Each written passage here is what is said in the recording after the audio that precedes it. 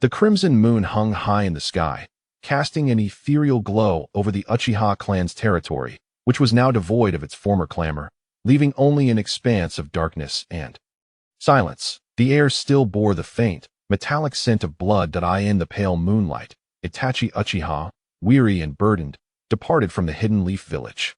His expression was remarkably tranquil, almost to the point of numbness, though his eyes occasionally flickered with hints of struggle and anguish. I bear some rather unfortunate news for you. A mysterious figure adorned with an orange vortex mask suddenly materialized, his voice laced with a touch of mockery. Itachi turned his head slightly, remaining silent, seemingly unfazed by Itachi's demeanor. The masked figure continued, "A fortunate little soul has managed to escape." Itachi's face remained impassive, yet his clenched fist within his sleeve betrayed a slight tension. Surrounded by the Root organization, how could anyone possibly have fled? While a single survivor seemed unlikely to stir any significant upheaval, he silently hoped this survivor was not astute enough to deduce the truth behind the massacre that night, nor to disrupt his carefully laid plans for Sasuke's future. Otherwise, the Leaf will handle this matter. Now, lead me to your organization. Seeing Itachi unmoved, the masked man ceased further discussion, and their figures gradually faded into the distance. Meanwhile, at the Root base, a ninja knelt on one knee before an elderly man swathed in bandages, reporting, "Lord Danzo, upon verification, one member of the Uchiha clan is unaccounted for. One body is missing." Danzo furrowed his brow. "Someone has escaped? Currently, there are no signs of anyone leaving the village, and the missing Uchiha was merely an ordinary civilian, not a ninja." Danzo pondered for a moment. "Understood. Continue the search and eliminate them upon discovery." Understood. An ordinary Uchiha, Danzo did not believe that he could evade the pursuit of Root. At that moment, a deafening explosion reverberated through the air, causing the ground to tremble slightly, indicating the magnitude of the blast. The sense of foreboding crept into Danzo's mind. Soon, the entire village sprang into action, and as they gazed at the soaring flames and the shattered Hokage rock, Danzo realized his fears were materializing. What has happened? Was it an earthquake? Could it be that the Ninetales has returned to wreak havoc? The startled citizens of the Leaf, awakened in the dead of night, fled in panic. The higher-ups convened an emergency meeting, while lower-ranking ninjas spontaneously organized rescue efforts. Thanks to the previous Ninetales incident, the village's evacuation facilities were relatively well prepared. Yet, someone soon noticed an unsettling discrepancy. Where are the Uchiha? Why are those scoundrels not participating in the rescue? The speaker was a Leaf Genin, his voice resonant with agitation and anger, successfully stirring the sentiments of those nearby. The villagers were incensed. During the last beast incident, the Uchiha clan had merely hidden within their territory like turtles, and the Sharingan had appeared in the eyes of the tailed beasts. Could this time also be connected to the Uchiha? The good news was that the explosion was a singular event, with the Hokage rock suffering the most damage. The bad news, however, was that the Uchiha clan had been lost. After a night's passing, the Uchiha clan, one of the two founding families of Konoha, suffered a catastrophic massacre, leaving only the clan leader's second son, Sasuke Uchiha, as the sole survivor. All others, including pregnant women, infants in swaddling clothes, and the elderly, perished in the tragedy. The news sent shockwaves through the entire village. The villagers, who had been vocally condemning the Uchiha, fell into an abrupt silence. However, this silence was short-lived, quickly replaced by a cacophony of murmurs filled with sympathy, pity, and even schadenfreude. The higher-ups had yet to provide an official statement, as they were entangled in bureaucratic disputes within their offices. The atmosphere in the Hokage's office was dire. Although many attended the meeting, most were merely participating without any real authority, as the decision-making power remained firmly in the hands of four elder statesmen. Concerning the Uchiha clan's extermination, those present could discern the underlying conspiracy. It was an unspoken assassination, and all tacitly agreed to refrain from discussing it. The pressing question at hand was, when had so many explosive tags been buried within the village? Who possessed the audacity to execute such an act? How would they explain this to the populace? The sudden explosion at Hokage Rock had brought disgrace upon the village. Most attendees furrowed their brows in concern, yet one individual, Danzo Shimura, exhibited a flicker of sinister satisfaction. The malevolent Uchiha clan had finally been eradicated. a development that brought him immense joy. Despite the current turmoil within the village, perhaps he could exploit the situation to undermine Hiruzen Sarutobi's position. After all, he stood to lose nothing. Even if he attempted to assassinate the Hokage, Sarutobi would likely forgive him. Lord Third, there's trouble. A member of the Umbu suddenly burst in, panic-stricken. Hiruzen Sarutobi's heart raced. What has happened? All eyes turned toward the Umbu, who was sweating profusely, speaking in a hurried tone. A large number of unidentified ninjas have been spotted 10 kilometers outside the village. Before he could finish, the higher-ups of Konoha realized the worst had come to pass. The Uchiha massacre had left the village crippled, and other factions were poised to take advantage of their weakened state. Realizing this, Sarutobi cast a glance at Danzo. The night of the Uchiha massacre was supposed to be a closely guarded secret. Why had the enemy chosen this precise moment to attack Konoha? Someone must have leaked critical information. With no time to investigate Danzo's involvement, Sarutobi swiftly organized a counterattack. Though the village's elite forces were somewhat diminished, they remained a formidable force to be reckoned with. The violent machinery of Konoha sprang into action. At the South Shrine, a youth clad in a black cloak stood silently before a stone tablet, a chilling and ominous aura emanating from his fingertips, surging into the monument and distorting its hidden inscriptions. This was a trap laid casually by a hunter, awaiting an unsuspecting prey to stumble into its clutches. Sargatanas, a demon from the abyss, yet also one who had transcended it. Among the myriad realms, the origins of demons are not singular. For instance, the Burning Legion and the Demon Realm harbor various kinds of demons, and even some fallen. Practitioners could be classified broadly as demons. The demons birthed from the endless abyss are mere vassals of the abyssal will, serving as soldiers in the invasion of other realms. Demons may perish, yet they can also transform into precious materials unique to the abyss. Some unscrupulous mages take pleasure in summoning lesser demons for research purposes. As if fishing with the LAW in the memories of Sultanas, there has never been a whisper of a demon escaping the grasp of the abyss. Even the mightiest of demon lords must yield to the abyssal will.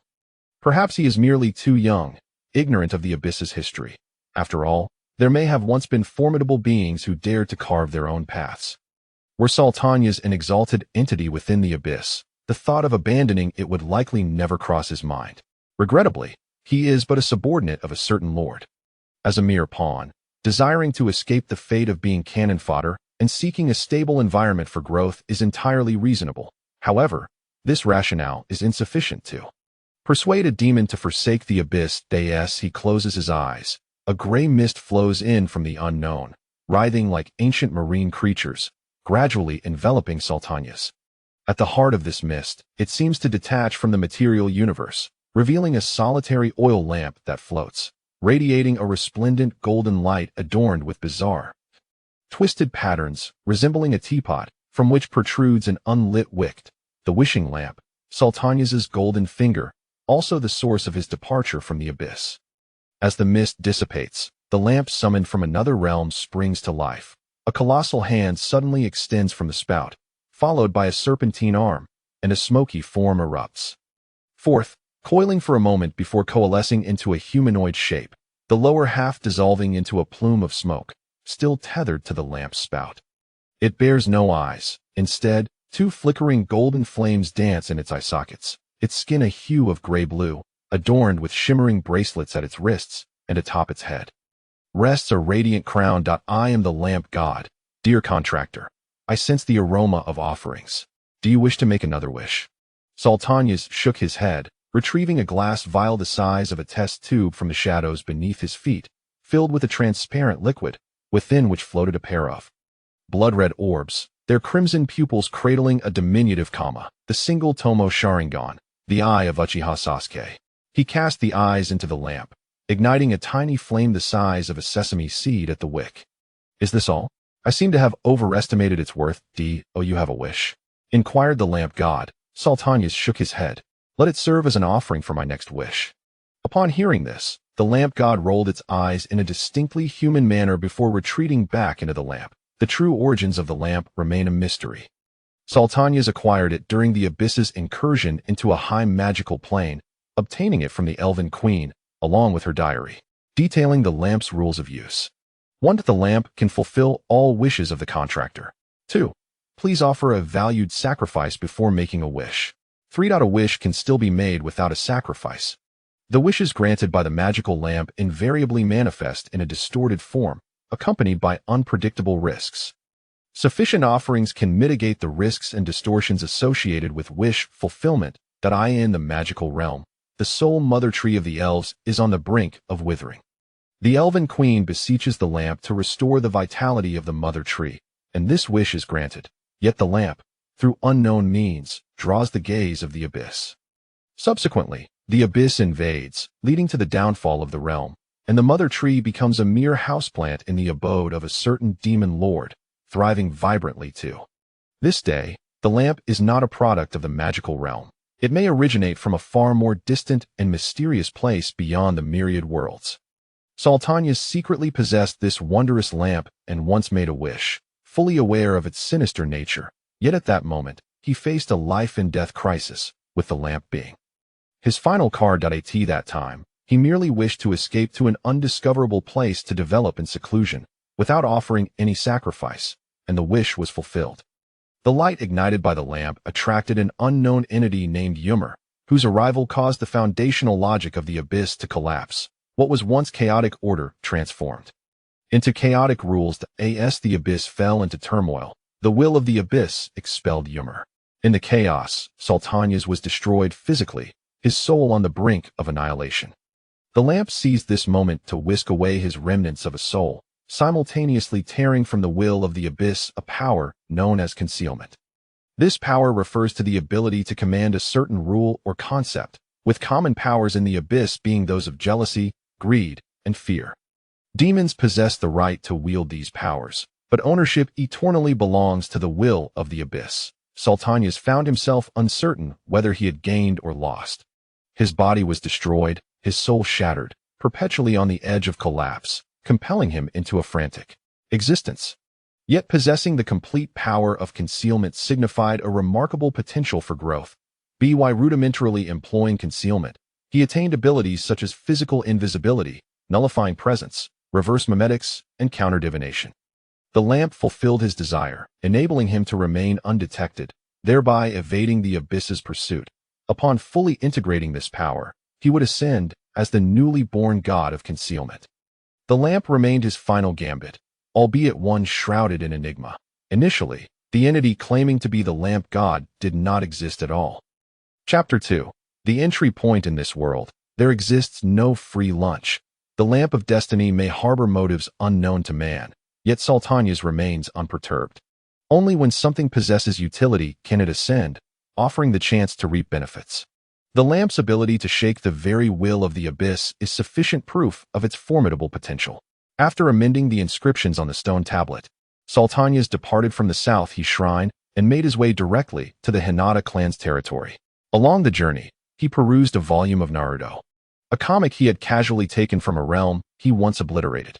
To his astonishment, it had found its way into this world. Could this be termed a dimensional crossover? The atmosphere in Konoha village was palpably tense. First, the Uchiha clan faced annihilation, followed by the explosive destruction of the Hokage monument, and now an unidentifiable enemy assault. Those unaware might assume that a great ninja war was imminent. However, the current circumstances fell far short of Sultanius's expectations. He had traversed into this world 2.5 months prior, inhabiting the body of Uchiha Yao, a mere civilian of the Uchiha clan. He was an ordinary individual. His parents were alive, leaving him no extraordinary legacy, and even the spiders shunned him. The most perilous experience of his life was likely the occasion when he tricked his parents into giving him money to purchase magazines. Is it not a given that every protagonist possesses the hallmark of a tragic childhood? Just as Uchiha Yao resigned himself to the belief that he could never become a ninja and would merely inherit the several million in wealth left by his parents. The demon arrived. This demon bore a peculiar kindness. Not only did it seize the ill-fated money, but it also ensured that Uchiha Yao intimately experienced the sensation of losing both parents. As a competent soul traveler, the demon would undoubtedly eliminate those too familiar with the original inhabitant, such as Yao's parents. Soon, they noticed something amiss. In a world devoid of extraordinary powers, parents might only perceive a change in their child's demeanor. However, in the ninja world, where chakra and transformation jutsu exist. Yao's parents suspected him to be a spy in disguise. Thus, the demon silenced them. The essence of soul transference lies in possession. The traveler is the slayer of the original, and the demise of a few more individuals is inconsequential. Consequently, Sultanius often found it perplexing why certain travelers he had encountered previously displayed such profound empathy for the original's friends and family. Why was their sense of identification so intense? Would the original willingly submit to the traveler's dominion over their body if they still existed? Based on past failures, as a solitary demon, the prospect of annihilating a world through overt invasion paled in comparison to orchestrating chaos from the shadows. After all, he lacked the infinite spawning capabilities of a swarm. The essence of a hidden hand aligns naturally with the authority of subterfuge. As the clandestine architect of turmoil, the demon would never reveal itself. Thus, from this moment until his departure from this realm, he would embody Uchiha Yao, the instigation of war, the harvesting of souls, and the destruction of worlds. Such malevolent deeds would be attributed to the wicked Uchiha, bearing no connection to Sultanius. High-quality souls serve as both the demon's means of self-repair and offerings to the lamp of destiny. Certainly, this layer of disguise is insufficient. The hidden survivors of the Senju clan, the indigenous deities before the descent of the goddess of the rabbit, and the ancient malevolence, all these serve as mere backup facades for the demon. The night of the clan's annihilation is a boon for him. The essence of the Uchiha soul is delectable. However, he perceives this endeavor as lacking grandeur. Thus, he disseminates the news of the impending slaughter of the Uchiha by the higher echelons of Konoha to the other 4 great shinobi villages. Subsequently, he ignites the explosive tags buried by Jin within the Hokage rock after the night of the massacre. Yet, the results are evidently subpar. The enigmatic ninjas only begin to disturb Konoha on the day following the night of the massacre.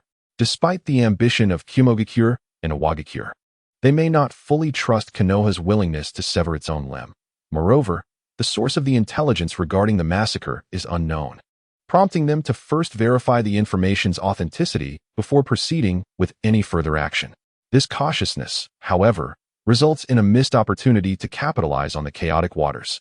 One wonders if Konoha can navigate this crisis. Did Itachi Uchiha not consider that the loss of the Uchiha's combat prowess could potentially incite war? The proliferation of individuals like Itachi serves to further the demon's agenda. According to the plot of the manga, Konoha is a cradle of genius, a convergence of the destined ones. To avert catastrophe, the demon resolves to retain a modicum of contingency. Sasuke has already been tampered with. The demon extracted his single tomo, awakened only through the sacrifice of his entire clan, and replaced it with the eyes of an ordinary individual. In addition to Sasuke, Konoha harbors numerous seeds on the brink of corruption. Unimpeded, he enters the Hyuga clan's territory, where the streets teem with passers-by who choose to ignore the Uchiha rumor. Hinata Neji, another target of the demon, is silently marked, after which he circles through the Sarutobi and Shimura clans, stopping by Ichiraku Ramen to meet with Tuchi and Ayam, before finally arriving at Naruto Uzumaki's abode. Naruto's home is both filthy and disordered. However, compared to the orphans frequently taken by Root from the orphanage, he at least possesses a house to call his own. In the shadows, an ominous black hand slowly reaches toward Naruto's head, the tainted aura gradually invading his mental resilience. Yet, in the next instance, this dark energy is swiftly dispelled. Naruto remains blissfully unaware, but Uchiha Yao senses an otherworldly gaze transcending time and space, fixated upon this place. The Sage of Six Paths? Uchiha Yao raises an eyebrow. Fortified by concealment, he is untroubled by the prospect of the sage discovering him, merely astonished. Despite being a father to both, the sage's demeanor toward Indra and Azura is markedly disparate. Previously, when he manipulated Indra's chakra, the process unfolded seamlessly, inciting no backlash. Yet with Azura, he could scarcely lay a finger upon him. Perhaps the Sage of Six Paths never regarded Indra as a son, but rather as a class enemy. Akin to Kaguya Otsutsuki, beautiful, formidable, arrogant, and possessing those crimson eyes. If he cannot be wielded for my purposes, then let him perish. Uchiha Yao calmly snaps Naruto's neck. To ensure Naruto does not die incompletely, he intends to incinerate him. However, at that very moment, Naruto's body is suddenly enveloped by a layer of dark red chakra, prompting Uchiha Yao to vanish instantly. In the next moment, chaos ensued as the Nine Tails erupted. Uchiha Yao glanced back, a malicious grin spreading across his face. Where do you plan to go next? The lamp god appeared by his side, seemingly out of nowhere. To the daimyo's mansion and Sunagakure, Uchiha Yao replied nonchalantly. Merely for a visit. The demon's ambition encompassed the entirety of the world. He would not expend his primary efforts on such insignificant places as ninja villages. Based on past experiences, my initial strategy should be to dismantle the environment conducive to survival. A harsh setting will inevitably lead to resource scarcity, which in turn will intensify internal strife as they compete for dwindling resources, thus facilitating my machinations. The lamp god pondered, You may wish upon me. What of a virus? The demon shook his head. That substance is prone to mutation and interacts with chakra. Who knows if it might yield a super being? While ninjas exhibit remarkable strength in certain aspects, they are exceedingly vulnerable in others. Targeting their weaknesses will yield greater results with lesser effort. The ocean, the economy. The lamp god articulated calmly. The demon contemplated for a moment. You speak true. Ninjas possess formidable martial prowess, yet neglect production. The power of chakra renders even basic sustenance and self-cultivation a challenge, thus binding ninjas to the economic frameworks established by ordinary people. The ocean, however, remains a realm untouched by ninjas, and it plays a decisive role in stabilizing climatic conditions. Chapter 3. The parasitic soul. The sky was clear, the breeze gentle, and the sun shone brightly upon Konoha, which continued to thrive in its bustling vibrancy. Yet for Uchiha Sasuke, confined to a sickbed, reality had morphed into a nightmarish ordeal. My foolish Udu, harbor your hatred, your resentment, and then live on in your wretchedness. You are too weak. Come find me when you possess eyes akin to mine. The whispers of Uchiha Itachi echoed repeatedly in his dreams. Although the night of the massacre had left Sasuke's body unscathed, it had inflicted an indelible wound upon his spirit. Warm sunlight streamed through the window, rousing Sasuke from his slumber as he curled into a corner of his bed. Cold sweat soaking his garments and sending shivers coursing through him. Boys shouldn't weep or act like girls. His mother's words lingered in his mind, compelling him to suppress his tears. Yet, an emotion named sorrow insisted on forcing its way from his eyes. Tears cascaded down his cheeks, followed by intermittent sobs. A sigh echoed from an unspecified origin. Who? Sasuke immediately masked his expression, scanning his surroundings with caution. Ha ha. The voice re-emerged, and in an instant, darkness enveloped him. The next moment, he found himself standing in a realm of chaotic shadows. A peculiar figure floated before him, clad in a viscous, flowing black robe that concealed its entire form. The silhouette revealed only a pair of luminescent, red eyes devoid of pupils. Where's this? Who are you? Sasuke brandished a kunai, adopting a defensive stance. A hoarse voice emanated from the shadowy figure. Uchiha Sasuke, you are within your own spiritual realm. Sasuke furrowed his brow, his expression still taut. What nonsense are you spouting? How could I be unaware of a monster residing in my own spiritual world? The shadow chuckled softly, inquiring about the origin of the shuriken in Sasuke's hand. Startled, Sasuke suddenly recalled that when he was drawn into this realm, he possessed no ninja tools. Where then did this shuriken come from? Do not squander any more time. If you still harbor doubts, you may now explore the depths of your own heart. The shadow gestured invitingly. Though somewhat bewildered, Sasuke instinctively moved towards the shadow. A mist enveloped the shadow's feet, lifting Sasuke into the air.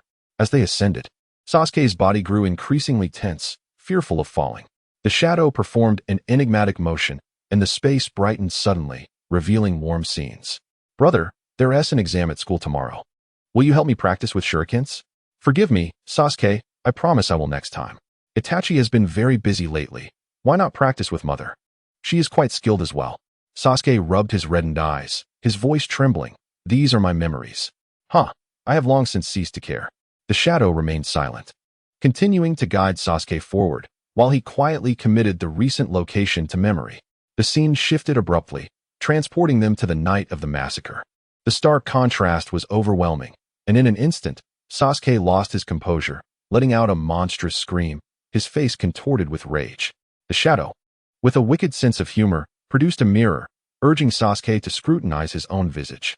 Staring at the horrific reflection entwined in black smoke, Sasuke bit down hard on his teeth. Is this truly me? How have I become this way? He turned to the shadow, seemingly seeking an explanation. This is your spiritual realm, the The shadow replied.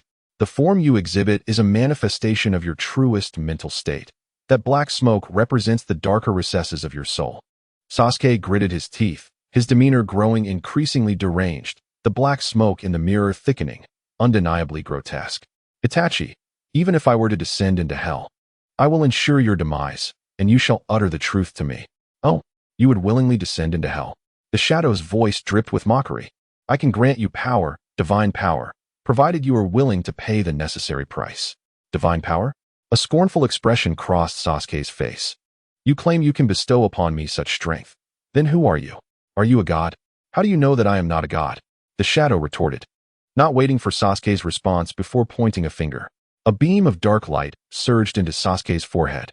Startled, Sasuke's expression gradually morphed into one of fervor. He felt an overwhelming power, the strength to scorch mountains and boil seas. Within this spiritual realm, he began to test this newfound might. Losing track of time in his exhilaration, even envisioning Itachi as a pitiful dog beneath his heel. Cease, Sasuke. I merely wished for you to momentarily experience the sensation of strength. It is time to conclude this. As the words fell, the dark light withdrew from Sasuke's forehead and returned to the shadow's grasp. Sasuke, dazed, stared at his feeble hands, suppressing the madness within his tone. Such formidable power. It is truly intoxicating. With such strength, how could I fear failing to kill Itachi? Had I never tasted the sensation of strength, I might have tolerated my own weakness. But now, that is no longer an option. Sasuke fixated intently on the shadow. Who are you? Why have you appeared in my mental realm? How can I obtain the power you offer? To kill. The more lives you take, the greater the strength I lend you. The shadow replied with a chilling calmness, issuing a brutal demand. If you possess the audacity to slaughter the masses, I can assure you, divinity awaits. Sasuke's pupils constricted. He fell into silence, his lips quivering until, after a pause, he uttered, "Must it be so?" "Huh," was the shadow's response. "You seek my power.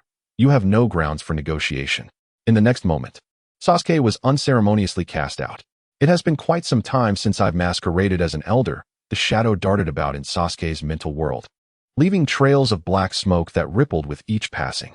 The spore, a parasitic soul, represented a unique manifestation of the demon's essence.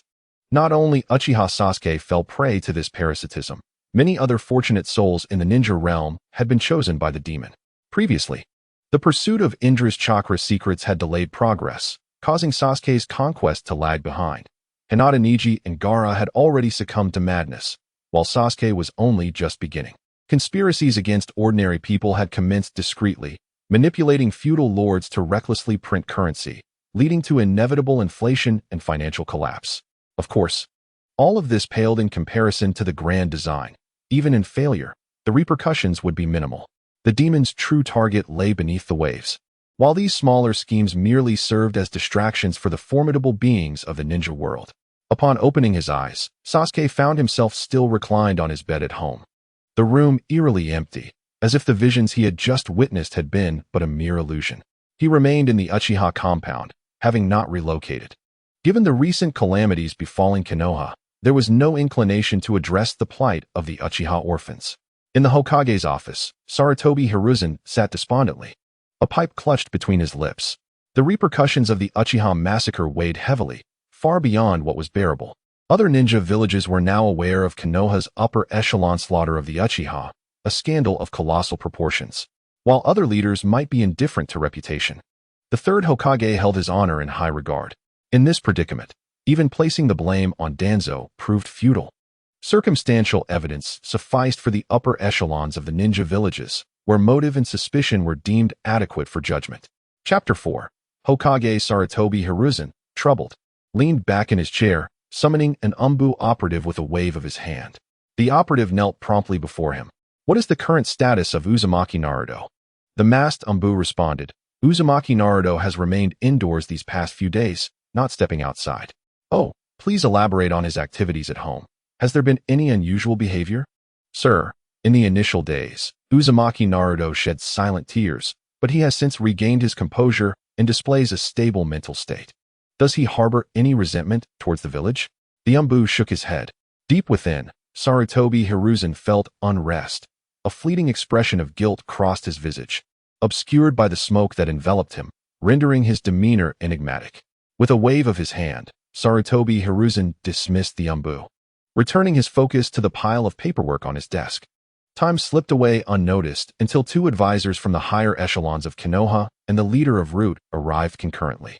Hiruzen paused momentarily upon seeing their figures, his gaze instinctively shifting to Shimura Danzo, subconsciously sensing that he was up to something once again.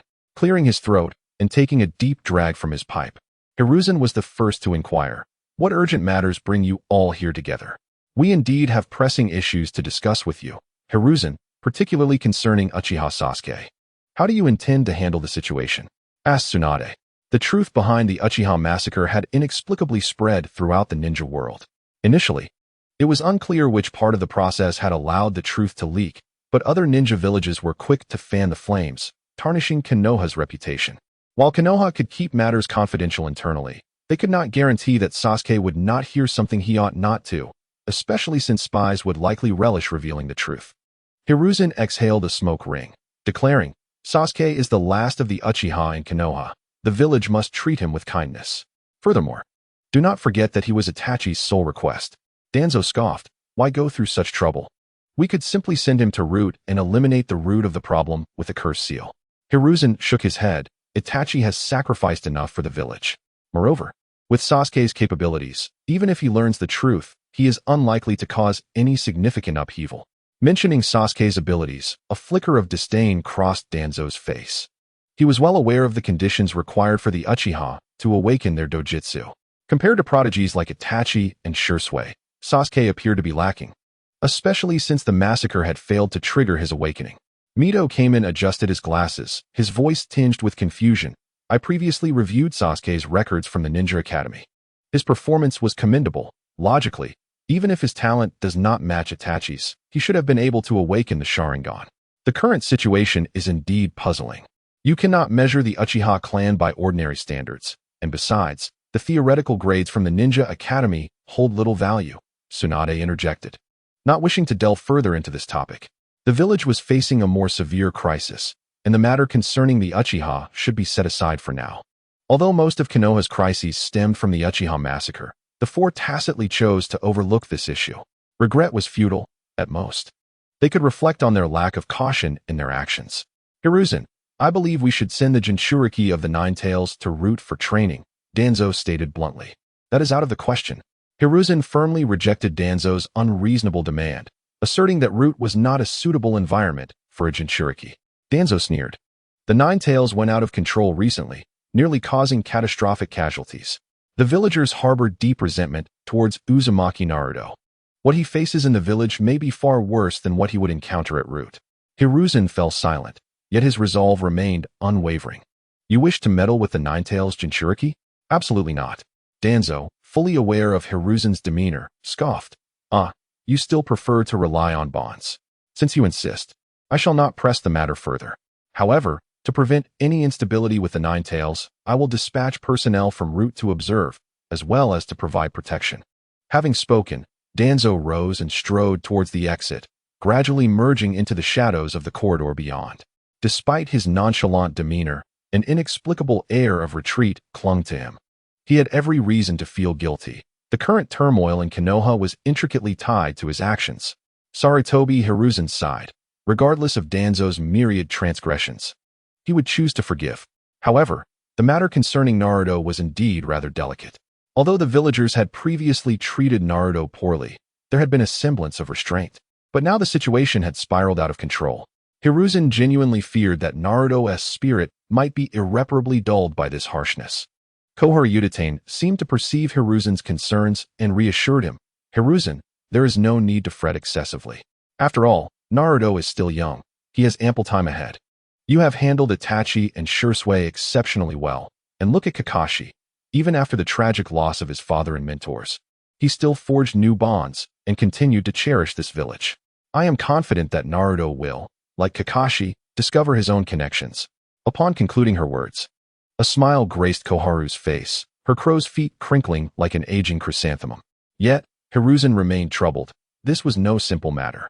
Mito Kazuki interjected, "Hiruzen, perhaps we ought to shift our perspective. The Jinchuriki need not solely serve as instruments of war. The fourth Mizukage, Yagura, was also a Jinchuriki. And Naruto is a Na-ve child with a simple heart. He will surely inherit the will of fire splendidly. Mito's words hinted at deeper implications. Yet Hiruzen chose not to delve further, thinking it best to address this at another time, as his aging body still held some resilience. Thereafter, the three of them engaged in discussions regarding the disputes between Konoha and the other shinobi villages. The likelihood of war was minimal. The other villages were merely poised to take advantage of Konoha's weakened state, intending to seize a substantial bite. Unless unforeseen events transpired, Hiruzen was inclined to compromise. Sasuke wandered alone through the Uchiha clan grounds, where once vibrant life had now succumbed to an eerie silence. A sense of unease settled within him as he pushed open the door to his home and lay on his bed, attempting to focus. Before long, his consciousness began to sink, transporting him once again into his mental realm. This space appeared to have undergone significant changes, the atmosphere more oppressive than before. With tangible black smoke swirling about, a shadow stood silently at the center, devoid of any emotion. Sasuke wasted no time and addressed the figure directly. "Can we discuss your identity and intentions? I am indifferent to how you came to my mental space, but you must at least enlighten me on what you wish to achieve through me and what I stand to gain." At that moment, Sasuke was remarkably composed. Based on the information at hand, he tentatively concluded that the shadow was an intruder in his mental realm, formidable and likely harboring some unknown agenda, which emboldened him to negotiate terms. The shadow, upon hearing his words, let out a chilling laugh. "My identity is of little consequence. As for my purpose, I have stated before, as long as you embrace slaughter, I shall grant you power. Bloodshed is my objective." Sasuke's youthful visage revealed a flicker of resistance. "Mere slaughter is devoid of meaning." "Silence, you insolent wretch," the shadow retorted. "Do not waste my time with idle chatter. My patience is finite. You now face two choices: comply with my directives, or I shall seize your body." The shadow exhibited a hint of impatience. Had he known better, he would have refrained from masquerading as the elderly gentleman, opting instead to impersonate a system devoid of intellect, one that indiscriminately obliterates. Sasuke was momentarily taken aback, unable to comprehend why the shadow had so abruptly turned hostile. Chapter 5. Resolution. The shadow's demeanor towards Sasuke shifted unexpectedly to one of hostility, stemming from an overwhelming impatience. He could not fathom the audacity that allowed Sasuke to believe he could negotiate terms with him. With a swift kick, the shadow expelled Sasuke from the realm of consciousness, subsequently materializing in the air. "You managed to emerge?" Sasuke exclaimed in astonishment, yet he quickly regained his composure. "You have never been my sole option. I could easily abandon you for another at any time," the shadow stated calmly. In his previous guise as a system, he often encountered individuals who fancied themselves exceptionally clever, presuming that the system was wholly dependent on them, incessantly exploiting loopholes for personal gain. Such individuals rarely inspired patience in the shadow. He would issue a first warning, followed by a stern second warning, and should the behavior persist, a swift execution would follow. Compared to Gaara and Neji, Sasuke posed a greater challenge, and the shadow found the prospect tedious. Upon reflection, it seemed more pragmatic to eliminate him entirely, for pawns should ideally be compliant. Sasuke instantly sensed the chilling intent emanating from the shadow, causing him to falter momentarily. "Do you not wish to control my body? I will offer it to you." The shadow appeared perplexed. Sensing the shadow's confusion, Sasuke elaborated, "My body holds little significance for me. In fact, my very existence lacks meaning. Beyond my desire to kill Itachi, I cannot identify any other motivation for living. If you can inhabit my body in my stead, that would not be an undesirable arrangement.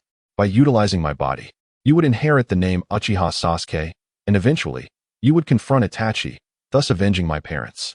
Having endured the tragic night of his clan's massacre, followed by relentless torment from Tsukuyami, it was not uncommon for one to harbor a desire for death. However, such sentiments manifesting in Sasuke seemed somewhat unusual. After a moment of silence, the shadow spoke. "You differ from the Sasuke I had envisioned." The character of the younger Uchiha in the manga was indeed difficult to articulate. A flicker of confusion crossed Sasuke's face. "You knew me previously?" The shadow nodded. Perhaps due to the absence of Indra's chakra, the current Sasuke appeared more astute and composed. Contemplating this, the shadow casually presented a copy of the Naruto manga to Sasuke, eagerly anticipating his reaction. Sasuke did not disappoint. He performed a veritable display of facial expressions, shock, bewilderment, and gritted teeth, as if he were unraveling, an array of emotions converging upon his youthful visage. "Are you all right?" Sasuke remained silent for a considerable time before hoarsely responding. "It is simply astonishing. I had no idea Itachi was like this. I am at a loss for words to encapsulate him. I believe I need to collect my thoughts." With that, Sasuke lay down, closed his eyes, and withdrew from communication, as though the truth had dealt him an insurmountable blow. "I shall embrace destruction. I hope you can bestow upon me the power to annihilate everything." Days later, at the Ninja Academy, Iruka's classroom, a group of exceptionally exuberant young girls fixated intently on Sasuke, who had been absent from class for several days, their gazes ablaze with fervor and anticipation. In the mountains, Ino's eyes flickered with complexity, having heard of the destruction of the Uchiha clan. She mused that Sasuke must be in profound sorrow. Perhaps a word of comfort from her could lead to something more intimate. "Ino, Sasuke belongs to me," declared Sakura, her fists clenched in a proclamation of ownership, as she turned to cast a sympathetic glance at Sasuke. Seated in the back, Sasuke maintained a stoic expression, feigning attentiveness to the lecture, entirely unmoved by the surrounding commotion. Yet, within him, a tempest of anger roiled. He loathed those pitying gazes, deeming such sentimentality to be a cheap commodity he had no use for. Iruka, at the podium, was speaking endlessly, but in truth, the foundational knowledge he imparted was already well known to the ninja of noble lineage, who had heard it time and again. For these second-generation heirs, the social connections forged within the school held far greater significance than mere academic learning. Graduating early was not necessarily an advantage. While Sasuke appeared focused, he was secretly observing a shadow flitting about Iruka, perusing the lesson plans. It was curious. This shadow floated close to Iruka, creating quite a stir when turning pages. Yet the entire classroom seemed oblivious, as if only Sasuke could perceive its presence. Was it an illusion? Sasuke pondered, noting that the shadow did not resemble a ninja, as one would not typically be interested in the textbooks of a ninja academy student. During the break, Sasuke pretended to rest his head on the desk, delving into his mental realm, directly addressing the issue at hand. Where was his Sharingan? In the narrative of the manga, he awakened the single tomo on the night of his clan's massacre, yet in reality, he possessed nothing. He could only surmise that the shadow had triggered some form of transformation. "I suppressed Indra's chakra, hence you could not awaken," the shadow casually lied, its eyes long sacrificed to the divine lamp. Sasuke felt increasingly agitated, unable to discern the truth of the shadow's words, including those spoken in the prophetic manga. Yet, at that moment, he had no choice but to trust the shadow. Otherwise, he would remain a mere wretch incapable of awakening his Sharingan. Indra's chakra can bestow power, yet it also dulls your reason. You should be grateful to me. Surely, you do not wish to become that foolish character from the manga? The shadow attempted to entice him. Unfortunately for the shadow, Sasuke was not swayed. His obsession with the Sharingan was extraordinary, as it symbolized the Uchiha clan. "How tiresome," the shadow scoffed. "I recall stating from the outset, if you kill, I shall grant you power. Why all the hesitation? Select a fortunate classmate to eliminate, and I will help you awaken your Sharingan. Such a deal is quite advantageous, is it not?" The voice of the shadow was rife with temptation. Sasuke remained indecisive, his inherent goodness shining through. Alas, the demon incessantly sought to corrupt him, extinguishing his humanity and expelling his morals, so that he might become a capable pawn to disrupt the world. As evening fell and school was dismissed, Sasuke walked the path burdened with thoughts, overhearing two unfamiliar classmates discussing the recent mysterious disappearances of numerous villagers, vanishing without a trace, with rumors swirling that a malevolent fox spirit was behind it all.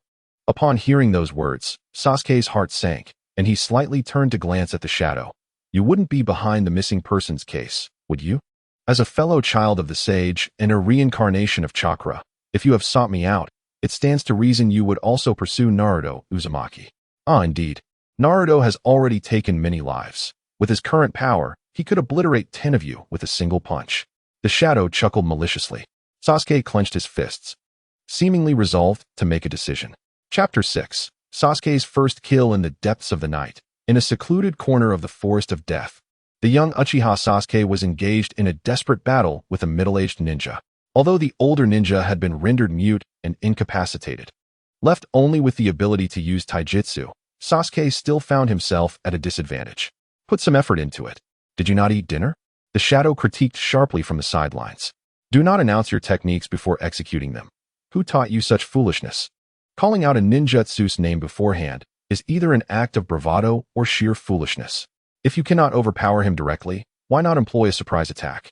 Now, seize the moment and execute the monkey steel's peach to crush his groin. Listening to the shadow's vicious roars, Sasuke gritted his teeth. As the young master of the Uchiha clan, he simply could not afford to resort to such ostentatious methods.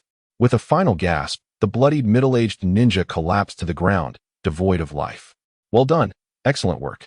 The shadow took out a manual titled The Self-Cultivation of Villains, recording Sasuke's training achievements.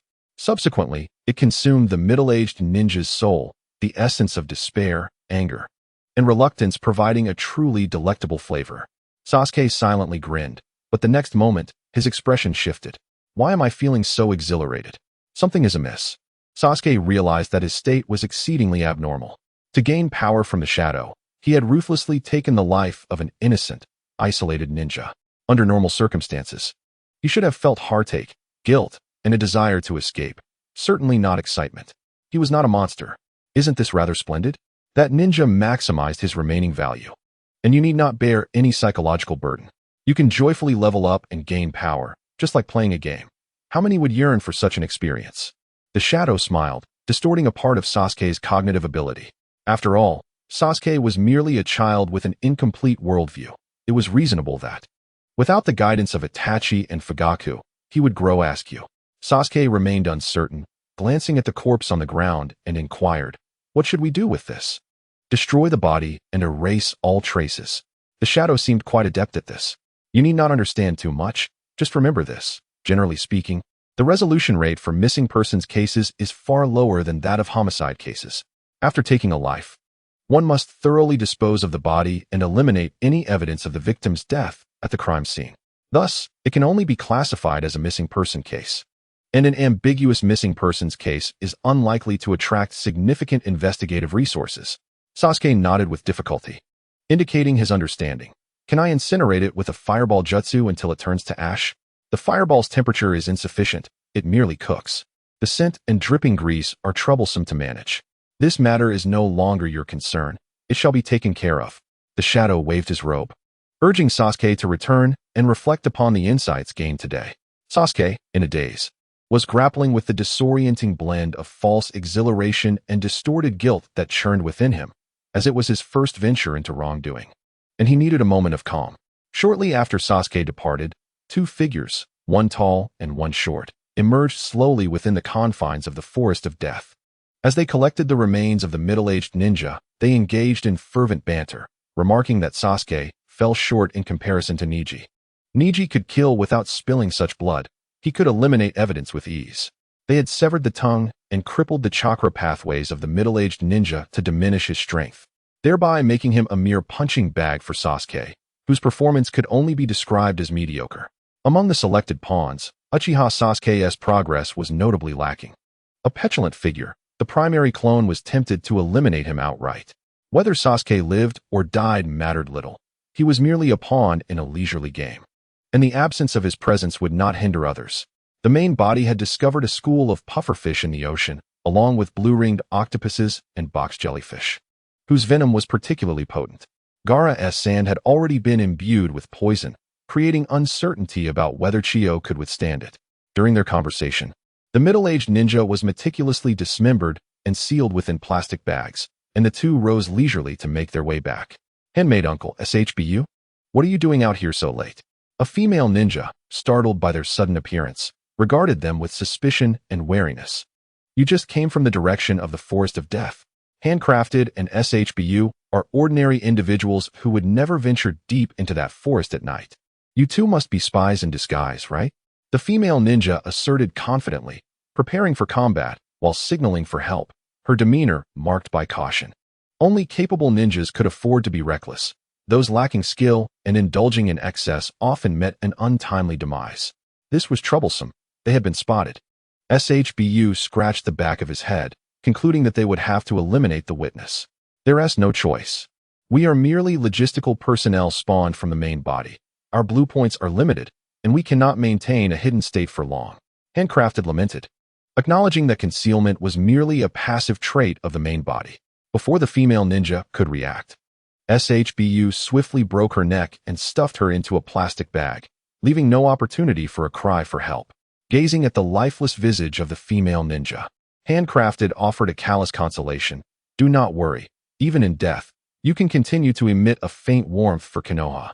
Cautious before battle, they would tread upon the corpses of their foes and bask in glory only after defeating them. This was the art of the devil. At the Uchiha residence, Sasuke finally obtained the coveted Sharingan, temporarily freeing himself from the burden of his murderous actions. However, the power of the Sharingan left him profoundly disappointed. Aside from the change in his vision to a crimson hue, it appeared devoid of any other abilities. This was, of course, to be expected. The shadow had merely altered the iris structure of Sasuke's pupils, and the so-called Sharingan was nothing more than a superficial fade. The shadow was not Orochimaru, who would meticulously cultivate Sasuke, nor was it a character from a fanfiction where, despite having his entire family slaughtered by Itachi, one would selflessly devote themselves to Itachi's younger brother, Sasuke. He regarded Sasuke as a mere pawn, naturally unwilling to allow such a piece to possess any power beyond his control. The Sharingan, for instance, was out of the question. He would only grant Sasuke a form of magic that could be retracted at his whim. The development of the Sharingan likely required the guidance of elders and the bloodline's secret techniques passed down through the family.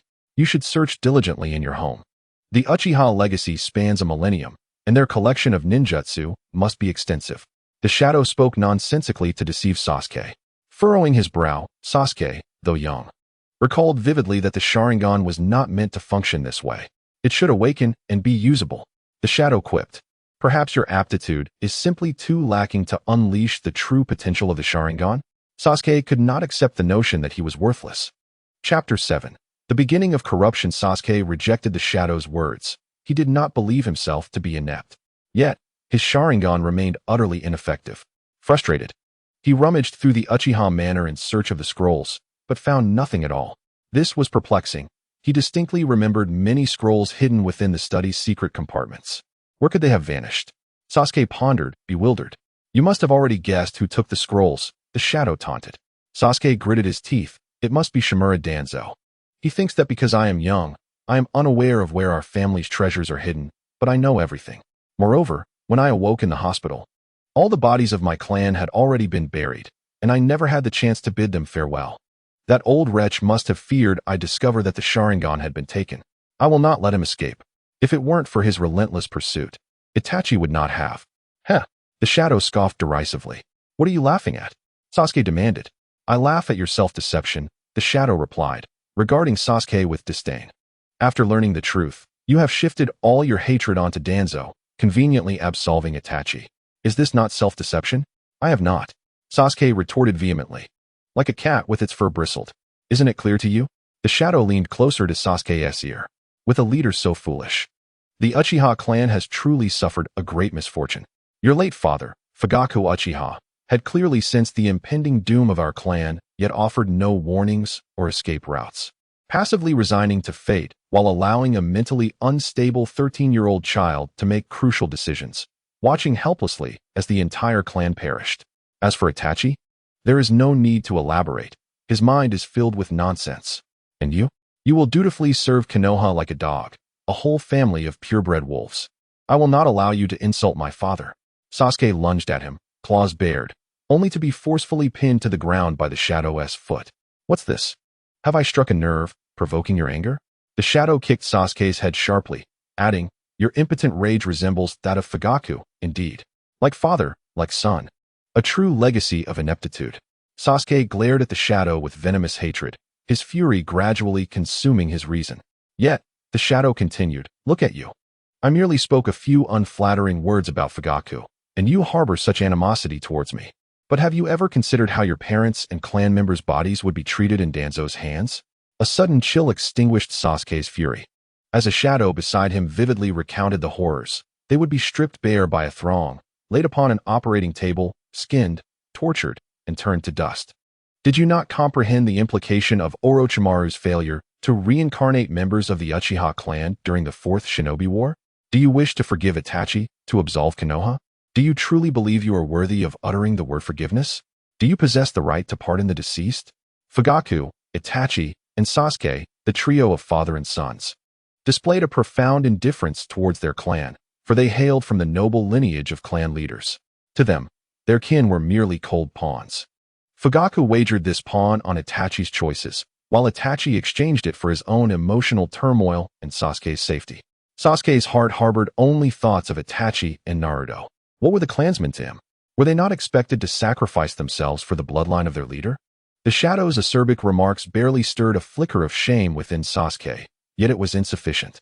Its true intent was not to rectify Sasuke's values, but to quietly erode his will amid his inner turmoil. Sasuke wept silently, tears pooling into a small lake upon the floor. What am I to do? I cannot forgive Itachi, yet I cannot bring myself to despise him. If clarity eludes you, do not dwell on it further.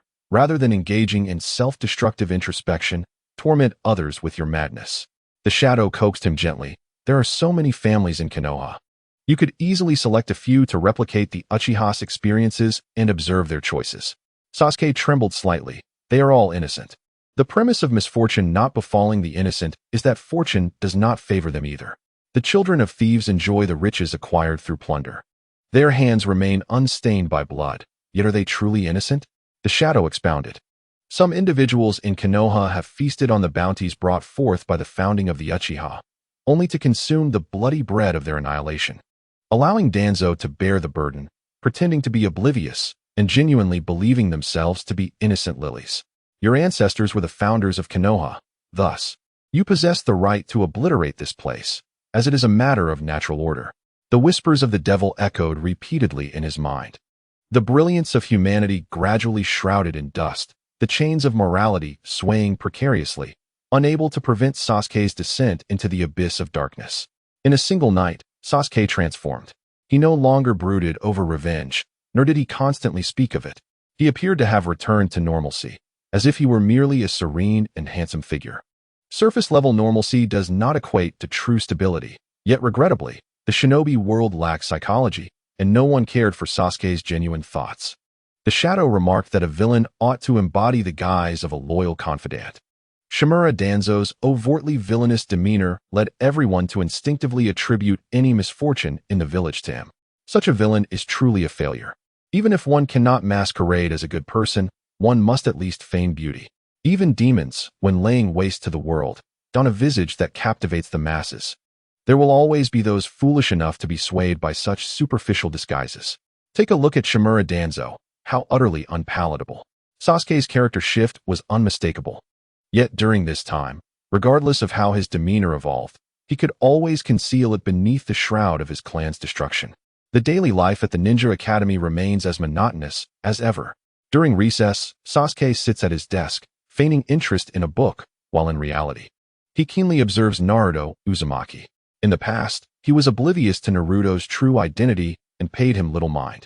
Now, however, he realizes the peculiarity of their class, signs of prominent clans gathered in one place, a fact that speaks volumes in itself.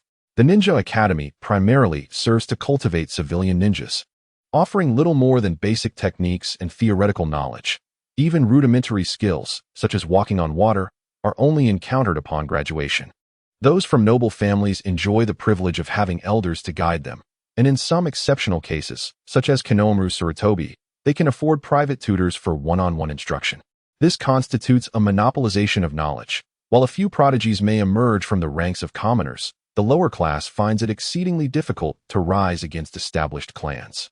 The Shadow remarked that the beginning of Naruto resembles a tale of grassroots rebellion, but as the story unfolds, the protagonist becomes increasingly adorned with accolades and hidden identities, rendering everything seemingly predestined, much like the ugly duckling transforming into a swan, because the ugly duckling was, in fact, a swan all along. Chapter 8. The Decay of Mist. Sasuke quietly scrutinizes Naruto, while the Shadow cautions him. Naruto is likely under the surveillance of Umbu, so be vigilant. Recently, with the Ninetales rampaging, Sarutobi Hiruzen will not lower his guard around Naruto. Sasuke himself does not concern himself with such matters, in the eyes of outsiders. Even the annihilation of his clan could not provoke him to awaken his Sharingan. His potential is deemed unworthy of the root or umbu's resources for surveillance, especially as Konoha faces tumultuous times. Who has the inclination to keep a constant watch on the last Uchiha? Speaking of the Sharingan, currently, no one is aware that Sasuke possesses a single tomo, a mere illusion conjured by a demon. He has attempted numerous times to unlock any abilities, ultimately resigning himself to disappointment. Perhaps Sasuke has deduced something, but it matters little. After a cordial exchange with the demon, he has come to understand that no matter the depth of his resentment, it must remain buried within, and he must calmly accept the demon's gift, the decay of mist, a curse that ensnares all living beings in an unending cycle of withering and decline. This is Sasuke's newly acquired power, one that can spread widely and inflict damage based on a percentage. I might just be the first Uchiha who does not regard the Sharingan as the core of my strength, Sasuke muses wryly, glancing towards Naruto in the distance. He suddenly finds solace in this notion. Indra's influence over him has been overwhelmingly profound, and he has no desire to become like that second pillar in the manga. In Sasuke's covert observations, Naruto endures a solitary school life, plagued by the villagers' hostility, especially following the recent near-rampage of the Nine Tails. Sarutobi Hiruzen has genuinely exerted himself to quell the rumors. It proves that as Hokage, addressing gossip is not overly burdensome. While it cannot be entirely eradicated, it can be effectively suppressed. Unfortunately, Naruto's own mindset has faltered. With financial aid in hand, he finds himself reduced to consuming expired food, as no one is willing to sell him fresh provisions. It is difficult to fathom that such a situation could arise in a village illuminated by the will of fire. Sasuke furrowed his brow, recalling the narrative from that manga. During the mission to rescue Gaara, Chiyo had remarked to Sakura that, despite Konoha housing the Nine Tails, as Tsunade's disciple, she should be aware of the tailed beasts. Kakashi responded by stating that discussions regarding the Nine Tails were strictly confidential in Konoha. This so-called secrecy perplexed Sasuke immensely. Was it truly a secret that nearly everyone in the village knew Naruto was the vessel of the demon fox? No matter how many times he pondered this, he remained unable to grasp the underlying logic. What confounded Sasuke even more was the third Hokage, Hiruzen Sarutobi. In the manga, the third Hokage was depicted as a noble leader, wholly devoted to the village, embodying righteousness and integrity. Yet, Sasuke felt an inexplicable discomfort, an intangible sense of something awry that he could not articulate. He had inquired with the Shadow, who advised him to interpret Hiruzen's character at face value without overanalyzing the potential for hidden agendas. This statement left Sasuke momentarily speechless. The Shadow elaborated seriously. If a mosquito bites you, would you waste time distinguishing the moral character of that mosquito before deciding to eliminate all mosquitoes in the room? Whether Hiruzen was virtuous or malevolent was inconsequential. It sufficed to treat all equally and eliminate the threat without getting entangled in trivial matters. Sasuke nodded, somewhat grasping this unconventional perspective. Perhaps, to the Shadow, humanity was akin to a swarm of mosquitoes. As evening approached, Naruto Uzumaki passed by Ichiraku Ramen, pausing for a long moment in a corner not far away, seemingly yearning for a bowl of noodles, yet held back by some hesitation. Ichiraku Ramen was bustling with patrons, and soon many entered through the warm curtains at the entrance. The establishment had introduced a variety of new offerings, enticing customers with a promotional discount of 50%. I am warmly welcome the guests. All right then, a customer said, glancing at the newly posted menu. Besides several new ramen flavors, there were wontons, soup dumplings, and various other snacks. I'll have a serving of wontons. Certainly, please hold on a moment. Everything seemed perfectly ordinary. Moments later, I am presented a bowl of wontons, and the customer devoured them heartily, noticing that the filling had a texture reminiscent of meat, but distinctly different from pork. I am beamed with a sweet smile. This is our special recipe. Given its classified nature, the customer refrained from probing further. From a distance, Naruto caught a whiff of the wonton's enticing aroma. I am spotted him and waved, beckoning him to join her for a meal. In Naruto's memory, both Ayam and her father were among the few who had shown him kindness, having previously treated him to free ramen. However, this time, he found himself unable to take a step forward. He was hungry and longed for the delicious food, yet an instinctual force vehemently prevented him from entering Ichiraku Ramen. As if crossing the threshold would lead to misfortune, his thoughts and instincts clashed in a silent struggle, and ultimately, Naruto turned and fled without uttering a word. A patron witnessing this scene couldn't help but voiced their indignation on Iam's behalf. What a rude little brat. Ah, yes, just a child. Iam compassionately deflected the topic. She sensed the presence of the Umbu, who were surveilling the Jinchuriki of the Nine Tails. As night fell, it was once again time for Sasuke's hunt. The objective this time is a Nin. It must be said that Sasuke's combat awareness is remarkably high. Before long, he adeptly employs the decay mist. The Nin, caught unawares, succumbs to the attack, his vitality visibly dwindling. In the blink of an eye, he transforms from a youth into an old man, and then into a mere corpse, which continues to decay until it becomes dust, devoid of even the slightest trace of genetic material. With the existence of the Edo Tensei technique, which blurs the line between life and death, it is imperative to thoroughly eliminate any evidence of murder. Sasuke coldly remarks, unaware that the soul of the deceased has already been consumed. He merely strives to do his utmost within his capabilities. So you chose to take on Itachi's form for your deeds? Given that he is already a wretched specter, extracting any residual value from him could be considered a stroke of fortune. Sasuke has indeed become corrupted. He vents all the grievances he endured under the shadow's influence onto others, transferring his misfortune and feeling a considerable sense of relief within. He has finally come to understand that being virtuous leads to a stifling predicament, while embracing villainy allows one to act freely. Though wrongdoing may lead to a grim fate, it undeniably brings a certain exhilaration. Those who dare to malign the Uchiha clan from behind, I shall hunt them down one by one and eliminate them. A cruel smile plays upon Sasuke's lips. His descent into darkness is not yet profound enough for indiscriminate slaughter. However, this state of affairs will not persist for long, for there is no turning back from hell. Chapter 9. Prelude. Sasuke returns home with a peculiar sense of delight. Lying on his bed, he suddenly recalls something and turns to the shadow, inquiring, can the complete disposal of corpses truly prevent Edo Tensei and conceal the secrets of the deceased? The soul of the fourth Hokage was claimed by the Shinigami, yet it still left behind a conscious chakra within Naruto. I now find myself questioning the uniqueness of the soul. You ought to pose this question to the one who developed the shadow clone technique, the shadow replies. Unable to resolve Sasuke's doubts. He is merely a demon, not omniscient. From his experience, he cannot ascertain whether the soul is unique. But he is certain that memory and self are not. Mechanical beings can replicate themselves through data, creating numerous identical entities. Sasuke falls silent, ceasing this line of inquiry, his gaze piercing as he fixes it upon the shadow.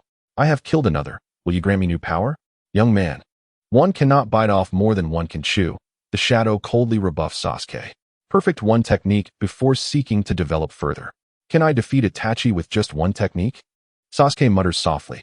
Even with the great fireball, Madara Uchiha wields it with earth-shattering impact, while you treat it as if you were merely passing gas. Can you guess why? The shadow retorts, causing Sasuke to retreat into silence. A sleepless night ensues. The following day at the Ninja Academy, the teacher at the podium speaks incessantly, covering topics such as the history of Konoha's founding, the greatness of the will of fire, and the warmth of the village. Sasuke finds no interest in such trivialities, particularly those that have been obscured and altered. Konoha was established jointly by the Senju and Uchiha clans, yet this fact is glossed over in the history textbooks. As a thought crosses his mind, a peculiar smile surfaces on Sasuke's lips. It is truly ironic that Madara Uchiha, one of the founders, became Konoha's first rogue ninja. I surmise that during the time when Uchiha Madara was still alive, few dared to label him a rogue ninja. Even after his departure, it could only be said that he abandoned Konoha rather than defected. If Uchiha Madara were truly a traitor, would not the statue at the Valley of the End serve as a mockery of Konoha? It is only in recent years, amid the decline of the Uchiha clan, that some have dared to cast such aspersions upon him. In the days of Uchiha dominance, they hardly even whispered his name. The shadow nodded thoughtfully. Such is the nature of human relationships. When one departs, the warmth fades.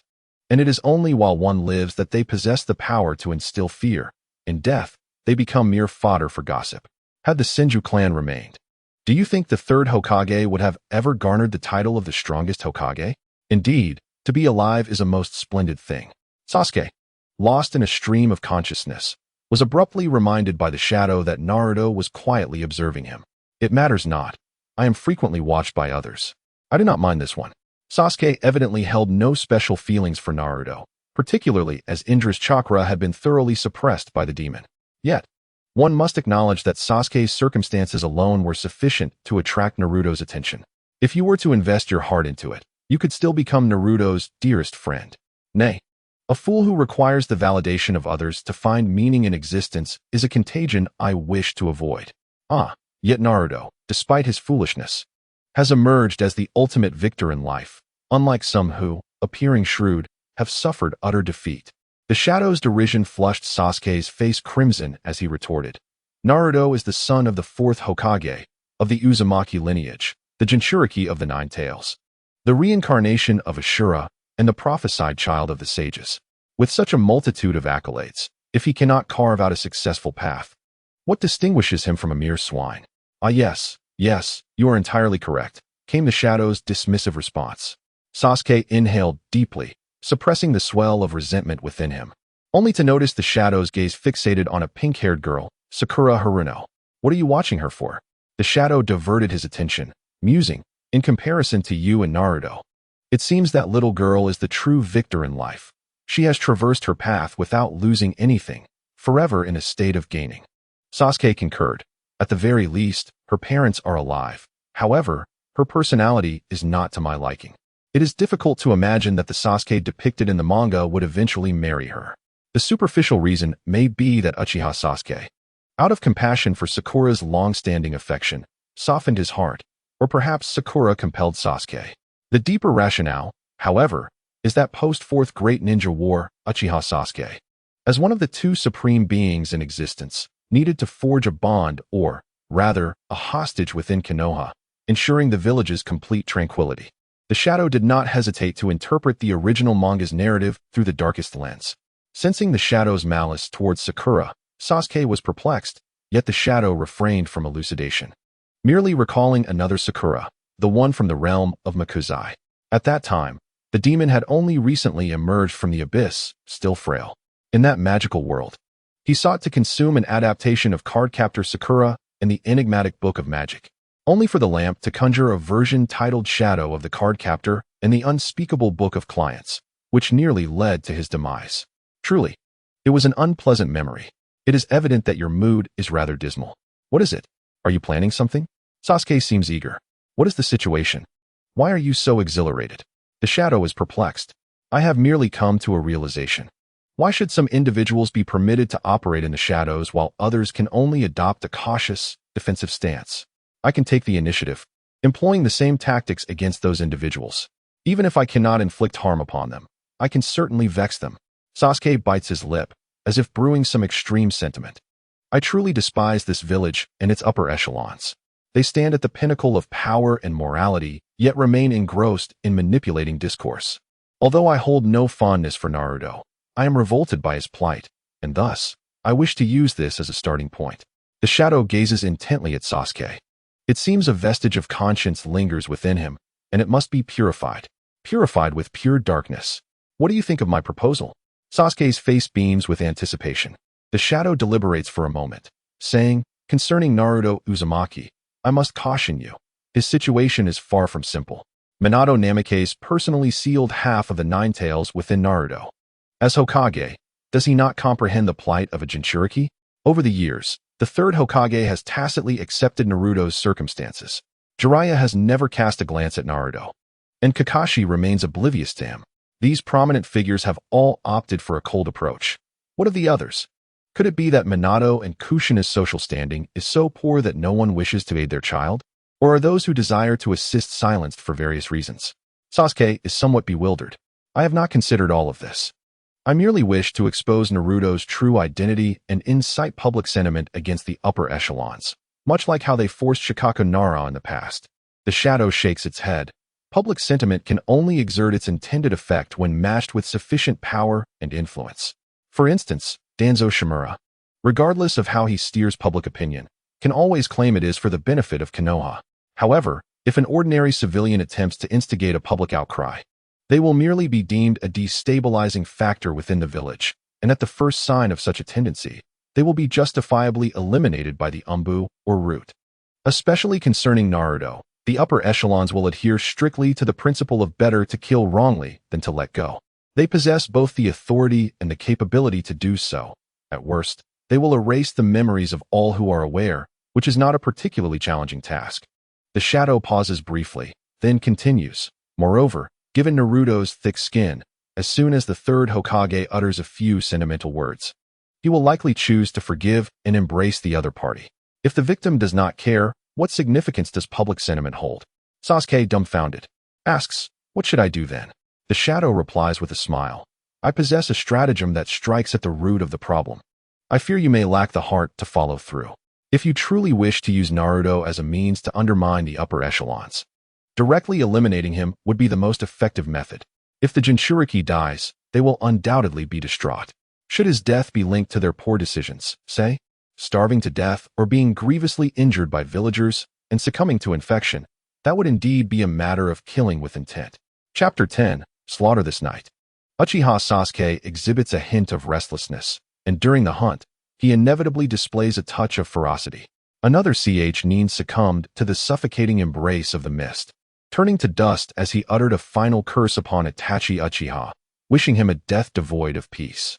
Sasuke found satisfaction in this, admiring the prowess of his transformation technique.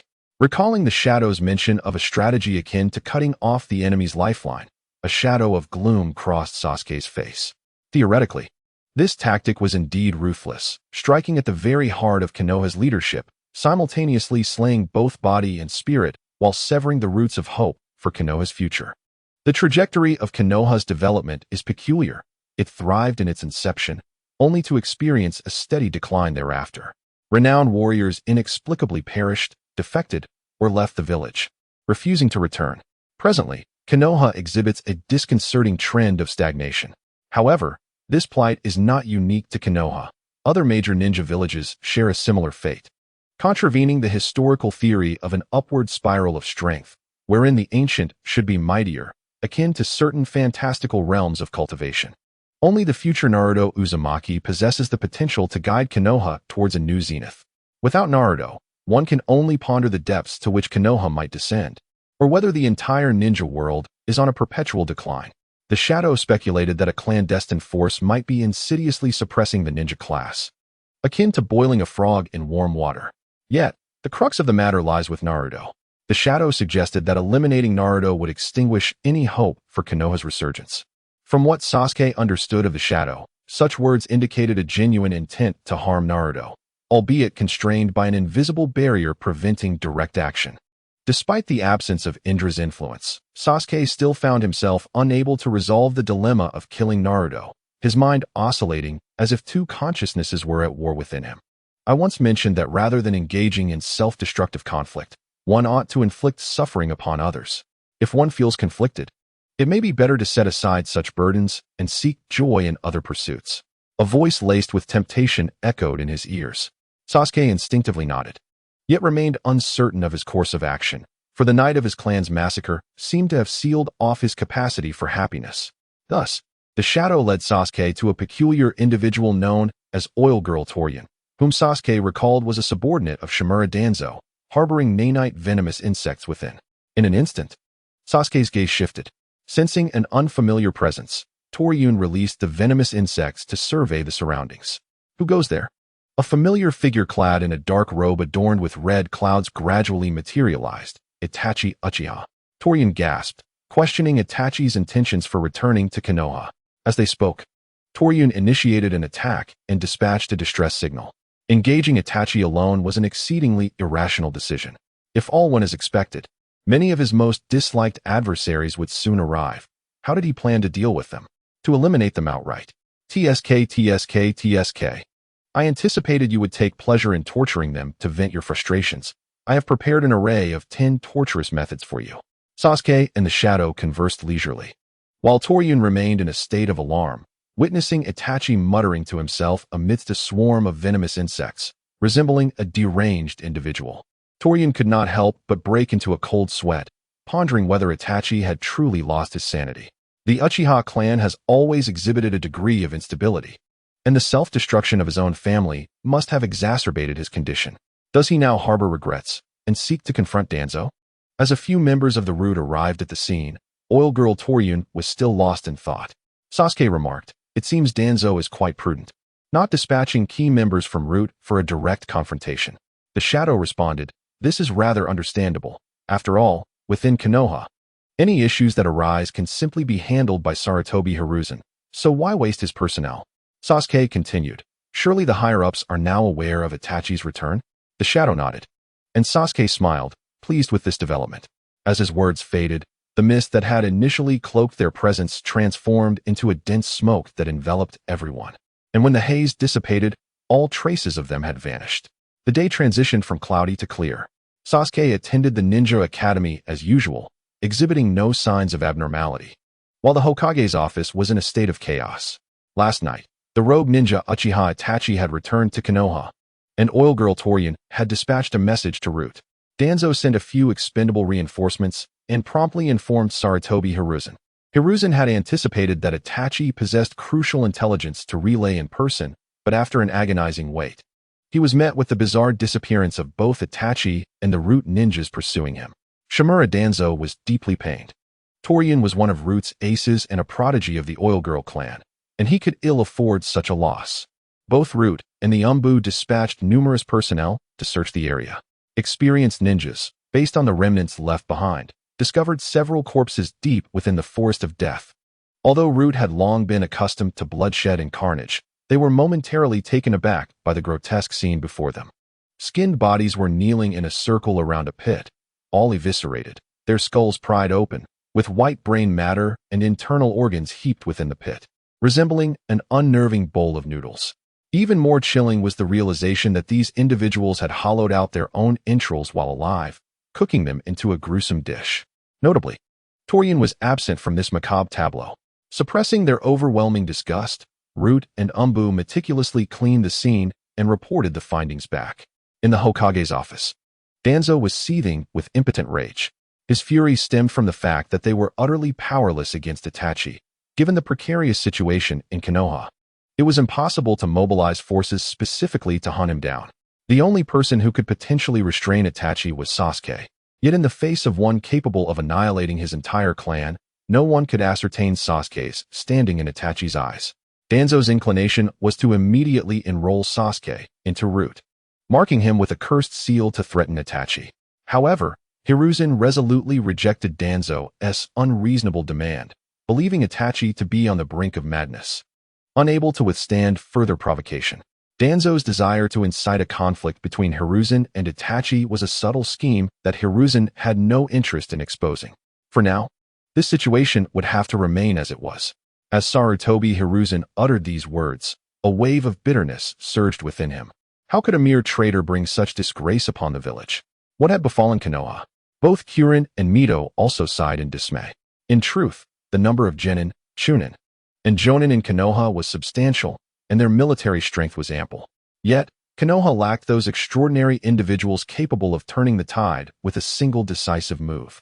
Given its unique geographical position, Konoha required top-tier powerhouses to guard its borders. At the very least, it needed formidable figures like Uchiha Shursui or Hitaki Tsukumo. Regrettably, it seemed as if Konoha had been cursed in recent years, as remarkable talents rarely lasted long. Chapter 11.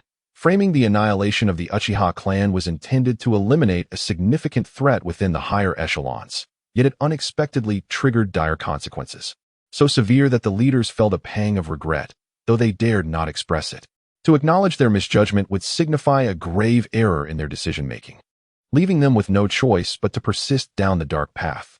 Cloud Village frequently harassed the borders of the Land of Fire. Rock Village lurked in the shadows. Eyeing their opportunity, Mist Village was embroiled in internal strife, unable to attend to other matters. Konoha relinquished a portion of its interests to curry favor with Sand Village, preventing a two-front conflict. Naturally, the relationship between Sand and Konoha was merely superficial. Should Konoha continue its downward spiral, Sand would not hesitate to take a bite. The leadership possessed a formidable ability to control public opinion, allowing the villagers to maintain a facade of joy and celebration.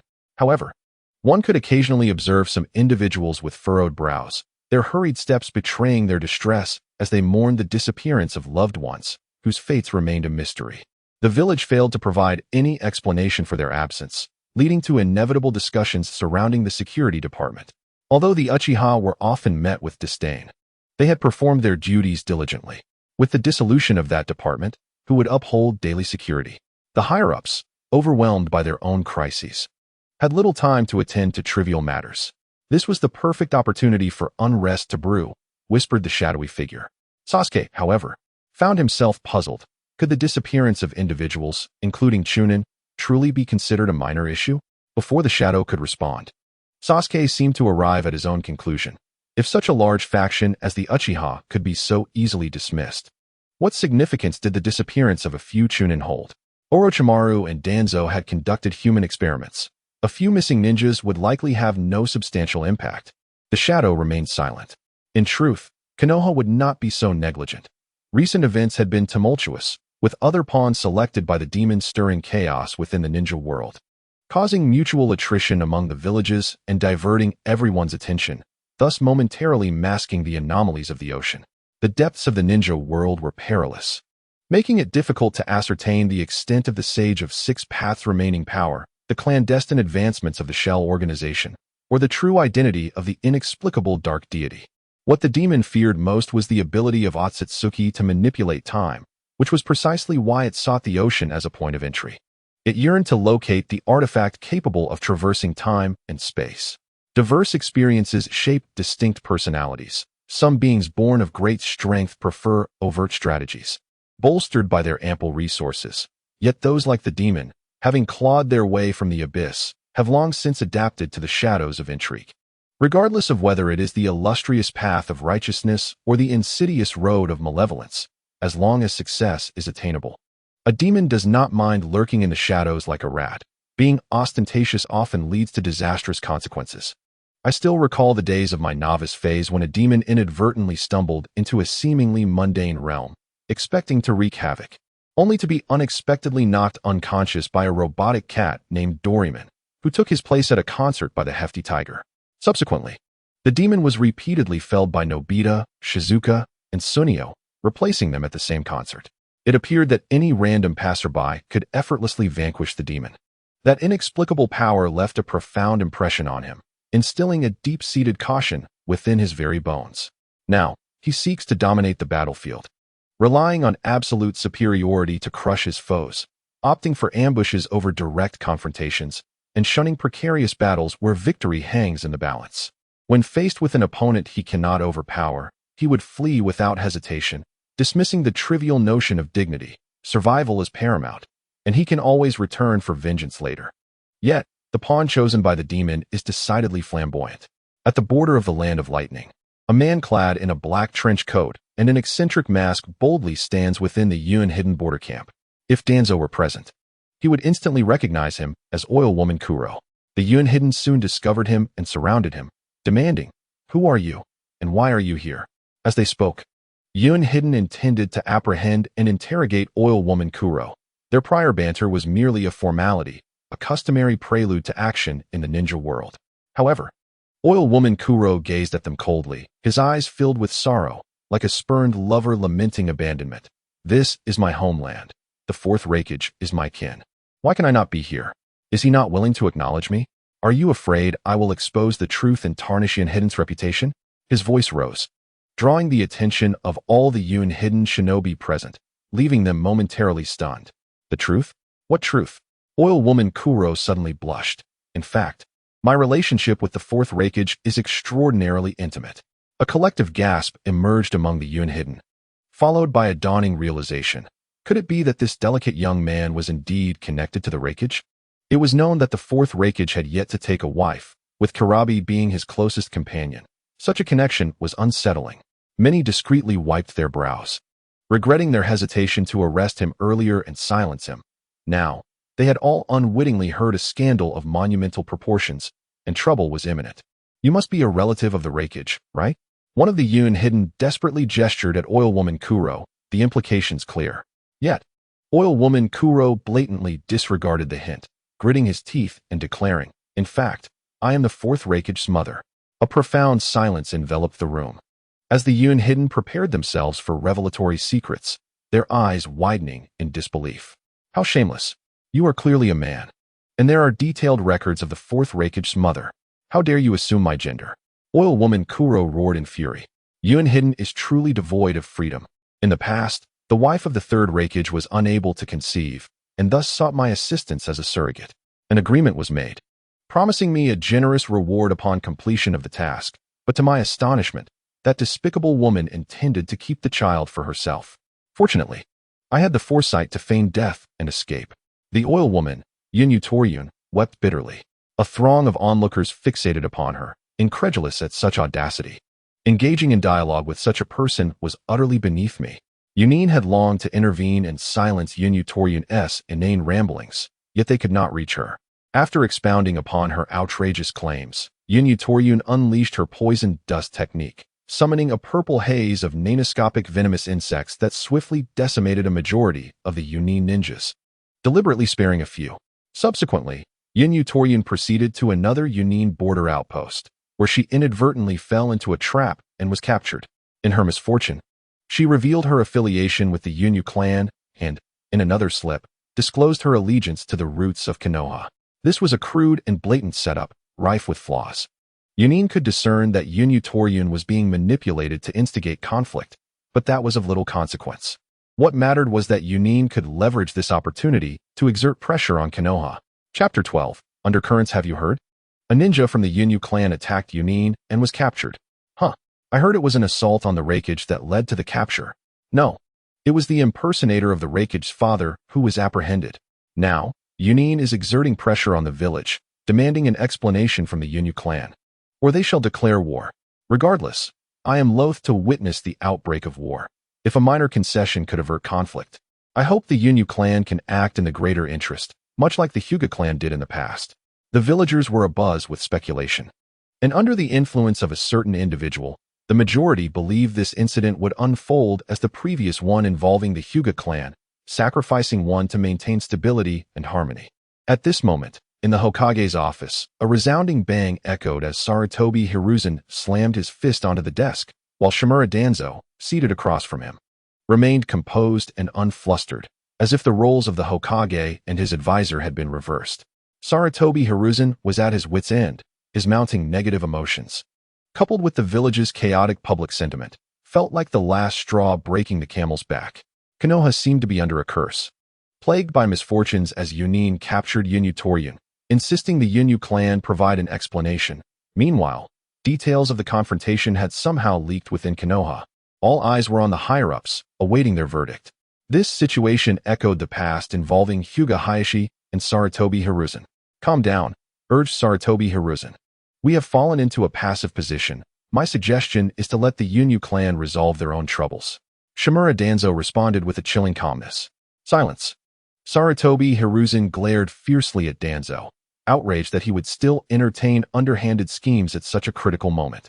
Yunin demanded reparations, insisting the Yunyu clan surrender the secrets of their cursed insect techniques, or they would declare war.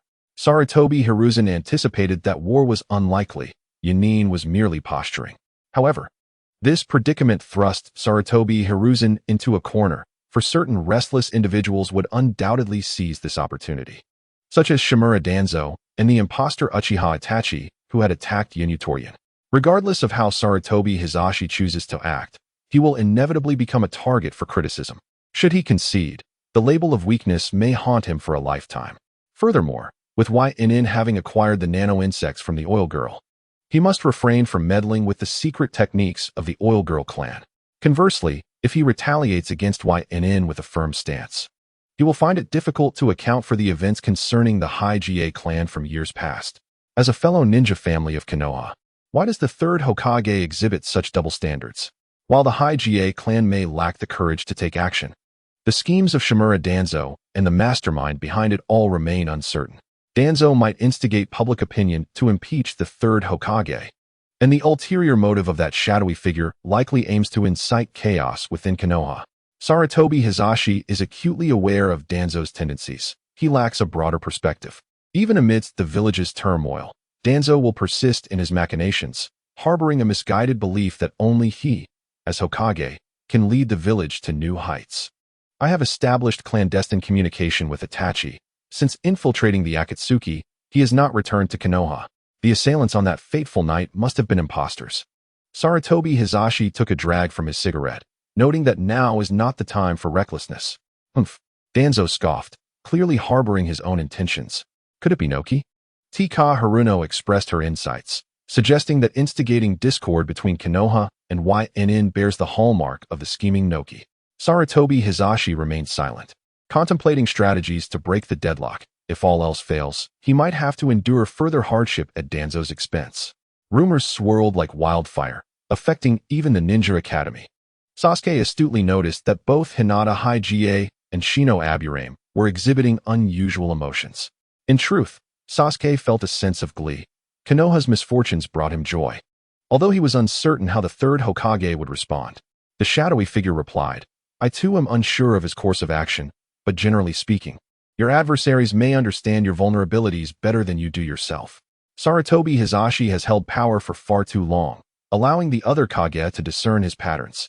He is fond of grand ideals, and when confronted with insurmountable dilemmas, he persuades himself and others by advocating for the greater good, ultimately sacrificing a select few, whom he deems as mere scratches upon the monument of the fallen, cloaked in the euphemism of the will of fire.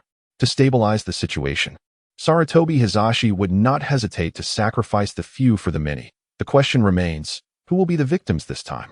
The notion of sacrificing a minority to protect the majority may appear just on the surface, yet it harbors endless repercussions. The rights of individuals are at stake. If he can unhesitatingly sacrifice a few now, what of the future? Many will be gripped by fear and anxiety, wondering if they too might be so easily discarded. To avoid falling victim to such sacrifices, they may resort to irrational actions. A competent leader would seldom employ such tactics unless driven to desperation, and even then, such actions would remain concealed from the public eye.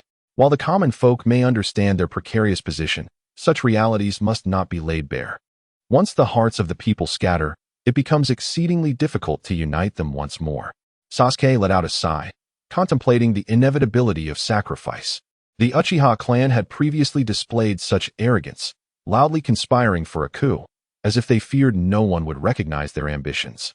They believed their status as founding elders afforded them immunity, presuming the village would not dare take action against them. The shadow nodded, and Sasuke continued. Itachi must be suffering greatly now. He annihilated our family to maintain the village's stability, yet now, due to the Uchiha's demise, the village is descending into chaos. The thought of Itachi's anguished expression brings me a perverse delight. Sasuke wore a smile that could soothe a child's nighttime cries, proclaiming, by eliminating those superfluous emotions, I find myself understanding Itachi more deeply. His perception of this world is remarkably superficial. On the surface, he seems to endure immense pain and guilt. Yet beneath lies a hidden satisfaction and a twisted sense of self-sacrifice akin to certain ascetic sects who derive fulfillment and honor from their self-immolation. I once believed that killing Itachi would be my revenge, but now I realize that for a man like him, his death would only feed his pride in dying for peace and to protect his younger brother. That would be too lenient. I want to transform him into a fool. A comical figure whose name becomes synonymous with ridicule in the shinobi world, a laughingstock until the end of time. The shadow remained unfazed by Sasuke's declarations, even stifling a laugh. The rebellious nature inherent in the Uchiha clan was no mere ornament. Who knew if Sasuke might, in a moment of truth, switch allegiances and embrace brotherly love for Itachi? After all, Obito had changed sides on the battlefield. Chapter 13. The village hidden in the grass. I recall you mentioning that I am not your only option, that you possess other pieces on your chessboard. Let me guess. That person must be Hyuga Neji? Sasuke suddenly remarked. The shadow cast a glance at him. When did you become so perceptive? Do not forget, I am an Uchiha. Sasuke replied, lifting his chin like a proud cat. The plight of the Oil Girl clan bore a striking resemblance to that of the Hyuga clan in the past. And like myself, Neji is a person burdened with deep grievances and caught in a dilemma. Thus, I suspect this matter is likely connected to him. That night, Sasuke attacked Oil Girl Torian, capturing and torturing a Root operative who had come to provide assistance. Subsequently, he seemed to awaken some peculiar attribute within himself. The cerebral matter of Torian was extracted, his body taken by the shadow, and the following day, chaos erupted at the borders of the Land of Lightning, showcasing an impressive efficiency in operations. I wish to meet Hyuga Neji, Sasuke stated earnestly. What do you intend to see him for? To seek wisdom from a distinguished senior? Sasuke fell silent for a moment. I truly am inadequate. Neji managed to create such a significant stir without uttering a word, while I remain entangled in my own hesitations. I must admit, Neji's actions have stirred something within me. I yearn for this village to witness another night of clan extermination. The Hyuga clan would serve as an excellent target. The shadow nodded in agreement. Very well, Neji would likely consent. He must envy you for having a brother capable of such devastation. The tension in the shinobi world was palpable, with each village seemingly grappling with severe internal strife. At this moment in the village of grass, a young ninja hurriedly burst into Sharon's home, his visage twisted in agony. Sharon, I'm injured. Let me bite you. Sharon rose calmly, standing before the young ninja, and with a swift motion, she gouged out one of his eyes. The young ninja screamed in pain. Consumed by rage, how dare a mere medical kit resist him? It was utterly outrageous. He must be punished. The young ninja began to form hand seals. But before he could complete them, he was swiftly dispatched. Sharon coolly disposed of the body, muttering to herself, "Aunt now, am I doing the right thing?" Suddenly, a red-haired woman materialized in Sharon's vision. Well done. Those who bully you do not deserve to live. Yet, Sharon felt despondent, thinking, but they are all stronger than I am. Grass had never taught her proper ninjutsu to control her. Fear not, I shall assist you. Eliminate whoever you wish. The red-haired woman, exuding an aura of menace, was now a spirit of the Uzumaki clan and Sharon's aunt. One evening, she appeared in Sharon's psyche, and soon after, deaths began to plague the village of grass. That night, now took Sharon to capture a ninja who often tormented her, brutally reducing him to a pulp. Initially exhilarated, Sharon's joy quickly turned to worry. Aunt, what if we get discovered? Grass will come after us. Do not be afraid. I am a notorious villain, and villains engage in wicked deeds. As my little accomplice, you must join me in our sinister endeavors. Grass is nothing to fear. We shall obliterate it. Nao's bravado was overwhelming, and she resolved to initiate Sharon into a dark training regime. From that moment, the village of grass would become a veritable hell on earth. 2 weeks later, a grass ninja who attempted to ambush Sharon was sent flying, his skin mysteriously stripped away, leaving only a bloody, wailing figure pleading for death. Fool! Now scolded vehemently. I am not foolish. Sharon retorted, a hint of guilt in her voice. To be ambushed and remain oblivious. What else could that be but foolishness? And the Uzumaki skin-peeling technique? After all this time, you still cannot execute it. Now lamented in frustration. Sharon felt wronged. She questioned whether the skin-peeling technique was truly a secret of the Uzumaki clan. It seemed far too cruel. Why not simply kill? Aware of Nao's dubious identity, Sharon recognized that Nao's claim to be an Uzumaki spirit was merely a facade. Nevertheless, she held deep gratitude for her, viewing her as a beacon of hope in the hell that was grass. Sharon needed a psychological anchor, and based on her past experiences, the role of a mother was what she craved most, thus allowing the demon to seize the opportunity. The dark training continued. Put some effort into it. Have you not eaten? It's merely skinning a person. Why are you trembling? Listening to Nao's ferocious roar, Sharon succumbed to tears as a young girl. The act of skinning a person was utterly incongruous with her character. Oh, I did it. This time it's perfect, not a single hole. Sharon exclaimed joyfully, seeking Nao's approval. Well done. Nayu extracted the witch's manual and crossed off the item regarding skinning alive. Xianglin cast a few furtive glances and asked, Aunt Nayu, what are live cooking and dismemberment? Ah, these are skills that every little witch must master. Let me see the next item. Crafting a human puppet from scratch. Although Xianglin did not fully comprehend, it did not hinder her agreement. What Aunt Nayu says is right. The victim, a white-haired female ninja named Ryushin, adorned with a green scarf, reprimanded Xianglin vehemently, accusing her of ingratitude, for it was Kusa that had sheltered her and her mother. And yet she now sought to repay kindness with malice. In response, Xianglin retaliated with a sharp slap, exclaiming, You speak as if you have never harmed me. Pretending to be an innocent lily. Half an hour later, the gentle and benevolent Ryushin, filled with a sense of justice, was transformed into a human puppet by the merciless and inhumane Xianglin. It was a scene that evoked sorrow in those who heard of it and drew tears from those who witnessed it. The Kusa ninjas regarded Xianglin as a mere vessel for replenishing their life force, her heart already brimming with hatred and resentment. Thus, she experienced little internal conflict about committing murder.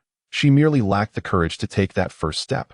However, once her hands were stained with blood, the shackles of her conscience fell away, and she instinctively knew what to do without needing Nayu's guidance. Nayu stated, if one seeks excitement, one must pursue it to its conclusion. Thus, she led Xianglin to offer all living beings in Kusa and Hozuki Castle to the box of bliss. They cursed, they pleaded, they lamented, and though Xianglin felt a twinge of compassion, her actions remained unyielding, for Aunt Nayu had warned her that if they were not all eradicated, they would inevitably seek revenge. The cycle of vengeance knows no end. It is better to eliminate them all, severing the chains of hatred to prevent future conflicts. Xianglin found Nayu's reasoning compelling. Though she committed countless killings, she harbored a semblance of mercy. Nayu was acting in their best interest. Survival would only entail enduring the agony of hatred. Moreover, given the impoverished state of the land of grass, it was perhaps better for them to perish, united as a family, rather than face loneliness in the afterlife. At the moment the lord of Hozuki Castle, Mu Wei, was slain, he stared wide-eyed at Xianglin's words, incredulous that such a statement could emanate from a sane individual. Yet, it was true. Xianglin's mental state had always been far from normal. In Mu Wei's eyes, Xianglin had been engaging in a soliloquy, playing both roles with a smile while bringing death to others. All Kusa ninjas had sacrificed their lives, their souls claimed by demons, their chakra devoured by the box of bliss, their bodies transformed into nourishing fertilizer for the earth. The box of bliss awakened, releasing a creature named Wu. As Nayu circled around it, her face alight with enthusiasm, her mind teeming with countless nefarious schemes. Chapter 14. Hyuga Neji. The root base was perpetually shrouded in darkness and chill, for its master abhorred sunlight. The flickering candles cast dancing shadows, imbued with an air of the uncanny. The cries of despair were never in short supply here, as horrific events transpired daily. At this moment, Shimura Danzo sat regally upon his throne. Although he had been nominally stripped of his authority as the leader of Root, they continued to regard him as their master. In the confrontation with the Cloud Village, Sarutobi Hiruzen unexpectedly chose to compromise. However, the burden of responsibility did not fall upon the Yamanaka clan, but rather on Shimura Danzo. Unlike the former Hyuga clan, the Yamanaka clan aligned themselves with the Hokage faction, and the body of Yamanaka Kigen was in the hands of the Cloud Village. The nanite poison insects had likely been captured by them, and Sarutobi Hiruzen could not compel the Yamanaka clan to relinquish their secret techniques. Thus it became Danzo's moment to act. As Kigen was originally a member of the Root, Danzo was forced to shoulder all the blame. And his order to have Yamanaka Kigen attack Cloud Village was framed as a personal endeavor, dissociated from Konoha and the Yamanaka clan. The third Hokage stripped Danzo of all his powers, rendering him idle at home, ostensibly providing Cloud Village with an explanation. On the surface, this matter appeared to be a mere formality, and Konoha's response seemed rather insipid, akin to a perfunctory gesture. Yet, the underlying disputes persisted unabated. Sarutobi Hiruzen, having governed for many years, was no fool. As Cloud Village pressed on, he directly infiltrated their homeland. The nanite poison insects were a secret technique of the Yamanaka clan. Although few clan members could master them, cultivating and unleashing the uncontrollable insects was not a troublesome endeavor. Hiruzen needed not concern himself with the intricacies, as he could indirectly convey his intentions to the Yamanaka clan through Danzo. With Cloud Village now grappling with a pestilence of insects, their focus shifted from extortion to the management of the rampant nanite poison insects, which could potentially lead them to seek assistance from Konoha. Although there were some whispers afterward, the higher-ups possessed the capability to resolve them in an instant, and they nearly traced the matter back to Neji, who fortunately managed to divert the lead to Hyuga Hisashi in time. Within the Hyuga clan's domain, Neji's face flickered with reluctance. My sincerest apologies, revered ancestor, for underestimating the third Hokage's capabilities. Indeed, he is not so easily dealt with. If the third were truly as benign and feeble as he appears, he would have long since vacated his position. The peculiar apparition, claiming to be the ancestor of the Hyuga branch, sat opposite Neji. Its voice measured and unhurried. You are still young, and achieving this level is commendable. Uchiha Sasuke wishes to meet me, does he not? Then let us convene. Perhaps we could forge an alliance. In truth, Neji held little interest in Sasuke. His understanding of him was superficial, perceiving him merely as a proud young master, equivalent to Hyuga Hinata in the second generation of shinobi. The annihilation of the Uchiha clan might evoke some humanitarian sympathy for Sasuke and Neji, but nothing beyond that. In Neji's eyes, The current Sasuke was merely a cub stripped of protection, frantically striving to assert his strength, masking his inner turmoil, a path Neji himself had once traversed. Though Neji was not particularly fond of Sasuke, his ancestors' interest in Sasuke compelled him to follow suit. Thus, the two youths from the clans of ocular techniques encountered one another by chance.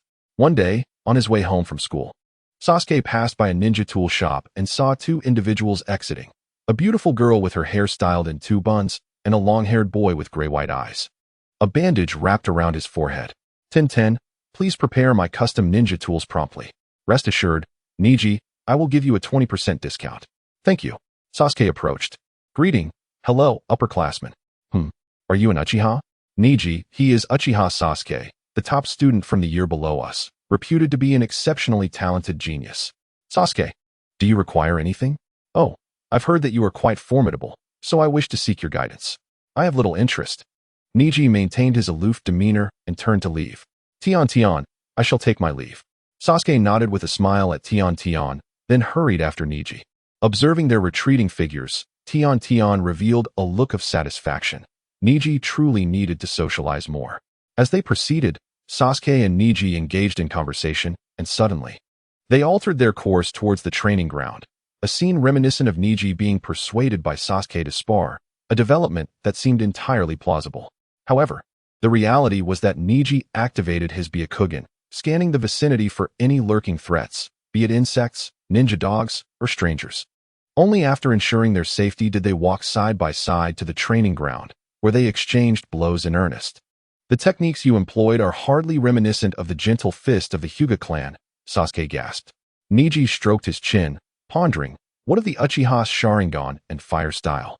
They inflicted harm upon one another, yet their hearts remained untouched, both having accepted the unknown power.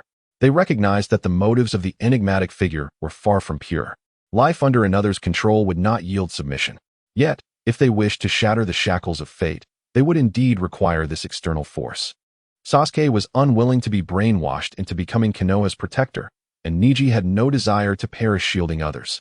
Following their sparring session, Sasuke invited Neji to visit his home. Though merely children, they bore the weight of seasoned souls. Neji suddenly posed a question to Sasuke.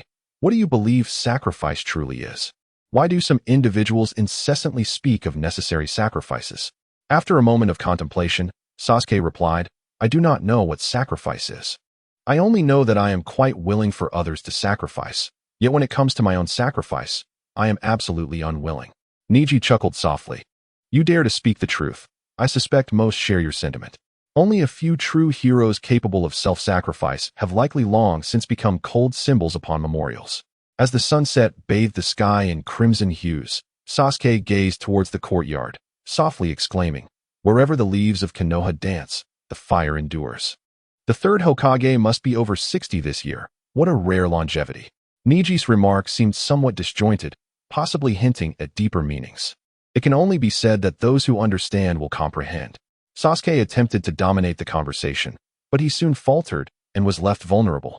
Realizing in their discourse that the mysterious presence favored Neji more, and Neji garnered far greater knowledge. Neji, accustomed to this, remarked that as long as one was cooperative, that gentleman was exceedingly generous. Chapter 15. A polite refusal. Aside from the devil's discriminatory treatment, the dialogue between Sasuke and Neji remained harmonious. From that day forth, their bond grew increasingly intimate. Frequently, upon the conclusion of classes at the Ninja Academy, one could observe Sasuke and Neji walking together to the Uchiha clan's estate, with Neji occasionally staying the night. It is quite peculiar that Sasuke would take the initiative to invite others to his home. Haruno Sakura, filled with curiosity and envy, longed to be a guest at Sasuke's residence. Yamanaka Ino glanced up, noting that it was not surprising for Hyuga Neji to be mentioned. After all, Neji was the esteemed senior, the top student of the year above them, and naturally, exceptional individuals gravitate towards one another. Additionally, Sasuke and Neji shared a similar background. Yet Ino refrained from voicing this observation, fearing it would discomfort Sakura. Sakura hurriedly caught up with Neji and Sasuke, with Ino closely trailing behind, evidently intent on engaging Sasuke once more. However, unlike in the past, Sasuke did not dismiss them indifferently. Instead, he politely and earnestly declined their advances. He expressed gratitude for their affection but apologized, stating that he bore the weight of the Uchiha's legacy and would not allow himself to be distracted by personal feelings until his objectives were achieved. He implored them not to waste their time on him. After bowing slightly, Sasuke's serious demeanor left Sakura and Ino visibly taken aback. Ino quickly regained her composure, acknowledging, "I understand, Sasuke-kun, there is no need for your apology." Sakura, with a dry agreement, echoed Ino's sentiment, though deep down, she suppressed her own discontent. After all, she could hardly expect Sasuke to forsake his quest for vengeance against the massacre of his clan to focus solely on their romantic pursuits. The two girls departed, disheartened, while Sasuke exhaled in relief. He found himself ill-equipped to navigate the complexities of interpersonal relationships. To keep others hanging without agreement or rejection was a profoundly irresponsible act. A straightforward refusal seemed far more prudent, ensuring that he would remain resolute when standing against them in the future. "Haruno Sakura is to be your future wife. I would have thought you would regard her with special consideration," Neji remarked. Sasuke's expression became inscrutable. "Neji, what is it that would warrant Sakura's affection towards me?" Neji shook his head. "I cannot say, but I am acutely aware that when emotions intertwine with interests, those feelings solidify. Were it not for the Uchiha massacre, Sasuke would never have found himself with Sakura, especially considering the Uchiha clan's tradition of marrying within their ranks. In the past, many girls at school admired Sasuke primarily for his looks. It seemed that only Sakura had truly succumbed to genuine affection. Yet, in the wake of the Uchiha tragedy, for a commoner like Sakura, winning Sasuke's heart would equate to a meteoric rise in fortune. He was handsome, orphaned, an inheritor of a significant fortune, an ideal partner that was exceedingly rare to find. Sasuke's defection during the mid-phase meant that those who remained steadfast by his side would undoubtedly earn Naruto's favor. In the later stages, as Sasuke emerged as a formidable force in the ninja world, being associated with him would seem a guaranteed advantage. Moreover, Sakura's strong connections with Naruto and Kakashi rendered her relatively untroubled by potential setbacks. Neji articulated the prospect of Sasuke and Sakura's union through a lens of pragmatism, a perspective shaped by his own life experiences, fully aware that true benevolence and beauty were scarce in their village. "Regardless, I have clearly rejected Haruno Sakura and need not dwell on her thoughts," Sasuke reflected. "The matter at hand is of utmost importance. Our apparent strength amounts to little more than that of reserve genin, limiting our actions. I cannot foresee when we shall be able to unleash our full potential." Neji's gaze burned with intensity. "Who can say? Yet, I am certain that when the village's interests clash with my own aspirations, I shall steadfastly stand by my convictions." Sasuke nodded in agreement, sharing the same sentiment. He felt quite satisfied with Neji as an ally, as Neji was capable of calm communication, unlike certain impetuous fools who were utterly incapable of dialogue. However, Neji's perception of Sasuke was rather indifferent, primarily due to that particular manga. He could not empathize with the protagonist's perspective to develop any fondness or sympathy for Sasuke. Instead, he only perceived Sasuke's wavering stance, his irresponsibility towards his wife, daughter, and clan, and most critically, the fact that Sasuke, despite possessing the Rinnegan, had never contemplated resurrecting his parents. Given Sasuke's relationship with Orochimaru at that time, was it truly so difficult for Orochimaru to use white Zetsu to revive a few individuals? Yet, Sasuke did not even attempt it, nor did he entertain such a thought, remaining immersed in the sorrow of his deceased family, holding the resurrection artifact merely as a mere decoration. Neji found Sasuke's mindset utterly incomprehensible. Ever since he learned about the Rinnegan's innate ability to reverse life and death, Neji had envisioned retrieving his father from the Pure Land more than once, willing to pay any heavy price.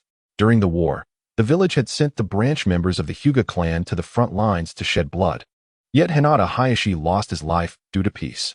Is it not absurd? It was clearly Kumo that initiated the attack. And yet Hinata Hayashi was the one who ultimately paid the price for Konoha's sought-after reconciliation. If the village's peace could be achieved at the expense of others, then Neji believed that resurrecting his father could also entail sacrifices from less significant individuals to bring loved ones back to life. Surely, this should be reasonable? That night, Neji stayed over at Sasuke's house again, and at midnight, the two ventured out for a hunt. Neji remarked to Sasuke, "You have left behind many hidden dangers. With each person who goes missing, their relatives will go to great lengths to investigate.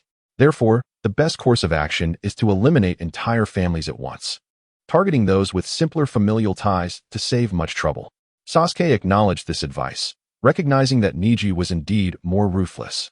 Konoha, fearing panic, had consistently concealed the disappearances from the public, conducting investigations in secrecy, but due to considerable external pressure, they could not afford to invest much energy into this matter. Of course, the primary reason was that all the missing persons were merely nameless individuals. Had a clan ninja gone missing without a trace, there would have been an uproar long ago. Neji's cold analysis of the situation revealed that his true desire was to annihilate the Hyuga main family, but alas, his strength was insufficient, requiring him to eliminate more individuals to gain power. After swiftly disposing of the corpses, Neji and Sasuke suddenly felt the ground beneath them tremble, while simultaneously experiencing an unknown mental shock that left them unsteady. Shadows and the ancestors of the Hyuga clan had swiftly infiltrated the deepest recesses of their minds as soon as the tremors began. Before long, the quiet Konoha village began to stir, with numerous ninjas gathering in the streets, questioning whether it was an earthquake or an enemy attack. Neji and Sasuke exchanged glances, recognizing that this earthquake was anything but ordinary. A typical quake would not affect one's psyche. The higher-ups in Konoha were evidently quick to deduce this as well, promptly dispatching subordinates to conduct an investigation. Chapter 16, Destruction.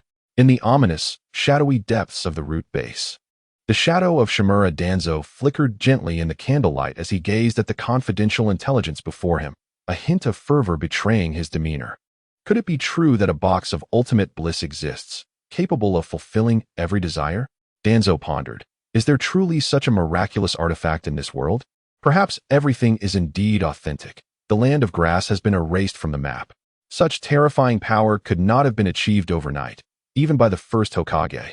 Just nights ago, Konoha experienced an earthquake accompanied by a violent mental shock. It had been quite some time since the shinobi world faced a natural disaster, with calamities more often stemming from human actions. The Konoha leadership swiftly initiated an investigation into whether this earthquake was a mere coincidence or a man-made event, with Root also intervening. However, according to the relevant intelligence, the higher-ups in Konoha soon discovered that the earthquake was not confined to their village, the land of fire. The land of earth and surrounding smaller nations felt the tremors, all originating from the land of grass. Ninjas dispatched to gather intelligence in the land of grass were shocked to find that the entire nation had vanished. Not just the hidden grass village, but the entire country had physically disappeared. The landscape was riddled with unfathomable chasms and massive pits, as though the very surface had been turned upside down. With scarcely a soul remaining, those who survived were mostly driven mad, completely unaware of what had transpired. Fortunately, Root managed to locate a barely surviving villager near the remnants of the hidden grass village. Although his mental state was equally abnormal, Root forcibly extracted his memories, thus learning of the existence of the crimson-haired witch, Karen, in the box of ultimate bliss. The witch had made a sacrificial offering to the box, wishing for the annihilation of the land of grass, and the monstrosities born from within the box granted her request. In that instant of acquiring such information, Danzo realized that his opportunity had arrived. The box of ultimate bliss was a divine treasure bestowed upon him. Possessing it would undoubtedly elevate him to the position of Hokage. No, the title of Hokage was merely a trifle. If the box could indeed manifest wishes, then Shimura Danzo would ascend to become the new master of the shinobi world. Even if the box could not grant wishes, its formidable destructive power was enough to stir his ambition. This power surpassed even that of the tailed beasts. Despite the requirement of human sacrifices to activate the box, Danzo remained indifferent. Lives, in his eyes, were merely a renewable resource, available in abundance. If the lives of insignificant ants could forge Danzo's ascension to Hokage, then it would be their fortune. Foolish Hiruzen, this time, I shall outpace you. Danzo chuckled softly, shaking off the despondency he had recently endured from being unjustly blamed. The Yamenka clan possessed the secret technique to read memories, and one of Danzo's trusted subordinates was Yamanaka F.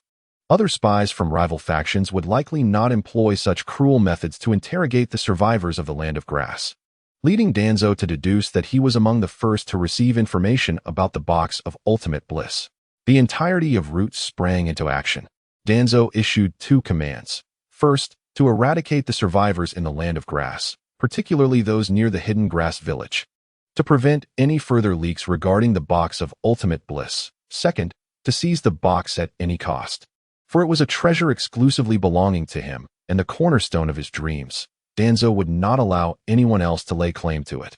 At that moment, Danzo remained oblivious to the fact that news of the box of ultimate bliss had already reached many hands.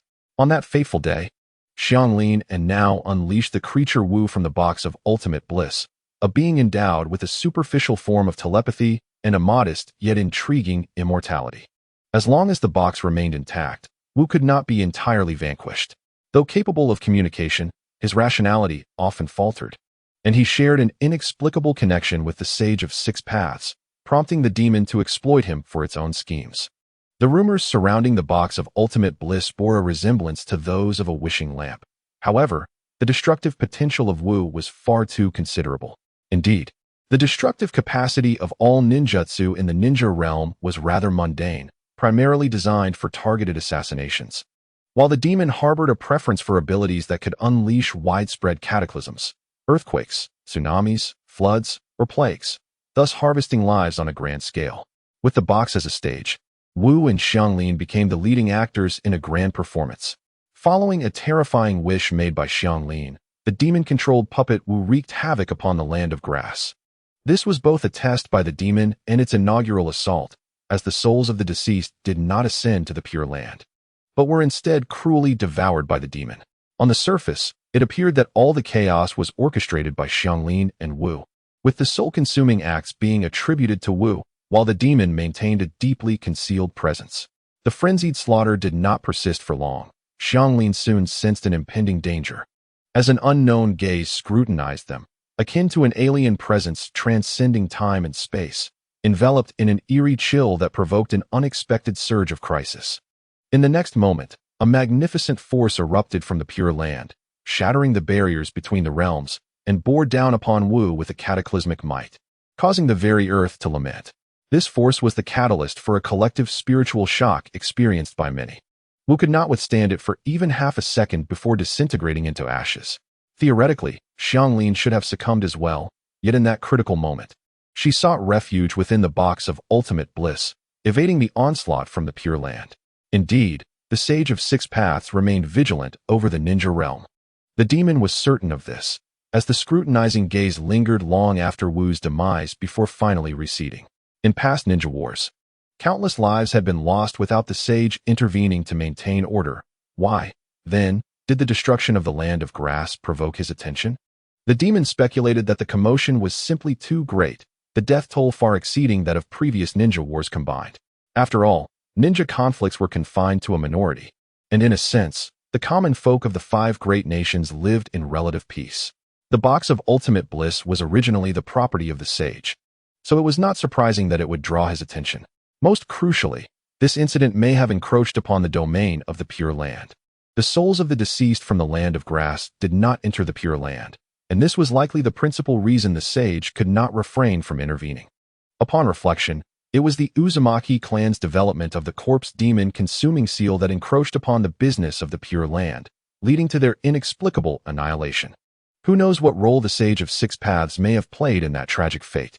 All of the aforementioned is merely the devil's conjecture. He will not abandon his plans due to the sudden actions of the Six Paths.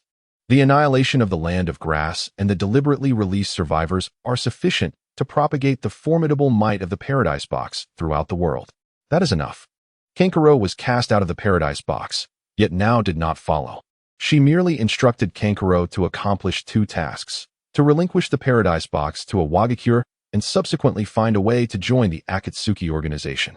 Chapter 17. The Will of Fire. Kankuro did not inquire why now required these seemingly unrelated tasks. The sensation of simply following orders without the need for independent thought was, in fact, rather pleasant. Kankuro was reluctant to part ways with Now, though she did not vocalize this sentiment. Waves of seekers for the Paradise Box continued to emerge. Following Now's directives, Kankuro left the box on the path that a Wagakure would inevitably traverse. If they were unable to procure it, it would only indicate their foolishness, allowing others to carry it away without concern. Notably, Orochimaru was also drawn to the matter, dispatching individuals to scour the ruins of the land of grass. where numerous white zetsu remained hidden, similarly searching for the whereabouts of the Paradise Box. Kankuro cautiously evaded detection and set off towards the Land of Rain. Konoha village remained vibrant and lively, yet certain matters appeared to have shifted. While children may not perceive the changes, the elder ninjas were acutely aware. In essence, they had lost a sense of confidence. Despite emerging victorious in 3 great ninja wars, Konoha had gained little, instead experiencing continuous losses. The dynamics of the ninja world transformed from a singular superpower with 4 strongholds to 5 formidable forces. In the days when Hashirama and Madara were alive, Konoha's ninjas strode confidently through the ninja realm, with no one daring to offend them. Now, however, they found themselves repeatedly subjugated by Kumogakure. Such a glaring shift in status could easily induce discomfort, particularly among those elders who had survived since the village's inception. No matter how adept one's political machinations, they cannot alter the essence of appeasement policies. A few instances might be tolerable, but repeated occurrences would lead anyone to harbor doubts. Hyuga Hayashi now felt a sense of unease. His nephew, Hyuga Neji, had grown increasingly close to the orphan of the Uchiha clan, presenting themselves as the best of friends, a sight that Hyuga Hayashi did not wish to witness. The Uchiha clan was fraught with historical issues, and Hyuga Hayashi had no desire to engage with them, fearing misinterpretations by the village's higher-ups.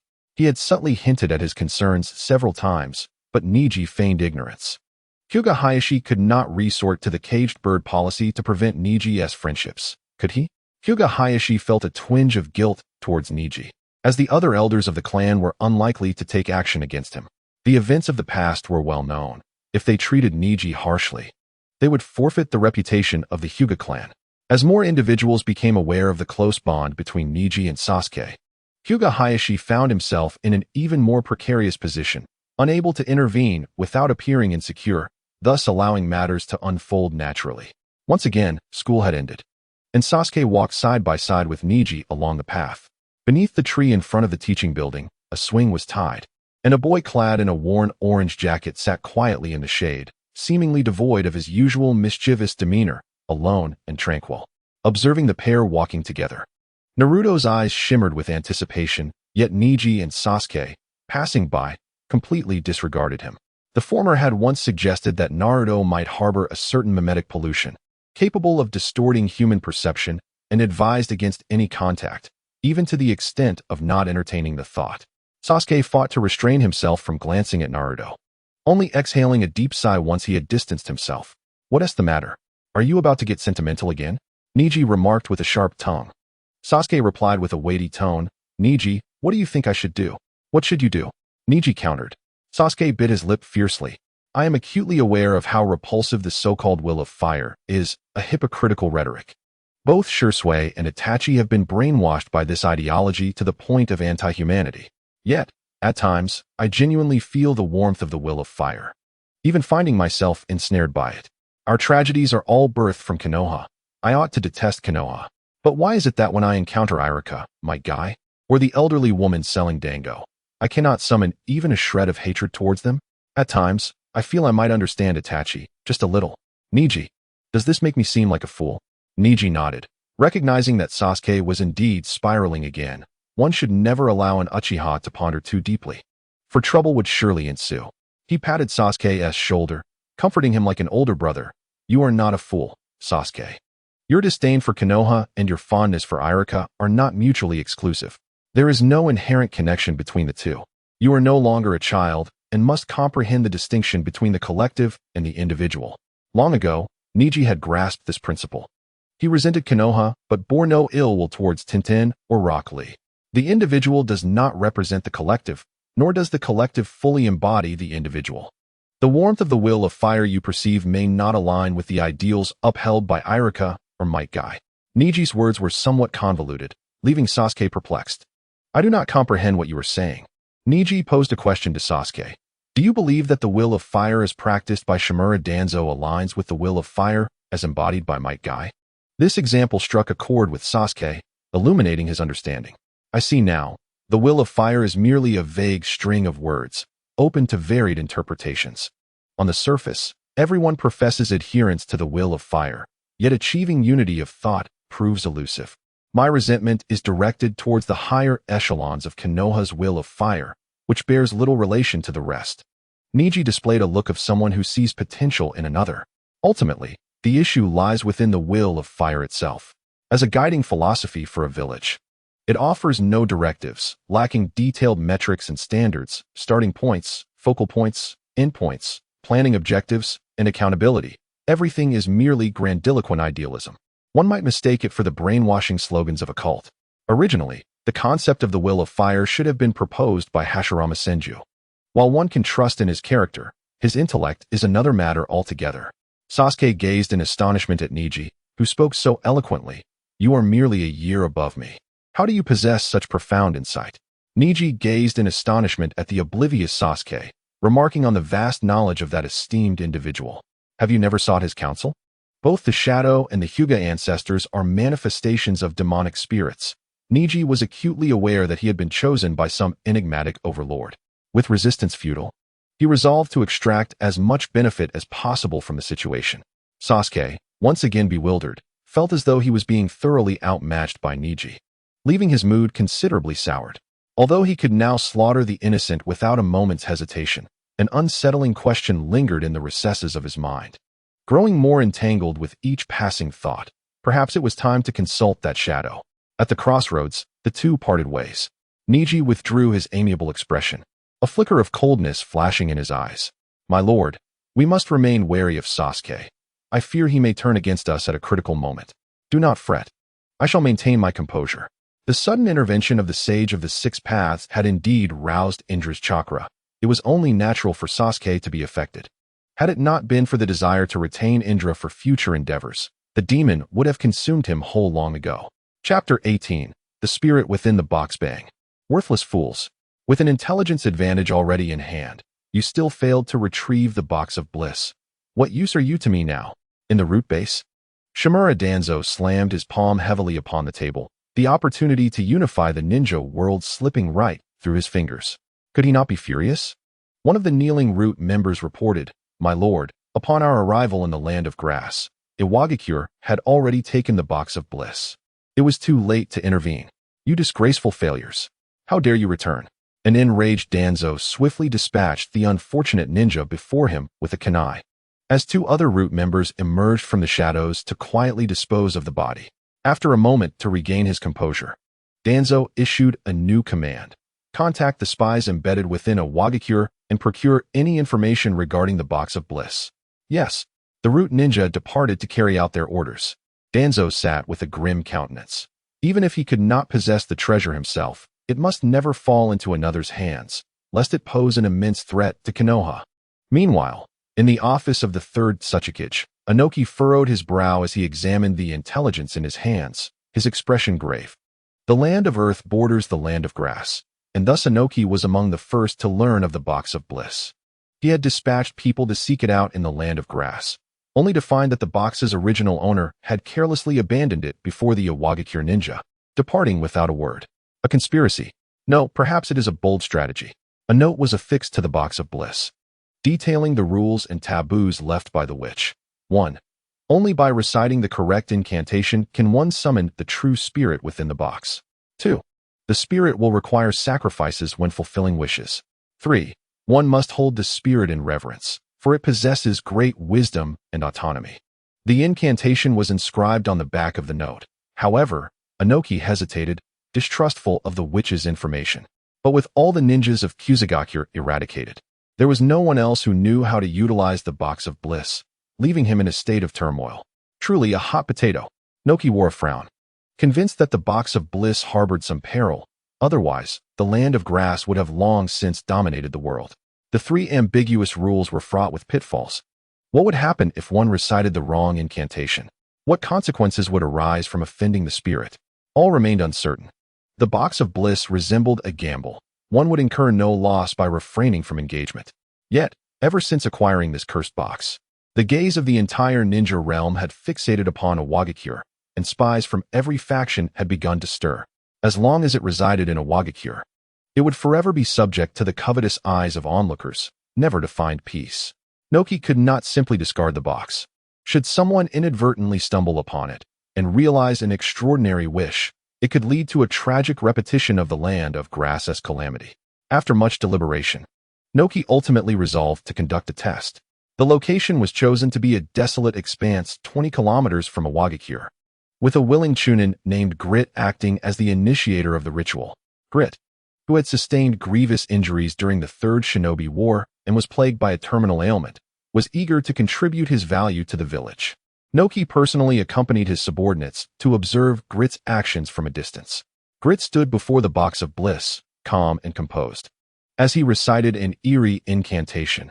O mysterious existence from the unknown realm, symbol of insatiable desires, eternal spirit that cannot be gazed upon, described, or comprehended. I offer my soul in sacrifice, beseeching your descent into this world. Grit repeated the prayer time and time again. As the minutes slipped by, the surroundings enveloped in profound silence, save for the sound of his voice. Why was there no response? Grit's expression darkened, yet he persevered. After an indeterminate number of repetitions, a sudden chill enveloped him, causing his eyes to widen in shock. The enormous masks adorning the walls of the box of bliss fell away, revealing the writhing maw that had been concealed, from which a scarlet glow emanated, forming a door that flickered in and out of reality. Two disparate dimensions seemed to converge at that moment, and the door gradually transitioned from illusion to tangible presence. A creaking, mournful wind emerged from beyond the door, the sound of it being pushed ajar. Just a narrow crack exuded an ominous aura. As the gap widened, within mere seconds, an indescribable figure materialized, proclaiming, "Humble mortal who summoned me, I shall adhere to the terms of our pact and fulfill your desire. Tell me, what do you wish for?" Grit bowed his head, concealing his anxiety, his voice trembling slightly as he uttered, "I wish to regain my health." This had been prearranged.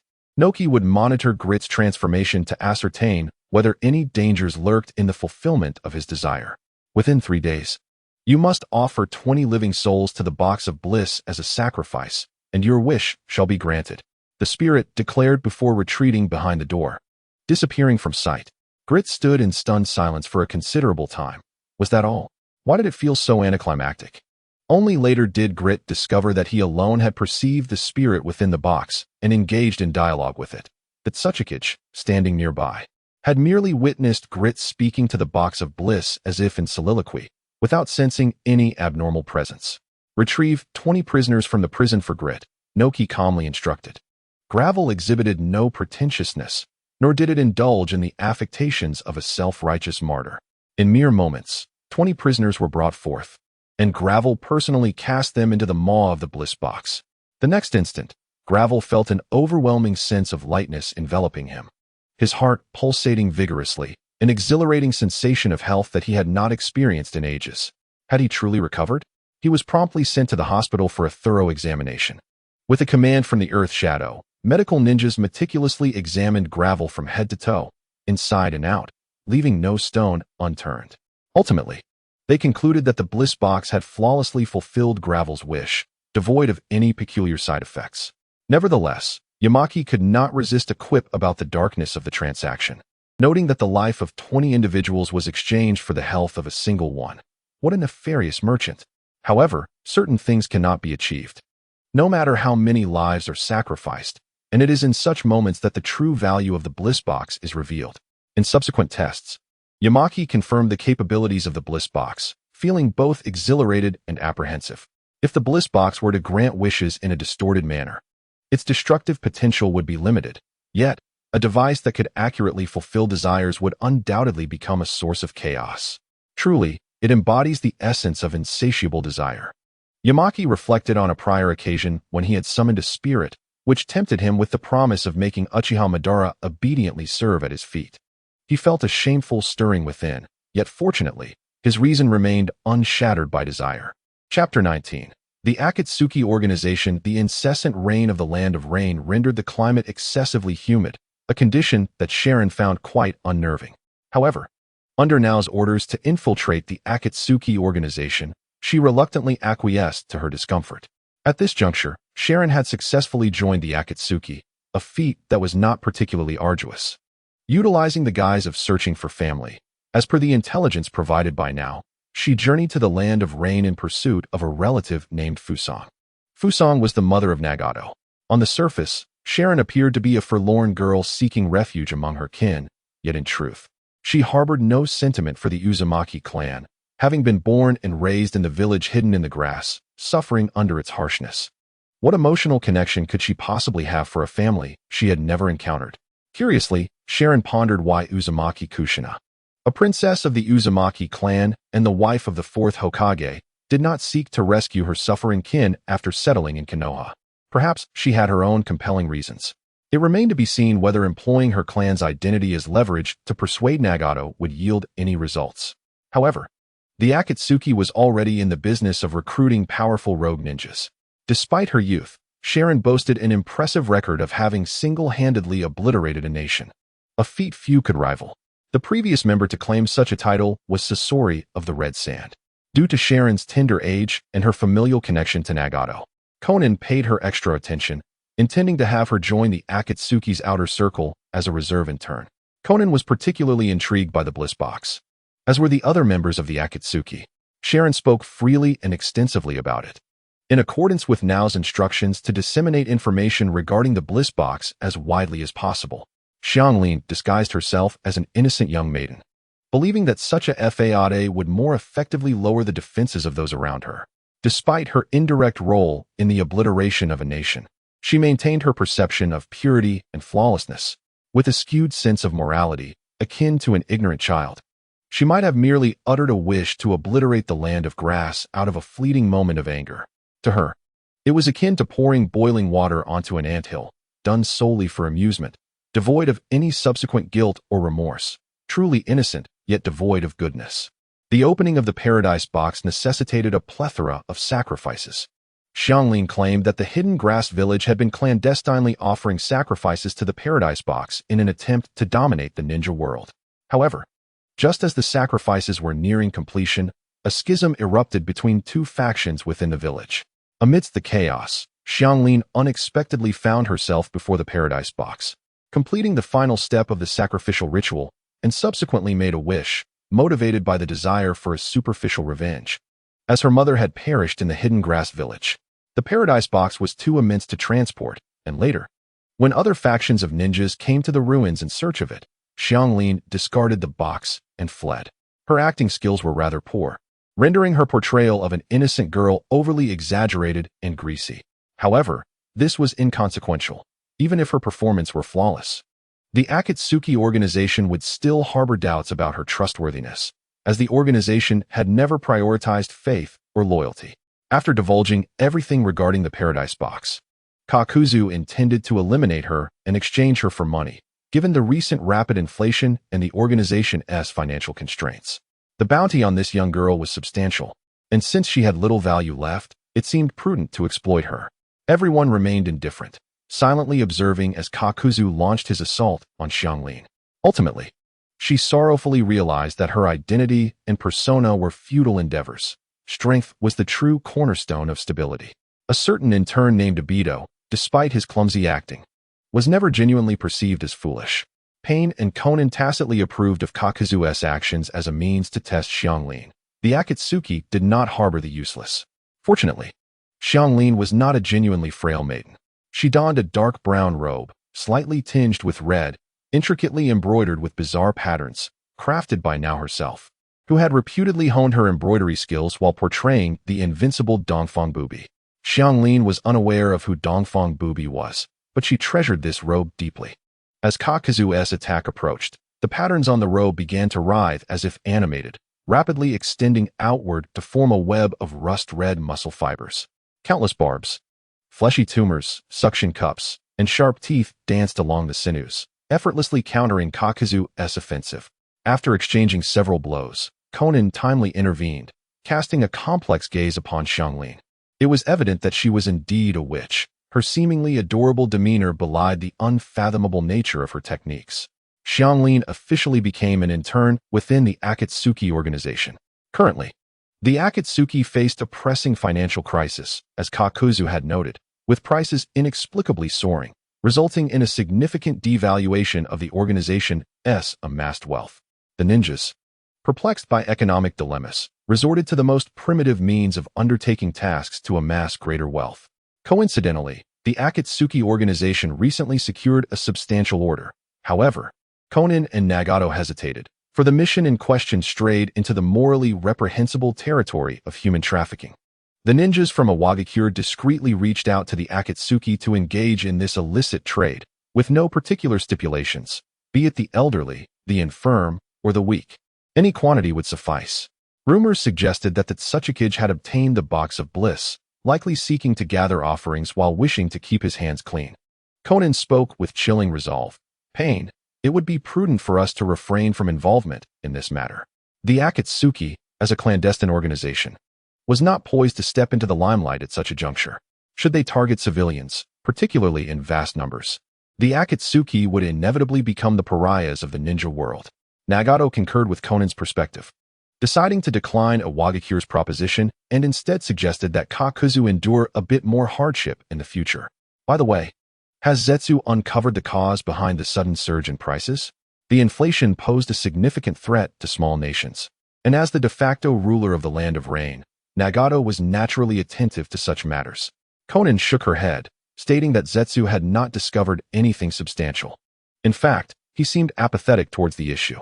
Financial crises are concerns for the common folk. What relevance do they hold for ninjas? Despite having lived for a millennium, Black Zetsu appeared to lack a fundamental understanding of the operational rules of human society, merely seeking to deceive the Na'vi ninjas. At that moment, he remained oblivious to the ramifications that a financial crisis would bring to the ninja world. The Land of Rain was already feeling the repercussions, with the food industry directly tied to the Akatsuki's activities. A month after joining the Akatsuki, Karen could no longer contain her grievances. Why do we eat dried fish for every meal? Are there no other foods available? The local dining establishments had all gone bankrupt. Passing by, Kisame kindly explained, the Land of Rain is adjacent to the Land of Rivers, where fishermen in the coastal regions have had a bountiful harvest this year, resulting in the low prices of fish products. At this juncture, Kisame's tone turned somber. Karen, unable to suppress her curiosity, inquired, Kisame, what troubles you? He smiled faintly. I was just reminded that this year, an inexplicable abundance of fish from the deep seas seems to have migrated closer to shore, ensuring every fisherman will likely reap a substantial catch. Chapter 20. Therapeutic conversations. While a bountiful catch should be a cause for celebration, Kisame witnessed firsthand that the lives of fishermen had not improved. In fact, their situation had worsened. Ordinary citizens found it nearly impossible to preserve large quantities of seafood. If not sold promptly, the fish would rot and spoil. Yet, with an oversaturated market, buyers exploited the fishermen's desperation, relentlessly driving prices down. Even if the fishermen managed to collect a few extra measures, they found themselves subjected to even harsher exploitation, forced to sell at meager prices. Compounding the issue, inflation had caused the prices of other essential goods to rise. During missions, Kisame and Itachi often encountered ordinary people, worn down by life's trials, struggling merely to exist. Kisame was not driven by a sense of compassion. Rather, he was perplexed as to why abundance could yield suffering. Itachi too grappled with this conundrum, as it transcended his understanding as a ninja. In the beginning, Itachi sacrificed his own parents and clansmen for the sake of peace and justice in Konoha, shouldering the burden of guilt alone in an effort to sever all ties between the Uchiha clan and the village for Sasuke's sake. At merely 13 years of age, he became deeply enraptured by the profound emotions associated with self-sacrifice for a greater cause, and even the brutal act of killing him could not alter his resolve. However, after departing from Konoha, Itachi found himself questioning whether his convictions had wavered. The turmoil that engulfed Konoha due to the Uchiha massacre had yet to be fully quelled, which stood in stark contrast to his original intentions. His steadfast will inevitably began to show signs of fracture, leading to self-doubt. During this period, Itachi encountered the harsh realities of the lives of the impoverished commoners, witnessing a myriad of peculiar individuals and bizarre occurrences, which deepened his understanding of the adage that plans often fall short of reality. Just as a fisherman's bountiful catch can plunge their life into deeper despair, Itachi feared that his actions might lead Konoha and Sasuke into an irretrievable abyss. The rationale behind his clan's annihilation had spread throughout the entire shinobi world, proclaiming a renunciation of narrow tribalism in favor of embracing the broader family of Konoha, a notion that seemed profoundly anachronistic. Kisame once jested, Itachi, Why not abandon the narrow-mindedness of your village and immerse yourself in the land of fire? From what I understand, the will of Konoha does not entirely align with that of the land. Surely, the nation should hold greater importance than the village? He swore he was merely joking. Yet Itachi seemed contemplative. Meanwhile, in another part of Konoha, Sasuke was engaged in a serious discourse regarding Itachi, the village, and the Uchiha clan. This earnest conversation stemmed from Sasuke's bewilderment. He could not comprehend why the Uchiha, the founding family of Konoha, had gradually diverged from the village, culminating in such a tragic fate. Until this enigma was unraveled, even the destruction of Konoha would not grant him solace. A shadow inquired, "Do you know the initial reason behind the suppression and exclusion of the Uchiha by Konoha?" Sasuke pondered the events depicted in the manga, slowly articulating, "It was Hashirama Senju. He harbored distrust toward the Uchiha and, under the guise of Hokage, replaced their roles with those of the policing department, which was prone to conflict with the villagers, thereby isolating the Uchiha." The shadow did not refute him but remarked, "As a descendant of the Uchiha clan, you will undoubtedly consider the issue from their perspective, and your words naturally carry a heavy personal bias." Hashirama indeed had his faults. If he were merely the leader of the Senju clan, his opinions on the Uchiha would matter little. However, as the second Hokage, there is a saying, "As above, so below." A casual disparagement of the Uchiha from him would compel those beneath him to follow suit and align with his preferences. In such an environment, even if the Uchiha wished to foster relationships with other clans, few would dare to engage with them in light of the second Hokage's disdain. Isolated, the Uchiha could only cling to the power they held, but this authority, stemming from the policing department, would only serve to deepen the chasm between the villagers and the Uchiha, entrenching them further in a vicious cycle. At this juncture, Sasuke could not help but interject. As the highest authority of the village, Senju Tobirama seemed to lack an understanding of what it means to lead by example. In fact, he even took actions that undermined his own disciples, who perfectly inherited his prejudices, surpassing him in their severity, especially Shimura Danzo. Though the Uchiha clan may be prideful and arrogant, they remain within the bounds of humanity, shedding blood and tears on the battlefield, only to return to the village and find themselves under suspicion from their own kin, occasionally facing covert attacks from Danzo. It is entirely natural for the Uchiha to feel discontent, to complain, and to resist, no matter how one looks at it. The Uchiha have suffered considerable oppression from the village. Why, then, does Itachi perceive the fault to lie with the Uchiha? Is it truly right for the Uchiha to offer unwavering devotion without seeking any recompense? Sasuke's words were steeped in resentment, as if the Uchiha clan were the most innocent of victims. Unfortunately, a shadowy figure soon intervened to correct his misconceptions. "You believe that the annihilation of the Uchiha was solely the fault of others, yet in reality, the Uchiha have their own share of issues." Before Sasuke could retort, the figure continued, "First, I must point out your cognitive bias. From the Uchiha's perspective, Konoha is a village founded through the collaboration of the Senju and Uchiha clans. But from the viewpoint of the Senju, does this conclusion still hold? Do not be naive. Initially, the Senju clan defeated the Uchiha, and while Senju Hashirama spared Uchiha Madara's life and did not seek their total annihilation, he proposed a partnership for village construction. In the eyes of the Senju, the Uchiha were the vanquished, the coerced signatories of a treaty, mere prisoners of war. Had it not been for Hashirama's magnanimity, the Uchiha would have long since faded from the annals of history. Most individuals are unaware of the profound bond between Hashirama and Madara. They merely assume that Hashirama was engaging in a costly bargain. The Senju's willingness to embrace the Uchiha, their ancestral foes, serves to underscore their unwavering commitment to village formation and to reassure the smaller clans of their safety in aligning with Konoha. The Uchiha constantly proclaim themselves as the founding family of Konoha. Others, particularly the Senju, are likely to mock the Uchiha for their audacity, perceiving it as an attempt to embellish their own legacy. By the time of Fugaku's generation, the Uchiha clan appeared to have collectively lost their wits, displaying a level of foolishness that was appalling.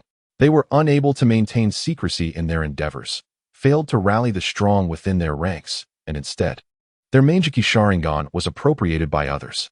They could not even achieve the most fundamental unity, and thus, their defeat was entirely deserved. The figure's words were acerbic, and Sasuke's expression darkened immediately. "So, according to you, the Uchiha's tragic fate is entirely self-inflicted?" The shadowy figure chuckled. Was it not the Uchiha's own young clan leader who brought about their downfall? Sasuke's face grew even darker. That fool Itachi. The figure replied earnestly. In truth, there is no need for you to delve into the thoughts of Konoha or Itachi. When you attempt to comprehend the mindset of your adversaries, you inevitably risk being tainted by that very mindset. Sasuke countered, I do not wish to understand. I cannot quite articulate what I am entangled in, yet there is an unbearable weight in my heart that leaves me feeling unsettled. The shadow understands instantly. Perhaps you merely wish to stand upon the moral high ground to judge Konoha and Itachi.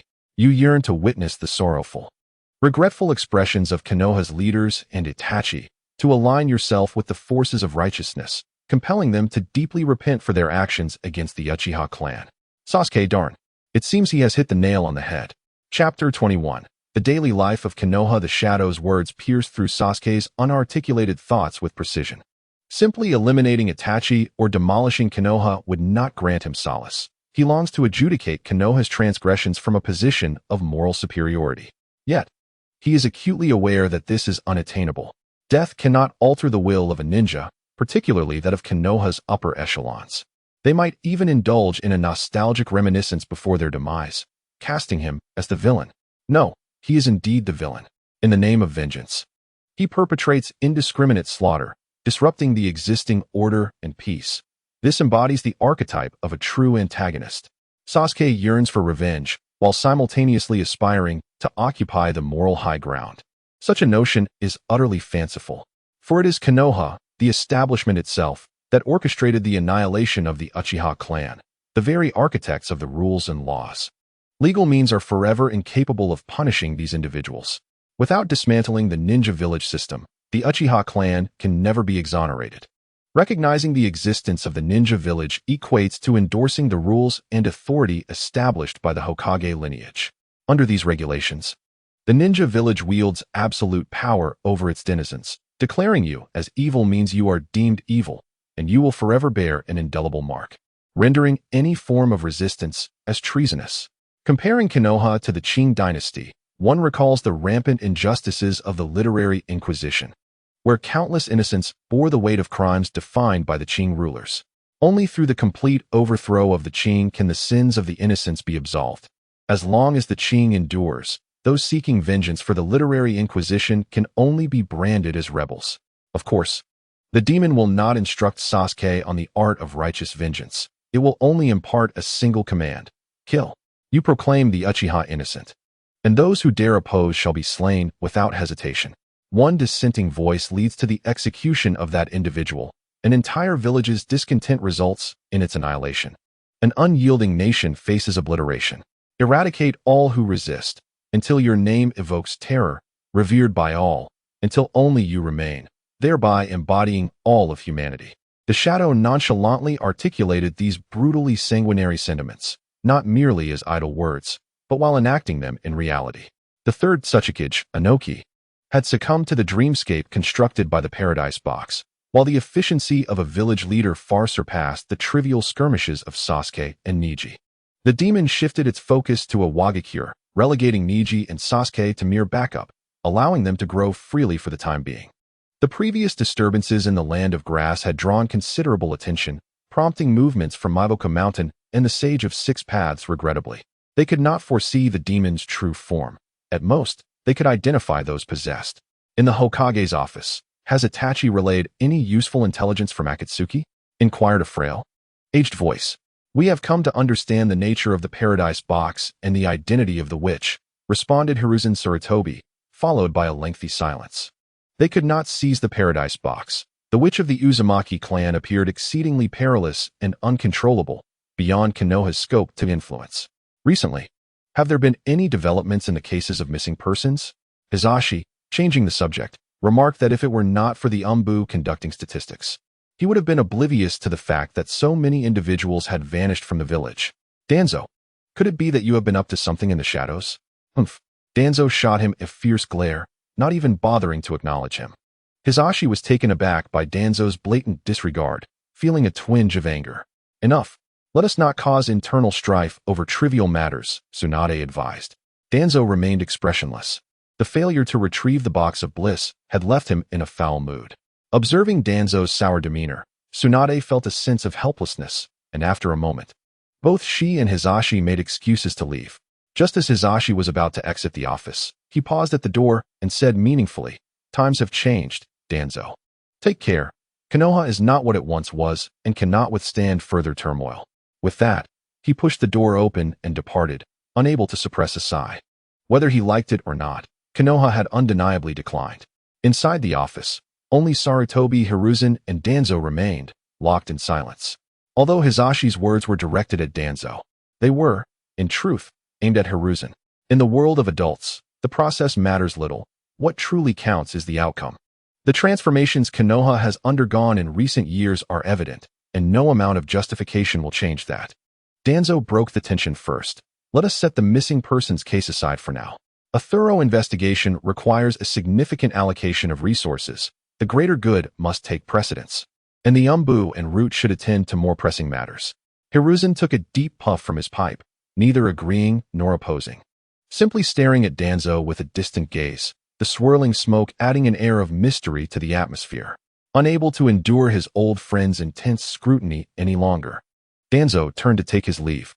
Hiruzen did not attempt to detain him, but quietly remarked, "Only the Uchiha bloodline can truly unleash the power of the Sharingan. Otherwise, one risks becoming a refined burden, much like Kakashi."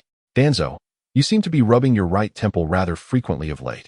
"Sensei," Danzo exclaimed in shock. When he turned back, Hiruzen was immersed in his paperwork, as if nothing had transpired. With a complex expression, Danzo ultimately departed in silence. Time passed, and Hiruzen rose to retrieve his crystal ball, gently caressing its surface as he murmured to himself, "Wherever Konoha thrives, the fire burns eternally. Its light will illuminate the village, nurturing the new leaves." The crystal ball then reflected the fresh sprouts of Konoha. At the Uchiha training grounds, two youths engaged in a spirited exchange. "Sasuke, mystery yields only to greater mysteries. Much like the 5 elemental styles and the truth-seeking orbs, mere strength accumulation cannot breach defenses. The power bestowed by that esteemed individual far surpasses chakra. The great fireball you just unleashed was a futile endeavor." Neji spoke confidently while exchanging blows. "Humph." Sasuke was displeased, feeling outmatched by Neji's bravado. Previously, he had only regarded Neji as a cool, aloof handsome boy. He now realized how adept Neji was at boasting. Shouldn't boasting be the forte of the Uchiha clan? Very well, let us pause for a moment. This marks our 10th draw. Neji rubbed his sore wrist, his tone tinged with dissatisfaction. "It is merely a sparring session. Why do you always fight as if it's a life and death struggle?" Sasuke, with a stern expression, replied, "I simply take more risks." Neji rolled his eyes, insisting, "It is better to exercise caution.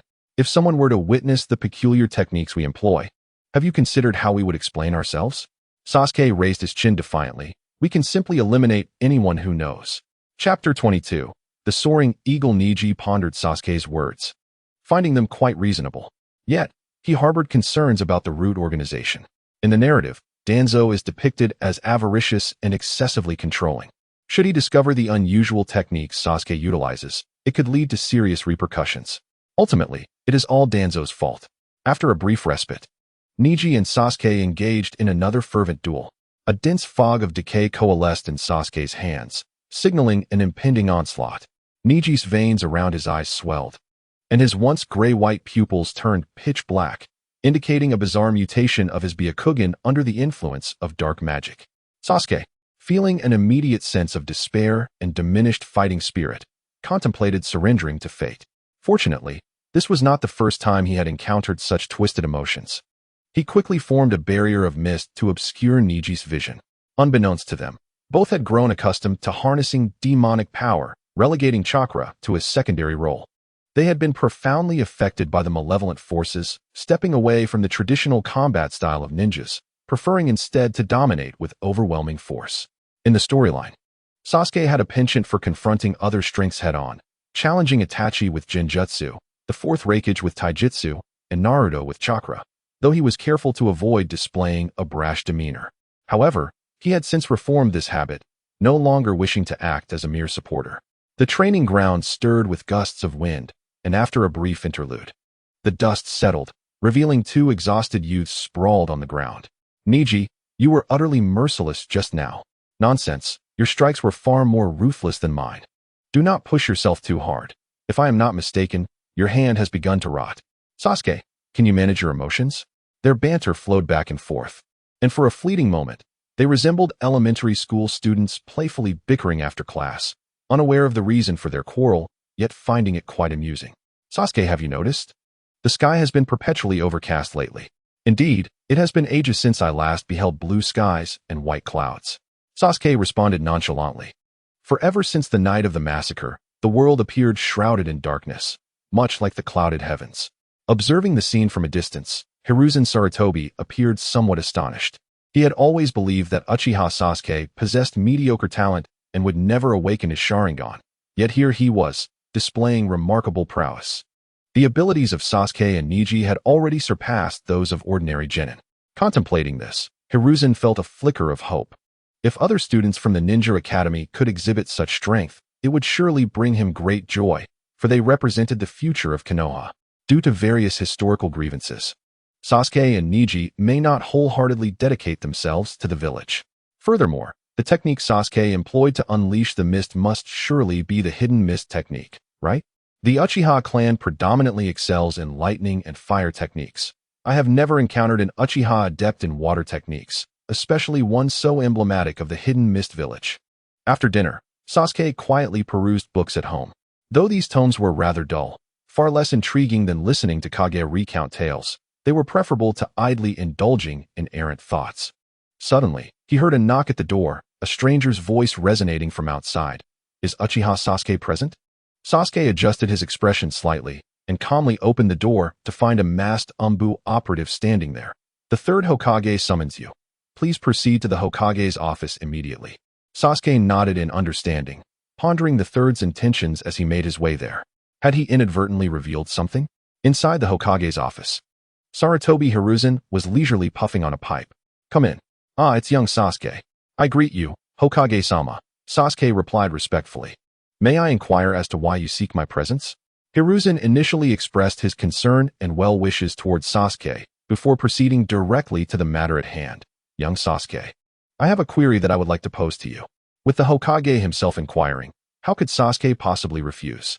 Please, Hokage-sama, do ask. Sasuke, have you had a falling out with Neji? I heard you two trained at the training ground for an entire day. Neji is a dear friend of mine. We were merely engaging in a friendly sparring match. Hiruzen smiled. That is good to hear, yet caution is advised. You are still young, and excessive training may yield adverse effects. Thank you for your concern, Hokage-sama. Despite Sasuke's respectful demeanor, Hiruzen felt inexplicably overlooked, yet could not pinpoint any fault. Ahem, Sasuke. I heard from passers-by at the training ground that you utilized a technique resembling the hidden mist technique today. Where did you learn it? It was taught to me by my late father. Hiruzen paused momentarily, realizing this response was indeed unchallengeable. The atmosphere grew awkward as Hiruzen probed a few more questions. But upon seeing no signs of abnormality in Sasuke, he permitted him to leave. Sasuke remained calm on his journey home. But once he found himself alone within the confines of his house, a fierce expression surfaced. This was not due to Sarutobi Hiruzen uncovering the decaying mist. That revelation would eventually come to light, and he was prepared for it. It was merely that he suddenly recalled certain unsettling plot lines from the manga, the Konoha collapse plan. In the Forest of Death, Naruto summoned a colossal toad to confront Shikaku, leaving Sasuke dumbfounded. How could Naruto have grown so powerful? In the inn, Itachi dispatched Sasuke in an instant, gripping his throat. How can you be so weak? It seems your hatred is still insufficient. Even Kakashi, who also possessed the Sharingan, was defeated in an instant, and Sasuke found himself unable to faint, endlessly reliving that harrowing night within the confines of Tsukuyami. On the rooftop of the Konoha hospital, Sasuke engaged in a fierce clash with Naruto, his face etched with disappointment and resentment. Kakashi admonished Sasuke, questioning him. The Chidori technique is not meant to be wielded against comrades. Why are you behaving so childishly? Have you lost your sense of superiority? The sound confronted Sasuke, who, despite possessing the curse mark of heaven, found himself unable to defeat the mere pawns of Orochimaru. The Uchiha clan, with its millennia-old legacy, had never lacked for advanced ninjutsu. The Sharingan's remarkable ability to replicate techniques had earned Kakashi the title of the Copy Ninja. Yet, Ever since the fall of his clan and through the Chunin exams, Sasuke had only mastered basic techniques such as the fireball jutsu and shuriken throwing, with Kakashi reluctantly teaching him the Chidori to maintain appearances. In contrast, Naruto, once regarded as the underdog, had amassed resources and training that far surpassed Sasuke's years of diligent effort. Naruto learned the Rasengan and could confront the one-tail Shikaku head-on. The manga portrayed Sasuke's jealousy towards Naruto, but as he reflected on those moments now, he felt a chilling realization within him. No wonder he would declare, "The village is merely a shackle." Jiraiya was able to take Naruto as his disciple, dedicating 3 years to training him away from Konoha. What could Sasuke gain by remaining in the village? Countless mundane tasks that drained his time and energy, potential harassment from Danzo Shimura, and a lack of suitable mentors for guidance. Without comparison, there is no pain. Sasuke remained oblivious to Naruto's true identity, only perceiving a mere underachiever rapidly flourishing under the tutelage of esteemed instructors. Faced with Orochimaru's enticing offer, did he truly have a reason to refuse it? Although Orochimaru's intentions were far from pure, he would indeed provide careful guidance to Sasuke, at least not questioning him for acquiring an unfamiliar jutsu. Chapter 23. Shackles. Time swiftly passed, and this year's climate was peculiar, with cherry blossoms blooming a season early, painting Konoha in delicate shades of pink. It was unclear when the environment of the ninja world had deteriorated. The air seemed shrouded in haze, obscuring the true colors of the sky. Rising prices and economic decline affected even the prosperous land of fire. While ninjas managed, the common folk suffered greatly. In such dire circumstances, perhaps only Inoki would find joy, as the heavy burdens of life facilitated the gathering of sacrifices. In times of hunger, selling one's children or oneself became commonplace. The villagers of Konoha eagerly celebrated the cherry blossoms, placing their hopes upon their beauty. As the saying goes, flowers that bloom against the odds often herald disaster. Yet the ninja world lacked the sage capable of discerning omens. A shadow remarked softly. Sasuke could not comprehend these matters, nor did he wish to concern himself with such trivialities. The ninja school remained as monotonous as ever.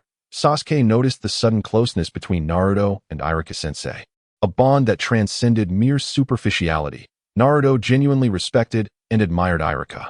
Sasuke lingered on the periphery of the class, maintaining a certain distance from everyone.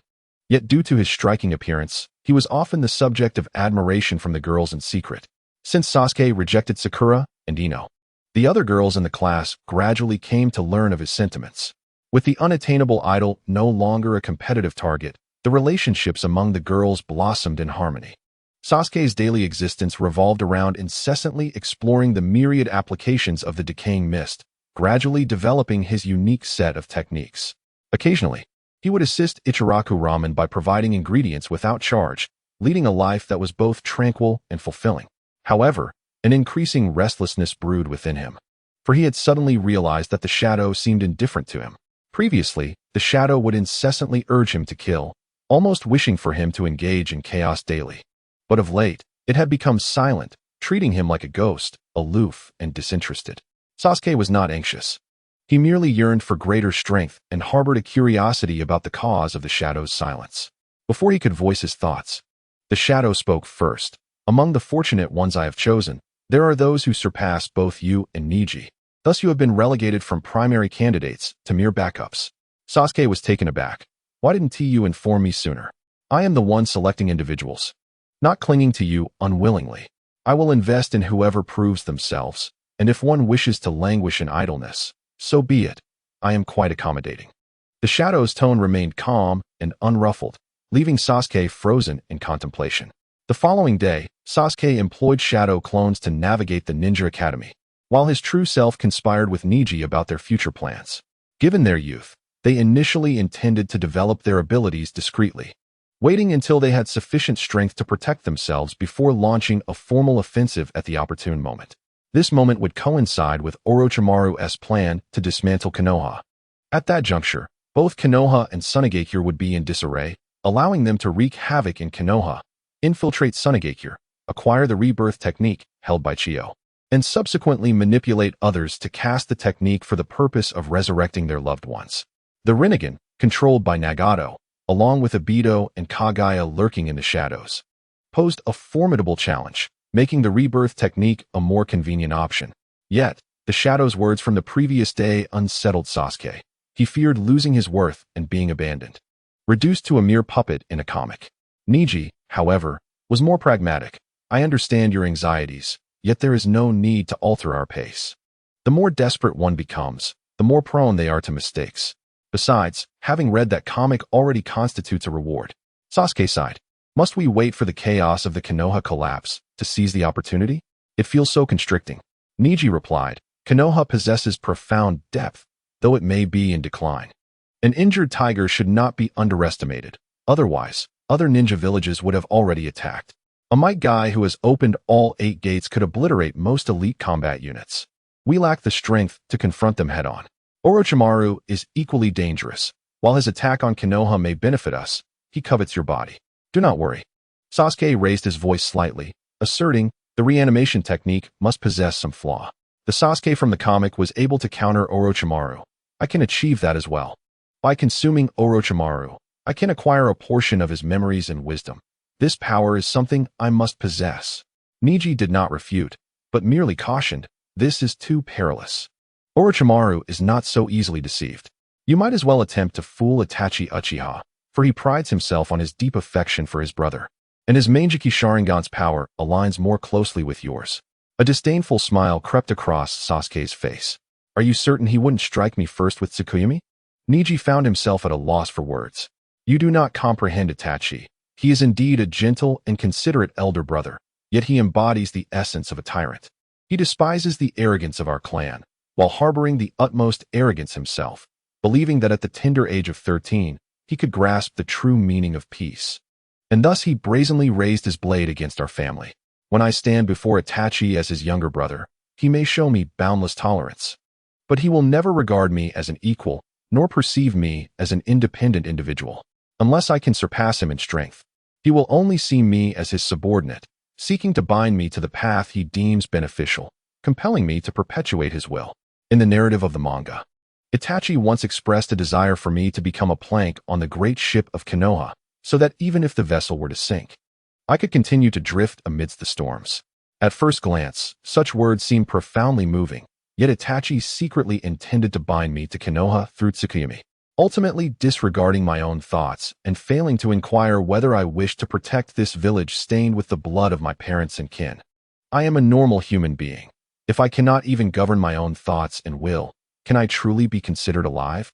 After succumbing to Tsukuyomi, what difference is there between me and an automaton acting solely on commands? Sasuke's emotions spiraled out of control, leaving Neji somewhat flustered. Was Itachi's lethality so formidable? Merely mentioning it transformed Sasuke into this state? I yearn to live for myself, irrespective of right or wrong, regardless of how convoluted or arduous the journey may be. Even if the outcome is tragically disastrous, it matters not. The path I choose for myself will never lead to regret. The more Sasuke spoke, the more exhilarated he became, compelling Neji to offer hollow praise. That sounds quite remarkable. Is it possible that your self-proclaimed defiance of fate and mastery over your destiny is, in fact, a plan orchestrated by others? Neji refrained from voicing this profound thought to undermine Sasuke. He was not in a significantly better position than Sasuke himself. Chapter 24, Bonds Neji. Why have you not been visiting me lately? Sasuke inquired. Every time, I am the one who proactively ventures to the Uchiha compound. Why do you not come to Hige? Neji replied, TSK, it is still the Hige main house. You understand. The disdain mixed with pity and the condescension towards fools is truly repugnant. Upon hearing Sasuke's complaints, Neji nodded in agreement.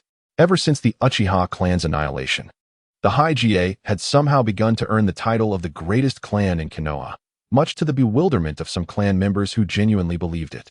They failed to consider the fates of the former great clans. No matter how formidable the Hige may be, can they compare to the once mighty Senju and Uchiha? They might not even measure up to the current Sarutobi clan. What have you been busy with lately? Sasuke pressed again. Neji raised his slender brow and replied earnestly, Sasuke, you are acting quite strangely.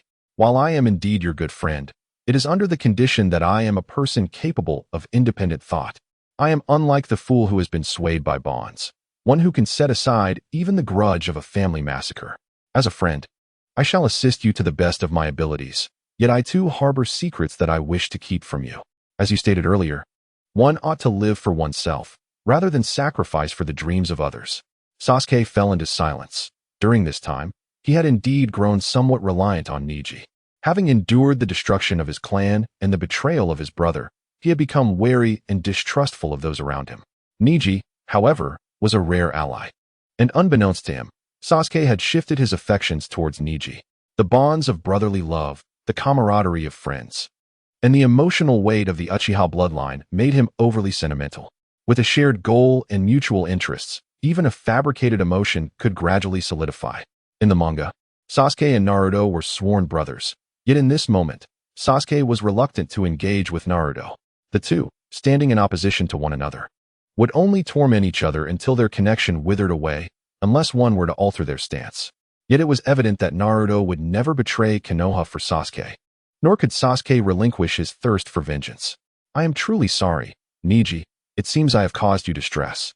It is quite all right, I understand. With that, the atmosphere returned to normal. Neji mentioned that his Byakugan had a range of 1 kilometer.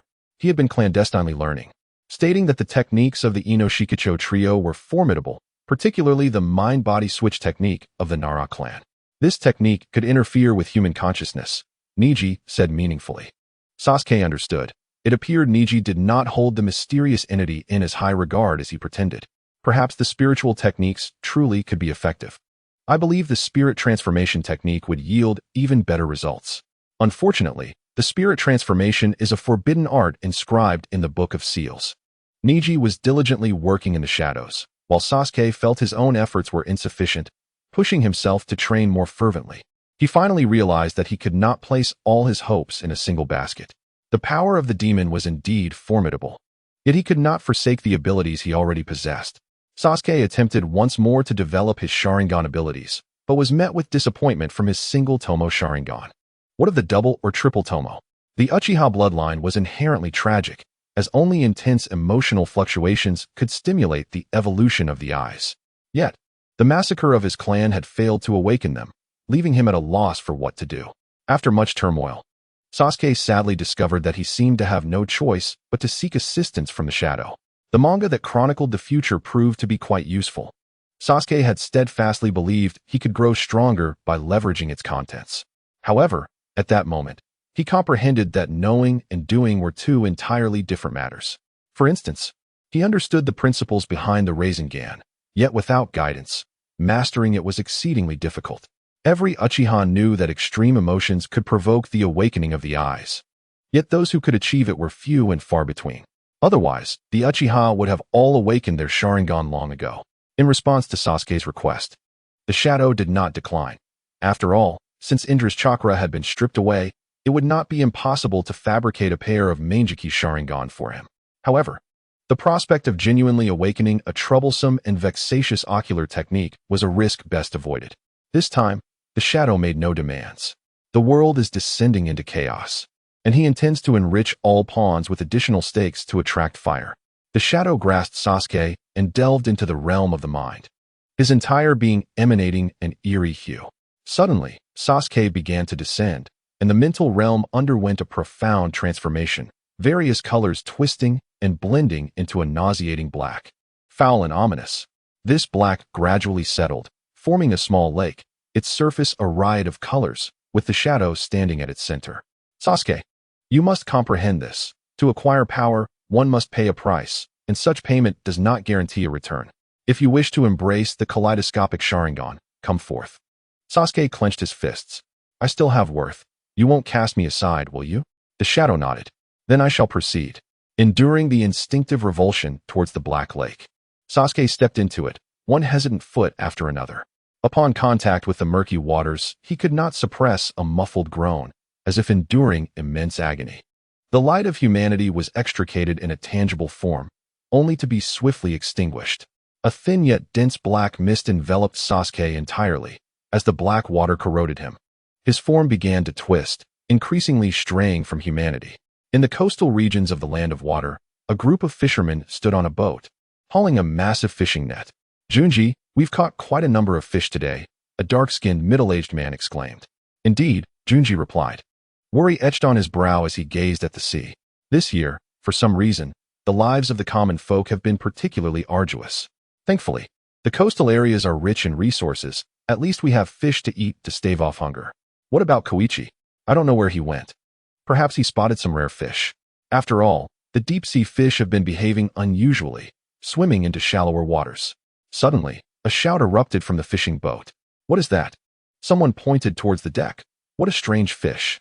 Junji followed his gaze, and there it was, a ribbon fish, its surface seemingly covered with a layer of red ice crystals, which continued to spread, rapidly turning any fish that came into contact with it a bright red before death.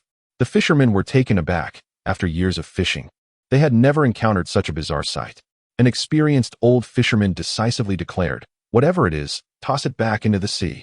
Junji and several other young men cautiously removed the strange fish. They dared not touch the vibrant crimson with their hands, opting instead to use a spear to swiftly dispose of it. That night, a terrifying figure wandered through the darkness. It was Junji, yet he was unrecognizable. His body covered in red ice crystals, the skin on his legs pierced and mobility hindered, his voice a hoarse whisper. "I do not wish to die. I have elderly parents and a hungry child at home. As the pillar of my family, I cannot falter." Alas, fate did not favor him. The waves lapped nonchalantly against the shore, and the azure sea gradually turned crimson. Chapter 25. Mental pollution. Little Sasuke was gradually transforming into a graceful young man. One night, just before Neji was to graduate from the ninja academy, he and Sasuke entered the secret chamber beneath the Uchiha estate. The chamber had been painstakingly excavated by the two using earth release techniques. "Damn it, Sasuke, be gentler. If you push too hard, it will hurt." "Oh, I promise to be more careful next time." Ningxi couldn't help but comment on your dwindling words. Sasuke, silent, packed away the medical kit, while Ningxi donned his attire. Yesterday, during a hunt, he had narrowly escaped capture by the Root, sustaining considerable injuries in the process, and Sasuke had just assisted him in applying medicine. As they rose, the right side of the hidden chamber revealed a colossal display wall, partitioned into numerous small compartments, each housing wide-mouthed glass jars and petri dishes filled with various organs. Sasuke was conducting biological experiments, with Ningxi as one of the participants. Several years prior, on an ordinary day, Sasuke had suddenly transformed into the taciturn figure he was now. Although he had always been somewhat reserved since the night of the massacre, others might not have perceived the change, but Ningxi, who shared a close bond with Sasuke, discerned the anomaly. Occasionally, an exceedingly sinister aura emanated from Sasuke. He usually concealed it well, revealing only in moments of battle. Shortly after, Ningxi was invited by Sasuke to join in the experiments, with materials generously provided by Konoha. Perhaps the rampant cases of disappearance compelled the third Hokage to take decisive action. Otherwise, Ningxi would not have found himself unexpectedly injured. Unfortunately, the third Hokage had underestimated the situation, failing to anticipate Ningxi's ability to wield powers beyond the chakra system.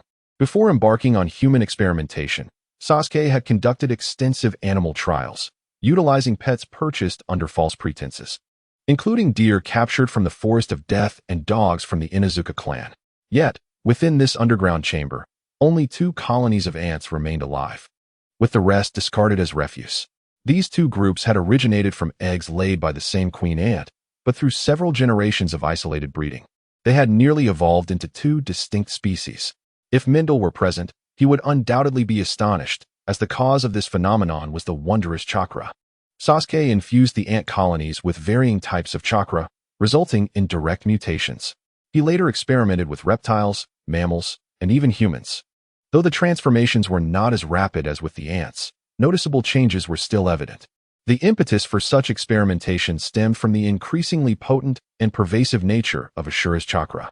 In recent years, calamities had struck relentlessly, perhaps influenced by some external force, or possibly the Sage of 6 Paths intervening covertly.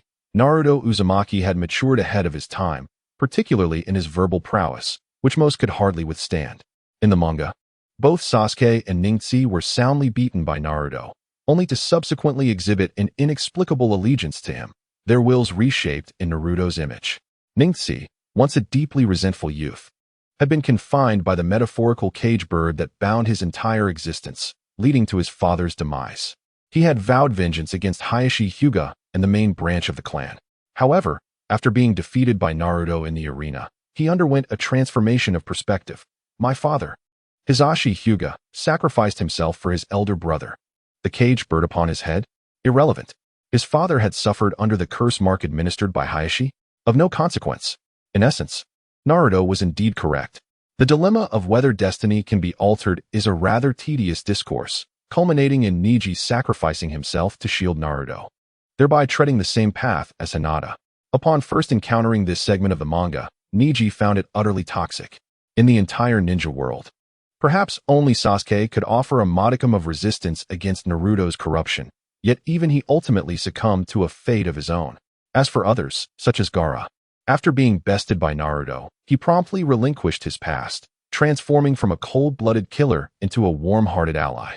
After his defeat, Nagato, the man who had once slain his mentor, suddenly embraced Naruto's ideology of mutual understanding, even sacrificing his life to resurrect the fallen of Konoha through the Rinne rebirth. This is utterly absurd, for Nagato was the ruler of the Rain country, and in his quest to save foreigners, he seemingly gave no thought to the fate of his own nation. In Boruto, Sasuke and Sai venture to the Rain country to investigate the Kara organization, only to discover a ravaged and tumultuous Amige cure. Naruto's promises to Nagato appear as hollow as the wind. Even a Leaf Village ninja, in a moment of candor, conveyed to Boruto and Sarada that the peace following the Fourth Great Ninja War is merely relative to the 5 great nations, while conflicts in smaller border nations have escalated. Similarly, Uchiha Obito's unwavering obsession with Rin and the Eye of the Moon led him to easily betray his ideals, dreaming of becoming Hokage, a notion that is chilling upon further reflection. Naruto's corruption can distort wills, prompting individuals to forsake their original intentions and betray their beliefs, transcending the realm of ninjutsu. Thus, Sasuke felt compelled to take precautions, resulting in biological experimentation. Yet, during these experiments, Sasuke was astounded to discover that the corruptive influence within Naruto was not singular. To be precise, this corruption is a characteristic of chakra, with Naruto's chakra being particularly unique. The rapid reproduction of insects serves as a poignant illustration. Sasuke and Neji injected chakra into 2 batches of eggs from the same queen ant, and after several generations, the ants infused with Sasuke's chakra developed exquisite patterns and toxicity, while those infused with Neji's chakra became significantly stronger, experiencing a dramatic evolution in vision. This indicates that chakra harbors a certain type of information, potent enough to alter biological traits. Orochimaru's cursed seal exemplifies this, as those who receive it undergo physical transformations conducive to Orochimaru's reincarnation. Through numerous experiments, Sasuke confirmed that this information embodies personal will. The more pure and steadfast a ninja's nindo, the more potent their personal will within their chakra. The will of the strong assimilates that of the weak. To prevent being tainted by Naruto's, Ashura's, will, Sasuke and Neji endeavored, with their limited biological knowledge, to explore various methods, yet to no avail. However, they inadvertently stumbled upon an effective means to undermine Konoha, secretly imparting their chakra to the children at the Ninja Academy. Unbeknownst to them, Sasuke and Neji's moral boundaries had significantly lowered, yet the ninja community is inherently steeped in bloodshed and slaughter. Who among them is free from the stain of innocent lives taken? Ultimately, Sasuke does not perceive those who kill for missions as any more noble than himself. Self-deception serves to maintain his emotional equilibrium. Chapter 26. Red-Eye Sasuke observed Neji's furrowed brow and could not help but offer a word of consolation. Do not worry, Neji. If there is truly no other recourse, then cherish your life and distance yourself from Naruto. Neji shook his head in resignation. Promise me, if one day I am swayed by Naruto and forget the vendetta for my father's death, you must not show mercy. That version of Hyuga Neji would merely be a brainwashed shell, unworthy of existence. Sasuke echoed the sentiment. Should I, in the future, forget the hatred for the annihilation of my clan, please do not hold back. Both the Koto Amatsukami and the Koto Amatsukami's mouth were utterly detestable to Sasuke. Despite the obliteration of his entire clan, he willingly sought atonement with Konoha. Rather than accept such a disgraceful fate, he would prefer death. Before leaving, Neji inquired, do you need me to dispose of this experimental refuse for you? No, I still require it for subsequent experiments. Subsequent experiments? Do you not need new materials? No, these 2 groups of ants are just perfect. From today onward, I shall no longer inject them with foreign chakra, allowing them to propagate naturally. What is your intention? I wish to observe whether the offspring of these ants, bred through natural means, can retain the mutations induced by chakra. If they can, it would suggest that the personal will within chakra can be inherited without support, potentially having a permanent effect on the genetic lineage. Should this hypothesis prove valid, the depths of the ninja world may be far more profound than anticipated. Some of the inexplicable conventions among ninjas may very well be the lingering will of ancient powerhouses. For instance, those who are undeniably formidable yet steadfastly perceive themselves as mere tools, subjugated by the rule of ordinary people, once tainted by the will of the mighty. It is as if a mental brand is inscribed upon their bloodline. Perhaps this elucidates why many ninjas in the shinobi world fervently pursue peace, even if it is a distorted form of peace. As chakra was disseminated by the sage of six paths, it inherently carries his yearning for peace. Only those with unwavering resolve can extricate themselves from such fixed mindsets. All of this is conjecture, but Sasuke feels no urgency. He possesses ample time. Years ago, in his quest for the power of the Manjiki, Sasuke ventured into the black lake of the spiritual realm, enduring great suffering before finally awakening the three tomo. Yet, the three tomo left him profoundly disappointed. Thus, he repeatedly submerged himself in the black lake, ultimately unlocking the long-sought Manjiki. However, with this power came new dilemmas. While his rationality remained intact, much of his humanity had dissipated, replaced instead by a semblance of demonic or divine traits, fostering a sense of regarding all living beings as mere insects. He resembled a monster cloaked in human skin, only revealing a flicker of genuine human emotion when the subject of hatred arose. As time progressed, Sasuke ventured further down this path, perhaps inextricably linked to the abilities of his eyes. Although the Manjiki was an imitation, the torment endured in the Black Lake was merely a means to further distort his soul, yet the demon had indeed bestowed upon him two remarkable abilities: the left eye, cursed grudge, and the right eye, earthbinding.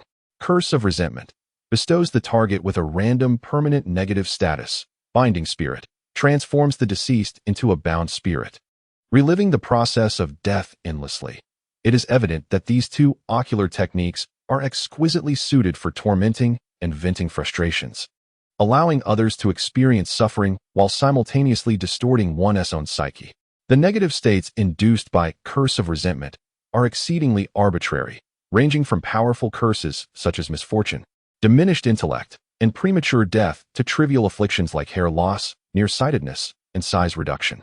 Much like the experience of unboxing a mystery gift, it is fraught with unknown surprises. Even now, Sasuke has yet to grasp the full extent of curse of resentment, and the demon has not enlightened him on what formidable beings might be immune to or capable of dispelling such curses. As Neji traverses the streets of Konoha, the pervasive sense of decay evokes a peculiar sense of joy within him.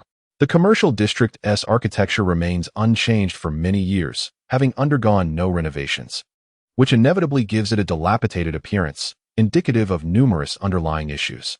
Over recent years, both the soft and hard power of the Land of Fire have been in a state of decline, while everything may seem normal on the surface. The battlefield has merely shifted to unseen realms: information warfare, cultural conflicts, and economic strife, among others. Beneath the facade of relative peace, war has never truly ceased. In actuality, the situation in the Land of Fire remains relatively stable. It is the land of wind, lightning, and water that truly suffers. A few years back, a strange red ice emerged along the coast of the Land of Water. This substance shares the same chemical composition as ordinary water, yet its physical properties are entirely contrary. It solidifies at high temperatures and evaporates at low temperatures. The most alarming aspect is that this red ice assimilates and erodes normal water in an unknown manner, including the moisture within living organisms. As the saying goes, discovering a single cockroach indicates that the shadows are already teeming with them. The ocean has always been an enigmatic domain for the shinobi world. The Mist Village, noticing the anomalies caused by the red ice, exerted considerable effort to investigate, ultimately concluding that it likely originates from the deep sea, with only a fraction of the phenomenon surfacing. Over a quarter of the ocean has turned red, and it is merely a matter of time before it invades the mainland. The silver lining is that the areas severely afflicted by the red ice are still quite distant from the Land of Water. The coastal red ice is transported by fish, The grim reality, however, is that ninja are at a loss when it comes to the red ice. Its widespread diffusion, mingling with normal water at a molecular level, renders it impossible to separate. Even the most versatile sealing techniques prove futile. These techniques can only target small areas of red ice, but should a single drop be overlooked, the effort becomes entirely in vain, due to the red ice's physical properties being the antithesis of normal water. The extensive pollution of the ocean disrupts energy exchange in the water cycle, leading to turbulent currents, reduced rainfall, and exacerbated droughts in inland regions, all accompanied by unusually high temperatures, causing great distress in the land of wind and the land of lightning. The land of fire, with its fertile land and abundant resources, has endured the initial wave of climatic upheaval. Only the ecological environment of the land of earth remains unscathed, and indeed, it seems to be thriving. As the saying goes, when the granaries are full, one knows etiquette. When food and clothing are sufficient, one understands honor and disgrace. With material needs unmet, the baseline for Konoha's ninja has visibly diminished. A mere nudge could incite scenarios where noble heroes don masks to play the role of villainous bandits. Neji willingly assumed the role of a guide. Previously, Konoha maintained an air of superiority, projecting an image of unwavering devotion to peace while accusing others of deliberately undermining stability. However, when Konoha found itself in dire straits, akin to Sunegakure's resource scarcity and financial woes, it did not exhibit particularly noble behavior. Chapter 27. The plot unfolds, sir. The shinobi world has undergone monumental changes. Will Orochimaru still initiate his plan to bring Konoha to ruin? Yes, even if he does not come, I shall find a way to summon him. The ocean's mutations have led to drastic climatic shifts, precipitating a shortage of resources. Humanity now resembles a powder keg, awaiting merely a spark. Orochimaru is well suited to fulfill this role. Yet, if he wishes to remain uninvolved in the fray, we may have to compel Oanoki to act. Oanoki, having acquired the Box of Paradise, has seen his desires swell to unfathomable proportions, believing he has completely mastered the artifact and harbors ambitions of unifying the world. The demon feels it is time to reap what has been sown. A year later, at the Ninja Academy. Esteemed students, we shall now commence the graduation examination, with the focus on the shadow clone technique. Upon hearing the instructor's words, Naruto Uzumaki cradled his face with his hands, furrowing his brow in contemplation. The scene before Sasuke evoked a peculiar sensation as the gears of fate began to turn. Neji had purposely taken leave to stand in the corridor, gazing out at the crows flying past the window, a hint of mockery crossing his face. Fate, dear father, if my destiny is already sealed, am I, at this very moment, a bird that has escaped its cage, or merely a fool stepping into a larger prison? The shadow clone technique posed no challenge for Sasuke, who swiftly graduated, proudly donning his ninja headband. Congratulations, Neji smiled as he addressed Sasuke. Thank you. What brings you here? Didn't some little brat do the same thing last year? Enough prattle. Let us head to your home to celebrate. I shall personally prepare the meal. You are in for a treat. Save those treats for yourself, Sasuke retorted with feigned disdain, yet he followed Neji's lead without hesitation. The two, tacitly understanding, refrained from discussing events at the academy, instinctively overlooking Naruto Uzumaki's presence, aiming to diminish the influence of the protagonist's aura. By the time class division arrived, Naruto had already taken his place, confidently wearing his headband in the classroom. Sasuke deliberately delayed his arrival, keen to avoid a certain well-known scene. Do not fret. Naruto cannot reach you. Before the shadowy figure could finish, Sasuke interrupted. Silence. Do not utter his name in my presence. Sasuke's emotions surged, reminiscent of the encounter with a certain white-eyed youth sporting an ant-like smile at the school gate. The plot was indeed twisted, and it seemed there were always those who inadvertently brought it up, truly a misstep in friendships. Ichiraku stood before the assembly, initiating the class division. As expected, the Inuzuka, Nara, and Akimichi clans were grouped together, a tacitly accepted norm, with their supervising jonin being Asuma Sarutobi. Hinata, Kiba, and Shino were assigned to the same team, supervised by Asuma's fiancé Kurenai Yuhi. Those hailing from ninja families were all clearly categorized. In Class 7, there are Haruno Sakura, Uzumaki Naruto, and Uchiha Sasuke. As Ichiraku's words resonated in the room, Sakura visibly brightened with excitement, while Naruto and Sasuke simultaneously furrowed their brows. Naruto pounded the table, pointing at Sasuke. Why must I be grouped with this guy? Iruka attempted to explain that Sasuke, being the top student of this graduating class, warranted such an arrangement, while Naruto, unfortunately, occupied the last position. However, Iruka's explanation was abruptly interrupted by Sasuke. Teacher, since Naruto has expressed his discontent with our pairing, I would also prefer not to be in the same group as him. Please consider a reassignment. Sasuke, who harbored no desire to be associated with Naruto, seized the rare opportunity presented to him. Iruka found himself perplexed. Although he was the teacher, such group assignments were dictated by higher authorities, and he had no standing to intervene. Naruto, with his somewhat naive stubbornness, could sense Sasuke's disdain. Despite his instinctive aversion to Sasuke, the latter's blatant remarks provoked an immediate reaction from him. You are truly infuriating, Naruto exclaimed without regard for the setting. Sasuke, uninterested in further entanglement, retorted, You were the one who expressed a desire not to be in my group. Is there anything wrong with my suggestion? After stating this, Sasuke disregarded Naruto and turned his attention back to Iruka. Iruka felt a twinge of dissatisfaction. He had not anticipated that the typically well-behaved and quiet honor student would cause trouble at this moment. He believed that Naruto's earlier outburst was merely a ploy for attention, reminiscent of his own mischievous antics during his student days when he sought the spotlight by playing the fool. Therefore, Iruka empathized with Naruto, assuming Sasuke would not take offense. Unfortunately, Sasuke and Iruka were not on the same wavelength. From Iruka's perspective, Naruto's plight was pitiable, his actions imbued with a childlike, endearing awkwardness. Yet why should Sasuke be compelled to endure it all? Aren't we all just children at heart?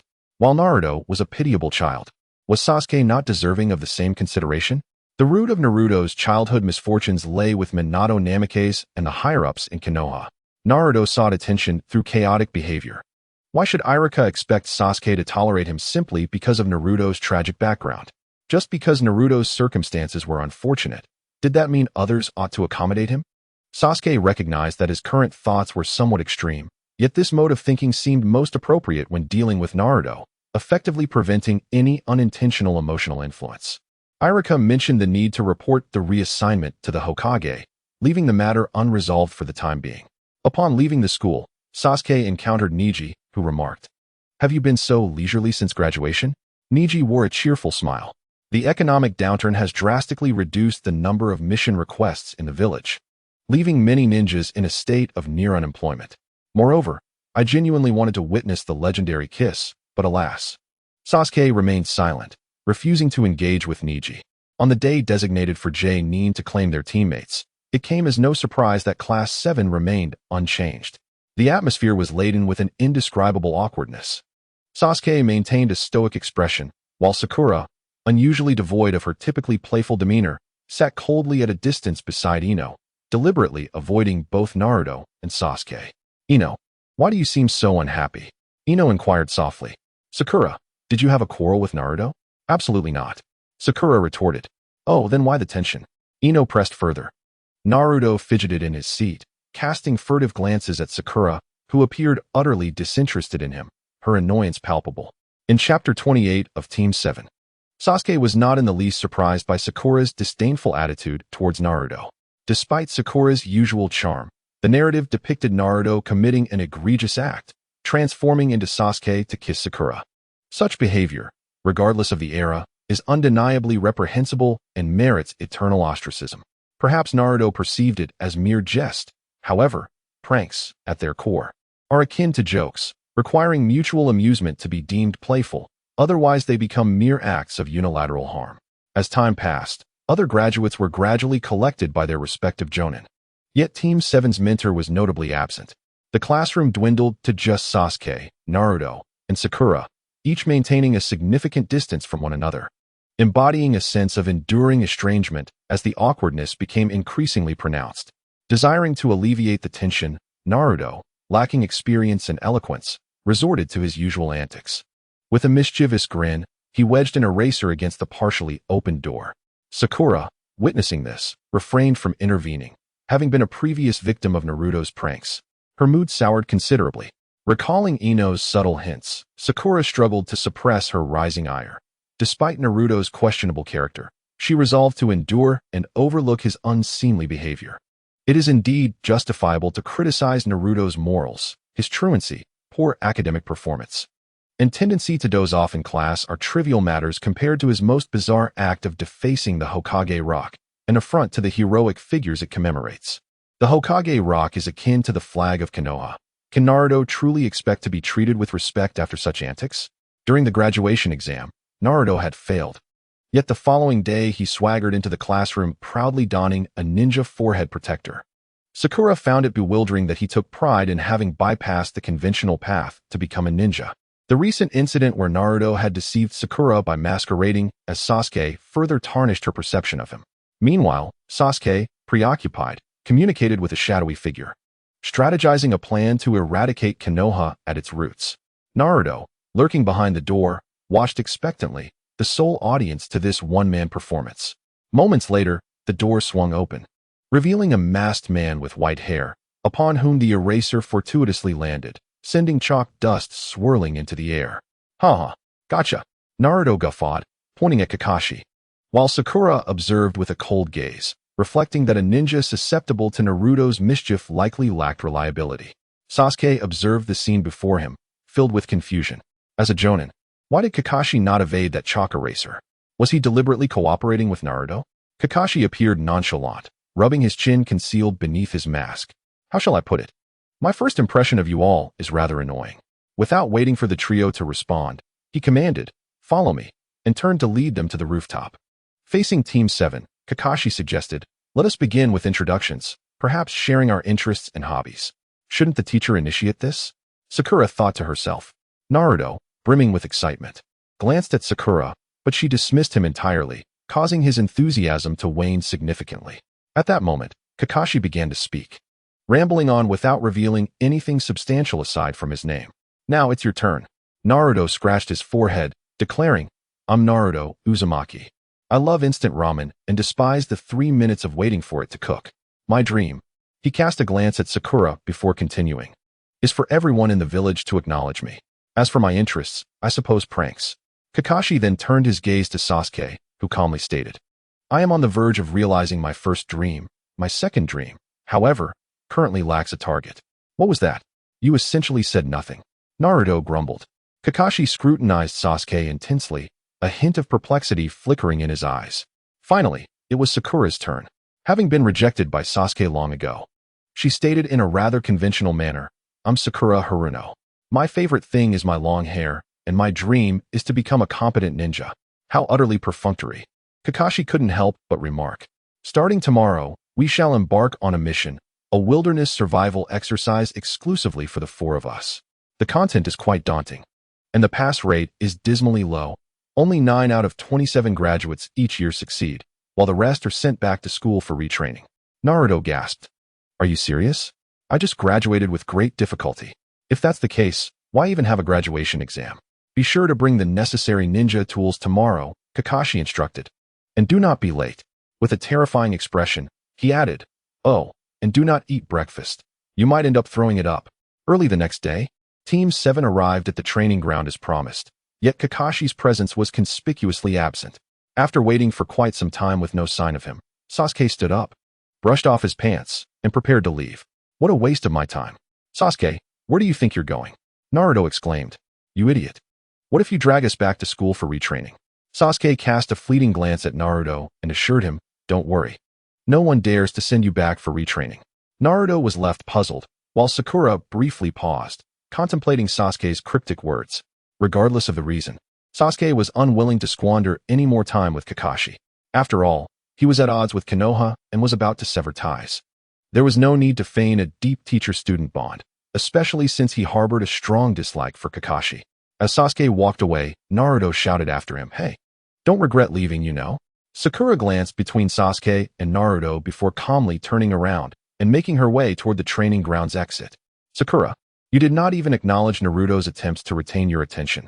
Left alone, Naruto's face bore an expression of indescribable grievance. "How infuriating. Why must everyone treat me this way?" He succumbed to the ground, gazing at the overcast sky, the orange sunlight casting its glow upon his visage. Soon after, Naruto's spirits were rekindled, his negative emotions dissipating. After all, he aspired to be the Hokage. How could he be disheartened by such trivial matters? "One day, I shall earn the recognition of Sakura and everyone in the village. With a buoyant step, Naruto departed, the gentle breeze swirling a few fallen leaves in its wake. Faintly, a crow with crimson eyes fluttered past, while Kakashi, lost at a crossroads in life, arrived at the training ground, finding it utterly deserted. The one visible eye of Kakashi, resembling a dead fish, remained as indifferent as ever. Truly, a troublesome bunch of kids. Chapter 29. Kakashi Sasuke walked along the path home, too weary even to feign indifference. It seemed utterly pointless. He had no desire to squander his time on trivial ninja games. The composition of Team 7 was intricate, and if Kakashi truly possessed the audacity to send them back to the Ninja Academy for a redo, perhaps he might earn Sasuke's respect. Sasuke's tone was laced with biting sarcasm as he uttered these words. A shadow keenly sensed Sasuke's negativity. It appears you harbor significant grievances against Kakashi. Indeed, I loathe anyone associated with Uchiha Obito. What he values is precisely what I detest. Sasuke's lips curled slightly, a torrent of malice swirling in his eyes. Moreover, Kakashi himself was hardly a respectable figure. Sasuke's disdain for Kakashi stemmed not only from the preconceived animosity brought by Obito, but also from a deeper understanding of his life story. Kakashi often proclaimed that in the ninja world, those who disregard rules and regulations are deemed worthless. However, those who fail to appreciate their comrades are even less than worthless. For this reason, Kakashi had eliminated several graduates for their lack of unity and appreciation of their peers. Yet herein lay the crux of the issue. The Ninja Academy had always emphasized the importance of missions. The Ninja Code explicitly stated the same. This was utterly absurd. Students learned the textbook's standard answers in school, only to encounter teachers with entirely contradictory views upon graduation. Even more alarming was the teacher's lack of patience. Should one fail to meet his expectations, they were promptly sent back for a repeat. Those few graduates dismissed by Kakashi faced a most unfortunate fate.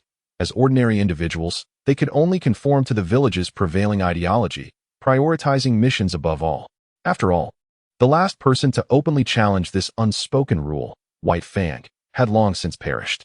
Kakashi's past was indeed lamentable, yet others need not bear the burden of his misfortunes.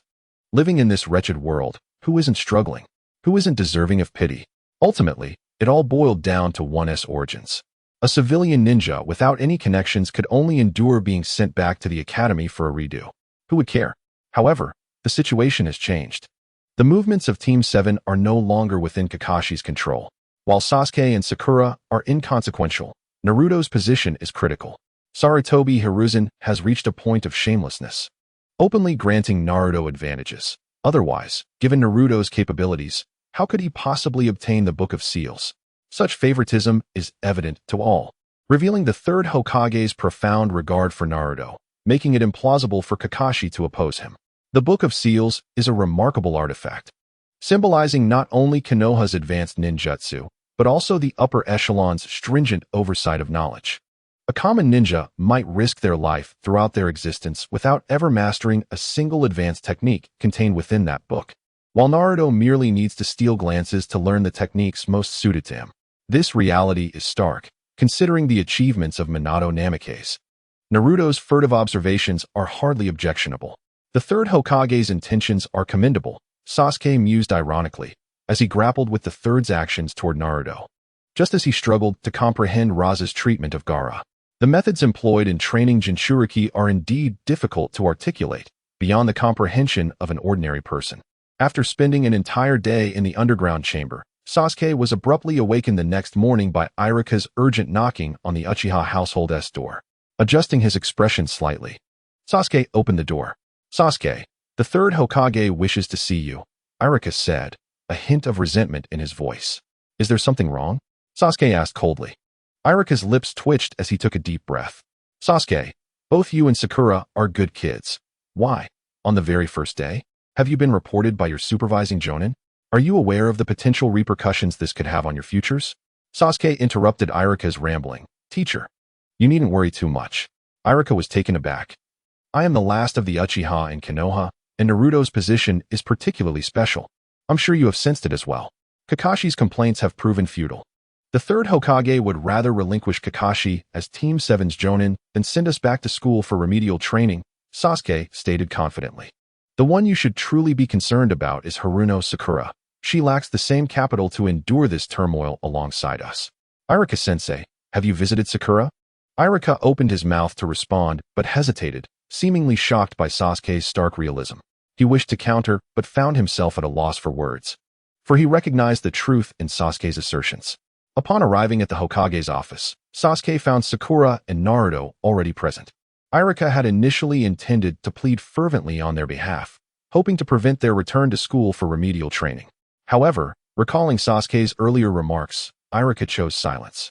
This occasion did not warrant his input, lest he appear a fool. As Naruto spotted Sasuke, he was about to shout. But upon noticing the identical cold expressions on Sasuke and Sakura's faces, all words caught in his throat. Sarutobi Hiruzen sat behind his desk. A look of distress etched upon his face, while Kakashi stood beside him. Iruka spoke up, Lord Third, all 3 members of Team 7 have arrived. Following that, Iruka bowed slightly to Hiruzen and stepped aside, maintaining his silence. Sarutobi Hiruzen cleared his throat softly, inquiring about the 3 of them who had allegedly disobeyed the orders of the Jonin leader the previous day, failing to assemble at the designated mission site. That is absolutely untrue. Naruto interjected earnestly. We arrived ahead of time and waited for a considerable duration, but Kakashi never showed up, which is why we left. Upon hearing this, Sarutobi's expression deepened into one of profound concern. He almost forgot that both Naruto and Sasuke were troublesome youths, and Kakashi, too, was a significant issue at his age. If Jonin Kakashi held any grievances against Team 7, there was no need for such underhanded tactics. They would not mind switching instructors. And certainly, he had no qualms about returning to school for remedial classes. Sasuke made his stance clear at once. Kakashi raised an eyebrow. You little brat. Seemed to harbor quite a discontent towards me. Kakashi was taken aback by Sasuke's snide remarks, unaware that Sasuke was merely exercising restraint, having spent years with his shadowy counterpart, mastering the art of sharp-tongued retorts, which were more than sufficient to deal with these bumbling ninjas. Sasuke nearly blurted out that the person was being overly dramatic. Yet he ultimately held back, for the lifespan of Konoha was already in a countdown, and they could afford to indulge in a bit more theatrics for a while. Just as Kakashi was about to speak, Sarutobi intervened promptly, fearing further complications from their rebellious demeanor, and decisively appointed Kakashi as the Jonin leader of Team 7. Chapter 30. Nonsense. Team 7 was officially formed, though the atmosphere was decidedly grim. Sakura, having heeded her parents' and Ino's advice from the previous night, remained as silent as a statue, serving as a mere backdrop. Sasuke, too, refrained from speech, though his subtle expressions suggested he was silently berating someone. Naruto scratched his head in frustration, eager to lighten the mood, yet unsure of how to proceed. Kakashi led the trio to the training ground, producing 2 bells. Just as he was about to speak, Sasuke could not contain himself and muttered under his breath, another tedious trick. Naruto and Sakura turned to him in unison, incredulous. No way, you really don't know? Sasuke exclaimed dramatically. 3 people competing for 2 bells is a rite of passage for many graduates. While it superficially appears to be a bell-snatching contest, it genuinely assesses teamwork and the value placed on one another. Sasuke, where did you acquire this information? Sakura couldn't help but inquire.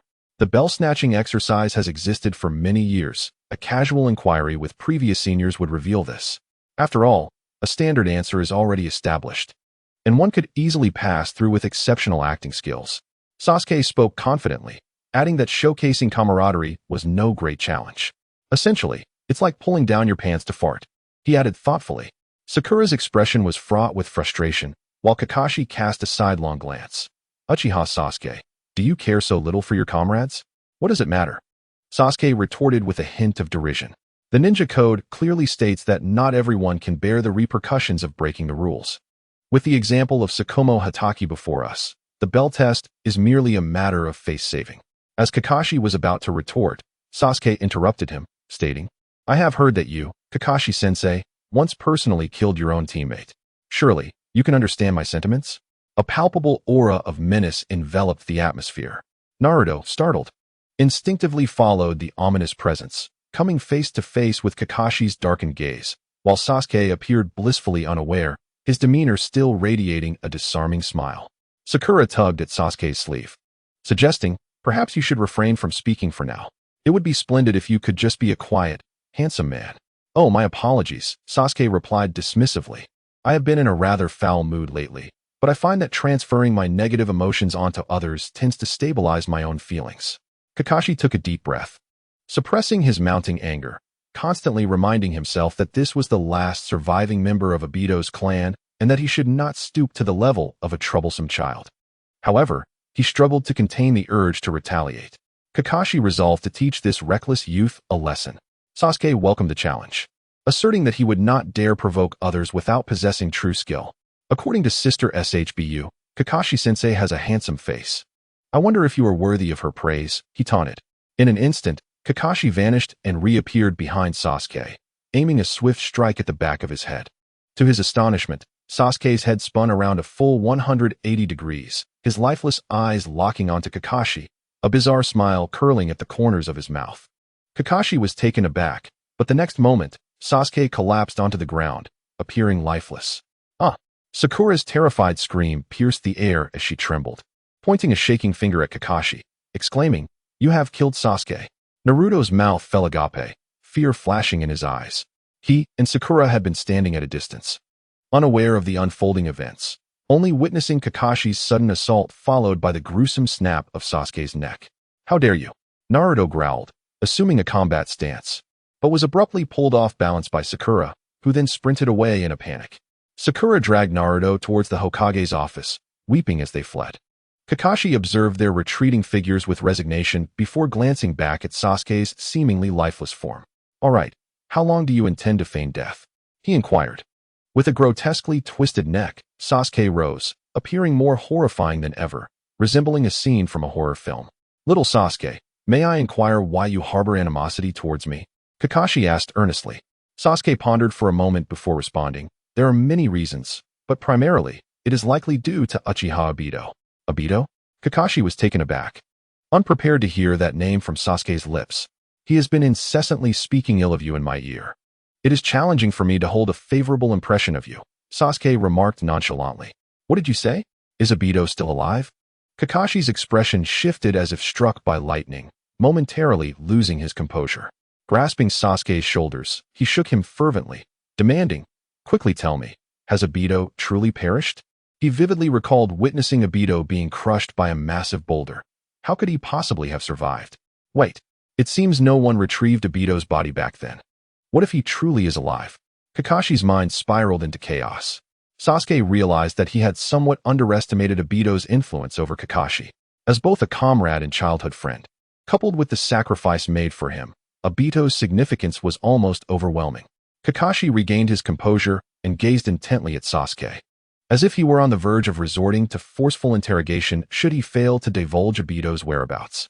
Sasuke stroked his chin and began to recount the elaborate tale crafted by a certain individual. This narrative must begin with the second Hokage, Tobirama Senju, whose later years were shrouded in misfortune.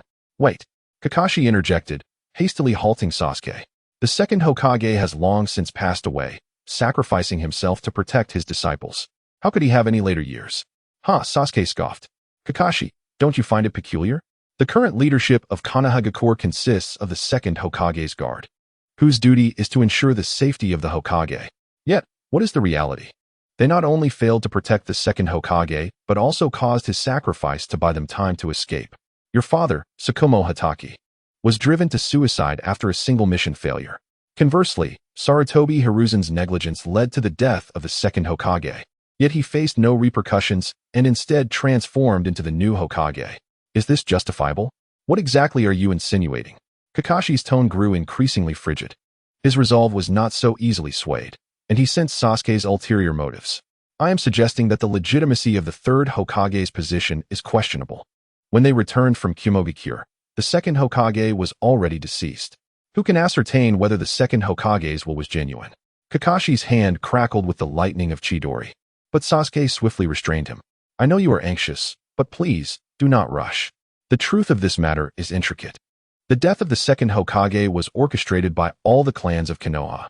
Chapter 31. Conspiracy Theories. Sarutobi Hiruzen and Danzo Shimura, who were ostensibly the protectors of the second Hokage, paradoxically allowed his sacrifice to facilitate their escape. Such actions would warrant accountability in any era. Yet, how did Sarutobi Hiruzen manage to ascend to the role of third Hokage so seamlessly. Sasuke led Kakashi to ponder that the demise of Tobarama Senju was not solely due to the Golden and Silver Brothers of Kimogakure. Internal factions within Konoha may have also been complicit in this assassination. Just as during the collapse of Konoha, when the third Hokage valiantly battled Orochimaru, not a single soul from the village came to his aid. In some respects, the second Hokage also invoked public ire. The era of the second Hokage's governance was indeed bleak for Konoha. Sasuke lamented, "Of course, this is relative, Kakashi. You can scarcely imagine how magnificent the early days of Konoha truly were. In those times, with Hashirama Senju and Madara Uchiha, even an ordinary shinobi from Konoha could stride boldly through the shinobi world. Though the first Hokage often apologized, the pride of Konoha was palpable. To apologize, one must have victims. Yet, the first Hokage's apologies were evidently, 'I have apologized. How dare you not forgive me?' Who would dare to withhold forgiveness?"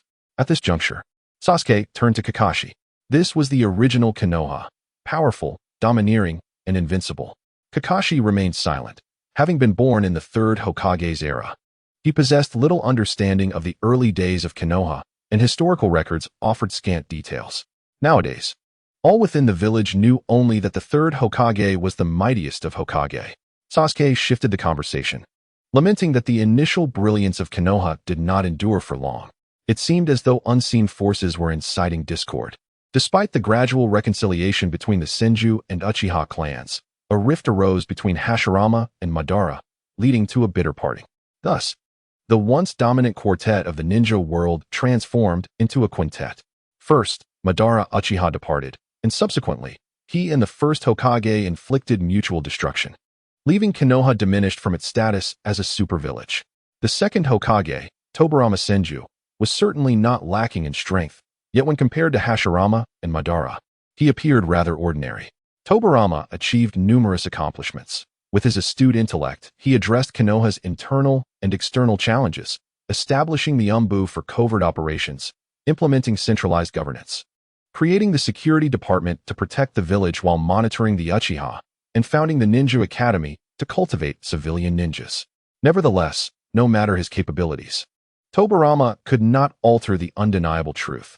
Under his leadership, Konoha's external strength could not rival that of the two titans, a disparity akin to heaven and earth. Transitioning from simplicity to extravagance is effortless, yet descending from opulence to simplicity is a formidable challenge. What could be achieved with a mere word or a show of strength by Hashirama and Madara required Tobarama considerable effort to attain. When the first Hokage and Madara were alive, their greatness went unappreciated, and only in their absence did people lament their loss. Initially, Konoha approached apologies with arrogance. Yet over time, it learned the virtues of compromise and restraint. Such a stark contrast was difficult for many to accept. As Sasuke articulated this sentiment, a hint of sarcasm laced his tone.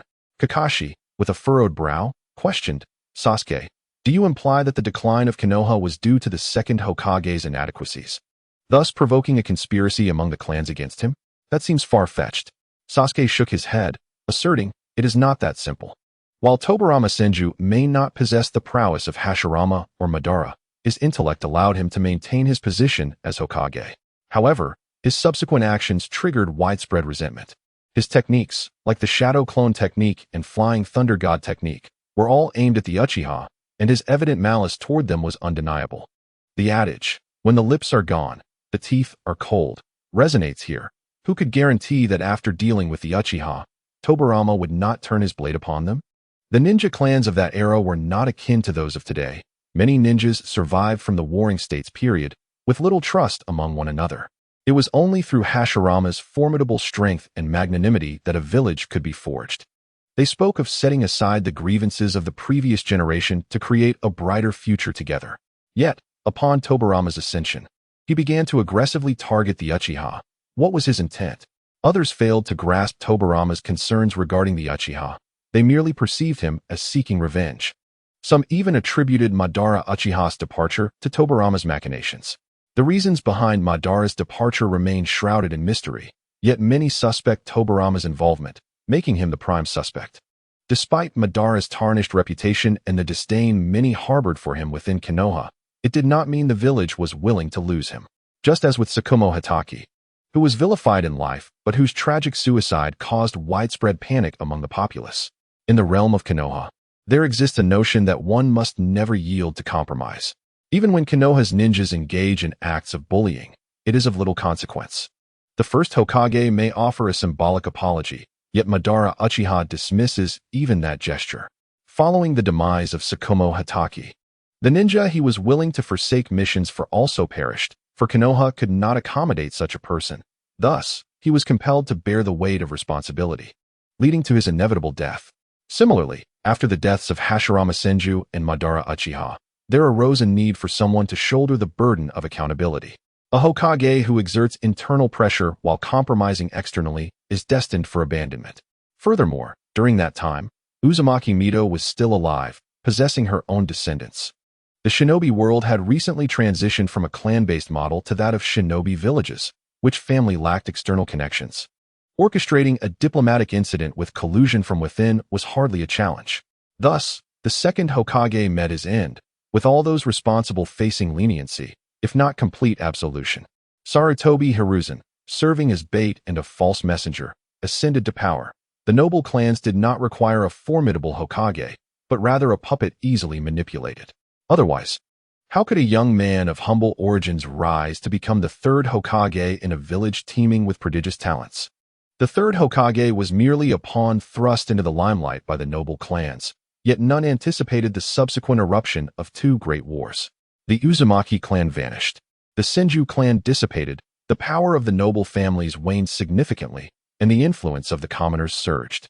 Seizing the opportunity, the third Hokage allied with certain clans while suppressing others, establishing the Root organization, a dark and violent entity, thereby solidifying his position as Hokage. The aforementioned narrative is purely the fabrications of Sasuke. Kakashi found himself momentarily stunned by the absurdity of his claims. A simple-minded ninja had never encountered such an outlandish conspiracy theory, yet he did not overlook the crux of the matter.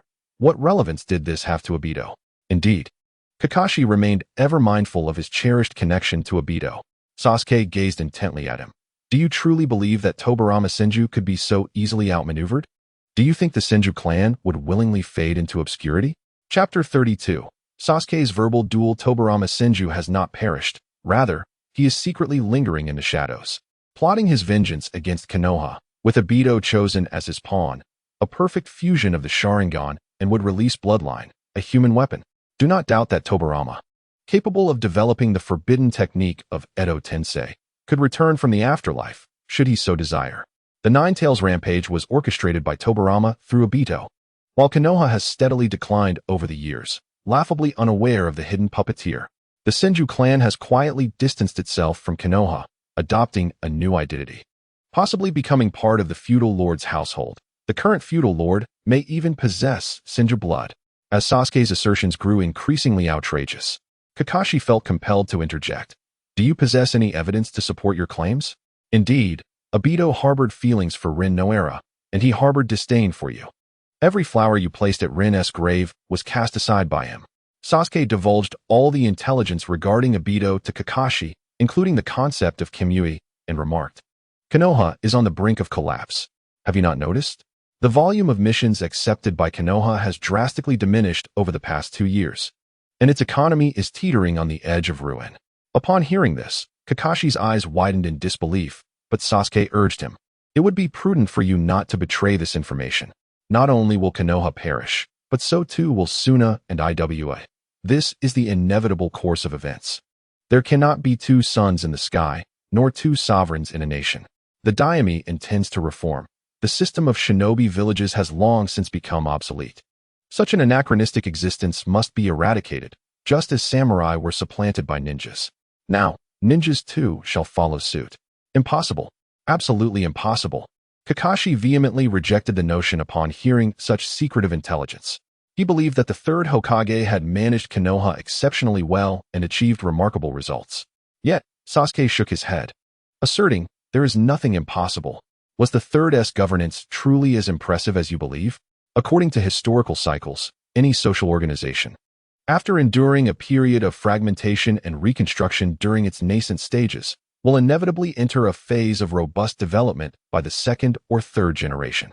Under such circumstances, Even a pig could soar. Kakashi, unable to comprehend Sasuke's implications, recognized that this was undoubtedly detrimental to the third Hokage. He gradually calmed his tumultuous emotions and inquired, "What is your purpose in revealing such a significant secret to me? What role do you play in this?" He confessed, "To be frank, I still doubt the Daimyo's capacity to stand against Konoha. My intention in sharing this with you is to encourage you to abandon the shadows and embrace the light." Sasuke spoke eloquently.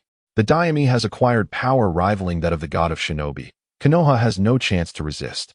I have already secretly allied myself with the Daimyo, given my deep-seated enmity with the upper echelons of Konoha. However, the others in Konoha are innocent. The Daimyo merely seeks to abolish the system of shinobi villages, not to unleash a massacre. Thus, they require someone capable of stepping forward to guide the remaining ninjas to align with the Daimyo after the shinobi villages vanish. Kakashi, you are quite suitable for this role." Sasuke gazed at Kakashi with a knowing smile. "Which would you choose, your country or your village? If what you say is true, then I have no choice at all. Yet, I remain skeptical. Were it not for Sasuke's exceptional prowess, which allowed him to subdue Kakashi in a single move, the latter might have dismissed everything he heard." Sasuke chuckled. "Whether you believe me or not is inconsequential, but you would do well to keep your mouth shut. Remember, secrecy is paramount. Should you leak this information, I may have to make Obito's life quite miserable. You cannot fathom the torment that awaits him. Perhaps I should enlighten you about the ultimate humiliation." Kakashi left in a daze, and later, when the Umbu came to investigate, he explained that the vision of Sasuke's death witnessed by Sakura and Naruto was merely an illusion. The matter was resolved. Yet both Naruto and Sakura developed a lingering shadow of doubt regarding Kakashi. Coincidentally, Kakashi was so preoccupied with investigating Obito that he had little concern for Team 7. Despite Naruto being the teacher's child, Kakashi almost entirely relinquished control over Team 7, resorting to using shadow clones to manage matters. Sasuke was quite pleased with this arrangement, as Kakashi had never imparted anything of real value to Sakura and Naruto within the narrative, and now, Sasuke had no need for his instruction. Sasuke also utilized shadow clones to clock in, while Team 7 enjoyed an air of leisure, having yet to engage in a single mission, as if every day were an outing. However, it was not only Team 7 that experienced such idleness. According to Neji, Team 5 shared the same fate. The common folk had been impoverished in recent years. Who could afford to commission missions from Konoha? Most opted to economize, leading to the near bankruptcy of local ninja tool shops. Presently, only Ichiraku ramen thrived amidst the turmoil of inflation and financial crisis, having never raised its prices. The effects of consuming Ichiraku ramen in excess remained uncertain. Nevertheless, Sasuke abstained, as he hardly required sustenance anymore. Naruto, too, refrained from eating, possessing an innate instinct for self-preservation. Sasuke paid no heed to Kakashi's indifference, while Sakura harbored discontent but dared not voice it. Only Naruto was loquacious. "If you find this dull, why not return to school for remedial classes?" Sasuke suddenly suggested to Naruto. "Sasuke, what nonsense are you spouting?" Naruto's eyes reflected pure confusion. "I am doing this for your own good, Naruto." A benevolent yet peculiar smile graced Sasuke's face, casting a paternal gaze upon Naruto. "I recall Ichiraku mentioning that being a ninja is a perilous profession. Based on my observations of you, my classmate, you are reckless, impulsive, and lack foresight. Such a disposition, even with mastery of powerful jutsu, does not qualify one as a competent ninja. If Team 7 undertakes dangerous missions in the future, your personality could very well lead to your demise. As your teammate, I cannot accept a companion who would hinder our progress." "Damn it, Sasuke." Naruto appeared infuriated, while Sakura and Kakashi's shadow clones displayed expressions of astonishment at Sasuke's words. At that moment, Sasuke's benevolent smile transformed, taking on an air of tragic compassion, as if illuminated by a halo. "Naruto, do you truly understand the brutality of being a ninja? Embracing this path could cost you your life. For your safety, I must prevent you from becoming a ninja. No need to argue. This is for your own good." Though his words seemed somewhat peculiar, they bore a semblance of truth, momentarily unsettling Kakashi. After days of interaction, he had come to comprehend Naruto's singular foolishness, yet Naruto's status rendered him speechless. "Shut up, you jerk. I'm destined to become Hokage. How could I possibly not be a ninja? Who are you to dictate my life and my future?" As Naruto's shouts echoed in his ears, malice churned within Sasuke. Yet he maintained an outward demeanor of tragic compassion. Naruto, you could genuinely perish as a ninja.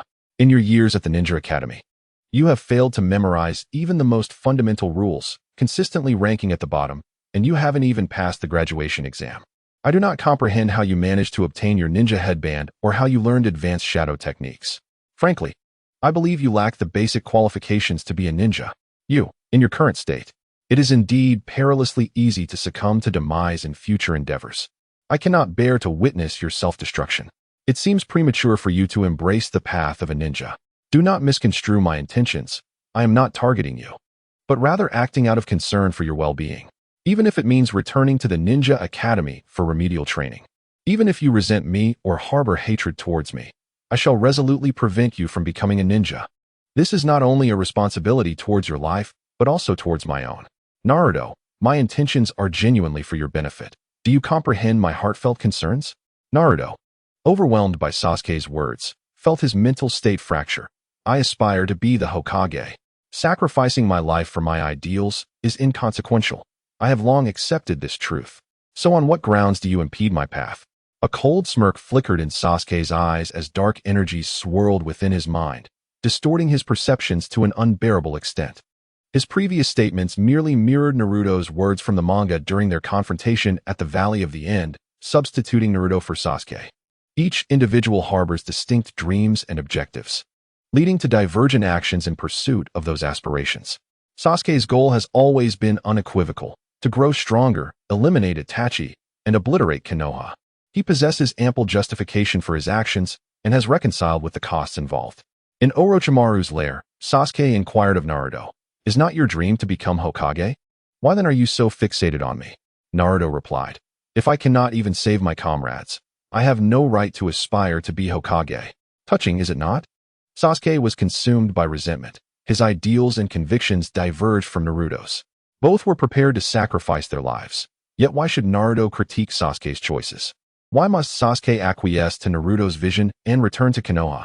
Must he relinquish the vendetta against his clan in order to serve Konoha like a loyal dog for the sake of everyone's satisfaction?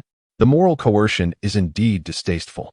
Yet if one is ensnaring others, the narrative shifts entirely. At this moment, Sasuke felt a sense of delight, relishing the opportunity to act as he pleased under the guise of concern for Naruto's well-being. Sasuke turned his attention to Kakashi. "Teacher Kakashi, I believe you ought to consider my perspective. I am genuinely acting in Naruto's best interest. In his current condition, he should not have graduated from the academy." Kakashi, lost in thought for a moment, replied ambiguously, "I shall report this situation to Lord Hokage and allow him to make the final decision." His words were intentionally vague. After all, Naruto's identity is exceptional, and a retake is out of the question. However, Kakashi was reluctant to confront Sasuke directly, thus shifting the burden onto the third Hokage. "Very well, let us conclude for today. Class dismissed." With a thud, Kakashi dispelled his shadow clone. Observing this, Sasuke too dismissed his clone, showing no inclination to conceal his actions, leaving only Sakura and Naruto exchanging glances, as if they were the only two in Team 7 genuinely engaged in the lesson. Having received the memories from his shadow clone, Sasuke's original self bore a mischievous smile. "I truly am malevolent and petty. Such virtuous qualities, derived from the suffering of others, constitute true joy. Please continue your efforts."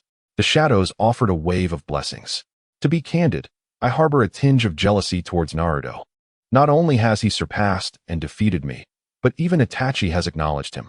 It is a sentiment that leaves one feeling quite discontented. Whenever I behold Naruto, I am invariably moved." Sasuke's tone remains flat, seemingly devoid of emotional upheaval triggered by Itachi. "Very well, little Sasuke, there is truly no need for your inner turmoil. When Naruto chose to disregard his studies and graduate through unconventional means, he must have been prepared to face the consequences. Should one not be permitted to comment on his backdoor graduation?" As he spoke, the shadow chuckled, suddenly recalling an experience from a certain entertainment dimension, where top-tier celebrities often face scandals, and fans desperately attempted to silence any criticism, claiming that speaking the truth equated to slander. The more he pondered, the more absurd it became. Human nature is neither rational nor objective. Akin to the adoration fans have for their idols, what appears to be logical analysis is, in truth, a subjective judgment. To those who admire Naruto, whatever he does is right, Yet, in the eyes of a petty critic like Sasuke, even his very breath is a transgression. Has Kakashi become a traitor, then? Sasuke abruptly shifted topics. The shadow nodded. Ninjas have been thoroughly domesticated, exhibiting a heavy servitude mentality, inherently tinged with a sense of inferiority. When the feudal lord personally summoned Kakashi, he did not hesitate to change his stance. No, this is not entirely about servitude. Is it not possible that Kakashi himself harbors discontent towards Konoha? Sasuke proposed this perspective. Perhaps, the shadow replied indifferently regarding Kakashi's mindset, for he had already prepared contingencies. Kakashi had but one option from the beginning. In the Hokage's office, Kakashi was reporting to Hiruzen Sarutobi. The seventh team is rather discordant. Indeed, Lord Third. The other two members of Team 7 are experiencing some communication barriers with Naruto. I see. Thank you for your efforts, Kakashi. Is there anything else? Hiruzen inquired, puzzled. Sasuke said something yesterday that resonated with me. Naruto's demeanor does not align with that of a typical ninja. Given his status, why not wait a while longer? We have ample time. Kakashi endeavored to find a plausible excuse, also with the intention of safeguarding Naruto. Konoha was on the verge of turmoil, and it would be prudent for Naruto to maintain a low profile, avoiding excessive attention to facilitate his integration into a new collective. Upon hearing this, Hiruzen took a deep draw from his pipe. A new storm is brewing, Kakashi. The ninja world is currently in chaos, not due to war, but for reasons inexplicable. Each village's new generation is gradually taking the stage. In the tide of this era, a moment's delay could lead to continuous setbacks. The Eight Tails from the Cloud Village has become a perfect Jinchuriki, and the Two Tails is nearing a similar state. For the sake of Konoha's will of fire, and to counter the impending crisis, Naruto must mature. Kakashi hesitated, ultimately saying nothing, and turned to leave the Hokage's office. A new storm, you say? This is no ordinary crisis, but rather a catastrophic disaster. Chapter 34. The Gathering Storm. A sparrow alighted upon Neji's hand. Pecking at his fingertips with a cheerful chirp, Neji gazed thoughtfully at the small bird. The mysterious entity that claimed to be the ancestor of the Hyuga clan bore an unclear origin, and the reasons for its appearance were equally ambiguous.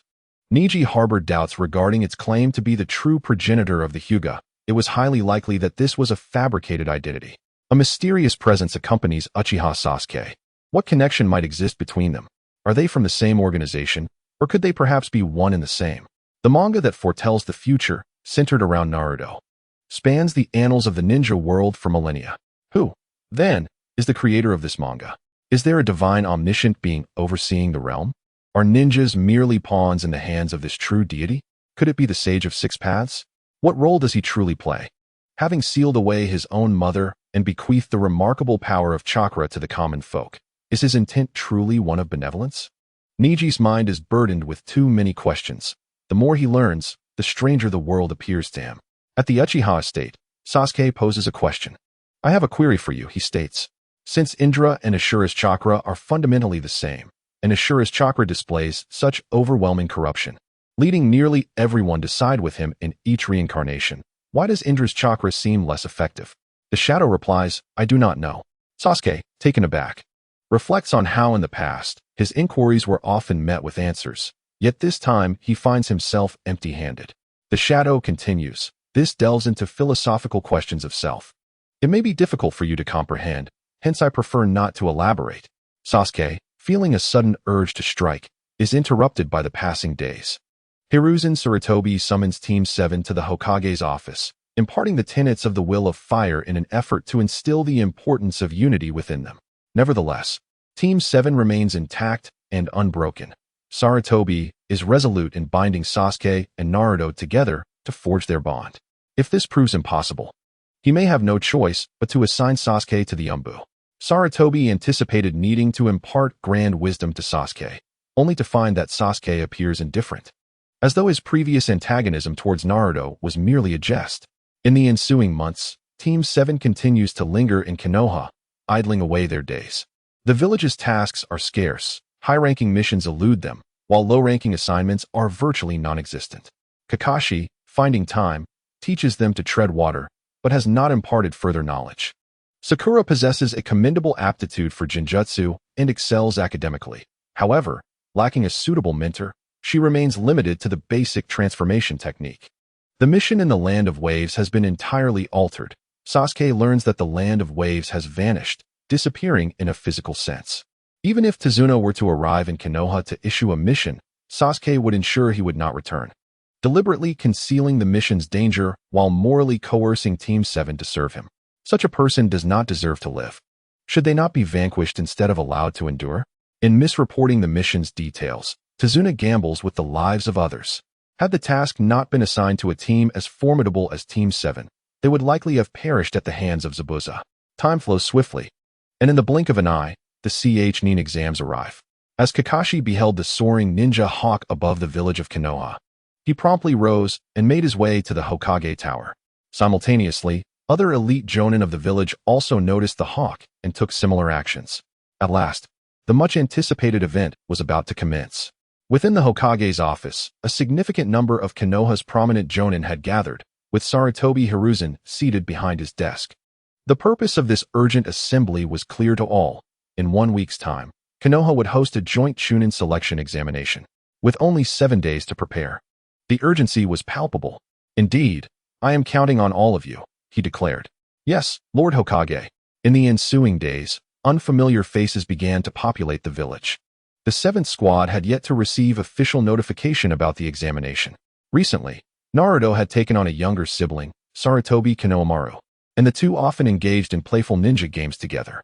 From the perspective of an ordinary person, these two mischievous boys were rather peculiar, often transforming into female forms in public, which was somewhat difficult to comprehend. The 3rd Hokage had named his grandson after the village, indicating his profound expectations for Konohamaru. Sasuke observed from a distance, but found Konohamaru to be quite ordinary, lacking any remarkable traits, and soon lost interest.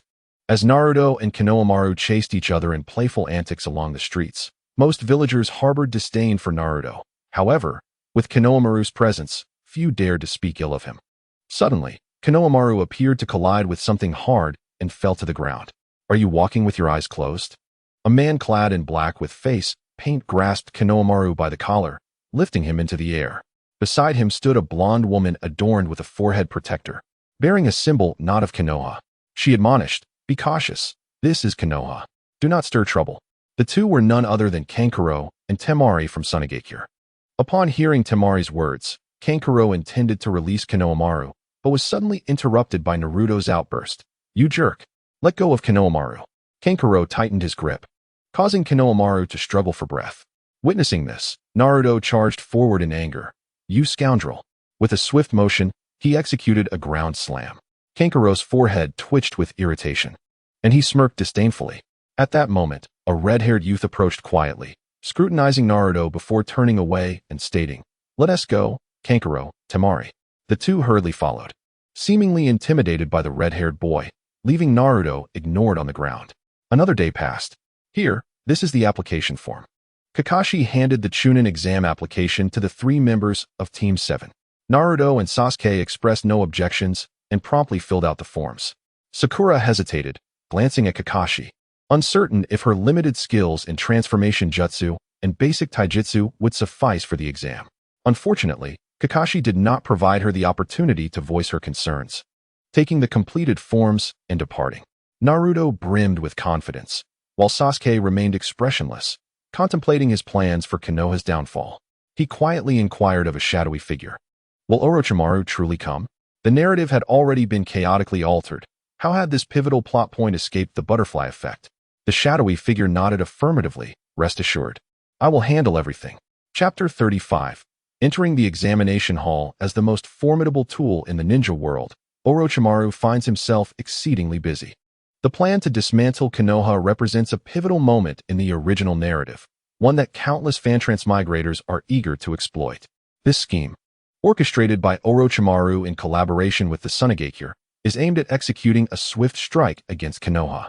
However, it is perplexing that prior to initiating this plan, Orochimaru assassinated the 4th Kazekage, Raza. Such an act is in stark contradiction to the original intent behind the Konoha collapse strategy. Yet, upon reflecting on Orochimaru's identity, everything begins to make a certain sense. After all, Konoha is Orochimaru's homeland. He likely harbors no genuine desire to obliterate it. The fourth Kazekage possesses formidable strength, and his involvement in the Konoha collapse plan would undoubtedly inflict greater harm upon Konoha. By preemptively weakening the military strength of Tsunegakure, Orochimaru ensures that the damage to Konoha remains within a manageable scope. Should Konoha suffer excessively, the Fourth Great Ninja War might erupt instantaneously, resulting in a scenario akin to previous conflicts, where all ninja villages unite against Konoha. Given Konoha's current capabilities, it would surely emerge as the vanquished in this fourth war, especially considering that many elite ninjas have perished due to internal strife, including the Uchiha clan massacre, which has significantly diminished Konoha's overall strength. Orochimaru's plan appears less like a scheme for annihilation and more like an endeavor to rejuvenate the decaying wheels of Konoha, employing a unique approach to eradicate its ailments and allow the third Hokage to exit with grandeur, thereby solidifying his legacy as the strongest Hokage. On the day of the Chunin Exam, the first event is the written test. At the entrance of the examination hall, the two gatekeepers, Kamizuki Izumi and Jizi Tetsu, stand resolutely at the threshold. A boy clad in a tight green suit, sporting a watermelon hairstyle, appears to have collapsed, battered, and bruised. The merciless jeers echo around. How dare someone so weak attempt the Chunin Exam? Tenten, with her hair styled into two buns, wears a distressed expression as she clasps her hands together. Please, let us in. Sasuke strides past Tenten, his face devoid of emotion. Upon seeing Sasuke, Tenten suddenly feels awkward. Their Team 5 had intended to play the role of the underestimated, yet they seem to be genuinely perceived as naive. Neji approaches Sasuke with a greeting, to which Sasuke slightly raises his chin. What trivial game are you engaged in? Neji waves his hand dismissively. Lee and Tenten insisted on this. I can't help it. Consider it a pre-exam relaxation. The two engage in conversation as if the two gatekeepers are of no consequence. Hey, you two oblivious youngsters, do you disregard our presence? Kamizuki Izumi and Jizi Tetsu launch an attack using taijutsu against Neji and Sasuke, only to be effortlessly blocked by Rock Lee. Following this, Lee, amidst the incredulous gazes of onlookers, flashes a bright smile at Sakura, revealing his pearly white teeth. Hello, you must be Sakura. I am Rock Lee. Would you consider going out with me? I vow to protect you with my life. Sakura feels a pang of awkwardness and steals a glance at Sasuke, pondering if all the boys who fancy her are of this boisterous, thick-skinned variety. I must decline. Why? Because your eyebrows are too thick. Feeling disheartened after being rejected, Lee suddenly found himself in a state of despair. Shingetsu Izumi and Gongzi Tai seized the opportunity to vanish from sight. In contrast, Ino cast a puzzled glance at Sakura, recalling the days when they first met, when many mocked Sakura for her broad forehead. Ino had defended her, and from that moment, they became inseparable friends. Once ridiculed for her appearance, Sakura now found herself making jabs at others' looks. Fortunately, Lee, with his carefree disposition, was not one to be troubled by Sakura's remarks regarding his eyebrows. Without the gatekeepers, they entered the examination hall smoothly. Once inside, Lee suddenly challenged Sasuke. Let us settle this once and for all, Uchiha Sasuke. The reason? Sasuke's indifferent response was chilling. Lee paused momentarily, seemingly pondering his rationale. I wish to test my techniques against the so-called genius of the Uchiha clan. Understanding dawned on Sasuke. He remained aloof. Defeating a genius would surely satiate one's vanity and bring immense satisfaction. Lee was momentarily taken aback, while Neji cast a disapproving glance at Sasuke, as if awakening a skill of silent communication. What absurd truths are you uttering? Do you not realize that harsh truths can wound? Sasuke met Neji's gaze. Today marks my first encounter with Rock Lee, who approached me with provocation. Should I not respond accordingly?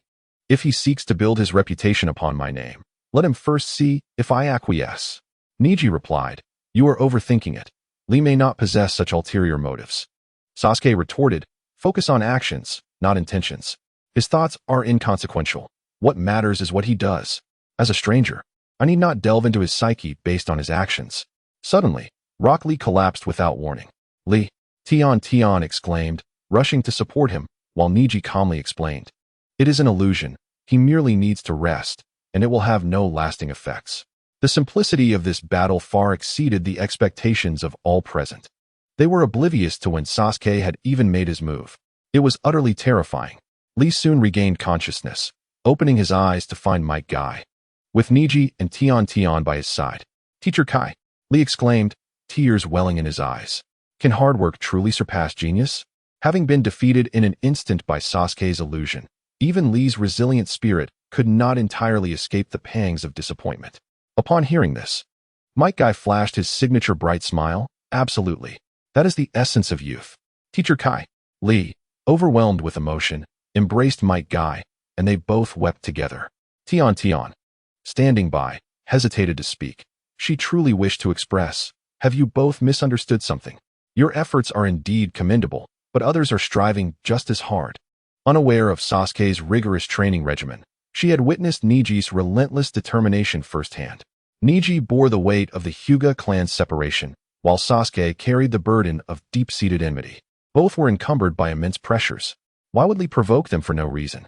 As a teammate, Neji might show leniency, but Sasuke would not. After all, Lee Rock was simply an inexplicable challenger, blatantly disregarding the circumstances as the Chunin exam approached. Could he truly expect a favorable response from Sasuke? The minor interlude did not hinder the progression of the Chunin exam. Upon entering the classroom, Sasuke casually selected a seat and quietly observed the others present. The ninjas from the small hidden leaf village exhibited a generally poor demeanor. Their resilience in the face of adversity was notably inferior to that of the larger ninja villages, as the economic turmoil and environmental shifts weighed heavily upon them. At that moment, a white-haired man wearing round glasses captured Sasuke's attention. Chapter 36. The Forest of Death. Kabuto Yakushi, a figure of some renown within the narrative, had made a name for himself in a ninja world dominated by bloodline superiority, leveraging the legacy of Orochimaru. At present, Kabuto was engaged in casual conversation with the recent graduates from Konoha, his face adorned with a subtly endearing smile as he deftly forged connections with the genin from other villages using intelligence gathered from their respective lands. The ninjas from the Sound Village remained passive, likely having received prior instructions from Orochimaru. The first round of the Chunin exam commenced, ostensibly a written test. But in reality, it was an examination of intelligence gathering. In the examination hall, everyone displayed their unique abilities, while Naruto could only scratch his head in confusion, utterly incapable of answering the questions or resorting to cheating. Hinata, shyly revealing her answers to Naruto, was far too obvious in her actions. Her thoughts were consumed solely by him, seemingly oblivious to her teammates, Kiba Inuzuka and Shino Abure. If her behavior were discovered, their trio might face disqualification from the exam. But wait, such blatant actions by Hinata could not escape the notice of the proctor. Sasuke understood, Hinata, being the daughter of the Hyuga clan leader, along with Kiba and Shino, both hailing from prestigious families, were all predetermined candidates. What proctor would dare eliminate them? Naruto, too, appeared to have charmed the examiner with his impassioned rhetoric, submitting a blank paper yet somehow passing the exam. Everyone was fully aware of the underlying implications. The second stage of the exam involved collecting the Heaven and Earth scrolls within the Forest of Death. Please sign this waiver, the proctor, Mitarashi Anko, announced. Each team was provided with either a Heaven or Earth scroll, and thereafter, they had 5 days to navigate the forest. Their objectives were not only to survive, but also to procure at least one complete scroll from either category to qualify. While Anko spoke, Sasuke was discreetly scanning his surroundings. The village hidden in grass had been obliterated, leaving him to ponder who Orochimaru had disguised himself as this time. Naruto, ever effervescent and full of vitality, began to feel anxious upon entering the Forest of Death, facing the inevitable physiological dilemma shortly after their arrival. True to form, Naruto excelled in lightening the mood. As he stepped into a thicket to relieve himself, Sasuke suddenly sensed a disturbance, raising his hand as a faint mist emanated from his fingertips, permeating the ground in a specific area of the thicket. Sasuke then advanced and activated Earth Style, causing the ground to tremble. Just then, having resolved his issue, Naruto, noticing Sasuke's peculiar activity, directly inquired, "What are you doing?" "Collecting scrolls," Sasuke replied nonchalantly. Sakura and Naruto exchanged bewildered glances, still grappling with the unfolding situation. With a sudden upheaval, Sasuke's earth release technique overturned the ground, revealing a grotesque, reddish-brown, foul-smelling, viscous humanoid form that evoked a wave of nausea. "Sasuke!" Naruto and Sakura exclaimed, their eyes wide with disbelief. What on earth was happening? Sasuke remained silent, methodically searching around, clearly indicating that the putrid mass before them had once been a living participant in the exam. This fellow ought to be from the Rain Village. I wonder if he possesses any scrolls we require, Sasuke remarked, his voice devoid of any emotion as he rummaged through the corpse. From the moment the body was unearthed, Sakura's muscles quivered, and she gasped for breath, yet she dared not make a sound. The horrific state of the corpse horrified her, and Sasuke's eerie calmness unnerved her further. The Sasuke of her imagination felt worlds apart from the reality before her. She leaned against a tree for support, trying to steady herself while inhaling deeply. Naruto, equally shaken, confronted death for the first time. He wished to articulate his thoughts, yet Sasuke spoke first. He signed a waiver before participating in the exam. If he was killed, it is no one's fault but his own. In other words, such a fate could easily befall you as well. Sakura, overwhelmed by Sasuke's chilling tone, collapsed to the ground. As if struck by fear, Sasuke turned to her, offering a stiff smile. I was merely jesting. In truth, you need not worry. The ninjas from the small hidden villages would scarcely dare to engage with those from the Leaf Village. They would think twice even about causing harm. Naruto was left perplexed by Sasuke's words, but Sakura quickly grasped the implication. What audacity could the ninjas from small hidden villages possess in such a setting? Although this was a joint Chunin exam, the stage belonged to the great ninja villages, and the smaller ones were merely there to fill the ranks. The leaders of these smaller villages were not fools. They would never send their top contenders into competition. If they performed too well, it would be a disgrace to the 5 great ninja villages. While the benevolent third Hokage would not resort to extreme measures, he had a formidable ally in Danzo. Fairness and justice have never existed among ninja villages. In the narrative, the ninjas from the Sand Village could wreak havoc during the Chunin exams, while the 12 guardians of the Leaf Village would use the lives of the expendable ninjas from smaller villages to shed blood, serving as a vivid lesson in survival. Naruto felt oddly out of place, unable to comprehend the cryptic exchange between Sasuke and Sakura, sensing that his own astuteness did not quite align with their enigmatic atmosphere. Sasuke, Sakura finally regained her composure. How did you manage that? This Rain Ninja was supposed to be hiding underground, preparing for an ambush. Why did he die so inexplicably? In truth, she was more curious about how he had transformed into such a highly decomposed corpse. Oh, it's a new ninjutsu I developed, Sasuke replied casually, conjuring a cloud of decaying mist and launching it onto a nearby tree, causing the once lush foliage to wither into a lifeless trunk, simultaneously sending 2 other hidden rain ninjas into the afterlife. Is that so? Sakura dared not meet Sasuke's gaze, refraining from further inquiries. Sasuke harbored no qualms about revealing some of his little secrets, especially since Konoha was on the brink of destruction. In the face of a group teetering on the edge of death, what would knowing the secret change? From the corpses of this hidden rain team, Sasuke procured the Earth Scroll. Sakura remained silent, while Naruto exhibited signs of reluctance. At that moment, a chilling aura of murderous intent suddenly enveloped them, like a sword poised above their heads. Sakura took a hesitant step back, and Naruto furrowed his brows, an inexplicable sensation washing over him. This murderous pressure was directed at Naruto, with Sasuke and Sakura merely collateral. Soon, a stranger emerged from the thicket. His pupils were slitted, and a long tongue protruded from his mouth, unmistakably marking him as anything but ordinary. Naruto fixed his piercing gaze upon the unfamiliar ninja, the unshakable feeling intensifying, as if they were old acquaintances, compelling him to draw nearer. Chapter 37. Orochimaru had arrived, yet he seemed utterly disinterested in Sasuke, disregarding him entirely. His slitted gaze fixated solely on Naruto. Amidst the palpable hostility, Naruto trembled slightly. Ah, so feeble. Let my little darling play with you for a while, Orochimaru remarked, simultaneously performing a summoning technique. In a puff of white smoke, a massive serpent materialized, its forked tongue flicking menacingly toward Naruto. Meanwhile, at the examination venue, Akamichi noticed the signs of Orochimaru's presence. Her demeanor was decidedly nuanced, a blend of anger and anticipation, as the 3 tomo on her neck throbbed painfully. Quickly, notify the Hokage. Request an examination halt. Would Konoha suspend the exam due to Orochimaru's intrusion? Certainly not.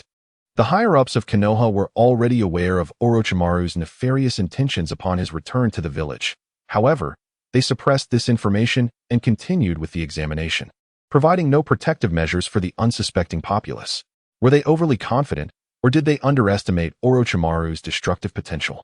One must not overestimate the integrity of ninjas, The Chunin exams possess significant political implications. Moreover, are you not familiar with the disposition of Konoha's elite? They would rationalize their inaction with notions of dire consequences if they deviated from their course, transforming the sacrificed into mere cold symbols on a memorial stone, a pattern they had repeated time and again. This dialogue transpired within the confines of Ichiraku ramen, where Tucci and Ayam had recently found themselves inundated with patrons, depleting their supply of ingredients to the point of occasionally needing to purchase genuine pork out of pocket. Yet they bore no grievances, for Konoha was destined for ruin, and they considered it a parting gift to the village. Meanwhile, in the Forest of Death, Naruto utilized shadow clones to overwhelm the summoning serpent, delivering a decisive blow to Orochimaru with a Rasengan. Yet Orochimaru merely laughed, his mouth agape, as a new, slime-covered body emerged from within him, creating an eerily surreal tableau. This newly birthed Orochimaru bore a striking contrast to his original assailant, adorned with flamboyant purple eyeshadow and 2 tomo earrings dangling from his ears. His voice was hoarse yet distinct. "Naruto, given your identity, such power is truly disappointing, far below my expectations." Naruto paused, taken aback. "You know me?" Orochimaru licked his lips, expressing his keen interest. "Allow me to present you with a token of our first encounter." With that, his neck elongated unexpectedly, sinking his fangs into Naruto's neck. Following a sharp pang of pain, 3 tomo patterns emerged upon Naruto's skin. Orochimaru released his grip and cast a meaningful glance at Sasuke before departing in silence. The sensation of being targeted by Orochimaru was utterly dreadful, Sasuke mused to himself. Sakura remained silent, lost in her own thoughts. Meanwhile, Mitarashi Anko traversed the Forest of Death, with darkness encroaching upon her. If she failed to locate her objective before nightfall, the situation would become increasingly dire. As she sprinted onward, she abruptly halted and launched an attack in a specific direction. In an instant, her hands summoned several serpents, which lunged forth to strike. The snakes ensnared their victim, and without hesitation, a kunai pierced through both her hand and his. "I've captured you. Let us perish together, Orochimaru-sensei." "That is but a shadow clone, Anko. As a special jonin of Konoha, why do you still employ the jutsu I taught you?" A low, gravelly voice resonated from behind her. The Orochimaru she had apprehended transformed into mere earth, causing Anko to stagger back, bewildered. "What brings you back to the village?" Orochimaru, looming above her, replied, "Anko, your attitude truly saddens me. I have merely returned to fulfill a necessary task." Anko's cursed seal began to throb painfully, her speech fragmented. "I will unquestionably thwart your scheme. Perhaps you should tend to your own affairs. When calamity strikes, the weak are the first to be eliminated." "It is quite evident that you embody such weakness," Orochimaru uttered, his words laced with derision. Anko glared fiercely, her mind not particularly sharp, believing that the impending disaster was the result of Orochimaru's actions. The pain was overwhelming, threatening to bring her to her knees, and her consciousness began to wane. When Orochimaru defected years ago, he had left Anko behind, and she had always grappled with the dilemma of following him or remaining in Konoha, knowing that whichever choice she made would lead to discomfort in the future. Orochimaru observed her for a moment, seemingly conflicted, before summoning a colossal serpent that engulfed Anko, subsequently dispelling the summoning. With a puff of smoke, Orochimaru vanished from sight. After Naruto was bitten, he endured considerable pain before returning to normal. Sasuke had been observing closely but gleaned nothing significant. The essence of natural energy remained an enigma, unlike the universally applicable chakra. Subsequently, Team 7 encountered no assaults. The Sound Ninja and Gaara were conspicuously absent, allowing them to pass through the second exam with remarkable ease, akin to a fleeting calm before an impending storm. Upon reaching the central tower, Sasuke and his companions beheld Kabuto, who was conversing cheerfully with the Konoha genin. "Now that we've arrived, let us all strive for excellence," he encouraged. As they entered the tower, a calligraphic artwork caught their eye. Sasuke, unable to comprehend it, observed as the scroll of heaven and earth was torn open, revealing a familiar figure. He surveyed his surroundings, confirming they were indeed in the central tower. After clearing his throat, he proclaimed, "Congratulations on successfully passing the second exam." The scroll inscribed with the art of summoning, when unfurled, would conjure an ethereal shadow clone of Ichiraku. However, if opened at an inopportune time or place, it would result in a disqualification from the examination. Following this, Ichiraku reiterated the insights on the Chunin Exam affixed to the wall. Sasuke appeared to be lost in thought, while Sakura hung her head in silence, having remained mute since earlier. Only Naruto exhibited enthusiasm. Observing such a lackluster Team 7, Ichiraku was suddenly overcome with a profound sense of helplessness. It seemed as though there was no bond among the members. Even the relationship between Sakura and Sasuke appeared to be growing more distant. After enduring Ichiraku's lengthy discourse, the group entered the central hall, where the elite ninja from various villages stood on stage, with the possibility of Orochimaru lurking among them. Below, numerous genin who had passed the second exam gathered, their numbers quite substantial.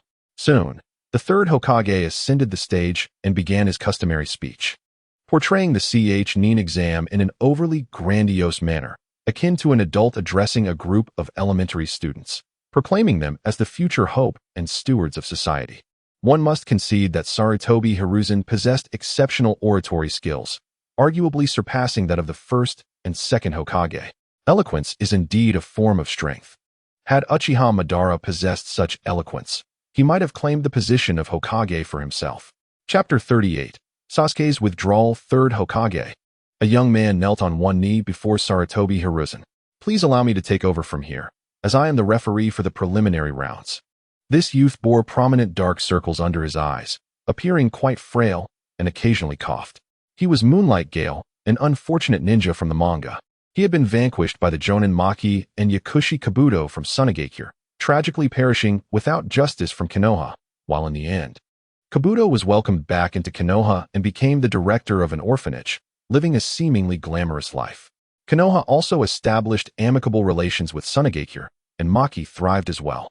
Poor Moonlight Gale's fiancée, he had no idea whom to seek vengeance against. For the sake of the so-called greater good, she could only endure this injustice. Due to the overwhelming number of participants who passed the second exam, we have decided to conduct a preliminary elimination round. If anyone feels unwell or believes they lack the capability to continue, please raise your hand now, and I will commence the draw for the preliminary round shortly. Moonlight Gale proclaimed. Before long, someone raised their hand to indicate their withdrawal. The crowd turned to the individual, eyes widening in shock. Kabuto-senpai, Sasuke, why are you withdrawing? Naruto's astonishment was palpable. In his memory, Sasuke, though harsh, was formidable. How could he exit in such a manner? Kabuto smiled, offering a few explanations with a feigned air of helplessness, while Sasuke seemed utterly disinterested in anyone's concerns, merely notifying them of his decision to abstain from the upcoming exam with a dismissive attitude, as if it were a trivial matter. On stage, Sarutobi Hiruzen was visibly displeased. As the last Uchiha of Konoha, Sasuke's failure to even reach the finals of the Chunin Exam was a source of significant concern. Had he considered the detrimental implications of such a withdrawal? Moreover, was it not customary for the Uchiha clan to value their pride? Did Sasuke not comprehend the embarrassment of withdrawing without cause? As someone who has glimpsed the script, Sasuke is inherently indifferent to matters of pride. After all, even if he were to fail the examination and not attain the rank of Chunin, would that diminish his combat prowess? His previous participation in the exam was necessitated by the binding ties of his team. One member's absence would hinder the entire group, and Sasuke needed to ensure that Naruto could confront Orochimaru. Now that he has the opportunity to withdraw, Sasuke feels no hesitation whatsoever. Upon forfeiting, he immediately departed without lingering to watch the matches, for he had more pressing matters to attend to. Neji cast a glance at Sasuke's retreating figure and silently smiled. Soon, the burdens weighing upon him would be shattered. Observing the fervent clashes of the lower ninjas, Neji feigned sympathy for their plight. Fate is indeed filled with malice, particularly when he witnessed Inuzuka Kiba collapsing due to Naruto's mere flatulence, a poignant sadness flickering in his eyes. Though Kiba was not the most outstanding student during his time at the Ninja Academy, he undeniably surpassed the average threshold, boasting commendable taijutsu skills complemented by the Inuzuka clan's secret techniques with their ninja dogs, rendering him exceptionally capable among his peers. Yet, this formidable Kiba fell victim to Naruto's flatulence, a scenario more absurd than the outlandish plots found in certain cliché novels.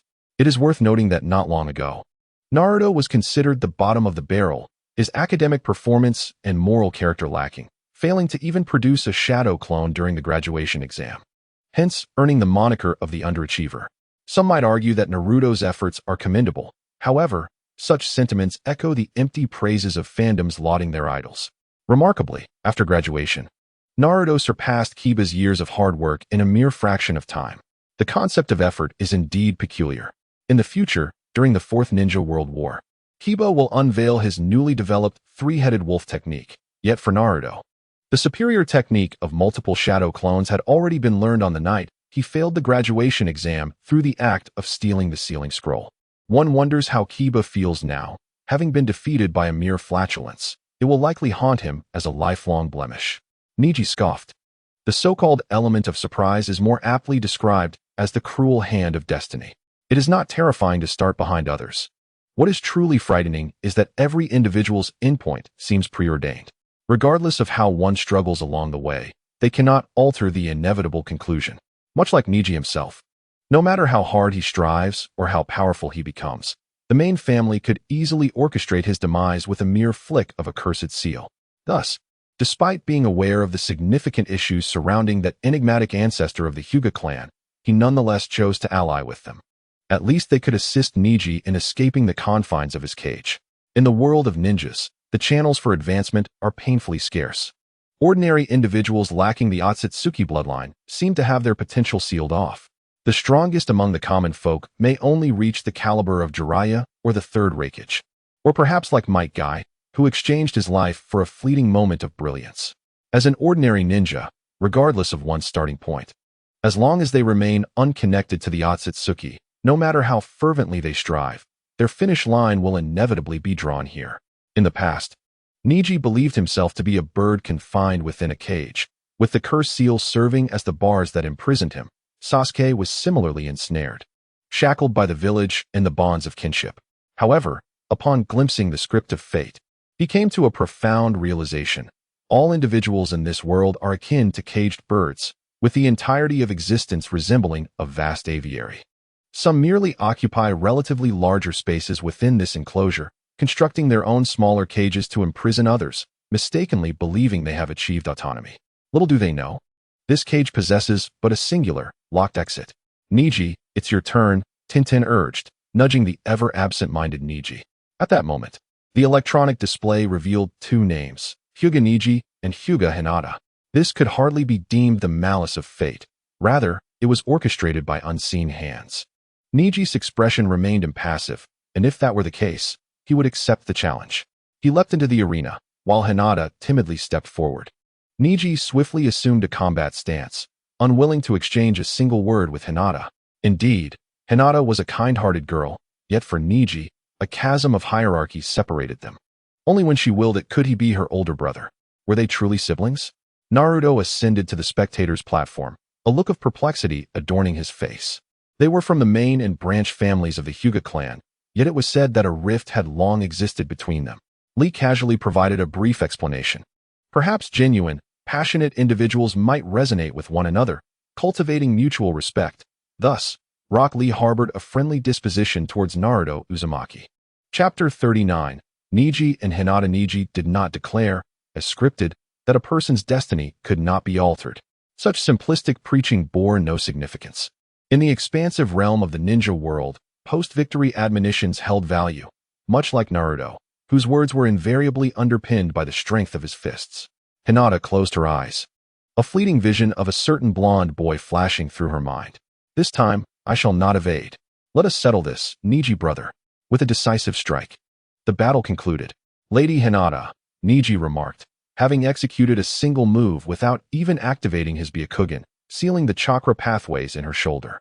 The Hyuga clan excelled in gentle fist techniques. With chakra no longer flowing, she was rendered powerless. Silently, Hinata collapsed, the outcome of the battle astonishing all. Its conclusion far swifter than anticipated. Neji did not await the examiner's commentary, but turned to return to the spectator's platform. He had meticulously prepared a speech, filled with words he wished to convey. Yet at that moment, he felt a profound disinterest, lacking any desire to preach, and thus omitted this segment. Cough, cough, wait. Neji brother, I have not yet lost. Hinata strained to rise, propping herself up from the ground. She glanced up at a certain blonde boy on the spectator platform, a pure smile breaking across her face. Naruto, meeting Hinata's gaze, marveled. Hinata is truly resilient. Neji turned to look at the restanding Hinata, his expression cold. Do you genuinely wish to continue this battle, or are you merely seeking to showcase yourself before your crush? If you like Naruto, just say it. Why must you put on a brave front in such a situation? Hinata's face flushed a deep crimson, and she suddenly felt a wave of dizziness wash over her. Naruto, oblivious to the gravity of the situation, exclaimed, "What? Hinata actually likes me?" In that moment, all eyes shifted between Hinata and Naruto, while Naruto instinctively glanced at Sakura. The emotional dynamics were undeniably complex. Sakura remained silent, having been this way since her encounter with Orochimaru in the Forest of Death, as if she sensed something amiss. Neji, I will not give up, Hinata declared with unwavering resolve. Very well, if you insist, then please continue, Neji waved dismissively. With another strike, the chakra pathway in Hinata's other shoulder was sealed. She collapsed once more. Surely she cannot rise again. Neji pondered, having already shown considerable restraint. Yet, despite being unable to harness her chakra, Hinata clung steadfastly to Naruto's belief and refused to forfeit the fight. The disparity between Hinata and Neji was evident to all. Even Hinata's teacher, Kurenai, sought to halt the match, but at that moment, Naruto shouted, "Hinata, keep going." Inspired by his encouragement, Hinata resolutely stood up again. Neji looked up at Naruto, puzzled by his actions. The gap in their abilities was vast. Did Naruto not understand the potential devastation that could ensue from continuing this battle? In the ninja world, one could not simply break through their limits with mere fervent words. When Hinata fell for the third time, the referee, Yugao, decided to suspend the match. Yet Naruto once again raised his voice. Don't stop. Don't end the match. Bolstered by Naruto's support, Hinata bravely got back on her feet. Was this the power of love? Neji felt a flicker of admiration for her tenacity, momentarily touched, before quickly shaking it off. How could he entertain such emotions? He resolutely resisted allowing his heart to be tainted by such distasteful sentiments. Unsurprisingly, Hinata fell once more. This time Neji struck with greater force, denying her any chance to rise again, utterly exasperated. At that moment, a remarkable scene unfolded. As nearly all the Jonin intervened to forcibly terminate the match and examined Hinata for injuries. Even Kurenai reprimanded Neji for being too harsh. You're just being dramatic. While Neji was generally well-mannered, he could no longer contain his rage at that moment. What are you babbling about? Kurenai glared, and the other Jonin shared her disapproving gaze. I'm scolding you, you brat. Neji abruptly revealed a more arrogant side of himself. In such circumstances, was he expected to be the good guy, swayed by Hinata's persistence and strength, and deliberately lose to her? This was a competition, not a game. It was entirely normal to be defeated or injured. If one couldn't handle it, they should leave. Why pretend to be a ninja when they could simply return home and play the princess? Many competitors had suffered serious injuries before, yet no one had shown concern. Now they pretended to be concerned good Samaritans? Neji's words flowed like a machine gun. Then he turned to Yugao. Referee, this match should be declared a victory for me, correct? Yugao nodded awkwardly. Neji dramatically patted his chest, as if startled. Fortunately, I thought with so many Jonin supporting Hinata, you would declare her the victor. Hyuga Neji, you are utterly excessive. Naruto exclaimed in a roar. Where have I been excessive? Neji raised his chin, a peculiar expression that inexplicably reminded Naruto of someone. Sasuke.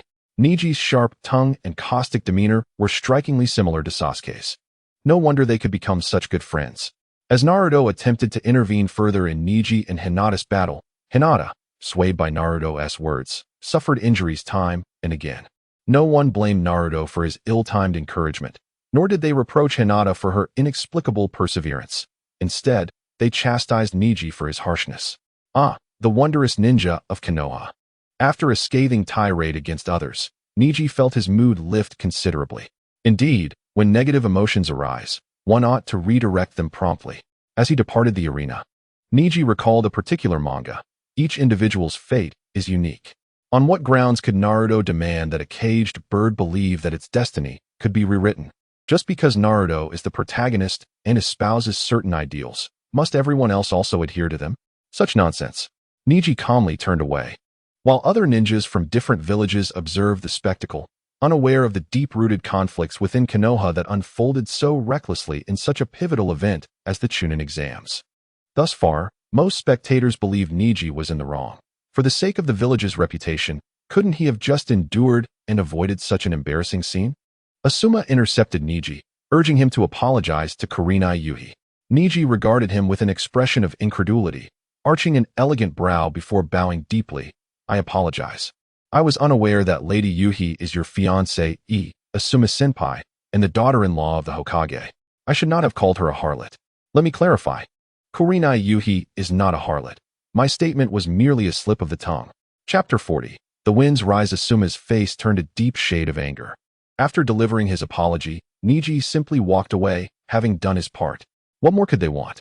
Hinata was swiftly taken to the hospital. If they delayed any longer, her injuries would be healed. Neji hadn't been excessively cruel. Hinata appeared tragic only on the surface, yet as the eldest daughter of the Hyuga clan, this level of injury was indeed considered severe. The matches continued, albeit lacking in excitement. Mere brawls devoid of conflict were less engaging, as the audience preferred melodramatic narratives. Gaara swiftly defeated Rock Lee but refrained from intentionally breaking his ankle. Sakura barely passed the exam. Kakashi offered a half-hearted congratulations to Naruto and Sakura before being summoned by the Hokage, subsequently heading towards the Uchiha clan's territory. The third Hokage instructed me to inquire why you chose to forfeit the match. Find an excuse. Kakashi asked Sasuke with a deadpan expression. As a ninja who had previously worked alongside several members of the Uchiha clan, Kakashi understood their demeanor well. Aside from Obito, most Uchihas were notoriously arrogant. Perhaps Obito is quite arrogant. Although he lags behind, he possesses an inexplicable confidence, believing that the awakening of his Sharingan would enable him to overpower all geniuses. The notion of forfeiting a match seems inconceivable for a member of the Uchiha clan. Should they not embody the resilience of those who, even in defeat, refuse to surrender? Perhaps it is due to the monotony of facing only mediocrity in the competition, rendering him too lethargic to engage. Sasuke's demeanor is rather dismissive. Kakashi, in exasperation, remarks, "Do you not have a more plausible excuse? This makes it challenging for me to account to the Hokage." Sasuke casts a sidelong glance at Kakashi, who instantly comprehends that, as a mentor, he must now shoulder his responsibilities and concoct a justification for his pupil. Kakashi waves his sleeve and departs. Once Kakashi's figure vanishes, Sasuke descends into the underground chamber, leaving but a shadow clone at home. In truth, this place can no longer be referred to as home. The desolate and dilapidated clan grounds are stifling and oppressive, compelling him to wear a mask to conceal his true emotions while standing upon the land forged by his Uchiha ancestors. I am truly grateful for this burdensome love. My dearest brother, wait, it shan't be long before we meet again. Do not be startled when that time comes. I promise to love you with an intensity that rivals your own, Sasuke murmurs, his madness reminiscent of a lunatic. On the day following the conclusion of the preliminary rounds, Hiruzen Sarutobi summoned Sasuke personally. Uchiha Sasuke, the third Hokage wishes to see you. Kakashi made yet another journey to the Uchiha clan grounds. Sasuke and Kakashi proceeded to the Hokage building, reaching the Hokage's office without hindrance. Hiruzen Sarutobi sat benevolently in his chair, diligently reviewing documents. Third Hokage, Sasuke has arrived, Kakashi announced. Hiruzen then lifted his gaze, cleared his throat gently, and delved directly into the matter at hand. Sasuke, do you wish to rebuild the Uchiha clan? Sasuke was bewildered, unable to fathom why Hiruzen had broached such a topic. Sasuke, I must emphasize the significance of the Chunin exams. It serves not only as a platform to showcase the village's overall strength, but also as an ideal stage for personal exhibition. Upon hearing Hiruzen's words, Sasuke understood immediately. Subsequently, Hiruzen expressed what appeared to be sincere concern for Sasuke and the Uchiha clan, ultimately conveying a singular message: young man, for the prosperity of your clan, hasten to participate in the Chunin exams. I recall having publicly forfeited, Sasuke replied. Hiruzen's gaze faltered slightly, merely stating that all issues had been resolved and that Sasuke should appear on time. Forcing Sasuke to participate was primarily a matter of public perception. The truth of the massacre night had nearly spread throughout the ninja world, yet Konoha could never acknowledge it, insisting it was mere slander. What could be more effective than having Sasuke, the last survivor of the Uchiha, publicly clarify matters? It would also serve to demonstrate how well Konoha has cared for Sasuke and how exceptional he has grown, perhaps primarily for Itachi's sake. Some of these reasons occurred to Sasuke, while others did not. but he was disinclined to endure any further of Hiruzen's ramblings, and thus nodded in agreement. Regardless, it was merely a verbal agreement. On the day of the finals, if he chose not to attend, who could hold him accountable? Sarutobi Hiruzen had anticipated that he would need to persuade Sasuke for quite some time before the latter would agree to clarify the rumors during the finals. To his surprise, Sasuke readily acquiesced, eliciting a sense of joy within Hiruzen, who now believed that Konoha's secrecy had been well maintained. Sasuke must have never encountered those rumors. Afterward, Sasuke departed from the Hokage building, and as he made his way back to the clan's abode, an odd sentiment enveloped him. He felt that Hiruzen was treating him like a fool, which displeased him greatly. He was distinctly different from the other brother. So why did others still regard him as a simpleton? Following the preliminary matches, there was a period of respite. Uzumaki Naruto and Jiraiya seized the opportunity to train diligently. Shortly after Jiraiya's return to the village, he encountered Naruto, who had already mastered the Rasengan and could wield it even in the forest of death. The cursed seal bestowed by Orochimaru had also become a source of strength for Naruto. Jiraiya had initially harbored concerns regarding the potential dangers of the seal. However, it seemed that Naruto had only reaped its benefits, completely immune to its adverse effects. Orochimaru's mental encroachment had no impact on him whatsoever. Recently, Naruto had been persistently inquiring about Orochimaru, harboring an inexplicable fascination for him. Although Jiraiya was more than willing to discuss Orochimaru, Naruto's excessive preoccupation with him began to raise his suspicions. Naruto struggled to articulate why he was so drawn to Orochimaru. The sensation was ineffable. Could it be that this cursed seal fostered a fondness for Orochimaru within Naruto? What a treacherous notion, Jiraiya thought bitterly, suspecting it was all part of Orochimaru's sinister plot. And he resolved to eliminate such a scenario.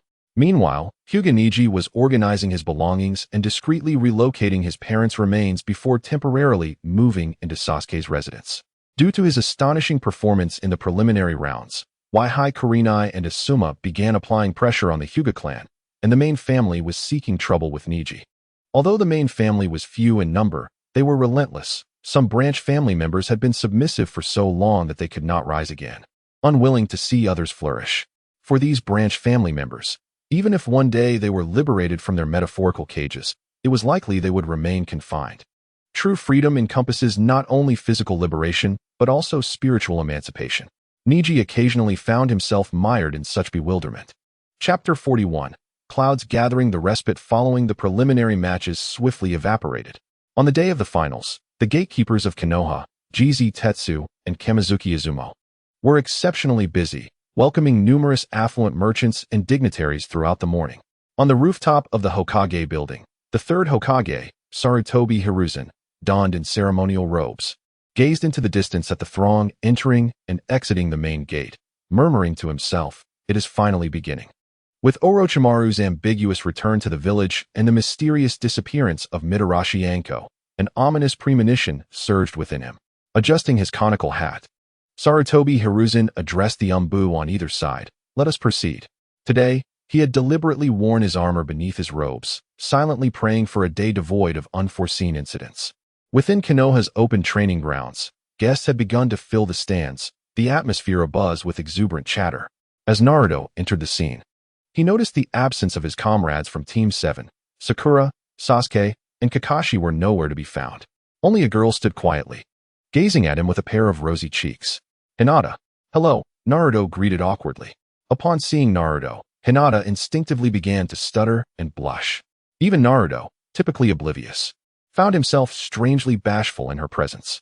Since Neji had shattered the barrier of their previous interactions, Naruto and Hinata's daily exchanges had transformed into this peculiar dynamic. Unbeknownst to them, their growing closeness might one day blossom into a tender childhood bond. Meanwhile, in the Uchiha clan's domain, Sasuke and Neji had finished their breakfast and set off in opposite directions, one towards the final battleground of the Chunin exams, the other towards the Hyuga clan's residence. As they walked away from each other, both were filled with a shared sense of anticipation and trepidation. The long-awaited day had finally arrived. Upon Neji's arrival at the finals venue, it seemed that the other contestants were already prepared, and spectators were filling the stands. Sakura and Ino were engaged in hushed conversation, their expressions oddly troubled. Kiba, pulling Shino along, remarked, "It's strange. Where's Hinata?" Why isn't she with us? Akamaru barked in agreement.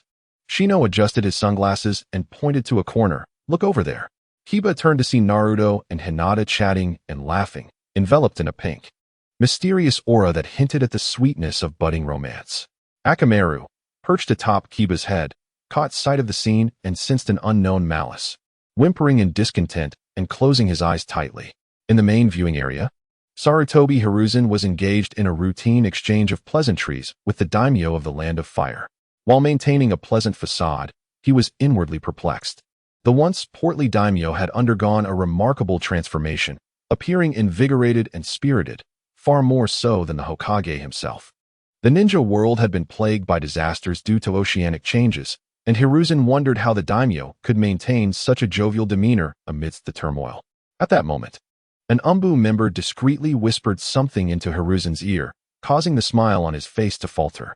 Please, attend to your matters, Hokage, the daimyo said understandingly. Hiruzen nodded in acknowledgement. After a brief while, he inquired urgently, have you found him? The Umbu shook his head. Uchiha Sasuke vanished after leaving home this morning, disappearing around the street corner. Could it be the work of Orochimaru? Hiruzen, feeling a surge of frustration, longed for a smoke but remembered he had forgotten his pipe. Taking a deep breath, he contemplated how to respond when the Kazekage entered the venue. Instantly, Hiruzen donned a benevolent smile and greeted, welcome, fourth Kazekage. Before us stands the enigmatic figure of our Shah, his expression inscrutable, his eyes betraying no movement. After a brief exchange of pleasantries, Sarutobi Asuma declares in a booming voice, let the formal Chunin selection exam commence. The presiding judge of the competition, Naruto, nonchalantly bites down on a sunbon while silently counting the number of participants, subtly adjusting the order of combatants. The third Hokage has hastily placed Sasuke into the finals. However, with Sasuke missing, efforts are made to schedule his appearance for later in the match. Should he remain absent, his participation will be rendered moot. Naruto methodically announces the rules of the competition. This is the final examination, with rules akin to those of the preliminaries, permitting no restrictions on tactics. The contest shall only cease when one side concedes or meets their demise. Naturally, should I deem the outcome clear, I reserve the right to intervene and halt the match. The first bout pits Hokage Neji against Uzumaki Naruto. Apart from these two contenders, all others are to vacate the arena. A clash of the underdog versus the prodigy. What an intriguing pairing. The Guardian, KZ, quietly critiques the matchup. Most onlookers regard this duel as devoid of suspense, save for Hinata, who gazes anxiously at Naruto, twisting the fabric of her clothing as she whispers a silent prayer. Naruto, do your best. Standing opposite Neji, Naruto wears a serious expression. Today, I will surely defeat you. Neji's demeanor remains frosty, revealing no trace of emotion. Naruto confirms the setup, raises his hand, and then brings it down decisively. Let the match begin. Hokage Hayashi sits with Hanabi in the spectators' area, his face etched with gravity. As the Jinchuriki of the Nine Tails, Naruto has been thrust to the forefront by the third Hokage, who would never allow him to be humiliated in front of the crowd. Thus, this clash between genius and underdog is designed to be a narrative twist, with Naruto gradually rising to prominence by using the prodigy as a stepping stone, while the underdog seeks to overturn the odds. Such a storyline is undeniably captivating. Even a child who is the vessel of the Nine Tails possesses combat prowess that transcends ordinary expectations.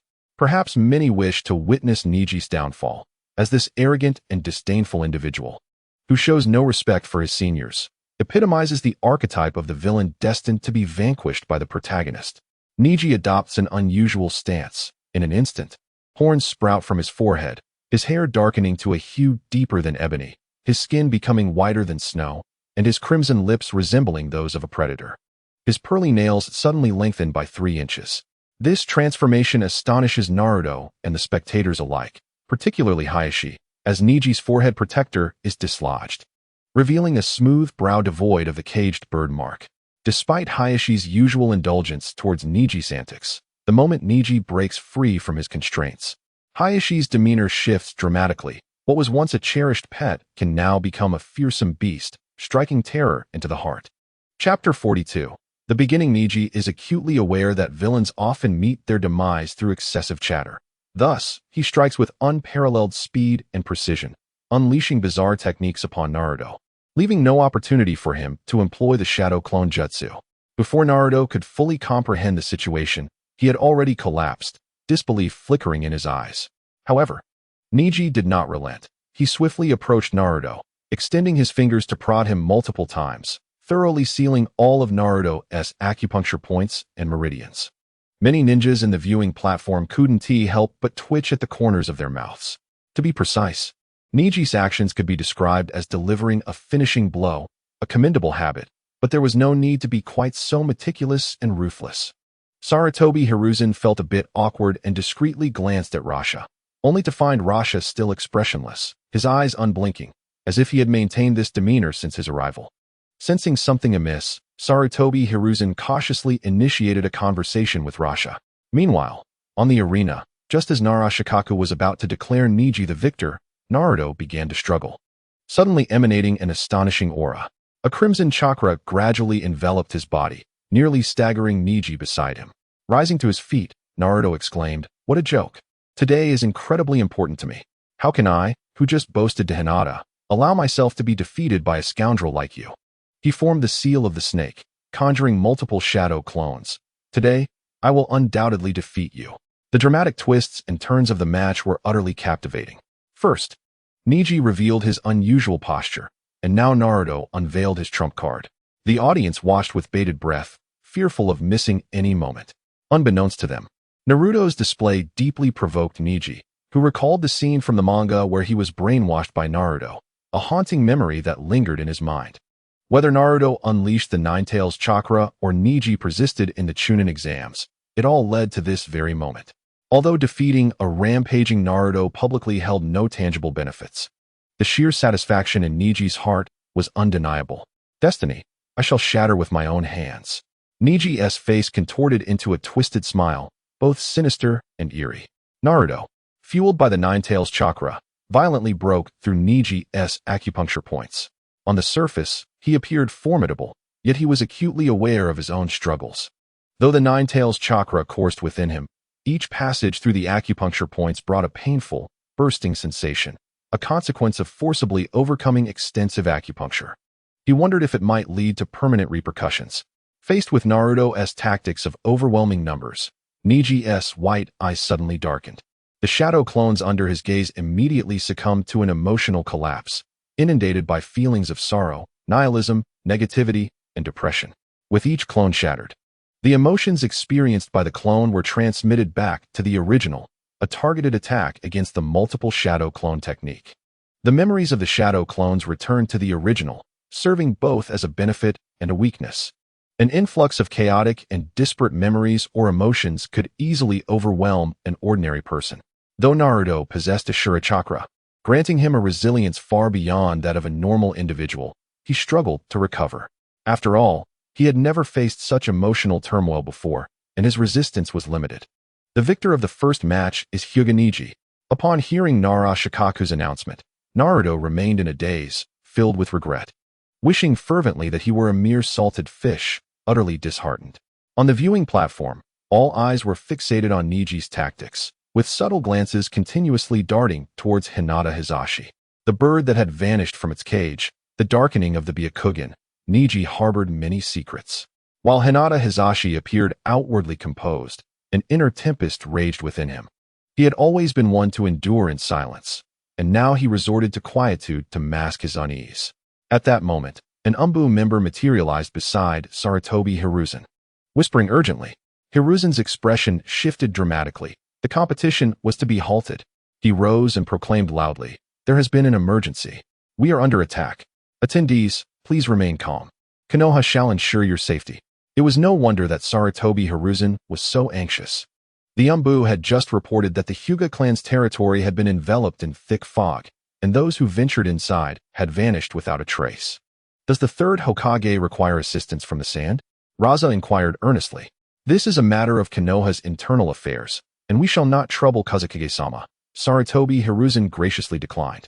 Yet the urgency of the situation compelled him to ask for cooperation, requesting that Sand's ninjas remain in place and not disperse. "Very well," Raza acquiesced with a nod. Hiruzen felt a slight sense of relief upon hearing Raza's prompt agreement, but at that moment, Raza suddenly erupted.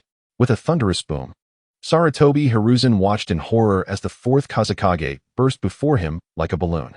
There were no explosive tags or the thunderous roar of an explosion, nor the devastating shockwaves that could level mountains. Instead, there was an invisible yet palpable radiation, surging outward like the aftermath of a nuclear detonation. This was an aberrant radiation, born of malevolence, unheard of in the ninja world, absurd and mysterious, causing all living beings that came into contact with it to undergo some unknown transformation. At that instant, even light seemed to warp. The sky above the arena was tainted a rust red, resembling a congealed bloodstain. Panic spread through the crowd, screams echoing in the air. Centered around Raza, the structures of Konoha began to decay and collapse, crumbling into a viscous, grotesque mass, exuding a nauseating odor. The cobblestones and stone steps beneath them were not spared either. Corpses began to sprout scales or grotesque tumors, transforming into bizarre monstrosities. This was hell on earth. Sarutobi Hiruzen's heart shattered. His quick reflexes had enabled him to evade Raza's self-destructive onslaught. Raza was evidently beyond salvation, and Hiruzen could only cast a furious glare at the remaining sand ninjas, hoping they would provide Konoha with an explanation and swiftly put an end to the bizarre occurrences on the battlefield. However, he soon witnessed a bewildering sight. Only Temari and Kankuro seemed to mourn Raza's demise, while the other sand ninjas remained expressionless, their eyes devoid of movement. What could this possibly mean? Hiruzen was momentarily bewildered. In the next instant, a long sword erupted from the ground, aimed directly at Sarutobi Hiruzen. Orochimaru. Hiruzen parried the blade with his weapon, only to be pushed onto a rooftop. 4 purple flames formation. Several inconsequential sound ninjas executed the 4 purple flames formation, sealing Sarutobi Hiruzen and Orochimaru within that confined space. You have truly aged, Professor Sarutobi. Your mind has grown sluggish, the hoarse, deep voice of Orochimaru echoed. Sarutobi Hiruzen swiftly tore off the Hokage's ceremonial robe, revealing the armor he had donned beneath. I had an ominous premonition, Orochimaru. Was this all orchestrated by you? Chapter 43. The eerie sand hidden the tumult caused by Rasha's self-detonation still lingered in the arena of the Chunin Exam finals. This time, no one employed the technique of nirvana to lull the ordinary civilians into slumber. Everyone faced the calamity head-on. While ninjas exhibited a considerable resistance to radiation, the hapless civilians were swiftly eliminated. The third Hokage found himself temporarily ensnared, allowing the sand hidden to wreak havoc indiscriminately. Gaara floated above the sands, surveying the infernal scene with a detached appreciation.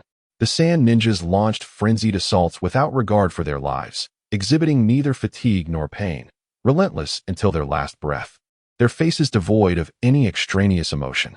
Apart from Temari and Kankuro, who retained some semblance of humanity, the other sand ninjas appeared to have undergone some unknown transformation, resembling anything but human.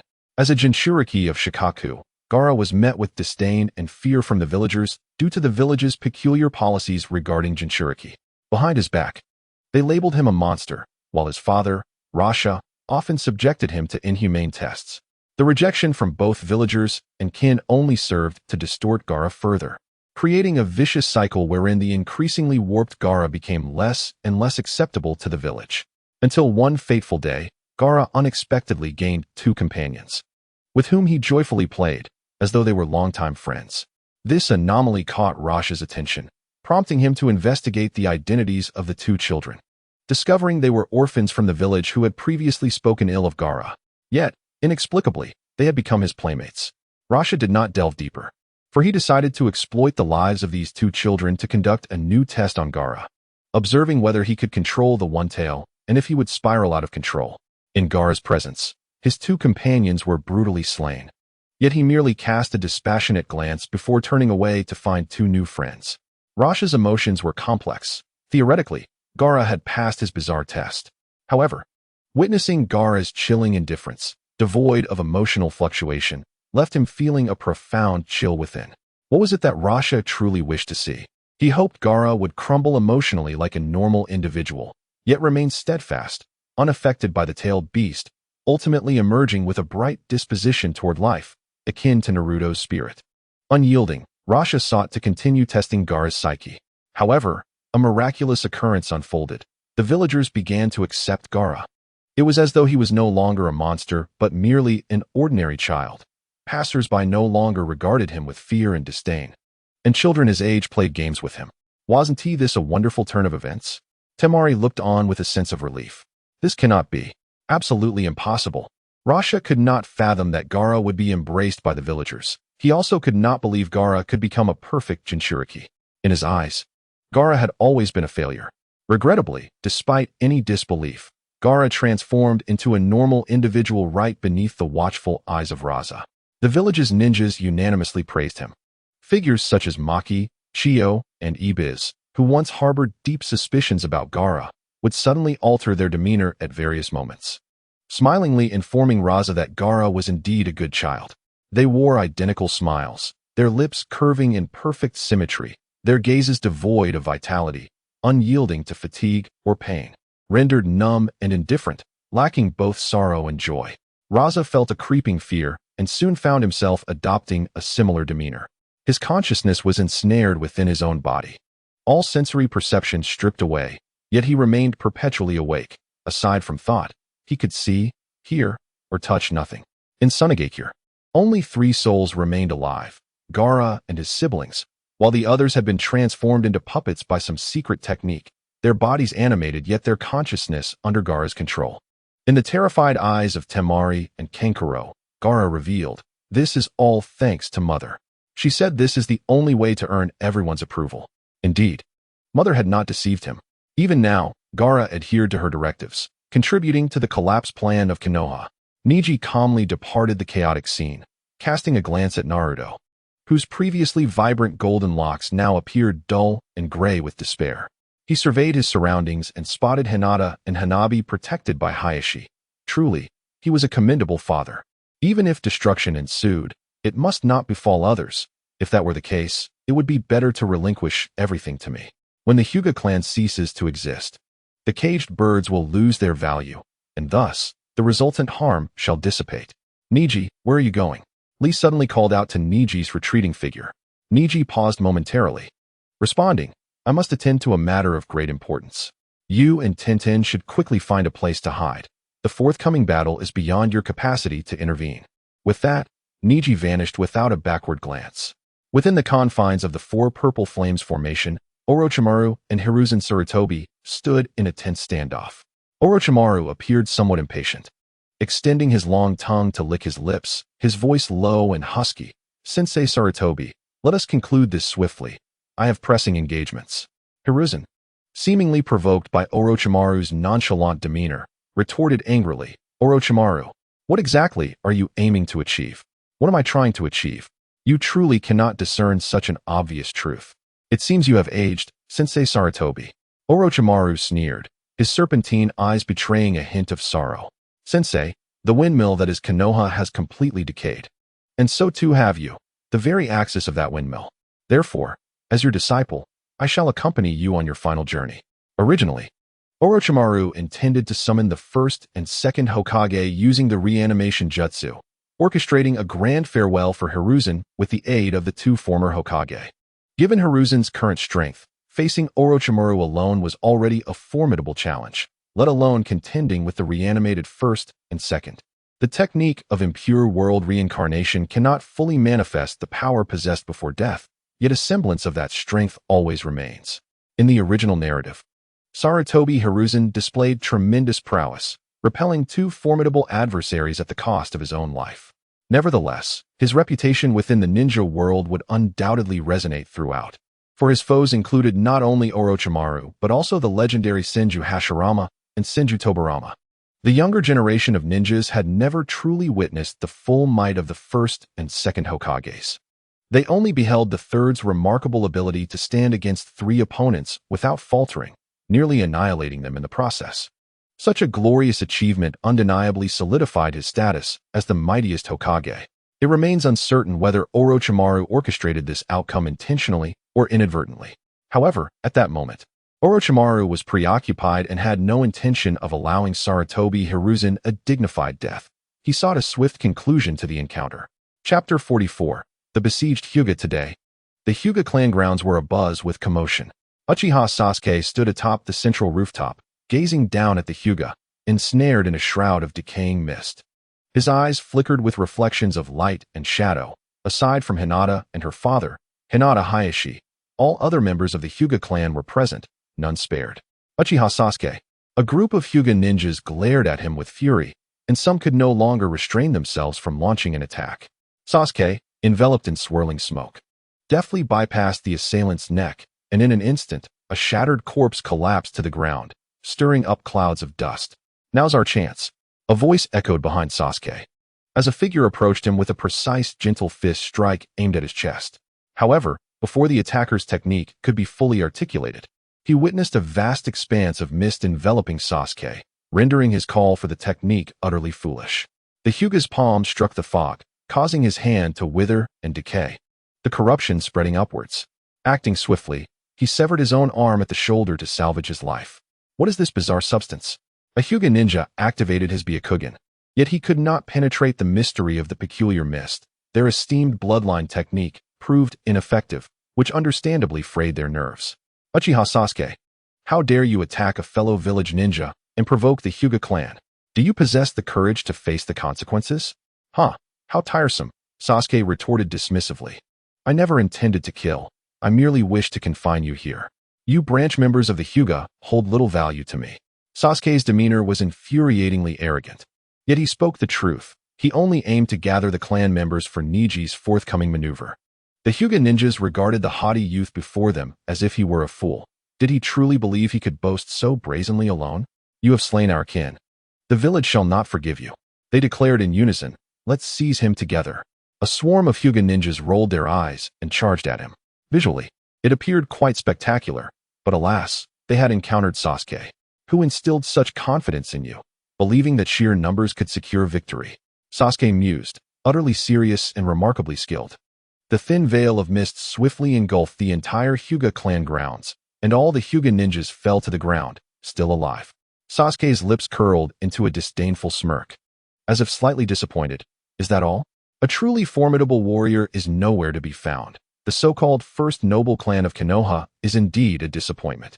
If it were not for the necessity of leaving these individuals for Neji to handle personally, Sasuke would not have granted them the opportunity to utter even a single word.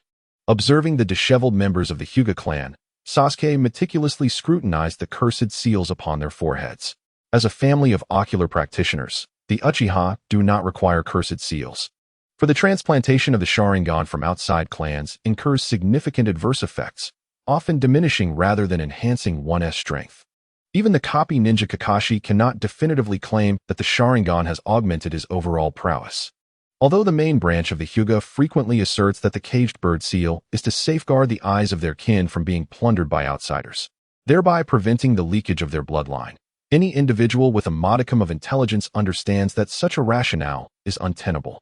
The primary function of the caged bird seal is control, with protection being a secondary concern. Otherwise, every member of the clan would bear a cursed seal, and Mist Village would not have a rogue Byakugan. Moreover, the caged bird seal presents a grave issue. It weakens the Byakugan. While it is understandable for a bloodline clan to develop cursed seals to protect their lineage, and for the main branch to maintain their elevated status, the fact that the caged bird seal undermines the Byakugan is perplexing. In the narrative, even a mere cannon fodder like Kinkaku seized upon the visual blind spot created by the caged bird seal, forcing Neji into a perilous situation. Neji, a prodigy, ultimately countered and defeated Kinkaku. But how many such geniuses exist within the Hyuga branch? How many Kinkakus, mere pawns, inhabit the ninja world? What intentions did the original architects of the caged bird seal harbor? One cannot shake the feeling of malicious intent. Sasuke could not suppress his curiosity. Perhaps it is merely a conspiracy.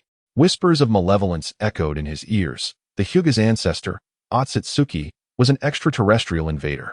The caged bird seal may very well be a sugary facade employed by an ancient local extraordinary power to retaliate against the Otsutsuki. Some elements may be detrimental to the masses, yet advantageous for the ruling class, much like the caste system. When those in power encounter such enticing deceptions, they may find it impossible to resist temptation.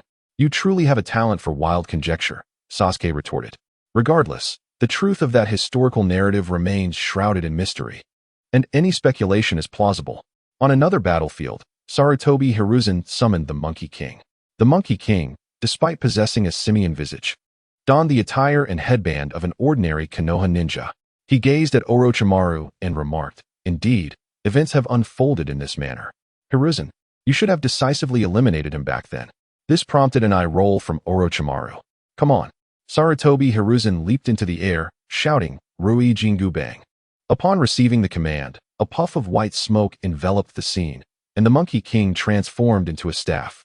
Sarutobi Hiruzen grasped the staff and advanced toward Orochimaru. Orochimaru, wielding the Kusanagi sword, calmly parried several strikes, while Sarutobi Hiruzen found himself gasping for breath. The Monkey King perceptively noted Sarutobi Hiruzen's trembling hands, a fact not lost on the observing Umbu outside the barrier. "Hiruzen, what has transpired? Were you injured earlier?" The Monkey King inquired with genuine concern, observing Sarutobi Hiruzen's evident exhaustion. "He is simply aging," Orochimaru remarked wistfully in response to the Monkey King's concern. As time progressed, Sarutobi Hiruzen's mastery of ninjutsu became increasingly refined. Yet, as an elder, his physical strength and chakra reserves had significantly diminished. He remained a master of ninjutsu. But the titles of the strongest Hokage and the greatest ninja had long been eroded by the passage of time. Moreover, having just faced the self-detonation of Rashi, even with the swiftest evasion, he could not escape unscathed. The peculiar radiation emanating from Rashi's body, albeit a single wave, was insufferable for ordinary individuals. Only those with abundant chakra could withstand its effects. Sarutobi Hiruzen, realizing his own limitations, let forth a carefree yet resolute smile. "Orochimaru, once my most exceptional disciple, allow me to guide you through the true essence of combat between ninjas once more. A blood-soaked rhythm of terror that leaves one gasping for breath." He clasped his palms together, mobilizing the chakra within him on a grand scale, seemingly preparing for something monumental. Observing such a Sarutobi Hiruzen, Orochimaru felt increasingly assured that his choices had been justified. Chapter 45. Reminiscence. Orochimaru found himself lost in reflection. He once believed that as a disciple of the third Hokage, he would dedicate his life to Konoha, showcasing his value in its entirety. Under Sarutobi Hiruzen's guidance, Orochimaru transformed from a youth merely curious about the brevity of life into a competent Konoha ninja willing to sacrifice everything for the sake of a mission. He envisioned a future where he would continue in this vein, completing missions when needed and conducting research when not, flanked by his companions Tsunade and Jiraiya, living life as a true victor. Yet, fate had other plans, for his disciple perished. Orochimaru had always been somewhat indifferent. The death of inconsequential individuals elicited little more than a passing thought. However, Tree was not merely his first disciple, but also Tsunade's younger brother. The tragic irony of his demise, falling victim to a mere explosive tag, was unbearable. Tsunade wept inconsolably. Despite her ability to crush enemies into pulp on the battlefield with her immense strength, she collapsed at the sight of her brother's lifeless body. Everyone understands that life is merely a one-way journey, destined to reach its conclusion, and when witnessing a stranger's premature departure, one can only lament briefly. Yet, there lingers an unspoken hope that one's loved ones might delay their own exits. Orochimaru had always treated his disciples well, particularly Tree, whose unique status prompted Orochimaru to ensure he traversed only safe paths, having meticulously scouted all routes. Yet, by an unfortunate twist of fate, Tree inadvertently triggered an explosive tag trap, and it was too late for rescue. Both Orochimaru and Tsunade found their hearts shrouded in shadows, plagued by doubts. Shortly thereafter, Tsunade's newly confirmed partner, Kat Datsu, mysteriously fell in battle, further deepening their suspicions. Kat Datsu had mastered the art of spiritual manifestation. With no other ninja villages possessing techniques targeting the soul, as long as his body was protected during his spirit's excursion, he could have swept through the battlefield with ease. Why then did Kat Datsu meet his end? Later, Tsunade distanced herself from the battlefield, becoming enamored with gambling at a tender age, refusing the advances of suitors, fearful that her potential partner might meet an untimely demise. Thus, the lineage of the first Hokage would end here. Subsequently, as the war drew to a close, the village faced the momentous decision of selecting the next Hokage. This choice could be seen as a gracious delegation of authority by Hiruzen Sarutobi. Yet, to the eyes of Shimura Danzo and others, it was shrouded in conspiracy. As a prominent figure under public scrutiny, every action was subject to excessive interpretation. It is a common human tendency to perceive noble intentions with the suspicion of malice. Tsunade's departure left Jiraiya indifferent to the political machinations, and he recommended Minato Namikaze, a bright and cheerful young man. Orochimaru, obsessed with his research, nevertheless found his name included among the Hokage candidates, allegedly at the behest of Hiruzen himself. Ultimately, however, Hiruzen chose Minato, declaring Orochimaru unsuitable for the role. What could Orochimaru do? His passion lay in science. If he could not become Hokage, so be it, though a tinge of dissatisfaction lingered at his mentor's abandonment of him. During this period, whispers among passers-by often compared him unfavorably to Minato, labeling him cold and suggesting that only someone as warm-hearted as Minato was fit to be the fourth Hokage. A strong sense of deja vu struck Orochimaru, prompting him to summon a few small snakes to monitor the most vocal critics within the crowd. The following day, he approached Hiruzen, seeking an explanation for his exclusion from the Hokage candidacy, yearning for a direct response from his mentor. After a moment of silence, Hiruzen explained that Orochimaru's methods were too nefarious and his demeanor excessively ruthless. Yet, Orochimaru barely absorbed the latter part of the conversation, for he had already comprehended his standing in Hiruzen's eyes. He was merely an excellent disciple, a high-caliber combat unit, a stepping stone for the fourth Hokage. As the pupil of the third Hokage, from whom had he acquired his formidable skills? Were his techniques truly taught by Danzo? In that instant, Orochimaru realized he was no longer suited to remain in Konoha.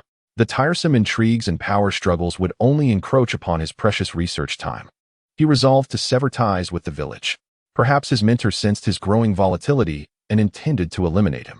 When caught conducting human experiments using Konoha ninjas, he was reminded of the second Hokage, who had also engaged in such endeavors, albeit with different outcomes due to differing individuals. For reasons unknown, Hiruzen granted him a reprieve. Yet, such matters became inconsequential as he finally pursued immortality with unrestrained fervor. In the years of his absence, Konoha underwent profound transformations.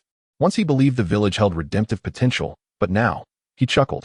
Memories flashed vividly in his mind as he tore away a mask from his face, revealing an unfamiliar visage. How could this be? Everyone beheld the spectacle. Orochimaru, who should have been well past 50, now possessed the body of a youthful woman. Hiruzen's eyes widened, his movements slowing. Your forbidden technique has succeeded. Indeed, Orochimaru replied. Now, behold my achievement. What a twisted soul. It seems my initial decision to not choose you was indeed correct.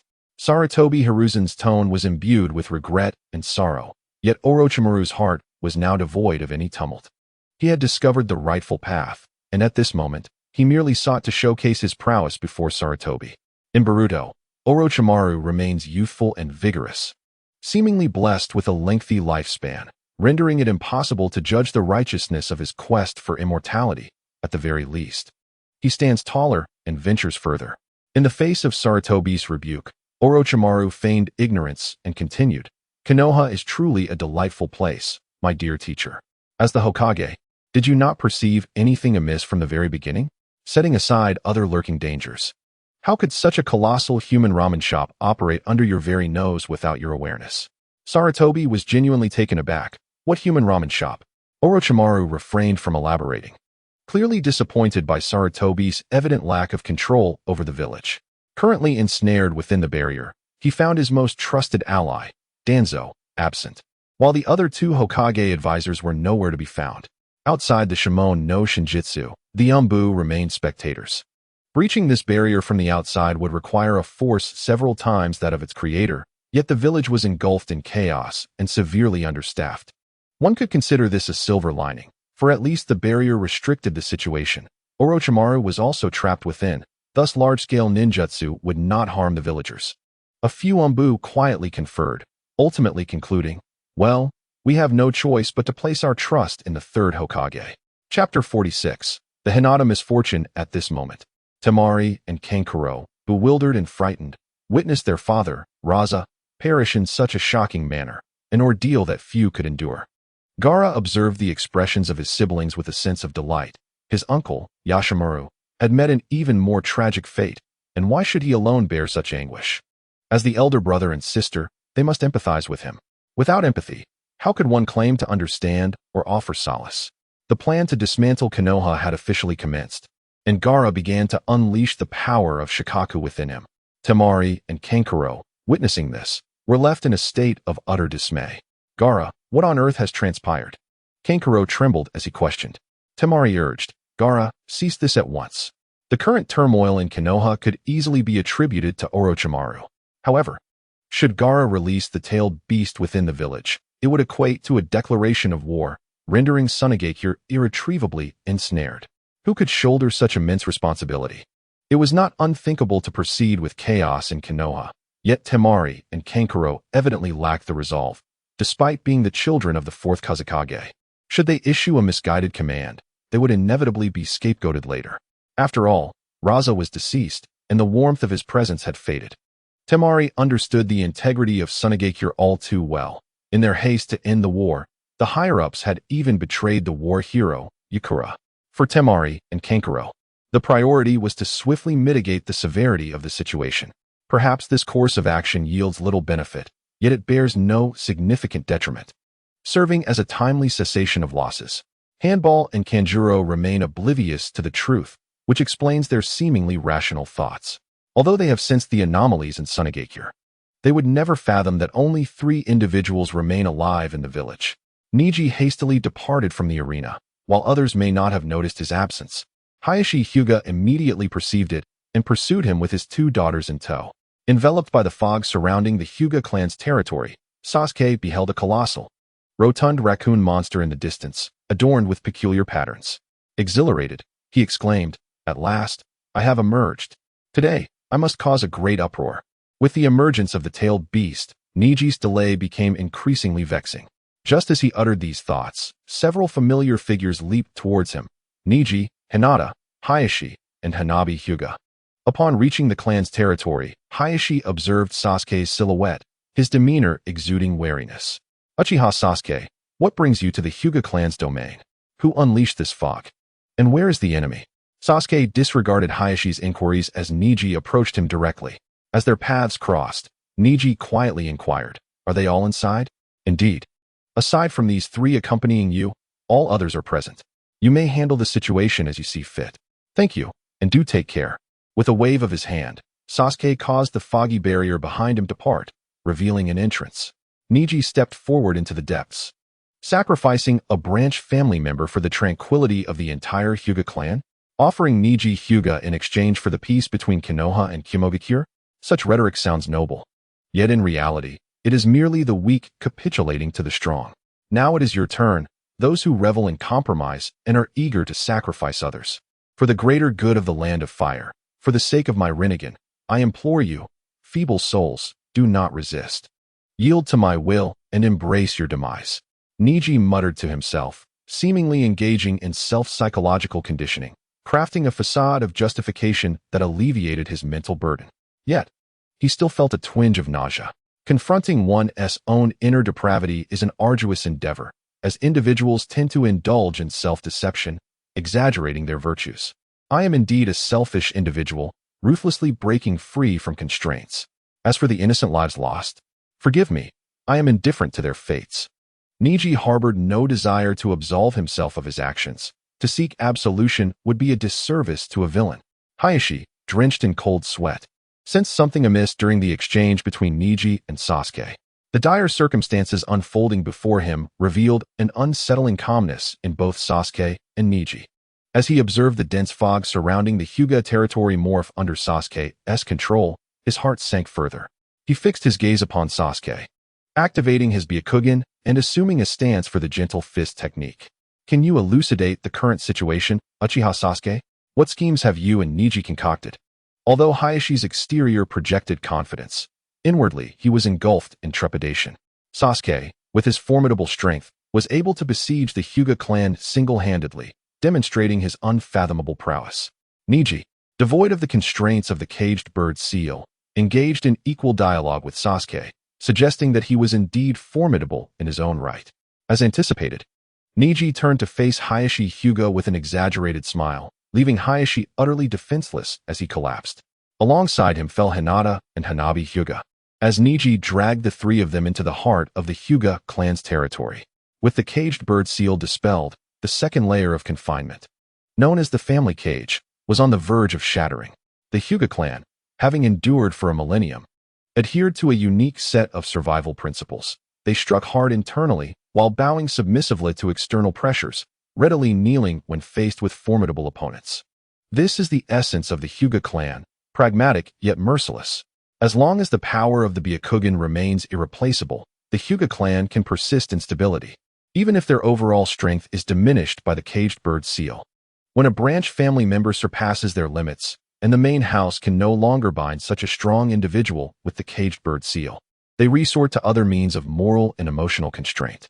As long as one has friends and family, as long as one values their reputation, they remain ensnared, woven into a new cage by invisible threads. Even the strong members of the branch family may be granted privileges by the main house, transforming from exploited to exploiters, becoming unable to empathize with their fellow branch family members.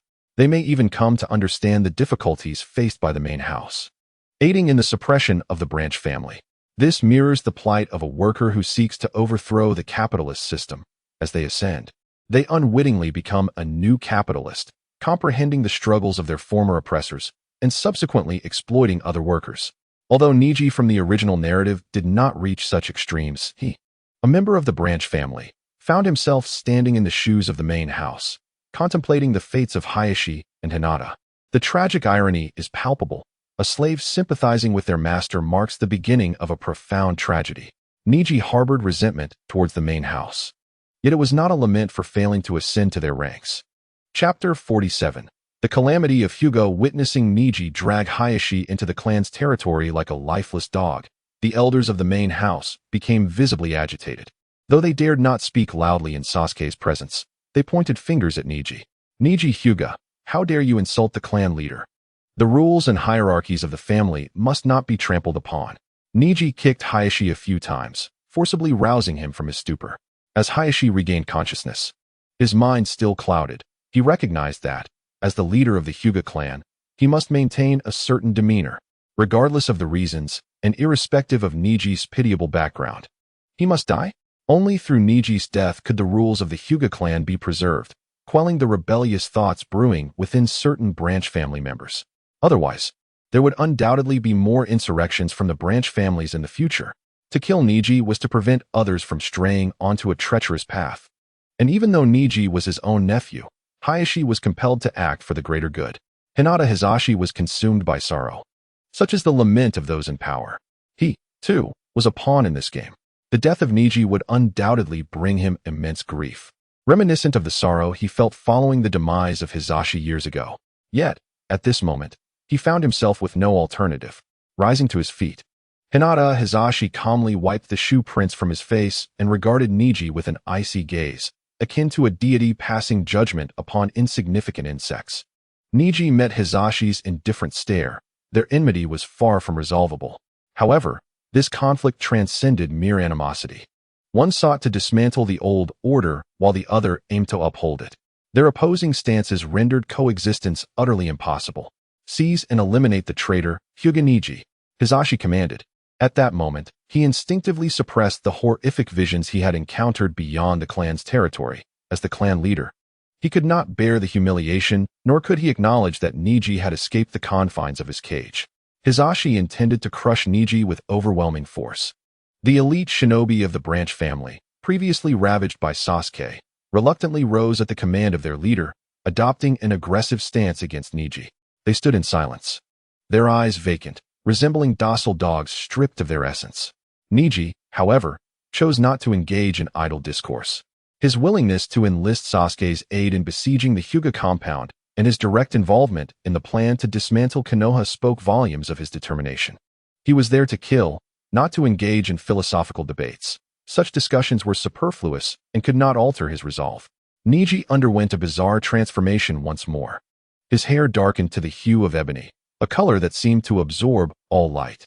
His skin became as pale as snow, devoid of any sign of vitality. With horns sprouting from his head and lips stained bright red, exuding an unsettling allure. The The sound of two simultaneous thuds echoed as two elite shinobi from the branch family fell lifeless, their chests pierced through. Neji showed no mercy, regardless of their lineage. Those who dared to attack him deserved their fate. Hisashi stood frozen, as did all within the main and branch families, astonished by Neji's formidable prowess. They had failed to perceive his movement. The two shinobi had simply vanished. Hisashi's expression reflected sheer shock.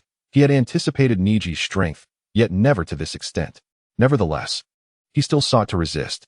Neji remained unfazed, lifting his gaze to Hisashi as an immense pressure erupted around him, a palpable force that left Hisashi breathless. Hinata and Hanabi regained consciousness only to faint again under the overwhelming mental assault, with Hisashi shielding his daughters and refusing to yield an inch. Mere moments had passed since their return to the clan grounds, yet Hisashi's mindset had undergone a dramatic shift. He had once believed that the numerical superiority of the Hyuga clan would subdue Neji, which had emboldened his earlier display of righteousness. Now, however, was it too late to appeal to their shared emotions? Indeed, it was. He had a foolish ally. Hyuga Neji, I advise you to surrender swiftly. An elder of the main family bellowed in fury, and as his words echoed, a young member of the branch family suddenly clutched his head and collapsed, rolling on the ground while emitting a heart-wrenching scream. The caged birds were unleashed, and the target was one of Neji's younger cousins, whose suffering was short-lived as he soon succumbed. Neji observed in silence, devoid of both sorrow and joy. Hinata Neji, should you resist stubbornly, I assure you, many from the branch family will perish because of you. This is merely a minor warning. It is not too late to relent. The elder from the main family proclaimed with ruthless intensity. The main family had casually executed a member of the branch family, using his life as a warning to demonstrate their resolve to Neji. Better to be shattered jade than to remain whole as clay. Slaves do not deserve to stand on equal footing with their masters. The scene fell momentarily silent before erupting into chaos, with branch family members either pleading or cursing. Yet those who held the power over their fate remained indifferent. The elder from the main family swiftly eliminated a few of the audacious branch members, gradually shifting the crowd's gaze toward Neji. They dared not oppose the tyranny of the main family, but felt emboldened to pressure Neji, employing familial bonds, moral arguments, and everything they could conceive. The elder from the main family fixed his gaze on Neji, wearing an expression of smug satisfaction, as though victory were already assured. Neji lifted his head, regarding him as if he were a fool. You threaten a powerful adversary who seeks your destruction with the lives of your own kin? Surely, you did not emerge from your mother's womb devoid of reason. The elder's countenance faltered, utterly unprepared for Neji's retort. What of the etiquette of the Hinata clan? He spoke in a tone tinged with frustration. Humph.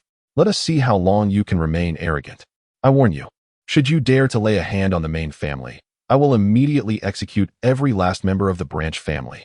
Hinata Neji, I wonder if you possess the courage to risk the lives of the entire branch family in defiance of us. Neji manifested his resolve through action, with a resounding bang. Hinata Hisashi's head exploded. Just moments prior, Hisashi had habitually maintained silence, observing the standoff between the elder and Neji, believing himself to be in a position of both offense and defense. If the elder succeeded, all would be well. If he failed, he would merely be sacrificed to vent Neji's wrath.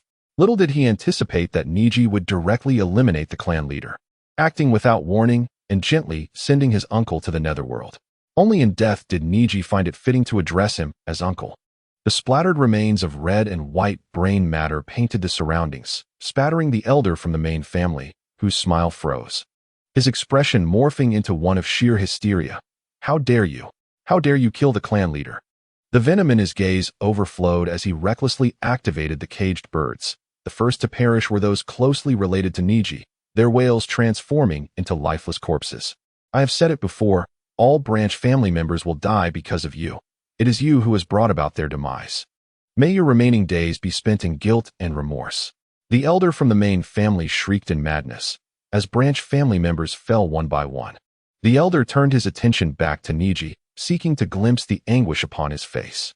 Strangely, Neji exhibited no signs of suffering. Instead, he appeared to breathe a sigh of relief as he reached out and seized the elder, skinning him alive.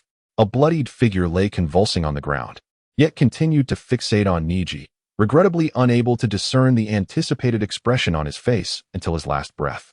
Chapter 48. Shikaku, the Hyuga clan grounds were littered with corpses. Two young girls knelt before a headless body, weeping uncontrollably. Hinata, elder sister, why? Why has it come to this? The young Hanabi, in her innocence, could not comprehend the scene before her, only knowing that her beloved father would never return.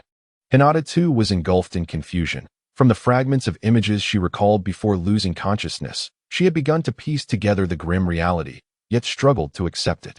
Undeniably, Hinata was a kind-hearted girl. Even with the knowledge that their next encounter would transform her and Neji into irreconcilable foes, she could not help but empathize.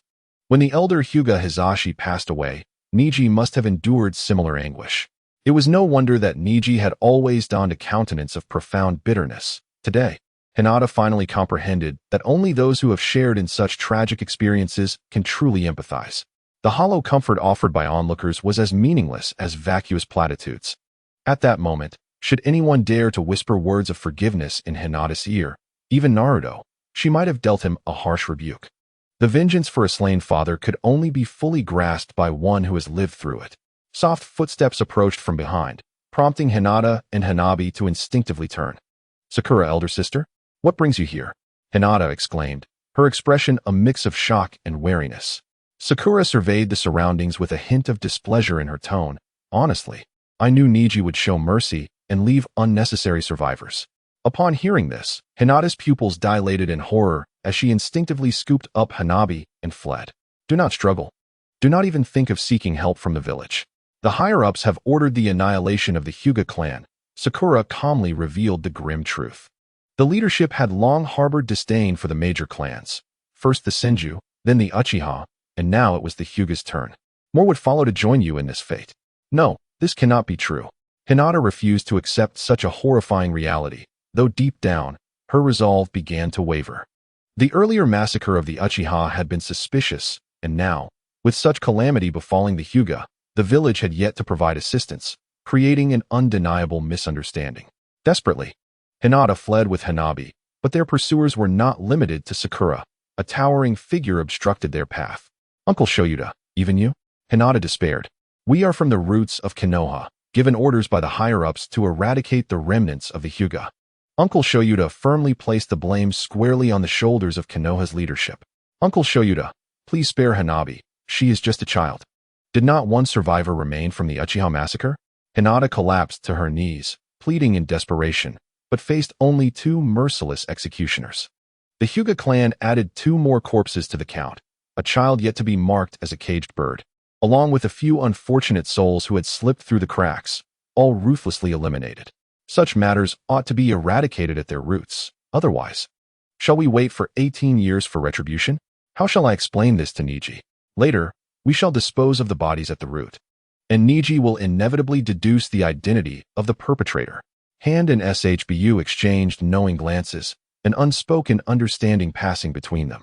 Departing from the Hyuga clan's territory, Sasuke hastened toward the colossal aberration of a raccoon cat.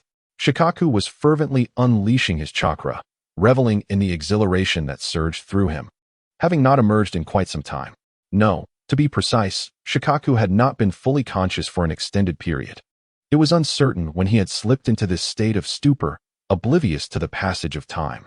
Now, having the rare opportunity to break free, he sought only to vent his emotions. Temari and Kankuro had been rendered momentarily speechless, not merely due to Gaara's abrupt unleashing of the tailed beast, but also because of the peculiar manner in which it manifested. Shikaku did not emerge from Gaara's body. Instead, Gaara had cast forth a bizarre orb, half white and half red, from which Shikaku erupted amidst a radiant burst of light. Temari and Kankuro were beset by an avalanche of questions, yet they hesitated to voice them. Suddenly, as Shikaku spiraled into madness, he sensed a malevolent aura encroaching upon him, and upon raising his gaze, he instantly lost consciousness. A figure now stood atop Shikaku, clad in a black collared shirt adorned with a fan motif embroidered on the back, chin slightly raised. Exuding an air of domineering authority as he stood upon the tailed beast, Uchiha Sasuke, the Leaf Ninja, who had just been confronting Shikaku, were filled with astonishment. Although they could not fathom how Sasuke accomplished this feat, those who had witnessed the Nine-Tails ordeal were aware that the Sharingan could manipulate tailed beasts. A sigh of relief swept through the Leaf Shinobi. The Uchiha clan was a pillar of Konoha, and Sasuke, being one of its ninjas, had successfully subdued the one-tailed beast. This was indeed fortuitous. The expressions of the Leaf Ninja as they regarded Sasuke were laced with complexity, a blend of joy and relief, mingled with caution and wariness. In the next moment, Shikaku, under Sasuke's control, unleashed a tempest of sand that blotted out the sun. Sasuke was not there to rescue anyone. Shikaku's body continuously expelled grains of sand, which, upon contact with the surrounding earth, rapidly transformed it into an arid desert, swiftly spreading into a vast sea of sand. Such a magnificent spectacle concealed a profound threat. The tumultuous sands crashed against the ground, and Konoha's walls, unable to withstand the onslaught, crumbled under the pressure. Within the four purple flames formation, Sarutobi, Hiruzen, and Orochimaru were engaged in a fierce exchange, with Orochimaru evading close combat to avoid a mutual demise, opting instead for long-range assaults. The longer the battle dragged on, the more unfavorable it became for Hiruzen. "Hiruzen, this is dire." The monkey summoned from within suddenly shrieked in terror. Sarutobi turned to gaze through the four purple flames formation, confronting a scene he could scarcely accept. The ideal shinobi village he had devoted his life to building was now under threat from an encroaching sea of sand. Damn it! Sarutobi's heart raced with fury. How dare Sunagakure act with such audacity? Observing Sarutobi's distress and witnessing the imminent downfall of Konoha, Orochimaru felt a strange sense of satisfaction swell within him, akin to witnessing a cherished treasure being ruthlessly destroyed. "At last, you two understand, my former teacher." Sasuke, heedless of the consequences, commanded the sand to engulf Konoha. The demon once proclaimed that if one wished to annihilate a place, they would not resort to the inefficient melee of soldiers clashing against soldiers. Rather, they would employ overwhelming firepower. Engaging in direct confrontation with Konoha's ninjas would only lead to his own exhaustion. As hundreds of tailed beast bombs rained down, the formidable defenders of Konoha would be driven to the brink in their desperate attempts to save their village. Sasuke, possessing a sound mind, knew precisely what actions to take. Countless souls became phantoms within the sea of sand, yet still, the roots, claiming to thrive in sunlight while buried deep underground, remained unmoved. Chapter 49. Annihilation under Sasuke's control. Shikaku steadily approached the heart of Konoha. Naruto, the Jinchuriki capable of countering Shikaku, was presently sapped of his strength during the finals of the Chunin exams. Neji had dealt him a harsh blow, and any exertion now would irreparably damage his foundation. The ninjas of Konoha were preoccupied with rescue and evacuation, while Jiraiya stepped forward, summoning a colossal toad to obstruct Shikaku's advance. Jiraiya's lips moved, uttering some words, but Sasuke could not hear. To shield himself from the potential distortion of his intentions by certain individuals' rhetoric, and to avoid the disarray caused by their preachings, Sasuke resolutely muted his hearing. Until his goals were achieved, he had no desire to listen to anyone's idle chatter. While Jiraiya could hinder Shikaku's progression, he could not prevent the encroachment of sand upon Konoha.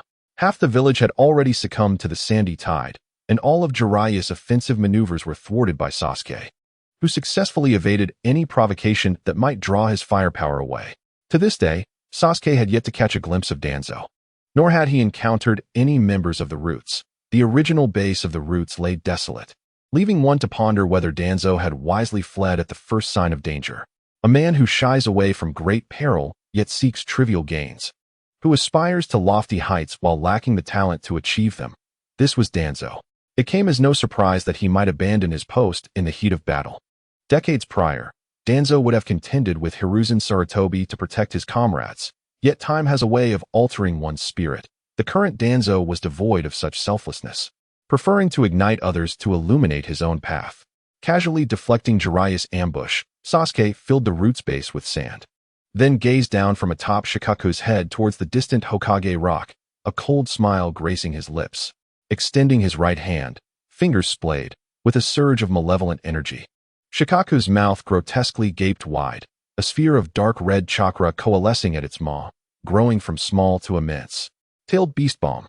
At that moment, both civilians and ninjas alike felt a visceral shiver. Konoha had already endured one tailed beast catastrophe, and now disaster threatened to strike once more. Observing this scene from within the four purple flames formation, Orochimaru immediately commanded his sound ninjas to dismantle the barrier and make a hasty retreat. How increasingly intriguing. The hoarse voice drifted away on the wind. Breathless, Hiruzen Sarutobi refrained from pursuing Orochimaru. The village was facing an even graver situation. With trembling hands clutching the Rui Jingu Bang, he leaped toward Shikaku. He must defeat Shikaku, protect the village, and uphold the responsibilities of the Hokage. Therefore, he could not falter now. Sarutobi Hiruzen silently encouraged himself, yet certain events unfold beyond human will. Having endured the self-detonation of Rasha and the onslaught from Orochimaru, he was already utterly fatigued, hardly able to muster the strength for another battle.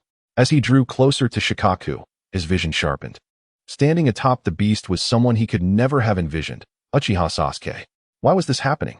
Why would Sasuke turn against the village? Did he already know the truth? In an instant, this thought surged through Hiruzen's mind. He understood well what the Uchiha clan's annihilation meant to Sasuke, and when Sasuke sought harm against the village, the reasons became painfully clear. The tailed beast ball had already taken shape, and Hiruzen, Jiraiya, along with numerous leaf ninjas, shouted desperately for Sasuke to cease his actions. But alas, he could hear nothing. Farewell, Konoha. Sasuke calmly unleashed the tailed beast ball, and with a thunderous explosion, the Hokage rock, a symbol of the Hokage's esteemed position, was obliterated. The cliff where Senju Hashirama and Uchiha Madara once shared dreams of peace was reduced to ruins. Hiruzen nearly collapsed, clutching his chest. The shock was overwhelming, and he struggled to maintain his composure. Tears streamed down his weathered face, a testament to his profound sorrow. Naruto, too, was drawn to the tailed beast ball's explosion. That is Sasuke. How could that scoundrel? In a moment of impulsive rage, Naruto dashed toward Shikaku, feeling severely unwell, yet determined to stop Sasuke. Ichiraku, who had been by his side, could not restrain him. Naruto, please calm down. Do not lose your reason. The significance of the Nine Tails Jinchuriki is undeniable. Jiraiya had deliberately placed Naruto in a safe location and entrusted Ichiraku with his protection, yet Naruto was resolute in approaching danger, and nothing could deter his determination. Meanwhile, one of Konoha's strongest, Might Guy, was also advancing toward Shikaku, even opening the seventh gate. Where did Kakashi go? Guy suddenly noticed his dear friend had vanished. A fleeting moment of confusion crossed his mind before he dismissed it. The immediate situation was far more pressing. After releasing one tailed beast ball, Sasuke did not relent. Another was coalescing. Upon seeing Guy approaching, Sasuke felt an instinctive wariness and immediately activated his ocular technique, Curse Bond. Guy inexplicably halted, and in that moment of distraction, two more resounding explosions occurred. Konoha Hospital and the Ninja Academy were destroyed, the foundations of medical care and education in the village obliterated. Mushroom clouds rose one after another into the sky. At this moment, Hyuga Neji had distanced himself from Konoha, yet he could still hear the earth-shattering blasts. He glanced back, a subtle smirk curling at the corners of his mouth, a mix of delight and mockery. Hidden in the shelter, Mito Minyin and Tino Kamaru listened to the chaos outside, their hearts racing in fear. Do we really not need to go out and assist? Hiruzen alone cannot handle this. Worry etched across Kamaru's face. There is no need for unnecessary actions. In the dim light of the shelter, Mito Gate's expression fluctuated between hope and despair. Adjusting his glasses, he spoke with unwavering conviction. The turmoil in the village cannot be eradicated, ultimately. Everything must fall upon the shoulders of the Sun Slash. If even they cannot manage it, our presence outside would be of little assistance. And it would be wiser to remain here, serving as the last hope for the village. This shelter was well concealed. Should Konoha be truly devastated, as long as we survive, we can undoubtedly lead the survivors to breathe new life into Konoha once more. Mito's voice grew louder, unsure if he sought to persuade Tsukinai Koharu or himself. Koharu nodded gravely. You speak with reason, and let us not forget about Danzo. Suddenly, a tail beast bomb struck the shelter, reducing all within to mere remnants. An overwhelming surge of light and heat engulfed them. This was the last sight that Tsukinai Koharu and Mito Gate beheld.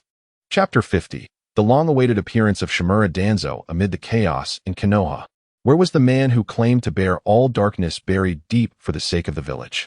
Time rewinds shortly after Rashi's self-detonation. At that moment, Danzo stood atop Hokage Rock, surveying the tumultuous scene of Konoha, the chaos laid bare before him, not to mention the conspicuous four purple flames formation. Yet, Danzo remained as steadfast as an ancient sentinel, observing the village's descent into disorder. An orange-haired ninja, masked, suddenly materialized beside Danzo. Witnessing the sands manipulated by the tailed beasts spreading relentlessly, he inquired, "Lord Danzo, it seems the situation has spiraled out of control. Shouldn't the Root act?" Danzo's gaze briefly swept over Sasuke, who undoubtedly lived up to the legacy of the Uchiha clan, ever capable of surprising others. Itachi was like this, and so was Sasuke. However, he soon shook his head, deeming Sasuke inferior to Itachi, foolish enough to confront Konoha alone. Retracting his gaze, Danzo addressed the orange-haired ninja. "This is not destruction, but rebirth. The sun slash has grown feeble. The village decays further under his reign. Konoha requires a formidable new Hokage. Do not forget the principles of Root F. You have been remiss." Upon hearing this, Yamashiro F. immediately knelt, devoid of emotion. "Yes, Lord Danzo. I was indeed disrespectful." Danzo nodded in satisfaction. "You bear no name, no emotions, no past, nor future. All that exists is your mission. Beneath the surface, unseen by others. The roots that sustain the great tree of Konoha flourish. This embodies the will of Root." Yamashiro F. bowed deeply, fervor evident in his eyes, clearly aligned with Danzo's words. The tailed beast, currently under Uchiha Sasuke's control, was likely only a vehicle for the latter's emotional outburst. With my understanding of the Uchiha clan's foolishness, as long as there remain ties within the village, he would not truly unleash his wrath upon it. These acts of destruction are merely necessary sacrifices. I shall guide the village into a new era. Danzo subtly explained his cunning intentions to Yamashiro F., feeling the power of wood release and Sharingan coursing through his arm. A profound sense of assurance enveloping him. He, Shimura Danzo, stood unyielding against the tides. In that moment, his inner thoughts proclaimed, "Just a remnant of the Uchiha and a mere tailed beast. At present, I possess not only the ultimate illusion of the Sharingan, Izanagi, but also the formidable power of the first Hokage. Uchiha Sasuke is of no consequence. When his ocular prowess falters, I shall descend from the heavens and swiftly eliminate him, thus becoming the hero who saves Konoha. Who could be more deserving of the title of the next Hokage than I?" In short, Danzo is in a state of euphoria. This buoyant feeling persisted until he caught sight of the approaching, ever-expanding sphere of concentrated chakra. Uchiha are truly madmen. With the Hokage rock obliterated, amidst a flicker, Danzo, who should have been obliterated in the blast, reappeared, his attire disheveled, and the seals on his arm unbound, revealing a ghastly, pale arm embedded with numerous eyes. He stood unscathed before the tailed beast bomb, save for one Sharingan on his arm that had permanently closed. The thought of the talents he painstakingly extracted from various clans. The elite operatives he had meticulously cultivated, now thoroughly brainwashed, being annihilated beneath the tailed beast bomb drove Danzo to the brink of madness. He was consumed by a singular desire to eliminate Sasuke, employing the most ruthless methods to do so. Yet, Danzo did not lose his composure. He needed to change his attire. Such an undignified appearance was unbecoming of a shadowy figure yearning to step into the light. After adorning himself suitably, Danzo performed a summoning technique. In a puff of smoke, the dream taper was summoned. Danzo leaped onto its back as it raised its elongated nose and emitted a loud, otherworldly cry that resonated throughout Konoha. Seizing the moment, Danzo bellowed, "Those who trespass upon Konoha's territory shall be met with absolute destruction. Now is the time. All forces advance. Protect the village. Uphold the will of our roots." Temari and Kankuro, witnessing the destruction of the Hokage rock, were soaked in cold sweat. Their first encounter with the overwhelming power of a tailed beast. Simultaneously, they felt a tinge of schadenfreude. Sunegakure's situation had deteriorated in recent years. Yet Konoha had lost its iconic structure, evidently faring worse. In times of misfortune, observing another's greater plight strangely calms the spirit. After today, Konoha's reputation might be irreparably tarnished. Should one take this opportunity to escalate the conflict and further weaken Konoha's strength? Before Temari and Kankuro could deliberate further, Danzo's pre-battle declaration echoed in their ears. Sasuke, observing the exuberant Danzo, smiled genuinely. "You finally chose to reveal yourself, Danzo." Standing atop the dream taper, Danzo faced Sasuke from a distance, poised to deliver a grandiloquent speech to bolster his own stature. However, at that moment, an intense sense of peril washed over him. accompanied by the sound of a blade slicing through the air. Instinctively, he attempted to evade, but was nonetheless pierced in the shoulder by a sand arrow. Gritting his teeth, Danzo glared at Sasuke, exclaiming, "You little brat, how dare you disregard the rules of combat? Shouldn't we first articulate our reasons and grievances before engaging in battle? Die?" Sasuke's murderous intent surged, condensing yet another tailed beast bomb. There were no flamboyant verbal jabs or intricate ninjutsu, only the sheer force of overwhelming power. Boom. As he gazed upon the ominous crimson-tailed beast orb drawing ever closer, Danzo was struck with a profound sense of alarm. Although he had engaged in battle, his true intention was not to partake in a fervent clash of equals, but merely to conclude matters with the dignity of a hero. In that moment, Danzo finally comprehended that Sasuke was unlike the other Uchiha. While Madara could still heed Hashirama's words, Sasuke was entirely unyielding, striking without warning. A tremendous explosion reverberated through the air, prompting Hiruzen Sarutobi to exclaim, "Danzo!" Despite their many disagreements, the bond formed over years of camaraderie evoked a pang of despair within him as he witnessed Danzo being struck by the tailed beast orb. Damn those Uchiha! Amidst the debris of the explosion, a heart-wrenching roar echoed, and there emerged Danzo, unscathed, his visage twisted in a fierce glare directed at Sasuke. Hiruzen was momentarily dumbfounded, as were the other onlookers. Could Danzo truly possess such formidable strength to withstand a tailed beast orb with mere fortitude? However, it soon became apparent to many that Danzo's arm, embedded with Sharingan, was a grotesque sight. In that fleeting moment, it seemed that numerous individuals grasped the rationale behind Sasuke's sudden descent into madness and his assault on Konoha. Subtle glances swept across Hiruzen, questioning whether the third Hokage was aware of the monstrous appendages adorning Danzo. Chapter 51. Abolishing the shinobi village system. Hiruzen still desired to engage Sasuke in dialogue, hoping to stabilize the situation first, believing that in due time he could lure Sasuke into the political arena he was familiar with, and subsequently eliminate him discreetly. Jiraiya shook his head at Hiruzen, saying, "Don't waste your efforts. He cannot hear anything." If Sasuke were capable of communication, he would have long since sat down to discuss profound truths. Face reality, old man. I am unclear about the grievances between the Uchiha and the village, but it is evident that Sasuke will not relent easily. Our current objective should not be to vanquish him, but rather to save lives. Look at what has become of the village. Half of Konoha lay buried beneath sand, while the other half had been ravaged by the tailed beast orb. Jiraiya observed that even the shelters and bunkers had been obliterated, resulting in countless civilian casualties. Konoha could not withstand such losses. Hiruzen sighed deeply. Jiraiya's words rang true. Yet as Hokage, he had no choice but to fight to the bitter end. Realizing that Sasuke truly heeded nothing, he extended the reach of his summoning, the Monkey King, and swung it directly at Sasuke. Sasuke, however, did not flinch. His body erupted with a dense mist, coalescing into a long blade that clashed with Hiruzen's staff, resulting in a cry of anguish. The staff, transformed into the Monkey King's form, could not withstand the corrosive force and reverted to its original shape. Unfazed, Sasuke once again summoned the tailed beast orb, and at that moment, as the third Hokage advanced, a multitude of surviving Konoha ninjas surged towards Sasuke. Mist and sand intertwined, and the Konoha ninjas found themselves at a dead end. In the midst of this chaotic battlefield, Sasuke disregarded the surrounding foot soldiers, directing all his attacks towards Danzo. As Danzo beheld Sasuke's advance, he felt as though the harbinger of his own demise was upon him. No amount of Sharingan could withstand such overwhelming firepower.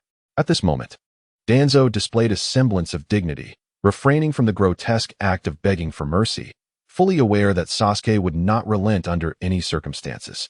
Sasuke approached with an unhurried demeanor, each movement resonating like the tolling of death's bell for Danzo. He raised his hand, and chains formed from the mist ensnared the fleeing Danzo, his arm, adorned with the Sharingan, rapidly decaying into putrefaction.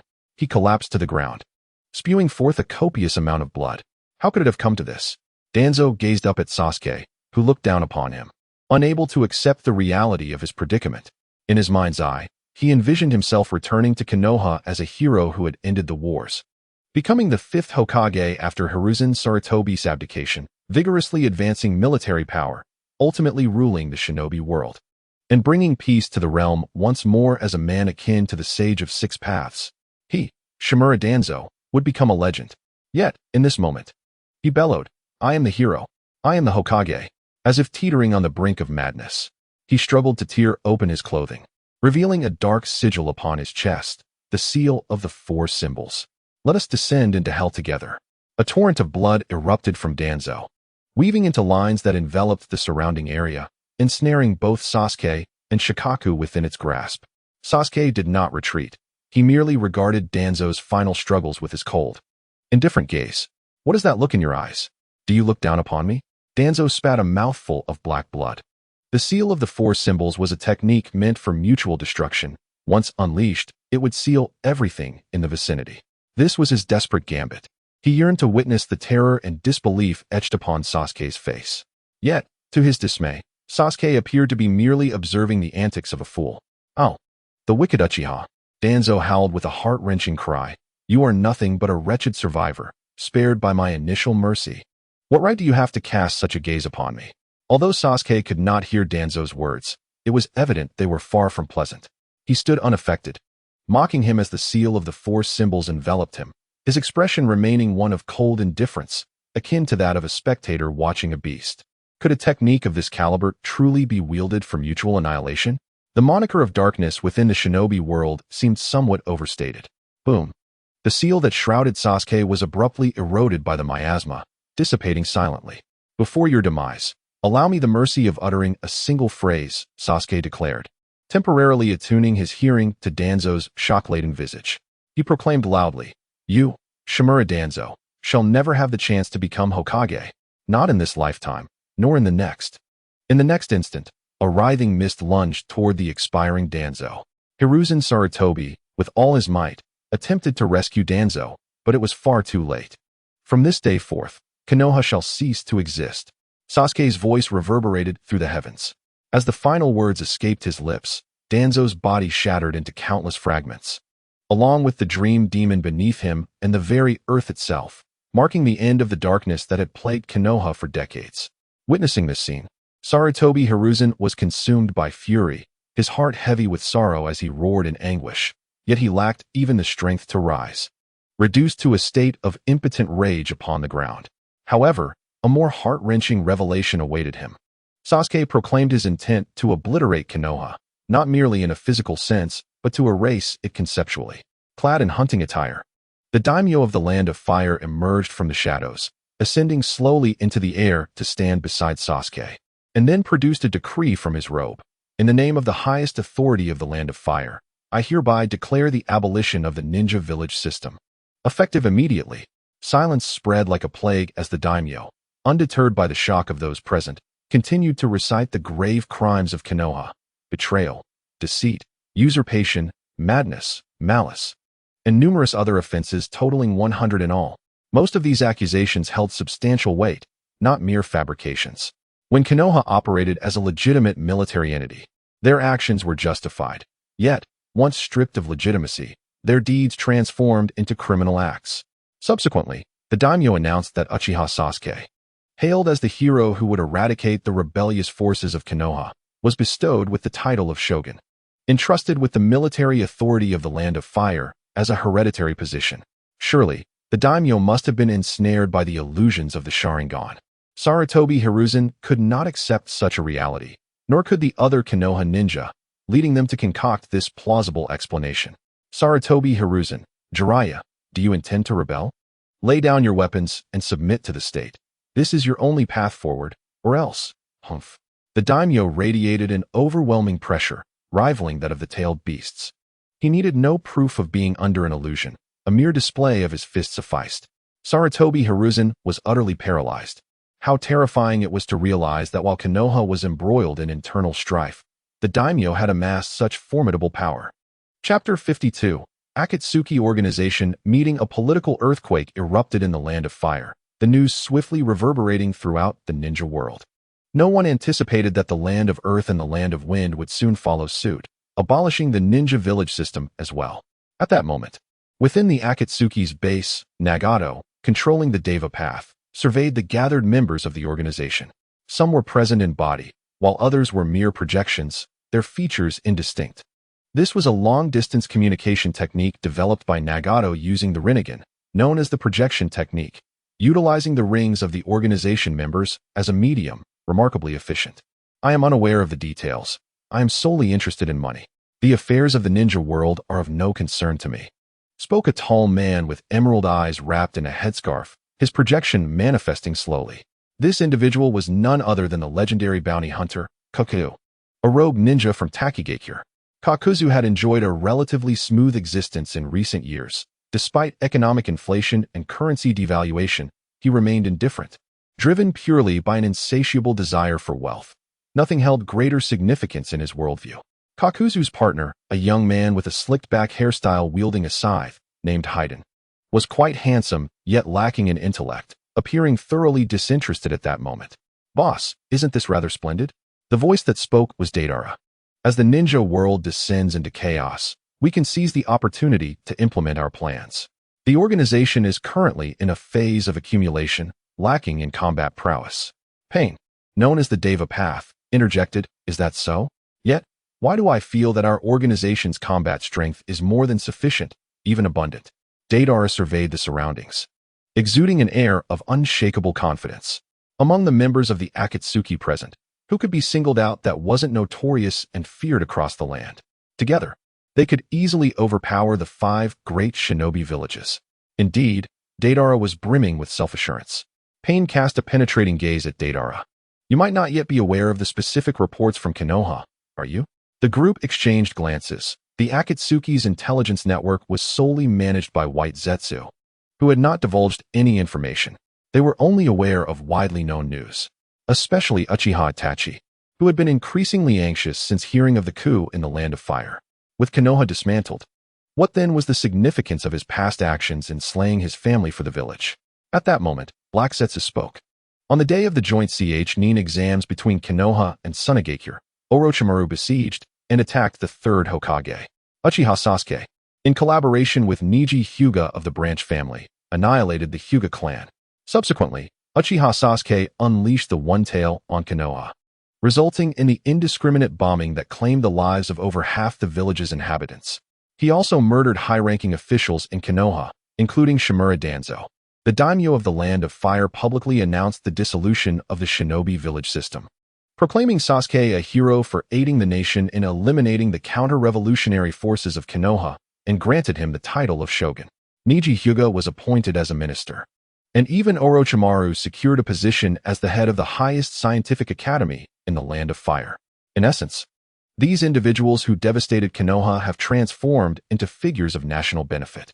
Uchiha Sasuke publicly declared that he had forsaken the narrow-mindedness of the shinobi village ideology, willing to sacrifice his own village for the stability of the nation.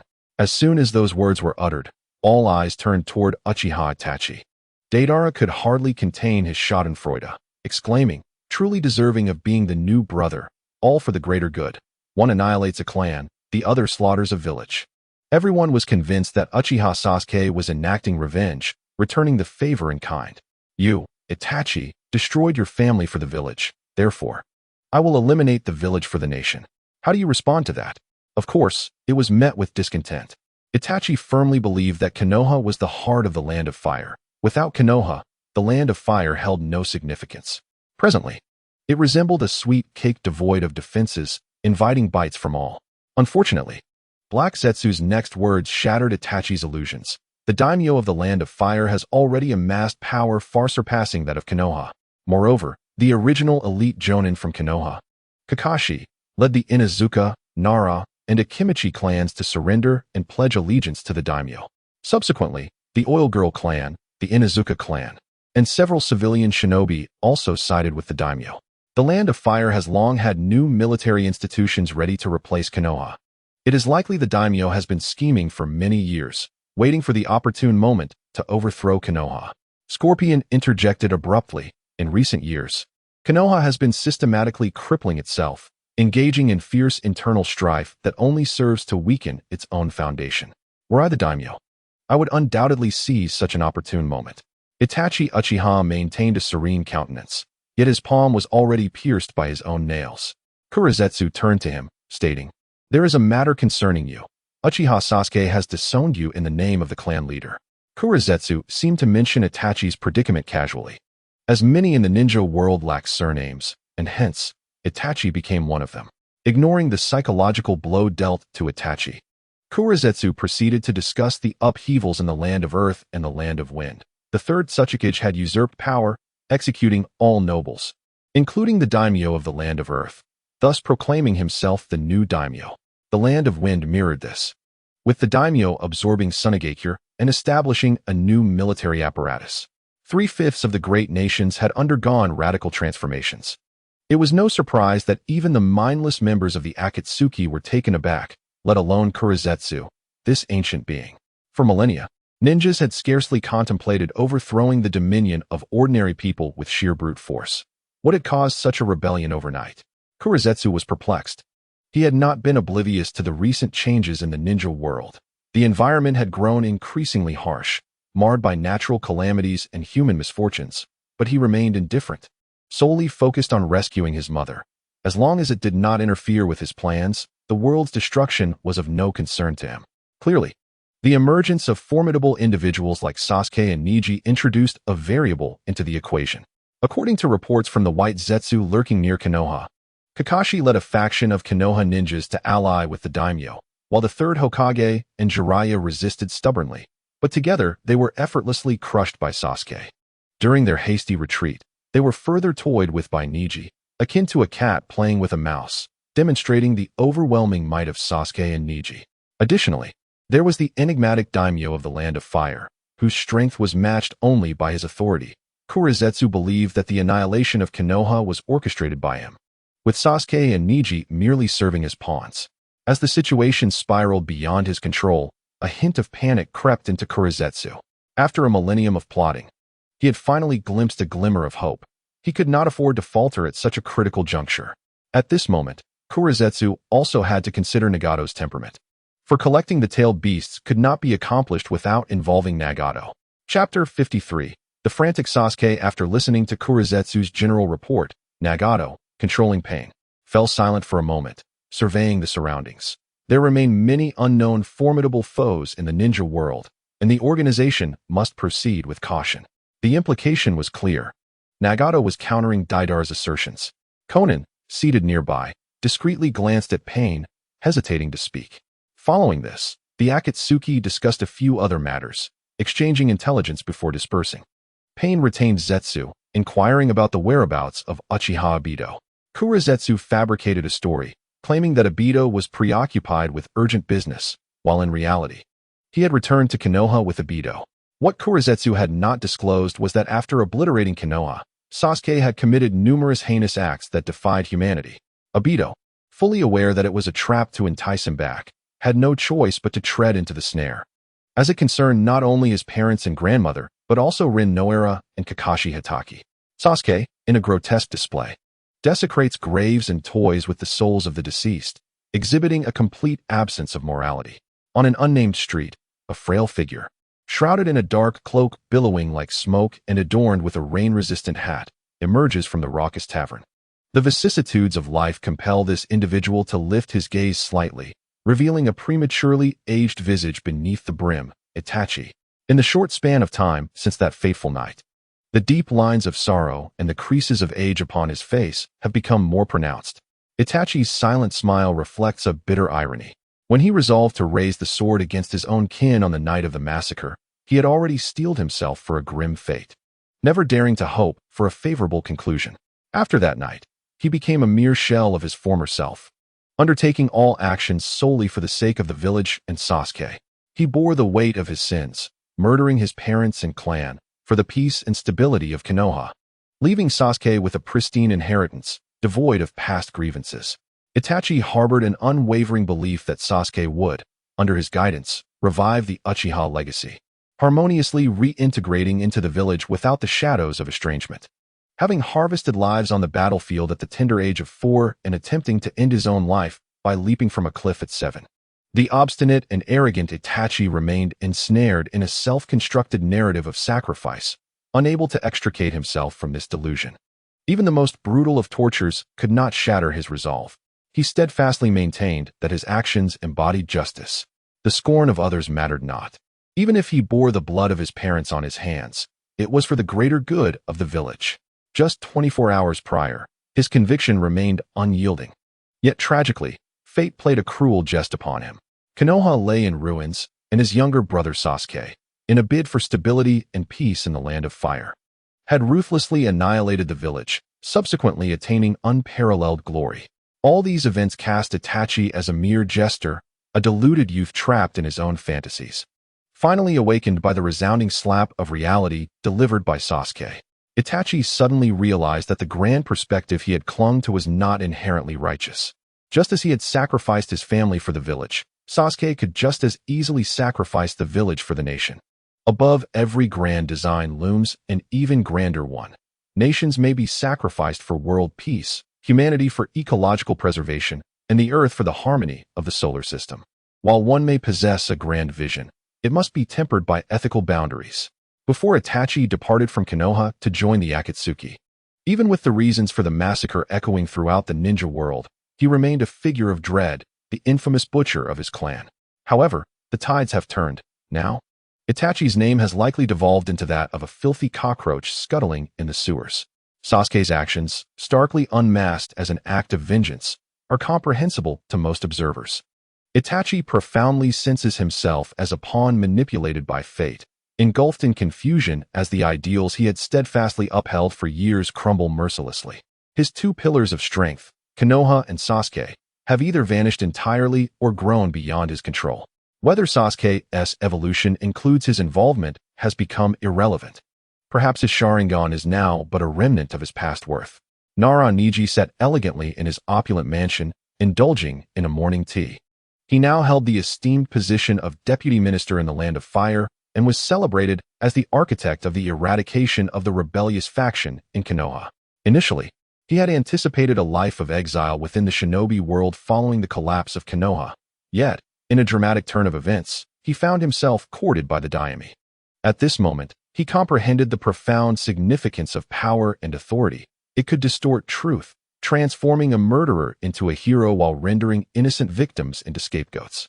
Hinata and Hanabi had perished, their bodies accumulated at the root base. Although he suspected their deaths bore peculiarities, Neji was disinclined to investigate. For he was indifferent, much like how Sasuke was indifferent to the plight of the ordinary Uchiha clansman, choosing to forgive at whim.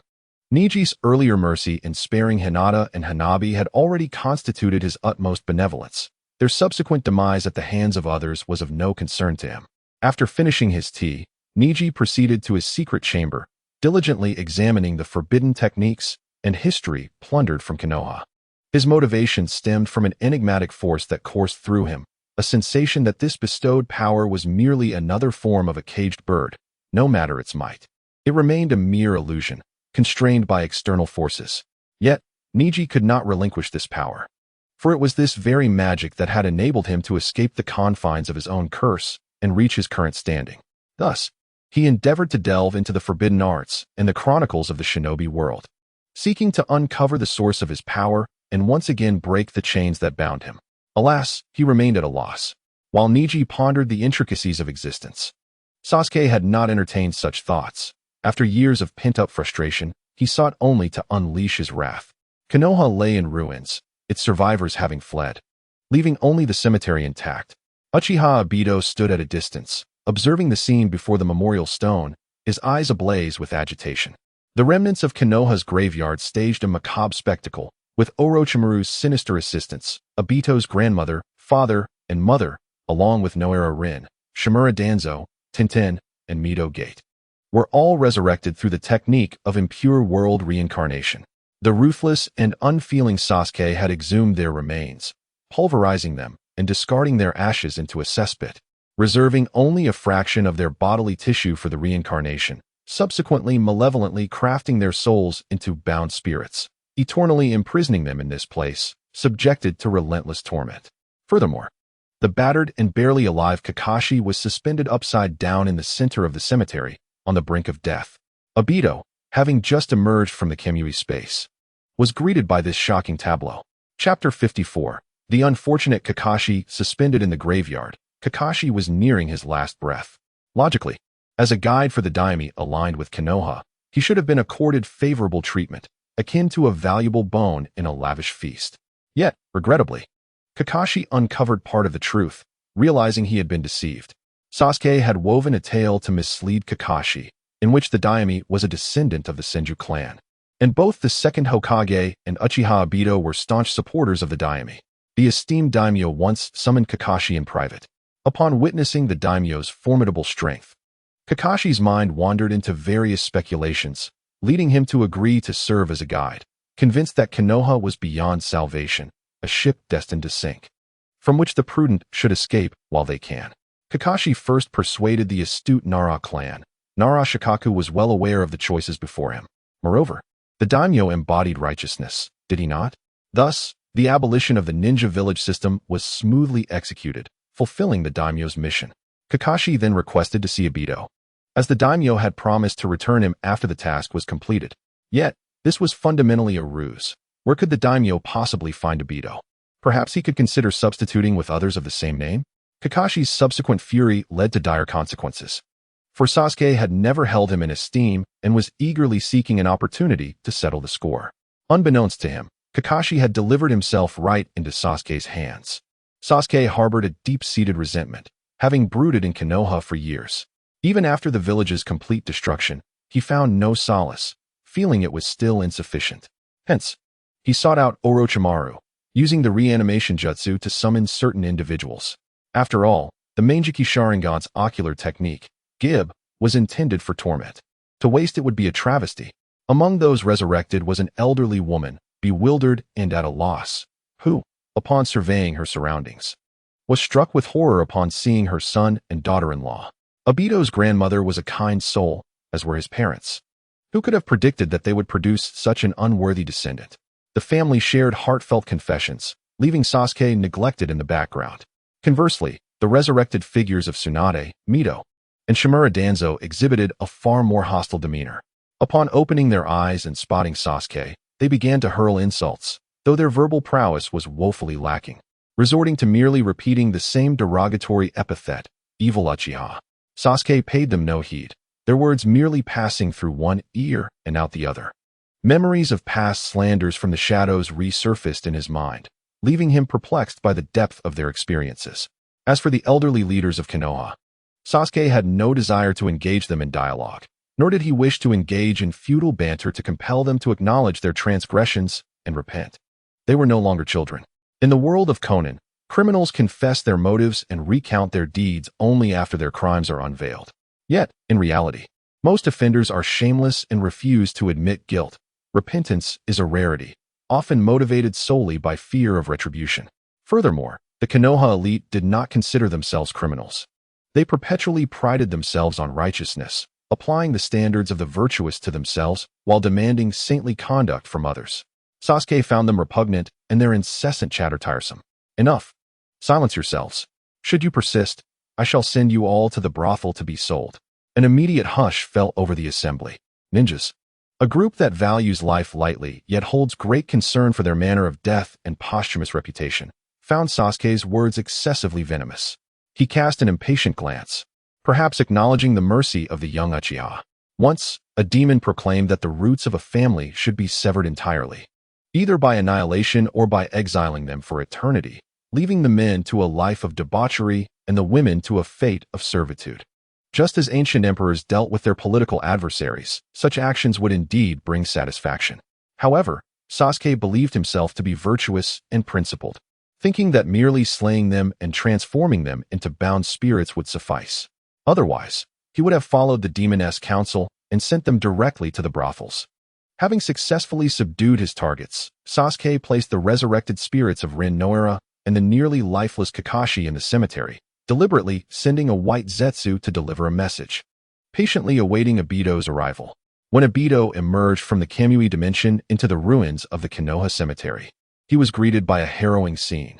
Several spirits were endlessly reliving their grotesque deaths, with Kakashi suspended upside down. Apart from the three high-ranking elders, these were the most significant individuals in Obito's life. The bond between Obito and Kakashi remained intact, and at first glance, Obito's attention was solely on Kakashi, before he noticed Rin and his long-lost grandmother. As for his parents, They had passed away too soon, leaving Obito with scant memories of them. The spirits reacted variously to Obito's sudden appearance. Adorned with an orange spiral mask, Shimura Danzo instantly recognized his distinctive entrance, his eyes nearly bulging from their sockets. Unfortunately, he was merely a bound spirit now, unable to speak, and could only repeatedly slam his head against the ground until it shattered, then restored, in an endless cycle. Underneath the mask, Obito's expression was one of profound distress, uncontrollably radiating murderous intent. Humph. He reached for Kakashi, but his countenance shifted drastically upon seeing Kakashi's vacant eye sockets. That's Sharingan. Damn it. White Zetsu, come forth. Obito roared in fury.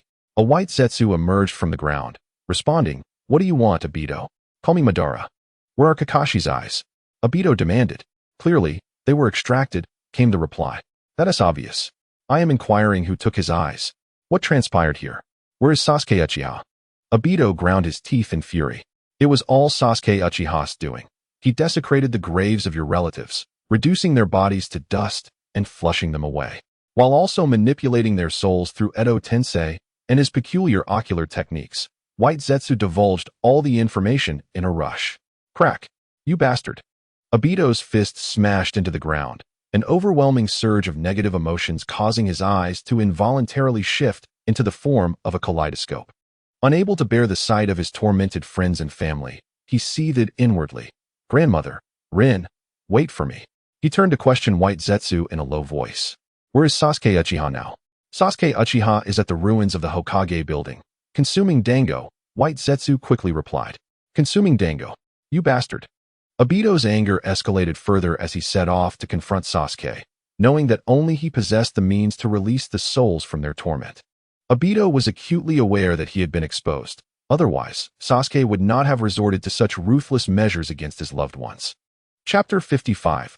Obito's rampage. The moment Obito appeared amidst the ruins of the Hokage building, Sasuke immediately turned his gaze toward the swirling disturbance in space.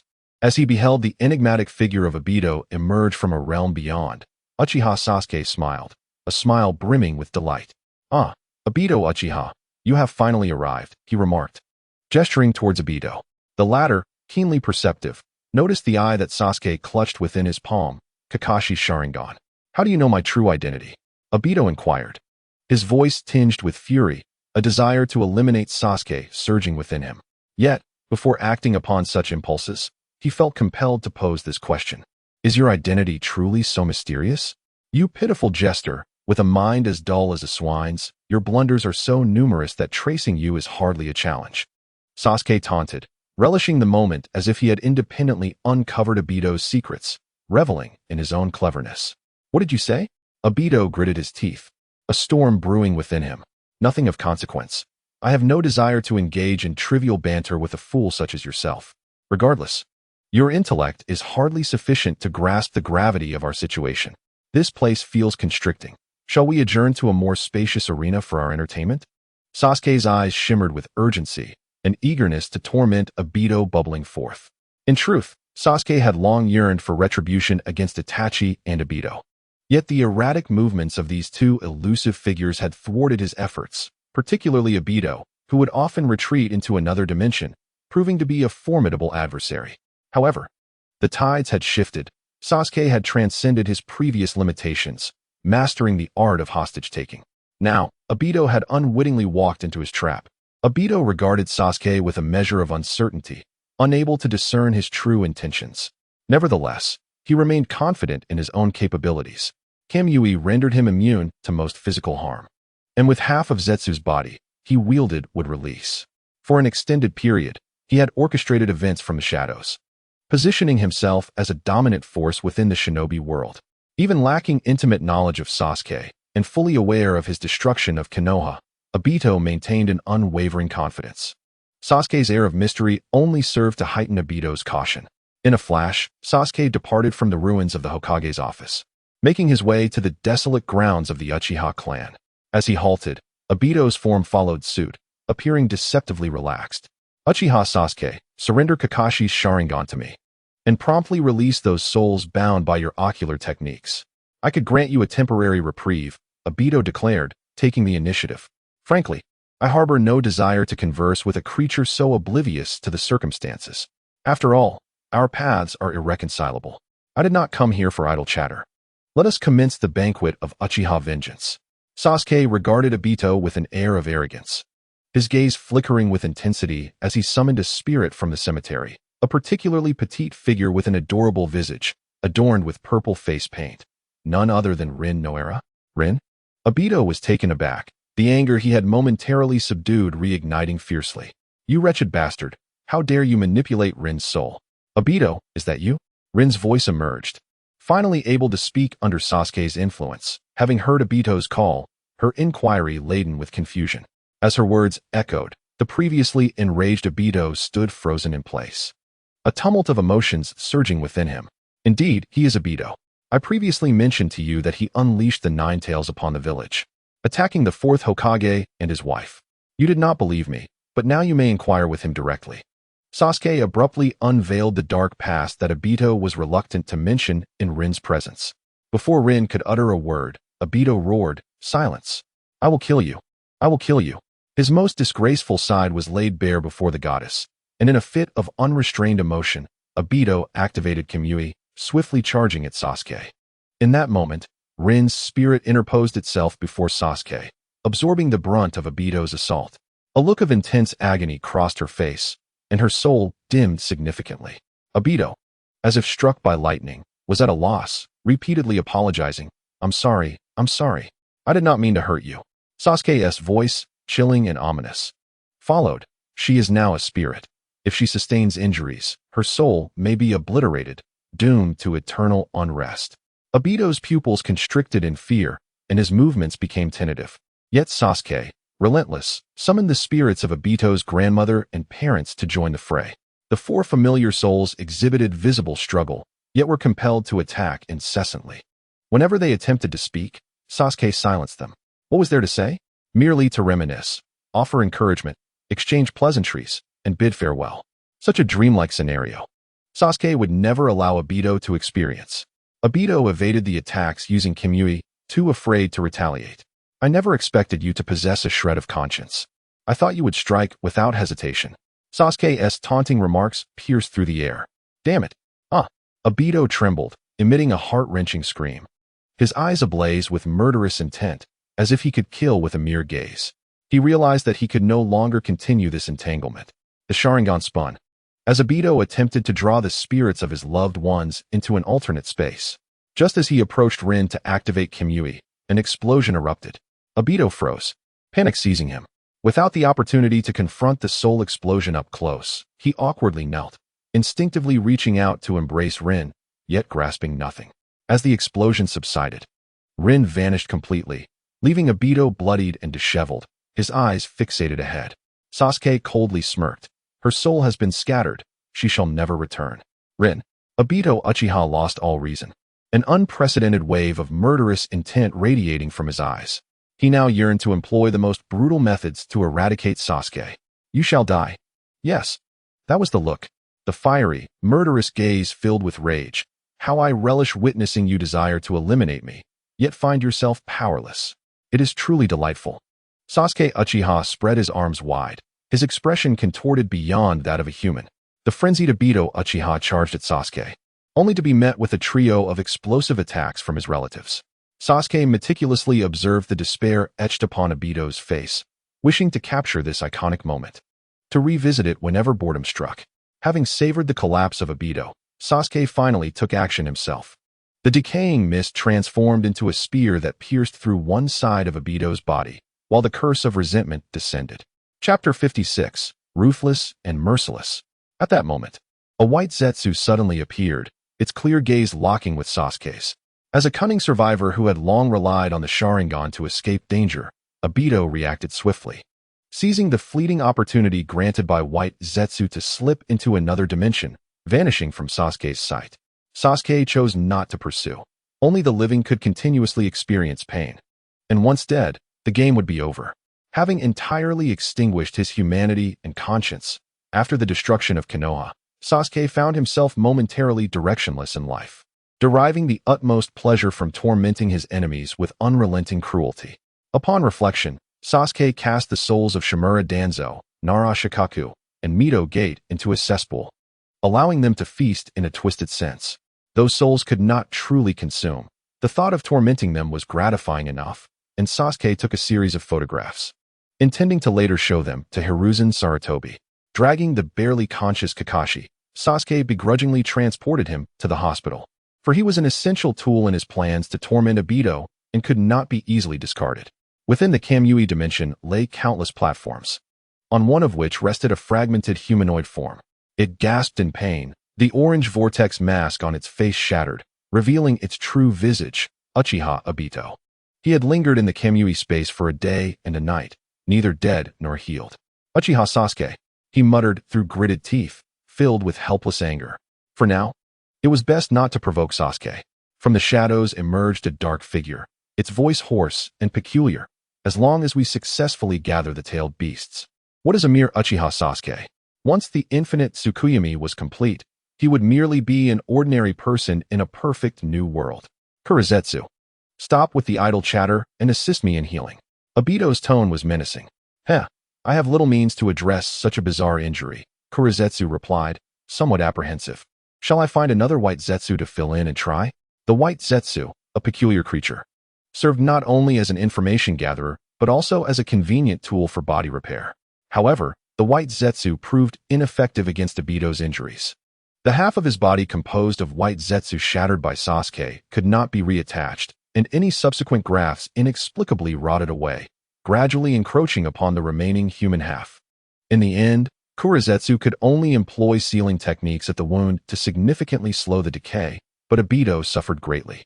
Missing half of his body with a wound that would never heal, compounded by an embarrassing new affliction, hair loss. Not only did his once lustrous black hair fall away, but hair from other parts of his body also began to disappear, rendering Obito's already less than appealing appearance even more grotesque. Finally managing to stabilize Obito's injuries and emotions, both Kurizetsu and Obito appeared somewhat unhinged. Obito, having failed to save his friends and beloved, had nearly perished at the hands of Uchiha Sasuke. The thought of Sasuke's terrifying assault sent shivers down his spine, evoking a sense of fear. Indeed, it was fear. Obito was acutely aware that Sasuke's relentless torment, both mentally and physically, was driven by a desire for vengeance. Sasuke had undoubtedly uncovered the truth behind the Uchiha clan's annihilation. Without hesitation, he had utterly obliterated Konoha, even branding it as a bastion of reactionaries, ensuring that the village would be forever unable to rise again.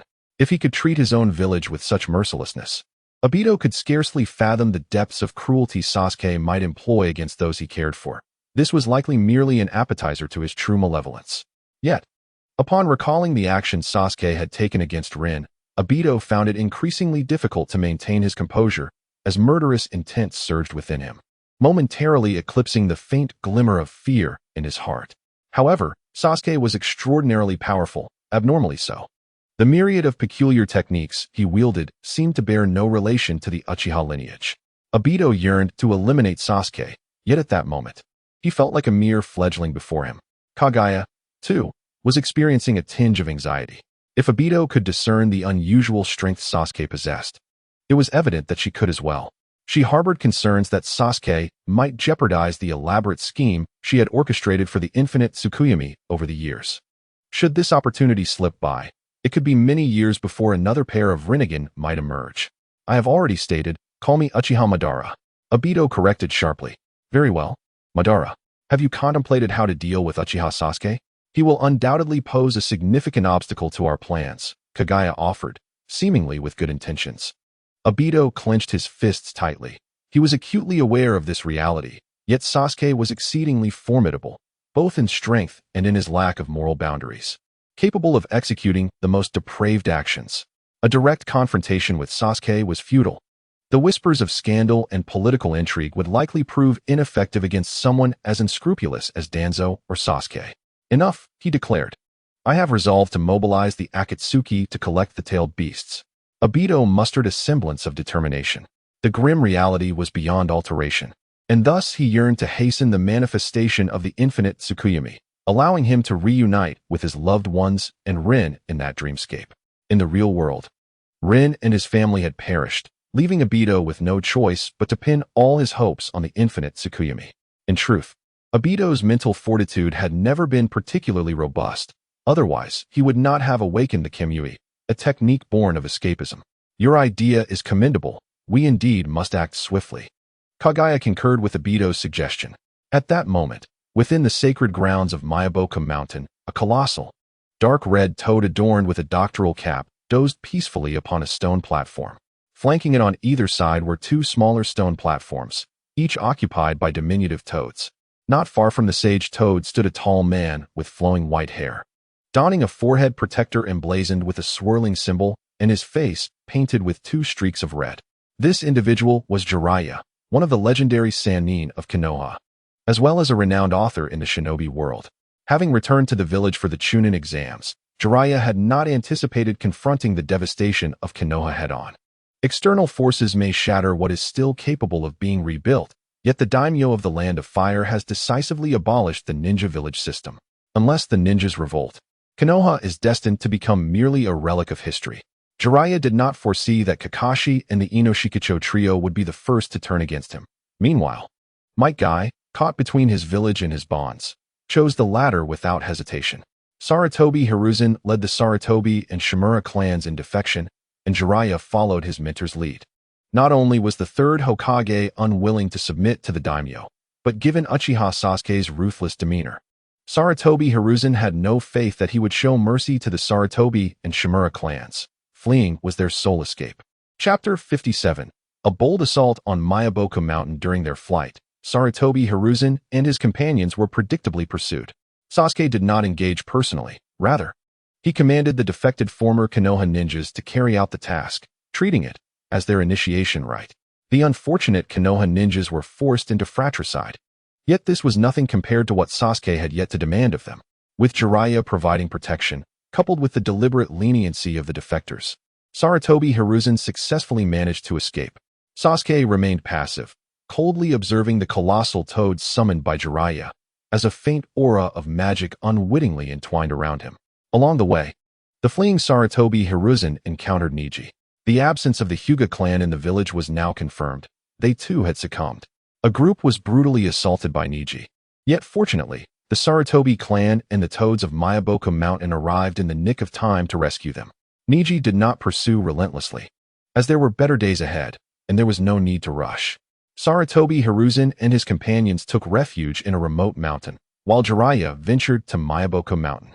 The great sage toad unexpectedly summoned me, inquiring if there was a matter of urgency or if he had glimpsed some extraordinary future. Jiraiya, weary yet solemn, posed the question. As the contract holder with Mayaboku Mountain, Jiraiya held the great sage toad in high regard, fully trusting in his prophecies. Previously, the great sage toad had foretold that the child of prophecy would bring eternal peace to the ninja world. Jiraiya had assumed this would be Minato Namikaze. Yet fate had claimed Minato during the Ninetales rampage, merely concluding the Third Ninja World War without ushering in an era of peace. In recent years, Jiraiya had traversed the land, seeking both Orochimaru and the prophesied child. I have once more glimpsed a hazy future. The great sage toad began slowly. War has vanished. Jiraiya's heart leaped at the words, only to hear the great sage toad continue. Yet the absence of war is not due to the arrival of peace. Rather, it is because life itself is nearly extinguished, as all have perished, and thus, war cannot exist. Jiraiya's expression contorted in disbelief, rendered speechless. How could this be possible? My prophetic abilities have been interfered with, allowing me only to see a world drenched in crimson, unfit for life to thrive. The great sage toad lamented. Jiraiya, you must uncover the source of this cataclysm and intervene in a timely manner. I surmise that the disaster may originate from the ocean. The rest is left to you. Jiraiya's expression was grave. He understood that the great toad sage, having lived for a millennium, possessed considerable wisdom. Yet, the weight of this responsibility was overwhelming, leaving him only able to utter, I understand. The two elder toads, Shinsaku and Shimaru, imparted a few more words of caution to Jiraiya before bidding him farewell. What a tumultuous season this is, sighed Shinsaku's sage. The great toad sage, equally troubled, recognized that foreseeing the future comes at a price. The act of revealing what one has foreseen could demand an even greater toll. After conversing with young Jiraiya, An unsettling premonition struck him. "Old sage, please do not frighten me," Shimara sage exclaimed anxiously. The great toad sage remained silent, reflecting on an ancient tale of a prophet who foresaw that a young boy would grow into a world-destroying demon. Upon hearing this, heroes from across the land hunted the boy down, ultimately slaughtering nearly all his friends and family, leading him to succumb to darkness and resolve to annihilate the world. Prophecy is both a consequence and a cause.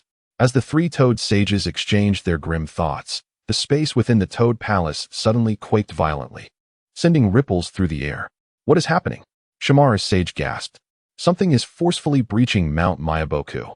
Shinsaka sage's words had barely left his lips when the space shattered like a struck mirror, revealing a profound and secretive passage. A young man emerged slowly, stepping into the realm of Mount Mayaboku. Clad in a long black robe, his disheveled black hair framed a handsome face that bore an unsettling allure, unmistakably indicating ill intentions. Shinsaku and Shimara's sage glared fiercely, demanding, "Who are you? Why do you trespass upon Mount Mayaboku?" Uchiha Yao remained silent. As a false identity governed by the essence of a demon, he had not made an appearance in far too long, having lingered in the frigid depths of the sea. The environment of Mount Mayaboku was refreshing. It was rare for these toads to have discovered such a fortuitous location. The great toad sage, who typically kept his eyes half closed, gradually opened them, fixing a serious gaze upon Yao. Shinsaka sage had never witnessed the great toad sage exhibit such gravity.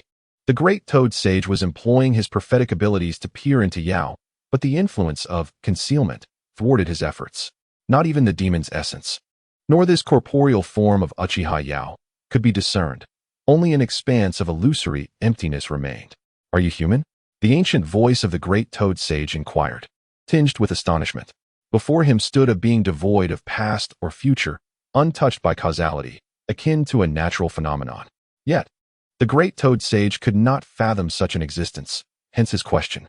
"Whether I am human is debatable. However, you are certainly not," Yao replied with a smile. "I have always wondered why you, secluded in this small space, maintain a distance from the shinobi world, yet frequently intervene to assist Konoha. Old man, something feels off about this individual. We should capture him," Shimaru whispered to Shinsaku. "Patience, let us await the great sage's directive," Shinsaku replied in a hushed tone. The great toad sage evaded Yao's inquiry and retorted, "Why have you invaded Mount Mayaboku? We have always been cordial to those fortunate enough to enter Mayaboku Mountain. Feel free to express any request you may have." The great toad sage, unable to discern the true nature of the individual before him, refrains from taking risks and opts for a policy of persuasion. He has always maintained a sense of reverence and caution towards the unknown. In his youth, when he was but a small toad, the goddess Tsukuyumi descended upon the world, bringing calamity to all living beings. It was through this very caution that he drew near to Tsukuyumi's son, the sage of the six paths committed matricide. Who can fathom the extent of the influence that Toad Maru had in that matter? "A request? Would you be willing to offer your life for my use?" Yao stepped forward, an overwhelming surge of magical power erupting instantaneously. "Old man," Shima exclaimed in shock, shouting towards Shinsaku, "Do something." Chakra surged as the two toad sages unleashed a powerful illusion, the Toad Song, whose might rivaled that of the Sharingan's Jinjutsu. Chapter 58. The Bloodbath at Mayaboku Mountain. Regrettably, the Toad Song of such caliber proved utterly ineffective against Uchiha Yao. He turned, raising his hand in a swift motion, and a torrent of magic burst forth. In that instant, Shinsaku and Shima, unable to even utter their final words, were consumed by the magical force. Silently reduced to mere fragments, their existence annihilated. The great toad sage's eyes widened in shock. His advanced age and lack of combat prowess rendered him vulnerable. The deaths of Shinsaku and Shima shattered his composure, and in that fleeting moment, Yao seized the opportunity, pinning him to the ground.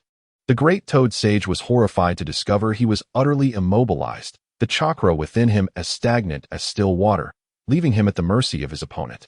"What exactly are you?" The great toad sage trembled, but before he could finish his words, Yao interrupted him.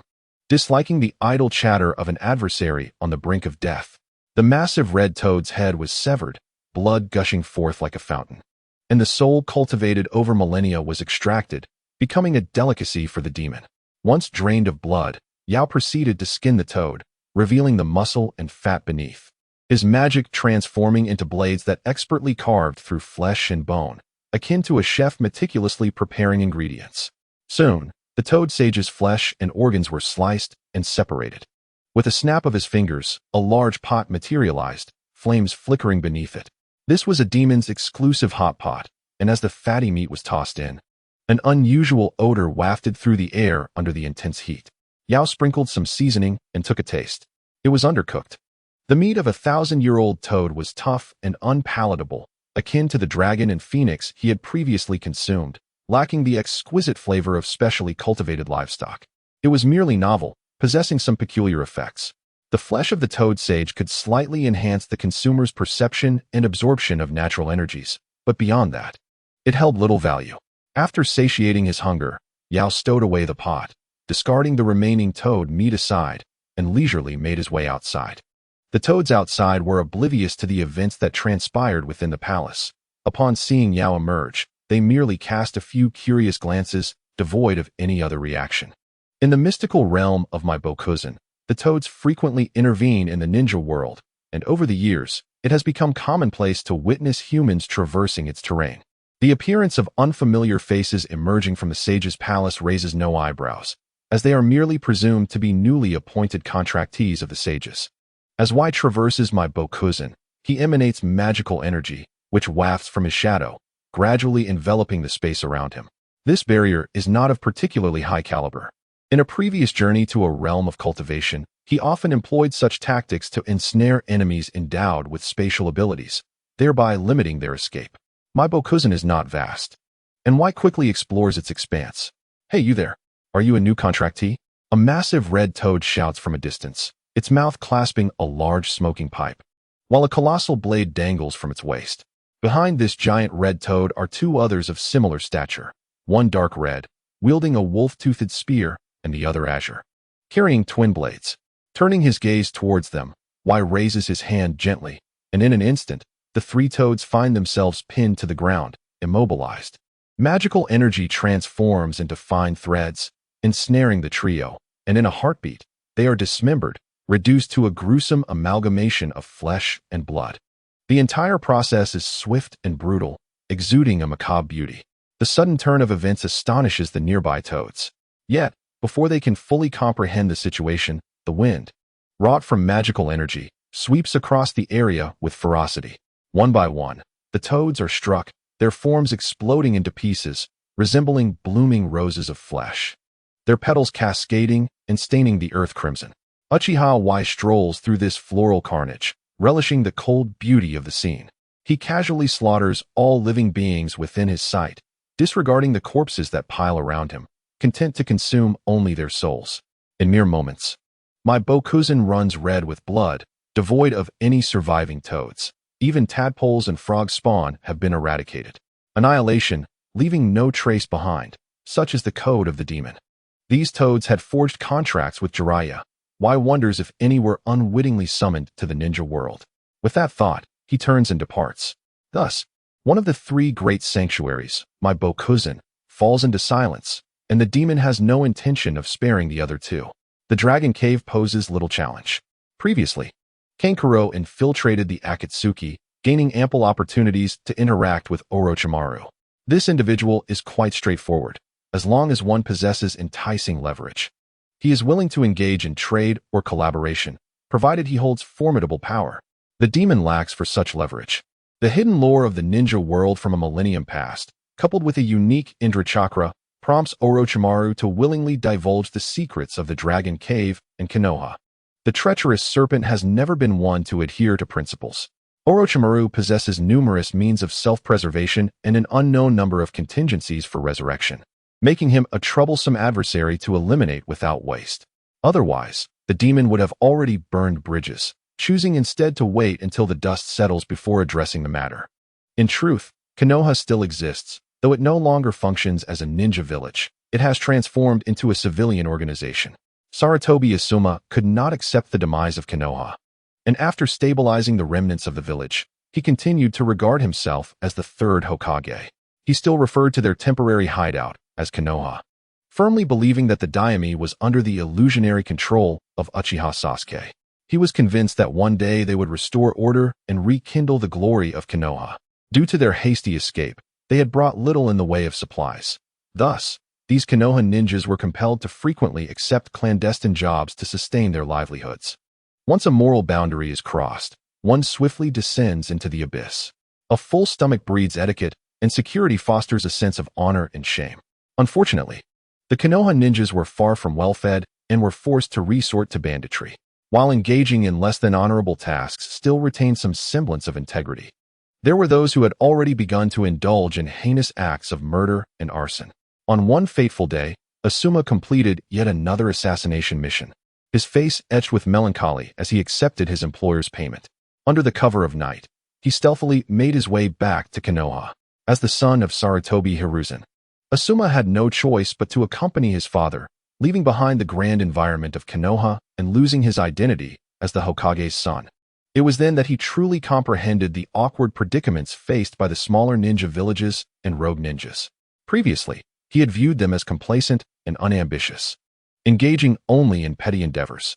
Now, as he found himself akin to a rogue ninja, he realized that his former perceptions were as misguided as the saying, "Why not eat meat porridge?" If one could possess a stable living environment, free from worries of sustenance, and with a respectable lineage, who would not wish to be a glamorous and exalted ninja? Alas, circumstance dictated that he must struggle through the muck and mire for survival. Chapter 59. Asuma's calamity. While on his return journey, Sarutobi Asuma was suddenly ambushed by unknown assailants. These individuals possessed the ability to extract chakra, but had little mastery of ninjutsu, their combat prowess comparable to that of newly graduated ninja academy students. Asuma dismissed them as mere novice bandits or rogue ninjas, swiftly eliminating them with his fire techniques. However, after this encounter, he found himself besieged by a succession of attackers, both ninjas and ordinary people alike. Throughout the night, he was caught in a cycle of being assaulted, killing, and disposing of bodies. What was happening? Asuma felt overwhelmed. Using a transformation technique, he found a small inn to rest temporarily, as he could not continue fighting due to exhaustion. Asuma fell asleep in a haze of confusion, and when he awoke the next day, refreshed, he set off once more. Unfortunately, it was not long before he encountered another ambush. A number of unidentified ninjas emerged from the ground to assail him, their abilities varying, but the leader was of J-nin caliber. Asuma paid a heavy price, sustaining numerous injuries, but eventually managed to eliminate them, leaving one survivor to interrogate for information. "Are you bounty hunters?" Asuma furrowed his brow as he lit a cigarette. It seemed these individuals had been drawn by the allure of his bounty. The motivations of those seeking the reward were multifaceted, comprising desperate commoners, bandits, and professional bounty hunters. This shouldn't be happening. My meager bounty on the black market hardly warranted such madness, Asuma pondered in perplexity. In the face of inflation, 30 million is hardly worth the peril of attempting to assassinate a master. Were you unaware of this? The surviving bounty hunter gasped, teetering on the brink of consciousness. The prices have already surged, not in currency, but in tangible necessities. Essentials valued at 100 million. And that is the worth prior to inflation. Asuma was momentarily taken aback. His mind clouded with confusion. What has caused my worth to inflate so dramatically? The heir of the Sarutobi clan, a bounty hunter sought after by the daimyo of the Land of Fire, let out a raucous laugh. Asuma, employing fire release to erase his traces, panted heavily, an ominous feeling creeping into his heart. The daimyo, or rather, Uchiha Sasuke, is ruthless beyond measure, sparing them no avenue for survival. Such a high bounty will surely render the survivors of Konoha restless for eternity. With this troubling thought, Asuma hastily retraced his steps, intent on conveying this dire news to his father. As he traversed a forest, an acute alarm blared within him, every hair on his body standing on end. Instinctively, he leaped into the air, landing upon a nearby tree. In the next moment, a dazzling bolt of lightning surged towards him from a short distance behind, cleaving through tree trunks before vanishing into the depths of the woods, causing the trees it grazed to topple slowly, their fallen branches and dust swirling in the air. Asuma was taken aback. The force of the lightning strike was formidable, indicating that its wielder possessed at least the strength of a jonin. In the ninja world, the power of jonin varies significantly. Some, like Kakashi, might struggle against even mid-tier members of certain bloodline clans, while others, such as the legendary Three, possessed combat abilities rivaling those of the five Kage. Clearly, the figure approaching was a formidable warrior. Following the trajectory of the lightning, Asuma beheld a tall man adorned with the forehead protector of the rogue ninja from Takigakure, his face obscured by a mask, and his piercing green eyes advancing towards him. Clad in a long black robe embroidered with red clouds, he was flanked by several monstrous entities woven from thick strands of black silk, each sporting various masks. A rogue ninja from Takigakure? Does such a powerful ninja truly exist in Takigakure? Asuma furrowed his brow, questioning the nature of those monsters. Summoning beasts? Are you the infamous Sarutobi Asuma, whose bounty has escalated to 200 million in resources? 200 million. A chill gripped Asuma's heart. How had it risen to such an amount? Wasn't it only supposed to be 100 million? Initially, I held no interest in you and did not wish to involve myself in the daimyo's campaign against the remnants of Konoha. But your newfound value has piqued my interest to an irresistible extent, thus I must apologize. With a swift incantation, the towering figure commanded the black-masked creature beside him, which unleashed a torrent of flames, its might overwhelming and immediate. Asuma instinctively leaped away, striving to escape the inferno. In his flight, he couldn't resist glancing back, witnessing the rogue ninja standing unfazed amidst the flames, methodically forming seals, while another black-masked creature suddenly exhaled a violent gale. Wind release, pressure damage.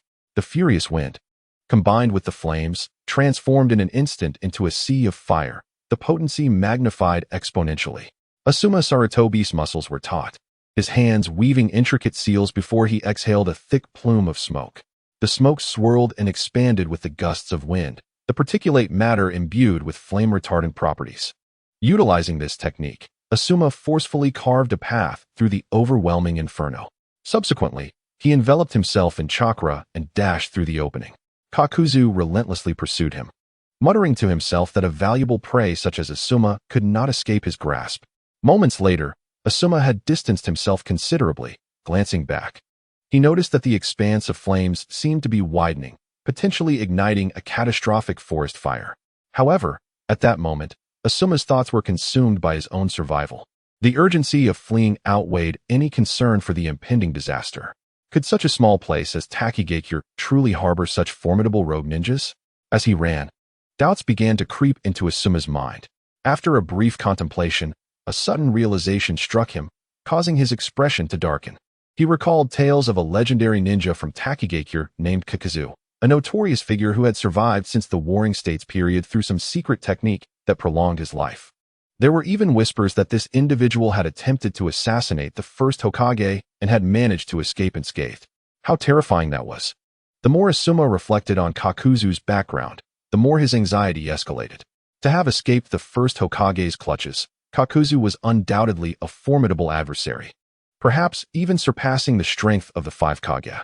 Faced with such a troublesome foe, Asuma resolved not to confront Kakuzu directly.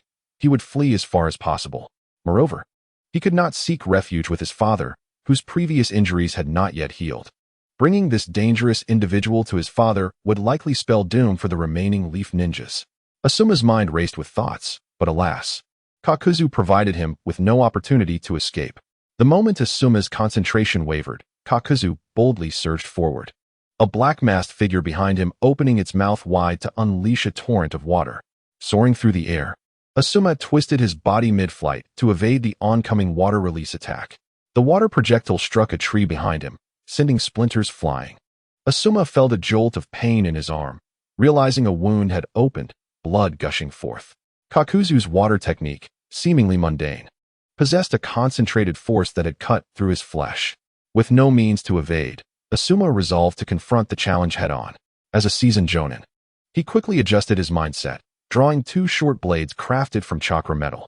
Chakra surged through his body, flowing into the blades, which extended into chakra-infused wind blades over a foot long. Asuma's primary chakra affinity was wind, making him adept in close-quarters combat, while also employing mid- to long-range ninjutsu for suppression. His fighting style bore resemblance to that of a younger Danzo, raising the question of whether Hiruzen Sarutobi had intentionally trained him this way, or if it was merely a consequence of being preoccupied with the affairs of Konoha during Asuma's formative years. With Danzo stepping in to guide the young prodigy, Kakuzu was not one to indulge in idle chatter. effectively circumventing the villain's fate of succumbing to verbosity. Upon witnessing Asuma assume a combat stance, he unhesitatingly formed hand seals, prompting 3 of the 4 black-masked creatures trailing behind him to simultaneously unleash their jutsu. In an instant, a tempest roared, lightning flashed, and flames surged forth, the unadorned techniques overwhelming Asuma Sarutobi with an unrelenting force. In a secluded mountain range, a place known as New Konoha, the miraculous chakra allowed Asuma's father, Hiruzen Sarutobi, and his band of loyalists to avoid destitution. Earth-released jutsu adeptly addressed the housing dilemma. Regrettably, Yamato had accompanied Kakashi, for the use of wood released to construct homes would have been most fitting. Unbeknownst to Hiruzen's, his youngest son was entangled in dire circumstances, while he tirelessly pondered how to reverse Konoha's declining fortunes.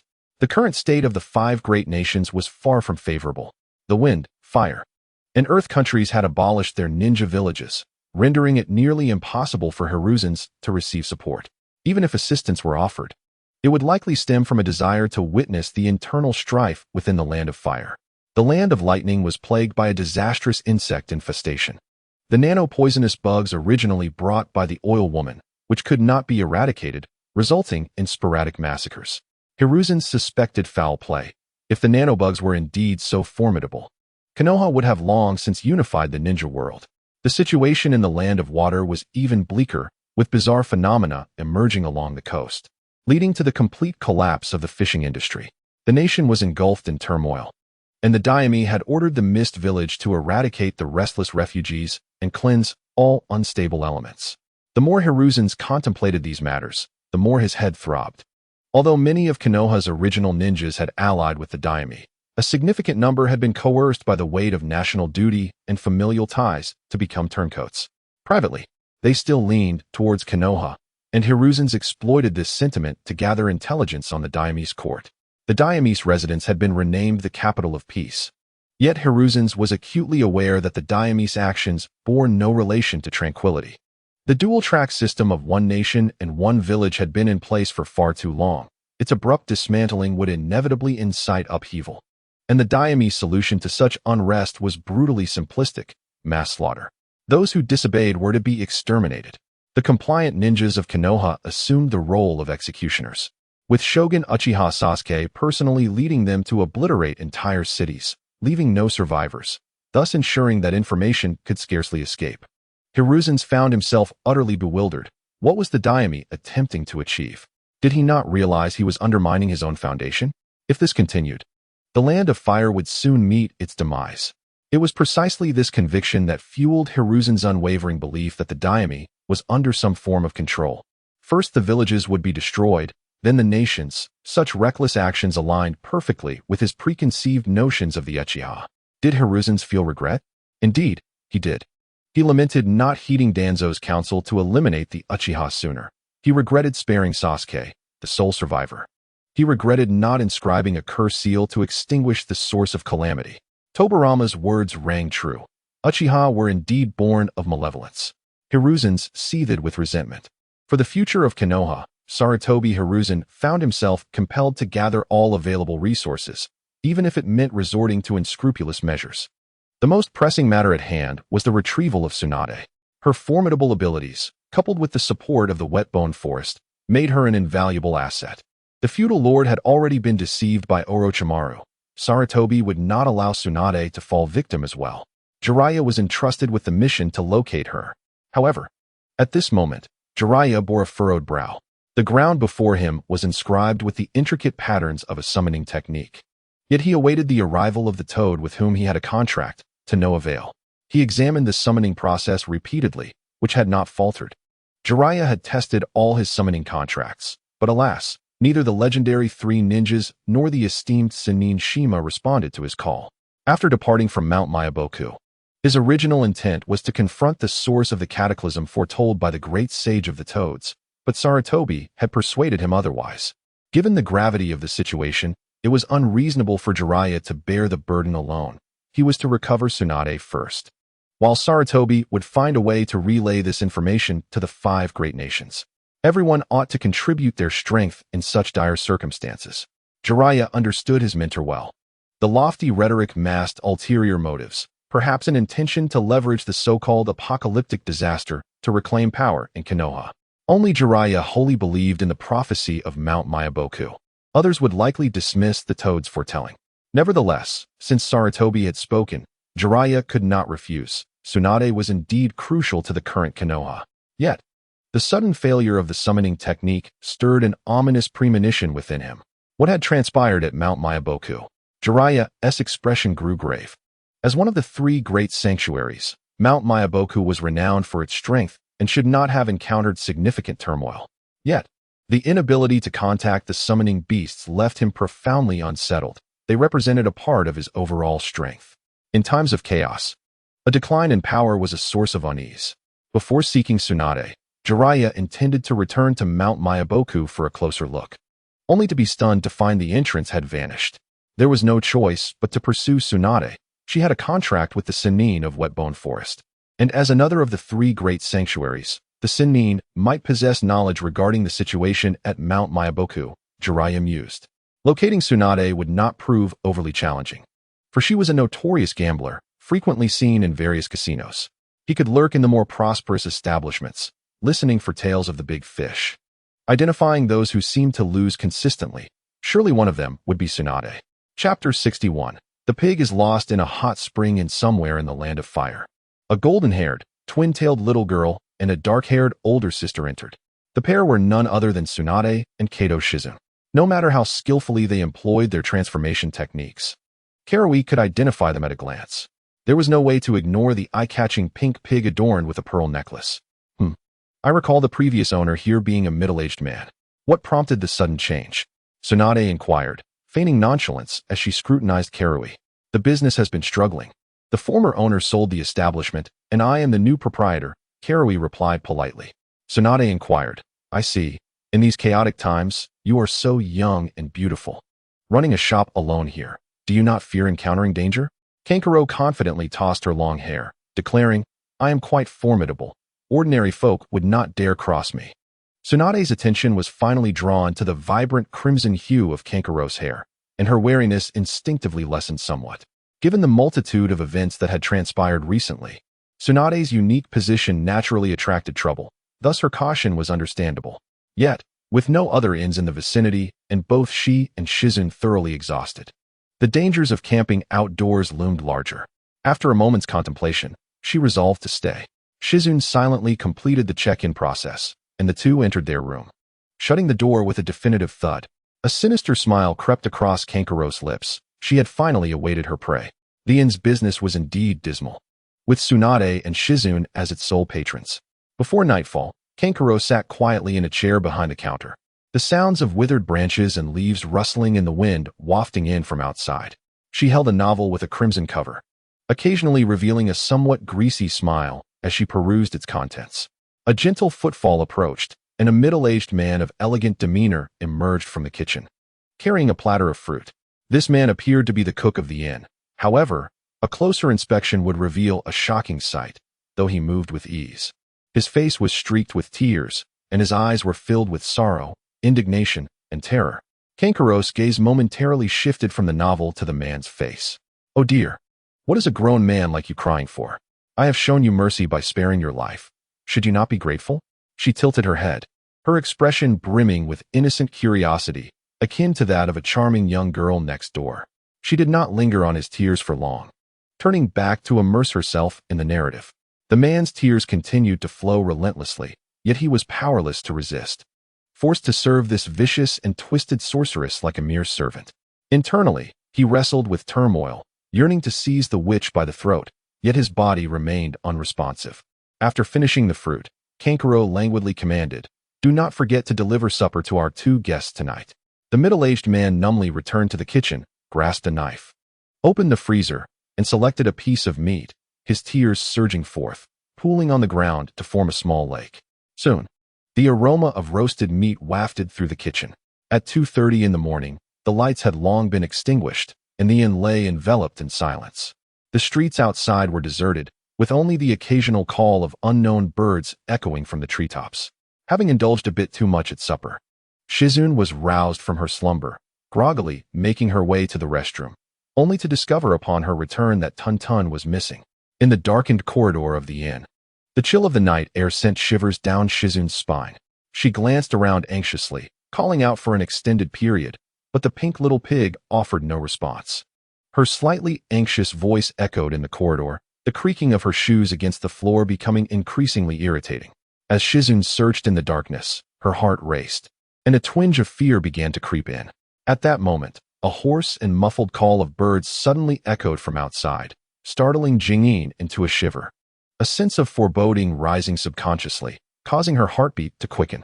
Tun, her beloved little pig, was the object of her urgent search, and beads of cold sweat began to form on her forehead. Yet, after a long time, she still found no trace of him. With a heavy heart, Jingyin returned to her room, her hand groping along the wall until the light flickered on, illuminating a space warmer than the outside world, filled with ample brightness. The tension and fear within her dissipated, and she muttered in exasperation, "Where could that rascal Tun have gone?" Tun was an exceptionally clever little pig, who would not typically wander off. Furrowing her brow, Jingyin surveyed the room, feeling inexplicably anxious. She left the light on, lying on her bed with her eyes closed, pondering the possible whereabouts of Tun. Aimless searching would only squander time and energy. She needed to uncover the clues surrounding his disappearance. The cold wind outside rustled the trees, awakening resting birds that chirped noisily, perhaps in concern for Tun. Sleep eluded Jingyin, as she replayed every detail of the night in her mind. The glare from the incandescent light overhead seemed a bit too harsh, causing her to momentarily drift into a daze. Blinking, she averted her gaze, sensing an unsettling silence enveloping the inn, a stillness so profound it was unnerving. Even within the brightly lit room, the wind outside intensified, resembling a gentle but persistent tapping on the glass, stirring a sense of unease. Just then, a strange buzzing emanated from the light bulb, perhaps due to aging circuitry short-circuited by the gusts. The room's solitary lamp flickered several times before succumbing to an oppressive darkness, leaving only vague silhouettes cast upon the curtains. Instinctively, Jingyin sat up, adopting a defensive stance. After an indeterminate span of time, the wind's clamor subsided. Yet peculiar sounds began to emerge from the room. The source of the noise was elusive. Amidst the dimness, it seemed as though someone was quietly weeping. Jingyin tiptoed to the wall, pressing her ear against it, straining to discern the sounds. Besides the sobbing, there appeared to be the sound of meat being sliced, mingled with hushed voices that spoke of culinary preparations. Jingyin's brow furrowed, and an unsettling thought crossed her mind. After all, Tun was merely a pig, and in these times, there were far too many who endured hunger. She flung open her door and stepped out in search of the origin of the sounds. As she wandered, she arrived at the inn's front desk, where an empty floor beneath it held a necklace of pearls, quietly resting. Jingyin's expression shifted dramatically. Oh no, that was Tun's necklace, one he always wore and never parted with. Now, only the necklace remained, with no sign of the pig. Could it be that Tun had been captured, losing his necklace in the struggle? Chapter 62. The Cycle of Nightmares. Jingyin hurriedly picked up the pearl necklace, her anxiety mounting as she scanned her surroundings, finally pinpointing the source of the strange sounds emanating from the inn's kitchen. A myriad of gruesome images flooded her mind. Biting her lip, she retrieved her shuriken and cautiously approached the kitchen door, holding her breath as she attempted to peer through the crack. Before her lay an abyss of darkness, obscuring all sight, yet the chilling sound of gnawing penetrated the silence, reminiscent of the savory aroma of roasted pig. Unable to resist the urge, Jingyin pushed the door open. Suddenly, a piercing scream shattered the stillness. The scene before her rendered her mind blank, compelling her to flee. Yet her legs felt as if they were anchored to the ground, immovable. Abruptly, Jingyin bolted upright from her slumber. The evening breeze continued to batter against the glass, accompanied by the distant chirping of birds. She gasped for breath, her tension gradually dissipating. It was merely a nightmare. In her dream, the chef of the inn had been a creature with the head of a pig, treating humans as mere ingredients, and alarmingly, that pig-headed figure had been none other than Tun. What an absurdity! With this thought, Jingyin exhaled in relief and raised her hand to rub her eyes. But wait, why had her hand transformed into a pig's trotter? As she stood, she realized she could not balance on her legs. Her perspective had lowered significantly. Examining her trotters in disbelief, she spiraled into despair. Could it be that I have fallen victim to an illusion? Hesitantly, Jingyin attempted to dispel the illusion with a hand seal, but alas, her trotters were incapable of executing such intricate movements. At that moment, a shadowy figure materialized silently in the room, wielding a glinting butcher-esque knife, advancing step by step towards her. Jingyin opened her mouth to speak, but only a pig's squeal emerged. Terrified, she retreated, skillfully hiding beneath the bed, her trotters clutching her head, eyes tightly shut, trembling uncontrollably. Her squeals echoed through the air. Yet they failed to rouse anyone else, nor did they attract Tsunade. The footsteps drew nearer, and her breath quickened, hoping the bed frame would be sturdy enough to offer her temporary sanctuary. Bathed in the dim moonlight filtering through the window, she could see the dark figure gradually encroaching, leisurely controlling the pace as if engaged in a hunt. Moments later, a pair of legs halted by the bedside. Jingyin fervently prayed he would not crouch down, wishing he would be deceived by the darkness and overlook the small pig concealed beneath the bed. However, fate was unkind. A grotesque hand reached under the bed, precisely grasping her tail. Jingyin struggled with all her might, but it was futile against the inevitable fate of being dragged from her hiding place. Tears welled in her piggy eyes as the figure seized her and strode straight towards the kitchen. At that instant, Jingyin's spirit teetered on the brink of collapse. She could scarcely discern whether she was a pig or a human. As she was pressed against the chopping board, a chilling sensation coursed through her veins, rendering her helplessly watchful as the butcher raised his long knife. A sinister smile plastered on his face, methodically dismembering the delectable ingredients. Jingyin jolted upright from her bed. The cheerful chirping of birds accompanied the sunlight streaming into the room, and she stared blankly, instinctively rubbing her eyes. This time, her hand was indeed a hand, not a pig's trotter. Another nightmare? A dream within a dream? Her mind paused for a few seconds, her body aching as if the slumber had rendered her even more fatigued. What on earth was happening? Jingyin pressed her fingers to her temples, enduring the discomfort as she rose, fragments of last night's dream flickering in her mind. In silence, she splashed cold water on her face, invigorating herself as she gazed into the mirror. Suddenly, an overwhelming sense of disorientation washed over her, akin to a disconcerting double dream. The little pig, Tun Tun, was still absent from the room. At this hour each day, the disciplined creature would typically address its physiological needs. However, due to the bizarre dream from the night before, she felt a pang of unease. Swiftly, she tidied herself up and stepped out into the kitchen. The previous night's nightmare had unfolded in this very kitchen, and now it stood eerily empty. She wondered what the boss and the chef were doing, and their apparent laziness explained the poor business. Resolving to banish the gruesome images from her mind, she took a deep breath and flung open the kitchen door, only to find it impeccably tidy, devoid of any abnormalities. A wave of relief washed over her. It was merely a dream. Yet, Tun Tun remained unfound. Disregarding the notions of politeness or disturbing the peace, she called out loudly into the vacant corridor, "Tun Tun, where are you? Hurry back." The sound echoed away without a reply. Outside, the dry branches and leaves rustled in the wind, and an unsettling silence began to creep in. Something felt amiss with such a loud call. Even if Tun Tun did not respond, surely the innkeeper, other guests, or Tsunade would have heard her. Why was the inn still so silent? A sense of tension unfurled in her heart once more. At that moment, a noise suddenly emanated from the kitchen's freezer. She dashed over and flung it open. A piercing scream erupted as she collapsed to the floor, tears streaming uncontrollably down her face.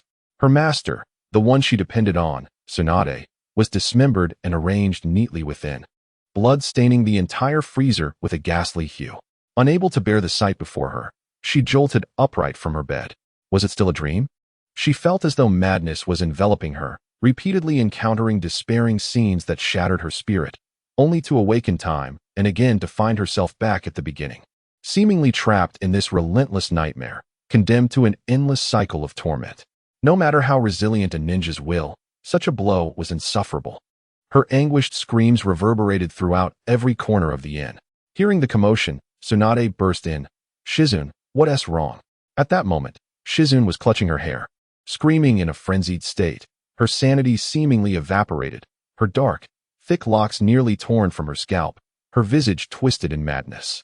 As the most skilled medical ninja, Tsunade quickly diagnosed Shizune's condition. There were no physical injuries, only a profound psychological trauma. Tsunade's medical ninjutsu focused on bodily harm. No medical ninja in the shinobi world treated mental afflictions. Otherwise, there would be far fewer individuals suffering from madness. The helplessness of witnessing a loved one endure such torment nearly shattered Tsunade's mental fortitude, but she quickly steadied herself, seeking a remedy for Shizune. Summoning her strength, she invoked a summoning technique, calling forth a slug to carry Shizune to Orochimaru. Just as the slug appeared, an unexpected turn of events unfolded. Tun, who had remained silent like a mere backdrop, suddenly opened its mouth wide and launched an attack on the slug. Chapter 63. Tsunade and Jiraiya. The adorable Tauntaun opened its gaping maw, and with a horrifying sound of flesh tearing, its mouth exceeded its natural limits. Its teeth grew wildly like rampant weeds, swiftly penetrating its oral cavity and transforming into sharp-boned spurs.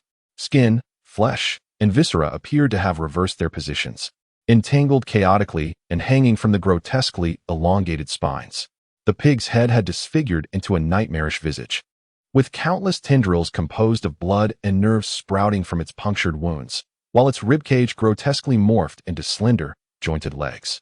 The entire body moved with the agility of a grasshopper, its eyes glowing red as it charged toward the slug. The slug, undeterred, immediately disassembled into numerous smaller slugs, evading Tauntaun's assault while simultaneously spewing acidic fluid toward its form. Tauntaun seemed oblivious to the corrosive effects, continuing its relentless struggle with the slug. What on earth was happening? Tsunade, while shielding Shizune from harm, stared in disbelief at the unfolding scene. That pig had been transformed by some unknown power. We must leave at once, remarked a small slug perched on Tsunade's shoulder. Can we not defeat it? Tsunade countered. We can, but we cannot kill it, the slug replied. The acid sprayed by the slug nearly dissolved Tauntaun, yet the remnants of the liquefied flesh retained a remarkable vitality, moving with extraordinary speed, absorbing organic matter from its surroundings, and gradually swelling in size, becoming increasingly formidable. Shizune still awaited treatment, and it was unnecessary to engage with such a monstrosity any longer. Tsunade understood this, though she was reluctant to abandon Tauntaun. Over the years of wandering, it had been Shizune and Tauntaun who had kept her company. If possible, she wished to save Tauntaun. Unfortunately, reality did not afford her that opportunity. The slug retracted its avatar, engaged with the fleshly creature, providing cover for Tsunade to escape. Tsunade keenly observed that the slug's coloration had shifted to a delicate pink, no longer the pallid hue it once bore, but rather a rosy white. She paid little heed to the sage's matters, convinced that a creature that had lived for a millennium would encounter no issues. In the blink of an eye, they had distanced themselves significantly, and to her surprise, the creature that had once been Tauntaun did not pursue them. To treat Shizune, Tsunade sought to discreetly contact Orochimaru, with a backup plan to reach out to the Yamaka clan. Upon hearing that the shinobi village system had been abolished, Tsunade felt a surge of anger. Yet beneath it lay a peculiar emotion. Though Konoha was the culmination of her grandfather's efforts, the village had long since lost the Senju clan.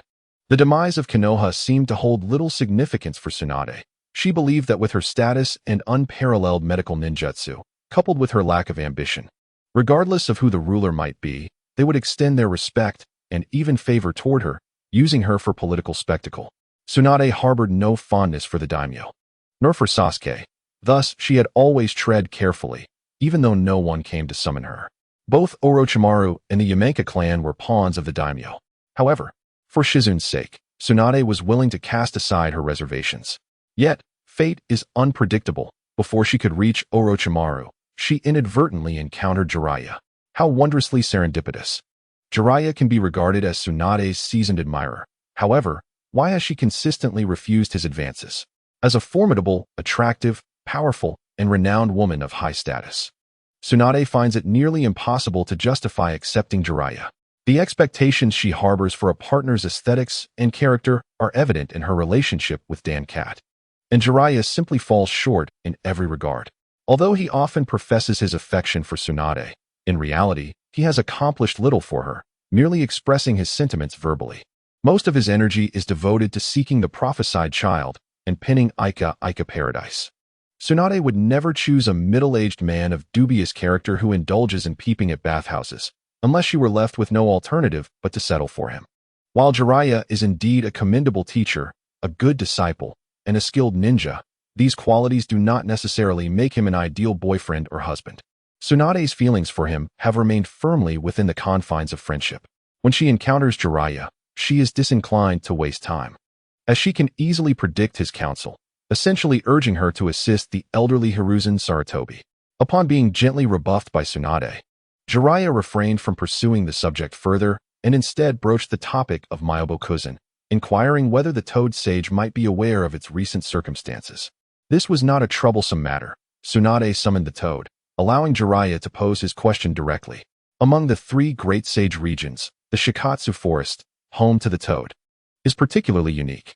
Within the forest, there exists only one Toad. All the smaller toads are mere manifestations of this singular entity. The Snake Sage of Ryuchi Cave is notoriously cruel, while the Frog Sage of Myobokuzen intervenes in human affairs for unknown reasons. In contrast, this toad is remarkably unambitious and mild-mannered, having only entered into a summoning contract with the Senju clan, remaining quite discreet. Lord Tsunade and Lord Jiraiya, what brings you here? Inquired the toad in an exquisitely melodious female voice.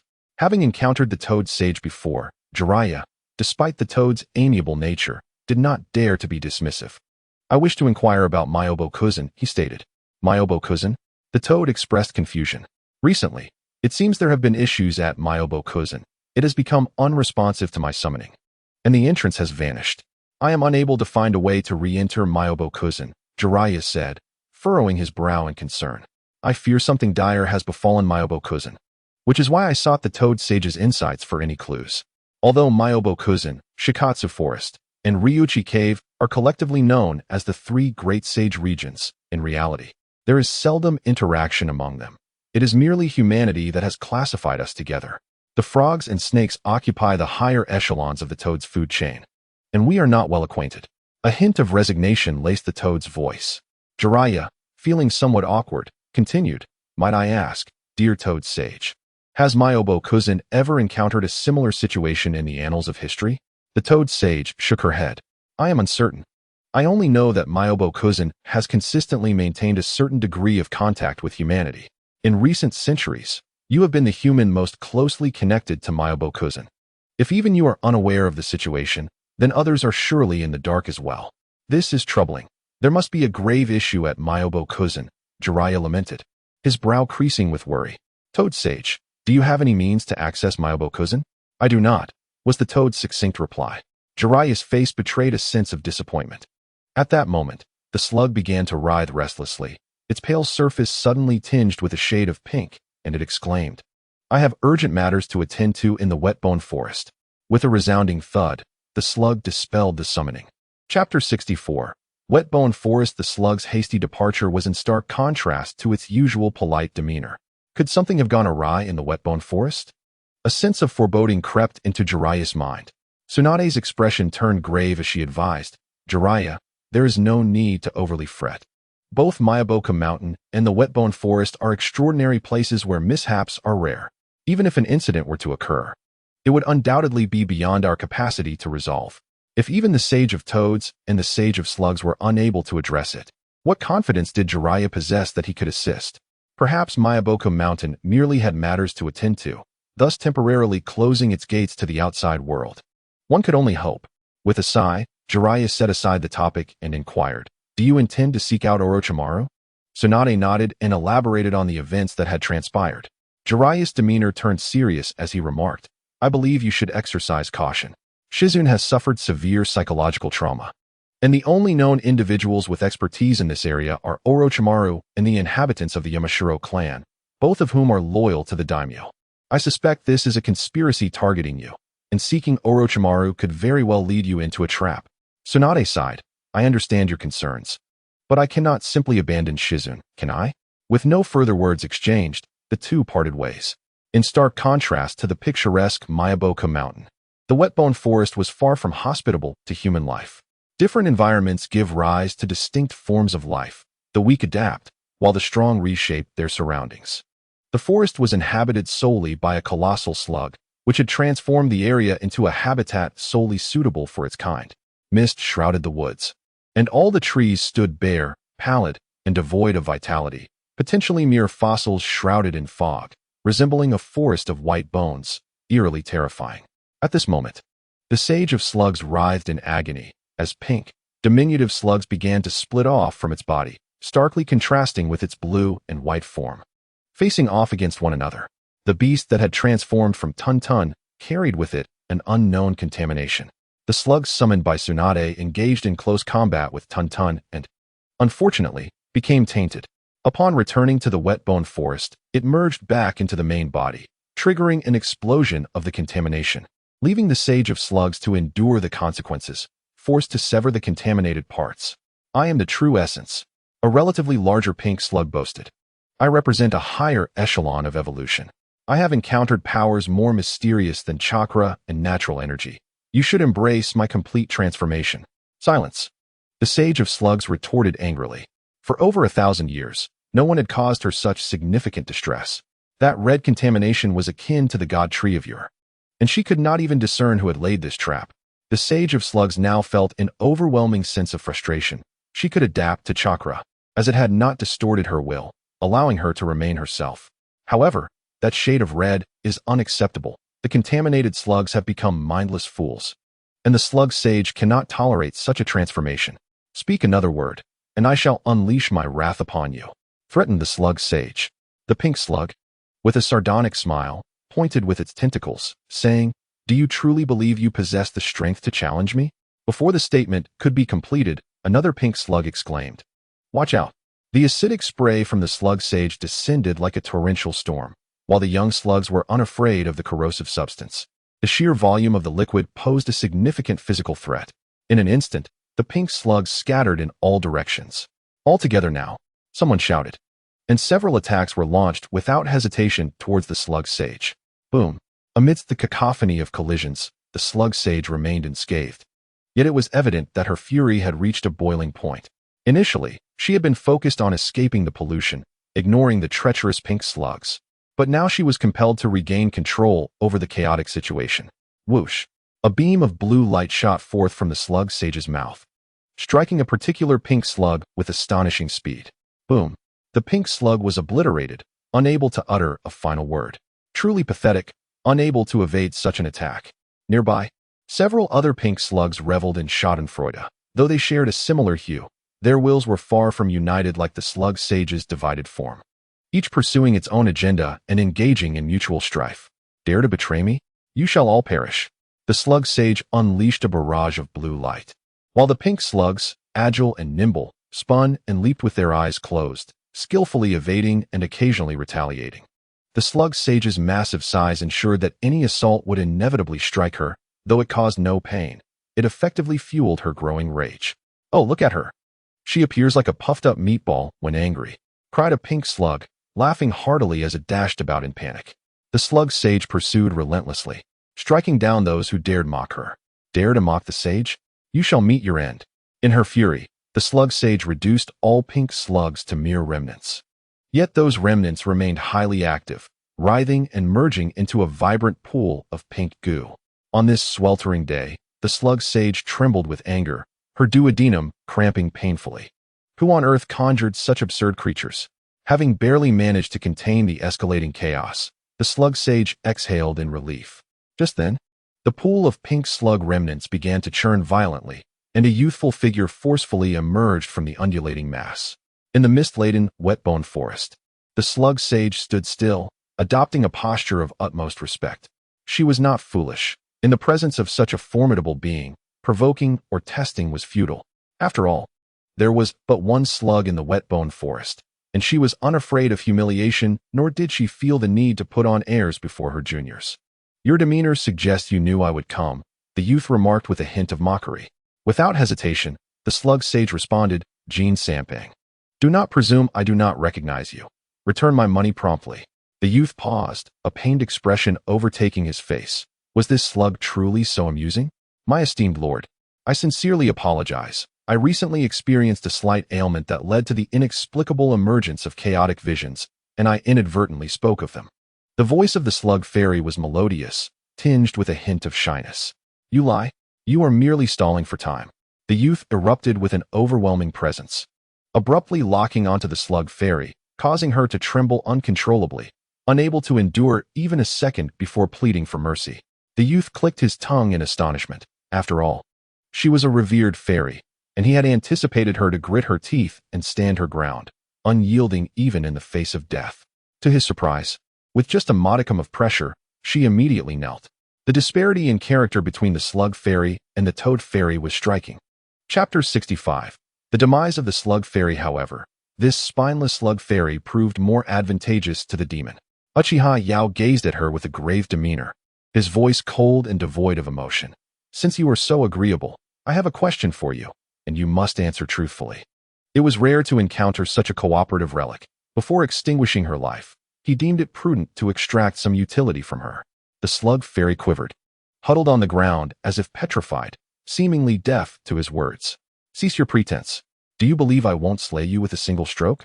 In an instant, Uchiha Yao's aura intensified significantly.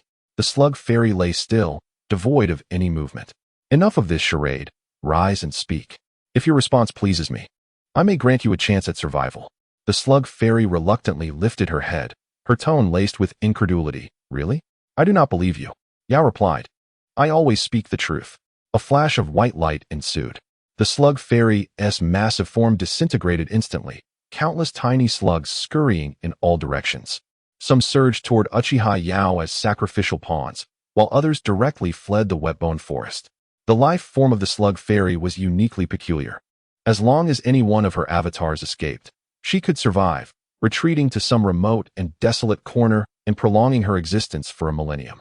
She would remain the unparalleled Slug Fairy. Before him, the countless writhing soft-bodied creatures evoked a sense of madness. Yao casually seized one, remarking, Indeed, you possess remarkable skills. I cannot discern your avatars from your true self, or rather, every slug here could be your essence. This was a rather cunning method of survival. Previously, the avatars of the Slug Fairy were under the control of her consciousness. However, just moments ago, while feigning tremors on the ground, the Slug Fairy severed the link between her avatars and her true self, rendering each independent, every one a diminished version of the Slug Fairy. Such tactics were clever, but alas, they encountered me. Yao chuckled coldly. He had numerous ways to obliterate the Slug Fairy entirely. Previously, he had traversed a peculiar realm where he was imprisoned as a living specimen, and upon his departure, he had scavenged many useful items from that organization, including the red ice used to poison the oceans. The Slug Fairy had transformed from a singular entity into a species.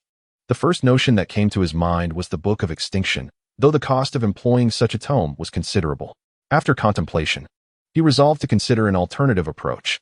As these thoughts swirled within her, an array of multifaceted, glimmering eyes erupted from the forehead of Uchiha Yao, spinning chaotically as they surveyed the gathered slugs. In the next instant, a peculiar aura descended. The very fabric of space seemed to warp, casting a disquieting hue over the dim light of the wetbone forest, a vivid palette that unsettled both the living and the departed. An enigmatic melody resonated, its source elusive, as if emanating from the heavens or rising from the depths of the earth, an echo of lamentation, yearning, and sorrow. Akin to a chilling wind howling through the chasms of despair, and upon closer listening, resembling a mournful cry resonating from the depths of the cochlea. In this moment, the slugs, their melodious tones distorted by the oppressive atmosphere, found their reason slipping away, their jaws agape in a frenzied attempt to rend their fellow slugs apart. The mist-cloaked white-bone forest began to grotesquely contort around Yao, grotesque growths of tumors, cysts, and tendrils erupting from the surface, exuding a foul stench, swaying like seaweed in the breeze. Faced with this horrific transformation, the slugs yearned to communicate with Yao once more, yet she denied them that opportunity. Thus, despair engulfed them as they helplessly witnessed bizarre growths springing forth from within their own bodies, a calamity that befell all of their manifestations simultaneously. No, I do not wish to perish. A multitude of slugs surged toward Uchiha Yao, pleading for mercy. As they neared within a meter of her, they violently erupted, transforming into grotesque masses of mycelium, a nauseating amalgamation of pus and entrails. The Sage of Slugs had met her demise. Uchiha Yao closed her multifaceted eyes. The corruption of the malevolent deity's meme was truly formidable. The slugs could no longer respond to the summoning technique. Meanwhile, Tsunade became aware of this predicament while situated in Orochimaru's laboratory. Shizune's condition was dire. After a joint assessment by Orochimaru and Yamano Haichi, they concluded that Shizune's spirit had likely become ensnared in a dream. While she appeared to be in a state of madness, she was, in fact, lost in slumber. Unless she could awaken on her own, there was no hope for rescue. Yamano Haichi was unwilling to risk entering Shizune's dream, fearing he might become trapped himself. Consequently, Tsunade had no choice but to leave Shizune in the nutrient pod of the laboratory, hoping for the day she might awaken. Tsunade had discreetly contacted Orochimaru and Yamano Haichi, priding herself on her secrecy, intending to depart once her business was concluded. While Yamano Haichi remained silent, Orochimaru obstructed her path. The current ninja world is perilous. Staying here is far safer, he insisted. Tsunade retorted, I will not listen, I will not listen, I will not listen. And the two engaged in a brief exchange of blows. It was then that she realized the slugs could no longer be summoned. Is the wetbone forest also in turmoil? Tsunade's expression shifted dramatically, while Orochimaru appeared contemplative, likely grasping the implications of the situation. With even the sacred lands experiencing calamity, Tsunade, do you still intend to recklessly wander? Disaster and war are imminent. You suffer from hemophobia, and should you encounter misfortune outside, no one will come to your aid. Remember, Konoha is no more. The final statement was the crux of Orochimaru's warning to Tsunade. She no longer enjoyed the privilege she once did. The state of the ninja world was more dire than she could have ever imagined. The Land of Water has suddenly launched an incursion into the borders of the Land of Fire. In the minds of the ninja, the Hidden Mist village has long been embroiled in internal strife amidst the islands of the sea, with little noteworthy activity during the previous Ninja World Wars. The only event that garnered much attention was the surprise attack on the Whirlpool village during the Second World War. However, the details surrounding this incident remain obscure, with numerous factions potentially involved in the obliteration of the Uzumaki clan, although suspicions predominantly fell upon the Hidden Mist. Upon hearing of the Land of Water's assault on the Land of Fire, ninjas instinctively presumed that the Mist ninjas had stealthily infiltrated the Land of Fire to wreak havoc. In truth, the attackers were refugees. The Land of Water has faced calamities and famine, while the ninjas possess formidable strength. They are powerless to satiate the hunger of the populace. Consequently, a large segment of the citizenry has been rendered homeless, and, seizing the opportunity while the sea remains unsealed by the red ice, countless refugees have sought to escape the Land of Water, landing on the coasts of other nations and journeying toward the rich and resource-abundant lands. The Land of Fire stands as one such locale. The influx of refugees will undoubtedly precipitate severe conflicts and tensions, potentially igniting a war. This situation has transcended the scope of the Ninja World Wars and should be accurately termed a world war. Chapter 66. The Refugees of the Land of Water. Famine, refugees, world war. These terms are, without a doubt, alien to Tsunade. In the past, wars between ninja villages did not necessitate consideration of such matters. The ninja world is vast, yet sparsely populated, with abundant natural resources. Even when the Land of Rain fell to the battleground of the Hidden Rock, Hidden Leaf, and Hidden Sand, the common folk still managed to secure their sustenance. It was not uncommon for Yahiko to lead Konin and Nagato in pilfering supplies to hoard in caves, such as the reality in regions beset by turmoil. Orochimaru has informed Tsunade that a significant number of refugees are flooding from the Land of Water into the Land of Fire. Those who have survived the famine have long since abandoned their moral compass, willing to resort to any means for survival. The vast influx of foreign refugees at the borders of the Land of Fire has become the most pressing social issue. They represent a source of cheap labor, directly undermining the employment prospects of the locals. Robbery, assault, and trafficking. Nearly every major criminal offense has been committed by these refugees, to the extent that even a cherry blossom festival can witness dozens of harassment and theft incidents. Even more disconcerting is the fact that the daimyo of the Land of Fire has issued a decree to openly accept refugees, proclaiming that in the face of disaster, humanity should set aside grievances, foster understanding, and extend mutual assistance, promising a brighter future for all. How absurd! When did the daimyo become so altruistic? If you are so noble, compassionate, and benevolent, why do you not abandon the pursuit of Sarutobi Hiruzen? In response to the myriad doubts raised by the populace, the daimyo, seemingly possessed by Naruto Uzumaki, espoused a rhetoric of understanding and mutual aid, heralding a bright tomorrow awaiting us. Could the daimyo be under some form of control? Tsunade could not help but interject, as there have long been rumors suggesting that Uchiha Sasuke has manipulated the daimyo, using his Sharingan Jinjutsu. Now, this possibility seems increasingly plausible. I am uncertain, Orochimaru replied, shaking his head. With the fall of Konoha, the information network of the ninjas has been significantly crippled. You lack a comprehensive understanding of external circumstances, yet your status is rather unique. Hence, I suggested you remain. My laboratory is vast and secure. No one would suspect your presence here. Tsunade remained silent when, suddenly, a small serpent slithered from the corner, unfurling a scroll from its mouth. Orochimaru opened the scroll and raised his finely arched eyebrows, intrigued by the unfolding events. Tsunade leaned in and caught a glimpse of the intelligence. A rebellion had emerged. It seemed the ninja world had never witnessed such a large-scale disaster, and peasant uprisings were entirely unheard of. Yet, at this very moment, Tsunade was experiencing this historic scene firsthand. The daimyo's reckless acceptance of foreign refugees had led to a series of chaotic repercussions, igniting widespread discontent. A common citizen from a city on the border of the Land of Fire, known as Chuchu Bebe, publicly declared, "Daime, you are a fool. Using the common people as a stepping stone to elevate your own reputation. Do you even deserve to be the daime of the Land of Fire? This nation belongs to us, not to refugees. Expel all those foreigners from our land." The refugees, possessing nothing and fearing nothing, were willing to do anything for a morsel of food. How could ordinary citizens confront these desperate individuals? It was truly infuriating. Chuchu Bebe's condemnation of the daime echoed the sentiments of the masses, and dissent against the daime grew louder, spiraling the situation out of control. First, Chuchu Bebe incited the populace to demonstrate, an unprecedented spectacle in the ninja world for millennia. As countless fervent yet misguided individuals, foreign spies, and antisocial elements joined the fray.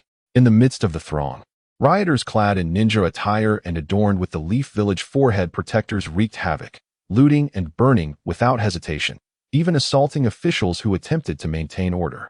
The daime of the Land of Fire promptly declared that the recent spate of violent incidents was incited by the reactionaries from the Leaf Village, aiming to manipulate the populace and resurrect the lifeless entity of Konoha. Public opinion surged with fervor. Some lambasted the daime for distorting truth, while others chastised the populace for their ignorance, manipulated by the Leaf reactionaries, potentially leading to national turmoil. The discourse was rife with confusion and contradiction. At this juncture, Chuchu Bebe unveiled a bold maneuver, orchestrating a petition signed by 1 million citizens demanding the expulsion of all refugees from the Land of Fire and sanctions against the Leaf reactionaries. Such a monumental act could not be ignored by the upper echelons. All eyes turned to Chuchu Bebe as they sought to unearth her personal information, delving into the depths of her ancestry. However, astonishingly, Chuchu Bebe appeared to have emerged from thin air. She was not without parents. Her identity remained a mystery. On the contrary, she had parents, relatives, and friends, with her lineage firmly rooted in the Land of Fire. Yet, she should not have existed. Her parents had never given birth to a daughter, but one day, Chuchu Bebe inexplicably appeared, and those around her accepted her without question. Their memories inexplicably filled in the gaps. Upon reaching this point, both Orochimaru and Tsunade realized that Chuchu Bebe was likely part of a conspiracy, explaining the peculiarities of her name. Yet, the situation had only just begun to unfold. The various extreme statements made by Chuchu Bebe have attracted countless supporters. Aside from a small faction harboring ulterior motives, the majority of the residents of the Land of Fire believe that, despite her somewhat radical views, Chuchu Bebe at least considers the tangible interests of the common people, unlike the fame-obsessed feudal lords. Thus, they lend her their support. Just as her reputation reached its zenith, she was tragically murdered. The assailant had set numerous explosive charms along her usual route, resulting in her disappearance amidst the chaos of the explosions, which also claimed the lives of over 800 innocents. To this day, Chuchu Bebe remains missing. Although her body has not been found, everyone presumes her dead. Who is the perpetrator? The feudal lord? The remnants of Konoha? Foreign spies? Such details are inconsequential. What truly matters is who the living wish the culprit to be. Guided by some unknown force, the advocates of Chuchu Bebe, in a frenzy reminiscent of paranoia, accuse anyone they deem responsible for her demise. The feudal lord vehemently denies involvement, but offers nothing more than empty words, failing to provide any further explanation, conduct a public investigation into the cause of death, or offer solace to the distressed populace. Tensions continue to escalate, with the refugee crisis persisting unresolved, causing immense suffering among the people, leading to riots in many cities. In response, the feudal lord decisively dispatches ninjas to quell the unrest. However, even among the ninjas, opinions are divided. Should they obey the commands of this unpopular feudal lord or protect the ordinary citizens? Chapter 67. In humanity, so much has transpired during this time. It seems I have indeed fallen behind, Tsunade remarked in astonishment. These upheavals unfolded within mere days, and naturally, the highest authority of the Land of Fire would receive news promptly. You have been out and about, and delays in information are to be expected, Orochimaru replied nonchalantly. The Land of Water is encircled by the Crimson Ice, destined for doom. Why not attempt to resolve the issue of the Crimson Ice? Everyone, every ninja, has tacitly avoided discussing such matters. The pollution caused by the Crimson Ice far exceeds imagination, affecting the entire world and sweeping across much of the ocean.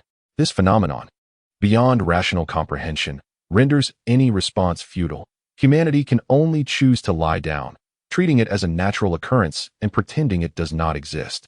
Ultimately, Tsunade chose not to remain. Orochimaru felt his laboratory to be a safe haven, capable of shielding a few individuals from the chaos instigated by that person, as he considered himself a collaborator. Yet, Tsunade suspected that Uchiha Sasuke was the mastermind behind the current situation, and Uchiha should harbor no fondness for the Senju bloodline. In this so-called capital of peace, she found no sense of security. Orochimaru dared not speak too openly, for through a series of subtle probes, he suspected that individual could perceive discussions about him held in secret. Shortly after Tsunade's departure, a young girl knocked and entered Orochimaru's laboratory. "Teacher," she said. "It's Hanabi. What brings you here?" "Nothing in particular, just feeling a bit bored," she replied. During the Chunin exams, Orochimaru had taken Hanabi away from Konoha, and now she was strictly restricted by him, perceived by others as effectively dead. Orochimaru presented a copy of Biological Anatomy to Akamichi, suggesting that if she found herself bored, she might find it quite intriguing. Akamichi, feeling somewhat awkward, promptly shifted the conversation. "Teacher, why do you always engage in actions that I cannot comprehend? Dreams and aspirations are inherently different. Thus, understanding eludes many," Orochimaru responded. Most individuals within the ninja world fail to grasp his obsession with immortality, certainly unable to fathom why he would undertake such peculiar and seemingly unrelated endeavors. Akamichi, in her naive state, merely nodded. She was a person devoid of goals and direction, accustomed to drifting along the currents of life. Her previous, half-hearted animosity toward Orochimaru had been her only semblance of purpose, but since he had clandestinely returned her, even that hatred had dissipated, replaced by a myriad of justifications for his actions, and they had resumed their relationship as a close master and disciple. Orochimaru indeed harbored some affection for Akamichi, yet more significantly, he regarded her as a potential pawn for his resurrection scheme. While she could not comprehend his motives, Orochimaru similarly found himself perplexed by the intentions of another, mistakenly assuming that collaboration was aimed at the destruction of Konoha, as subsequent developments grew increasingly absurd. Confronted with the unknown, Orochimaru maintained his customary curiosity and caution. He harbored a profound fear of death, eager to conceal as many of the heavenly curse marks as possible. In truth, the demon's motivations were rather simple: to ensure that all living beings succumbed to suffering and ultimately devoured their souls. Destruction was far simpler than creation.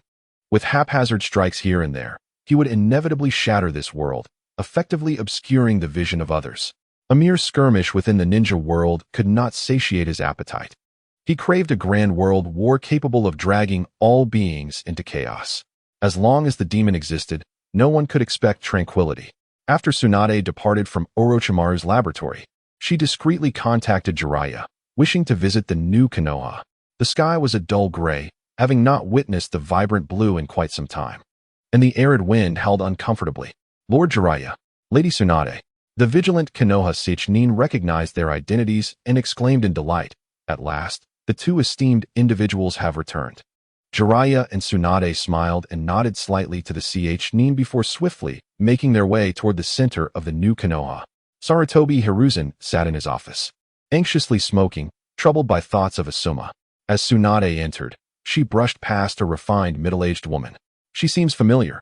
Who is she? Oh, she is the second wife of my teacher. She assumed her role after the passing of Lady Biwako. Tsunade recalled this memory in an instant, but did not greet the woman, instead knocking on the door and proceeding into the office. Meanwhile, in a certain area of the new Konoha's back mountain, what happened? Why did I inexplicably fall asleep again? Uzumaki Naruto rubbed his eyes drowsily, sitting up from the ground and gazing around in mild confusion. The sun had already set in the west, the clouds tinged with a dim red, and several birds perched atop the treetops, chirping animatedly. Naruto regained his senses, having followed his beloved third grandpa to this place. Initially, he felt a bit uncomfortable, but soon he adapted. Life in this new environment was rather pleasant. At the very least, no one berated him as the demon fox anymore. Instead, he was met with respect. The villagers who once harshly criticized and insulted him were now forgiven, as they had all perished. However, the food reserves in this new Konoha were quite limited, and Naruto still found himself occasionally hungry. He had come to the back mountain, seemingly to hunt. Yet he had inexplicably fallen asleep. A sense of forgetfulness lingered. Shaking his head, he found the atmosphere around him oddly discordant. Yet he could not pinpoint the source of his discomfort. Just then, a clear female voice called out from behind him. Startled, Naruto turned around to see a young girl, about his age, blinking at him. Hey, Naruto and Aiken, what are you doing here? Naruto scratched his head. Who are you? An inexplicable sense of danger washed over him, sending chills down his spine. The girl blinked her bright, sparkling eyes. Naruto and Aiken, are you a bit muddled?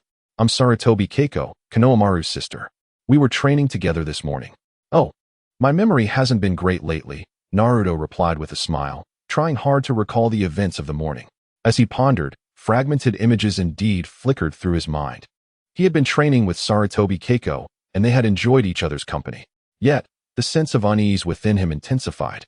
He bit his lip, feeling as if his heart might leap from his chest, his left eyelid twitching as an instinctual alarm blared within him. This was a forewarning of impending danger. This was utterly incomprehensible. At that moment, the chakra within Naruto surged uncontrollably, enveloping his body like a protective cocoon, isolating him from the outside world. Finally, he discerned the unsettling truth before him. Sarutobi Keiko was not human.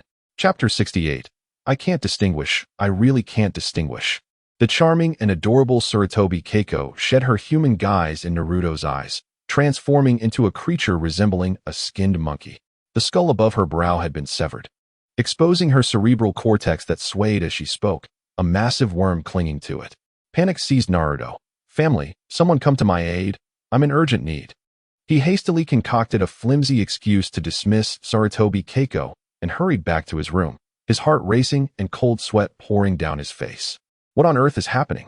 This is terrifying. Fleeting memories of horror surfaced in his mind. This so-called new Konoha harbored many beings that were not human at all. They were monsters, masquerading as humans, just like Sarutobi Keiko. As time passed, the number of these creatures seemed to increase. Why was my memory failing me?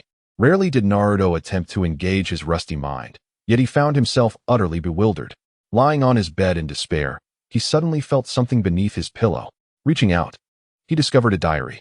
Confused, he thought, I write a diary too? This is utterly absurd. Calming my mind, I took a deep breath and opened my diary, only to discover that it was far from a conventional journal. Instead, it contained a chaotic collection of disjointed thoughts. I found it peculiar that both Uncle Da and Sister Changpu had not accompanied great-grandfather to this new village, yet the ramen shop, Yao, still existed here. Why was I inscribing these musings on paper? I perpetually felt a strange sense of dissonance. Certain villagers appeared to be amiss, and my own memories seemed unreliable. I encountered my childhood playmate, Ida unexpectedly joining great-grandfather. How fortunate! We conversed at length. However, Suchi possessed a rather morose demeanor, making him less than endearing.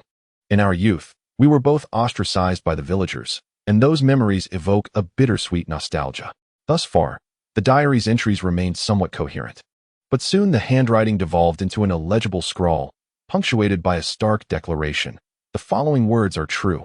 If you awaken to find this diary, please believe. as Tsuchi and I continued to reminisce joyfully, as though we had returned to our mischievous days at the Hokage Rock. An unfamiliar chakra surged uncontrollably within me, one that was neither mine nor that of the fox. I was confronted with a horrifying vision. Tsuchi appeared devoid of a head, resembling a long-dead corpse, with a grotesque insect perched atop his exposed brain, which had been the source of our conversation.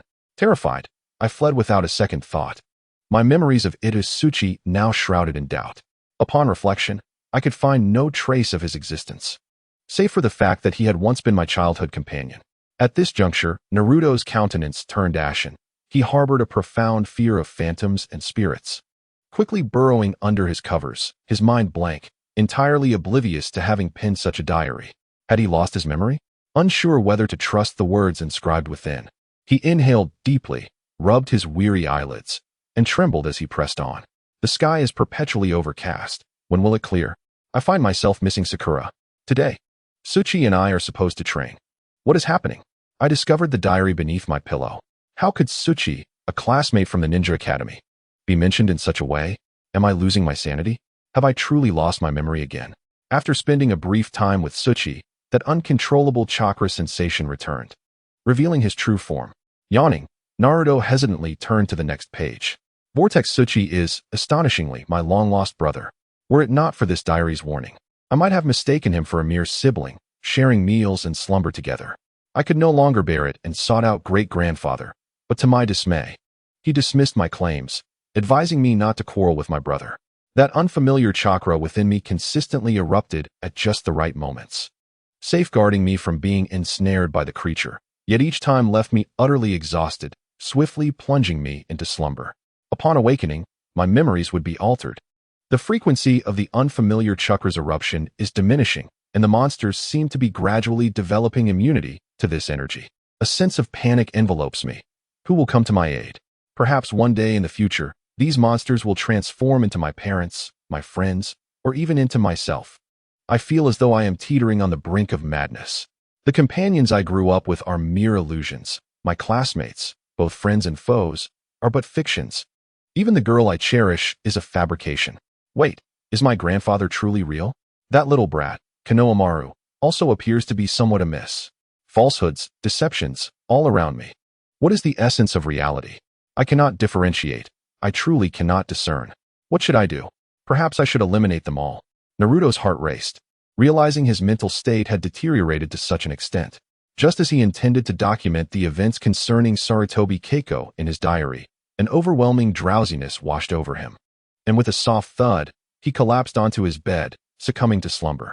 Sweet dreams soon filled the air, yet a sudden chill swept through the room, causing the diary to rustle ominously as words began to materialize upon the blank pages. I have lost my memory again. Upon reading this diary, I initially thought it was some mundane horror fiction, only to discover that Sister Keiko had transformed into a monster right before my eyes. Woe is me. The cup noodles I had cherished for so long have been devoured by her. Whom should I trust?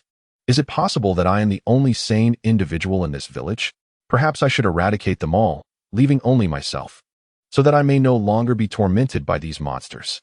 As night fell, the candlelight in Naruto's room extinguished, and the diary returned to its resting place beneath his pillow. In contrast, the lights in Sarutobi Hiruzen's office remained bright. Tsunade and the teacher conversed for an extended time, ultimately grasping the reason behind his unwavering determination to revitalize Konoha despite dire circumstances. It was due to his confidence. Although a portion of Konoha's populace had aligned themselves with the feudal lord, the old man had discreetly established contact with them, gradually reaching a consensus. When Sarutobi Hiruzen spoke these words, a hint of pride flickered across his face. The will of fire is not a mere boast. After years of indoctrination, it is impossible to sever ties and alter loyalties overnight. Many of the ninjas who had sided with the feudal lord remained loyal at heart. More critically, the feudal lord has been recklessly causing his own demise. In Hiruzen's view, the feudal lord has chosen a path leading to ruin. Abolishing the ninja village system was his gravest error. Furthermore, after the reforms, rather than prioritizing the restoration of livelihoods, he has enacted policies detrimental to the nation and its people, resorting to outrageous measures such as literary persecution, mass slaughter, rampant currency printing, encouraging espionage, and various forms of persecution previously unheard of. It is precisely for these reasons that Hiruzen easily garnered the support of those ninjas who had defected to the feudal lord. Although the third Hokage may not possess extraordinary abilities, he is certainly not a tyrant or a fool. Sarutobi Hiruzen addressed Tsunade, stating that the recent turmoil along the borders of the Land of Fire, instigated by the refugee crisis, had resulted in widespread civil unrest. The leader of the insurrection, known by a name that eludes me, had been assassinated, prompting the daimyo to dispatch ninjas to quell the uprising. However, within the ranks of the insurgents lurked nefarious elements, creating chaos and exacerbating the situation. Are the ninjas incapable of subduing a mere gathering of ordinary people? Tsunade retorted. Sarutobi, exhaling a ring of smoke, appeared pensive. Unless we eradicate the entire rebel force, we stand no chance of halting their advance. Tsunade was taken aback. Do they not fear death? It is precisely their fear of death that drives them to revolt, Sarutobi remarked. Shadowy forces are inciting the refugees to wreak havoc, destroying fields and homes, forcing once law-abiding citizens into the role of vagrants and rioters. Historically, such rebel factions have often exploited the plight of the displaced, much like the Yellow Turban Army, whose path was marked by violence and plunder, ensnaring all, regardless of age or gender, into their ranks due to the destruction of their means of sustenance. The ninja world had never witnessed such turmoil, yet Sarutobi, through experience, foresaw the trajectory of events. Though the ninjas possessed ample military might, they could not satiate the hunger of the displaced or provide them with shelter from the elements, rendering them powerless to suppress the insurgency without total extermination. The daimyo had indeed issued a decree for slaughter, yet the ninjas hesitated, not only due to moral qualms, but also fearing that the daimyo would abandon them once the rebels were vanquished, shifting all blame onto the ninjas and leaving them to face the wrath of the populace. The daimyo's reputation was notoriously poor, making such treachery plausible. The ninjas sent to the front lines were stalling, while civil strife expanded rapidly, engulfing city after city, and the death toll continued to rise. The Land of Fire resembled a rotting apple, with only Konoha capable of shouldering the burden of national salvation. Tsunade, I require your assistance, Sarutobi implored, his tone grave. Tsunade, taken aback, remarked on how swiftly the situation had deteriorated. Sarutobi sighed. This is war. Every moment is in flux. While you remain stagnant, others will not wait for you. A war-torn Land of Fire likely aligns with the interests of other nations, such as the Land of Earth and the Land of Lightning, who publicly advocate for peace, yet covertly instigate chaos. The Land of Earth, in particular, had seen its third Tsuchikage, Inoki, usurp the position of daimyo, leading to inexplicable prosperity in the region amidst the growing adversity in the ninja world. The abundance of fertile land would lower food costs. And under the guise of free trade, Inoki, wielding formidable military strength, sought to dominate the markets of the Land of Fire with inexpensive grain while simultaneously exporting illicit substances. Through this trade route, he disseminated toxic ideologies and fomented discontent among the populace of the Land of Fire, covertly bolstering insurgent forces and quietly trafficking arms. Inoki's maneuvers were masterfully orchestrated, and Sarutobi mused that he was likely reveling in his success at home, knowing that even if the Land of Fire were to swiftly conclude its civil war, it would take a decade or two to surpass the Land of Earth. The title of the most formidable nation in the ninja world, along with that of the strongest ninja village, has been wrested away.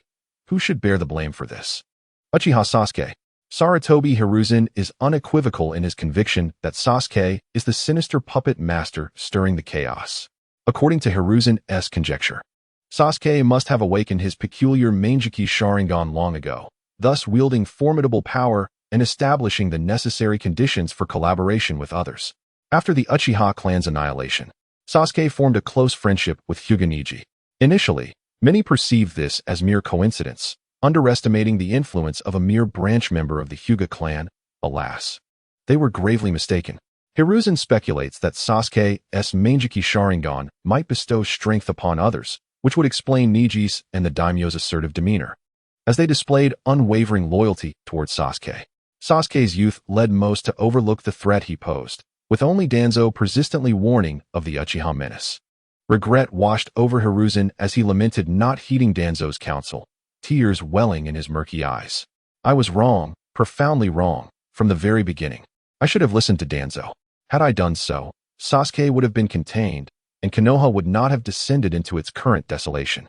Danzo, my childhood friend, my kindred spirit, who emerged from the muck with a hint of purity, how tragically you met your end. Even in death, you languish in a pit of despair. Such a fate is utterly incomprehensible, inhumane, and unbearable. Hiruzen had once stealthily returned to the remnants of Konoha, where his 3 companions were ravenously consuming their meal. Upon seeing his earnest expression pleading for help, he felt a temptation to disperse their spirits. They could no longer endure their plight. Yet, how could Hiruzen abandon them? Rest assured, I shall devise a means to rescue you. With this declaration, he swiftly concealed his face and fled, plagued by an overwhelming psychological burden. Unable to face the relatives of Danzo and others. In short, it is all Uchiha Sasuke's fault. Damn it, when Uchiha Fugaku named his son Sasuke, he must have harbored ill intentions. As Hiruzen's emotions spiraled out of control, Tsunade felt compelled to interrupt his self-destructive monologue. You have said much. Do you possess a concrete plan? Indeed, Hiruzen's expression shifted to one of determination. Since the root of all calamities stems from Uchiha Sasuke, let us use him as our focal point. Once he is defeated, all obstacles will be effortlessly surmounted. Tsunade incisively countered. Do you have a means to vanquish him? Hiruzen chuckled confidently. I cannot, but there exists one who might. Sasuke's elder brother, Uchiha Itachi. Chapter 70. The rise of the Sarutobi clan. Would Itachi remain an indifferent observer to Sasuke's reckless actions in the Land of Fire? He would not. When Sasuke annihilated Konoha from the nation's standpoint, Itachi could not help but question whether his initial compliance with Danzo's orders to eliminate the Uchiha clan was indeed correct. However, this thought was swiftly extinguished. He would not allow himself the luxury of regret, for he bore the heavy burden of patricide, matricide, and clan extermination, and could only choose to deflect responsibility. Moreover, following the upheaval in the Land of Fire after the fall of Konoha, Itachi became increasingly resolute in his belief that Sasuke had strayed down a misguided path that necessitated correction. Much like Sarutobi Hiruzen, Itachi perceived Sasuke as the clandestine architect of the chaos. Indeed, it was widely acknowledged throughout the shinobi world that Sasuke was the instigator behind the political turmoil in the Land of Fire. By process of elimination, when considering the ultimate beneficiaries, suspicion fell most heavily upon Sasuke. Itachi remained composed, holding back his trump card, Kodoame Tsukumi, which he intended to employ against Sasuke. It was evident that Sasuke had succumbed to darkness, and Itachi aspired to utilize Kodoame Tsukumi to transform him into a person of virtuous principles. Even if he were mistaken and Sasuke were not the hidden mastermind, it would still be a significant triumph to sway such a formidable combatant to the side of justice. Furthermore, Itachi possessed another secret weapon, the Totsuka blade. After a thorough analysis, Itachi concluded that the advantage lay with him. He had been in clandestine communication with Sarutobi Hiruzen, and their objectives aligned perfectly. The ninja allied with the feudal lord had pledged to cooperate from within, so long as Itachi could restrain Sasuke. Hiruzen was confident in his ability to seize the feudal lord's estate. Sasuke would be managed by Itachi, while the highest combat units on the feudal lord's side included Neji Hyuga and Orochimaru, the latter of whom valued his life and would flee when the tide turned against him. With Tsunade and Jiraiya joining forces, was it not plausible that they could subdue Neji Hyuga?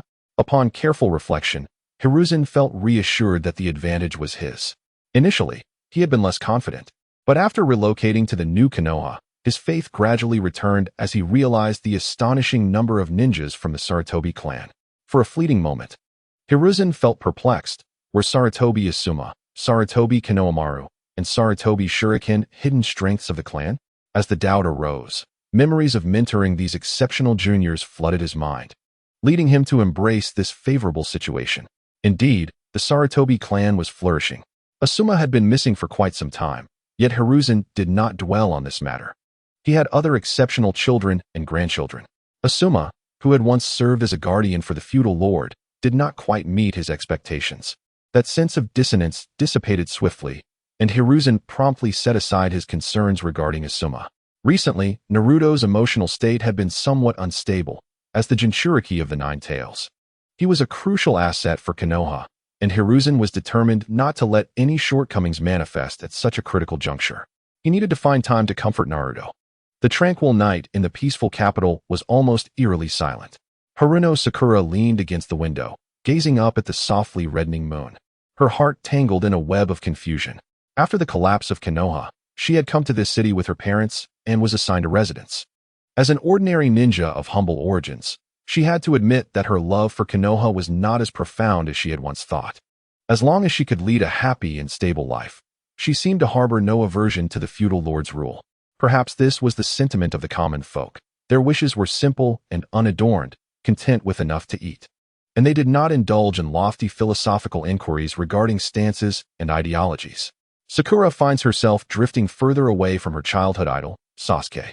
She has long since abandoned any romantic notions and now only seeks the safety of her parents, no longer daring to harbor other desires. Meanwhile, in the Nara clan territory, Shikamaru gazes up at the moon. As a renowned intellect, he possesses a profound understanding of this so-called city of peace.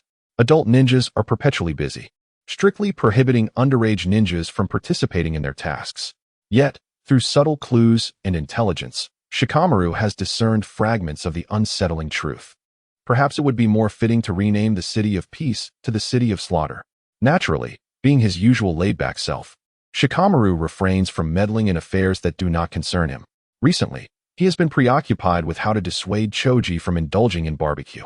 A new yakiniku restaurant has opened beside the Ichiraku ramen, praised for its value and quality. However, Shikamaru keenly observes that the establishment rarely receives supplies, only dispersing them. Where does the meat come from? The implications are chilling. The dim glow of the crimson moon casts an eerie veil over the city. With a sigh, Shikamaru notices a white figure fleeting la pass by the street corner. Is someone still wandering about at this hour? He swiftly curbs his curiosity, diving into his blankets and emptying his mind of all thoughts. At this moment, a mysterious figure clad in a white haori, resembling a monk, stands silently outside Orochimaru's laboratory. His complexion is as pale as parchment, his expression devoid of warmth, as if he were not of this world. A numerical tattoo rests beneath his left eye, and a diamond-shaped mark adorns his chin, while his eyes seem to gaze into the void. How intriguing! The current incarnation of Indra is not one of Kagaya's two children. Why have they remained passive amidst the escalating chaos? Have they encountered some unforeseen calamity? Should I test the waters? The mysterious figure muses softly, yet decides against it for now, opting to observe what these hybrid wretches might conjure. His arrogance is unmistakable, as if he perceives these hybrids merely as lambs incapable of resistance. After meandering through the city of peace without uncovering any other anomalies, the figure departs, a black hole-like portal appearing beside him, swallowing him into oblivion. Tonight, he has caught a significant prize. In the kitchen of the yakiniku restaurant, Suga converses while threading meat onto bamboo skewers. Perhaps it is a remnant of the demon's past as the undefeated in the East, for whenever he encounters such slender, sharp objects, he cannot help but launch them to eliminate a few individuals. Fortunately, he manages to suppress this reflex. Hinata responds, "The Otsutsuki Ishiki has emerged. How shall we deal with him? Should we transform him into a demonic avatar, or eliminate him directly?" Suga inquires, "Is there no option for seduction?" Hinata retorts, "What I mean is, we should first offer him some benefits to stabilize him, then trace the leads back to the Otsutsuki's stronghold and sweep them all away." Suga clarifies. Hinata scoffs, "That is not our concern. A conflict is about to erupt here. We should find time to expand the cold storage, or we will run out of space for the ingredients. Those ninjas are determined to seek their doom. I have hinted at it, yet they refuse to heed my warnings." Chapter 71. Itachi's design for Sasuke's path in life. Land of Rain. With a visage etched with concern, Conan inquired, "Have you truly heeded Madara's counsel and resolved to initiate your plans ahead of schedule?" Nagato, hunched in his wheelchair, bore a weary and gone expression as he replied, "Madara's words ring true. The world of shinobi is engulfed in war. The Jinchuriki may soon find themselves embroiled in combat, no longer subjected to stringent oversight, making it an opportune moment for us to act. Moreover, should a Jinchuriki perish on the battlefield, we cannot predict how long it will take for the tailed beasts to be reborn. I can no longer afford to wait." His tone grew grave as he declared, "I must realize our aspirations while my body still holds out." Gently clasping Nagato's hands, Conan reassured him, "Whatever decisions you make, I shall remain by your side forever." They exchanged a warm smile, the atmosphere around them suffused with tenderness. Since the last encounter with Sasuke, Obito had been somewhat intimidated, refraining from reckless provocations. Despite the shattering of his parents' souls and Rin's, he remained steadfast in his belief that he would reunite with them within the infinite Tsukuyomi. Those who had perished in the real world were mere illusions, while the infinite Tsukuyomi represented true reality. Obito eloquently articulated the pros and cons, urging Nagato to expedite the collection of tailed beasts, and he succeeded. Concurrently, he received word that Itachi and Hiruzen Sarutobi were collaborating with the remaining Leaf Village ninjas to launch a surprise attack on Uchiha Sasuke. Obito wholeheartedly endorsed this plan, discreetly instructing Kisame to assist Itachi, intending for the Akatsuki to capitalize on the ensuing chaos in the Peace City. Their first target was Shikaku, the One-Tail. During the Konoha collapse, many had observed Shikaku and Gaara's separation, sealed within an enigmatic sphere. Although the method remained a mystery, it conveniently facilitated Obito's endeavors. He tasked Black Zetsu with devising a way to infiltrate Gaara's vicinity and procure the sphere containing Shikaku. Capturing the One-Tail would be a straightforward affair. After meticulously refining the plan, Obito found no apparent flaws. The following day, Pain convened a meeting to officially commence the tailed beast capture operation. The Akatsuki boasted sufficient high-level combatants, allowing for a multi-pronged offensive. Pain was aware of Itachi's intent to resolve matters with his Uchiha brethren and chose not to impede him. The remnants of Konoha's ninjas were mobilizing amid the turmoil in the Land of Fire, which, paradoxically, served to his advantage, providing the perfect opportunity to seize the Nine Tails. As the sun gradually dipped below the horizon, the sky remained shrouded in a hazy gloom, as though draped in a diaphanous veil. Even as the sun vanished entirely, an unsettling silence enveloped the surroundings, as if all living beings on this earth had perished. A flicker of unease stirred within Itachi. He had scarcely noticed the changes in the environment before, but now it struck him that the landscape had indeed transformed. Once verdant fields and lush forests lay desiccated. Rivers had run dry, and the small creatures of the earth had all but vanished. It was no wonder that the path had been so eerily quiet, with only the whisper of the wind breaking the stillness. The sense of disquiet intensified as they drew nearer to the Peace City. After a relentless journey by day and night, Itachi and Kisame reached a mountainous region near the Peace City. With a tranquil visage, Itachi stood atop the mountain, gazing at the distant, bustling metropolis. The illumination there appeared darker and more profound. His eyes caught only sporadic glimmers of light. The desolate streets exuded an inexplicable aura of eeriness, as if a malevolent entity, poised to consume the unwary, was gestating within the stifling atmosphere. In that fleeting moment, Itachi's thoughts spiraled. He sometimes struggled to comprehend Sasuke's transformation into his current state, yet at other times, it seemed entirely reasonable. A child who witnesses his brother slay their parents would naturally descend into madness, embrace darkness, and become anti-human and antisocial. It seemed almost inevitable. Ultimately, Itachi had been naively hopeful, believing Sasuke would tread the path he envisioned, all the while disregarding Sasuke's mental well-being. "What occupies your mind, Itachi?" Kisame inquired, hefting his sword. Samahata, and perceptively noting the shift in Itachi's emotions, a grin spreading across his face to reveal his sharp, white teeth. "Nothing of consequence," Itachi replied, his demeanor as placid as still water, betraying no sign of vulnerability. Kisame, unfazed, had long grown accustomed to Itachi's stoic nature. "This time, the leader will personally capture the tailed beasts. Perhaps he will confront your brother. Given the leader's formidable strength, I doubt your brother will stand a chance," Kisame remarked. His understanding of power confined to the chakra framework, presuming Sasuke, with his Sharingan, would be on par with Itachi, albeit with a more cunning approach to his ocular techniques. Noting Itachi's continued calm, Kisame pressed on. "Once the Rinnegan is activated, who can predict the consequences?" The implication was clear. Resolve the tumultuous matters between the two brothers swiftly, lest pain intervene, leaving no opportunity for you to act. Kisame's intentions were merely a benevolent reminder. Following the widespread leak of information regarding the massacre, many had come to understand the distorted brotherly bond between the Uchiha. It was evident that Sasuke would not hesitate to exact his vengeance. Itachi fell silent, lowering his gaze, when suddenly a white Zetsu emerged from the ground, announcing, "Sarutobi Hiruzen has infiltrated the outskirts of the Peace City with a cadre of elite ninjas. Ready to engage Sasuke at your signal." "And Orochimaru?" Kisame inquired, Acknowledging that while Sasuke was powerful, Orochimaru presented his own challenges. The White Zetsu responded with a hint of exasperation. Sasuke has employed some method to detect my clones. I cannot approach the core of the Peace City. Itachi pondered Sasuke's enhanced prowess, realizing he would be even more formidable than before. Nevertheless, he retained confidence in the effectiveness of Konoha Tsukumi. This ocular technique lacked empirical data.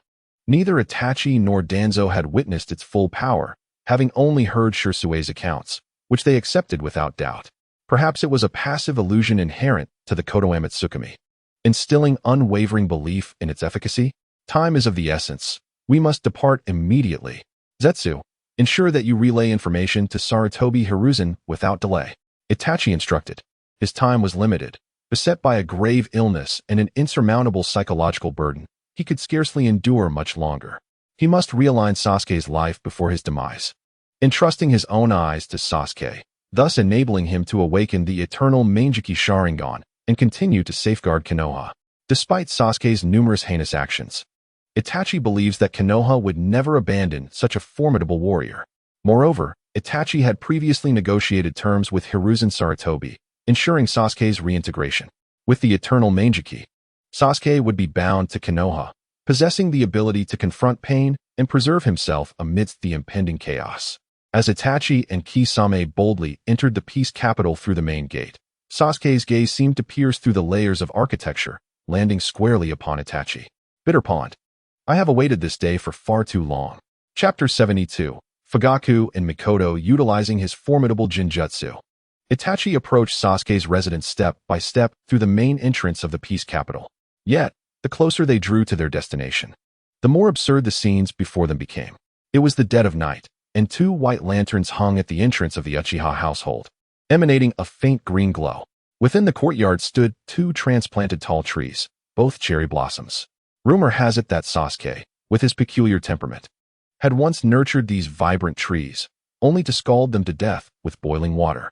He subsequently filled the area beneath the trees with climbing ivy and wisteria. During the flowering season, the decayed branches of the cherry trees became entwined with vines, lush and resplendent.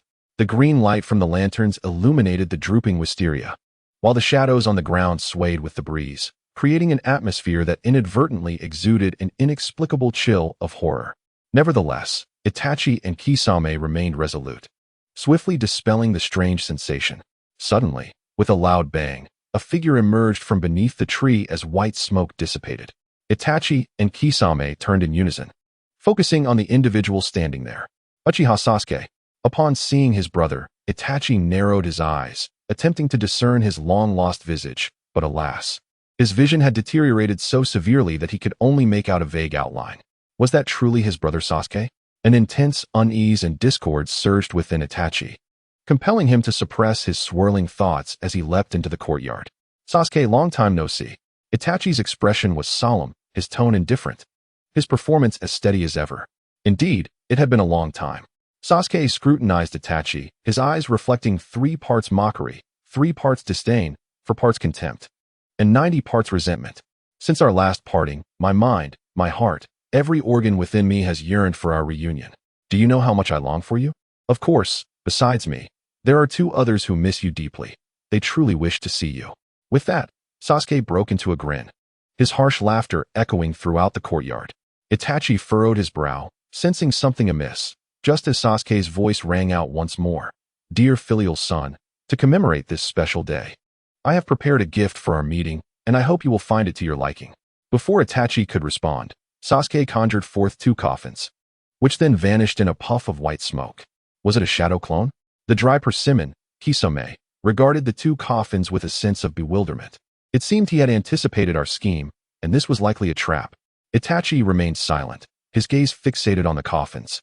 Memories of the fates that befell Danzo and the others involuntarily surfacing in his mind. He seemed to grasp something yet was reluctant to accept it. With a sudden crack, the lids of the coffin slid open. 2 figures, their skin a ghastly pale and their bodies marred by cracks resembling porcelain, emerged slowly. Itachi's pupils constricted sharply, and he could no longer maintain his calm facade. The occupants of the coffins were far too familiar to him, indelibly etched in his memory. Itachi, my child, my most proud eldest son, You have finally come to see your mother, spoke Mikoto Uchiha first. Her expression was gentle and loving. Yet her voice resonated with boundless sorrow and rage. The palpable despair enveloped him, sending a chilling sensation coursing through his body. Mother? Mr. Itachi, isn't your mother dead? Kisame's face displayed astonishment. Itachi's complex emotions were abruptly interrupted. His fists clenched as he longed to strike Kisame, but upon reflection, he realized Kisame was merely speaking the truth. Surely, he was not implying anything derogatory. We are indeed dead, stated Fugaku Uchiha, but Sasuke summoned us back to the living realm. He claimed that you were to commit an egregious act against him, and out of brotherly loyalty, he did not wish to confront you directly. Thus he brought us back to discipline you, this wayward son. Fugaku's tone was rife with personal sentiment. Itachi opened his mouth, hesitating to speak, carefully considering his defense. Father, mother, you are unaware of the things Sasuke has done. No, we know everything. Fugaku interrupted. He eradicated the rebellious forces of Konoha and became the shogun, serving the nation with utmost loyalty. Sasuke's actions are nothing short of a glorious legacy for our clan. To be candid, Sasuke's current achievements are the pinnacle of the Uchiha clan's history. Upon his reincarnation, Fugaku had listened to Sasuke recount his tales of patience and strategy. How he deftly pulled Konoha down from its pedestal, standing upon a moral high ground to enact judgment. He avenged his parents while preserving the Uchiha's honor and status. Fugaku was elated, feeling invigorated as if he had quaffed a cold cola on a sweltering summer day. My son Sasuke possesses the potential of a god among ninjas. Konoha deserves this fate. It is truly fitting. Observing Fugaku's increasingly fervent demeanor, Itachi fell silent, plagued by doubts about how Sasuke had portrayed him to Fugaku. Had he perhaps used euphemistic language to elevate himself to an extraordinary height, while tarnishing others in the process? Why the silence? Are you feeling ashamed? Mikoto expressed her dissatisfaction with Itachi's quietude, her voice cold and devoid of any warmth. Mother. Itachi's mind momentarily went blank, his lips quivered slightly, his eyes brimming with impending sorrow. This was the first time his mother had addressed him with such severity, and an overwhelming sadness surged within him, reminiscent of that unforgettable night. Why? When he had taken her life that fateful evening, she had not displayed such an expression. Why did she now? Had Sasuke spoken ill of him? Indeed, Mei Ling questioned. Itachi, you once fell in love with Shimizu Danzo's niece, Shimizu Yaeji, even going so far as to betray your own family and commit patricide and matricide for her sake. We are your parents. We might forgive your obsession with romance. But you promised your mother you would take care of Sasuke. Have you fulfilled that promise? Are you still willing to harm Sasuke for the sake of your absurd love? Mei Ling's voice resonated with profound disappointment, and the atmosphere grew so tense it felt suffocating. Itachi stared wide-eyed in confusion, his lips moving soundlessly. As if struck by a chill, feeling an insurmountable barrier had arisen between him and his parents. Are we communicating in the same language? Why can I not comprehend every word spoken by my mother? Who is Shimizu Yaeji? Who is truly motivated by love? I acted solely for the village, for peace, for a greater cause, wielding the blade to annihilate my clan. To have my dignity reduced to mere romantic trivialities. How could the esteemed Itachi Uchiha be so belittled? Chapter 73. Yesterday revisited father, mother, perhaps your memories are flawed. Itachi earnestly tried to reason with them, yet Fugaku and Mei Ling remained unyielding. In their eyes, Itachi was merely a lovesick fool, seduced by Shimizu Danzo's niece, having committed numerous outrageous acts for her. In their recollection, Itachi had professed countless times his severance from that woman, only to repeatedly reunite with her. Denying their relationship as he did now was not uncommon. Each quarrel would see Itachi feigning indifference, only to soon pursue her again. Mei Ling still vividly remembered that woman's vile demeanor, beautiful yet weak. A wretched individual who spoke in nauseatingly elaborate phrases, weeping at every opportunity, leading others to mistakenly believe that Mei Ling was a cruel mother-in-law oppressing her. Itachi felt numb, indifferent to Kisame's probing gaze. In that moment, an unprecedented urge to kill Sasuke surged within him. How outrageous! To so brazenly desecrate the souls of his parents. Seeing Itachi seemingly enraged, Uchiha Fugaku sighed, his eyes gradually turning a deep crimson, a chilling aura enveloping the space. Itachi, since you remain obstinately ignorant, allow me to awaken you and clear the muddled thoughts in your mind. As the words left his lips, Fugaku unleashed a powerful chakra. his form darting toward Itachi like a bolt of lightning, aiming directly at his face. So swift. Itachi and Kisame were taken aback, yet their reactions were prompt, evading while launching a counterattack against Fugaku. However, as Fugaku was in a reanimated state, ordinary physical and ninjutsu attacks proved ineffective. Only sealing techniques could provide a solution. Who among them possessed sealing techniques? Itachi did. The 10,000 Fists sword was a formidable sealing technique. Yet, he could not bring himself to use it against his own parents. Itachi fell silent for what felt like the umpteenth time that night. The creases on his face resembling the folds of a Shar-Pei, as he had envisioned countless scenarios for his reunion with Sasuke. Yet he never anticipated such a scene would unfold before him. Whatever happened to the brotherly affection and respect? Why has it transformed into a display of paternal kindness and filial piety? My long-deceased father seems poised to strike down upon me, his dutiful son. What course of action should I take? Not even the most accomplished actor in the realm of ninjas, Itachi, could sustain such a performance. Yet, at this very moment, the arrow is drawn and must be released. Sarutobi Hiruzen, alongside a cadre of elite ninjas, and the fervent patriots within the peaceful city, await Itachi's diversion of Sasuke. Once again, I find myself ensnared in a dilemma. Time seems to rewind to the fateful night of our clan's annihilation, when Itachi was similarly confronted with an impossible choice. For myriad reasons, he was compelled to obliterate his own family. Now, history appears to be repeating itself. Must he once again betray his parents? As these thoughts occupy his mind, he casually releases a fire technique to counter Fugaku's assault. A crimson fireball hurtles toward Fugaku. Observing this, Kisame furrows his brow. At such a critical juncture, why is he resorting to such ineffective tactics? Where is your Manjiki? If this continues, the ambush is doomed to fail. Apologizing softly, Itachi seems resolute. The three tomo in his eyes whirl rapidly, transforming into the intricate patterns of the Manjiki, as he leaps toward Uchiha Fugaku with unwavering determination. Once more, he must fulfill the role of the dutiful son. Itachi, my child, I see the resolve in your eyes. Do you intend to forsake us again? Uchiha Fugaku sighs. Yet his assault remains relentless. Under the insight granted by the Manjiki, Itachi effortlessly perceives Fugaku's attack trajectory. With agile movements, he evades each strike, swiftly positioning himself before Fugaku. The expression on Fugaku's face remains unchanged, his undead Sharingan glinting ominously as it scrutinizes Itachi's every move. The two lock eyes. The Manjiki in Itachi's left eye spins like a windmill, blood trickling from the corner of his eye. Tsukuyami. Within the realm of Tsukuyami, the flow of time is dictated by Itachi. He aims to conclude the battle swiftly within this illusion, even if it means risking failure. If Tsukuyami proves effective, the Tensigen need not be summoned. Sarutobi Hiruzen awaits a signal. Decisive action is imperative. Surely, Itachi holds the upper hand now, having resorted to the Manjiki. Kisame muses, a smile creeping upon his lips. Suddenly, a sharp crack interrupts Kisame's thoughts, as well as Itachi's Tsukuyami. Itachi, it seems you have entirely overlooked your mother's presence. Mikoto exclaims, launching another powerful strike. This blow is laden with maternal love. Both Fugaku and Mikoto undoubtedly cherish their child. Yet no amount of love can erase the bitter truth of Itachi's betrayal. Within that affection lies an amalgam of resentment and hatred. They resent Itachi for betraying their clan and blame him for his failure to safeguard Sasuke. It is truly disheartening. This Manjiki Sharingan, a gift from the family, is wielded to annihilate them. Now, do you intend to use those very eyes to slay us once more?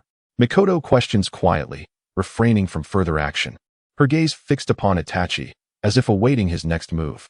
On the cheeks of Itachi, there were symmetrical handprints, and his left eye was veined with blood. Given his actions, it was only fitting that his mother delivered a slap across his face. While the slap itself bore little physical harm, its significance was profound. The emotional impact far outweighed the corporeal damage. Mikoto's two slaps disrupted Itachi's thoughts, as if his resolve had been shaken, leaving him momentarily faltering. He found himself questioning, is my perseverance truly meaningful? Will my actions yield favorable outcomes? The memories of that fateful night of the clan massacre lingered, its consequences unprecedentedly dire, birthing a deranged individual in Sasuke. Despite his confidence, Itachi hesitated to claim he had made the right choice. What of this occasion? Would this sudden assault lead to even graver repercussions? In that instant, Itachi's gaze shifted towards his parents, instinctively avoiding their eyes. Sasuke was indeed ruthless. Itachi was acutely aware that this entire scenario was a trap meticulously set by Sasuke, yet he remained ensnared, unable to extricate himself. To simply kill Itachi would not suffice as revenge. Rather, to relentlessly tear open the unhealed scars within his heart, as was happening now, constituted a true judgment. Fugaku and Mikoto remained motionless, seemingly once again relinquishing the choice to Itachi, much like the night of the massacre when they succumbed to his blade without resistance. Regardless of his decisions, his parents would silently support him. This undoubtedly constituted another heavy blow to Itachi. The pain was excruciating. It pierced deep into his very soul. Nevertheless, Itachi, ever the resolute individual, though momentarily shaken, soon reaffirmed his determination. Chapter 74. Itachi, apologies. Please forgive my grand act of filial piety. The crimson kaleidoscope Sharingan spun rapidly, conjuring a swirling mass of ominous chakra that coalesced into a colossal red skeletal figure. This was Itachi Susanoo. In the right hand of the skeletal giant wielded a long sword forged from orange, ethereal flames. The Totsuka blade, a divine weapon capable of sealing its target within a dreamlike illusion for eternity. As soon as the sword manifested, it erupted with a surreal blaze of flames. The light emanating from its blade. With a gentle sweep, it traced a perfect arc, the sound of the slicing blade whistling through the air, ethereal and unpredictable. Enveloped in immense pressure, aimed directly at Fugaku and Mikoto. Fugaku and Mikoto remained still, much like that night, smiling as they watched Itachi descend with his blade. Even engaging in casual conversation, remarking on how Sasuke had also gone astray. With a soft thrust, the sword pierced both of them. Perhaps the burden of the Susanoo was too great, or perhaps the scene before him was overwhelming. Itachi coughed heavily, blood seeping from the corners of his mouth. His mind clouded as if pierced by countless sharp needles, his vision dimming intermittently. I'm so sorry. Itachi's face bore a semblance of tears, his soft murmurs barely audible to anyone. Fugaku and Mikoto, struck by the Totsuka blade, felt neither resentment nor joy. They accepted their fate with tranquility, allowing their bodies to crumble, their souls dissipating into wisps of smoke, continuously drawn into the mysterious sake gourd at the hilt of the sword. As parents, how could they not recognize Sasuke's machinations?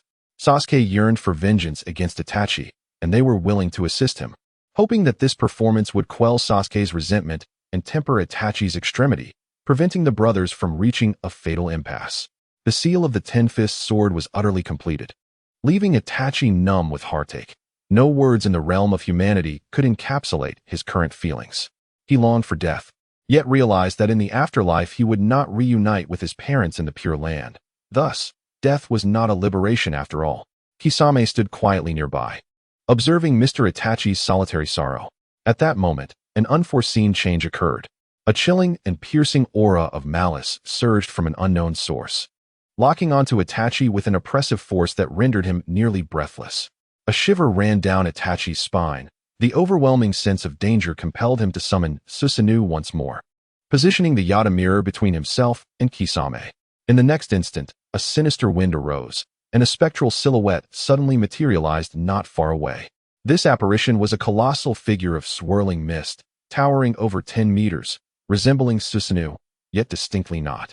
One of the giant's arms gradually morphed into a long blade, radiating a sense of decay and rot that could be sensed from afar.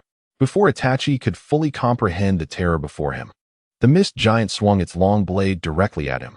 In the face of such a superlative assault, evasion was utterly futile. As the mist blade collided with the Yata mirror, it emitted no sound, only a pervasive fog that threatened to engulf everything in its vicinity. The Yata mirror was swiftly corroded by rust, and the crimson Susanoo's skeletal form crumbled and disintegrated. Itachi, unable to withstand the onslaught, fell backward, and Kisame hurriedly caught him, inquiring, "Is that a weapon giant summoned by your brother?" He was unfamiliar with Susanoo and assumed that each pair of Sharingan could summon giants of varying forms. Hearing Kisame's voice, Itachi forced his eyes open, a wave of sharp pain coursing through him. His mind clouded. This was a consequence of excessive chakra depletion. Cough.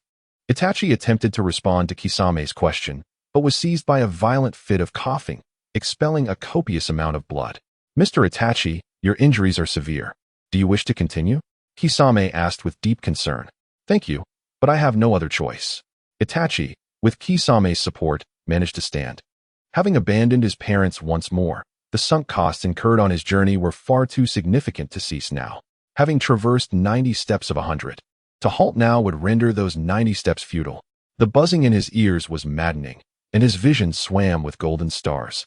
Both his ocular power and chakra were severely depleted, yet Itachi still mustered the strength to contemplate. The light and giant he had summoned with the ten-fist sword had been dazzling, yet the entire peace capital remained eerily silent.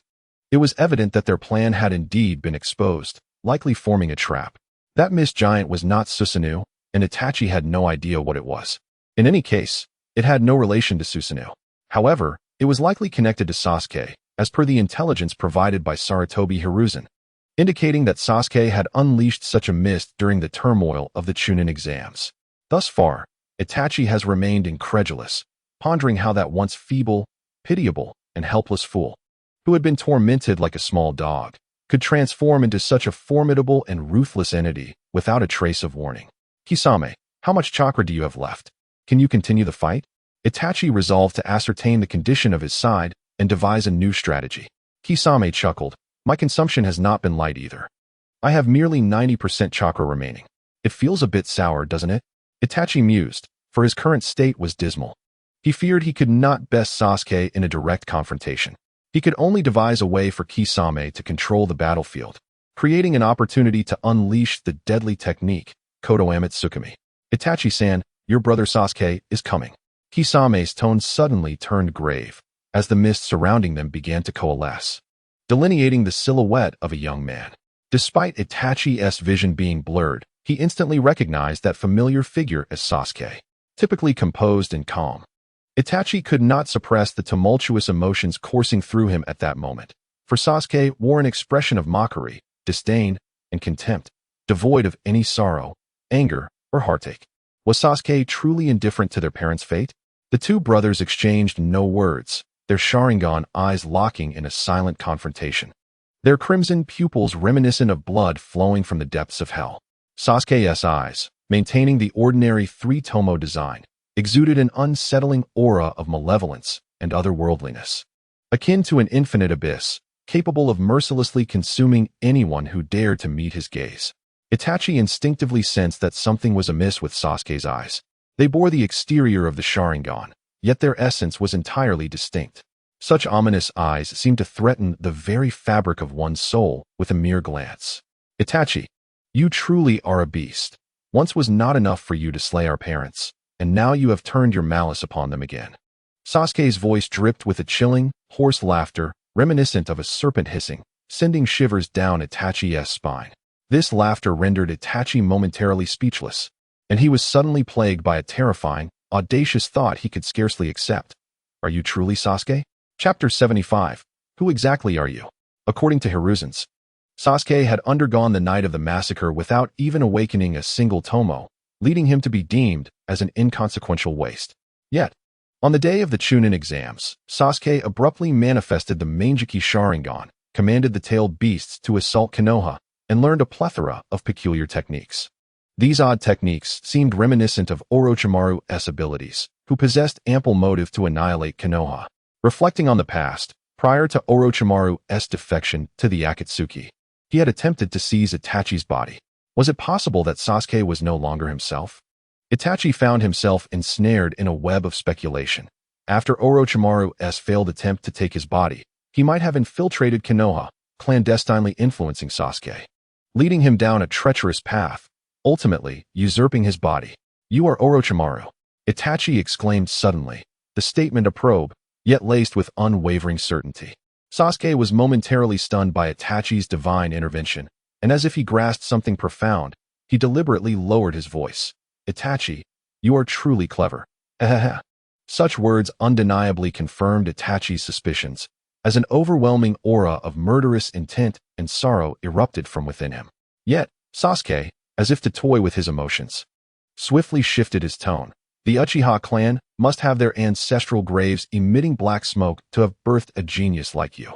No wonder you were so easily manipulated into exterminating your own family.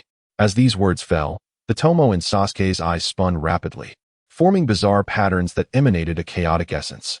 Coupled with his twisted expression, he resembled a vengeful spirit. Itachi, who should have felt joy at witnessing Sasuke's Sharingan, found himself unable to ascertain the true identity of the person before him. Sasuke chuckled. Look at your expression. I know precisely what you're thinking. You fancied yourself the master of the situation, but everything has spiraled beyond your control. The brother you held so tightly in your grasp has suddenly awakened the Sharingan and fiercely resists your will. You cannot accept this outcome, so you seek excuses to evade it. Do you realize how grotesque your current demeanor is? Upon hearing this, Itachi let out a prolonged sigh. Answer me. Who are you truly? My innocent and beloved brother could never desecrate our parents' souls, could never alter their memories, and would never stand idly by as they were sealed by the Tenseigan. Speak. You are merely a demon masquerading in Sasuke's skin. You are not the real Sasuke. By the end of his words, Itachi was nearly hysterical, his emotions on the brink of collapse. Yet Sasuke felt no pangs of compassion. I simply dare to take risks more liberally. If you could commit patricide and matricide, why should I not toy with their souls? Do not forget, it was you who slaughtered our clan with your own hands, and just now, it was you who sealed our parents. You have done it all. So why put on this pretentious facade? Itachi could no longer contain himself. His nearly exhausted body squeezed out chakra, summoning Susanoo, sword aimed at Sasuke. Return my brother to me. Give him back. Ha! Sasuke laughed heartily, a single tear escaping from the corner of his eye. My dearest Oni-chan, I am your brother. Why are you so reluctant to acknowledge it? A familiar figure, once close and intimate, had transformed into a stranger, cold and cruel. This anguish. Perhaps you can now grasp a fragment of it, right? You believe I am not the true Sasuke, yet I equally perceive you as not the real Itachi. My brother could never inflict such harm upon our parents. With that, a vast fog surged behind Sasuke, rolling and writhing, emitting a deep, mournful wail akin to the cries of vengeful spirits as it launched itself toward Itachi. Water release, water prison technique. Faced with Sasuke's onslaught, a weary Itachi faltered for a moment, yet Kisame immediately reacted, executing a massive water release technique. When the decaying fog met the water created by the water release, it remained eerily silent, almost without any sound, as the water vanished without a trace, offering no resistance. The water conjured from water-based chakra was ultimately distinct from the water that existed in nature. Kisame displayed a look of astonishment, yet remained entirely composed. Observing the futility of his water techniques, he promptly unsheathed his formidable sword, Samahata. Sasuke's mist technique bore a striking resemblance to the techniques of the hidden mist village, of which Kisame was a native. Confidently, he charged directly towards Sasuke, sword in hand. However, as soon as he stepped into the mist, the exposed skin on Kisame's body was immediately pricked by a sharp pain, and Samahata reacted even more violently, its spines convulsing and struggling as if to escape. Kisame was taken aback, disbelief washing over him. Fortunately, Sasuke's attention was not on him. He quickly withdrew to a safer distance to witness the sibling confrontation unfold. Itachi faced Sasuke's relentless assault head-on, acutely aware of the overwhelming terror it embodied. There was no escape, no evasion. He could only withstand the onslaught. The crimson Susanoo wavered within the mist's grasp, the Yata mirror in his hand corroded and weakened.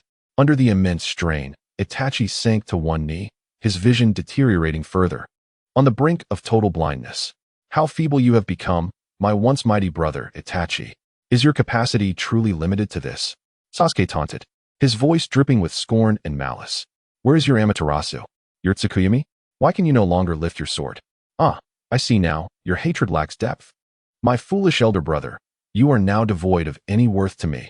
If you wish to survive, turn and flee, pitiful and grotesque, like a rat scuttling through the sewers. This is my final act of mercy towards you. His words poured forth, releasing a long-suppressed frustration that had lingered in his heart. On the night of the massacre, he had been trapped within the Tsukuyami space, forced to witness his kin being slaughtered, while Itachi incessantly whispered similar taunts that tormented him. Now, he could finally return the torment in full measure. Itachi remained silent, his gaze cast downwards, offering no retort. As time ticked away, the smile on Sasuke's lips gradually froze. He advanced with purpose and delivered a swift kick to Itachi's head. There was no resistance. Itachi's body flew backward. He was dead. Sasuke's expression twisted in a moment of manic despair as he grasped Itachi's hair, shaking him violently. Wake up. I still have so much more to say. This was merely an appetizer. How could you die so soon? Alas, the lifeless body offered no response, no words. Do not presume that I will let you off the hook simply because you are dead. Sasuke snarled as he hurled Itachi's body to the ground, then turned to glare at Kisame, who lingered nearby, hesitant to speak. Did you enjoy the show? I happen to be in need of a sacrifice. Chapter 76. The King of Pressure. The battle between the Uchiha brothers had been under constant scrutiny, with occasional comments made in the shadows. Oh my, brother against brother, what a captivating spectacle, exclaimed White Zetsu, his tone exaggerated. The innate talent of such creatures lay predominantly in their stealth, rendering them elusive even to the Byakugan and the Sharingan. Yet, in a previous encounter, Uchiha Sasuke had astutely detected White Zetsu's spore clones, capturing them with unerring precision. Although the means by which Sasuke became aware remains a mystery, it is evident that White Zetsu harbored no desire to confront him. Had it not been for Black Zetsu's insistence, he would have preferred to avoid witnessing the spectacle of the Uchiha brothers. Black Zetsu, why do you linger here? Spying on Sasuke instead of assisting Obito? White Zetsu's countenance shone with innocent confusion. Black Zetsu remained silent, his gaze fixed intently on Sasuke's eyes. In the realm of ninjas, beings possessed of genuine skill could discern even the patterns within another's pupils from a considerable distance. Sasuke's Sharingan was distinctly unique. It exuded a foreboding aura that was as conspicuous as excrement on freshly fallen snow, seemingly designed to draw attention. Black Zetsu, having lived for a millennium, had never encountered such a Sharingan, which might as well have been emblazoned with the words, "I am the villain." It was no wonder that many regarded Sasuke as the mastermind behind the scenes. What astonished Black Zetsu even more was the transfer of Indra's chakra. As a true puppeteer of fate, he was acutely aware of who this generation's Indra was. Thus, when he sensed Indra's chakra shifting from Sasuke to Orochimaru, a tempest of emotions surged within him, leaving him uncertain whether to feel joy or dread. It was indeed a cause for celebration to see the Sage of Six Paths thwarted. Orochimaru's uncanny knack for survival implied that the reincarnation of Indra's chakra would be hindered. Yet, combined with Orochimaru's intellect, Indra's chakra would undoubtedly create an enormous variable, raising concerns about potential ramifications for the Moon Eye plan. Moreover, the recent upheavals within the ninja world were exceedingly bizarre, as if plucked from the realm of fantasy. Black Zetsu, inherently a harbinger of chaos, instinctively suspected that another hidden hand was manipulating the situation, with Sasuke merely a pawn thrust into the limelight, much like Obito and Madara before him. As Black Zetsu scrutinized Sasuke, he sought to uncover the identity of the individual orchestrating events from behind the scenes, silently transferring Indra's chakra with an air of trepidation. At this moment, Sasuke was preparing to commit an act of unspeakable cruelty. Itachi had already perished. Was it necessary to so relentlessly desecrate his remains? At the very least, grant him a modicum of posthumous dignity. This was the cautious entreaty of Kisame, who wished to retrieve Itachi's body. Dignity? Did Itachi even deserve such a concept? As Sasuke spoke, he enveloped Kisame in a mist, binding him as tightly as a silkworm in its cocoon. With a swift motion, he tore a piece of flesh from Itachi's face, formed hand seals, and slammed his palms onto the ground before Kisame. Edo Tensei, a fitting punishment for your unwarranted curiosity. Since you hold Itachi in such high regard, let yourself be the sacrifice for his return to the living. Kisame, unfamiliar with the workings of Edo Tensei, sensed that Sasuke was certainly up to no good. He struggled desperately, but it was far too late. Amidst Kisame's anguished cries, the earth from the unknown began to envelop him, gradually transforming into Itachi's form. Edo Tensei was indeed remarkable. Such a large figure as Kisame was reshaped into the frail semblance of Itachi. Itachi opened his eyes, a fleeting hint of bewilderment crossing his face.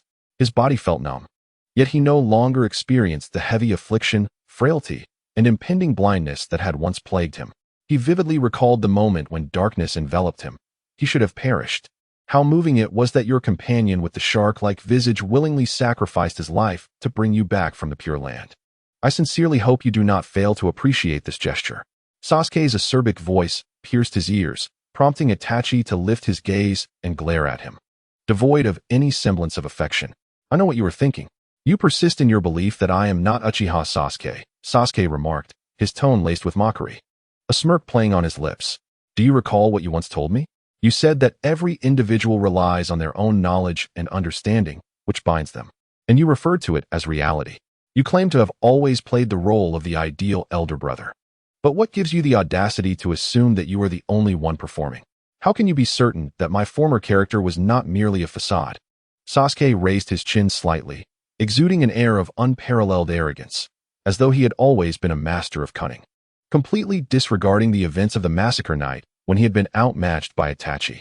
Pretentiousness had always been Sasuke's forte. This demeanor succeeded in intimidating Itachi, yet Sasuke continued. You often spoke of how power breeds arrogance, with Uchiha being a prime example. But it seems you have forgotten that you too are a member of the Uchiha clan. That the Uchiha blood flows through your veins. Your arrogance is no less than that of any clansman, perhaps even surpassing them all. You have always viewed the world through a self-centered lens, measuring others by your own will and ideals. Whenever you deem something correct, you are unwavering in its execution, regardless of whether others are willing to accept your version of truth. You have placed yourself on a pedestal, yet your abilities do not match your self-perception. When confronted with challenging predicaments, you cannot address the source of the problems, only the individuals who pose them. At the time of the Uchiha massacre, Itachi was merely 13 or 14, likely lacking a fully formed worldview. Yet, he harbored a mysterious confidence, believing that only he could resolve the conflict between the Uchiha and the village, convinced that his solutions were optimal, while viewing others as empty-headed fools. To place the fate of a family in the hands of a 13-year-old is a plot even the most mediocre of novels would hesitate to portray.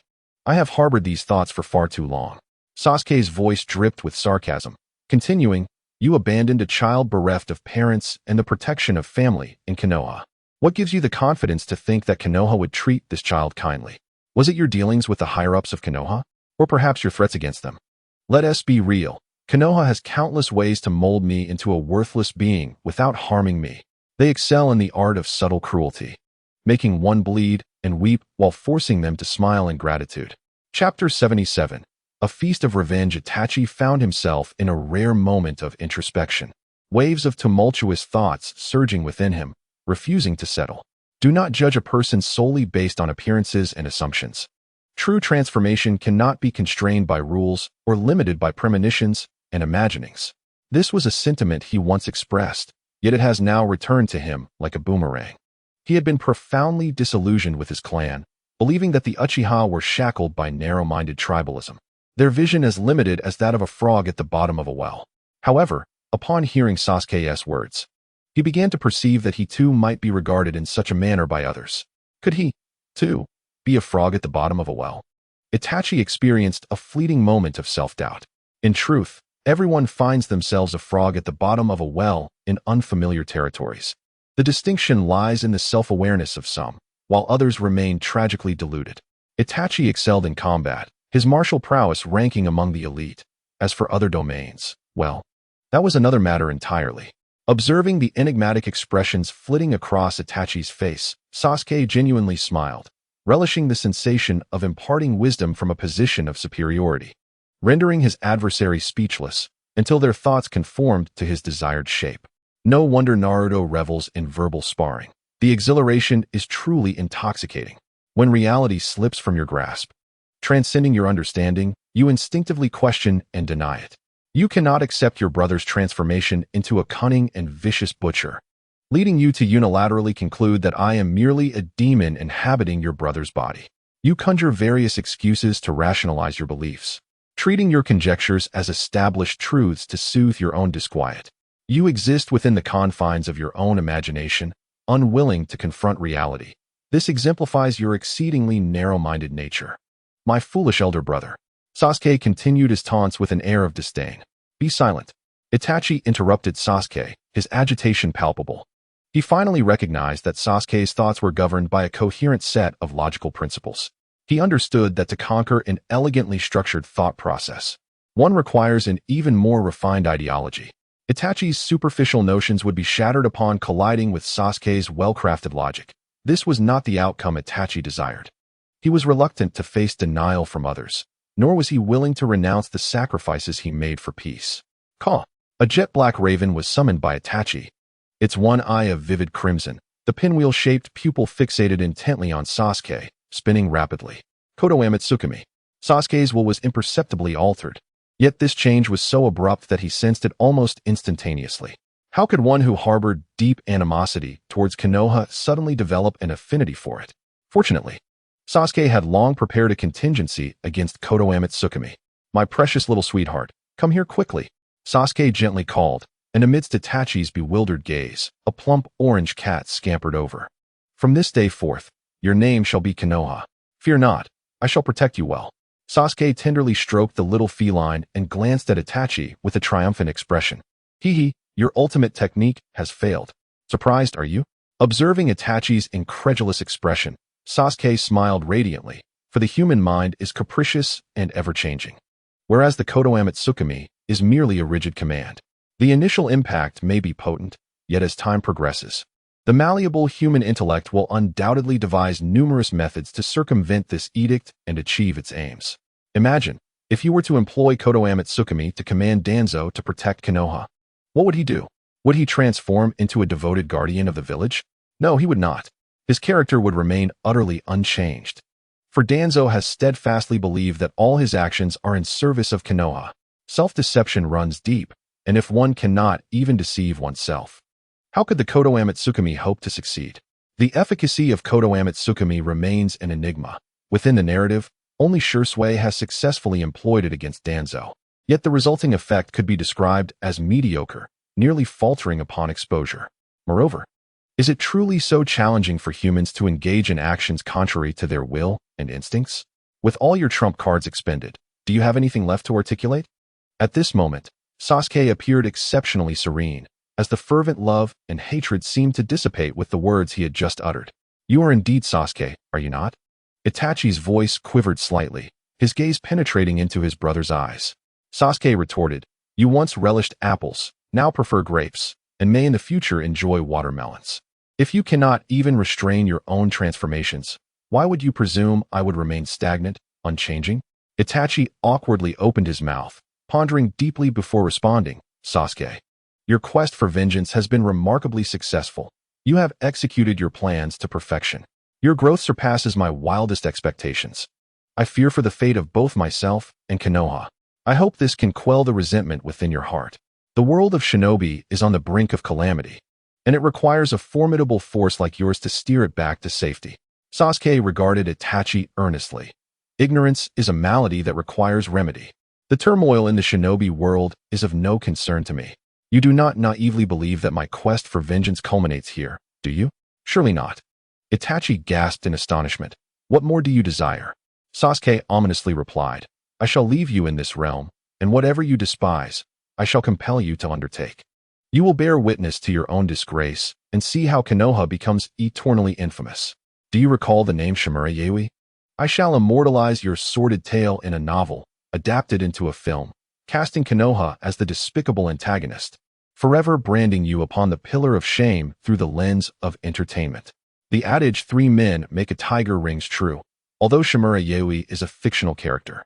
With sufficient circulation, the apocryphal can ascend to become the canonical, just as certain young individuals, having watched too many period dramas, mistakenly believe that the princes of the Qing dynasty were dashing romantic figures, embodying the archetypes of cold-faced tyrants, gentle-hearted heroes, and sharp-tongued beauties. They conflate fictional narratives with historical fact. Why, one might wonder, would Sasuke draw parallels to the Qing dynasty? Such a feudal realm should not even exist in his understanding. To be precise, Itachi has discerned a fragment of the truth. Sasuke is indeed not the Sasuke he once was. The shadow of the parasitic soul, born from the demon's division, has long since faded from view. However, it has not vanished but rather fused with Sasuke. In the early stages, Sasuke's will remained predominant. He reached into his belongings, retrieving a kunai inscribed with talismans, which he plunged into Itachi's impure earth body. Go forth and eliminate the remnants of Konoha. This shall be your first step towards redemption. Chapter 78. The terrifying tale of the Land of Wind. At the very moment when Itachi and Sarutobi Hiruzen launched their assault on the peaceful city, the Akatsuki organization commenced their own operations. Night had fallen, and a cool breeze swept through the air. 100 miles from the daimyo's mansion in the Land of Wind, a whirlwind stirred the fine sand on the ground, which cascaded from the air only to unexpectedly collide with swirling spatial fluctuations. A figure adorned with an orange, single-eyed mask gradually materialized. It was none other than Uchiha Obito. After departing from the Land of Rain, he had raced to the Land of Wind, intent on sealing the tailed beast in the correct order into the outer path's Gedo Mazo. Thus, he needed to capture Shikaku at the swiftest pace possible. Shikaku's situation was rather unique. Obito's space-time ocular technique, combined with White Zetsu, would allow him to stealthily procure the vessel containing Shikaku, making it ideal for this mission. Whereas White Zetsu, positioned near the daimyo's mansion. Why does he not come to meet me? A flicker of darkness crossed Obito's gaze. After waiting for quite some time without a sign of White Zetsu, he let out a cold snort, and the surrounding space began to warp as he slipped back into the realm of alternate dimensions, heading toward the daimyo's mansion. Though White Zetsu was somewhat inept, he rarely faltered in crucial matters. Perhaps something unforeseen had occurred this time. Thus, Obito was left to scout for information on Shikaku alone. He could not retreat, as he bore the identity of Uchiha Madara. Should he fail to capture even Shikaku, his facade would undoubtedly be unmasked. The terrain was desolate, with only gravel in sight, and the absence of birds and small creatures rendered the atmosphere unsettlingly silent. Obito licked his parched lips, remaining vigilant of his surroundings. Ever since the last encounter where Sasuke dealt him a crushing defeat, his confidence had waned, and he no longer dared to flaunt his powers as he once did. He now approached every situation with caution and meticulousness. As he reached the outskirts of the daimyo's mansion, Obito cautiously emerged from the Kimui space, stepping onto the gravel-strewn ground. The faint crunching sound echoed sharply in the stillness of the deserted city. As the core city of the Land of Wind, the daimyo's mansion should have been bustling with life. Instead, it resembled a relic of the past, with dilapidated streets, rusting buildings, and empty homes. Cracks marred the pavement, while resilient weeds struggled to survive in the crevices, evoking the dismal imagery of a ghost town. The eye of the storm in the ninja world has always been Konoha and the Land of Fire, where most people's attention is fixated. The changes in Sunagakure and the Land of Wind occurred quietly, akin to a frog being boiled in warm water. Aside from the earlier incident of imitating the Land of Fire by abolishing the ninja village system, which stirred a minor ripple, everything else remained shrouded in mystery. What has transpired in the Land of Wind? With confusion clouding his mind, Obito began his search for Gaara and clues regarding Shikaku. The glass door of a luxurious skyscraper in the city center stood ajar, adorned with a network of cracks that suggested it would shatter at the slightest touch. Obito remained vigilant as he gently pushed the glass door open. With a creak, dust cascaded down from the door. After pausing for a moment, seeing nothing emerge from within, he ventured inside. The first floor exhibited no anomalies, while the rooms on the second and third floors were strewn with scattered documents, and the chairs and coffee tables were cloaked in a layer of dust, leading him to conclude that this might be an abandoned office building. As he ascended to the fourth floor, an odd rustling sound suddenly echoed, causing his muscles to tense instantaneously. Should the situation prove perilous, he would readily activate his Kimui. Seconds passed, and Obito remained motionless, yet his body inexplicably relaxed, a languid smile curling at the corners of his mouth, as if he had returned to the comfort of his own home. Alarm struck him. This emotional state was troubling. In an instant, his complexion turned pale as he fought against the soothing sensation, retreating into the realm of Kimui, unwilling to advance recklessly. Gasping for breath, it took him a while to regain his composure before he turned and exited the building. His purpose was to capture tailed beasts, not to embark on an adventure.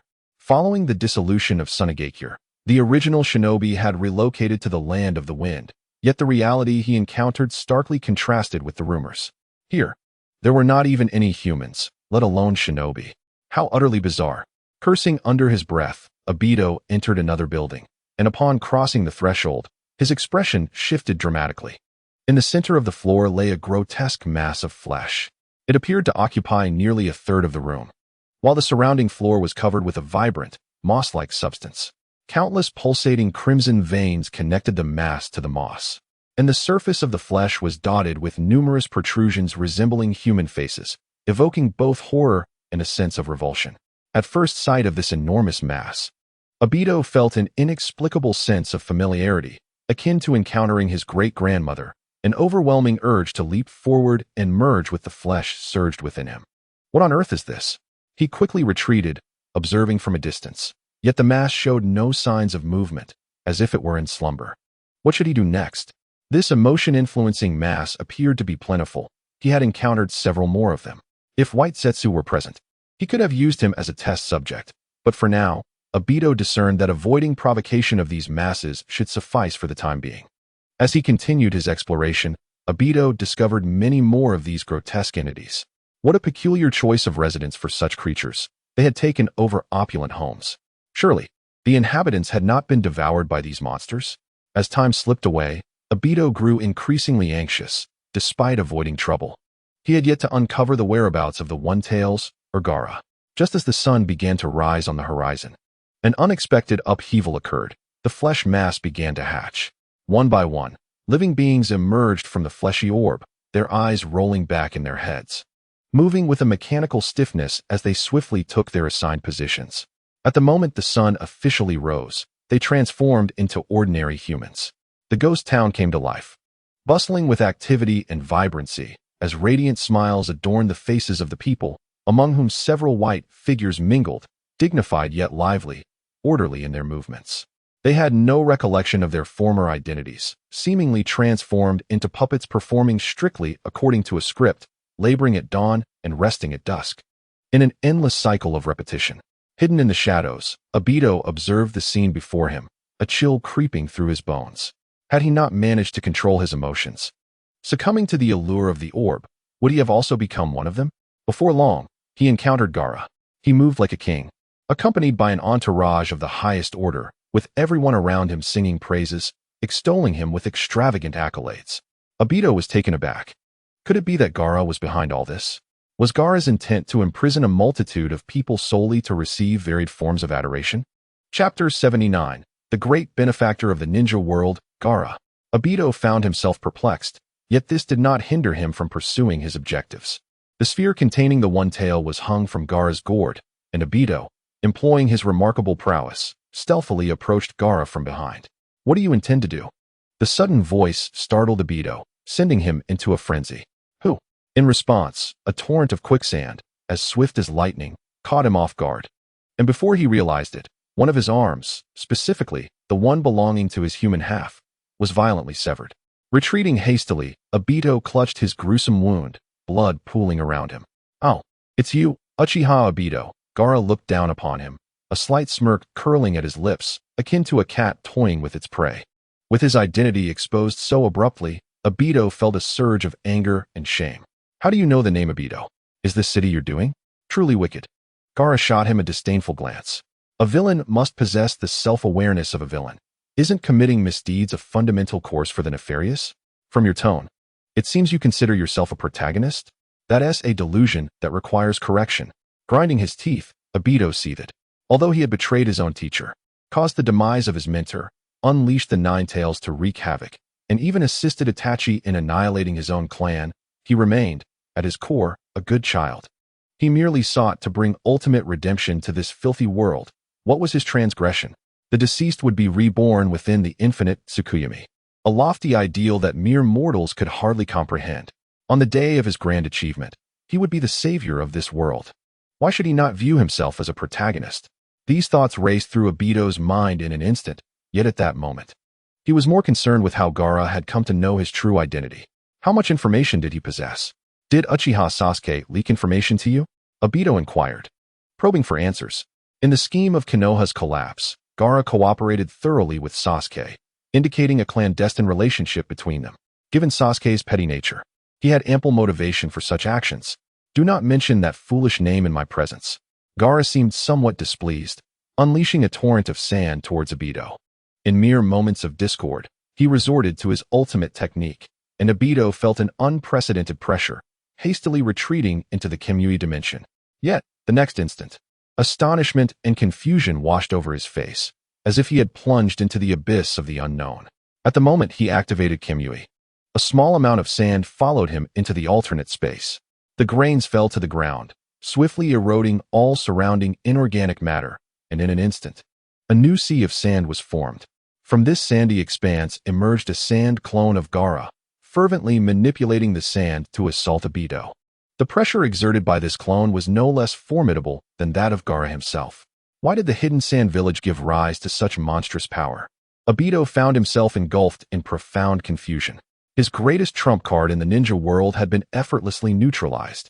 Akin to a soldier on the battlefield who had lost his weapon, stripped of pride and confidence. Bang! Distracted, Obito was struck by the sand and sent flying. His mind buzzing as if it had been struck. This was not a contest of equals. It was a game of cat and mouse. The hellish chaos. Obito attempted to mount a counteroffensive with wood release, the rampant thorns entwining with the yellow sand, creating a spectacle of grandeur. However, Gaara's assessment was scathing. Is this your wood release seedling technique? Quite impressive, yet it seems to require me to lift a finger. Observing Obito, he remarked, "You appear somewhat depleted. Perhaps a brief respite is in order?" Obito's defenses crumbled, and life suddenly seemed devoid of flavor. Gaara's acerbic wit bore a strange familiarity. As Obito transitioned from rage to numbness within a fleeting moment, in the instant he was bound by the sand, he ceased all resistance, resembling a fish out of water, devoid of dreams. Yet, even more despair awaited him. This place was the puppet city, a realm free of worries. Any living being that dared to tread here would receive my benevolence. Pain, sorrow, and confusion are but the results of human contemplation. If one ceases to think, they shall never suffer again. I have eradicated all suffering within this city. Mr. Obito, I sincerely invite you to join us as a permanent resident of this city. Will you accept? Gaara's eyes sparkled with fervor, but Obito could only retort with a single word. Madman. Gaara nodded. Ah, I knew you would acquiesce. Obito, seething with rage, exclaimed, "Do not presume to speak for me. When did I ever consent? I understand your urgency, but do not be hasty. I offer you a tremendous opportunity," Gaara replied. His expression a mix of benevolence and mockery. The city of no worries welcomes every earnest individual. Obito responded with an array of expletives. Gaara's demeanor darkened. You truly are an ungrateful little wretch. Perhaps you should take a moment to reflect on your own countenance. My kindness is the only reason I would consider sheltering you. Alas, with one such as you, it would only lead to chaos and disarray. Since you are unwilling to comply with my request, it is now time to reckon with your transgressions in the realm of Wuyo City. Daitu remained silent, not wishing to engage in conversation with one who appeared unhinged. Gaara remarked, I have always been benevolent at heart. Although you have committed heinous crimes deserving of death, I shall not resort to indiscriminate slaughter. Upon hearing this, a flicker of hope ignited within Daitu. As long as he lived, there remained a chance for escape. I was rather curious. Your eyes possess the mastery of space-time ocular techniques. Should you find yourself in another dimension and your kaleidoscope destroyed, would you still be able to emerge from that realm? Gaara's subsequent words dripped with a devilish whisper. Consider this your punishment. If you manage to escape, I shall graciously forgive you. No. The glimmer of hope swiftly transformed into despair, prompting Daitu to cry out in terror. Gaara, however, paid him no heed, manipulating the sand to crush Daito's eyes with a swift motion. Subsequently, the sand clone vanished, leaving Daitu alone in the desolate expanse of the alternate dimension. The plan to capture the tailed beast had failed. Unbeknownst to Daitu, he was not the only one suffering. On the other side, a tragic scene unfolded in the land of Earth, featuring Deidara and Sasori of the Akatsuki organization. As a rogue ninja from a Wagakure, Deidara should have been well versed in the intricacies of a Wagakure and the land of Earth. However, to his astonishment, the moment they set foot on the borders of the land of Earth, they were detected, swiftly surrounded, and a battle ensued. Chapter 80. Is Noki a handsome man? The land of Earth is characterized by towering mountains, particularly the Wagakure, which is enveloped by steep peaks, making it notoriously difficult to assault. Yet, mountains cannot deter the flight of birds. Deidara and Sasori rode upon a clay bird, soaring through the skies to invade the land of Earth. As they passed through a border town, they suddenly noticed a vast square constructed in the city center, where a grand, circular altar stood, topped with a statue. Although this statue was as striking as the Hokage rock in Konoha, both Deidara and Sasori showed no interest in it. They merely glanced at it as one would at an ordinary roadside scenery. However, that single glance proved too much for Deidara, who appeared transfixed, repeatedly adjusting the miniature telescope of his left eye to ensure he was not imagining things. What is the matter with you? Sasori inquired, unable to contain his curiosity. Deidara's face contorted into a comical expression, as if he were desperately suppressing laughter. Who is this scoundrel that erected a statue for that old man Noki? Who knows nothing of art? But, ha ha ha ha, I don't want to laugh, unless I can't help it, ha ha. Deidara flailed his limbs like an octopus, using exaggerated gestures to convey his indescribable emotions. Sasori, perplexed, failed to comprehend Deidara's thought process. Deidara commanded the clay bird to descend beneath the statue, where a throng of onlookers had gathered, seemingly in awe of the statue's fame and significance. At that moment, Sasori finally grasped the reason behind Deidara's inexplicable laughter. The statue depicted a handsome and upright young man, with an inscription beside it that read, "The greatest leader of the land of Earth, Noki." Sasori remarked, "This truly is a case of false advertising. No, this is nothing short of a serious scam, even in his puppet form." Scorpion's heart was still stirred by tumultuous waves. How astonishing that Inoki, at his advanced age, would succumb to appearance anxiety. He thought, incredulously. It is truly lamentable to witness a once great hero tarnish his legacy. Such sentiments echoed in his mind. I have heard that some nobles, despite their greasy and unattractive appearances, are so inundated with the flattery of their subordinates that they genuinely believe themselves to be paragons of beauty. Surely, Inoki has not fallen victim to such folly? Scorpion was astounded to discover that Inoki was such a mundane individual. No wonder Deidara was considered a fool. Several figures clad in ninja vests were stationed around the square, and upon witnessing Deidara and Scorpion descend from the heavens, they rushed towards them in haste. The common folk, oblivious to the true nature of the situation, regarded these ninjas with both reverence and trepidation. Yet Deidara could distinctly perceive that the skill level of these ninjas was merely that of low-ranking shinobi, capable only of dealing with ordinary individuals of minimal combat prowess. With this in mind, Deidara sprang into action, leaping like a cannonball to the top of the statue. Subsequently, a multitude of spider-like explosive clay fell from his hands, instilling panic among the surrounding ninjas, who scrambled to intercept him. Ignoring their pleas, Deidara shouted decisively, and with a series of thunderous booms, the square trembled violently. The explosive reverberations sent the bystanders into a frenzy. Some vocally condemned Deidara, while others hastily fled the scene. As Deidara wreaked havoc upon his artistic endeavor, the blasts continued to resonate. In contrast to the panicking civilians, the ninjas fared somewhat better, managing to protect themselves as long as Deidara did not specifically target them. "You scoundrel! How dare you desecrate Lord Inoki's statue?" someone cried out in anguish.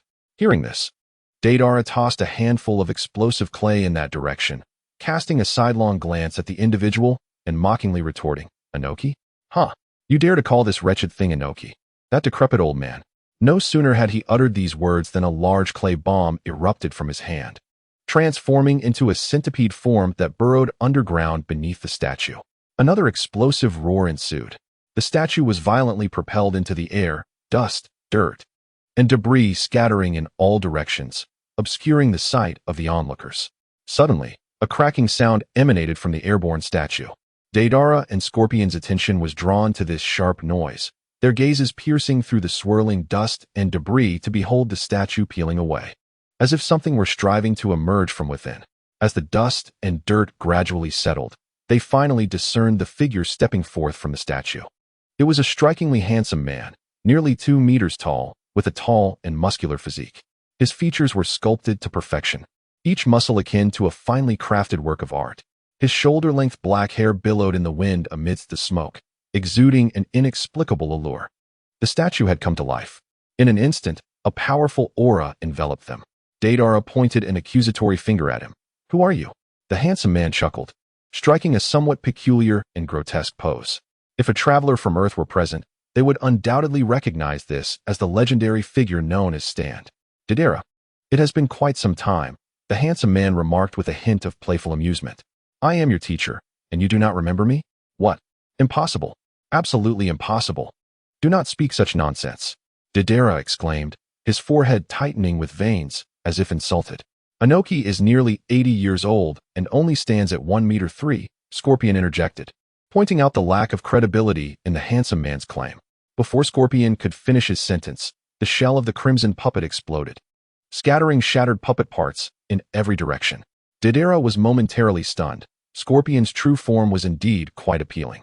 "Oh wait, How did Scorpion explode without Deidara noticing? In an instant, Deidara became serious. Utilizing his intelligence, which barely scraped together to reach 250, he deduced that the individual before him was formidable. Quietly slipping his hand into his ninja pouch to consume explosive clay, Deidara resolved to unleash a grand technique. A second later, Deidara dramatically fainted, lying on the ground asleep.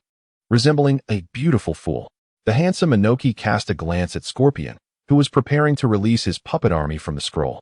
In that fleeting moment, Scorpion's pink-haired boy puppet exploded, leaving behind only a pulsating regeneration core.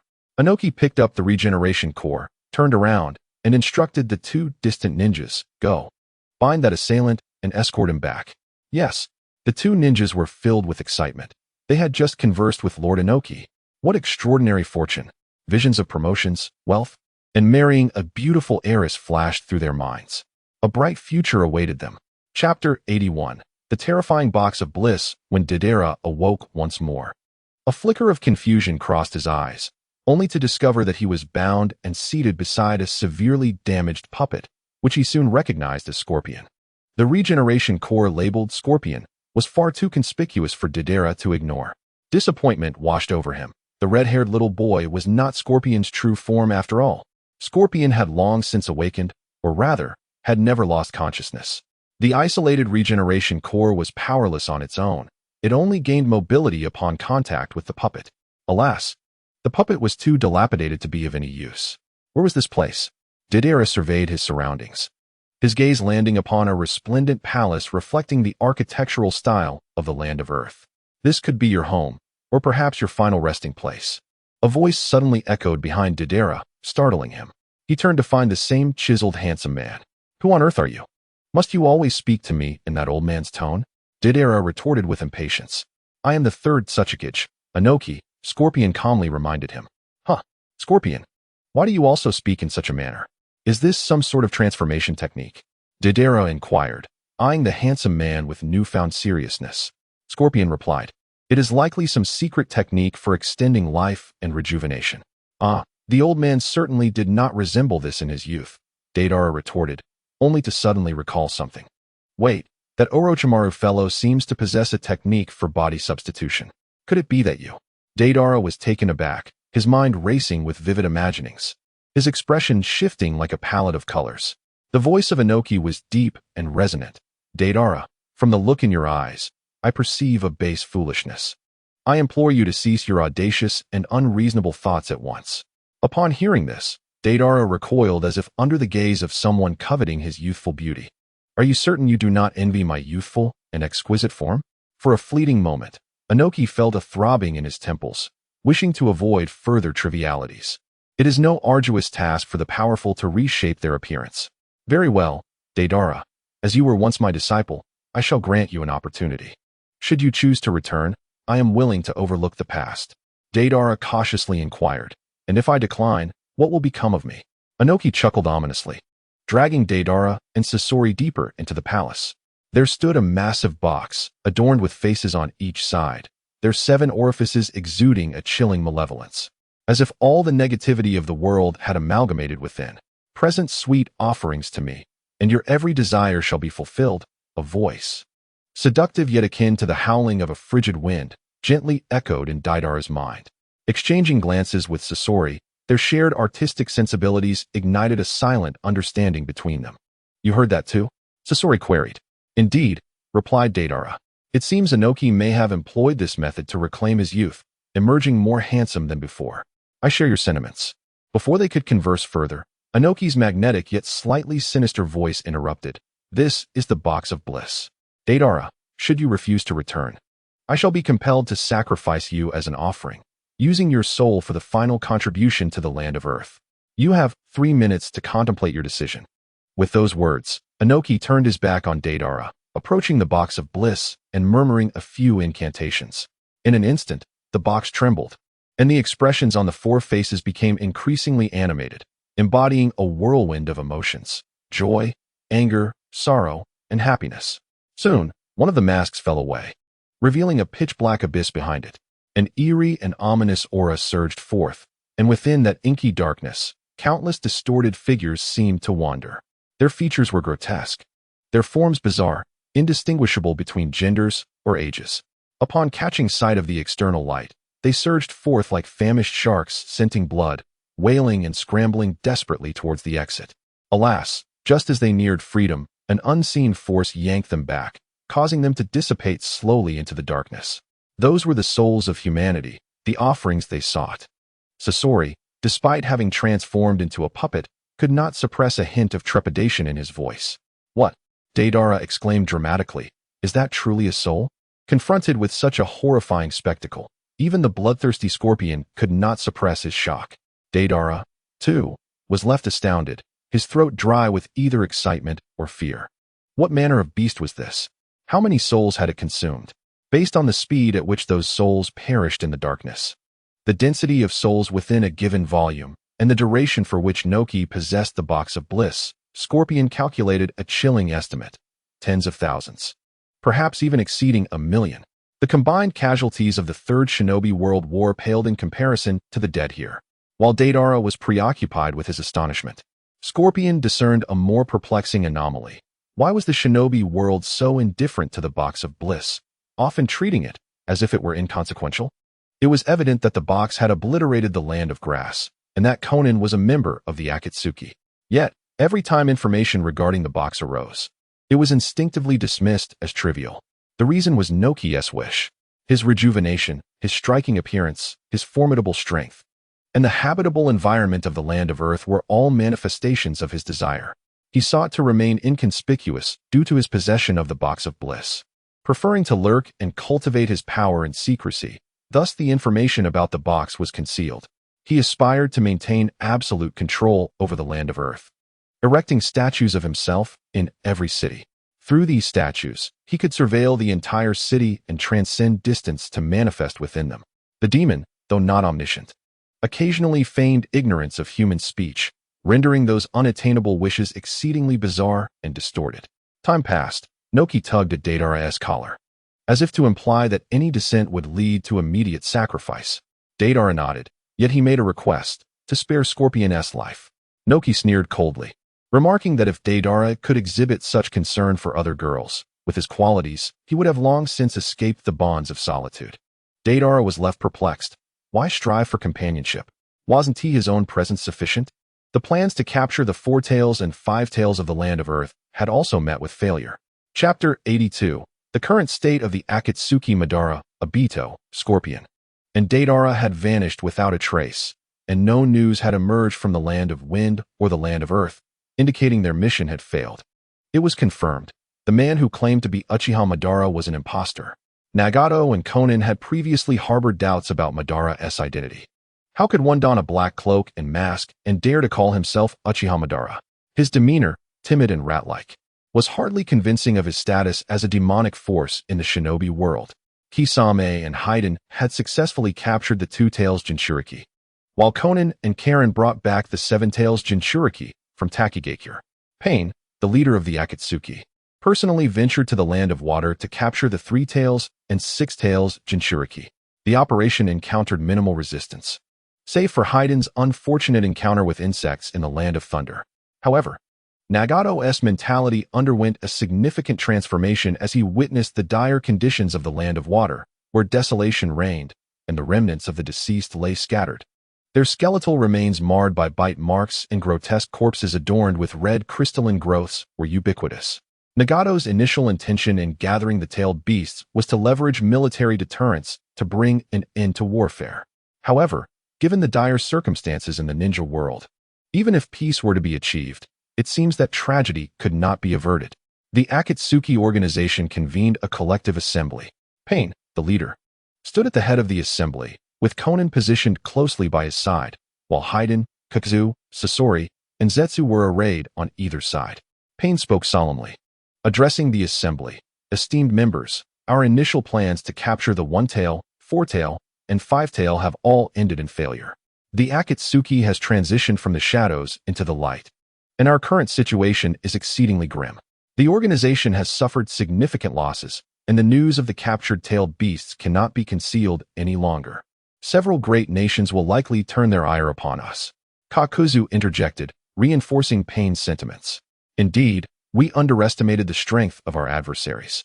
As a result, both Deidara and Sasori have met with disaster. Black Zetsu's tone remained calm. This statement caused a shift in Heiden's demeanor. He contemplated a mocking retort, but was distracted by an agitation in his hands, which kept grasping aimlessly, causing him to forget what he intended to say. All present were formidable individuals. In one-on-one or small-scale confrontations, victory was likely on their side. Yet, given their insufficient numbers, facing a numerical onslaught could result in their demise. Kakuzu spoke earnestly, analyzing the situation further. This is indeed certain. Even the mighty Third Raikage was ultimately defeated by thousands of Awagakure shinobi.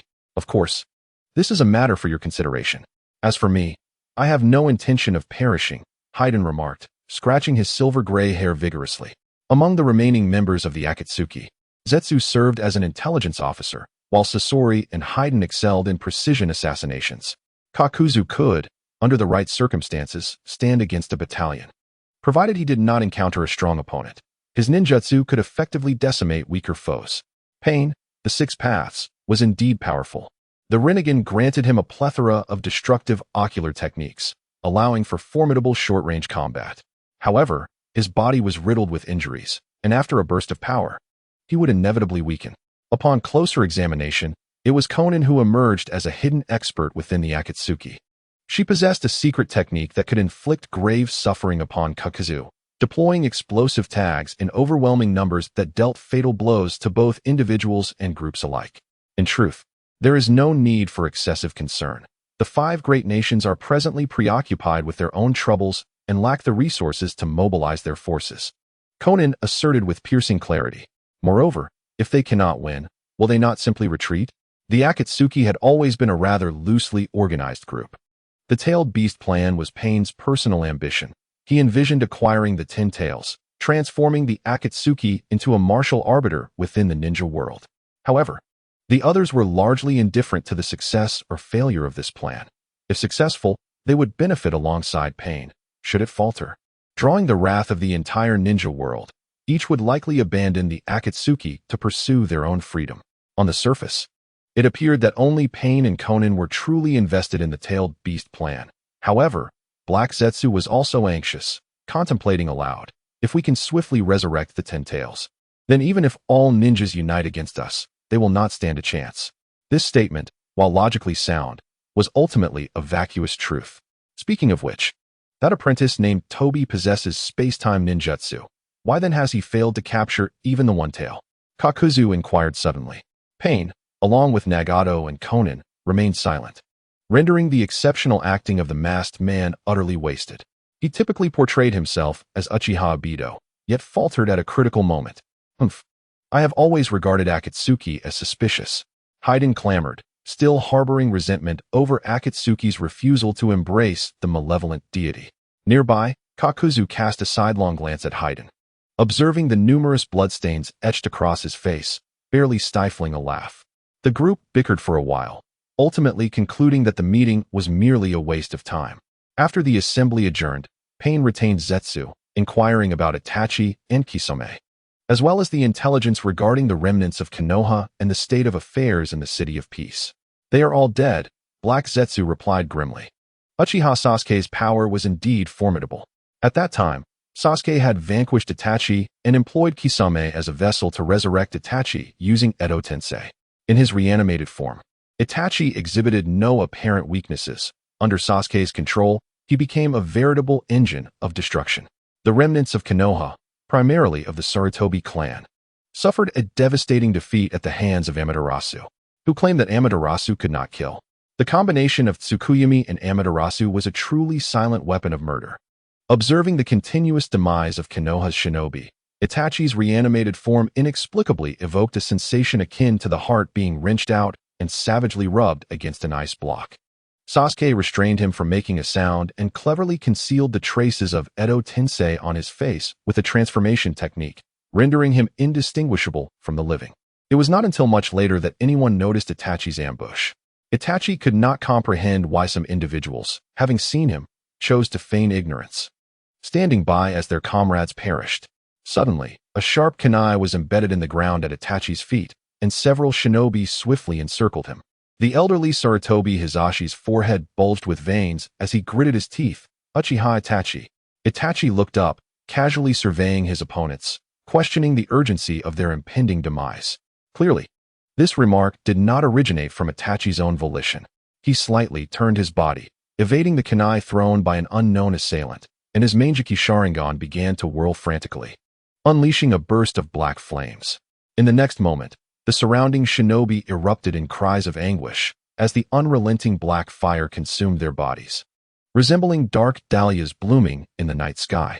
The unaffected shinobi in the distance, witnessing this scene, promptly employed water-style ninjutsu, only to their astonishment as the water itself ignited. Shock and horror washed over their faces. Just then, a pitch-black figure descended from the heavens, revealing itself to be a man clad in a tight green suit, exuding a feral aura. No matter how many times one had seen him, each encounter felt like an ice strain from a potent alkali. Itachi lamented mercilessly. Chapter 83. The Sealing of the Corpse Demon K.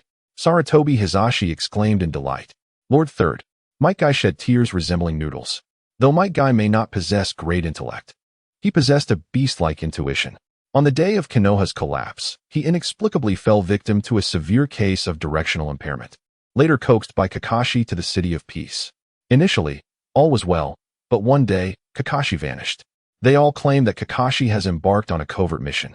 Yet Might Guy harbors the profound belief that Kakashi has forever departed from him. He waits in anguish as Kakashi remains utterly unreachable. Thus, without the need for anyone's persuasion, Might Guy, who already holds a deep affection for Konoha, directly aligns himself with Sarutobi Hiruzen. As part of the plan to infiltrate and dismantle the City of Peace, he becomes an integral player. During the previous clash between Sasuke and Itachi, many witnessed the colossal Susanoo. Although no offensive signal was received, Sarutobi Hiruzen, relying on his experience, deduced that it was the opportune moment to launch a full-scale attack. The concealed Konoha ninjas and their allies within the City of Peace sprang into action, intent on executing a decapitation strategy. If they could eliminate the daimyo along with high-ranking figures like Sasuke and Neji, Konoha could firmly establish itself in this city and undergo a rebirth. However, to their utter astonishment, Uchiha Itachi unexpectedly turned against them, brandishing his blade. Truly, you are the eradicator of clans, Itachi. With your striking features, you have become a traitor. Sarutobi Hiruzen attempted to awaken Itachi's conscience with the fervent will of fire. Yet Itachi responded with the searing flames of Amaterasu, showcasing his eloquence. Unable to conquer him mentally, the only recourse left was to annihilate him physically. Itachi afforded Might Guy and Sarutobi Hiruzen little time for reminiscence as the relentless Amaterasu surged forth. As a pure taijutsu ninja, Might Guy found himself at a disadvantage against Itachi unless he unleashed the eighth gate. As Amaterasu approached, beads of cold sweat trickled down Might Guy's back, his instincts sensing the chilling aura of death. Morning Peacock. Without hesitation, Might Guy opened the sixth gate, his aura exploding forth, fists cleaving the air to create sparks, as he evaded Amaterasu at breakneck speed and lunged towards Itachi. Suddenly, Itachi transformed into a flurry of crows, and amidst their hoarse cries, a figure appeared unexpectedly before Might Guy, poised to unleash Tsukuyomi. Just then, Might Guy lowered his head and shut his eyes, ever mindful of the taboos when battling the Uchiha.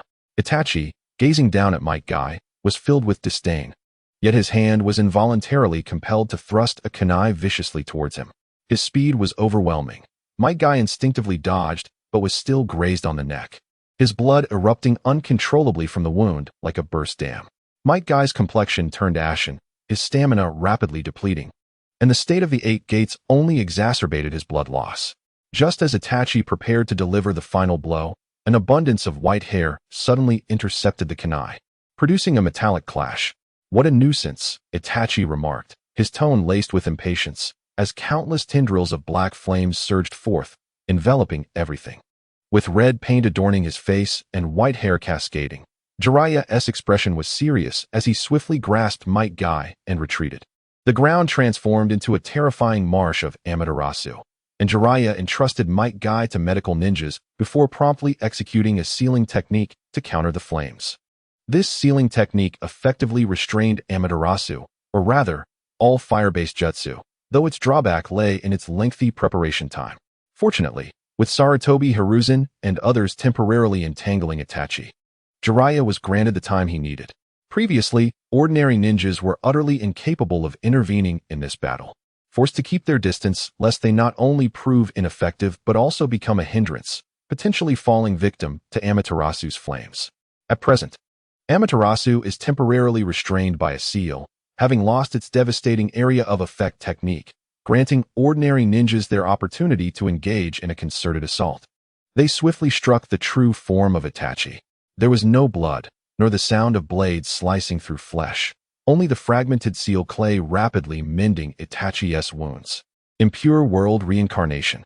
Hiruzen Sarutobi let out a startled cry, his expression a blend of confusion and realization, swiftly addressing Jiraiya. Itachi Uchiha is dead. Someone is manipulating his body through impure world reincarnation. You must devise a sealing technique while I confront the puppet master.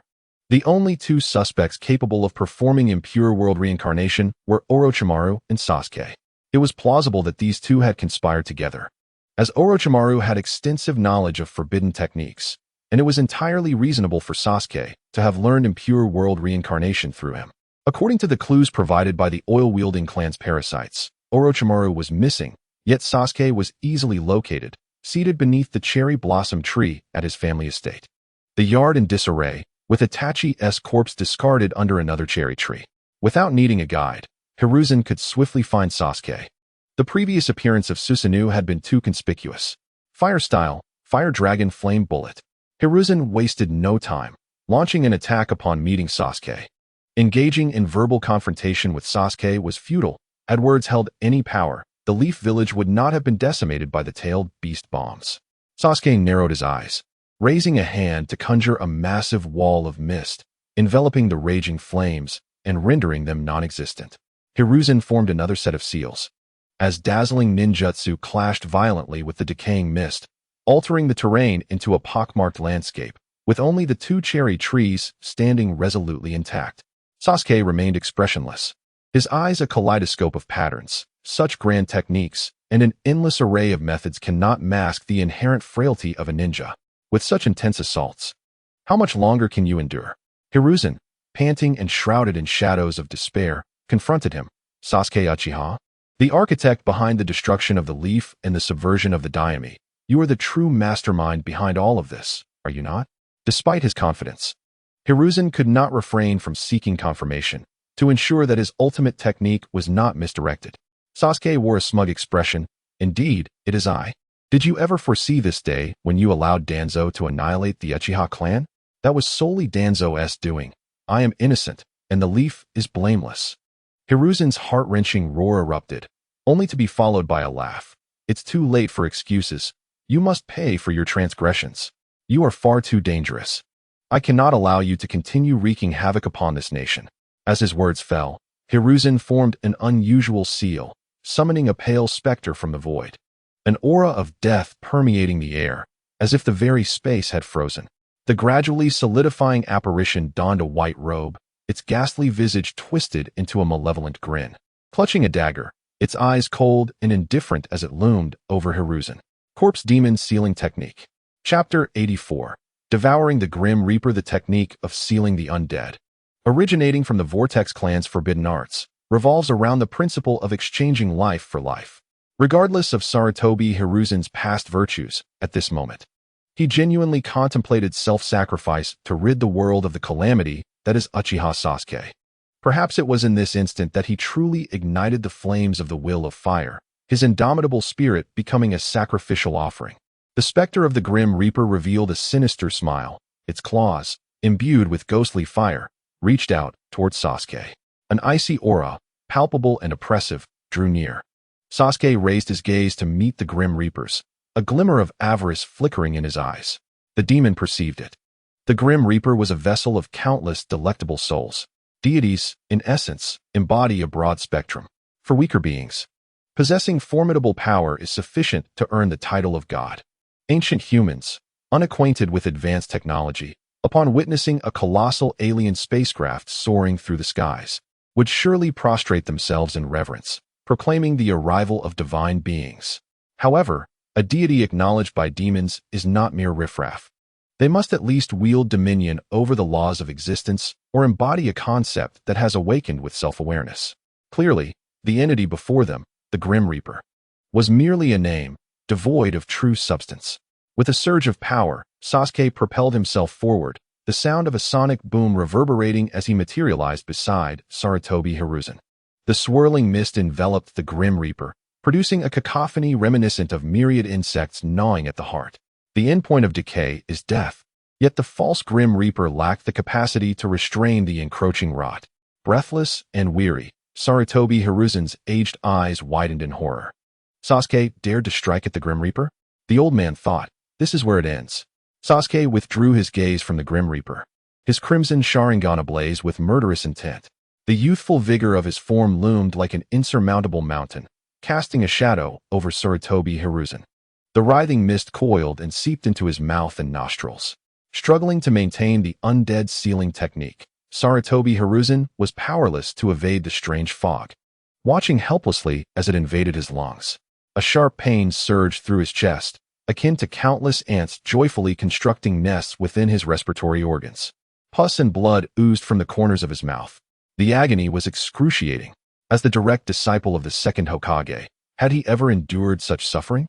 Oh, it had been years since he had set foot on the battlefield. Others bore the brunt of pain. Groaning, Sarutobi Hiruzen summoned his last vestiges of strength, striving to direct the Grim Reaper's claw towards Sasuke. Yet, this Grim Reaper appeared devoid of self-awareness.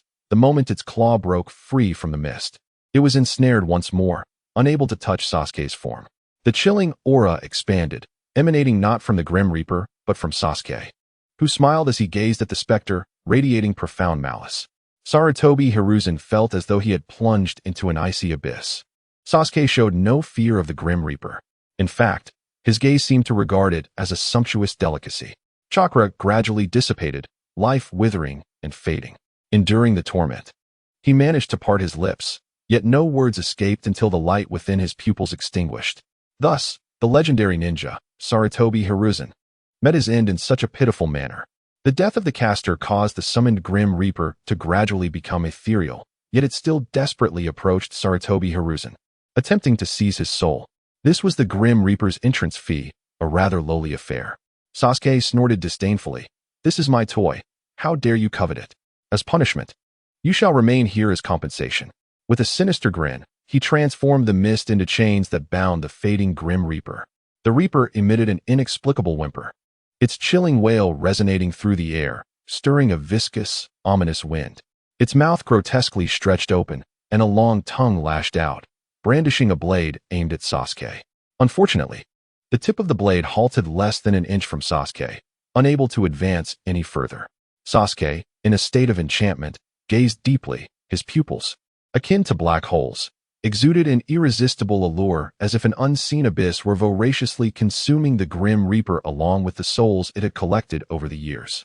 Alas, it seemed he had inadvertently devoured the fourth Hokage and half of the Nine Tails as well.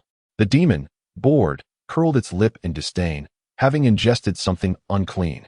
It reached into its stomach, retrieving the Nine Tails and casually stuffing it into a pockball reminiscent of Shikaku. Meanwhile, above the distant sea, a figure clad in a white haori, wielding a mysterious staff and flanked by 9 black orbs, hovered in the air, letting out a long sigh. He sensed the demise of the Grim Reaper. The Sage of the Six Paths, filled with profound perplexity, raised his gaze, revealing his purple Rinnegan. As his sight seemed to traverse mountains and rivers, gazing longingly at the last resting place of the Grim Reaper. The future was utterly obscured. Fate tangled in a chaotic web. 2 of the 3 sacred lands had been lost, and the reincarnation of Indra had also encountered uncertainties. What was the source of this dilemma? Could it be the Otsutsuki from beyond? The Sage of the Six Paths furrowed his brow, muttering to himself. In the original prophecy, he was destined to resolve the conflict between Indra and Asura in this lifetime, compelling Indra to obediently serve as Asura's subordinate while nurturing Asura to become the guardian of the ninja world, tasked with combating the foes mentioned by his mother Kaguya. Why such a stark distinction between the 2 children? It could only be said that, as the Sage of the Six Paths, his preferences were, in themselves, a form of rule. Just as Sarutobi Hiruzen embodied the will of fire and Shimura Danzo represented the will of roots. Only those who conformed to their will would be deemed worthy of advancement. In ancient China, many princes were deposed, with the most common reason being their divergence from their father's character. A child's disposition that starkly contrasted with their progenitors would inevitably lead to political upheaval. Asura's temperament closely mirrored that of the Sage of the Six Paths. Upon ascension, he would become a continuation of the sage's legacy. On the other hand, Indra, with his conflicting disposition, would likely outright reject his father's ideals upon gaining power. Thus, even if Indra were more exceptional, the Sage of the Six Paths would inevitably choose Asura. Moreover, Indra's eyes and character would instinctively remind the sage of his proud mother. Yet, now everything had spiraled out of control, and the sage found himself at a loss on how to navigate this convoluted predicament. Another lengthy sigh escaped him as he gently waved his staff, sending the crimson ice near the shore flying far away. Since the discovery of the peculiar red crystals that have enveloped half of the oceans, the Sage of Six Paths has been preoccupied with this matter, exerting all his efforts to protect the continent from the invasion of the crimson ice, leaving him with no time to address the chaos within the ninja world. With the sage's formidable power, he is indeed capable of altering the natural environment on a grand scale. His brother has created a habitable space for humanity on the moon, and he could certainly do the same. Were it not for his unwavering vigilance here, the current state of the ninja world would likely be tenfold worse. Chapter 85. The unyielding Sarutobi Hiruzen. As Sasuke consumed the Shinigami, he sensed a scrutinizing gaze upon him. However, he paid it no mind. If necessary, he could simply discard his guise. Turning his attention to the corpse of Sarutobi Hiruzen, a sinister expression crossed Sasuke's face. Tobirama, your companion shall soon join you. Are you pleased? Sasuke extracted Hiruzen's soul, who seemed to have resigned himself to his fate, accepting the inevitability of being cast into the abyss. A true man, unafraid to endure. After all, it was not true consumption. The soul merely simulated the act of swallowing, devoid of taste or sensation, and besides, there were others like Tobirama to accompany him. In summary, Sarutobi Hiruzen would never lower himself to plead for mercy from Sasuke. He would remain true to his identity. Even in death, Sasuke had no desire for a philosophical discourse with Hiruzen. Such privileges were reserved for Itachi, who was far more deserving. Instead, he lightly tapped Hiruzen's forehead 3 times. Awaken, you fool. In an instant, Hiruzen's expression shifted dramatically. It was not anger from Sasuke's humiliation, but rather the restoration of all that he had forgotten. His distorted memories and perceptions returned to clarity. He had not taken a second wife. He had not fathered numerous sons and daughters, nor had he been surrounded by countless beautiful mistresses. The Sarutobi clan had fled in disarray, their vitality long depleted. The so-called hidden powers like Sarutobi Konin and Sarutobi Daikichi were mere fabrications. His defenses shattered. Life suddenly felt like a desolate well devoid of meaning. No, this cannot be true. Hiruzen murmured in disbelief. For a fleeting moment, he even suspected that Sasuke had cast an illusion upon his soul, rendering his existence worse than death. Yet, the non-existent figures left too many gaps. When his perception was distorted, he had instinctively overlooked the anomalies. But at this moment, Hiruzen could no longer deceive himself. Souls shed no tears. Hiruzen could only wail in despair, recalling the nights spent with his second wife, the countless moments with his mistresses, and the whereabouts of his missing son, Asuma. What on earth were those people? Hiruzen's voice brimmed with desperate fury as he questioned. Sasuke merely chuckled, remaining silent. He was not the type to generously reveal his trump cards to an adversary. Those aberrations were known as false beings, created through the devil's manipulations, intertwined with a creature called Name, which could alter perceptions and memories, designed specifically to torment Naruto Uzumaki. Old man, a voice cried out from a distance. After much effort, Jiraiya and his companions finally managed to seal Itachi, but they were a moment too late. Sasuke, having heard the commotion, immediately seized Sarutobi Hiruzen's soul and, with a disdainful gesture, trampled upon his lifeless body. Jiraiya's fury erupted. You scoundrel! Sarutobi-sensei has already passed away. Can you not exhibit even a modicum of respect for the valiant shinobi and your elders? Sasuke, unfazed, merely cleaned his ears, as if he had just heard the most ludicrous joke. Respect from an enemy? Are you serious? When Yang Guifei's sisters fell to the blades at Maui Slope, did anyone show them respect? When Sam was executed by hanging, did the Americans honor him for once being a head of state? Throughout history, if the vanquished are granted any honor, It is merely the mercy of the victors. If the victors choose to show no mercy, the defeated must endure whatever humiliation they face. It was evident that Sasuke was devoid of mercy. The pale visage of Sarutobi Hiruzen was already beginning to show signs of decay, and Sasuke, with a contemptuous air, pressed his dust-covered shoe against the old man's head, exuding an aura of arrogance and malevolence. The corpse lies here. If you have the guts, come and take it yourselves. Jiraiya's eyes widened in fury as he let out a furious roar and charged at Sasuke. Be cautious. His eyes are also the Sharingan. Do not meet his gaze. Tsunade shouted from the crowd. She had been preoccupied with treating those scorched by Amaterasu, and without the assistance of the slug sage, her healing efficiency had significantly dwindled. Finally catching her breath, she was confronted with the sight of her mentor's lifeless form. Mourning the loss of yet another familiar face, Tsunade's sorrow eclipsed her rage. Might Guy, having already healed his wounds, surged forth like a cannonball, following Jiraiya's lead towards Sasuke. Yet, he seemed less concerned about Sarutobi Hiruzen's body and incessantly inquired, "Where is Kakashi?" Adhering to his principle of never fulfilling any demands from his adversaries, Sasuke refused to engage with Guy, unleashing a dense fog that surged toward him. Guy retaliated with a punch, causing the mist to shatter into countless tendrils that ensnared his body. Upon contact, signs of decay appeared on Guy's skin, as if pus were about to seep forth. The searing pain swiftly enveloped him, and he let out a thunderous howl, his aura and pressure escalating dramatically, allowing him to forcibly break free from the fog's grasp. Meanwhile, Jiraiya had readied himself for Sage Mode. It must be said that the power of Senjutsu far surpassed that of ordinary ninjutsu. Alas, this could not alter the fact that ninjas often possess high offensive capabilities but low durability. A frail body is a ninja's greatest vulnerability. Jiraiya might evade countless attacks, but should he be struck just once by Sasuke, his fate would be sealed. Conversely, Sasuke appeared indifferent to any damage inflicted upon him. When the fireball of the Great Fireball technique struck his chest, he maintained his composure, unyieldingly continuing his assault. Unable to contain himself, Jiraiya exclaimed, "Are you even human?"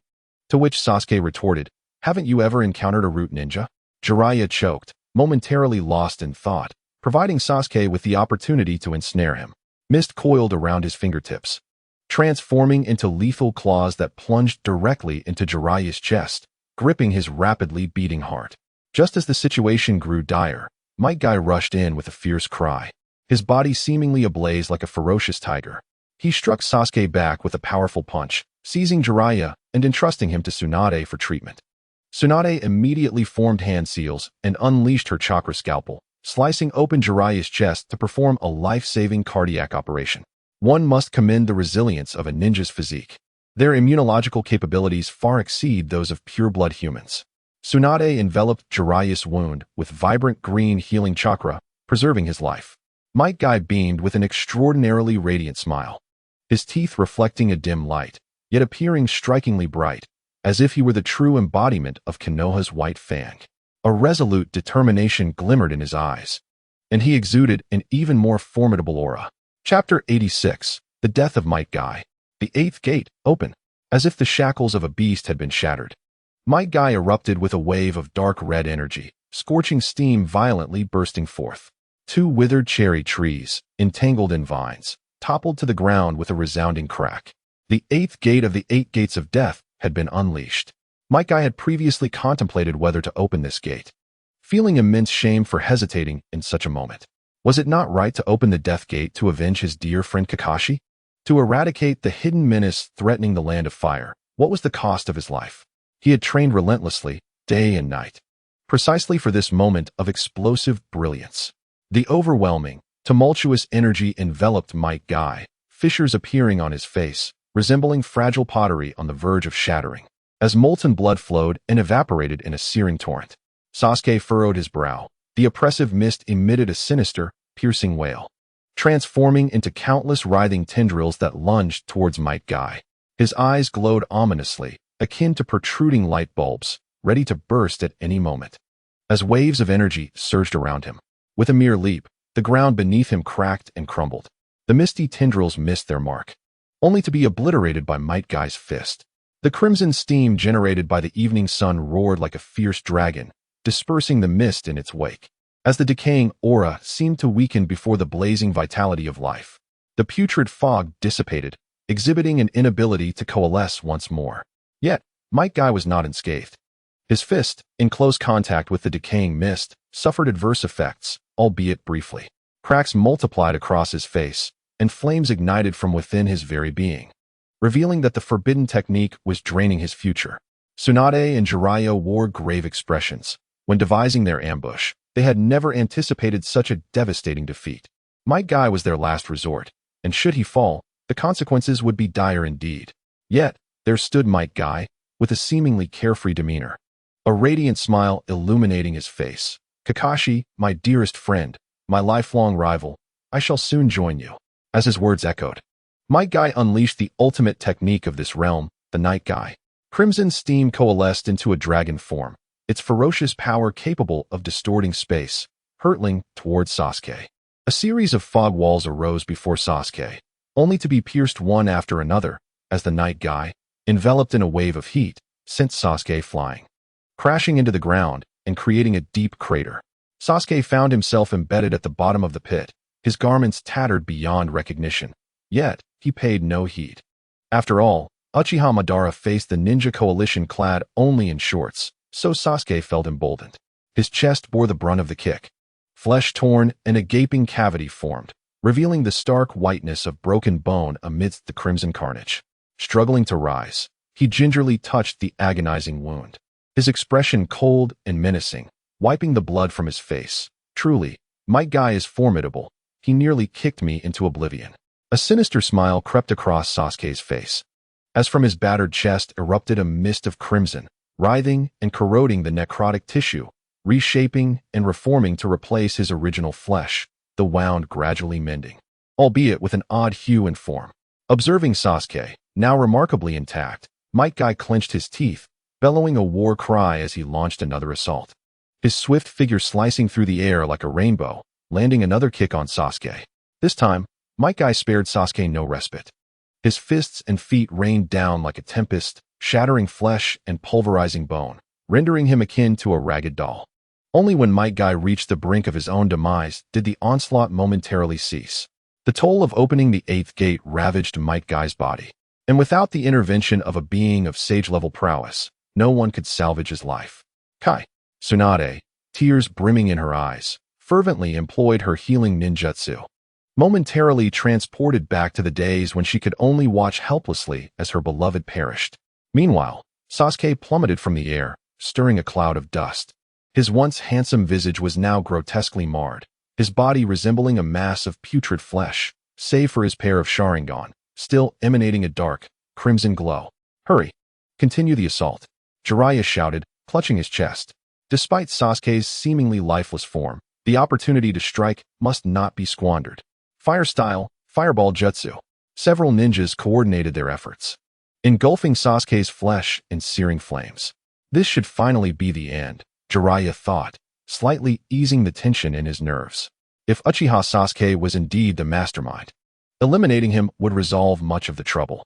Diverting his gaze from the charred remains of Sasuke, Jiraiya turned his attention back to Might Guy, who clung to the last vestiges of life. Tsunade was unwilling to concede, prompting Jiraiya to advise her. In this condition, even if we save Guy, his remaining days would be nothing but torment. The ninja world does not endorse excessive medical intervention. Suddenly, a startled cry broke the air, causing both Jiraiya and Tsunade to turn toward the source of the sound, equally astonished. To their disbelief, the pile of near-raw bones and decaying flesh on the ground began to tremble and rise unsteadily. Two kaleidoscopes, half-formed, were grotesquely tethered to a body by a strand of flesh, glaring viciously at everyone present. The scene was as horrifying as it could be. Unshackled from the constraints of human form, Sasuke appeared to liberate himself. With a sudden thud, he leaped, transforming into a grotesque mass of flesh, hurtling towards Might Guy. Tsunade positioned herself protectively in front of Guy, enveloping her fist in chakra, and unleashed a powerful punch. The nauseating sound of flesh being torn apart echoed, and Sasuke was suddenly reduced to two puddles. From the left puddle, an organ of sound emerged, exclaiming, "Hee hee, I, Uchiha Sasuke, am immortal. Ha ha, what a monster." A look of disgust crossed Tsunade's face as a surge of fear regarding blood arose within her, yet she forcibly suppressed it. This so-called hemophobia had been exaggerated from a minor ailment to an overwhelming phobia. Now was not the time for her to indulge in such weakness, no matter how uncomfortable. She had to endure. The two masses of flesh lunged at Might Guy, splitting several times along the way.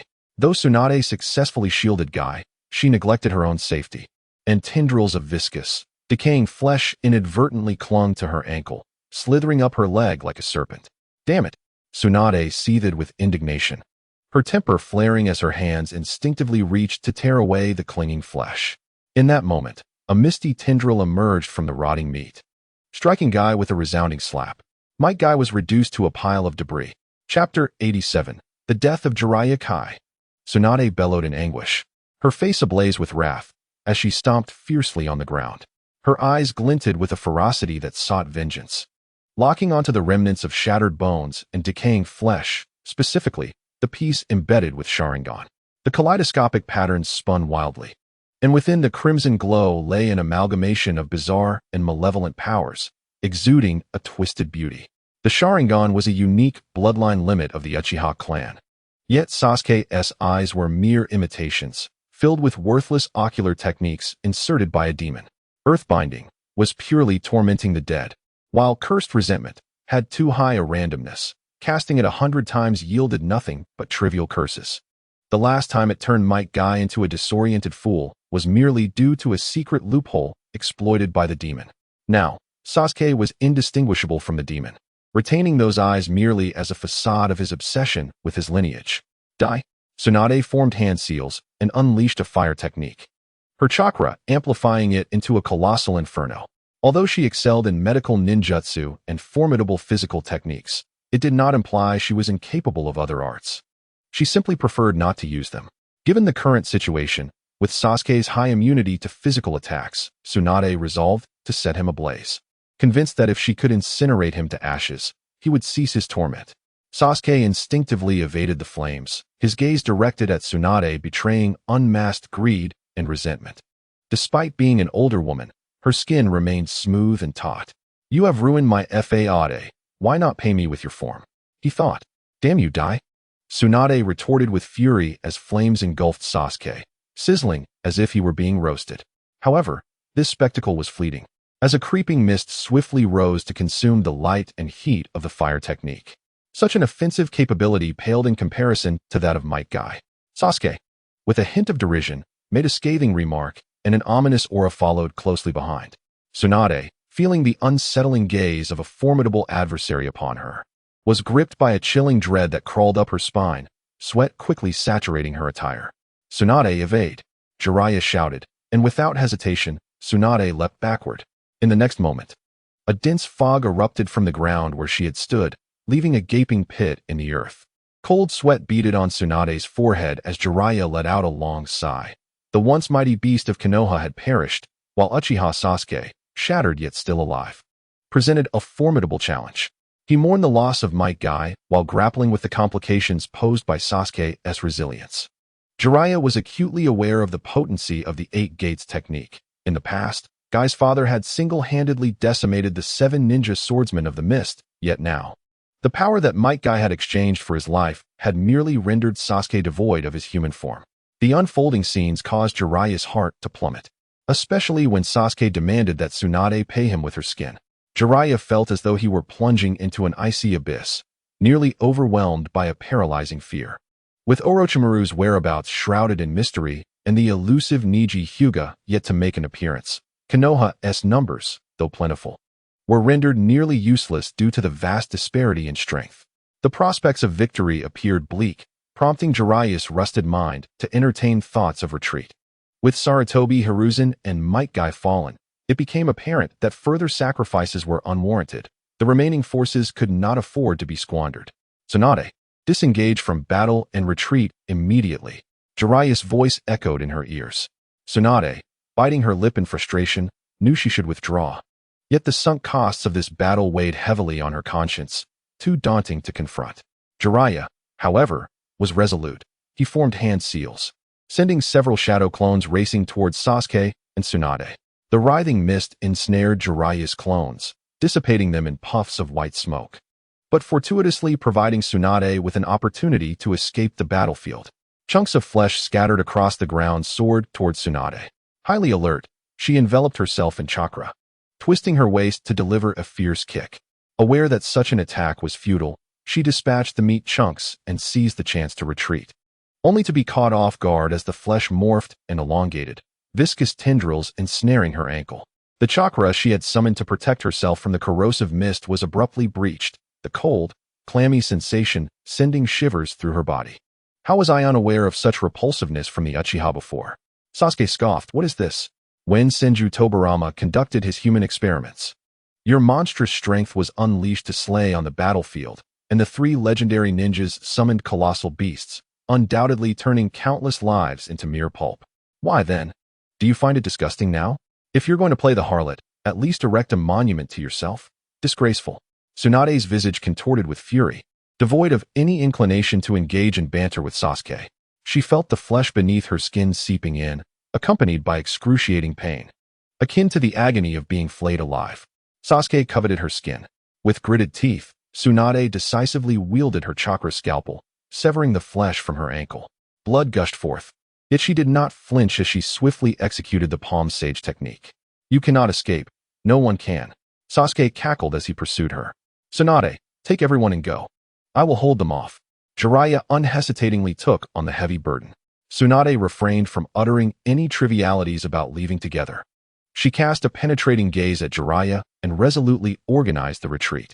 Jiraiya once again summoned multiple shadow clones, encircling the flesh of Sasuke. As Tsunade's figure gradually receded, Jiraiya exhaled in relief, thinking that his own demise mattered little as long as Tsunade remained unharmed. In solitary combat against Sasuke, Jiraiya opted to focus his offensive on fire style. The orange flames intertwined with the dreary mist, and soon enough, the mist gained the upper hand, leaving Jiraiya's garments tattered as if corroded by strong acid. Tsunade has departed. I must make do with what I have, he thought. Suddenly, Sasuke's flesh fragmented and reassembled into a humanoid form, though much of the skin had decayed, rendering his innards unusable. Jiraiya sought an opportunity to retreat, but Sasuke relentlessly pursued him. Unsurprisingly, the victor in this cat-and-mouse game was Sasuke. From a distant alley, anguished cries echoed, and upon closer listening, one could discern the chilling sounds of sucking, the tearing of flesh, and eerie laughter mingled with wails, all erupting simultaneously, a cacophony of horrors. Regrettably, there were no onlookers to witness this grotesque display. As the sun slowly ascended the horizon, Sasuke remained the strikingly beautiful youth, a prodigy unmatched. Chapter 88. Orochimaru's deception. I have said it before, no one can escape.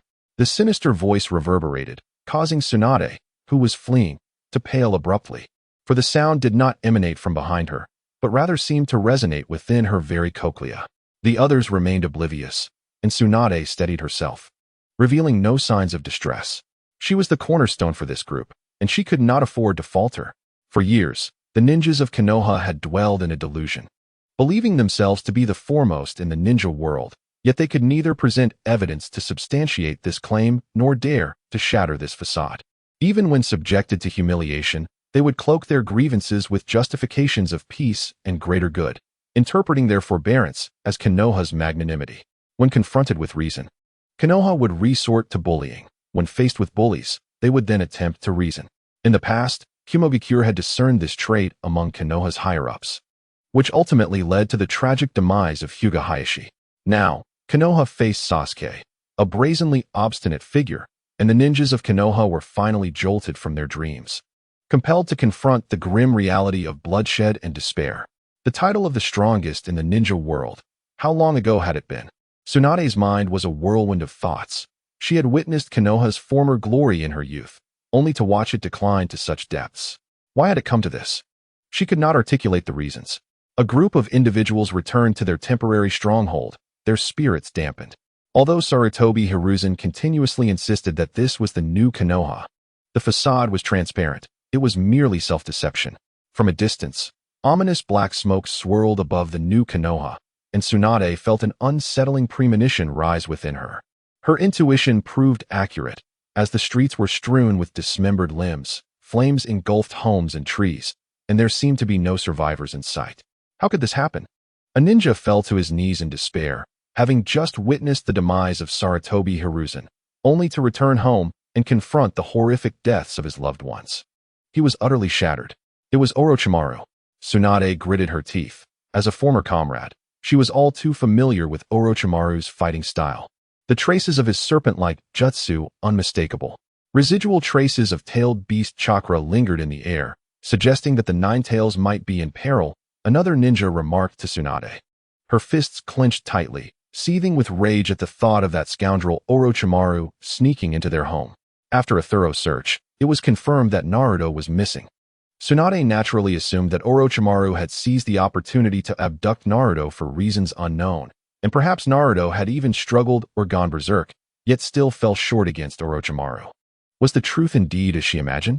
It was close to Tsunade's speculations, albeit with minor discrepancies.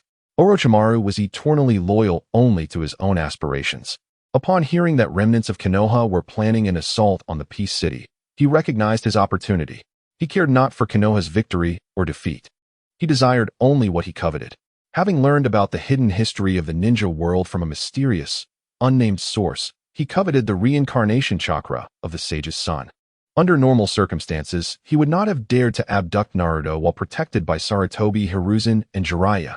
But now that Konoha was in disarray, the timing was perfect. Orochimaru was not a bloodthirsty killer. However, by the time he infiltrated the new Konoha, most of its inhabitants had already perished. Naruto had gone mad.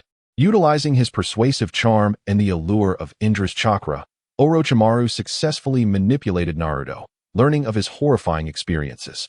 Naruto adamantly insisted that those around him were imposters, monsters in disguise, while he alone remained sane. Under such immense psychological pressure, he erupted. The Nine Tails would not join him in wreaking havoc. Thus, this so-called new Konoha faced devastating repercussions. Naruto even presented Orochimaru with a blank diary. What could Orochimaru say in response? He merely soothed him with flattery. The ninja world was rife with peculiarities and unsolved mysteries, and Orochimaru knew to temper his curiosity.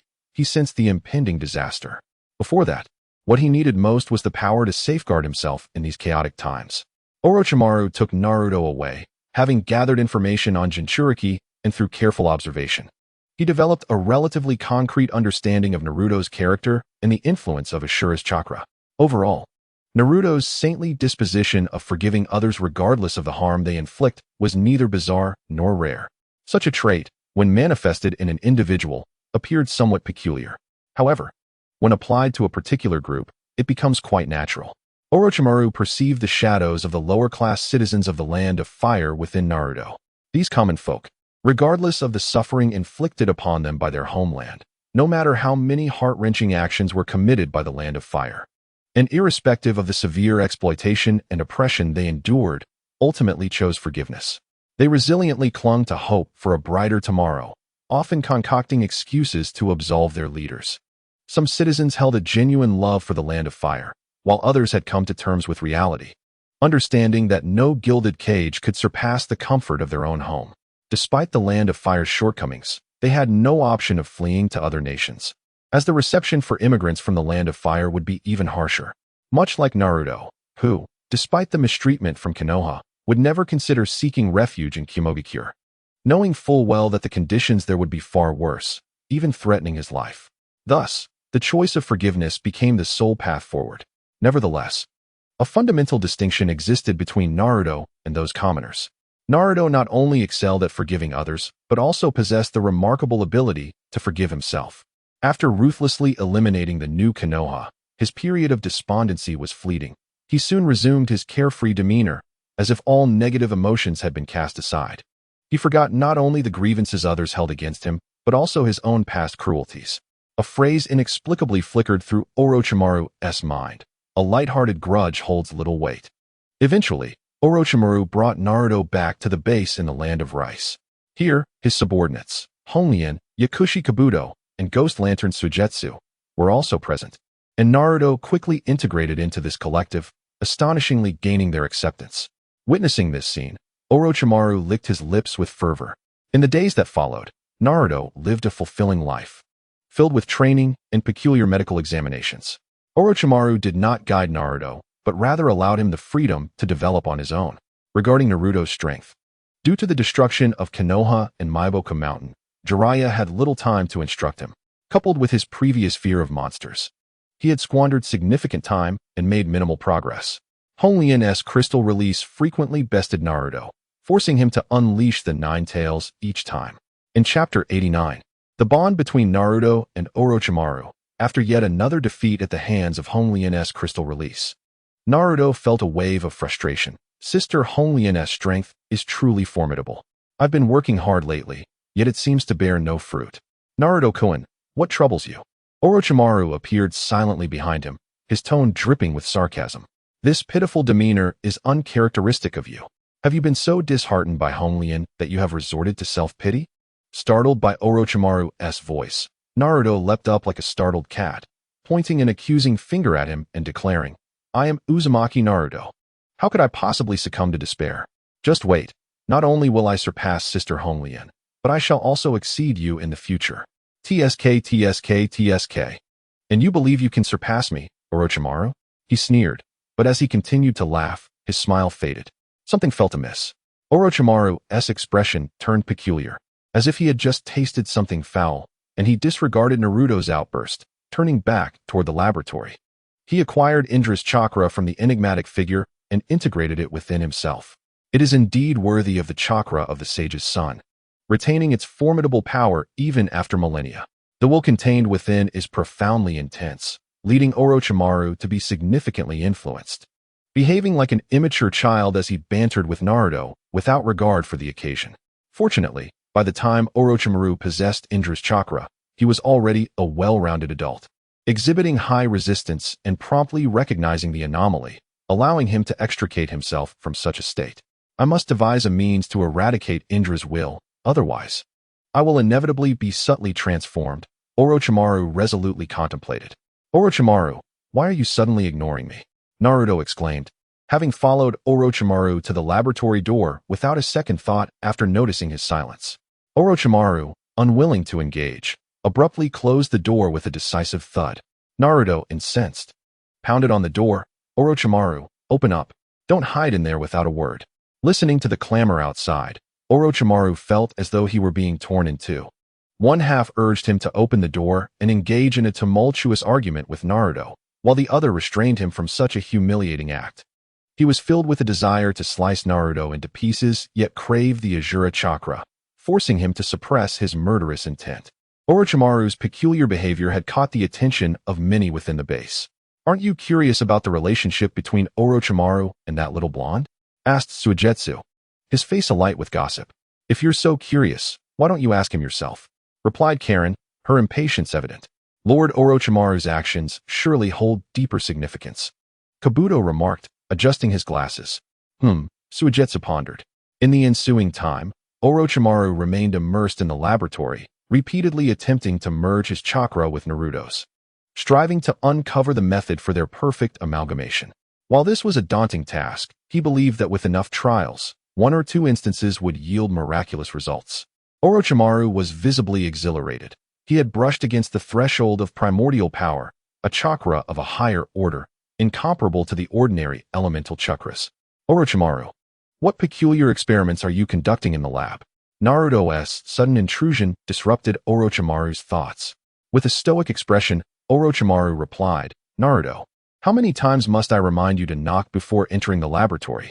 Oh, my apologies, Naruto chuckled, scratching the back of his head. Due to the mutual attraction of their chakras, a unique sensation existed between Naruto and Orochimaru.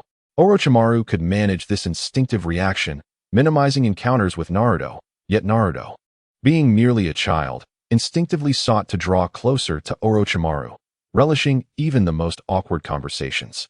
Orochimaru took a deep breath, stifling the complex emotions bubbling within. As time passed, the ninja world was once again ablaze with turmoil. Although Orochimaru's fusion plans still bore numerous flaws, he could no longer afford to wait. Lord Orochimaru, are you perhaps being too hasty? Shouldn't you prepare further? Kabuto inquired with a hint of concern, his smile unwavering as the cold light reflected off his glasses. No, Orochimaru firmly responded. Orochimaru shook his head, declaring that they could no longer afford to wait. Whether for the sake of his ideals or to confront the impending crisis, he knew he must act swiftly. Naturally, he had left himself numerous avenues of retreat. Even in the event of failure, the losses would be minimal. Orochimaru-sama, what about Naruto? He won't be in any mortal danger, will he? Honglin inquired anxiously, revealing the bond she had formed with Naruto over time, now laced with concern for his safety. Orochimaru dismissed her with indifference. Unnecessary emotions were mere hindrances.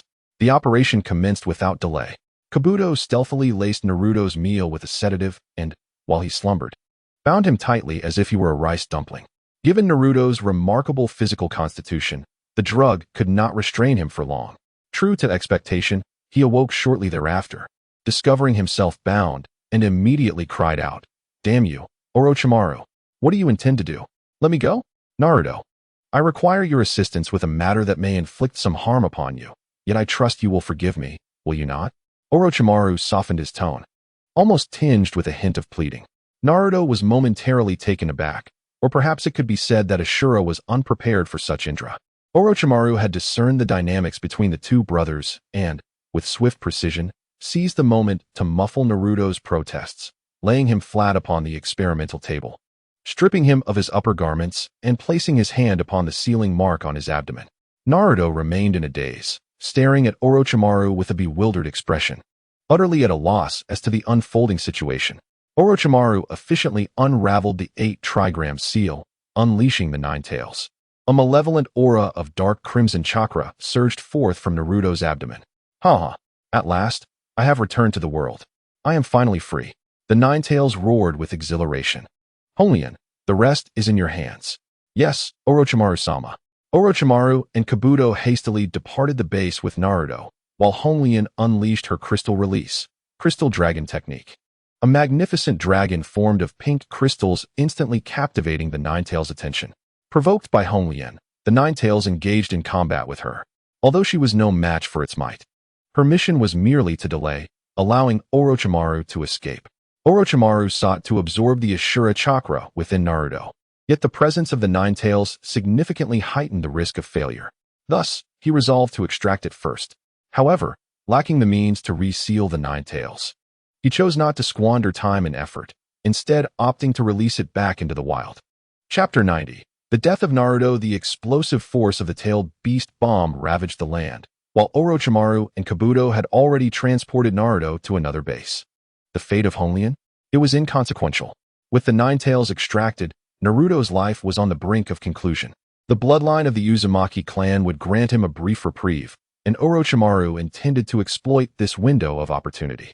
Following Orochimaru's instructions, Kabuto positioned Naruto at the center of the ritual formation, the walls and floor of the room inscribed with sealing barriers to isolate them from external awareness. Kabuto then exited the room, quietly standing guard outside. Naruto managed to pry his eyes open, gazing intently at Orochimaru. Orochimaru was inexplicably seized by a pang of heartache.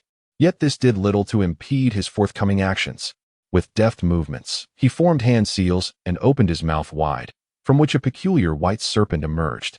This serpent bore Orochimaru's visage, its scaly body comprised of writhing little snakes. This was Orochimaru's true form. He had transformed himself into this shape to perpetually exchange his youthful physique.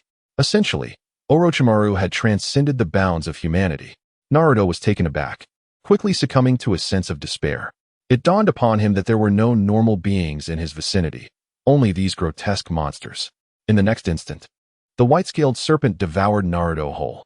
The task of extracting Ashura's chakra from Naruto was an exceedingly arduous endeavor. So Orochimaru bypassed the separation entirely and opted to consume Naruto whole through the technique of impure world reincarnation. Outside, Kabuto could hear the commotion within, a wave of unease washing over him. Unbeknownst to him, shadows in the corner were writhing, slowly forming an ominous eye. A demon was watching. Meanwhile, Orochimaru was striving to merge with Naruto. The demon eagerly anticipated the outcome, wondering if Orochimaru would succeed and when the Sage of the Six Paths would make his appearance. Even if Orochimaru were to completely absorb Indra and Ashura's chakra, he would still fall short of reaching the level of the Sage of the Six Paths. as Indra and Ashura had merely inherited fragments of his power. However, given Orochimaru's scientific prowess, with sufficient time to develop, he would inevitably evolve into another formidable being of the Six Paths caliber. Alas, most individuals in the ninja world are myopic. Those who aspire for long-term development often find themselves unable to survive the onset or are crushed along the way. Talented seedlings abound, yet few truly mature into masters. Reality compels these gifted individuals to abandon their long-term aspirations, as 99% lack the fortune and resources to endure until the later stages, sacrificing their growth potential merely to sustain their current existence, ultimately fading into obscurity. Had it not been for Orochimaru's fortuitous acceptance as a disciple by Hiruzen Sarutobi, his scientific genius would have languished, much like the forsaken rogue ninja. Orochimaru's path in research was fraught with challenges. He lacked the time to develop. His mentors, friends, and disciples all failed to comprehend him and often vehemently obstructed his ventures into forbidden realms. Presently, Orochimaru dared to tamper with the reincarnated chakra of the sage's progeny. Studying Indra was one thing, but he audaciously consumed Ashura, an act that the sage of the Six Paths would certainly not forgive. In the early days of the demon's descent, there was an attempt to eradicate Naruto and Ashura's chakra entirely, which drew the distant gaze of the sage of the Six Paths. When confronted by such a formidable entity, the demon never underestimated the threat.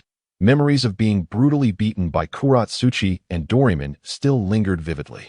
Thus, the demon maliciously divulged the secrets of the Otsutsuki clan to Orochimaru, a toxic morsel that, given Orochimaru's nature, would certainly pique his interest in the two sons of the sages, leading him to make a move against Naruto. It was a straightforward yet brutal scheme to incite conflict. The sage of the Six Paths was far from a benevolent, kindly figure. In many respects, he was exceedingly cold-hearted. He is indifferent to Naruto's fate, as well as to the lives of the successive reincarnations of Ashura. The so-called reincarnators are merely vessels that harbor the chakra of his son. As long as the essence of Ashura's chakra remains unharmed, he will always observe the tragic destinies of the reincarnators with a detached gaze. At this very moment, Orochimaru has brazenly attacked Indra and Ashura. Should he succeed, both will cease to exist. Indeed, Orochimaru has consumed Naruto, and as their two chakra forces began to intertwine and dissolve, the gaze of the sage of Six Paths descended upon them. What followed was a vast power that transcended time and space, crashing down upon Orochimaru with overwhelming force. Orochimaru's pupils narrowed into slits. As his body was in the midst of fusion, he had no means to evade, only to watch in terror as he was obliterated, his very soul annihilated. "Lord Orochimaru!" Kabuto exclaimed, filled with astonishment and profound sorrow, his anxious expression betraying no pretense. Without a moment's hesitation, he turned to flee, whispering, "Lord Orochimaru, may you seek your own fortune." The base behind him erupted with violent explosions, the range of destruction continually expanding, even shaking the very ground. Kabuto hastily made his escape, vowing he had never run so swiftly before. Utilizing the body flicker technique in rapid succession, his muscles ached with the strain, yet he dared not pause. In an instant, he had covered over 1,000 meters, but even so, amidst the terrifying aftermath of the attack, he appeared utterly disheveled. Casting a glance back at the base, now reduced to dust, Kabuto felt a chill run through him. As Orochimaru's most esteemed assistant, he had been privy to some of Orochimaru's recent experimental projects and knew that the old serpent was playing with fire. He had not anticipated such dire consequences. The chakra of the sage's progeny could persist for millennia. What of the sage of Six Paths himself? Orochimaru had previously pondered this question and had enveloped the laboratory in numerous layers of sealing barriers. But alas, it proved utterly futile, as he had underestimated the sage of Six Paths. Had it not been for Kabuto's constant vigilance and his immediate retreat at the first sign of danger, he would have perished alongside Orochimaru.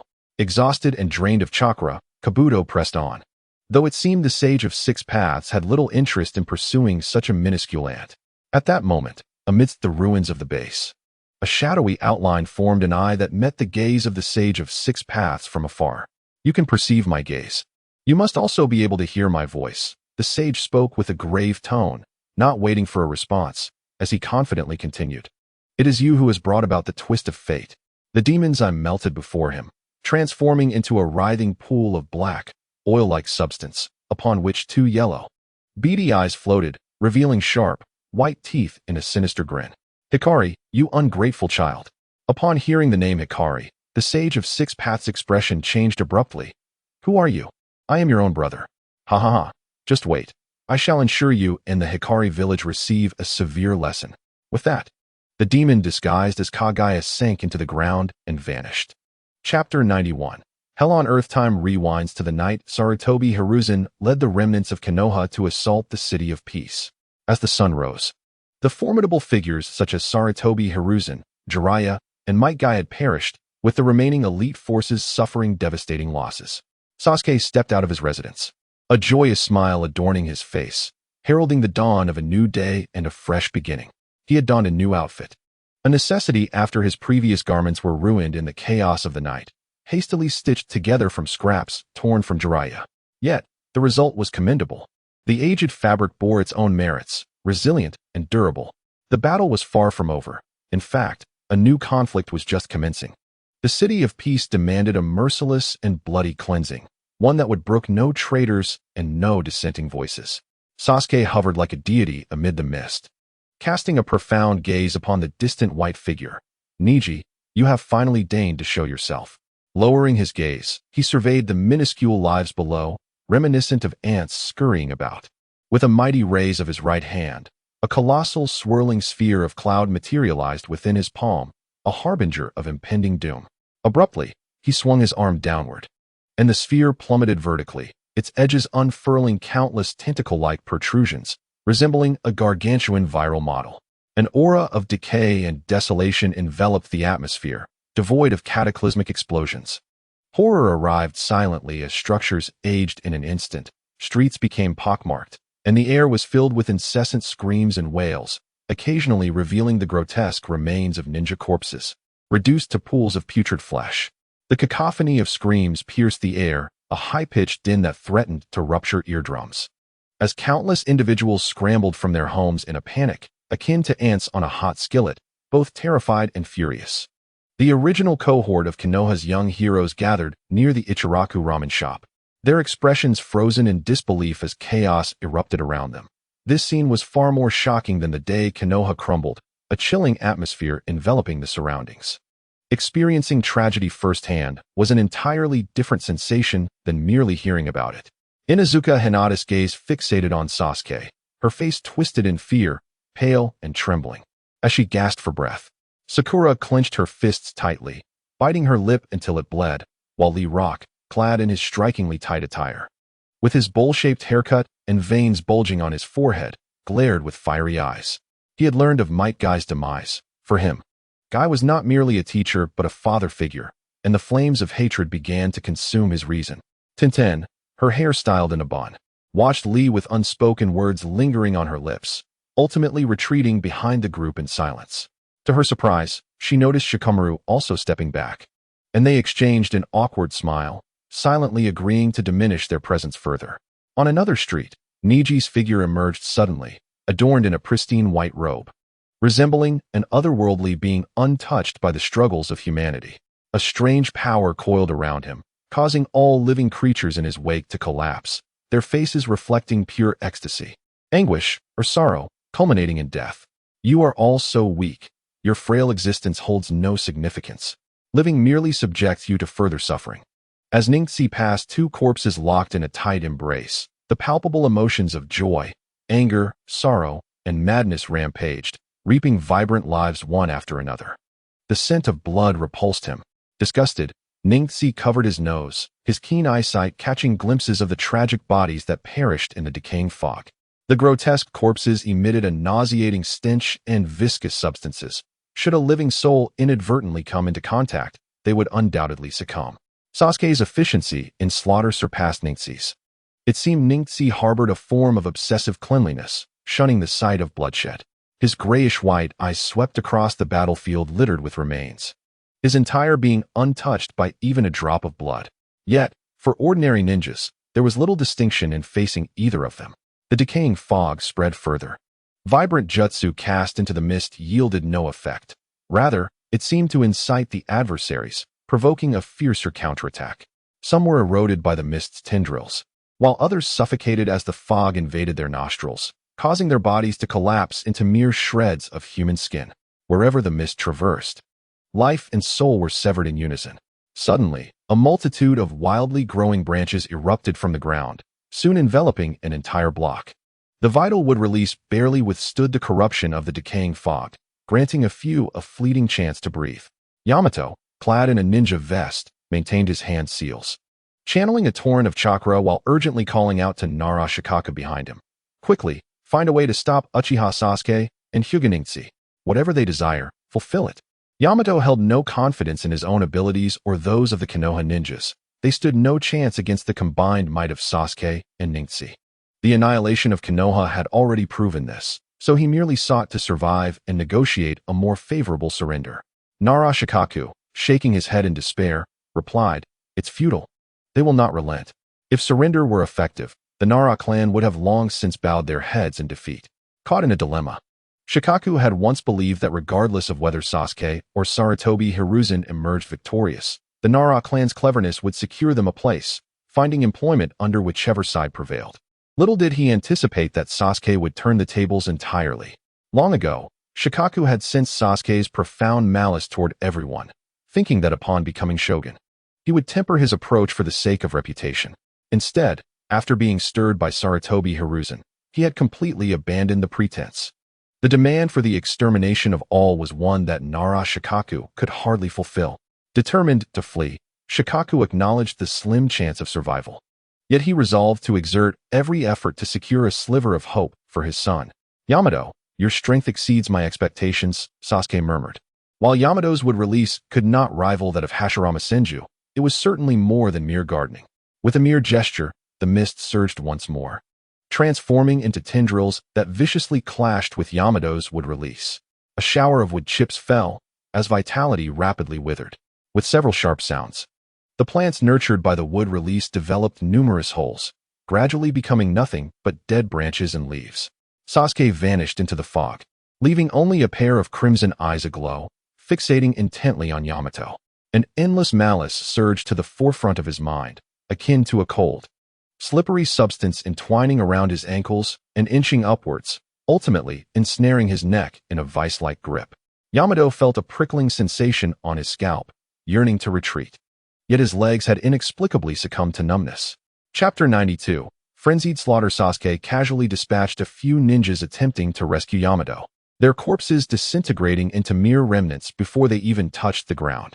The plants nurtured by wood release had already withered, collapsing with a gentle push. As the swirling wood shavings mirrored in Yamato's clear pupils, he found himself with no escape, no retreat. The all-encompassing fog rendered Yamato's body as permeable as a sieve. A flicker of doubt crossed Sasuke's face. If he were to utilize Yamato's cellular tissue for Edo Tensei, would it summon Yamato or Hashirama Senju? A glimmer of excitement sparkled in his eyes as he resolved to find the time to experiment. Turning his gaze towards the other Konoha ninjas, a cold smirk graced his lips. Shadow imitation technique. A slender shadow wound and twisted, merging with Sasuke's own. Nara Shikaku, from a distance, formed hand seals, cold sweat beading on his brow. "Lord Sasuke, may I have a moment of your time?" Shikaku adopted a humble posture. Sasuke's strength was terrifying, instilling a sense of hopelessness, and not only was he powerful, but he was also utterly unreasonable. In the presence of a benevolent strongman, perhaps moral persuasion could be employed. However, when confronting a villain of Sasuke's caliber, one could only endure in silence, treating him as a revered ancestor. In truth, Shikaku had long harbored regret. Given a chance to relive the past, he would have firmly grasped Sarutobi Hiruzen's throat, instructing him on the importance of eradicating threats at their roots. How could he have been so cruel as to annihilate the Uchiha clan, yet spare such a wolf cub? Did he wish to showcase his misplaced compassion? Did he truly believe that by raising a child after slaughtering their family, he could extinguish hatred? Surely not, surely not. Could anyone be so naive? The chasm of desire would not be filled merely by abundance. The mountain of resentment would not vanish with acts of kindness. Shikaku had always believed that Sarutobi Hiruzen had devised numerous countermeasures to contain Sasuke, only to discover that he had allowed Sasuke to grow unchecked. With no contingency plans in place, Konoha had arrived at this juncture without a trace of injustice. Sasuke found himself ensnared by the shadow imitation technique, feeling a binding force akin to stepping into a quagmire. However, this restraint was feeble in comparison to his strength, and he easily broke free. He had no desire to listen to Nara Shikaku's tedious discourse, which would ultimately revolve around various compromises and pledges of servitude. The weak huddled together for warmth, forming societal groups and establishing a set of rules and order, for isolated individuals struggle to survive and must rely on the collective. Yet, when an individual reaches a level of power that is indomitable and omnipotent, the group becomes superfluous. Everything desired can be self-satisfied. What need is there for the scheming of a collective? To flaunt superiority and strike back? Sasuke fixed his gaze on Nara Shikaku, pondering how much benefit the Nara clan had reaped since the fall of the Uchiha. The dense fog enveloped the surroundings as the young man's fingers, resembling ethereal claws, reached forward. Though a considerable distance lay between them, the space appeared to be torn asunder, and the spectral claws swiftly approached.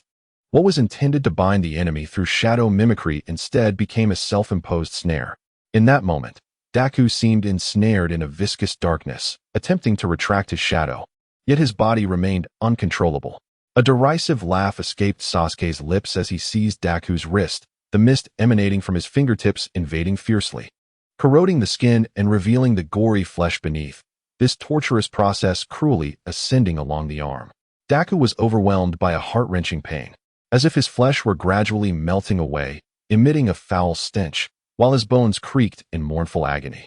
Multiplication technique, cried Akimichi Choji in a furious roar, as his arms instantaneously swelled to colossal proportions, lunging towards Sasuke.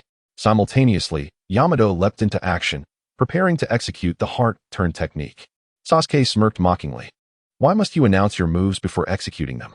It makes it impossible for me to feign ignorance. His gaze flickered past Deku, as the mist swiftly enveloped him entirely, causing Deku to freeze, his body feeling as though it were being gnawed upon by countless ants, the chakra within him rapidly depleting. Drip, drip, the putrid pus cascaded down, Deku's lifeless form crashing to the ground like a watermelon, juices splattering everywhere. Witnessing the tragic demise of his dear friend, Akimichi Choji's eyes widened in anguish, his mouth agape in a pained wail, recklessly unleashing the full extent of his multiplication technique, transforming into a giant. Sasuke pondered, perplexed by why Choji's clothes also expanded when his body did. Was this perhaps an unsolved mystery of the ninja world? Sasuke had encountered numerous perplexities before, such as why the reincarnated from impure world reincarnation wore clothing, or how Obito's body, resurrected through the Rinnegan, came to possess that oversized pair of shorts. Did the pants, forged from the essence of the impure world, revive alongside him? He resolved to examine these enigmas closely when time permitted. The gigantic Akimichi Choji stomped down toward Sasuke's position, leaving an enormous footprint in the earth, followed by a thunderous rumble as fissures spread across the ground, revealing the hollowed depths of the Peace City beneath. What is that? Someone gasped in disbelief. Beneath the fractured surface lay a profound, shadowy void, as if excavated by some terrifying subterranean creature, with a multitude of indistinct objects piled within. A sickening stench of blood surged skyward, mingling with the pungent odor of decay. Even without sight, one could sense the heavy malice seeping from the depths, the sounds of bones and flesh being devoured echoing intermittently. Everyone heard this eerie noise, and all felt a chilling dread creep down their spines. Unbeknownst to all, a blazing fireball descended, illuminating the scene where bodies, some intact and others dismembered, lay meticulously arranged. Some had already been reduced to chunks of flesh, entrails, and large bones. Xiao Ding was momentarily stunned by the grotesque sight before him, but he quickly regained his composure and resumed his assault on Sasuke. Ninjutsu, mind-turn technique. Yamashita Hachi seized the opportune moment to unleash his secret skill, channeling his mental energy into a direct line that penetrated Sasuke's being. A flicker of hope crossed Xiao Ding's gaze. If physical attacks proved ineffective against Sasuke, perhaps a mental assault would yield some effect. Suddenly, Yamashita Hachi let out a piercing scream, veins bulging on his forehead like writhing worms, as he seemingly witnessed something in Sasuke's mental realm that far exceeded his comprehension. Hachi, what is happening? Xiao Ding was shouted anxiously. With great effort, Yamashita Hachi managed to utter, He is not human. Chapter 93. Let us flee. Yamashita Hachi could not finish his sentence, his voice extinguished. His mind felt as though it was on the verge of detonation. The moment he employed the mind-turn technique and his spirit invaded Sasuke, he was bombarded with a plethora of horrific visions. Although these images did not appear to inflict deliberate harm upon him, the overwhelming flood of excessive information surged into his brain like a tidal wave, rendering him incapable of bearing the burden, leading to his mental collapse. This type of mental technique is perilous, Sasuke remarked with an air of calm. In truth, within the ninja realm, many seemingly simple techniques carried immense risks of losing control, such as the ubiquitous shadow clone jutsu. When demons create clones, they must impose strict limitations on their clones' abilities, establish numerous countermeasures, and refrain from sharing all memories with them. The formidable beings he had encountered in the past would never casually produce clones of equal strength to their own, often forbidding the existence of clones altogether. When one's life ascends to a certain height, ensuring the uniqueness of the self becomes paramount. Clones, having different experiences, gradually evolve into entirely new entities over time. He recalled a previous instance in a world where he was confined as a containment subject. A demon had crafted a clone to infiltrate a high-ranking personnel group, only to unfortunate consequences, as the clone was cast into the Chunin Yao fairy trial for evaluation, emerging utterly unrecognizable. The demon's pitch-black psyche had been sullied by the filth of romantic entanglements. Enraged, the demon promptly eliminated his own clone. The Chunin Yao fairy trial, a scroll of unknown material, measuring long and wide, containing several small planes within, where time loops through fixed segments, offering a complete path for cultivation. A dense mist silently spread, seemingly enveloping the entire city, while innumerable black streaks traversed the fissures of the surface, stitching the cracked earth back together, gradually restoring it to its former tranquility. This scene resembled a reversal of time, as if everything was reverting to a state of serene calm. What a nuisance. The storage room for the meat has been damaged, forcing me to waste energy on repairs. Could you please be more mindful next time? A voice of complaint echoed from an unknown source. Chilling. Utter silence. It was as if a pause button had been pressed, and no one dared to contemplate the implications of that statement. Gathered near the Ichiraku ramen shop, the young warriors were paralyzed by terror, their hair standing on end, drenched in cold sweat, and their limbs trembling uncontrollably. Once hailed as promising elites by their predecessors, they had previously witnessed bloodshed and buried the dead. Yet, the events that had just unfolded surpassed the limits of their endurance. A chill of dread permeated their very beings. The sky was shrouded in mist, and the young warriors stood frozen, their worldview shattered, as an overwhelming sense of dread engulfed their souls. Their minds seemed to enter a protective mode, blanking out, unwilling to confront the harrowing truths before them. This suffocating fear was shattered by a piercing scream. Daddy! Yamanaka Ino, pale as a ghost, her pupils constricting to pinpoints, trembled violently. In the distance, her father, Yamanaka Hiruchi, lay motionless on the ground, his eyes bulging and oozing a repulsive liquid, certainly beyond saving. Ino's scream snapped her companions out of their shock, and Nara Shikamaru desperately restrained her from rushing towards Hiruchi, though heartbroken by her father's demise. Shikamaru's astute mind recognized the urgency of their situation. Negotiation had failed. Escape was imperative. Lee had impulsively unleashed the 8 gates, sprinting towards Sasuke. Shikamaru refrained from intervening. Preserving Ino and Choji was already a formidable challenge, and safeguarding his own life was even more precarious.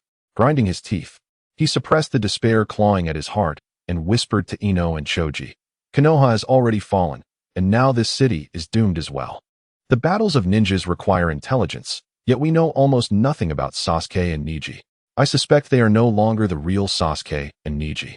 Beneath their skins lurk unknown monsters, and their weaknesses remain elusive. Without awaiting a response, Shikamaru gazed at the distant bodies of their elders, tears finally streaming down his face.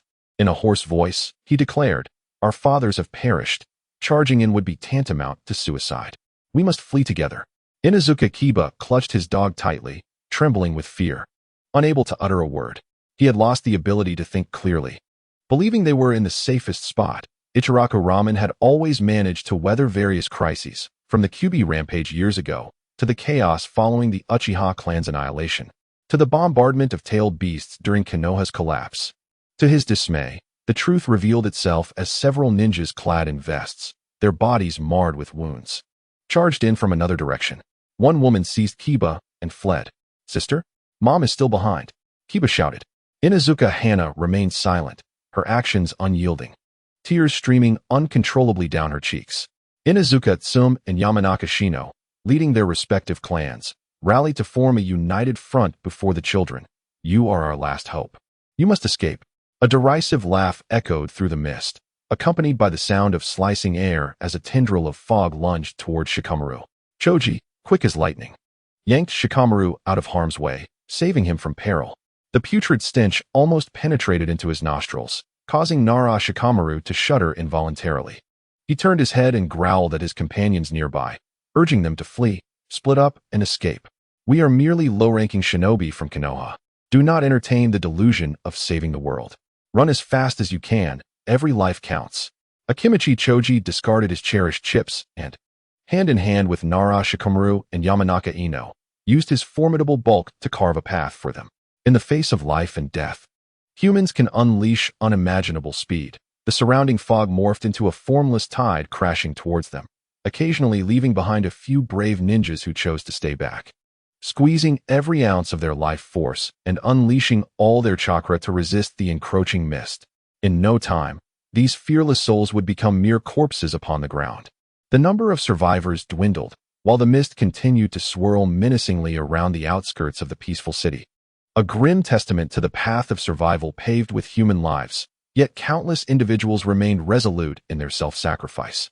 Sasuke's expression was complex. Konoha was not without merit, for these ninjas before him truly etched the will of fire into their hearts. In the next moment, however, his demeanor shifted dramatically. "How could I possess such a conscience and compassion?" Sasuke reflected painfully, realizing his errors. He must not allow his malevolent spirit to be tainted. Chapter 94. The King of Kings. The entire peaceful city was submerged, engulfed by an overwhelming fog that tainted every inch of land. The sunlight was dim, and a suffocating silence spread, an eerie stillness that was almost unbearable. It felt as though the world had descended into a hopeless darkness, with even the sound of breathing vanishing, leaving behind only a chilling cold.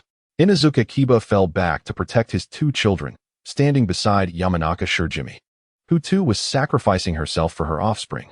At that moment, he felt a strange sense of relief that Yamanaka Shurjimi had a naturally low presence, increasing her chances of survival. The parasitic bug sensed an impending crisis, restlessly scuttling back and forth, every cell trembling with fear. Yamanaka Shurjimi felt the bug's anxiety, and the suffocating pressure lodged firmly in her chest. The ultimate coldness, a fear that penetrated to the marrow, and an endless tide of grief and despair culminated in Inuzuka Kiba's fierce roar. "Uchiha Sasuke, is it not enough that you destroyed Konoha?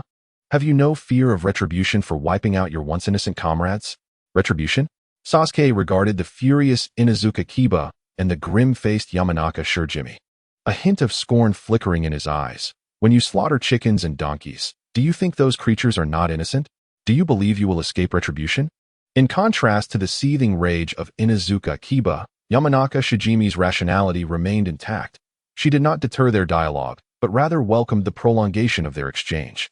Every second they delayed here increased the chances of survival for those children.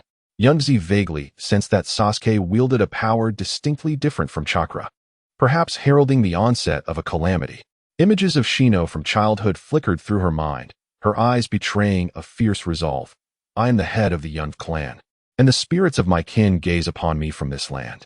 Soon, I shall join them in demise. Perhaps this remains my only shred of dignity." A gentle breeze swept through, yet it failed to disperse the thick mist. Inuzuka Tsum exchanged only a few words before clashing with Sasuke. However, it was evident that she was no fool. Her aim was merely to buy time, engaging in harassment rather than a deadly confrontation. The secret techniques of the Inuzuka clan were closely tied to their canine companions, a mutated form of taijutsu, rendering her at a disadvantage against Sasuke. Her one-eyed wolf swiftly shielded its master from danger, enveloped by the swirling fog. With a sickening pop, the fallen wolf erupted with pus and blood, its eyes lingering on Tsum with a reluctant farewell as consciousness faded into darkness. The beloved companion of many years was gone, and in an instant, Sum's visage seemed to age a decade, her fighting spirit diminished by more than half. Struggling with all her might felt like a futile endeavor. Had she foreseen this day? Would she have acted differently? Sasuke feigned a sigh, lamenting how wonderful it would be to live honestly in this city. Why conspire with Sarutobi Hiruzen against me? Sum retorted with a cold smirk.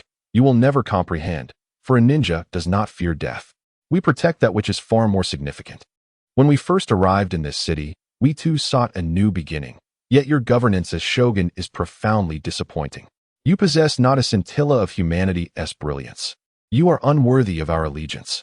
Sasuke's gaze bore into Tsum as he murmured, what was the moral character of the former Konoha elite? Did you not feign ignorance as well? It was merely that the knives did not fall upon you, allowing you to turn a blind eye to the suffering of others. The brutality of the Root is well known, yet you choose to act oblivious, casting all blame upon Danzo, while comfortably feasting on the blood-soaked buns, remaining a pristine white lotus afterward. As the last of the Uchiha, I shall bring fairness and equality to this world, extinguishing every life. Do you regard human life as so inconsequential? Are you not afraid of annihilating the shinobi world? Sum's unwavering gaze was fixed on Sasuke. Indeed, you can hardly be deemed human now. Who knows what monstrosity lies beneath that human facade? A low chuckle escaped Sasuke's lips. Human? Beyond the skin lies a heart and eyes painted with madness and obsession. Beneath this facade burns an unquenchable desire and despair. This is humanity. Who does not harbor a monster within? I merely set mine free. You see only the ruin of the shinobi world, yet I envision the dawn of a new era. The crimson kaleidoscope flickered as Sasuke's fervent expression illuminated his features. This is the chasm that separates us. From destruction, rebirth shall emerge. As his words hung in the air, a tendril of mist surged toward Sum. Swiftly, she evaded, her chakra forming a protective barrier around her body, an unknown discovery that could stave off the encroaching fog's corruption. However, if the dense fog that has gathered strikes directly, this protective layer will be shattered instantly. Amidst the rising smoke and dust, Inuzuka Kiba leaps agilely, while Sasuke appears unperturbed, playing with his prey like a cat with a mouse. The profession of a ninja inherently symbolizes the instruments of slaughter. No amount of eloquent embellishment can obscure this grim and brutal truth.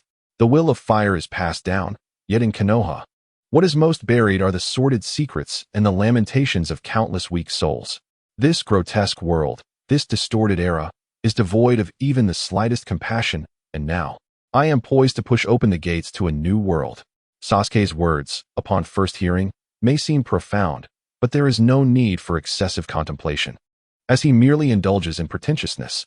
The parasitic soul infused with demonic essence has stripped away much of his humanity, yet retains a subtle hint of Sasuke's original essence. It is this that allows him to remain Sasuke.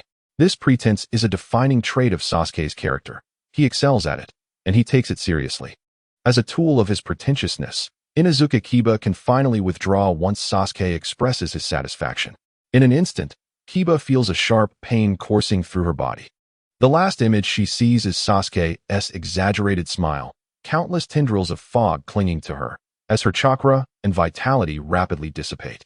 She realizes her end is near and, with her last ounce of strength, positions her lifeless body alongside her beloved dog. It's your turn now, Sasuke says, glancing at Aburame Shino. It won't hurt much, just endure it. After a moment of silence, Shino solemnly poses a question. Is your involvement related to the incident years ago when Aburame Kurin attacked the Hidden Cloud? That event is a disgrace to the Aburame clan. Nurturing insects as a means of sustenance has already set them apart from normalcy, and the fantastical ethical scandal resulting from Kurin's actions has further tarnished the clan's reputation, leading many to believe they are inherently perverse. Sasuke casts a cryptic glance. In truth, he is unaware of who was responsible, so he chooses to remain silent, allowing Shino to carry this mystery to his demise. Chapter 95. Escaping with life. Akimichi Choji clutches Ino with his left hand and pulls Shikamaru with his right. As his father, Akimichi Chza sacrifices himself to carve a path through the encircling fog, leaving behind a trail of chaotic footprints and scattered severed limbs. After finally escaping the city, Choji observes the fleeing group and thoughtfully suggests, if we flee together and are caught, we will face total annihilation. Ino and Choji comprehend Shikamaru's meaning, yet they are reluctant to let go. They have only each other left. Split up and flee. However, Inuzuka Hana has no hesitation. Swiftly dragging Kiba and Akamaru in another direction, their figures quickly vanishing into the withered woods. The parasitic insects lead the way, and Aburame Shino also opts to flee in a different direction. The trio of pig, deer, and butterfly remains huddled together, while the whereabouts of the pink-haired Haruno Sakura remain unknown. Perhaps no one anticipated that Sakura would closely follow Tenten's footsteps, becoming one of the first to safely escape the peaceful capital. Sakura possesses an unusual streak of fortune. In the original narrative, she fortuitously entwined her fate with Naruto and Sasuke, ultimately emerging as a victor in the game of life. Now, inexplicably drawn to the extraordinary Tenten, she has managed to survive amidst overwhelming peril. Her lungs heave violently, her body taut as a drawn bowstring. While Sakura remains uncertain of the fates of Haruno SH and Haruno Mei, the surge of chakra within her spurs her forward, casting aside the guilt and remorse of abandoning her parents in her flight to safety. In stark contrast to Sakura, Tenten's demeanor remains remarkably composed. With her parents having relocated from the land of peace long before Konoha's destruction, she is devoid of the burdens that plague others. Their departure was primarily spurred by an economic crisis that rendered their ninja tool shop unsustainable. During that tumultuous time, Neji had yet to succumb entirely to his darker impulses. He had inadvertently hinted at a bond with Tenten and Lee. While Lee might have been oblivious, Tenten remained astute. Her merchant parents having stockpiled essential supplies well ahead of the Chunin exams, thereby ensuring their escape from that treacherous locale. Much like Sasuke's bravado, Neji retained a semblance of humanity, allowing moments of openness with Tenten and Lee, but he would show no mercy should they choose recklessness over prudence. Tenten, with a calm grasp on a glimmer of hope, endeavored solely to rescue Lee. After failing in that attempt, she refrained from risking her life for others, though guilt tugged at her conscience. In truth, her survival was a precarious endeavor, and she was under no obligation to jeopardize herself for the sake of those she barely knew. As a member of Team 3, Tenten felt a closer kinship with Neji and Lee, having only met the others during the Chunin exams. The increasingly dire conditions of their environment had rendered the forests of the Land of Fire lifeless, with the ground littered with layers of dead branches and leaves, resembling monstrous claws poised to ensnare the unwary. The distant sounds of anguish echoed through the air, screams from those who had failed to escape the clutches of death. It is possible that among the fallen were familiar faces, yet there was no time for sorrow, nor could they afford to turn back. Instead, they must hasten their escape. Each life lost was a silent ally in their flight. Caught in a whirlwind of selfish and pragmatic thoughts, Tenten found herself at war with two voices in her head, one urging her to flee, proclaiming her actions justified, while the other chastised her for her apparent lack of compassion. On the periphery of the Land of Peace, an unusual white creature quietly emerged from the earth, its nostrils quivering as it detected the chaotic scents in the air, its face contorting in disgust. How repulsive, White Zetsu muttered to itself. Having utilized the diminutive technique to burrow deep underground, it had encountered eroded caverns and seen countless incomplete corpses. The stench of decay permeated the subterranean chambers, where carnivorous creatures scuttled over the heaps of rotting flesh. Yet, White Zetsu was devoid of any sense of nausea. It merely mimicked human behavior out of instinct. White dared not draw too near, fearing instant annihilation if discovered. A thorough extermination had been conducted in the City of Peace, ridding it of all harmful creatures. The likes of Inuzuka Tsum and Oil Woman Shizune, along with other scattered lives, had been dealt with. Sasuke refrained from pursuing them, finding it tiresome, and since earlier, he had sensed a gaze upon him. Clad in a white haori, with a circle of black orbs swirling behind, the presence was utterly captivating. The eyes bore concentric patterns, and a swirling red mark adorned the center of the brow. Who else could it be but the Sage of Six Paths? The sage could easily discern that Sasuke wielded a power entirely distinct from chakra. Historically, during large-scale conflicts or massacres among ninjas, no matter how chaotic the outcome, the sage remained indifferent.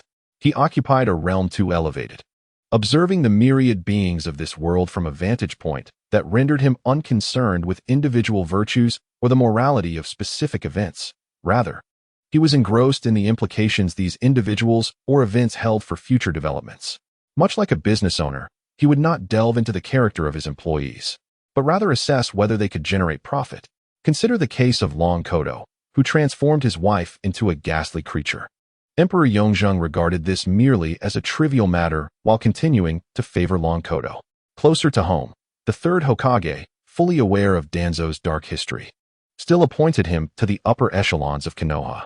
This was justified under the guise of private virtue being flawed, yet the grand principles remained intact.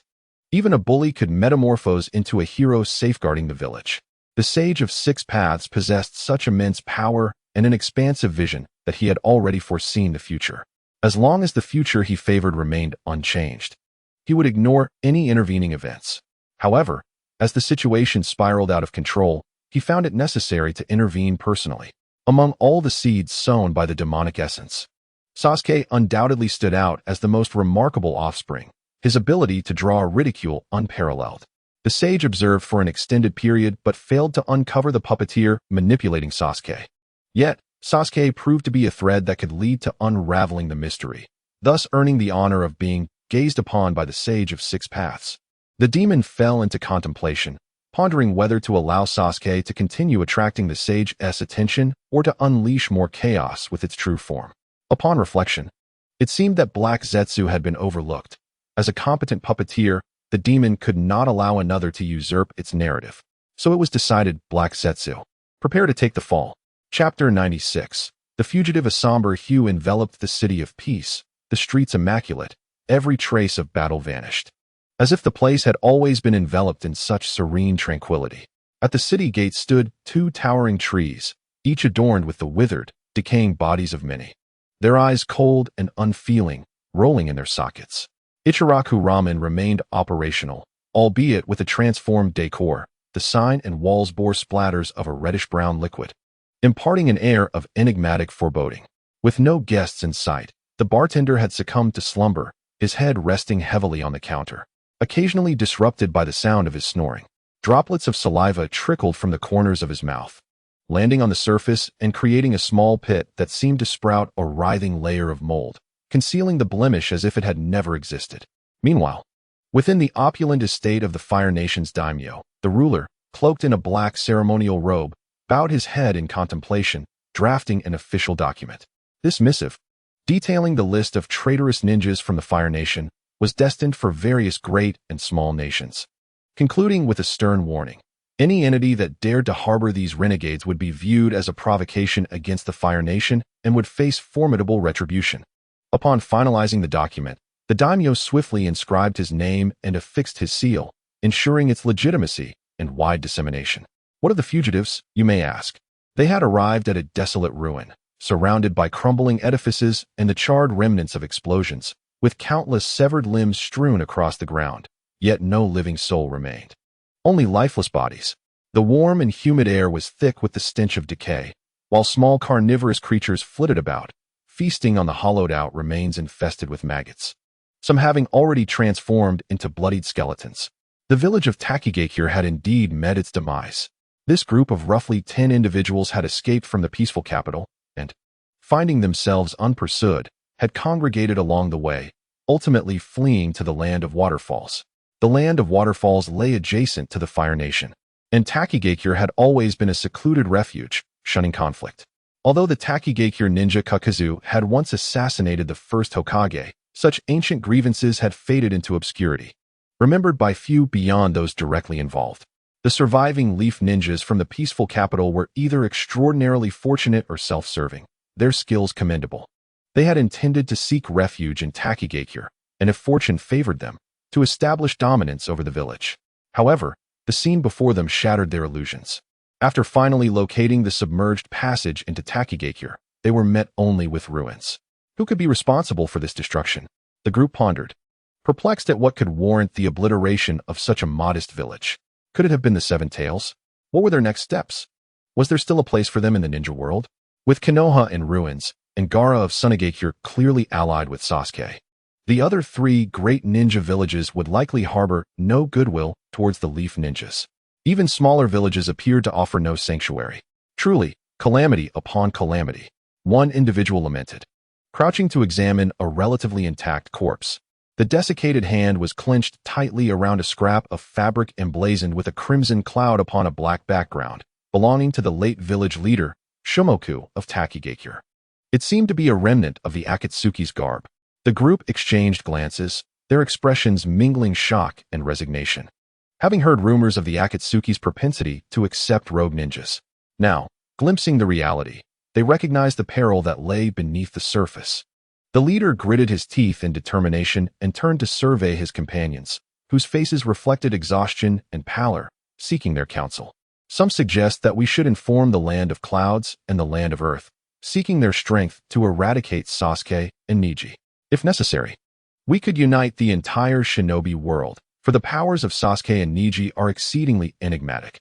This could very well herald a cataclysm for all shinobi. Others propose retreating to a secluded corner, believing that if the sky were to fall, a tall individual would bear the burden. There are those who wish to seek out Tsunade, hoping to align with another minor ninja village, drifting along without concern. Typically, ninjas operate in small teams, accustomed to forming tight-knit groups, and thus, this assembly dissolved, as no one could discern the correct path to take. After a time, the news of the rogue ninjas from the land of fire became common knowledge. The land of earth, for reasons unknown, began to actively recruit the remnants of Konoha, boldly opposing the land of fire. The tension escalated, and meanwhile, Orochimaru received intelligence from various sources, prompting him to accelerate the process of devouring Ashura. Unbeknownst to him, this would invite a devastating strike from the Sage of Six Paths. In the aftermath, the sage encountered a counterfeit black Zetsu, and the mastermind behind the chaos appeared to be emerging from the shadows. The Akatsuki held another meeting. Shadows adorned in black with red clouds materialized one by one. Pain commenced with an announcement regarding a minor matter. The organization had welcomed a new member, Kabuto Yakushi. Kabuto inherited Orochimaru's legacy and mastered the impure world reincarnation technique, seeking protection as the Akatsuki was in dire need of talent, resulting in a harmonious alliance.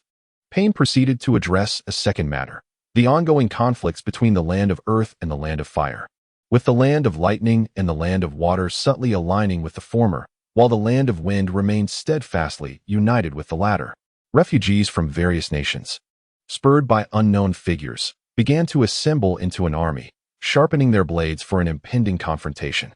Ladies and gentlemen, should this war erupt, it may not merely be the Fourth Great Ninja War, but rather the First World War. Pain's voice remained chillingly detached. A profound silence enveloped the room. An unusual pitcher plant emerged from the depths, producing several photographs to distribute among the attendees. These are fragments of intelligence gathered from my daring infiltration of the land of fire and the land of earth. Upon observing the content of the photographs, several members exchanged incredulous glances, their faces betraying astonishment. Each rogue ninja joining the Akatsuki possessed formidable strength, allowing them to perceive the strangeness and terror captured in the images. Kabuto adjusted his glasses and declared, "I bear more distressing news to share." Instantly, all eyes turned towards him as he continued. Orochimaru had previously observed Uchiha Sasuke and Hyuga Neji in secret. Their astonishing abilities exhibit no fluctuations in chakra, representing a new power entirely outside the realm of ninjutsu. Perhaps this power originates from beyond our world, or possibly from an alternate dimension. In any case, what we are about to confront may well be unknown invaders. As he concluded, silence reigned, permeated by an air of awkwardness. The Akatsuki members exchanged glances. They had not indulged in extensive reading nor participated in scientific endeavors, thus failing to grasp Kabuto's concerns. Was it not merely a power beyond the ninjutsu system? If one were to look back, there existed sage techniques, and in more recent times, Haiden's curse technique seemed unrelated to ninjutsu as well. Chapter 97. World War. Speaking of Haiden, during his last expedition to the Land of Rain to capture the Two Tails, he was bitten by a peculiar insect. This creature took residence within him, laying eggs and propagating despite his desperate attempts to eradicate it. Now, Haiden's body was a patchwork of wounds, a sight that would invoke a severe case of trypophobia in any onlooker. Fortunately, he possessed an immortal body. Had this been an ordinary person, they would have surely succumbed to such a fate. This is the calamity of insects plaguing the land of lightning. Initially, the oil woman had intentionally sent a severed head, from which Yuin extracted a nanotoxic insect for research. Somehow, a few genetically modified specimens escaped the laboratory, leading to an uncontrollable situation. These insects exhibited peak survival, reproductive, parasitic, and adaptive abilities, feasting indiscriminately on anything they encountered. The citizens of the Land of Lightning suffered greatly, with surrounding smaller nations gradually becoming infected as well. Notably, Haydn initially struggled to endure the agony of being consumed by countless insects, but he soon learned to savor the pain, becoming addicted to it. The tenets of the cult he followed glorified such suffering, and he endeavored to have others host these parasites, proclaiming it as a divine gift from his malevolent deity. Haydn carried the plague back to the Land of Rain, and as a result, Conan was resolute in her determination to obliterate Haydn once her mission was accomplished.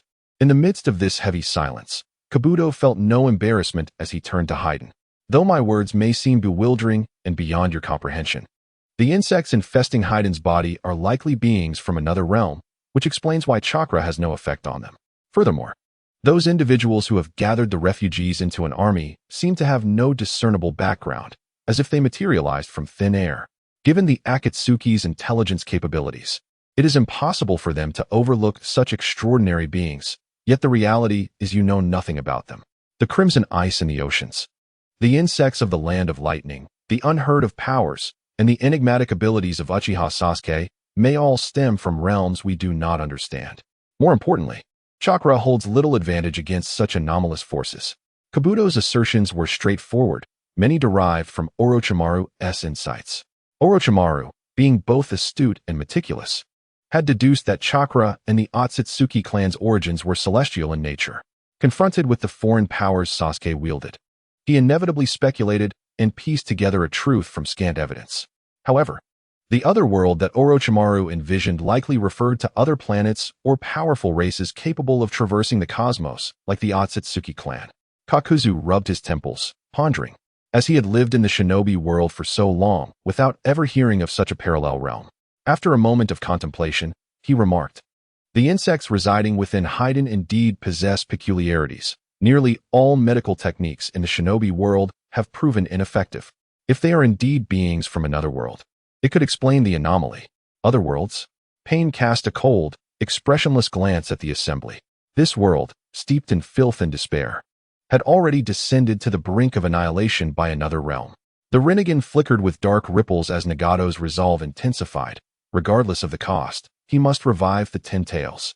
Previously, Noki had publicly sheltered defectors from the Land of Fire for reasons unknown, issuing a notice for an alliance. In the realm of Hidden Cloud, Hidden Mist, and Hidden Leaf, responses varied greatly. Among them, Hidden Cloud fared relatively well, while Hidden Mist and Hidden Leaf could only be described as barely surviving. Hidden Sand had vanished entirely. Even the fortunate sand shinobi who escaped were forced into hiding, fearing capture by Gaara. And the prospect of a carefree existence was a distant dream. Under the call of Inoki, several major ninja villages formed an alliance for the first time. A process fraught with complications. Initially met with skepticism, they were ultimately compelled to cooperate. The sheer force of Inoki's resolve left them little choice, and as Pain had forewarned, a world war loomed on the horizon. The ninja were powerless against the tide of change. If they did not unite, extinction awaited them. Ino, Shikamaru, and Choji found their way back to Tsunade, rejoining the organization, while Kiba, Shino, Tintin, and Sakura remained unaccounted for, their fates uncertain. The others had already been confirmed as lifeless. Over the past few years, Inoki had employed unknown methods to eliminate spies, and any outsider entering the Land of Earth was swiftly captured, leading to a complete news blackout that rendered the nation shrouded in mystery, with no one knowing what had transpired there. As ninjas from other nations entered the Land of Earth after many years, disbelief etched across their faces. They beheld a clear azure sky, pristine white clouds, and endless fields. A once ordinary sight now appeared remarkably rare. The outside world, plagued by environmental changes, was perpetually shrouded in gray, as if draped in a thin veil, and vegetation suffered greatly, showing signs of decay. The vitality of the Land of Earth was indeed extraordinary.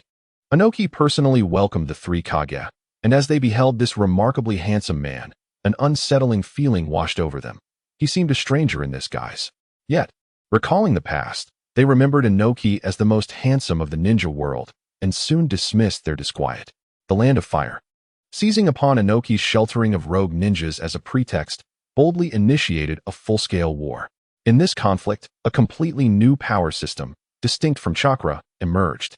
Many within the refugee army harnessed this newfound strength. In a chilling laboratory, several soldiers were firmly restrained on operating tables, having been stealthily abducted by ninjas. The chakra scalpel mercilessly sliced open their chests, exposing distorted organs within. Their hearts beat slowly, with heart rates significantly below normal, emitting a malevolent aura. Not a drop of blood flowed from the incisions, and the blackened muscle tissue writhed in a struggle, appearing to heal visibly despite the evident necrosis. Without anesthesia, their chests were opened, yet the soldiers betrayed no sign of pain or fear, only a haunting silence akin to that of the dead. Their deep, lifeless eyes stared intently at the onlookers, their gaze striking and unsettling, as if some horrific specter was watching everything through their eyes. These individuals have been transformed by a peculiar force, resembling puppets, their capabilities far surpassing that of ordinary humans, with an average strength comparable to that of a Chunin. However, they have lost all emotions and sensations, their body temperature now harmonizing with the ambient environment. Apart from their outward appearance, they cannot truly be considered human. The medical ninja in charge of the dissection furrowed his brow and remarked, "Is this truly our enemy? They do not seem particularly formidable." In response to the dismissive attitude of this naive medical ninja, the others remained silent, methodically extracting the heart of the test subject and crushing it into a pulpy mass. Black, foul-smelling fluid splattered forth, staining their white coats. They callously discarded the filth into a refuse pit. Their expressions icy. This is merely the most ordinary of the primary modified subjects. Alone, they may not appear powerful, yet the true danger lies in their sheer numbers. Furthermore, the corpses on the battlefield that were not disposed of or the captured prisoners may very well be transformed into these grotesque abominations. Many had already harbored silent suspicions regarding this conclusion, but hearing it expressed so bluntly was still jarring and difficult to accept. In that instant, it felt as though a colossal hand had grasped their hearts, an unstoppable chill radiating outward. The expressions of all present shifted erratically, as a stifling atmosphere spread silently among them. Our situation is exceedingly dire. With every comrade we lose, the enemy's combat effectiveness escalates, someone coldly articulated. As he obliterated a soldier from the ranks whose heart had been removed, yet still thrived, the brain matter splattering like watermelon juice. This scene was witnessed by all, including Noki, Tsunade, the Mizukage, and the Reikage, who were observing the experiment. The strength possessed by these monsters belongs to an entirely different paradigm from that of ninjas. Initially, I had intended to buy time to comprehend their power characteristics and seek their vulnerabilities. Yet, we must now confront the harsh reality. A delaying strategy is tantamount to a slow suicide. We are out of time. If we prolong this any further, the entire world will be engulfed in darkness.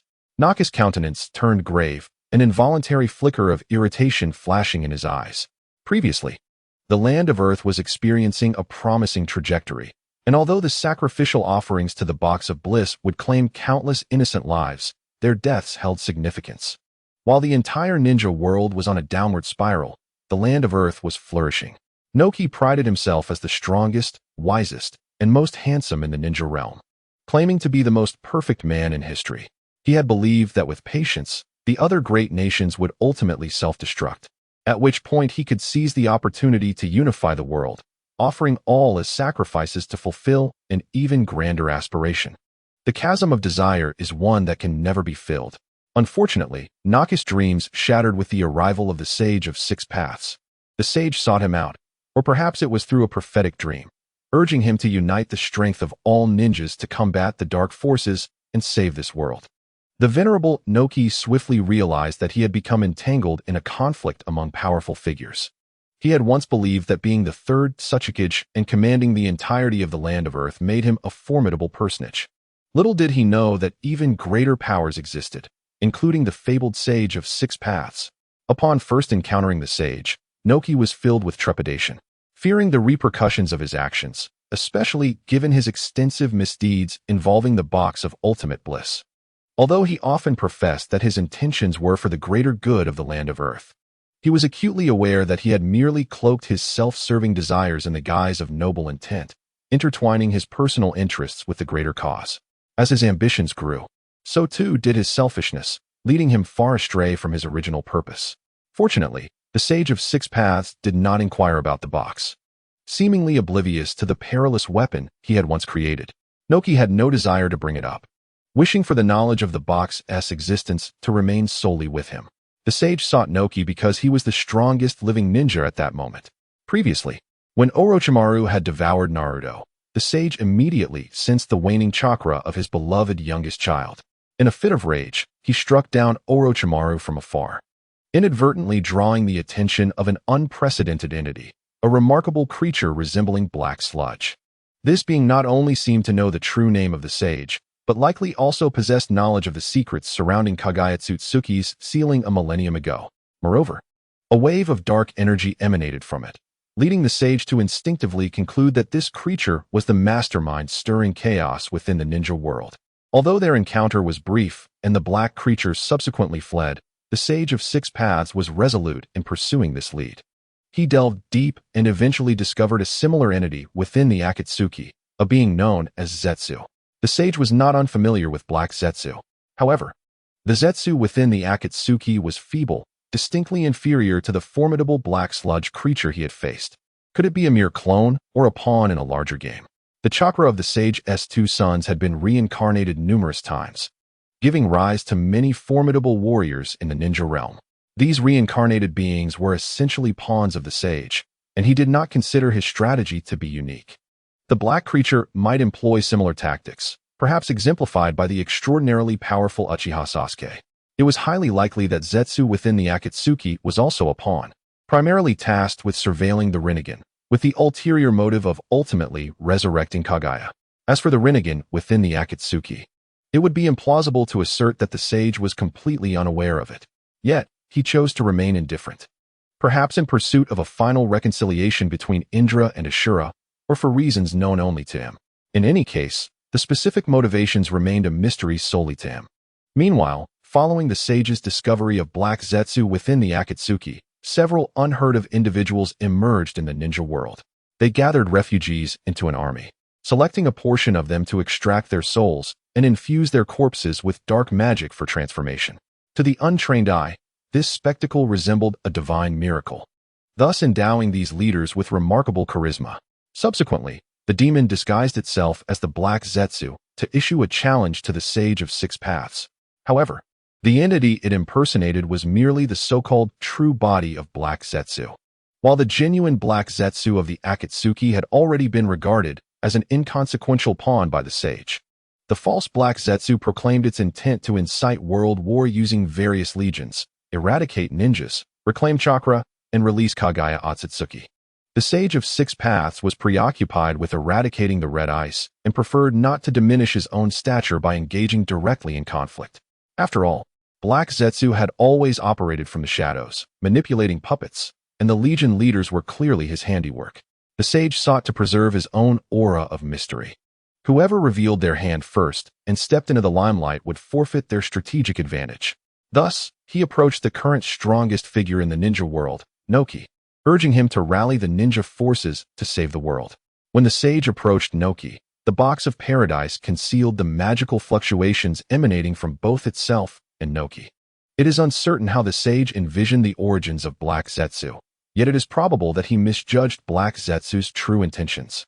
Reclaiming chakra and releasing Kagaya were merely deceptive ploys, for the deepest evil harbored the intent to equally obliterate all. Chapter 99. Legion leaders. Noki had always been astute and ambitious. Upon meeting the Sage of Six Paths, his inflated ego was swiftly tempered. With the sage's existence confirmed, could the deities from other mythologies also be real? A flicker of fear intertwined with a hint of longing stirred within Noki at the thought of the unknown. He did not mind being used as a pawn by the sage, for it indicated that he possessed considerable value. Noki, along with the other three Kage, convened a meeting. Outwardly, they maintained an egalitarian stance, and Noki was willing to show respect to these collaborators, as he would eventually need them as cannon fodder. It was only prudent to treat them favorably now. One could not expect the horse to run while denying it fodder. The Rakage, known for his fiery temper, clenched his fists in anger upon hearing Naki's words, his knuckles cracking ominously. with flickers of lightning barely contained within him. He gritted his teeth and exclaimed, "Rather than sit idly by, we should take the initiative. Perishing on the battlefield is far more honorable than languishing in this frustrating retreat." The Raikage indeed felt stifled. In recent years, the Land of Lightning had been plagued by a locust crisis, placing immense pressure on Kumogakure. The infestation originated from their own laboratories, and the situation had been disseminated by an unknown party, leading them to endure public scorn while scrambling to manage the aftermath. Yet, the locusts seemed endless, and the endeavor to eradicate them proved intricate and tedious. The ninjas of Kumogakure were ill-equipped for such tasks, being more adept at action than contemplation. While dealing with the locusts necessitated strategic thinking. In truth, they were not devoid of hope. These creatures were fundamentally mere, transformed minions. And the root of the issue lay with their leaders. If they could eliminate those few leaders, the problem would naturally resolve itself. Noki instinctively rubbed his waist before retracting his hand, his eyes gleaming with wisdom. Terumi Mei, seated nearby, remained silent. Although she held the title of Mizukage, the Land of Water had become inhospitable for humanity, rendering Kirigakure virtually non-existent. Previously, when refugees from the Land of Water were driven to cause unrest in other nations, Kirigakure had covertly stoked the flames, embodying the notion that if she could not thrive, she would not allow others to do so either. The Hidden Mist ninjas have been barely surviving in their village, relying on the remaining resources from the Land of Water. When Noki sought to ally with them, they eagerly obliged, initially intending to exploit the situation for their own gain. However, upon entering the Land of Earth, they were met with a breathtaking landscape, devoid of the eerie red ice, and a life that was stable and peaceful, an existence the Mist ninjas had long yearned for. Their resolve wavered, and thoughts of siding with the Land of Earth and Noki began to take root, despite the potential peril of being used as mere cannon fodder. After all, hadn't he, the Scorpion of the Sand Village, thrived in the Land of Earth, seemingly enjoying a respectable status? Such notions stirred within the Mist ninjas. And after a brief moment of hesitation, Mei Terumi expressed her concurrence, leading to a tacit understanding that all matters would henceforth be dictated by Noki. Though the Leaf Village was reduced to a mere remnant of its former self, its members clung to the noble ideal of revitalizing Konoha. Bolstered by the enduring foundation of the Land of Fire, unlike the Land of Water, which had succumbed entirely to the invasion of the Red Ice. "How much do you know about the leaders of the refugee armies?" Noki inquired. Tsunade's countenance suddenly darkened. The refugee armies primarily established themselves in the lands of wind and fire, while the Land of Lightning suffered from a plague of insects. And the Land of Water was plagued by the Red Ice, none of which were suitable for the gathering of large populations. The absence of a representative from the Land of Wind, the Sand Village, meant that Noki's question was essentially directed at Tsunade. Tsunade had, in fact, had a slight encounter with one of these army leaders during their journey to the Land of Earth for the joint conference. Konoha ninjas had chanced upon one of the battalions without incident, as Tsunade had skillfully led her team to avoid confrontation. Every surviving Konoha ninja was a precious resource, too valuable to risk in unnecessary skirmishes. However, gathering intelligence on these army leaders proved to be challenging, with scant information available. Yet, even from this limited data, the conclusions drawn were quite alarming. Tsunade spoke slowly, her voice serious. "I encountered one of the army leaders, an elderly woman. Her distinctive abilities are as follows. She is known for her eccentric attire, adorned with peculiar headgear featuring a large pink flower at its center. And she often wields a slender needle. It appears she can extract needles from various parts of her body and manipulate them to stab others. This is not any existing bloodline limit, and there is no discernible chakra fluctuation.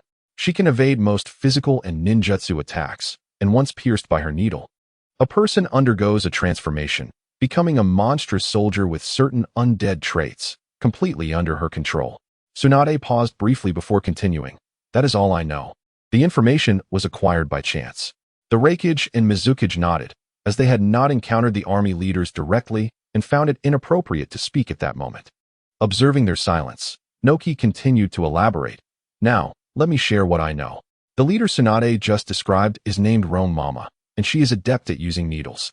The second leader of the Legion is named Beelzebub, possessing the ability to manipulate the peculiarities of the rice fields, including bizarre traits such as forced excretion, fecal struggle, crimson visage, solitary fecal battle, and the eternal hammer of green excrement.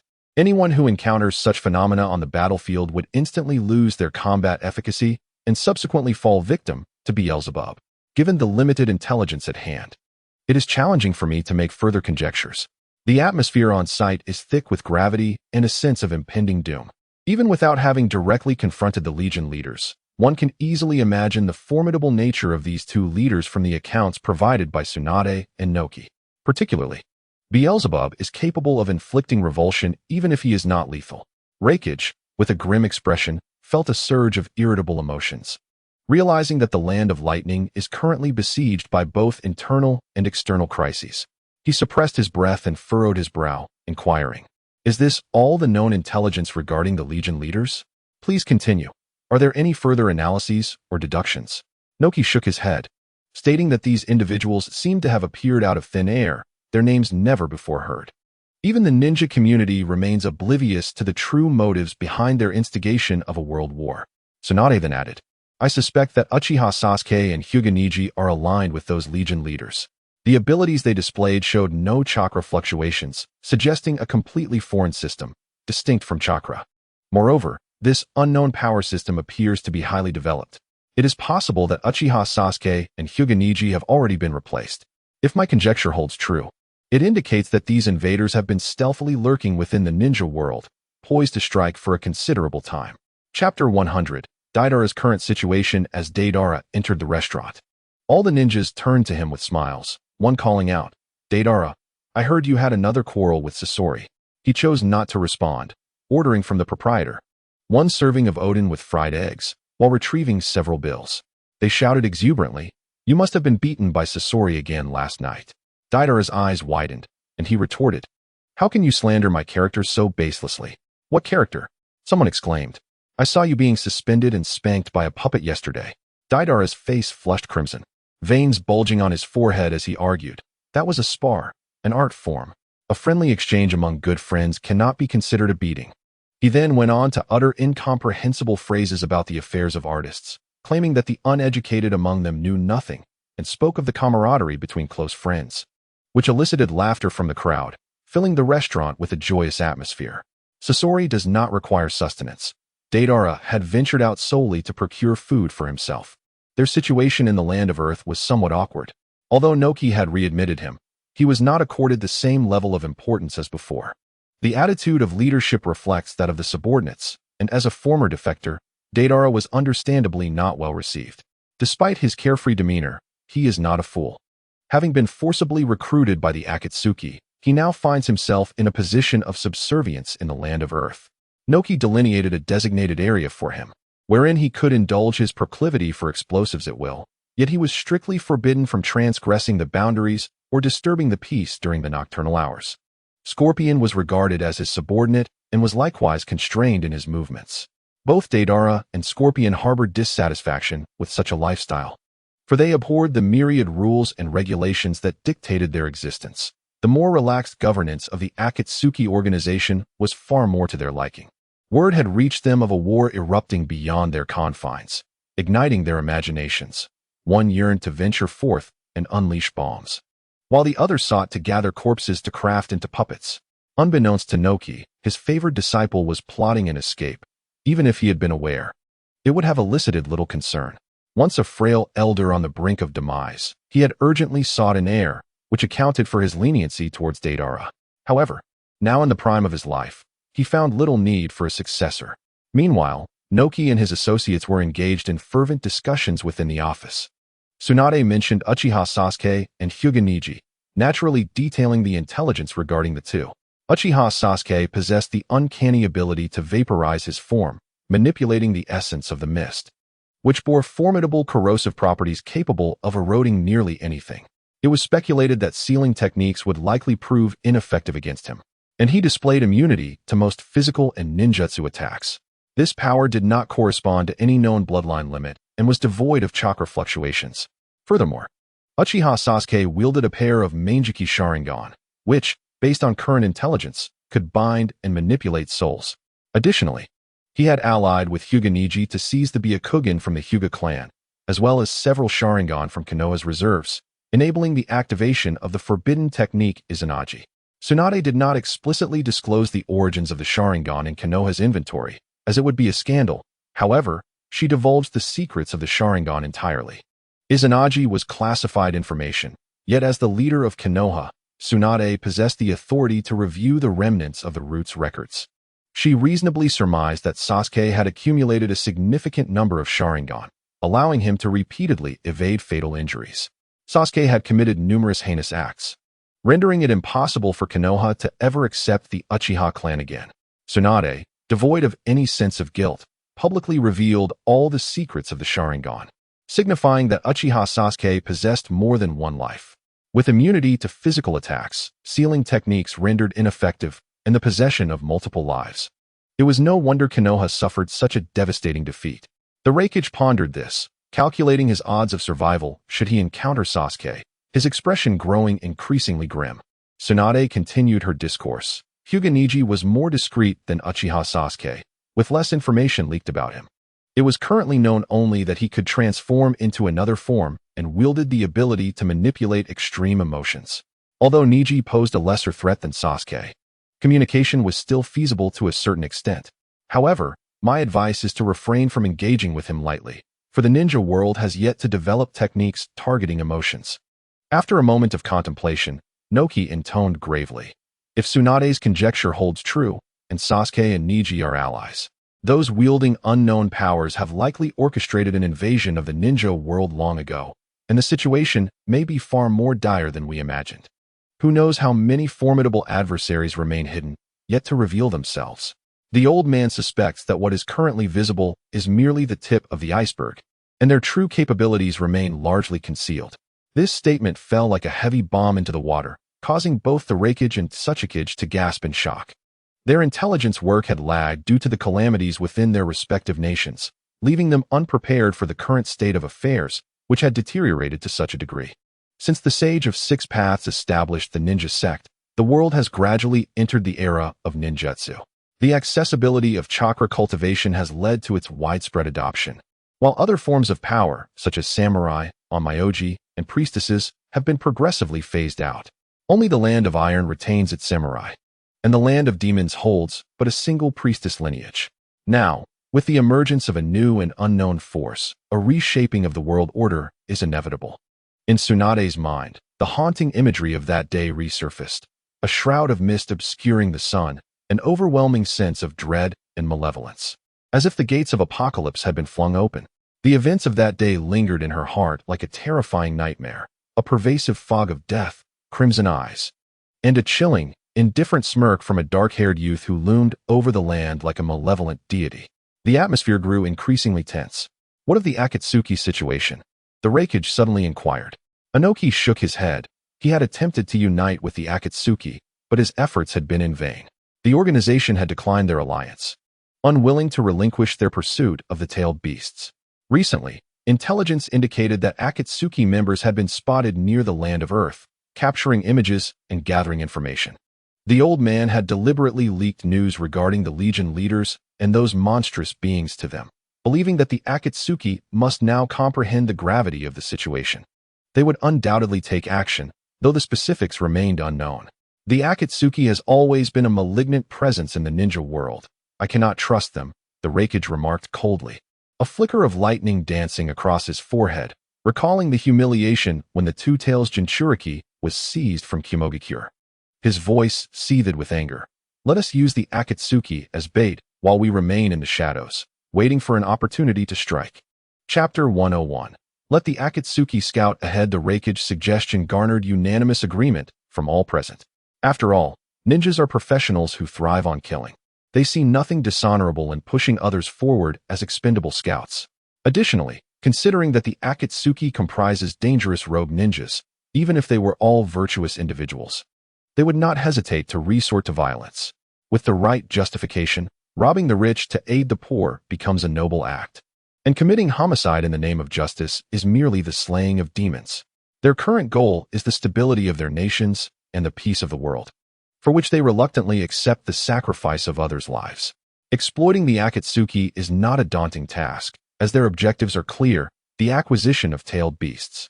By using a Jinchuriki as bait, they can be lured out. However, The question arises, which Jinchuriki should serve as the bait?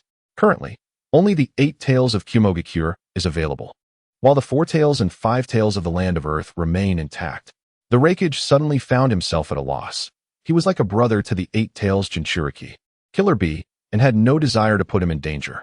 Yet, this suggestion was his own, and he had not anticipated using a tailed beast as bait, leaving him in a difficult position.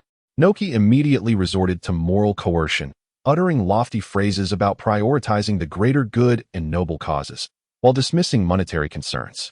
He even proposed that the Land of Earth would contribute a Jinchuriki, but insisted that the Cloud Village must also participate, rather than allowing the Land of Earth to bear the entire burden. What choice did Raikage have? He could only grit his teeth and acquiesce.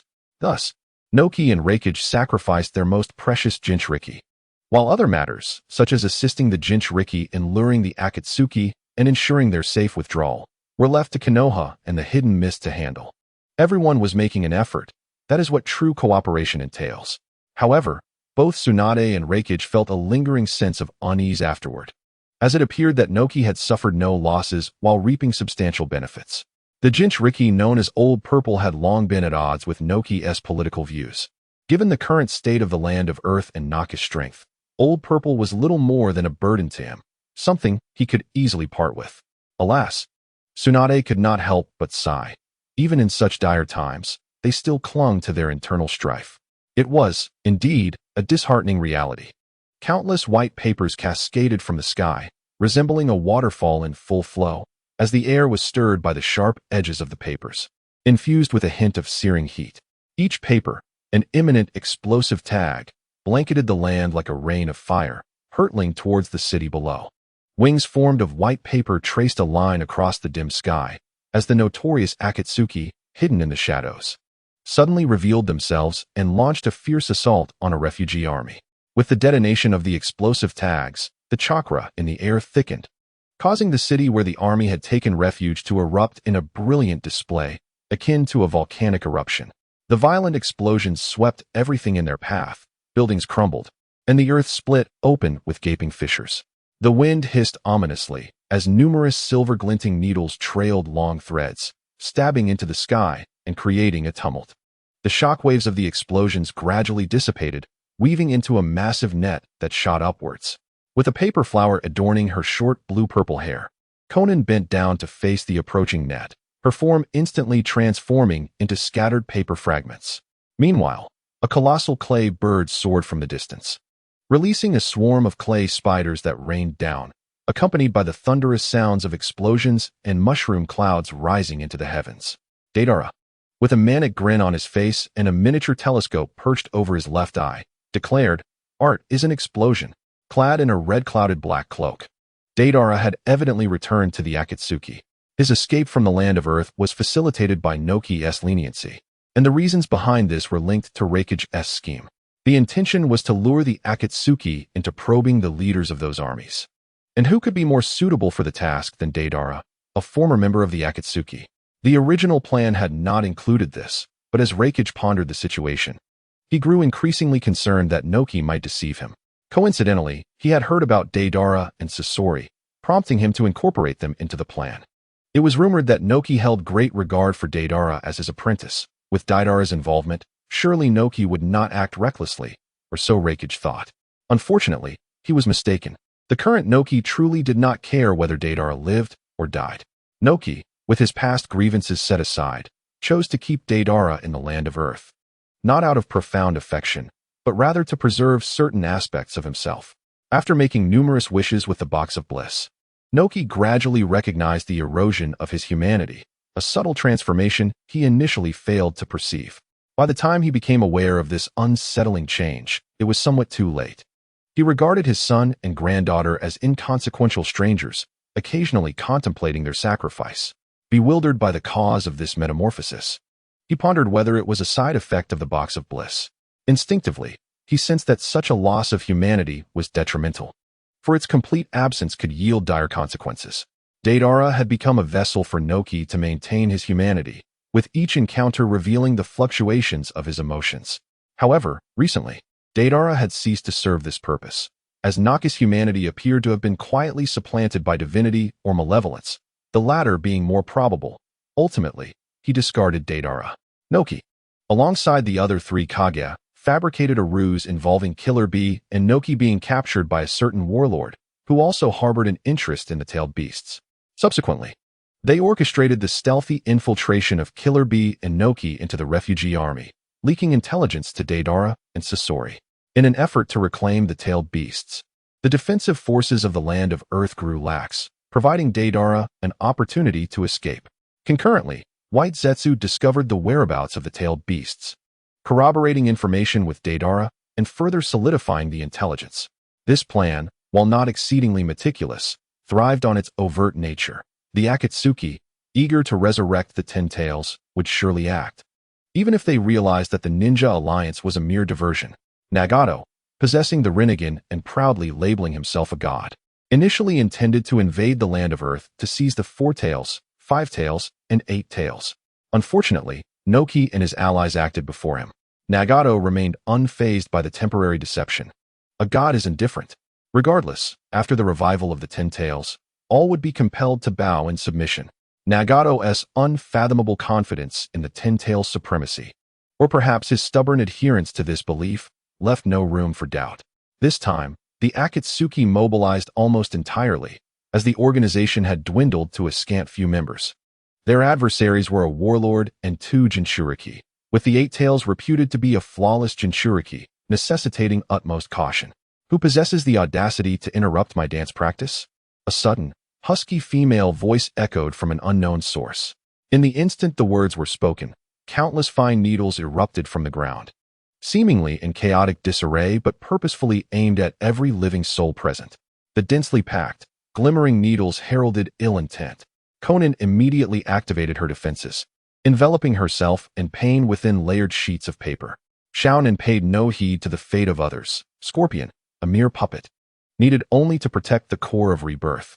Anguish enveloped him entirely, while Haydn, with fervor, stretched his arms wide, welcoming the pain of needles that pierced him.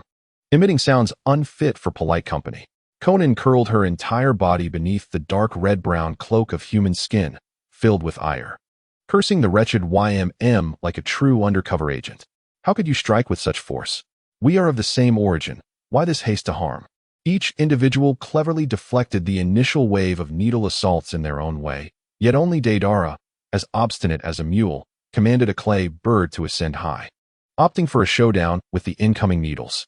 Countless tiny clay insects rained down, followed by dazzling bursts of fire illuminating the ground once more, unleashing a fresh wave of terror. The refugee army was scattered, and unmodified civilians began to flee in disarray. Clay bombs burrowed deep into the earth through fissures formed by the explosions, the light from the detonations briefly illuminating the subterranean chamber, allowing all to glimpse the unsettling scene below. Countless figures, suspended by black threads with needles embedded throughout their bodies, began to awaken from their slumber, their deathly gazes fixated upon the intruders. I beheld the 4 Tails Jinchuriki and the 8 Tails Jinchuriki. From a distant hollow disguised as a tree, Nagato, with his crimson locks, commanded the 6 paths of pain. Eliminate all living beings. His Rinnegan glowed with a purple hue as he coldly observed the peculiar soldiers emerging from the depths, calmly issuing orders to the other Akatsuki members. He was not a bloodthirsty individual, yet these beings were no longer human. They were demons wreaking havoc upon the ninja world, and he had no qualms about eradicating them. This is my specialty. I shall ensure they meet the Dark Lord, Haydn proclaimed with a manic expression, tearing away his black robe adorned with red clouds to reveal a body riddled with decay. The amulet of the Dark God, a triangular pendant, shimmered around his neck as his crimson scythe slashed towards several soldiers. The sharp blade cut through their bodies, yet no blood flowed. Only a foul, black ichor oozed forth. Limbs lay strewn upon the ground, twitching and writhing in a futile attempt to restore themselves, while Haydn advanced to crush their skulls, yet they remained unyielding. Suddenly, from the corner of his eye, he caught sight of a large pink flower, and before he could comprehend, a formidable blow struck him squarely. The force sent Haydn hurtling backward, landing heavily on the ground. He scrambled to his feet, only to cough up blood mixed with countless insect eggs. Raising his head, he narrowed his gaze at the assailant.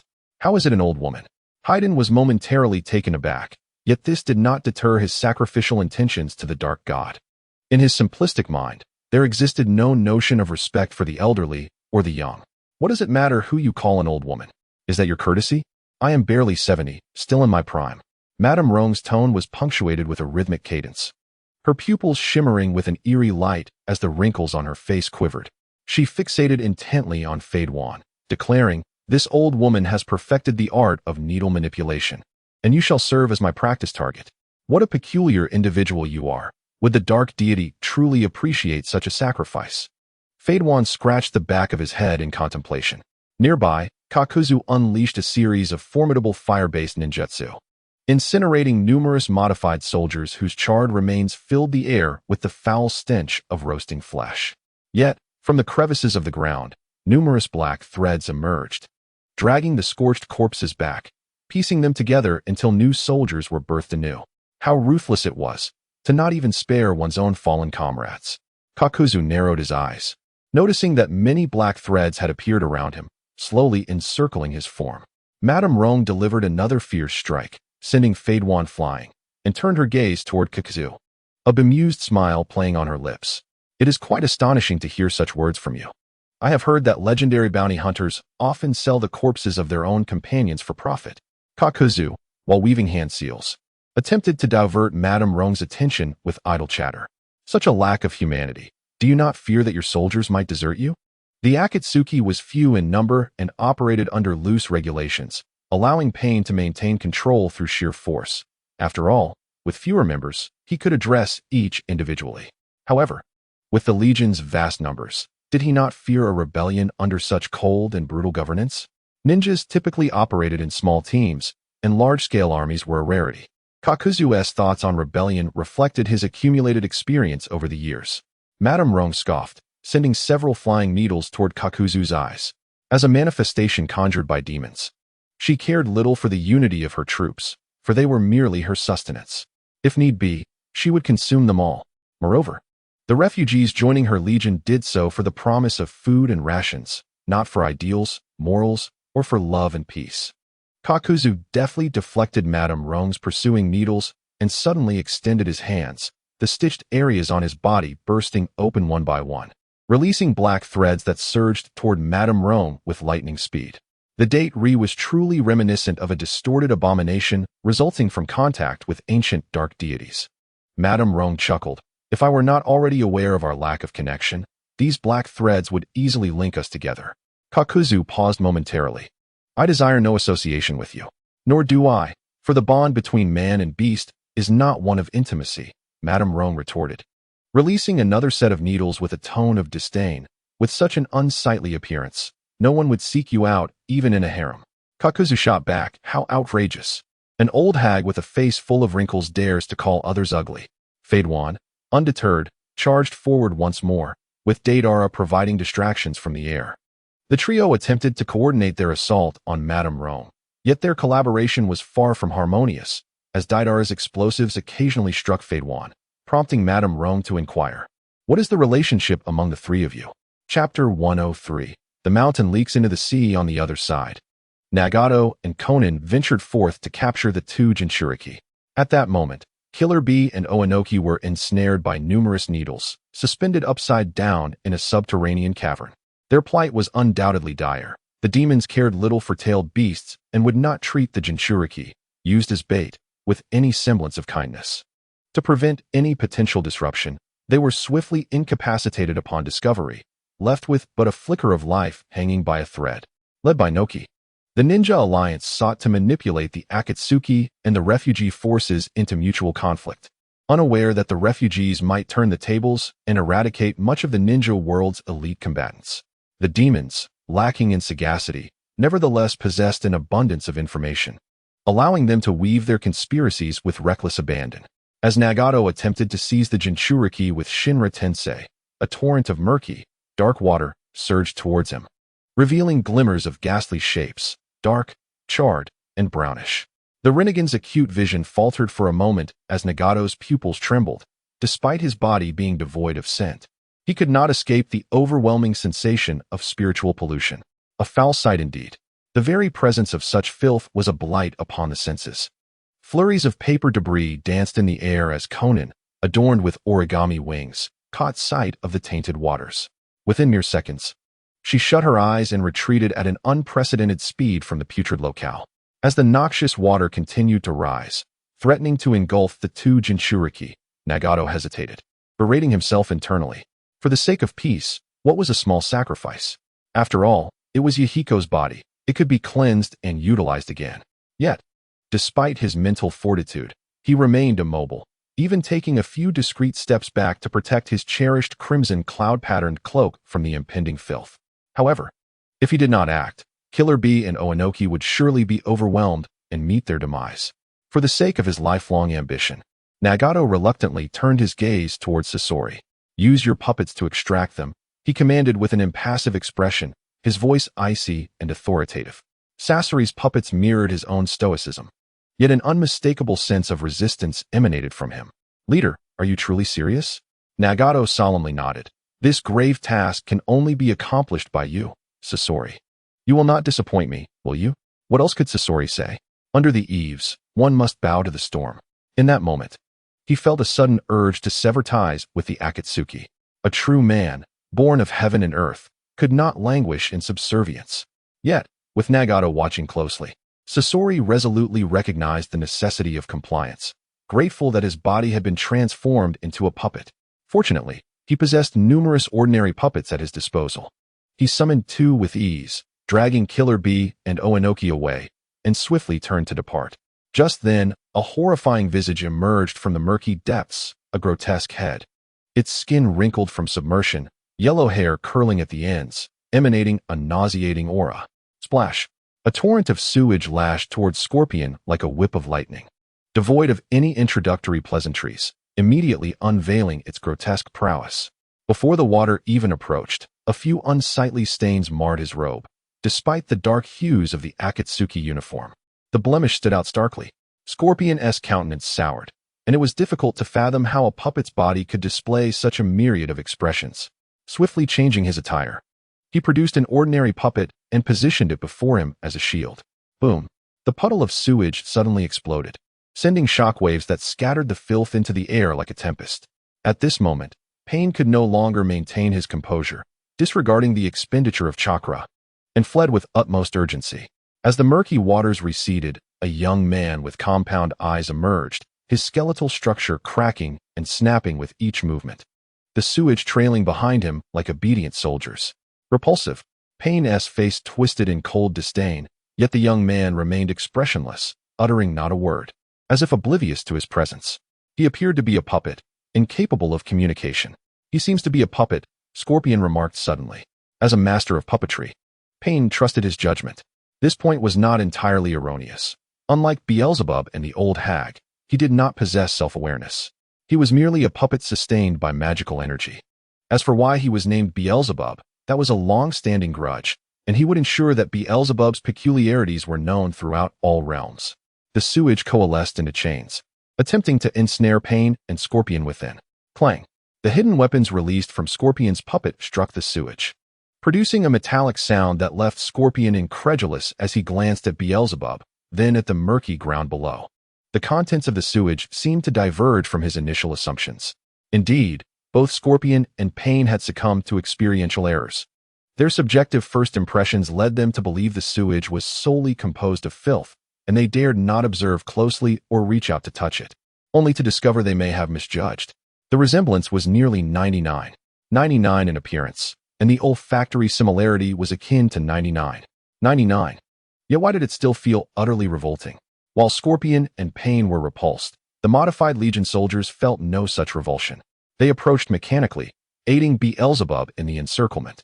Human puppet technique. Threads of chakra shot from Scorpion's fingertips, connecting to the soldiers. The Scorpion of the red sand moved his hands with such rapidity that they nearly blurred into phantoms. However, the Legion soldiers affected by the human puppet technique did not submit to his control as anticipated. Rather, a certain force attempted to reverse the contamination along the chakra threads. What was happening?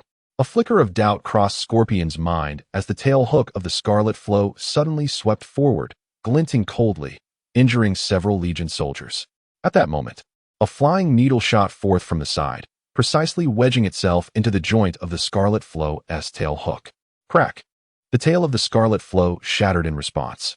Scorpion decisively abandoned Fei Lu Hu, and a boy with crimson hair leaped out from within. This was a puppet crafted from Scorpion's own body, yet it could not be considered his true form, which was reduced to a mere regeneration core. He turned his head 180 degrees to face the assailant, only to see Granny Rong holding 3 severed heads, a mocking smile gracing her lips as she unleashed another volley of needles. Scorpion was genuinely taken aback. How could Kakazu, Haiden, and Deidara have been eliminated so swiftly? Chapter 104. The death of Haiden. Had Kakazu, Haiden, and Deidara truly met their demise? Scorpion found it hard to believe that this elderly woman possessed such ferocity. Granny Rong smiled wickedly. In truth, those 3 were rather formidable, but their intelligence had suffered a grave breach, leaving them with little in the way of secrets. The first to fall was Haiden, whose approach was overly specialized and singular, making him an easy target. Moreover, he required the blood of his enemies to invoke his ritual. Death's contract of blood. Was blood so delectable? What if it were poisoned? Granny Rong deliberately allowed herself to be pricked by a bloody scythe, and the foolish Haiden immediately dipped his finger into the putrid liquid that oozed from the blade and tasted it. Honestly, Granny Rong was at a loss for words. What he had tasted could hardly be called blood. Haiden was indeed a brave child. The outer circle and inner triangle of the dark deity's altar were completed, and a fervent expression spread across Haiden's face as he relinquished his scythe, standing in the center of the formation as if in a state of apathy. A mysterious connection began to establish itself between Granny Rong and Haiden. Deidara and Kakazu ceased their onslaught, preparing to witness the spectacle, while a smirk played at the corners of Granny Rong's mouth as she intently observed Haiden's actions. Unfortunately, after much scrutiny, she sensed no aura of a dark god. What deity did Haiden worship? Upon reflection, it seemed he had never mentioned the name of this god, only that it was associated with suffering. Death's contract of blood. Haiden's entire body suddenly turned black, skeletal patterns emerging on his skin. Granny Rong felt the bond between herself and Haiden intensifying. Become the offering for the Dark Lord. Haiden inexplicably produced a folding spike and, without hesitation, plunged it into his heart, twisting it forcefully as his heart surely shattered. Simultaneously, a similar wound appeared on Granny Rong's chest, identical in shape and size to Haiden's, yet from her wound flowed not blood, but a viscous black liquid, with numerous fine needles faintly visible within. He didn't die? Could it be that the Dark Lord rejects your offering? Haiden's expression shifted, filled with disbelief and deep frustration as he stared at Granny Rong's chest. Your gaze offends me, Granny Rong scoffed, lowering her head to stitch her wound, entirely unfazed by the fact that her heart had been pierced. Instead, she treated her body as if it were merely a toy. Old woman, what manner of creature are you? Haiden felt an inexplicable chill, prompting him to jab at himself a few more times, though this time the wounds failed to correspond with Granny Rong. I am genuinely intrigued as to why the deity you worship has bestowed upon you such abilities. Granny Rong licked her lips, her eyes glimmering with mockery, her voice unsettling. She recalled the 7 injuries fist, a strategy of self-harm that also inflicts damage upon the enemy. Seemingly not a technique devised by any respectable god. You shall not insult my Dark Lord. Fadewan roared in fury, trembling as he raised his scythe and swung it towards Granny Rong. The ritual of the Dark God had inexplicably failed, a colossal blow for a fanatic like Fadewan. Granny Rong gently caressed her chest. The wound had completely healed. She effortlessly blocked Fadewan's assault, a smile dancing on her lips. You relish in suffering, yet from my perspective, the pain you inflict is rather primitive. What is mere physical agony? Do you not yearn to experience the ultimate torment of the spirit and soul? Fadewan paused, emboldened by his immortality, and began to exchange experiences with Granny Rong on the battlefield.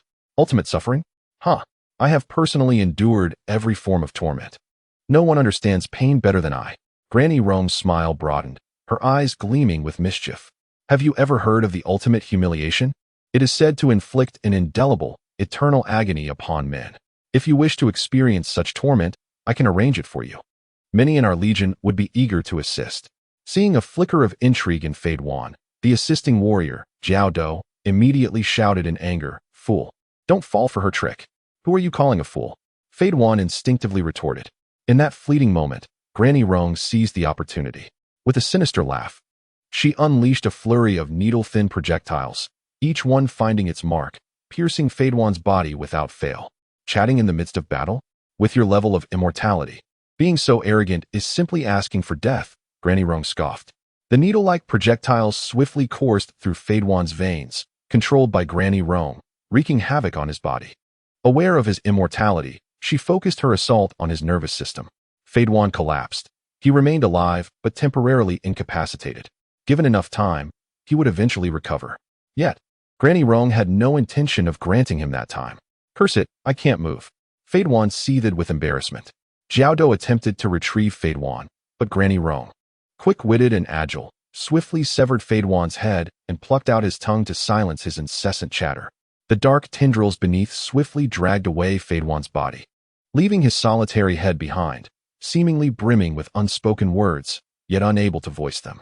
It could only roll its eyes, casting venomous glares at Granny Rong, occasionally shifting its gaze to Jiaodo, urging him to reclaim his body post-haste. However, reclamation was impossible. The Legion soldiers, acting on Granny Rong's command, had already disposed of Fadewan's body into a caustic, high-temperature solution, leaving no hope for restoration. The shoe at the bottom of the flower pot violently kicked Fadewan's head, and Rong Mama looked down at him disdainfully. Your Dark Lord shall not come to your rescue. Rather than worshipping a useless deity, it would be wiser to convert to the Otsutsuki clan, for they are indeed the divine lineage. Fadewan glared back, as if to say, you may take my life, but you cannot alter my unwavering loyalty to my Dark Lord. Rong Mama chose to disregard him, as Kakuzu and Deidara initiated a new wave of assault. Observing Fadewan's utter defeat, the two were cautious not to underestimate him further. Kakuzu was manageable, though difficult, as he was grounded and within reach.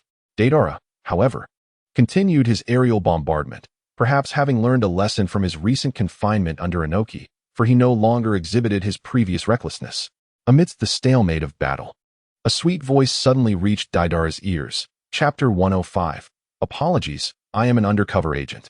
Deidara, quickly take me up there. I have a way to deal with that old witch. Deidara looked down in surprise, only to find it was Karen. You? Can you really do it? Doubt was etched across Deidara's face. Throughout her years with the Akatsuki, Karen had maintained a low profile, rarely showcasing her abilities. She had been quietly handling the minor foes at the edge, and it was no wonder Deidara found her sudden claim hard to believe. I possess a technique that can counter those needles, and it works best from a height. Hurry, take me up. Karen's tone was tinged with urgency. Rong Mama overheard and retorted, what an audacious little girl. I shall see what you can do against my needle dance.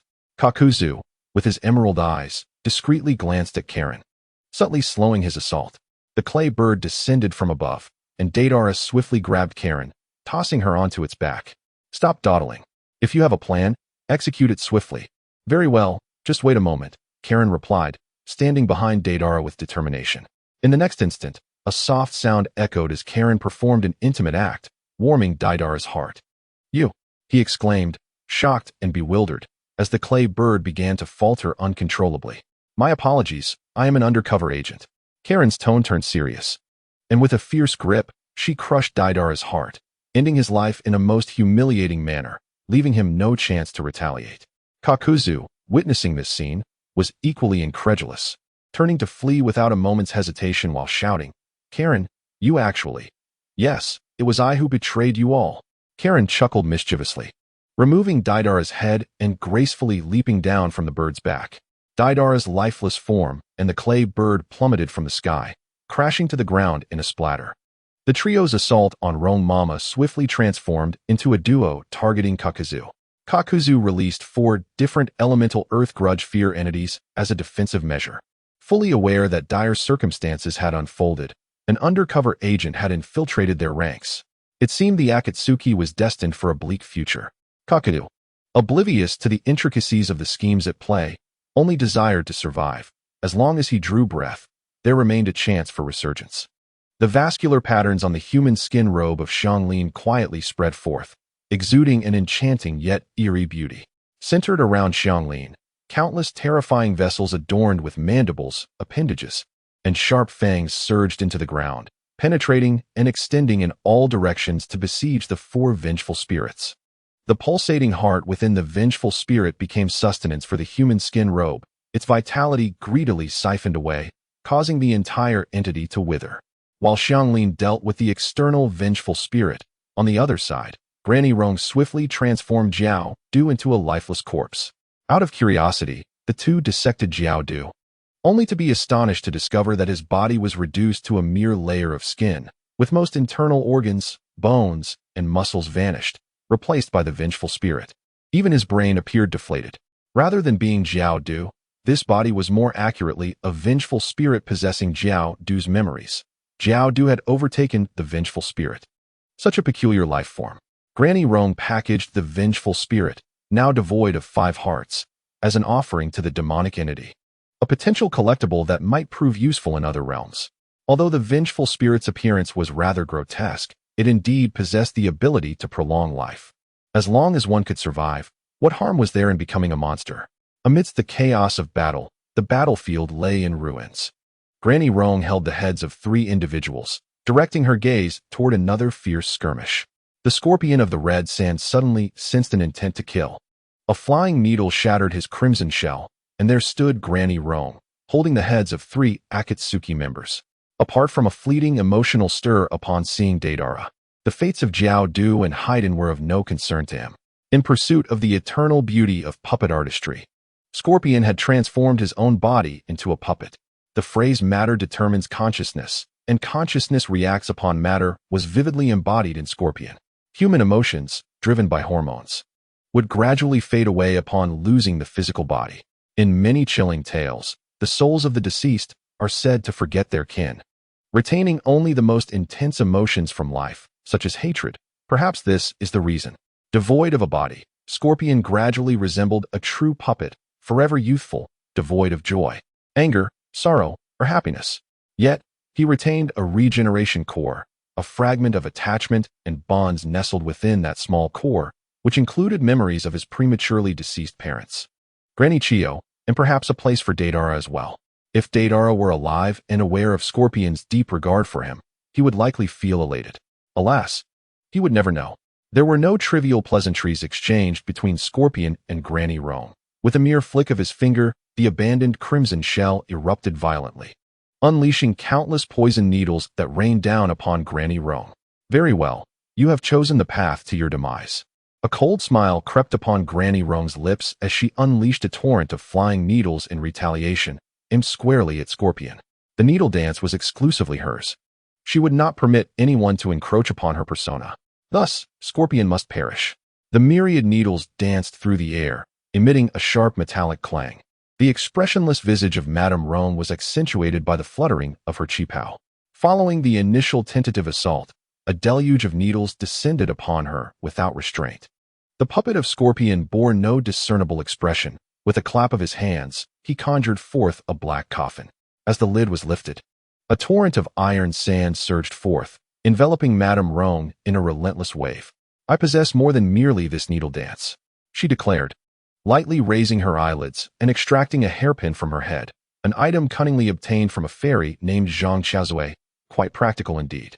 With a fierce swipe, a sound akin to tearing paper resonated through the air as a rift in space appeared, drawing in countless grains of iron sand, rendering them invisible. Who is out there? Please, save me. A hoarse plea echoed within the rift, but alas, it sealed swiftly. A fleeting thought crossed Scorpion's mind. Did I just hear a Fae's voice? Yet, it vanished as quickly as it arose, and he commanded the 3rd generation of wind shadow puppets to continue their assault. Once more, Madame Rong wielded her hairpin, slicing through space. By unfortunate chance, the rift manifested directly behind the 3rd generation wind shadow puppet. A sharp crack. The puppet's body instantly bore spiderweb-like fissures. In another battleground, as the 3rd generation wind shadow puppet sustained damage, Scorpion had no time for regret. He promptly retrieved a scroll, summoning forth more puppets. Grasping a handful of rainstorm pear blossom needles, Madame Rong surveyed the multitude of summoned puppets, her wrinkled face curling into a disdainful sneer. Lacking in quality, they can only rely on quantity. While a sufficient number of lowly soldiers may pose a threat, regrettably, your puppets are insufficient in number to achieve a qualitative transformation. As her words fell, she released her grip, unleashing a multitude of needles that rained down upon the regeneration core. Meanwhile, in a distant forest, the ninja alliance led by Noki observed quietly, harboring hopes of reaping the benefits of a conflict between the Akatsuki and the refugee army. Their ideal outcome was for both factions to inflict mutual destruction, allowing them to eliminate all parties involved. Due to the considerable distance, ordinary ninjas were unable to perceive the real-time dynamics of the battlefield. Only Noki, through his unique means, could glean insights and relay them. Presently, a smile graced Naki's handsome face. The exchanges between both sides were vigorous, with the Akatsuki sustaining heavier losses. However, their leader demonstrated formidable prowess, indicating a favorable situation. Tsunade and Reikage, upon hearing this, eased somewhat. "What brings you such joy? Care to share?" A chilling voice suddenly pierced the air, and a shadow loomed above as a cascade of yellow sand poured down like torrential rain. In that moment, Noki felt a surge of dread. The smile on his face froze as he swiftly retreated, turning to find the very spot he had just occupied swallowed by the encroaching sands. The other ninjas scattered in haste. The ground swiftly transformed into a miniature desert, shimmering with golden beauty under the sunlight, yet concealing a deadly threat. In the heart of the desert, a red-haired youth burdened with a gourd emerged. Gaara, still bearing pronounced dark circles under his eyes, wore an expression of ferocity. Upon his arrival, he uttered not a single word but raised his palm skyward, causing the desert to shift and swirl into a series of vortices as if intent on devouring all living beings. The earth trembled, and the friction of sand against air produced a hissing sound, while the expanse of the desert continuously spread outward, gradually engulfing the vision of all present. The nearby forest had been obliterated, and many unsuspecting ninjas were swiftly consumed by the quicksand. Those fortunate enough to survive stared in wide-eyed horror at the encroaching sands, witnessing countless grotesque visages rising and falling within the sea of sand, evoking the spirits of the deceased who had perished in the desert, suffused with an unsettling aura. "Can you withstand such overwhelming force?" The fourth Reikage inquired, turning to Inoki. Inoki was now acknowledged as the strongest ninja in the shinobi world. The Reikage excelled in lightning techniques and operated effectively as a solitary combatant. However, he had little recourse against Gaara's area of effect attacks. Presently, Inoki's countenance was grave, his handsome features tinged with rigidity.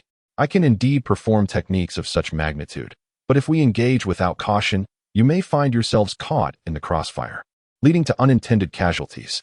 The fourth Reikage, slightly incensed, let out a cold huff, feeling slighted by Inoki's words. After all, he was a Kage. Could he not even endure the residual force of an attack? The Reikage, renowned for his prowess, was suddenly enveloped in arcs of electricity, his form radiating brilliance, as if transformed into lightning itself. Casting a glance at Gaara's position, he leapt skyward in an instant. With a swift motion, a spear forged from lightning surged toward Gaara's head, yet the latter merely cast a mocking glance, his body instantaneously transforming into yellow sand and reappearing behind the Reikage. The sand coalesced into a sharp spike aimed at the Reikage's skull. The Reikage, invigorated by the electric stimulation, reacted with remarkable speed, instinctively dodging and shifting, leaving behind a series of irregular afterimages in the air, before reappearing right before Gaara, landing an uppercut that struck Gaara's chin. Gaara's face shattered like glass, fissures spreading across his body like a spider's web, yet his gaze remained indifferent. Under the Reikage's penetrating stare, his form disintegrated into sand, only to reassemble intact in the distant sands. A peculiar sound emerged from behind, as the yellow sand beneath him seemed to writhe. The Reikage's expression shifted dramatically. Employing the body flicker technique, he leaped away, but the sand morphed into an uncanny spear that pursued him at an awkward angle, leaving a gruesome wound on one of his arms. The grains adhered to the injury, relentlessly burrowing deeper, as if insects were gnawing at his flesh. "This sand is peculiar. It appears to be alive," the Reikage exclaimed in horror, alerting the others while severing his own arm to prevent the sand from further invading his body. Regrettably, his warning came too late. Many ninjas were already coated in sand, succumbing to its corrosive nature, their faces contorted in agony as they screamed in despair. Yet they could not halt the sand's voracious consumption. In a short time, their bodies were reduced to mere handfuls of sand, merging into the vast sea of sand. Gaara, enraptured, extended his arms wide, causing the desert sands to ripple and writhe with his movements. One sand whirlpool after another ensnared the Reikage in their grasp. The situation was dire. Previously, Tsunade had speculated that Uchiha Sasuke and Hyuga Neji were accomplices of the leader of the refugee army. Given Gaara's behavior during the collapse of Konoha, it was evident that he too was part of this conspiracy. Now, Tsunade's suspicions were confirmed. The Ninja Alliance prepared to benefit from the chaos, only for their adversaries to dispatch Gaara to wreak havoc. The sea of sand surged ominously, as terrifying as a tempest, while the Reikage struggled to fend it off, forbidding any attempts at rescue. In such circumstances, no amount of reinforcements could alter the outcome. Sacrificing precious lives would be futile. The ninja, particularly those from the hidden cloud, were consumed by despair and rage, lamenting their own impotence as they helplessly watched the Reikage ensnared. Gaara emanated a tsunami-like aura of malevolence, the surrounding space seemingly fracturing under its weight. His darkened eyes glared mercilessly at all the ninja, especially those from the hidden cloud. He despised sentimentality and loathed the bonds and reluctance exhibited by the hidden cloud ninjas toward the Reikage. Why should others possess what he could not attain? If his own existence was shrouded in unhappiness, he would ensure others experienced the same misfortune. The shinobi world was on the brink of annihilation. As his cold voice resonated, the magically charged sands grew increasingly tumultuous, the ground violently trembling and splitting into a deep chasm that surged toward the allied ninja forces. Countless terrified ninjas struggled to maintain their footing as torrents of yellow sand erupted from the earth, dragging them down into the abyss. The cries of the ensnared ninjas echoed mournfully, reverberating like the wails of countless tormented souls, chilling to the bone. Chapter 107. Individual battles. As the situation deteriorated further, Inoki finally sprang into action. His muscles expanded, radiating a mature masculine charm, and in the blink of an eye, he appeared behind Gaara. Leaping high and swinging his fist toward Gaara's head. Gaara's expression remained indifferent as the sand enveloped him instantaneously, forming a protective armor that left only his piercing eyes visible. He could not afford to treat Inoki with the same disregard he had shown the Reikage. Bracing himself, Gaara withstood Inoki's punch, taking a slight step back before retaliating with a punch of his own, which Inoki caught midair, causing him to retreat beyond the reach of the sand sea. Gaara chose not to pursue Inoki. Instead, he stepped forward, transforming the sand into a serpent that crashed violently into the Reikage's chest, sending him sprawling. Blood spilling from his mouth, his fate uncertain. Inoki could not help but inquire, "Young man, I have heard you are the child of the fourth Kazekage. Why have you allied yourself with these demons?" Those who wielded powers outside the chakra system were affectionately referred to as demons by the ninja. There was no reason. Gaara scoffed internally, yet his visage betrayed nothing. This Inoki still fancied himself a pure ninja. How naive. The shinobi world was destined for destruction. If one wished to survive, they ought to seek him out, to come to his city of no worries, where he would alleviate all their anxieties and troubles. The voice of Gaara resonated in the ears of every ninja, laced with a beguiling allure that caused the weak-minded to falter instantly. Do not heed his nonsense. Tsunade rebuked vehemently. You all know what that so-called city of peace truly represents. The city of worry, established by demons, is likely another hell.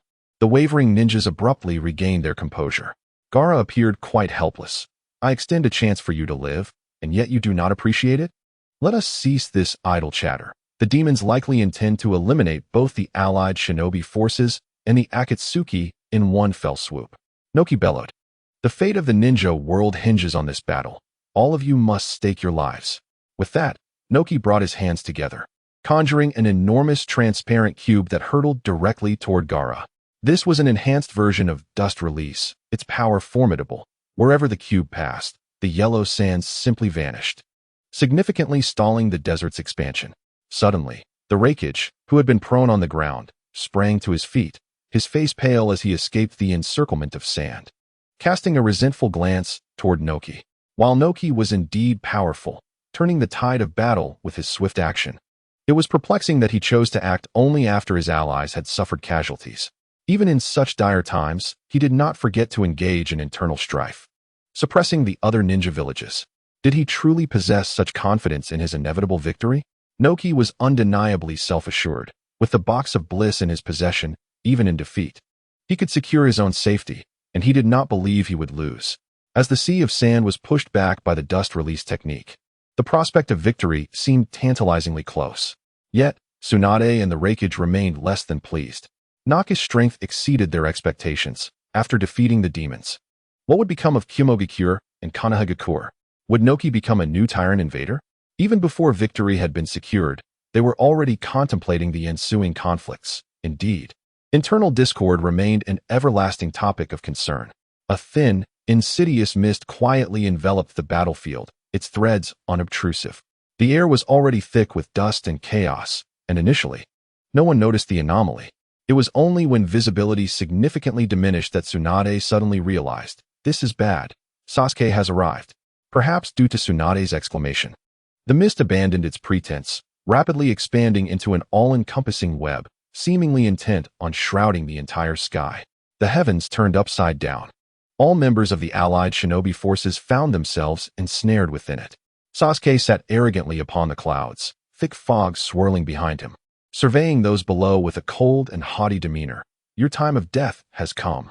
Amidst the intertwining sands and mist, danger lurked at every touch, and an overwhelming sense of despair spread uncontrollably, leaving the beleaguered allied forces with seemingly no hope. "Do not engage with the mist and sand. Concentrate your efforts on eliminating the puppeteers," Noki shouted, "at all costs. Kill Gaara and Uchiha Sasuke." Though his words were sound, they failed to inspire the ninja coalition. Their morale was faltering. Driven by the mist, the battlefields of the allied shinobi forces and the Akatsuki gradually converged, without the need for communication. Both sides united against a common foe. After all, they were all ninjas, and any disputes could be settled after the battle. As the Reikage intermittently spewed blood, Tsunade seized him and retreated, narrowly evading a wave of mist's onslaught. The miasma of decay bore a striking resemblance to Tsunade's exquisite mist technique in certain aspects. Yet at that moment, her mind was far from such contemplations, nor did she have the inclination to admire handsome men. The Reikage had suffered a severed arm. His chest subtly caved in, each heartbeat sending sharp pangs of agony through him. He endured the excruciating pain without faltering until Tsunade utilized her mystical palm technique, which slightly restored his pallor. Finally, the two battlefields converged, and the aftermath of their energy collision stirred a cloud of dust. The filthy sewage confronted the pristine white papers, while a flurry of shuriken and puppets became ensnared in a relentless struggle. The thick fog transformed every area it touched into a zone of death. Something was amiss. A glint of foreboding flashed in Yuki's eyes as he surveyed the chaotic battlefield. Where was the leader of the demons? Surely, there must be a leader coordinating their efforts. Yet the demons present did not appear to fit that role. Yuki's heart sank as his confidence waned. Turning his gaze to another battlefield, he noted that the Akatsuki organization had yet to unleash their full potential. The wielder of the Rinnegan had not yet entered the fray. Despite their heavy losses and the emergence of a traitor, they seemed to maintain a semblance of control. Sasori engaged Granny Chiyo. Conan, with a stoic demeanor, grappled with Beelzebub, her paper technique adept at managing such situations. Pain stood not far from Conan, providing protection while keenly observing the surroundings. He refrained from acting hastily, conserving energy to guard against potential ambushes from the Ninja Alliance. Nagato, contemplating retreat, recognized that they had captured the Jinchuriki. Yet the current circumstances made escape far from straightforward. Two members of the Akatsuki were tasked with intelligence, remaining on the periphery of the battlefield, observing from a safe distance. Another recent addition, Kabuto Yakushi, was embroiled in a fierce confrontation with Karen. In contrast to Karen's calm composure, Kabuto appeared somewhat flustered, for the technique of Edo Tensei had faltered. To be precise, it had not entirely failed. Rather, certain powerful individuals could not be resurrected through this method. Chapter 108. Countdown to Annihilation. Kabuto had inherited Orochimaru's legacy and mastered Edo Tensei, marking him as a formidable force. However, since joining the Akatsuki, his actions had been rather frantic, leaving little time to exhume the necessary human remains for the technique. Prior to the mission to capture the Four Tails and Eight Tails Jinchuriki, Kabuto had already utilized Edo Tensei on several skilled warriors, sealing them within coffins, ever prepared to summon them for combat. Karen's unexpected betrayal had resulted in diminished numbers within the organization. However, for Kabuto, treachery was a familiar occurrence, and he felt no surprise. Yet, he regarded Karen as a worthy adversary. Let there be no misunderstanding. Kabuto harbored no loyalty to the Akatsuki and would not altruistically eliminate traitors on their behalf. He merely perceived Karen, as an undercover operative, to be of insufficient strength, treating her as a rival suitable for skirmishing on the battlefield's periphery, merely to get by. Regrettably, he miscalculated one crucial aspect. Xianglin's strength exceeded his expectations by a considerable margin. The few formidable beings he had prepared for the Edo Tensei were all vanquished. The bodies summoned through Edo Tensei are indeed robust. Even when shattered, they can reassemble. Yet, once struck by Xianglin, the consequences are dire. The missing fragments can never be restored, akin to a spiritual entity being devoured. With limited resources at his disposal, Yakushi Kabuto was compelled to resort to a hasty summoning of additional powerful figures through Edo Tensei after exhausting his stock. However, nothing transpired. The Edo Tensei failed. The second Mizukage, second Tsuchikage, third Reikage, and fourth Kazekage were all unable to be summoned. On the battlefield, there is little time for contemplation, and Yakushi Kabuto could only settle for summoning some mediocre jonin, which merely served to delay the inevitable. Edo Tensei failures were not unprecedented. In his early days of learning the technique, frequent mishaps occurred. Yet, given Yakushi Kabuto's current proficiency, such rudimentary errors were rare. Moreover, regardless of his attempts, he could not resurrect the first Hokage, second Hokage, or fourth Hokage. Its cause remained a mystery.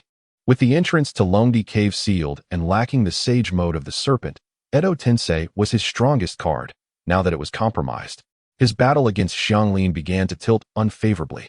Anxiety crept into Yakushi Kabuto. Why had Edo Tensei failed? Were the souls of those Kage in an anomalous state? His suspicion was correct. The majority of renowned and deceased shinobi, including the first Hokage, had long since fallen into the maw of a demon, serving as a posthumous delicacy. One reason the demon chose to engage in a pact with Orochimaru was indeed Edo Tensei. The demon's objective was to consume souls, and Edo Tensei could summon the deceased souls back from the Pure Land. Therefore, their compatibility was exceptionally high. Furthermore, the demon consistently undermined the overall combat strength of the shinobi world. It was improbable that it would allow such high-caliber combatants as the first Hokage to disrupt its plans. The enemy's superlative powerhouses should be dealt with through cunning and stratagems rather than wasted in direct confrontation. The well-intentioned Yakushi Kabuto, who sought to fulfill the dreams of the living and resolve the regrets of the dead, was thwarted by a merciless and morally bankrupt demon, which preemptively summoned and consumed the souls of others through Edo Tensei. Thus, Yakushi Kabuto was left with no choice but to resurrect a horde of inconsequential foot soldiers. The heavens wept, and the earth mourned. Before devouring the soul of Hashirama Senju, the demon inquired about certain historical queries, such as the name of Hashirama's child. Despite the highly invasive nature of the Senju cells, why did Uzumaki Mido remain unaffected and even bear offspring with him? Unfortunately, Hashirama was oblivious to these details and merely stated that his son was named Senju. This response was not surprising. Although Hashirama appeared somewhat simple-minded, he was not so naive as to casually divulge personal matters. Nonetheless, the demon then proclaimed itself a member of the Uchiha clan, identifying as a writer intending to compose a novel featuring the first Hokage as the protagonist, titled him and her. Who is the true darling of the overbearing Hashirama? It had summoned him from the Pure Land to discuss history. Senju Hashirama chuckled heartily, managing to keep a tight lid on any information. While Senju Tobarama's silence was even more impenetrable, the devil's insatiable curiosity remained unquenched, leading to their transformation into a hot pot of intrigue. In the distance, a carnivorous plant silently emerged from the ground, its half-black, half-white visage surveying the battlefield. At that moment, a sudden strike fell upon its head without warning. The surrounding space seemed to shatter, the plant disintegrating into dust, while white Zetsu perished instantly, leaving black Zetsu as a puddle of darkness. His countenance marred by an ugly expression. Who dares to ambush me? He seethed, bitterly wishing for the presence of a Beto, whose foolishness might have alleviated his current predicament. His sinister gaze swept the area, the oppressive atmosphere thick with silence, as an intangible sense of danger crept upon him. A chill ran down Black Zetsu's spine. Though he was alone, he felt as if countless alien eyes were watching him, probing the deepest recesses of his soul, instilling terror. Anxiety gripped Black Zetsu's heart. As a specter of manipulation lurking in the shadows, he promptly resolved to retreat. The inky liquid began to seep into the ground, disappearing from sight. Suddenly, a ring of mycelium sprouted from the earth, adhering to Black Zetsu. The furry texture startled him, and he realized the mycelium was beginning to invade his body. Hastily, he severed the infected parts and wriggled away from his original spot. "Where are you in such a rush to go?" A sinister voice echoed, as if emanating from the heavens, the depths of the earth, or directly from his mind. Black Zetsu's heart plummeted as he reminisced about the practicality of Ibido. Theoretically, there were few secrets in the ninja world unknown to Black Zetsu. However, recent years had unfolded increasingly mysterious and bizarre events, with the emergence of certain individuals being utterly unheard of. In his millennia of existence, he had never encountered such upheaval. The unease within him reached a boiling point. His meticulously crafted plan to save his mother had been thrown into disarray, spiraling beyond his control. The resurrection of Kagaya Tsutsuki now seemed but a distant fantasy. To make matters worse, the Uchiha clan had been annihilated, leaving only Sasuke Uchiha. Casting doubt on whether Black Zetsu would ever witness the birth of another pair of Rinnegan, this opportunity felt exceedingly slim. Daring not to flee recklessly, Black Zetsu was engulfed by piercing gazes from all directions, palpable resentment and malice drowning him. He was uncertain which way to escape for survival, fearing that a wrong choice could lead him straight to hell. As a pure embodiment of will, Black Zetsu possessed an acute sensitivity. It seemed as if countless vengeful spirits surrounded him, waiting for the moment to tear him apart. Black Zetsu, perilously close to doom. Chapter 110, A World Torn Asunder. Pain. The embodiment of the six paths, shielded Nagato behind him, his crimson cloud-patterned robe soaked in blood. Nagato cradled Conan's lifeless body, his Rinnegan eyes filled with resentment and despair. Everyone had perished, leaving him utterly alone. The situation had not originally seemed so dire. Dust release wreaked havoc on the battlefield, as Noki appeared to be the true savior, single-handedly turning the tide. The battle had reached a stalemate, with neither side able to gain the upper hand. However, Rong Mama soon revealed a smile that exuded an air of superiority, as if she were the most beautiful woman in the world. "What are you laughing at?" Sia instinctively inquired. "I am laughing at your futile efforts. Do you not understand? You are the last living beings in this world. Everyone else has perished." As her words echoed, Ning, Zwa, Sasuke, Karen, and Gaara joined in laughter, their chilling voices harmonizing in the declaration of death. "Do not heed their nonsense. Demons are notorious liars," Tsunade shouted, though her voice lacked conviction. In recent years, the ninja world had been beset by natural disasters, a drastic decline in birth rates, and a soaring death toll, leading to a significant reduction in population. With so few remaining, even if the Ninja Alliance were to triumph over the demons, it would take many years for the ninja world to regain its vitality. No one was willing to believe Rong Mama's words, and she chose not to elaborate, for the truth required no embellishment. The demon avatars had ensnared the majority of the ninja world's elite combatants, allowing the demon entity to silently reap the harvest. Souls tormented by calamities, laden with suffering and despair, were the delicacies most favored by the demons. The highly toxic demon bombs had cleansed this world in a cataclysmic manner. Meanwhile, the situation for the Ninja Alliance began to tilt. All ninjas, save for Inoki, were mere mortals with limited stamina, their fatigue accumulating relentlessly. The demon avatars, however, were tireless, brimming with energy no matter the duration of the battle. The longer the conflict persisted, the more disadvantageous it became for the ninjas. Sia had exhausted all his puppets, and all of Yakushi Kabuto's reincarnation materials had been depleted. Conan, unable to restrain herself any longer, activated her bombing mode, and the six paths of pain joined the fray in succession. Retreat was not an option, for the demons would pursue them relentlessly. The already injured fourth Raikage was the first to fall, followed closely by Tsunade, who unexpectedly succumbed. During the earlier assault on the Peace City, her body had sustained hidden injuries. Although her chakra was immense, sufficient to suppress the backdoor left by Sasuke, the protracted battle had drained her reserves. Seizing the opportunity, Sasuke sent Tsunade to reunite with Jiraiya. Next was Terumi Mei, as Karen dispatched Yakushi Kabuto, and Rong Mama pierced through Sie's regeneration core, effortlessly sending the exhausted beauty, the Mizukage, away. As the number of combatants dwindled, the modified soldiers of the Refugee Corps and the ordinary ninjas of the Ninja Alliance nearly annihilated each other. Amidst the sea of corpses and blood, only a few remained, tirelessly engaged in battle.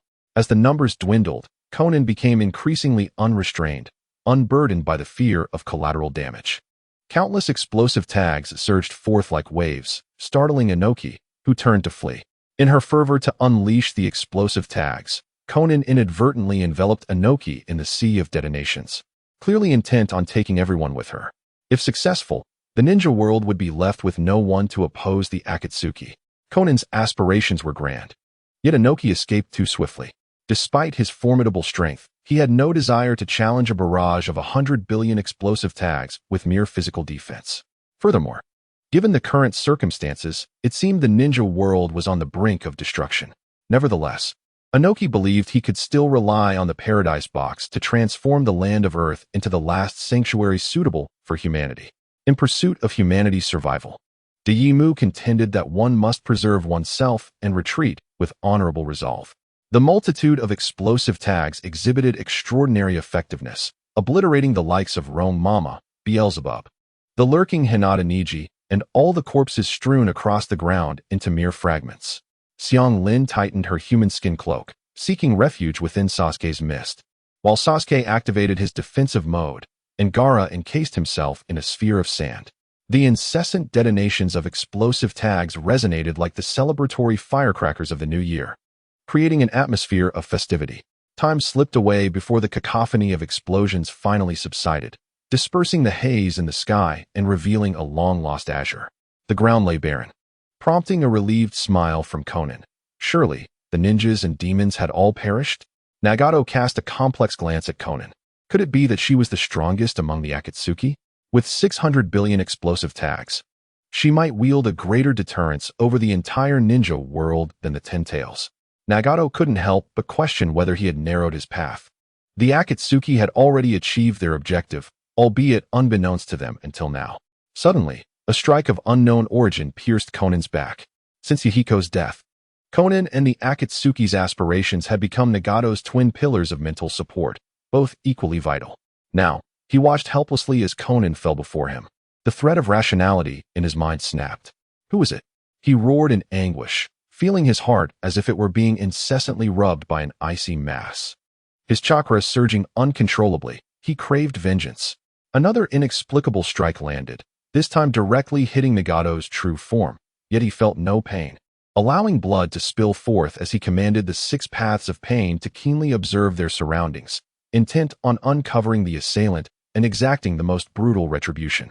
Black Zetsu had once sought to identify the attacker for negotiation, only to perish in place. The void of strikes continued unabated, and Nagato gritted his teeth. Could there be demons still alive?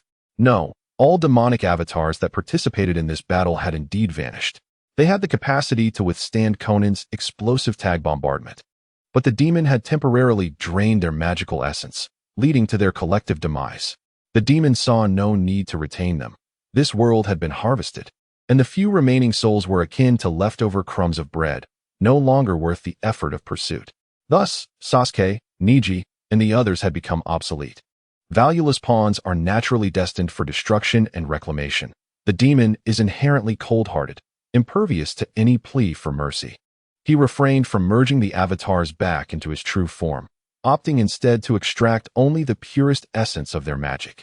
The convoluted memories of the avatars might taint his essence, especially as these manifestations were birthed from humans, bearing traces of humanity, something the demon would never permit to corrupt his pure black soul. The entire ninja world lay in ruins. Why did Sage of 6 Paths not emerge to save it? He had been detained. Chapter 111. The White Snake Sage and the Sage of 6 Paths. As the demon unleashed indiscriminate bombardments upon the ninja realm under the guise of Black Zetsu, the Sage of 6 Paths had intended to intervene. As he set forth, a colossal white serpent slithered slowly toward him. The white serpent sage of the Dragon Cave? The Sage of 6 Paths felt an air of gravity. 2 of the 3 sacred lands had been obliterated, so what purpose did the white serpent serve at this juncture? Was it here to offer assistance? Unlikely. With chakra surging forth, the Sage of 6 Paths assumed a poised stance, well aware of the cold and capricious nature of the white serpent sage, who was unlike the more amiable frog sage or the reclusive slug sage. Under normal circumstances, The Sage of Six Paths would have engaged in a few trifling exchanges to gauge the serpent's intentions, but time was of the essence, and he was unwilling to waste it on the serpent's whims. Ignoring the white serpent, he attempted to circumvent it. Yet the serpent had no intention of letting him pass. "Yuhui, why do you flee upon seeing me? Come closer. I have some secrets to share with you." The Sage of Six Paths, devoid of expression, mentally scoffed at the serpent's ambiguous words. Were they so familiar as to speak in such a manner? His already unattractive visage darkened further upon being halted by the serpent, yet the white serpent sage, seemingly devoid of emotional intelligence, persisted in idle chatter. The Sage of Six Paths declared, "I have urgent matters at hand, critical to the survival of the ninja world, thus I lack the time for idle conversation. Perhaps another occasion." The white serpent sage's demeanor shifted to one of seriousness. "What a coincidence, for I too have an urgent matter, vital to the survival of all serpents in the dragon cave, hence we must converse." With a piercing gaze from his Rinnegan, the Sage of Six Paths immediately discerned the underlying implications of the white serpent sage's words. She was likely coerced by some malevolent force to impede his progress. The white serpent sage had intentionally let slip hints, perhaps attempting to curry favor with both sides, but the Sage of Six Paths was unyielding. In an instant, the earth trembled, and he unleashed the 80-god air strike directly toward the serpent, not one to be trifled with. The white serpent sage swiftly transformed the ground into a viscous substance, erecting a towering wall of non-Newtonian fluid to meet the 80-god air strike head-on, which shattered with a thunderous crash. As the massive wall absorbed the brunt of the assault, the strike's potency diminished significantly. "Should you dare obstruct me again, do not blame me for my ruthlessness," the Sage of Six Paths admonished sternly. "If the ninja world falls because of your actions, the burden of that responsibility shall rest heavily upon your shoulders." The white serpent sage cackled with a raspy laugh. "Oh, Sage of Six Paths, have you perhaps misconstrued the situation? The so-called ninja world refers to the realm of ninjas, who are merely humans. What concern is it of mine if humanity faces extinction? While you strive to salvage the ninja world, I, too, endeavor to preserve my serpent kin. Each of us bears a mission. Who among us is more noble?" The Sage of Six Paths gasped in disbelief. "So you choose to submit to demons? What of your conscience? Your moral compass?" The white serpent sage regarded him with incredulity. "Pray tell, what do you propose I do? Join you in battling the demons? Spare me the jest. What benefit would that serve my serpent kin? In a world dominated by humans, will they carve out a separate realm for us serpents? To the creatures of nature, the distinction between humans and demons is negligible. The morality of humanity serves solely its own kind. For other beings, they are either sustenance, materials, or tools with specific functions, be it the emotional value of pets or the medicinal properties of herbs. The white snake sage, as an anomaly, observes from a distance and clearly understands the nature of humanity, which delights in self-deception and self-pity, priding itself as the spirit of all creation. Humans concoct various justifications to persuade themselves and others, rationalizing the oppression of other beings. Conversely, should a magical creature engage in deception or murder, it is deemed intolerable and will incur divine retribution. Such a double standard, is it not? Having lived for a millennium, the white snake sage has often perused the novels penned by humans. In those fantastical tales, it is frequently asserted that the slaughter of the innocent invites retribution.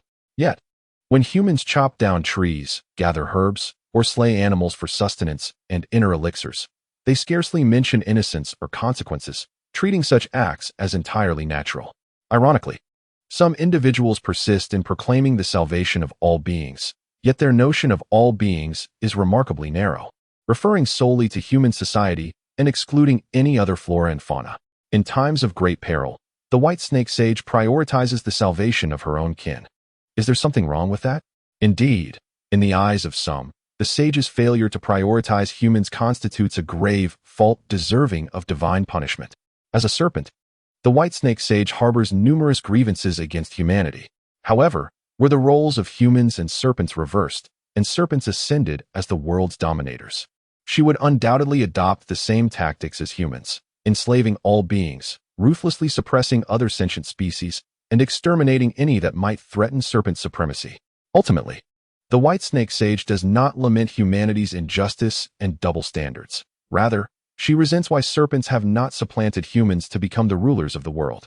As for the concept of divine order, should such a force exist as humanity describes, one that metes out heavenly retribution, it is likely that humanity would be the first to suffer the consequences. As the dominant species of this realm, humans ought not to anticipate the existence of such a divine order. Having lived for so long, the White Snake Sage possesses a modicum of insight, inadvertently discerning the perils of divine order. Once, a demon clandestinely glimpsed the Book of the Apocalypse, learning that the emergence of divine order is not necessarily a harbinger of good. Previously, the demon had also noted that in realms governed by divine order, conditions might deteriorate, with the past being superior to the present, where the ancient grow more powerful while the developed become weaker, leading ultimately to obliteration. The Book of the Apocalypse is a volume of uncertain dimensions, material, and color, appearing in various random forms at unpredictable locations across myriad realms, and shifting irregularly through time. The advent of the Book of the Apocalypse heralds the arrival of an apocalypse, with recorded types thus far including the silent apocalypse, where microscopic particles cease to move; the idealistic apocalypse, where the fantasies of sentient beings materialize without limitation; the divine order apocalypse, born from self-awareness, incubating within the realm; and the collapse of rules apocalypse, where physical constants transform into ever-changing random numbers. Chapter 112. The false finale. Can the White Snake Sage defeat the Sage of Six Paths? No, she cannot. However, she need not conquer him. She only needs to stall him for a brief moment. The Sage of Six Paths incessantly engages in verbal battles, attempting to persuade the White Snake Sage to join his side, promising her that the Serpent Clan will have its rightful place in the future of the ninja world. The White Snake Sage regards this with disdain. It is not that she disbelieves the Sage of Six Paths' assurances, but rather that her previous claims about rescuing the Serpent Clan of the Dragon Cave were all mere fabrications. The serpents of the Dragon Cave have perished, and she would not bat an eye. She merely sought an excuse to occupy the moral high ground.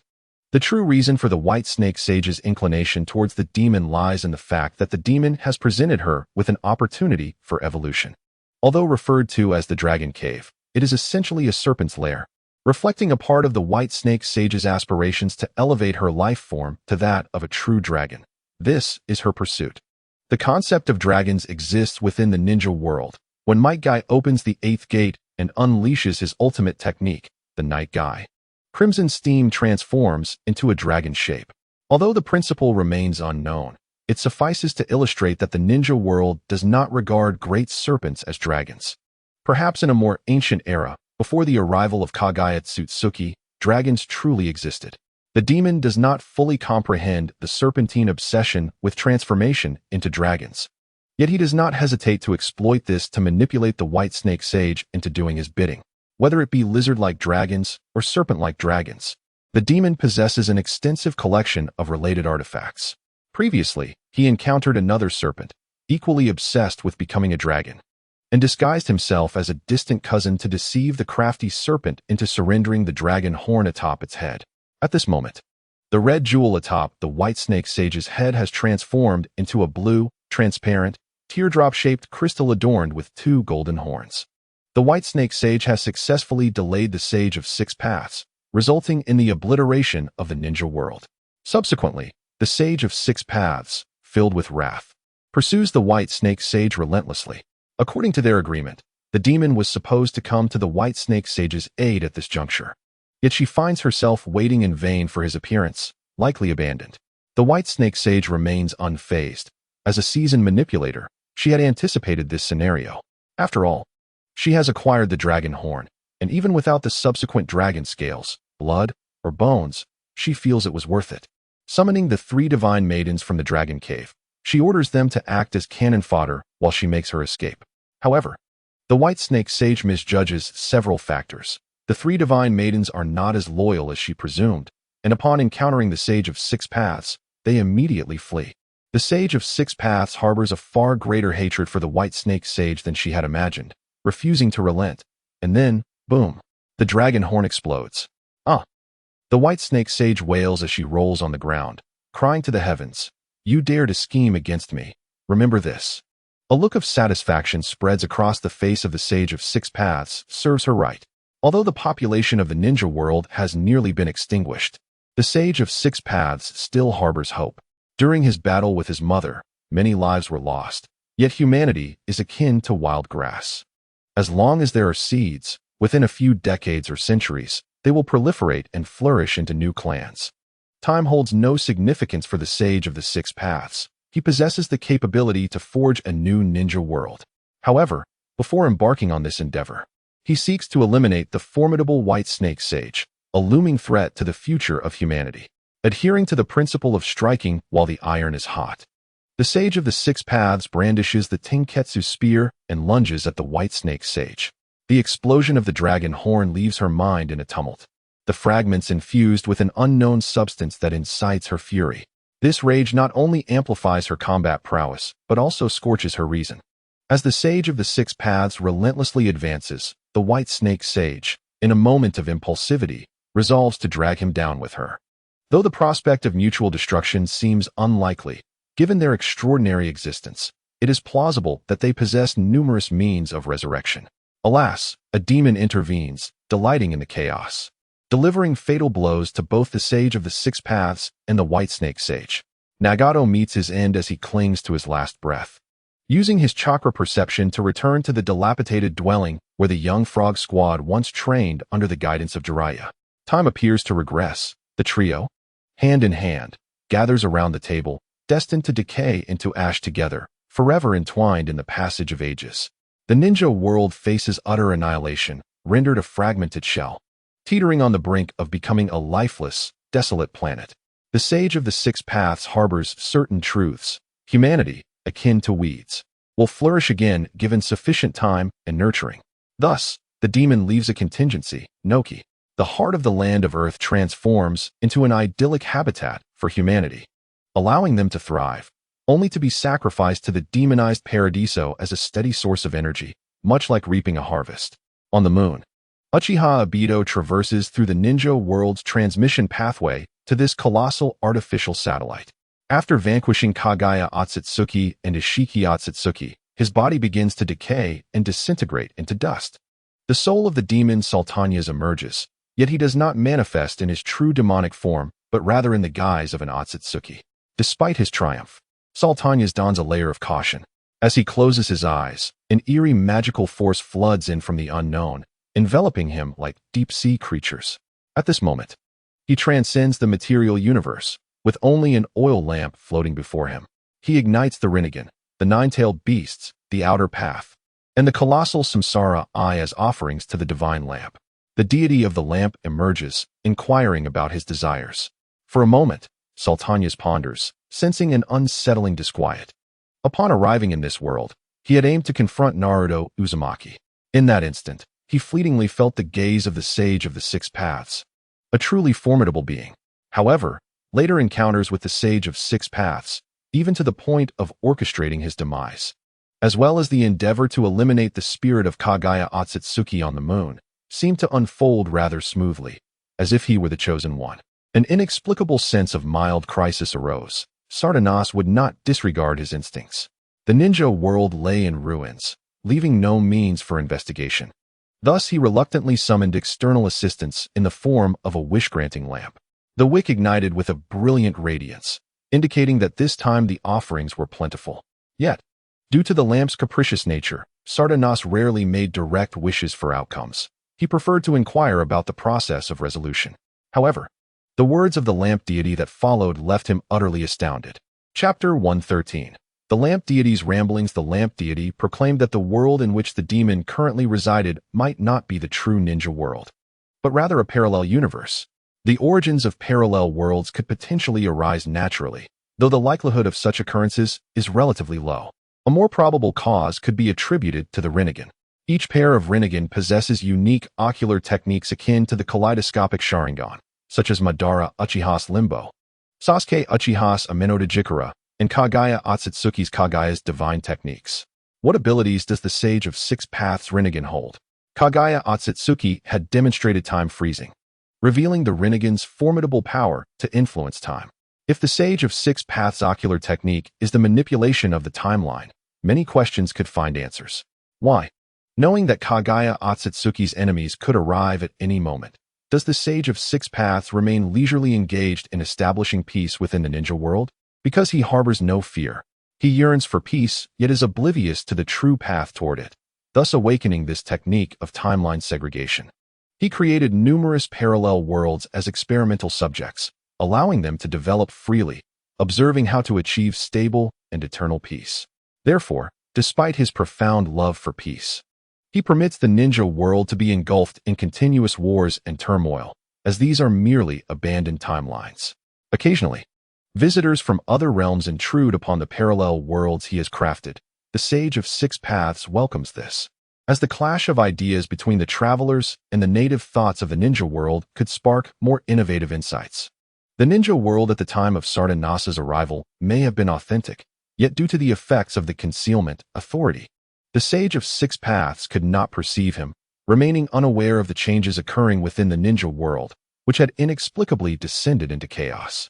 Consequently, the sage activated his ocular technique, diverting the timelines and transforming this world into an abandoned timeline, allowing the demon to wreak havoc.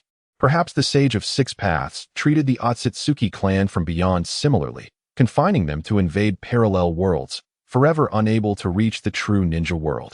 The abandoned timeline resembles the previous lives of reincarnators. Everything truly occurred, yet it does not genuinely exist. Perhaps the Sage of Six Paths' ocular technique is not so potent as to tear the timeline, but merely capable of resetting, rendering the ninja world ravaged by the demon akin to an overwritten save file. In a manner akin to his Anaji, the three-tomo Sharingan possesses the ability to transmute malevolent elements into dreams. Thus, the Rinnegan of the Sage of Six Paths rebooting the entire world is not far-fetched. If this hypothesis holds true, could it be that the soul energy consumed by the demon dissipates into nothingness the moment it departs from this realm? The demon remains uncertain but is unwilling to take such a gamble. The lamp god has always been adept at creating pitfalls.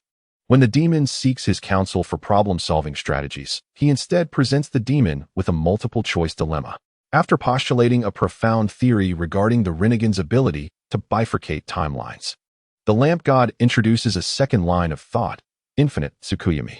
Is there a possibility that the infinite Tsukuyami has already been activated, rendering this so-called ninja world merely a dream of some individual?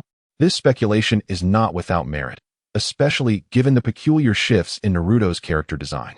Initially, he appears to be the embodiment of the fox spirit, only to later inexplicably transform into the Jinchuriki of the Nine Tails and the son of the fourth Hokage. A Jinchuriki is expected to conceal their information, yet Naruto's identity as the Nine Tails is widely known, creating a conflict in the narrative and raising questions about the logic behind hiding his lineage as the fourth Hokage's son. Perhaps Naruto is the fantasy of the marginalized orphan Naruto within the world of Tsukuyami, a tale where an insignificant individual dreams of possessing noble blood, a tumultuous origin, ultimately becoming a celebrated hero, defying the arrogant scion, Sasuke, and the unattainable green tea girl, Sakura, and marrying the affluent and devoted, Hinata, thus reaching the pinnacle of life. This might also elucidate why the plot contains numerous instances of diminished intelligence. It appears as though the narrative is deliberately facilitating Naruto's journey, for this is his dream. However, as time progresses, the dream blurs the lines of reality, gradually evolving into a genuine parallel world, capable of functioning autonomously even in Naruto's absence. Did Notabito once orchestrate a limited Tsukuyami? That realm was devoid of a central consciousness, not belonging to anyone's dream, merely an inversion of the real world. Within the domain of Tsukuyami, the infinite Tsukuyami continues to unfold, with layers of dreams intricately nested, resulting in this unique dimension. The lamp goddess' second line of reasoning may sound absurd, yet Sargatana's lacks any substantial evidence to refute it. One can only say that the wish-granting lamp continues to be a source of mischief. Did you think the options ended there? You are gravely mistaken. There exists a third option. The lamp god suggests that Sargatana's may have been ensnared long before. How coincidental it is that he obtained a manga encompassing all narratives just prior to his arrival in the ninja world. Could that manga merely be bait cast by some hidden entities? The power of concealment is not omnipotent. Its antithesis, omniscience, is a natural adversary. That manga depicts the ninja world from an omniscient perspective. In truth, every time one utilizes the wish-granting lamp, it invariably stirs up a bit of trouble. Sargatanas finds himself at a loss, unable to fully trust the lamp god's alarming proclamations while also incapable of disregarding them. The lamp spirit repeatedly emphasizes that every method of problem-solving he presents is indeed genuine. However, the correct answer resides in a state akin to SC Chardinger's. Influenced by forces of a higher dimension, he cannot divulge too much, as the stakes are considerable and the depths are profound. Unless one continues to offer sacrifices and make wishes, they can forget about obtaining anything for free. Saltagnus, disregarding the latter part of the lamp spirit's discourse, has already extracted the key information from the surrounding verbiage. There truly exists a dragon vein connected to parallel worlds and timelines. Furthermore, the divine artifact, the plow, possesses the ability to traverse through time and space. Gazing at the distant planet from the surface of the moon, what was once a vibrant blue has now transformed into a delicate pink. The demon, having stowed away the divine lamp, then possessed the body of Otsutsuki Shin, and once again returned to the ninja world through a teleportation passage. The entire planet lay desolate and lifeless, save for the land of Earth, which retained a solitary patch suitable for sustaining life. Indeed, Yuki had not relinquished his ambitions, treating the remnants of humanity as mere livestock, intending to sacrifice them in succession to the box of ultimate bliss. In this manner, he indirectly ruled over the entire world. One wonders if he finds joy in this dominion. The demon wasted no time, heading straight towards the dragon vein upon arriving in the ninja world. This dragon vein, located within the ruins of Lulon in the desert of the Land of Wind, features architecture rich in exotic characteristics. As the demon awakened the slumbering dragon vein, he stepped inside and, with a mere glance, caught a glimpse of another realm. Chapter 114. Side Story. The earthbound spirit. The layout of Konoha village remained unchanged as always, with remnants of walls and ruins visible at every turn. Life had seemingly extinguished from the entire world, yet Konoha differed from other places. This village was home to spirits. Sarutobi Hisashi, Shimura Danzo, T-Sun Komatsu, and Mito Gatika, the four elders dedicated to safeguarding Konoha, were now fulfilling their promise, eternally stationed in the village, destined to remain through the erosion of time. What a profoundly touching scene this is. In addition to the four souls of Konoha, there wandered another ghost, Itachi. Sasuke, in a bid to torment his unparalleled elder brother, had also transformed him into an earthbound spirit. However, his range of movement was somewhat broader, encompassing the entirety of Konoha, and he was spared the need to consume anything. The consciousness of these five earthbound spirits remained perpetually alert, unable to succumb to madness. Initially, Itachi was quicker than the others to accept this reality, as his freedom was comparatively greater, unlike the four who were confined to a cramped cesspool. Even though the pool had long since dried, they continued to repeat their futile actions. Most often, Itachi would linger in the Uchiha cemetery, serving as a guardian of the graves, day in and day out, year after year. He was oblivious to the changes occurring in the ninja world. Previously, individuals would occasionally enter Konoha, some by chance, others in search of treasure. However, upon encountering a ghost, most would flee in terror. Yet, from a certain day onward, no living souls had appeared. Seasons passed, and not only did the living vanish, but even small animals gradually became extinct. The essence of the soul is not particularly sensitive to environmental changes, yet Itachi clearly observes that large animals vanish first, followed closely by their smaller counterparts. Even the most resilient insects cannot endure for long, and eventually, even the plants wither away. Water sources dry up. The riverbed of the South He River is strewn with red crystals, and the land is gradually succumbing to desertification. Everything is shifting towards a dismal fate. Itachi, burdened by a heart that yearns for the well-being of his people, finds himself powerless to intervene. Alone in the desolate village, he sometimes wrestles with profound loneliness, an isolation that penetrates to the very marrow of his being. Thus, he occasionally suppresses his nausea to seek conversations with the remnants of the Konoha leadership. Reduced to such depths, the Konoha elite have long ceased to feign competence. Through careful observation, Itachi astutely discerns that not only is Danzo Shimura untrustworthy, but also that Hiruzen Sarutobi and the other two Hokage advisors seem equally dubious. There is a saying, actions speak louder than words. Regardless of the internal thoughts or verbal proclamations of the higher-ups, particularly those led by the third Hokage, what truly matters is their actions and the consequences these have on the village.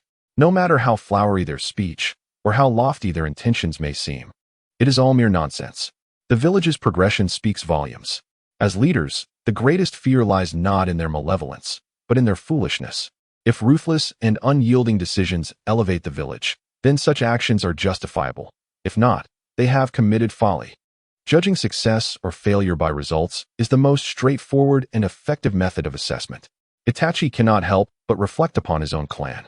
Danzo's relentless pursuit to eradicate the Uchiha clan must be judged by its outcomes rather than lofty ideals. The Uchiha's desire for a coup, upon closer inspection, appears not to be solely their fault. Since the village's inception, the Uchiha have made continuous sacrifices without receiving the due recognition. Not only is there a lack of reward, but they are also deprived of even the most basic respect. They shed blood and tears on the battlefield, only to return to a village where they are met with suspicion from their own kin. No one can endure such treatment indefinitely. Not every clan possesses the fortitude of the Hyuga, who can suffer humiliation without retaliation. Some individuals would rather die standing than live on their knees.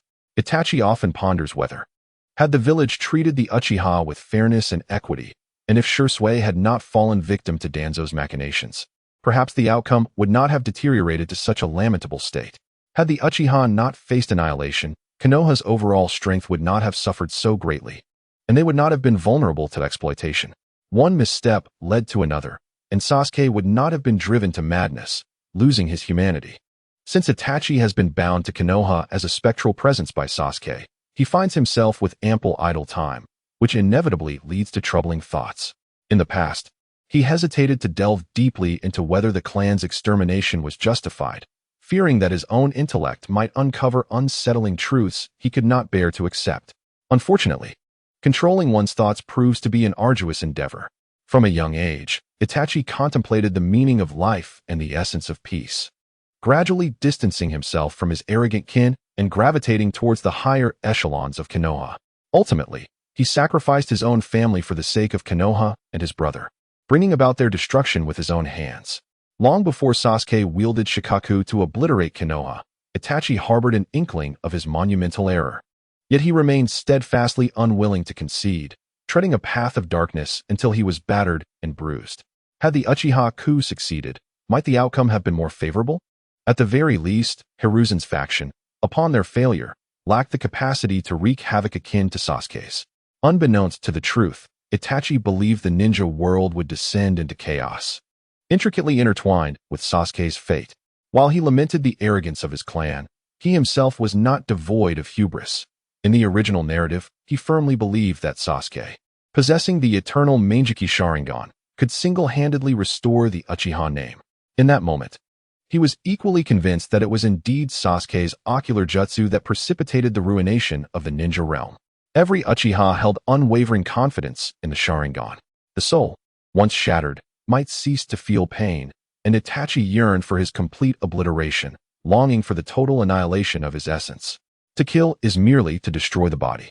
How does one extinguish the heart's desires? Sasuke was indeed adept at slaying both body and spirit. Yet, Itachi was not inferior. His Tsukuyomi, in its own right, was a mechanism of psychological destruction. While physical death annihilates the corporeal form, Tsukuyomi distorts an individual's thoughts and will, effectively nullifying the significance of their existence. Spirits are not eternally immortal. As time progresses, Itachi experienced a sense of frailty, which perhaps brought him a modicum of joy. He traversed the every inch of Konoha countless times, evolving from passion to apathy, and in bouts of tedium, resorted to counting bricks for amusement, vividly recalling the fissures in the bricks of the Hokage's tower ruins. It was not until one fateful day that he beheld the stone tablet in the Nanga shrine. Having seen it before, an unexpected whim led him to observe it through his Mangeki Sharingan. Suddenly, laughter erupted from Itachi, wild and unhinged. As though confronted with an unbearable truth that shattered his reason, was this the reality of the ninja world? Falsehoods, all of them. The wails of tormented souls lingered above Konoha, and no one could fathom what Itachi had discerned upon that tablet. Chapter 1.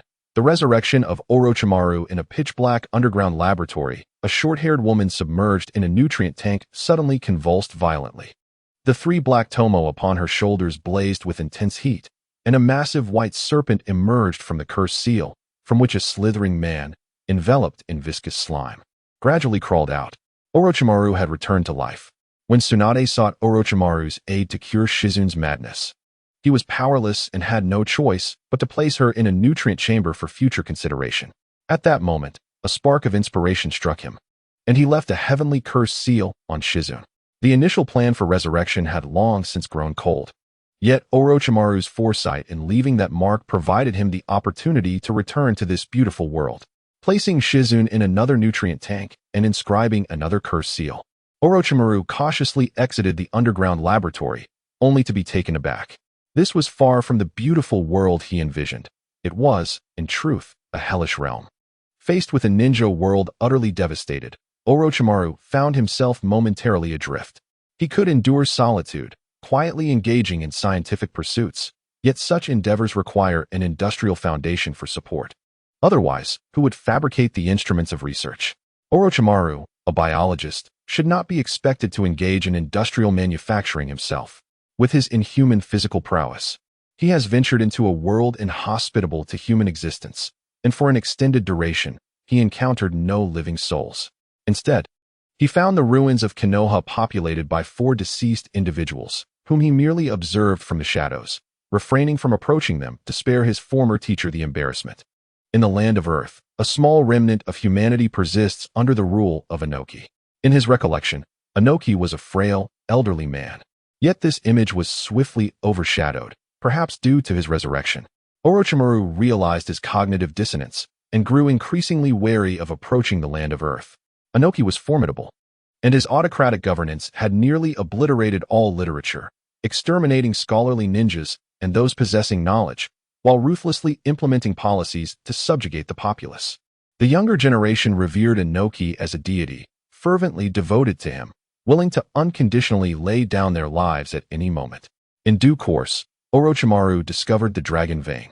Reluctant to languish in this desolate world and equally unwilling to be hunted down by Inoki, he recognized that even the slightest clue could unveil the dragon vein's potential.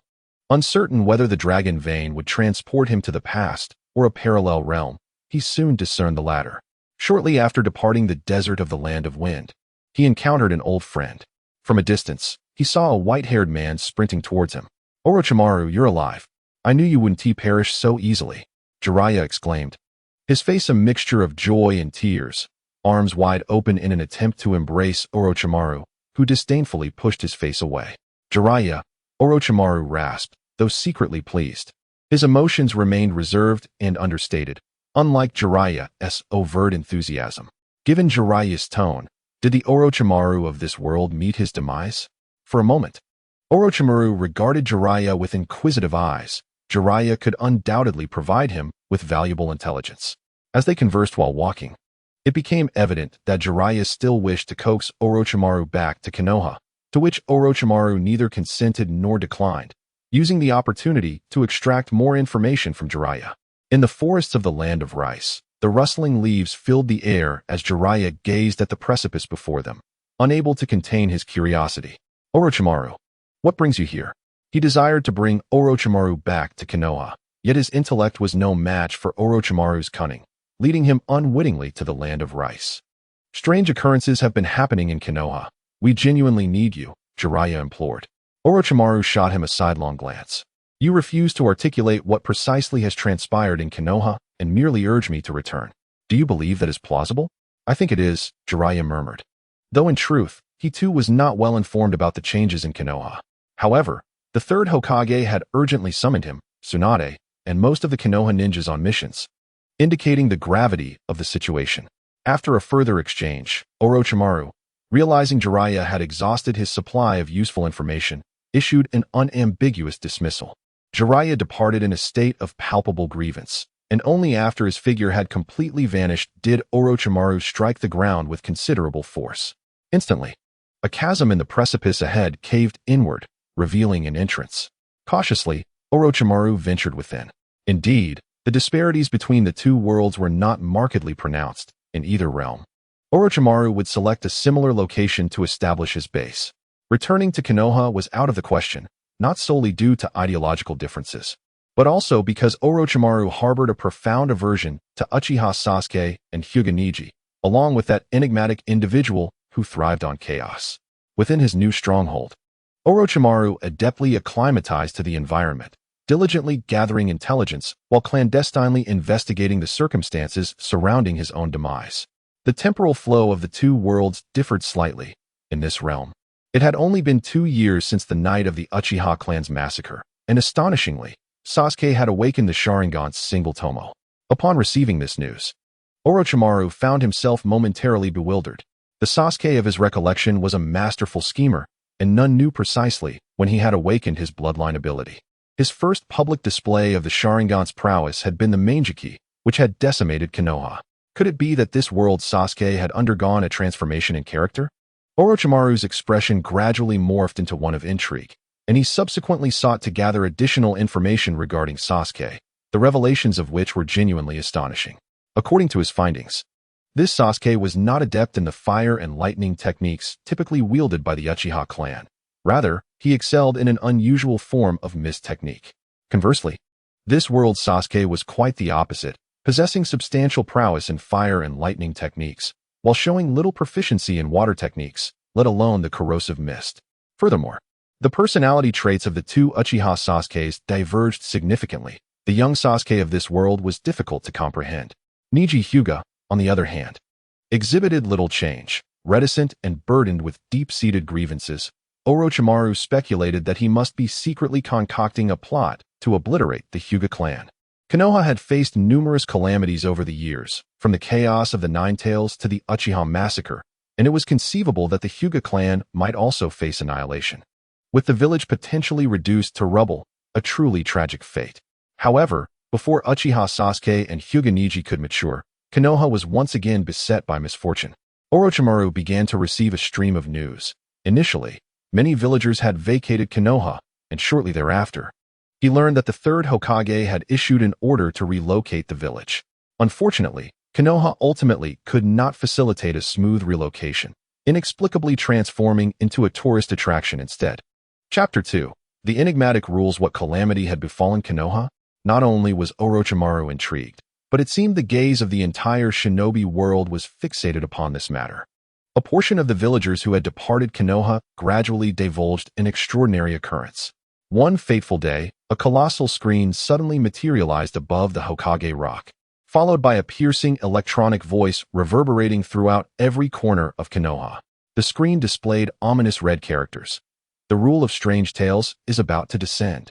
A fortunate participant will be randomly selected from Konoha village to enter the world of strange tales and face challenges.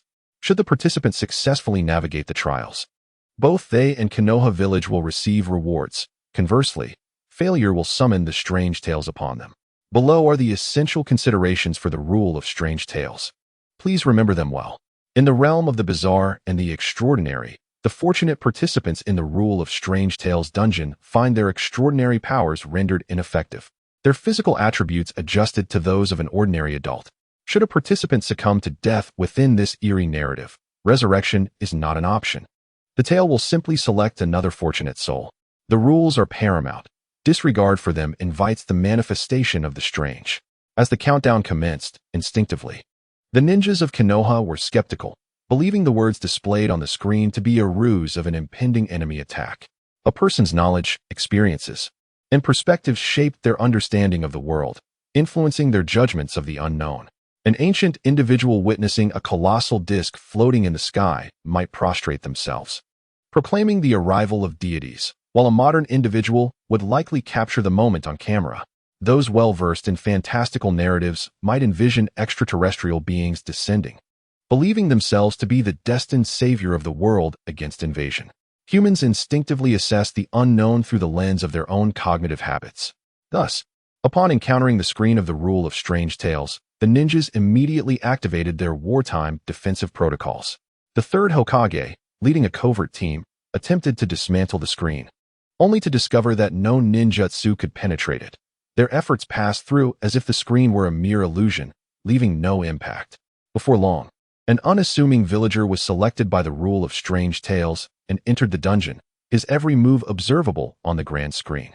At this juncture, the majority of Konoha's ninjas still perceive the rule of strange tales as a peculiar enemy assault, perhaps a form of space-time ninjutsu. Who could be behind this? Was it the hidden cloud, the hidden sand, or the hidden stone? The upper echelons of Konoha swiftly restricted personnel movement, wary of spies leaking information.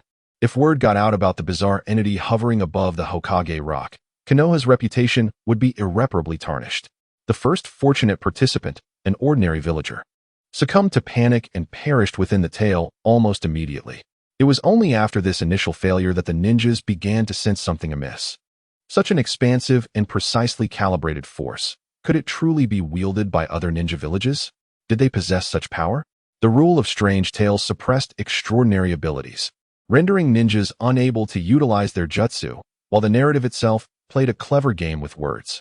Many ninjas, merely combat units without sharp intellect, were not particularly favored by the rule of strange tales.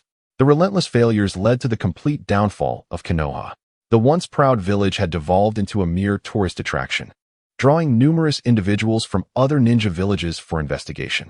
Strangely, all who entered Konoha vanished without a trace, yielding no valuable intelligence. The authenticity of the rule of strange tales remained uncertain. Cunning figures like Inoki speculated that it was a trap set by Konoha, with motives unknown, perhaps to ensnare the other 4 great ninja villages. When Orochimaru received the news, he was utterly bewildered. What was this rule of strange tales? The chasm between the 2 worlds seemed insurmountable. Suddenly, he recalled the enigmatic figure orchestrating chaos from the shadows and the legendary sage of 6 paths, who had lived for a millennium. Could this be their doing? If such a formidable force were truly meddling in the shinobi world, Orochimaru would undoubtedly choose to keep his distance, for his insatiable curiosity is tempered by a profound fear of death. Under the directive of the 3rd Tsuchikage, Inoki, a jonin from a Wagakure named Seiki was poised to stealthily infiltrate Konoha for reconnaissance. However, his infiltration plans swiftly unraveled, as Konoha had thrown open its gates, extending a warm welcome to all visitors. Bewildered, Seiki stood frozen, receiving a copy of the visitor's code from the ninja guarding the entrance to Konoha. Dear visitor, greetings. Welcome to Konoha Village, the cradle of lawful shinobi of the Land of Fire. We sincerely wish you a pleasant journey. During your exploration of Konoha, please adhere to the following regulations. 1. Konoha ninjas uniformly don green vests and wear the village's distinctive forehead protectors. Should you encounter a Konoha ninja, please verify that their attire matches this description. Otherwise, kindly disregard them and refrain from any communication or contact. 2. Konoha ninjas do not form contracts with crows, nor do villagers rear them. If you happen to see a crow during your visit, please vacate the vicinity immediately and notify the appropriate Konoha ninja. 3. The Uchiha clan's territory is a forbidden zone within Konoha village and is not open to the public. There are no pathways leading to the Uchiha clan. Should a stranger claiming to be a Konoha ninja suggest a visit to the Uchiha territory, please ignore them. 4. If you encounter a person adorned with the fan emblem or discover a road leading to the Uchiha clan, do not approach and promptly inform the correct Konoha ninja. 5. None of Konoha's shops offer products associated with crows. If you see items featuring crow designs or shapes on the shelves, please do not touch them, let alone purchase them. 6. Maintain a distance of at least 10 meters from any visitors carrying crow dolls or wearing crow-themed accessories, and disregard their presence. Do not engage in any form of interaction.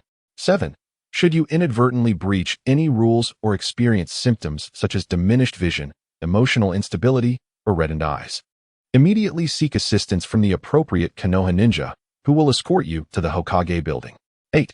You may enter the Hokage building only upon observing 4 accurate statues on Hokage Rock.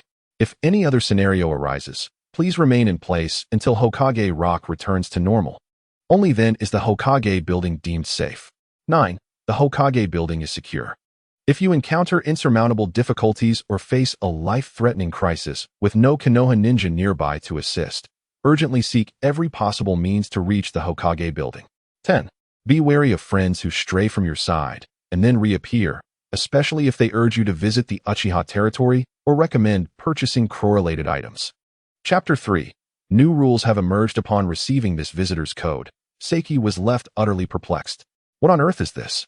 As he aimlessly meandered along Konoha's main thoroughfare, he inadvertently stumbled upon a path leading to the Uchiha clan territory.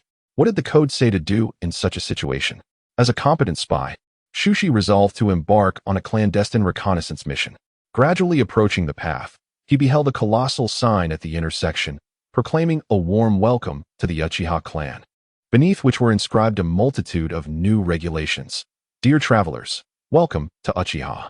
Please adhere to the following rules during your visit to ensure your personal safety. 1. The Uchiha clan's attire consists of deep blue high-collared robes adorned with fan motifs.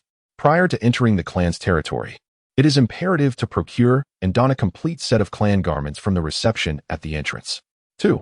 While traversing the Uchiha grounds, shedding the Uchiha attire under any circumstances is strictly prohibited. 3. Individuals clad in deep blue vests and masks are designated staff members. Feel free to seek their assistance should you encounter any inquiries or difficulties. 4. No Leaf Village ninjas may be present within the Uchiha territory. Should you happen upon a Leaf ninja, feign ignorance and refrain from any form of interaction or contact. 5. Disregard those who are neither attired in staff uniforms nor Uchiha garments. 6. Before departing from the Uchiha territory, seek out a staff member and obtain permission to leave. Shushi furrowed his brow, resembling a small pug, gazing towards the Uchiha territory at the end of the path, where a nagging sense of unease began to creep into his subconscious. Suddenly, a shiver coursed through him, prompting a swift retreat from the road. After all, the Uchiha clan had long been eradicated, rendering any reconnaissance efforts utterly futile. He reassured himself with this thought. According to the visitor guidelines, upon encountering the path leading to the Uchiha territory, one should notify the Leaf Ninjas and proceed to the Hokage building. Yet as a spy, was it truly prudent to approach the Hokage building so overtly? The building's prominent location heightened Shushi's unease as he walked towards it. As anticipated, a sign stood at the entrance, detailing rules and displaying images of Hokage Rock and the third Hokage. Greetings, dear visitors. Welcome to the Hokage building, the administrative hub for the high-ranking officials of the Leaf Village. Please observe the following regulations during your visit. 1. There are precisely 4 statues of Hokage Rock. Prior to entering the Hokage building, please verify that the number and likeness of the Hokage Rock statues are accurate. Should you detect any anomalies, immediately cease your observation. Close your eyes and remain still, reopening them every 5 minutes for no more than 10 seconds, until the Hokage Rock returns to its normal state before entering the building. 2. If you observe individuals dressed in Uchiha attire, carrying crow-themed merchandise, or being followed by crows loitering at the entrance, kindly disregard them, regardless of the circumstances. Rest assured, Leaf Ninjas pose no threat to ordinary individuals. 3. The Leaf Village is currently governed by the third Hokage, Sarutobi Hiruzen. Upon entering the Hokage's office, should you encounter the third Hokage, remain for over an hour and listen attentively to his discourse on the will of fire. 4. If the Hokage you encounter in the office does not align with the likeness of any past Hokage, dismiss all of its actions and words, promptly exit the Hokage building, and re-enter until you meet the correct third Hokage. The visitor code asserts that the Hokage Tower is a bastion of safety. However, after perusing these regulations, Shushi was engulfed by a profound sense of dread. His gaze flitted toward Hokage Rock, and for a fleeting moment, he fancied he beheld the visage of the first Hokage morphing into a spiky-haired hedgehog. He quickly averted his eyes, dismissing it as a mere figment of his imagination. As he turned to depart from the Hokage Tower, a sudden gust of wind whisked a paper, inscribed with numerous characters, to his feet. Shushi picked it up and found it bore the title, Konoha Ninja Code. Our duty is to protect Konoha and prevent further pollution. Please remember the work guidelines and strive to fulfill our responsibilities, for a brighter tomorrow awaits us all. 1. Properly don the ninja uniform during work. The forehead protector is to be worn solely upon the head. 2. Should crows be observed, kindly evacuate the surrounding crowd and visitors. Attempting to lure the crows to the Hokage Tower for sealing, do not attempt to seal or expel the crows alone. 3. If a shop is found selling merchandise related to crows, it must be immediately shut down, and all crow-related items must be collected and destroyed at the Hokage Tower. 4. If visitors are seen purchasing crow-related merchandise, they must be unconditionally prevented from doing so. 5. Should you encounter visitors bearing crow-related merchandise or adorned in Uchiha clan attire, swiftly disperse the surrounding normal visitors and expel them to the Uchiha territory. 6. The Uchiha territory is not open to the public. If a visitor claims to have discovered the path to the Uchiha territory, violates the visitor code, or experiences vision impairment and emotional instability, They must be promptly escorted to the Hokage Tower for the third Hokage to address. 7. Before entering the Hokage Tower. If a visitor perceives abnormalities in Hokage Rock and fails to observe the correct Hokage Rock within half an hour, or if their pupils turn red and manifest black tomo, they should be sent to the Uchiha territory. 8. During work, you may encounter individuals clad in deep blue vests and masks. Kindly feign ignorance of their presence. 9. If you sense a decline in vision, emotional instability, red pupils with black tomo, or are unable to observe the correct Hokage Rock for over half an hour, cease your duties, remove your Konoha ninja uniform, and proceed to the Uchiha territory, where you shall don a deep blue vest and a mask. Another set of rules, increasingly reminiscent of a jest, seeped with inexplicable absurdities. Shushi felt as though his mind were on the verge of imploding, inundated with information, yet, as a spy, his intellect remained remarkably agile. If the bizarre regulations were indeed rooted in reality, it appeared that two opposing forces were at play. As inferred from the three known codes, one represented by the Hokage Tower and the Konoha ninjas, while the other embodied the Uchiha and the crows. The former seemed to be at a disadvantage. Given the evident troubles plaguing the Hokage Tower and the myriad preconditions required to access the correct Hokage Tower, this alone sufficed to illuminate the gravity of the situation. What calamity had befallen Konoha? How had the illustrious first great ninja village descended to such depths? As Seiki pondered, astonishment gradually overshadowed his usual composure. Unbeknownst to him, his emotional state was shifting, and his pupils began to subtly redden, reminiscent of an Uchiha on the verge of awakening the Sharingan. Chapter 4. I am human. The madman is oblivious to his madness, just as the fool is unaware of his folly. Seiki remained blissfully unaware of the significant decline in his rationality. In the ensuing moments, he seemed to have temporarily forgotten his mission, wandering aimlessly like a genuine tourist, indulging in the sights of Konoha. Eventually, he stumbled upon a public bench where he discovered a note, its surface marred by evident burn marks. Inscribed with a chaotic scrawl, I cannot distinguish, I cannot discern. The rules conflict, and I cannot tell truth from falsehood. I must record any useful information to prevent my own mind from slipping away. 1. The Uchiha clan is a trap. Once entered, there is no escape, and the staff will not allow anyone to leave. 2.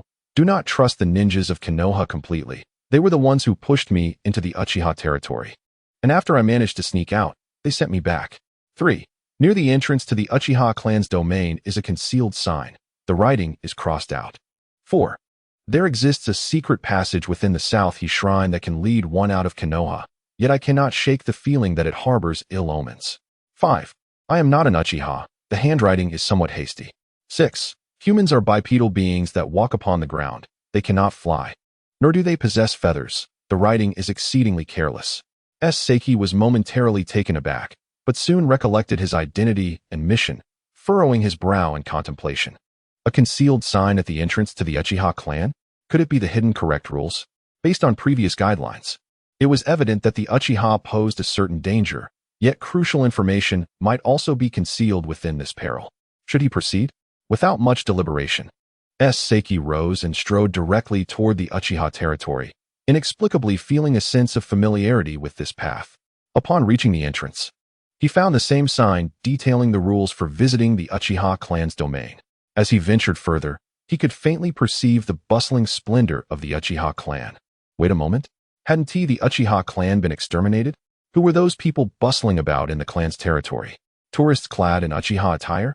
Questions multiplied in his mind as he meandered deeper along the path, eventually uncovering a strikingly new sign, distinct in color and concealed in a way that made it easily overlooked. This sign was also adorned with a series of rules, albeit more succinct and clear. Dear visitor, you must have noticed the peculiarities of Konoha. Do not panic. We are professionals in managing such anomalies. Adhering to the following rules can effectively assist you in leaving this village. 1. The visitor regulations and other rules are false. Please do not believe them. 2. Do not go to the Hokage Tower. Do not trust the ninjas of Konoha. 3. The Uchiha clan's territory is open for visitation. Those in deep blue vests wearing masks are not staff. Please do not engage with them. We excavated a secure passage within the South Shrine, allowing for an escape from Konoha. To prevent the location of this passage from being divulged, please enter alone when no one is watching. The crows serve as the summoned beasts of the Uchiha clan's two prodigies, Uchiha Shursui and Uchiha Itachi. They are both safe and amiable. Should you possess any merchandise related to crows, they will notice you and guide you to the escape passage at Southie Shrine. Only those of sound mind can perceive this announcement. Do not reveal your ability to see it to others. Indeed, this is crucial information. Seiki nodded discreetly and resolved to venture to the Southie Shrine to ascertain the veracity of the escape route. If it proves true, he would leave immediately. Other spies remain ensnared in Konoha, unable to return. Having arrived at this juncture, he has already achieved considerable success and must not be greedy. The journey to the Southie Shrine proceeded remarkably well, with crows subtly guiding him along the way. However, upon reaching a tree adjacent to the shrine's entrance, he discovered a note affixed to it. Another note. Seiki was already weary of these missives. He contemplated disregarding it, but feared missing vital information. So he begrudgingly removed the note, which read, Konoha village has undergone bizarre transformations. The surviving humans are desperately seeking ways to escape. I have summarized some experiential clues here, hoping to aid future seekers. 1. The escape passage at Southie Shrine is a fabrication. Those who have entered Konoha have yet to find the correct route of escape, and perhaps no exit exists at all. 2. The Hokage Tower is secure, provided one ensures entry into the correct Hokage Tower. 3. The will of fire can withstand corruption. 4. Konoha ninjas will lead those with mild corruption into the Hokage Tower for purification. Those with severe corruption will be. 5. Beware of evil. Seiki felt vexed. The contents of this note contradicted the previous hidden announcement, to the extent that they were diametrically opposed. Nevertheless, he stepped into the Southie Shrine, for he could not discern which rule was accurate and could only attempt to investigate each one. Behind the monument at the Southie Shrine, there indeed lay a passage. Gazing into the pitch-black entrance, Seiki was inexplicably seized by a sense of foreboding. The passage, devoid of any light source, remained illuminated. He ventured forth cautiously. Suddenly, an itch enveloped his skin, as if something were burrowing its way out. Unable to resist, he lowered his head and pecked at his feathers. Something felt amiss. Yet he dismissed it. The outside world was bright, yet eerily unsettling. Seiki beheld a throng of grotesque creatures, walking on two legs, unlike humans, who possessed a lightness of being and the ability to fly. This place bore a striking resemblance to Konoha, merely scaled up, with monstrous visages carved into the rocky faces. In a corner of the forest, Seiki discovered several surviving humans, their spirits waning, huddled together for warmth, evading the pursuit of the monsters. According to their accounts, these creatures were once human, transformed into their ghastly forms due to some form of corruption. The deep blue monsters are mild polluters, still maintaining a semblance of closeness to humanity. The green monsters are severe polluters, harboring a profound disdain for humankind. Other colors signify varying degrees of pollution.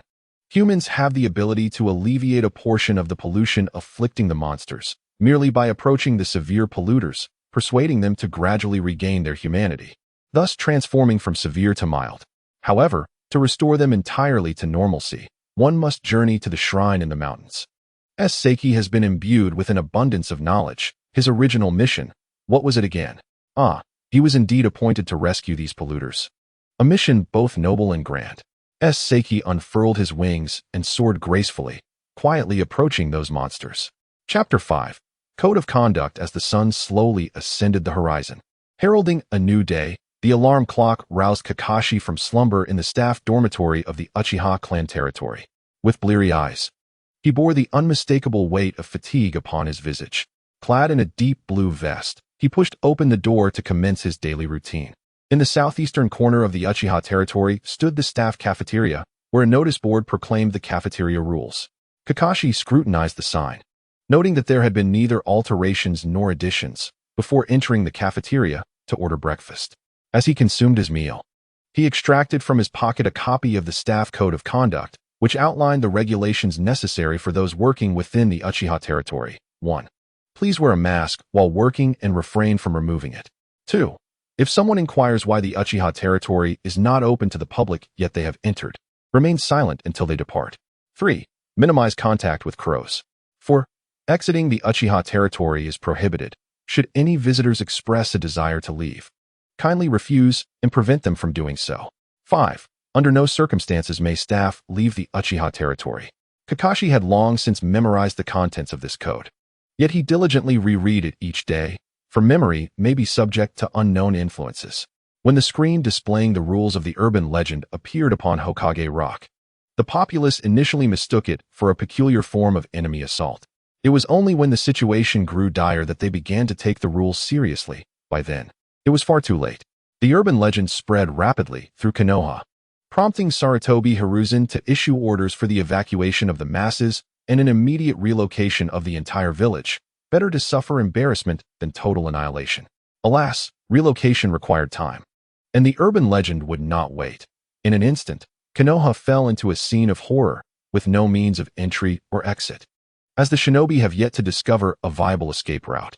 Those who happen to pass by Konoha are inexplicably drawn in, becoming unwitting visitors. The myriad of convoluted rules is riddled with traps, gradually leading visitors to lose their sense of self and cognitive awareness. The shinobi of Konoha adhered to what appeared to be correct regulations, yet they could only persist in a state of despair, inching ever closer to hopelessness. Once, Kakashi was merely an ordinary ninja of the Hidden Leaf Village.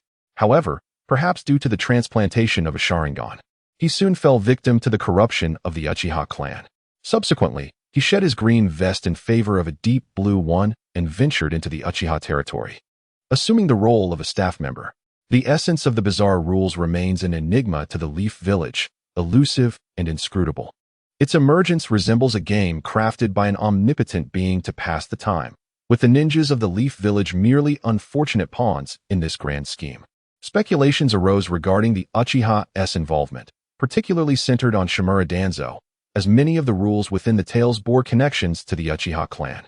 In a gentle glow, Tsunade and Shizune materialized in an open space, their presence met by numerous gazes fixated upon them. "Newcomers have arrived," muttered an unknown voice, laced with disdain. "Where's this place?" Shizune inquired cautiously, sensing hostility in the air. "The Village of Mist," she gasped in astonishment, realizing the gravity of their unexpected arrival. "Let us warmly welcome our new contestants." A booming voice echoed, accompanied by the clamor of drums and fireworks, as countless petals cascaded from the sky. "Welcome to the Blood Mist Paradise." An ominous premonition washed over Shizune. "It is now time to introduce the game rules. Please listen attentively," the resonant voice continued. Tsunade stood solemnly, bracing herself. Blood Mist Paradise offers numerous games, and completing them will earn you splendid evaluations. Tsunade listened intently. "And then what? Is that all?" "This is merely a cursory introduction to the rules." Tears welled in her eyes, and panic gripped her heart. "Oh dear, I am so frightened. Is there anyone who can assist me? What exactly are we meant to do here? Could a kind-hearted elder brother explain it to me?" Having previously evaded debt collectors from the gambling den, Tsunade had transformed herself into a twin-tailed little girl, a fitting guise for her predicament. Alas, her pleas fell on deaf ears, with some even mocking her. "Useless little girl, nothing but a burden." Tsunade covered her mouth, tears streaming down her cheeks, yet still, no one offered her solace. The shinobi world was not brimming with gallant heroes who overflowed with compassion upon encountering beauty. Rather, most ninjas were impervious to allure. "Tsunade-sama, your beauty ploy has failed," Shizune remarked awkwardly. "Shall we find someone to interrogate for information?" Tsunade shook her head. "Let us keep a low profile. Those capable of abducting us without a sound are undoubtedly formidable adversaries. Despite the fury boiling within me, I must endure for the time being." Sarutobi Hiruzen sent word to summon Tsunade back, only to be disregarded by her. Jiraiya later sought her out, but received a thrashing in return, and the matter was left unresolved. Before long, Tsunade and Shizune found themselves captured in this place. Their enemies lurked in shadows while they stood in the light. The situation appeared dire, and their adversaries' intentions remained shrouded in mystery, rendering everything baffling. Soon, they were transported to an amusement facility adorned with a banner proclaiming whack-a-mole, a game often enjoyed by children. Among the crowd, a little girl exclaimed, "Such a simple game." "Simple? Then why don't you give it a try?" A middle-aged ninja smiled and remarked, "The newcomer is unaware of the rules of the game. Since that young girl has taken the initiative to speak up, we cannot allow her to play tricks. So many eyes are upon us, and her audacity is not that great. Aren't the others supposed to join the challenge as well?" Shizune inquired opportunely. A half-grown youth, his face adorned with paint, promptly explained, "Not at all. Everyone present is considered part of a group. Only one person needs to participate in the challenge. Regardless of victory or defeat, the others may continue advancing in the blood mist paradise. Otherwise, we shall remain stagnant." As his words faded, the rest glared at the boy with indignation. These rules were hard-earned through the trials of their lives. Why divulge such information to the newcomers? Was it not better to deceive them into becoming fodder? The boy trembled slightly, falling silent. Shizune and Tsunade exchanged knowing glances and stealthily approached the lad. He seemed easily manipulable and could serve as a source of intelligence. Evidently, they were not the only ones with this thought, for moments later, a circle of newcomers gathered around the boy. With an innocent smile, he willingly shared all he knew, primarily addressing Tsunade, as if he had recognized her identity. He introduced himself as Kankuro, hailing from Sunagakure. Chapter 6. Blood Mist Paradise. This Blood Mist Paradise randomly selects one or more fortunate individuals from various villages to participate in the challenge games. When all members of a village perish, the game will select new fortunate souls from that village to continue the trials. The origins of this game are shrouded in mystery, but Kankuro had already floated through 2 game events. As long as someone partakes in the game, regardless of the outcome, others may continue their advance until they reach the exit and escape this bizarre realm. The rule of the game is to sacrifice others for one's own survival. Is it not possible to forcefully break out without participating in the challenge? Shizune could not help but ask. Kankuro shook his head solemnly. Previously, both the Konoha and Kumogakure ninjas harbored such notions, and they met their demise, exploding into a cloud of blood mist. The expressions of Tsunade and Shizune darkened further. However, a portion of the group quietly exhaled in relief. A little girl had just declared her intention to challenge the whack-a-mole game, which at least seemed passable. "Newcomers, please be conscientious and contribute to the team," someone spoke up, "or else we shall not accept you." Another chimed in, "Didn't you so-and-so just say that whack-a-mole is simple? Then hurry along. We shall be here cheering you on." Tsunade's gaze swept across the group, clearly discerning that, after grasping part of the rules, some had already banded together. They would unite against others, employing moral coercion or threats of violence to compel their peers to tread into peril while they reap the benefits from behind. The survival principle here dictated that the weak serve as cannon fodder for the strong, gradually eliminating the most vulnerable. Resistance was, of course, an option. Those unable to fight back would be forcibly thrust into the challenge, while those capable could join the team and become decision-makers, coercing other weaker individuals into sacrificing themselves. The selfishness and darkness of human nature were laid bare in this game, starkly evident for all to witness. The young girl named Qiannua, who had previously deemed the whack-a-mole game to be simple, now found herself besieged by a crowd. It seemed she had no choice. With a downcast expression, Qiannua sensed the smiles on the faces of those around her. "Now this is more like it. We shall remember your sacrifice." Suddenly, a cacophony of explosions erupted, scattering the group into disarray, their vitality extinguished. How dreadfully they wasted my time. The guise of a harmless lamb proved utterly unreliable. Qiannua's eyes turned crimson, her pupils resembling those of a goat, her visage transforming into an expression of sheer ferocity. Tsunade, Shizune, and the remaining survivors stood in stunned silence. Was that a new ocular bloodline technique? A gentle radiance flickered, and several fortunate individuals were forcefully summoned. Qiannua declared, "I shall participate in this challenge first. You may deliberate the order of subsequent trials. The architects of this paradise are laden with malice and will not permit easy passage." The game's rules were gradually uncovered. Who could predict whether everyone would ultimately be compelled to engage in a trial? As the challenges progressed, the difficulty would likely escalate. Resolutely, Qiannua engaged in this trial. Tsunade, standing at the entrance of the whack-a-mole game, cast a lingering glance at Qiannua's retreating figure before turning to the others, inquiring, "Why must we partake in this game? If we refuse to confront the challenge, we remain stagnant, unable to depart from the blood mist paradise." According to the intel left by previous participants, why must one escape the blood mist paradise? Tsunade's thoughts began to spiral into peculiar realms. Knowing the peril of the challenge, why rush towards certain death? Is the whack-a-mole game indeed perilous? Undoubtedly. Were there no dangers, why would individuals resist participating in the trials? Who among us could discern who the moles truly are within this game? Might the competitors themselves be the moles, while colossal monsters wield hammers turn them into mere pulp. Perhaps the game is rife with unexpected traps, where missing a mole results in an explosion. Let us remain here for the time being and observe the situation, Tsunade advised Shizune. Shizune hesitantly nodded. She was deeply concerned for Tun-Tun, who had been transported to the mist and had not accompanied her. She feared for Tun-Tun's safety. Despite her anxiety, Shizune diligently tended to Tsunade, retrieving 2 rations from her bag to stave off hunger. The two sat composedly, disregarding the corpses around them, closing their eyes to conserve energy. Nearby, Kanjiro was taken aback. Had Lady Tsunade truly resigned herself to this fate? Was this a viable strategy? Remaining stationary without sustenance would inevitably lead to physical exhaustion, jeopardizing their chances in future trials. No one had ever approached a challenge this way. Kanjiro recognized Tsunade's true identity, being the child of the 4th Kazekage and privy to certain confidential information. Though Tsunade had employed a transformation technique, Shizune remained recognizable to him. After the initial shock, Kanjiro resolved to follow Tsunade's lead, eager to witness how the Blood Mist Paradise would respond to such a lackadaisical contestant. Meanwhile, Qianhua had entered the whack-a-mole game. Ha ha ha, at last, the fun can commence, echoed a piercing female laugh. In the center of the arena, there approached a wolf clad in a crimson robe, adorned with a golden crown. Its lips were painted a fiery red, and it spoke with human articulation, its size dwarfing that of Qianhua by at least 8-fold.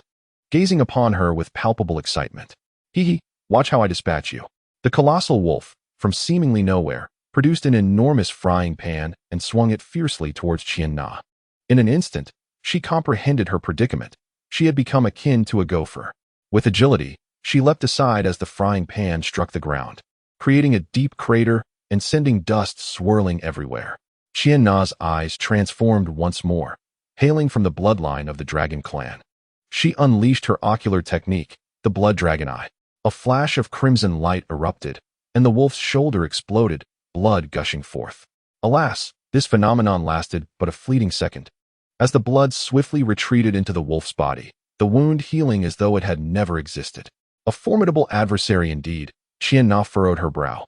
The giant wolf, seemingly incensed, doubled the speed at which it swung the frying pan. Qianhua darted about, nearly leaving afterimages in her wake. The arena soon resembled the cratered surface of the moon. The silver lining was that the wolf possessed no other means of attack apart from the frying pan.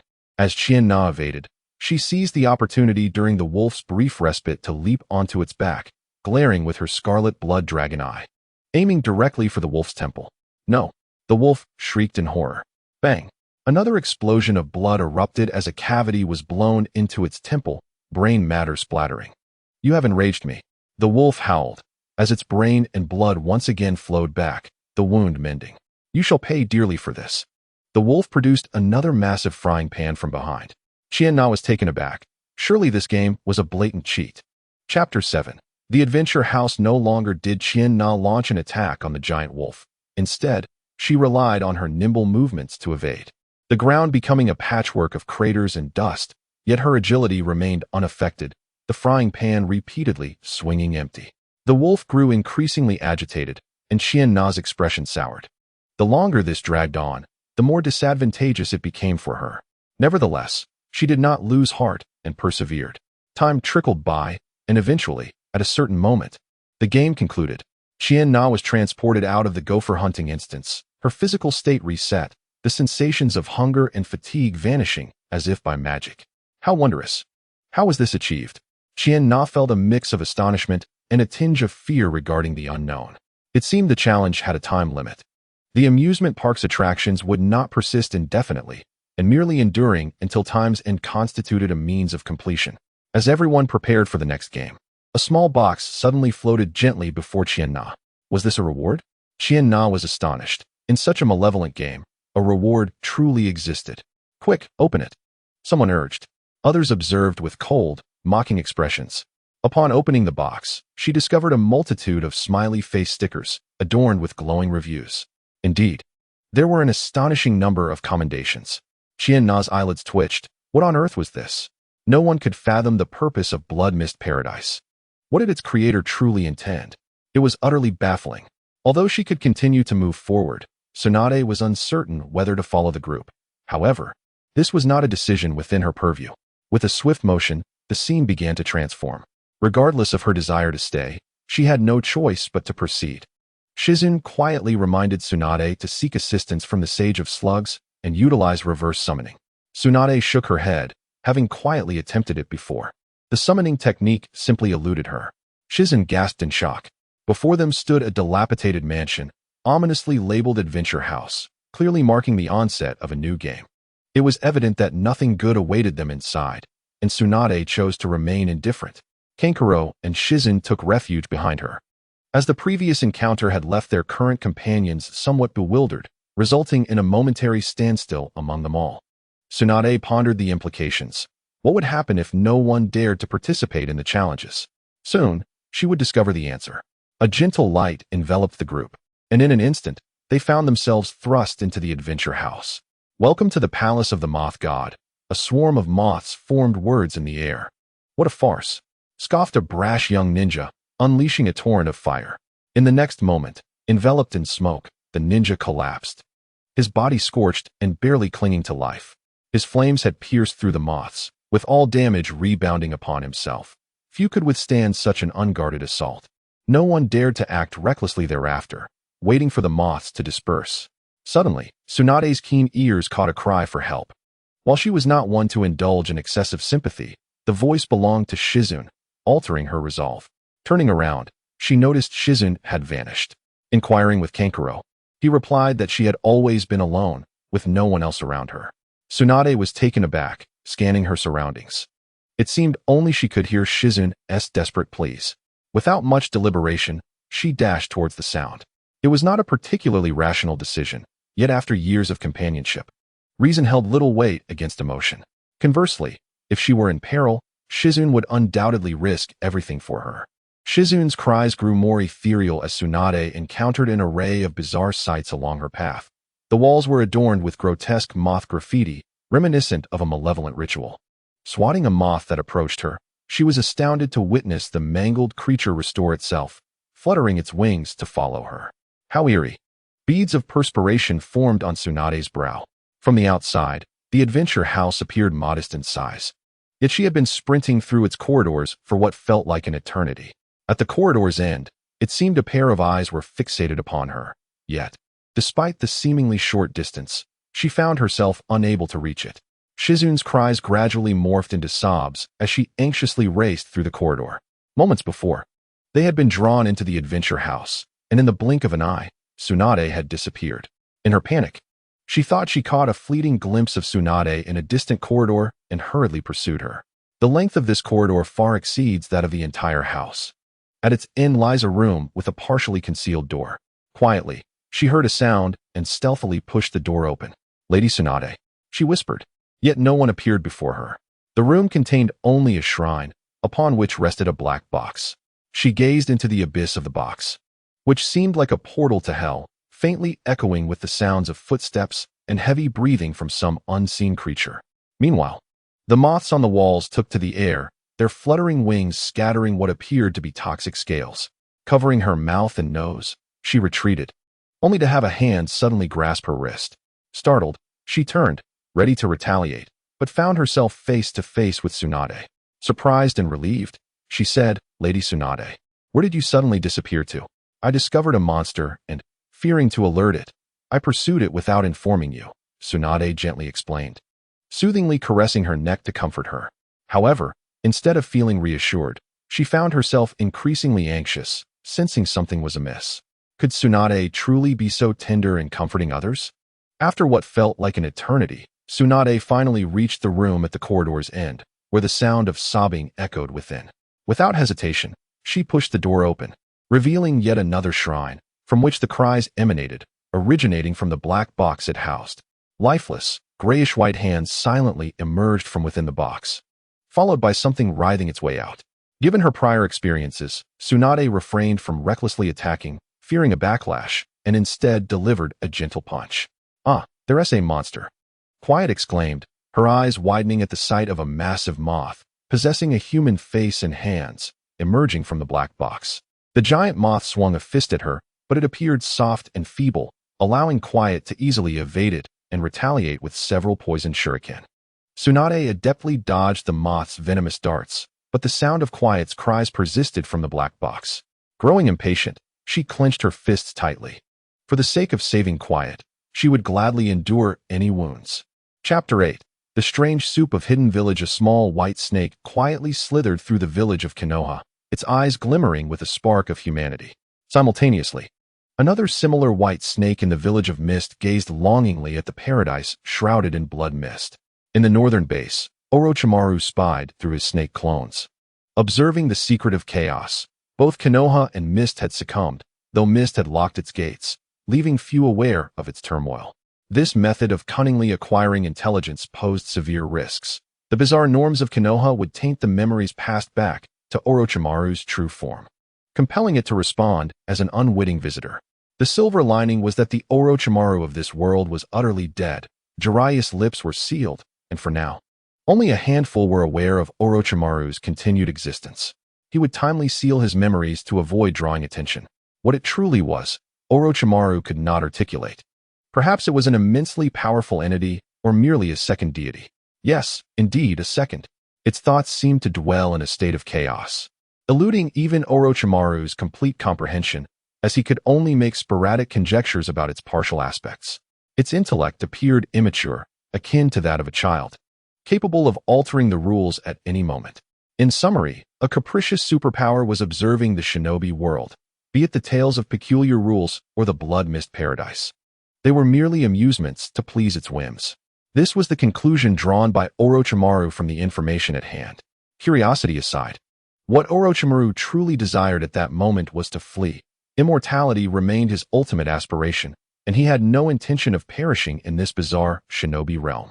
Originally, Orochimaru had met his demise in the Land of Rivers, where the hot springs village of Yu was afflicted by anomalies far earlier than Konoha.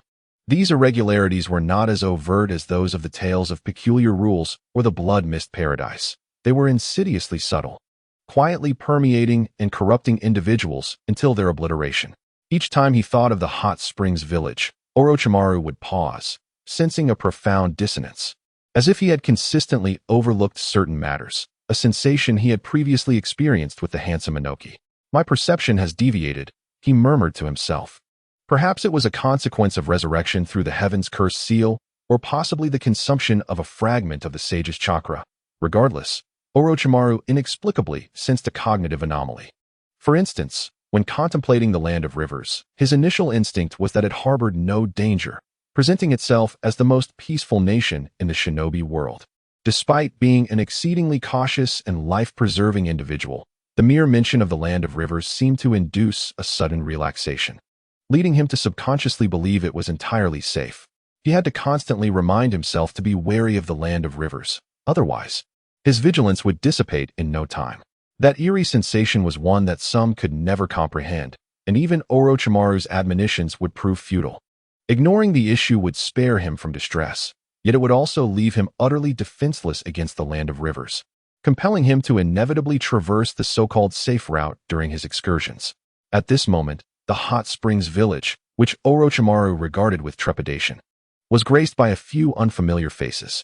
Omoi and Karui, disciples of Killer Bee from the village hidden in the clouds, along with their captain Samui, were returning from a mission, fortuitously passing through Yu.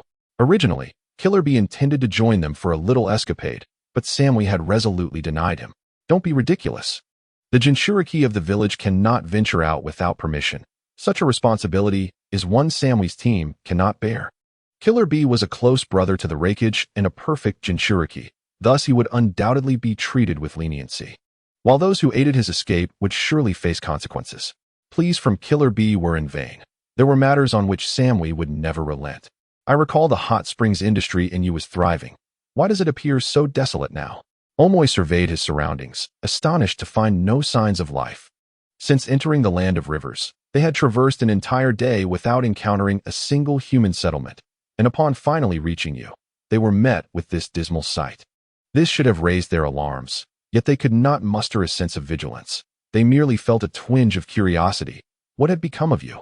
If there are no inns operating, let us find a place to rest for now, Karui suggested, observing the numerous uninhabited houses nearby. Samui remained silent. Raising her hand to point ahead, where it appeared that people were entering and exiting a hot spring inn. Karui glanced over, feeling a surge of hope. Their provisions were scarce, and if they could not procure supplies in a timely manner, they would be left with no choice but to consume military rations, which were unpalatable and detrimental to health in excess. With no living creatures around, hunting was not an option. Let us move swiftly, Karui urged, her pace light as she led the way, with Samui closely following and Omoi bringing up the rear. The trio, though in a foreign land, exuded an air of ease. The hot spring inn was not far, and Karui quickened her steps. Soon, they arrived at the entrance, which was eerily quiet, the door ajar. Peering through the gap, Karui wondered, is anyone inside? Yes, Samui replied, having confidently noted earlier that there were indeed people coming and going. She knocked on the door and called out, is the owner present? A drawn-out meow responded, as several kittens appeared from seemingly nowhere, gathering at the entrance, their round eyes gazing curiously at Samui. Unable to resist, Samui reached out to pet one, only to have the adorable creature dart away. At that moment, a person from within the inn emerged, shooing the kittens away and eyeing Samui and her companions with a hint of caution. May I ask who you are? They inquired. Samui revealed her forehead protector. As a ninja from one of the 5 great shinobi villages, it served as a significant pass, particularly that of Kumogakure, a village not easily disregarded or provoked, given their notorious reputation for hostility. We seek lodging, Samui replied succinctly. At her words, the innkeeper's face lit up with excitement. Ah, you are esteemed ninjas from Kumogakure. Welcome. Welcome. You must be the ones who accepted the mission from Yukigakure, correct? Samui was taken aback. The innkeeper opened the door wide, warmly ushering them inside. Samui's eyes flickered with intrigue, her mind racing. Had Yukigakure sought assistance from Kumogakure? What on earth had transpired in that village? As the leader of the small team, Samui remained silent, allowing Omoi and Karui to do the same, so as not to disrupt her train of thought or the ongoing dialogue. Chapter 9. The malevolent deity. The innkeeper mistakenly assumed that Samui's team had come to assist Yukigakure. Samui neither confirmed nor denied this, merely engaging in casual conversation. How could Yukigakure have fallen into such disrepair? Where have the other villagers gone? The innkeeper looked perplexed. Yukigakure has always been like this. Now it was Samui and her companions who were bewildered. Upon reflection, they realized this was indeed the case. In her memory, the land of rivers had never boasted large towns, only small villages hidden within the mountains and forests. Once, Yukigakure had been a mediocre ninja village, but it had been decimated by a deranged cult leader, and ever since, it had languished, reduced to a mere shadow of its former self. Yet, Samui still sensed something amiss. The proprietor greeted them. I trust you esteemed ninjas are quite fatigued. Allow me to escort you to your quarters. There is no urgency concerning the mission. The group nodded in agreement and followed the proprietor into the guest room. This modest hot spring inn, though somewhat simplistic, was blessed with a tranquil environment. Sunlight filtered through the fresh leaves of the trees outside, casting a soothing green hue within. A few curious kittens perched on the windowsill, observing the occupants of the room. At that moment, Samui suddenly noticed a peculiar, plump orange cat perched atop a tree branch. Its distinctly black and white eyes seemed to emanate an unsettling scrutiny, its body taut and poised, setting it apart from the other felines. Samui furrowed her brow, wondering about the oddity of the cat. Could it be a spirit beast? Karui, noticing Samui's intense gaze upon the orange cat, couldn't resist waving at it. The orange cat flicked its tail twice, regarded them with a penetrating stare, then turned and fled. A sudden jolt of realization struck Samui. She recognized the cat's anomaly. Why did it possess human-like eyes? Just as she intended to share this revelation with the others, a knock at the door interrupted her thoughts. The proprietor arrived with a complimentary dinner. Thank you, Samui replied politely, and, adhering to her ninja training and an underlying sense of unease, she inquired about the mission concerning the hidden hot spring village. Do you possess more detailed information? The proprietor shook his head. I am but an ordinary man. The village chief handles the commissions, and my knowledge is limited. That is quite all right. Please share whatever you know, even if it is merely hearsay, Samui urged. Upon hearing this, the proprietor adeptly transitioned the conversation to the plight of hidden hot spring village and the entire land of rivers. The dark god has proclaimed that calamity is imminent. The entire ninja realm is destined for destruction. Dark god? Samui gasped in shock. Indeed, the dark god. The innkeeper replied with a smile. The land of rivers has always revered the dark god, and all of Hidden Hot Spring Village are devoted followers. Samui's lips twitched slightly, and a bead of cold sweat formed on her pale forehead. She was not unfamiliar with the term dark god, and she was aware that Hidden Hot Spring Village had previously suffered devastating blows from the cult of the dark god. Under such circumstances, it was absurd that they would still worship such a deity.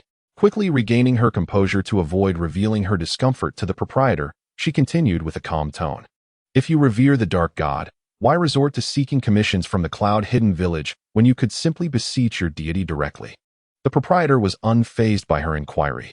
Because the dark god has perished, he can no longer offer us protection. This twist left Samui astounded. The dark god was dead?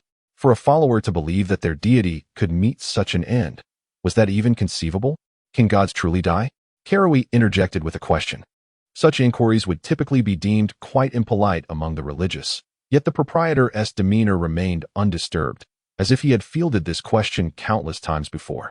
The fall of a god differs from what humanity perceives as death. The dark god was besieged by the entire ninja realm, yet that only led to his fall. As long as there are those who remember him, he shall return. Besieged by the entire ninja realm? What a ludicrous jest. Kalui struggled to suppress the upward curl of his lips. While they held a certain standing in Cloud Hidden, he had never heard of such a momentous event worthy of being etched in history. The proprietor appeared utterly oblivious to Kalui's sardonic expression, continually lamenting as if the wicked deity had fallen just yesterday, or perhaps it was a tale from centuries past. Why was the malevolent god besieged? Samui inquired. The proprietor replied, I am unsure. According to the village chief, the malevolent lord invited all the ninja villages to partake in a game, and somehow, he incurred the wrath of the masses. However, we steadfastly believe that the malevolent lord was not at fault. The corners of Samui's mouth twitched slightly. Was this game truly serious? After a prolonged silence, Omoi suddenly spoke. Does the malevolent god have any other titles? Indeed, he bears many names, each symbolizing different domains. Mother of the felines, guardian of cats, the unspeakable Miosuru. What are these titles? The atmosphere grew awkward for a moment, as Kalui turned away, laughing in a distorted manner. Omoi continued, let us set aside the monikers of the malevolent god for now and return to the matter at hand. Given that the malevolent god has been jointly besieged by the ninja world, why would Hot Springs Village issue a commission to Cloud Hidden? This is contradictory. The innkeeper was momentarily at a loss. It seemed he had never contemplated these details, as if he had ignored the logical inconsistencies entirely.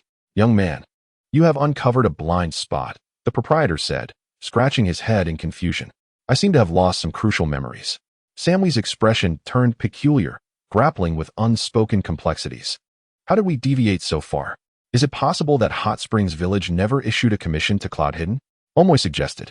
Impossible, absolutely impossible, the innkeeper declared emphatically, his demeanor suddenly becoming somewhat unhinged, his body swaying precariously. Oh, for heaven's sake, this is maddening. Are you all right? Samui approached the proprietor unguardedly, momentarily forgetting the vigilance expected of a ninja. The innkeeper furrowed his brow. Some memories, when not deliberately recalled, I believed would remain stored deep within my mind.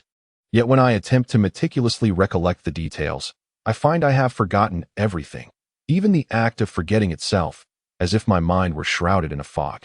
I have witnessed such a condition before, Kalui remarked thoughtfully, a smile playing on his lips.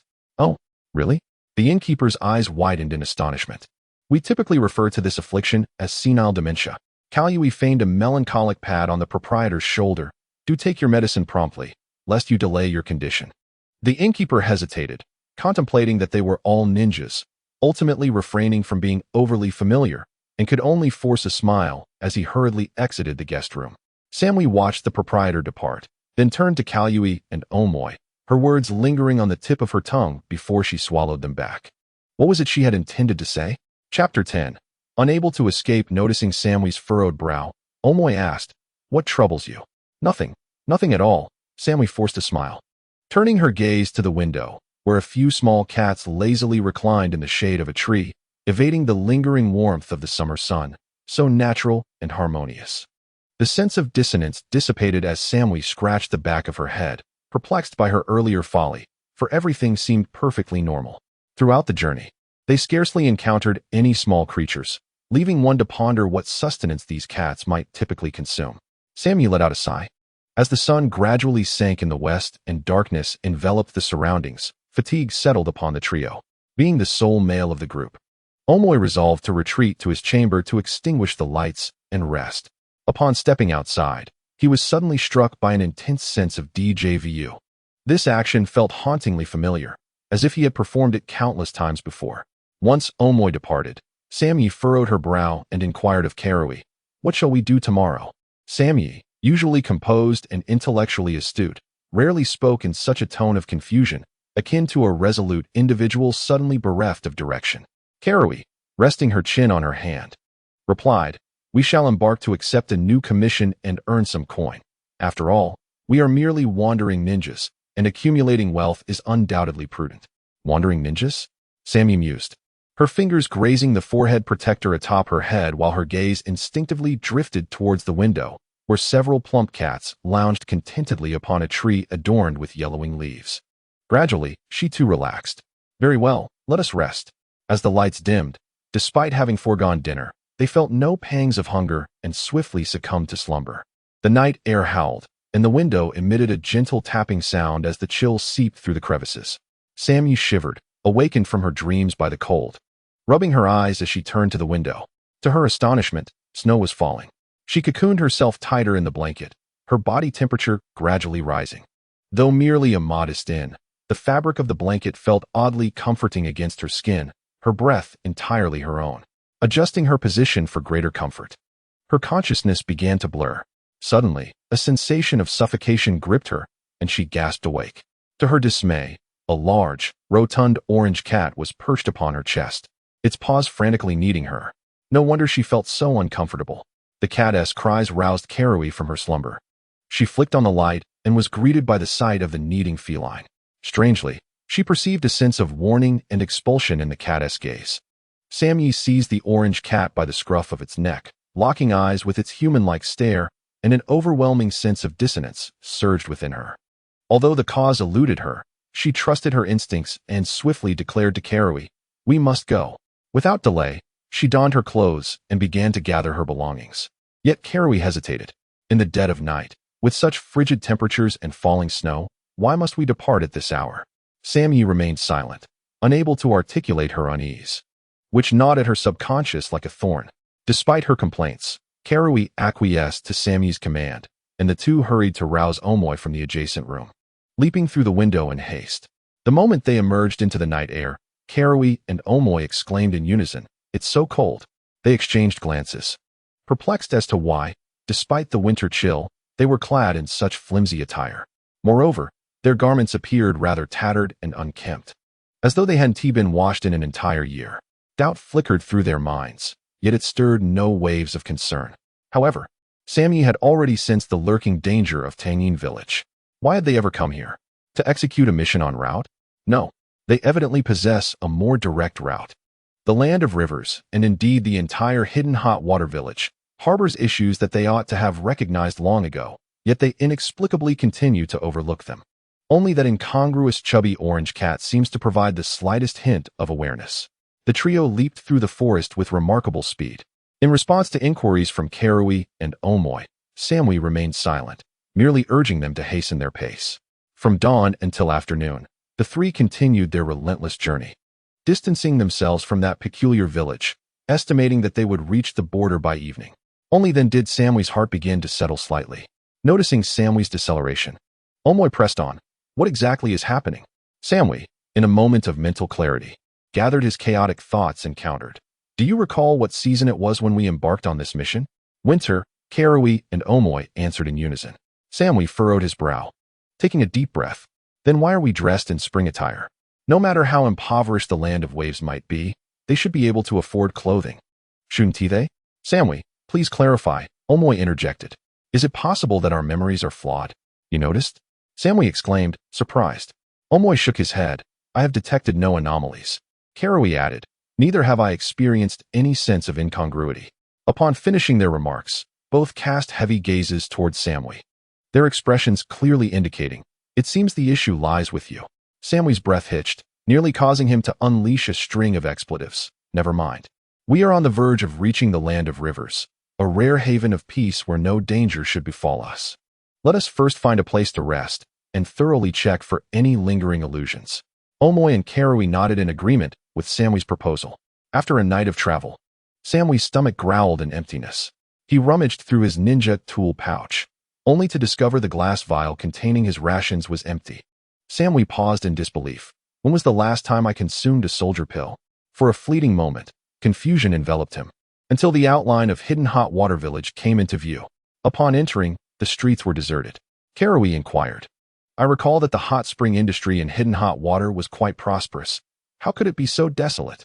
There appears to be a hot spring and still in operation over there. Samui pointed to a nearby establishment. A few cats, having appeared from nowhere, paused by the roadside. Observing the trio, the innkeeper greeted them warmly. Any news from Samui's team? The fourth Reikage asked in a hushed tone, repeating the question he posed every few days. The beautiful secretary, Mabu, shook her head. The Reikage sighed heavily. Samui's intellect, prowess, and appearance were all exceptional. Losing such a valuable subordinate was a painful blow to his heart. The two disciples of Killer Bee had also vanished, their absence stretching over half a year, rendering them essentially presumed dead. Yet, the Reikage remained reluctant to concede defeat, continuously dispatching individuals to search for them. Alas, the shinobi world was rife with inexplicable phenomena. Both Konoha and Kirigakure had fallen, and Kumogakure was not immune to the repercussions, leaving little energy to dedicate to the search for the missing. Chapter 11. My mother is a cat god. The chubby orange cat perched atop a treetop, gazing at Samui and his companions, shaking its head in resignation. There is no hope left. As the trio stepped into Tangin village, spring was drawing to a close.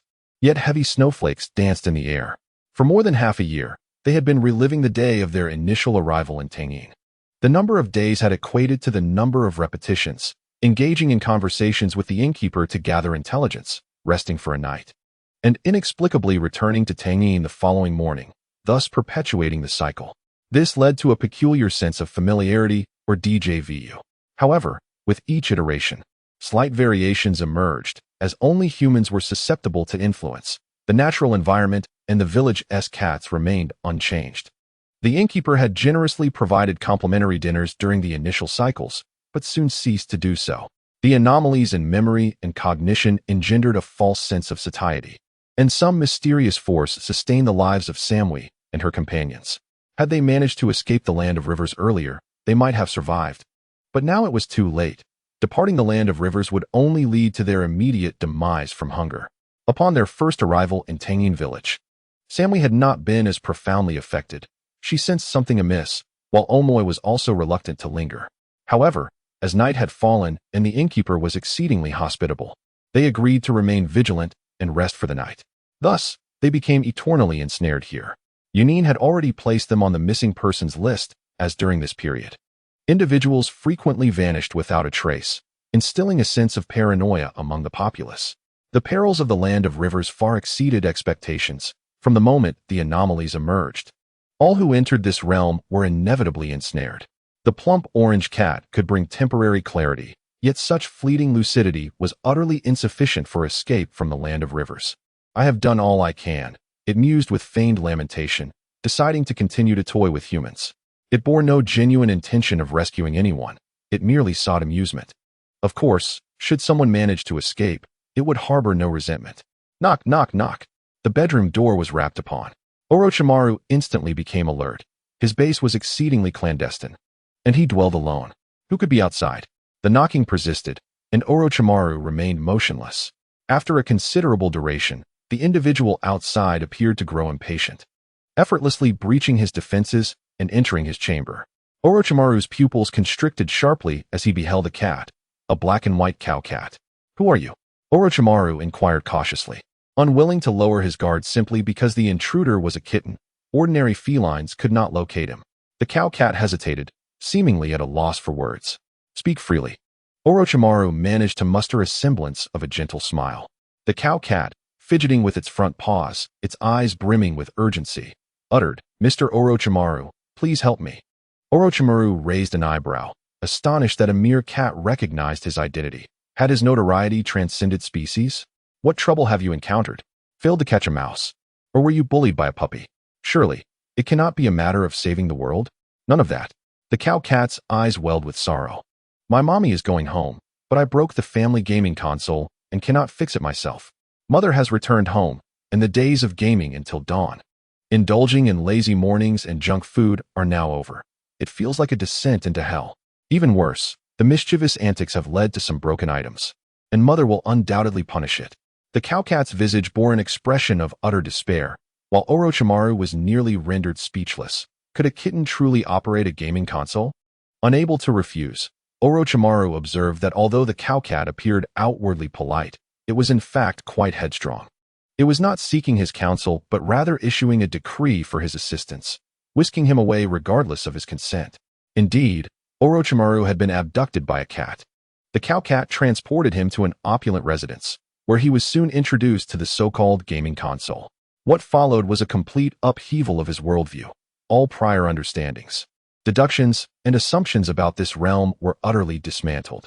The cowcat presented him with a sand table, whereupon he beheld the land of fire, the land of earth, Konoha, and the hidden mist, certain locations marked in red, others adorned with peculiar symbols. Taking a deep breath, Orochimaru inquired, "What is this?" "Mother's gaming console," the cowcat replied candidly. In a raspy voice, Orochimaru asked, "Does it have the power to influence reality?"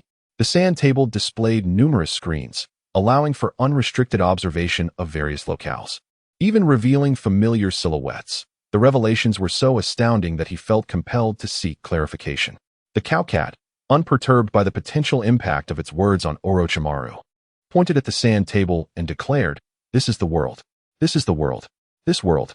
In an instant, Orochimaru was overwhelmed, experiencing both trepidation and exhilaration. Was this some form of extraordinary technology? He had once believed that the Sage of the Six Paths represented the pinnacle of power, yet here he was, confronted by something even more formidable. Known for his audacity, Orochimaru's curiosity soon eclipsed his astonishment, and he eagerly began to extract information from the cowcat. The cowcat, however, was not pleased with Orochimaru's demeanor. It had sought his assistance, not to engage in a question-and-answer session. Unfazed by the cowcat's disdainful tone, Orochimaru asserted that in order to repair the gaming console, a thorough understanding of its operational principles was essential. "Your verbosity is tiresome. This gaming console involves exceedingly complex knowledge, which is far beyond your comprehension," the cowcat scoffed, shaking its head with a tone of derision. Being belittled by a mere cat was absurd. Just because a child could use a smartphone didn't mean they understood its functioning or construction. The arrogance of a child towards the illiterate warranted criticism. Orochimaru endeavored to maintain his composure, remarking, "This gaming console was created by your mother." The cowcat nodded proudly. What was her purpose in creating it? Orochimaru continued his inquiry. "How should I know?" The cowcat replied, its eyes sparkling with innocence. "Perhaps it was for playing house." Orochimaru inhaled deeply. Having initially presumed that a nefarious force manipulated events from the shadows, that the world was rife with conspiracies and bloodshed. Yet, after all this, it turned out to be merely a cat engaged in a game of pretend? Indeed, to the eyes of the immensely powerful, the world was but a toy. However, Orochimaru did not fully trust the words of the cowcat. If the mother cat was so formidable, why would the cowcat seek his assistance?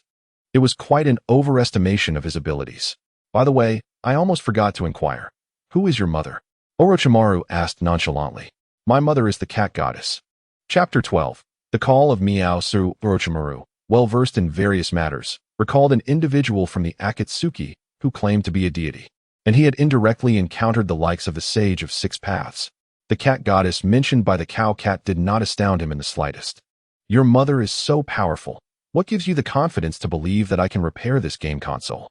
The cowcat, feeling a bit wronged, replied, "I initiated a keyword search, and you are the most suitable intelligent person for the task. Moreover, you possess a unique aura." "Unique aura?" Noticing the little cat's confusion, Orochimaru chose not to dwell further on it, and instead asked, "What exactly is wrong with this game console?" The cowcat explained that when its mother was home, she strictly forbade it from playing games recklessly, supervising it with utmost diligence. However, one day, an invisible mouse intruded, and despite the mother cat using all her means, she could not detect the creature, only knowing it was wreaking havoc. Worse yet, that mouse intended to eat the cat. The mother cat merely mentioned that she was off to catch the mouse, not daring to reveal too much of the truth to the little cat. In reality, she had become bait, hoping to lure the danger away from the cat's den. With the adults absent, the mischievous child let loose, disregarding any rules or strange tales. The bizarre occurrences of blood fog amusement parks and the ninja world were merely games to amuse the little cat. Do you not care about world peace? Orochimaru could not help but ask. The world has always been peaceful, right? The cow cat innocently displayed an image to Orochimaru, showing a group of carefree cats living without concerns for food or the threat of predators. How blissful they were. Orochimaru instantly understood that the world peace perceived by cats specifically referred to their own tranquility, utterly unrelated to humanity. Even if every human and living creature in the world perished, it would be of no consequence, as the sandbox game could be reset, returning to the Warring States period. Reset? Orochimaru was once again astonished. Does that mean time can flow backward? The cow cat nodded, affirming that not only could time be reversed, but it could also be accelerated, allowing one to find their favorite era in a matter of moments. Unfortunately, that was no longer possible, as it was broken. To be precise, the sandbox was not truly broken. Rather, its control permissions were gradually being eroded. The little cat did not understand this, mistakenly believing it malfunctioned. Seizing the opportunity, Orochimaru inquired about the origins of those games. After all, with the intelligence of this cow cat, it was unlikely to create overly complex games. Indeed, the cow cat flicked its tail a few times, merely stating that those games were all devised by its mother. Orochimaru's heart stirred. Surely the cat goddess's games could not be solely for the purpose of play-acting? At that moment, Orochimaru peered through the sandbox to observe the internal scenes of the game, pondering whether those who completed the game would receive rewards. The little kitten remained blissfully ignorant, merely enjoying the spectacle of humans grappling with the merciless rules of a cruel game, much like a child pouring hot water into an ant's nest, indifferent to whether the ants could derive any benefit from such a plight. Indeed, the joy it had previously experienced was now eclipsed by profound regret. With the sandbox game broken, it would undoubtedly face severe repercussions from its mother. Orochimaru cast a glance, harboring no hope for the intellect of this cow cat. What do I gain by repairing your gaming console? Orochimaru, with habitual nonchalance, proposed a condition. The cow cat widened its round, innocent eyes, exclaiming, "You are truly unkind. I am but a mere kitten. It is only right for you to help me." Thus, the true nature of this mischievous child was laid bare. Orochimaru, however, remained unfazed, simply inquiring, "Have you ever attended school? Does your mother read often? Show me 2 books." The advanced technology of this sandbox piqued Orochimaru's curiosity, and he yearned to glean insights from the divine feline's reading material. Reluctantly, the cow cat nodded and handed him a book adorned with a cover featuring a circular symbol within a triangle. Though Orochimaru could not decipher the text, he employed special methods to meticulously record every character. The symbols on the cover were reminiscent of those from a cult of dark deities, frequently sketched by Haydn during his incantations. Could it be that this divine cat was connected to such malevolence? The cow cat, growing increasingly impatient, pressed, "Can you fix the gaming console now?" Orochimaru nodded, initially intending to feign compliance, but to his astonishment, the cow cat insisted on placing him within the sandbox game. It turned out that the kitten's notion of repairing meant not entrusting the sandbox entirely to him, but rather assigning him the role of a technician to delve into the game's internal mechanics and meticulously troubleshoot the faults. Orochimaru couldn't help but chuckle in exasperation. This little feline was clearly treating him as a mere tool. Could he survive such a perilous game? Yet, upon reflection, it was only natural. One could only regard a fellow cat as an equal. Orochimaru had no desire to wade into such murky waters, entangled in the complexities of being a deity and an unseen entity. He had long contemplated escaping through the dragon vein, but alas, troubles had arisen in Lulan as it became a venue for a deadly game. Orochimaru dared not approach, choosing instead to hide in the base, feigning death. Little did he know that calamity would strike even from the safety of his own home. He harbored doubts regarding the Sage of Six Paths, believing he had completely abandoned hope, as credible reports suggested that Naruto Uzumaki and Sasuke Uchiha had become lost within a labyrinth of bizarre rules, descending into madness.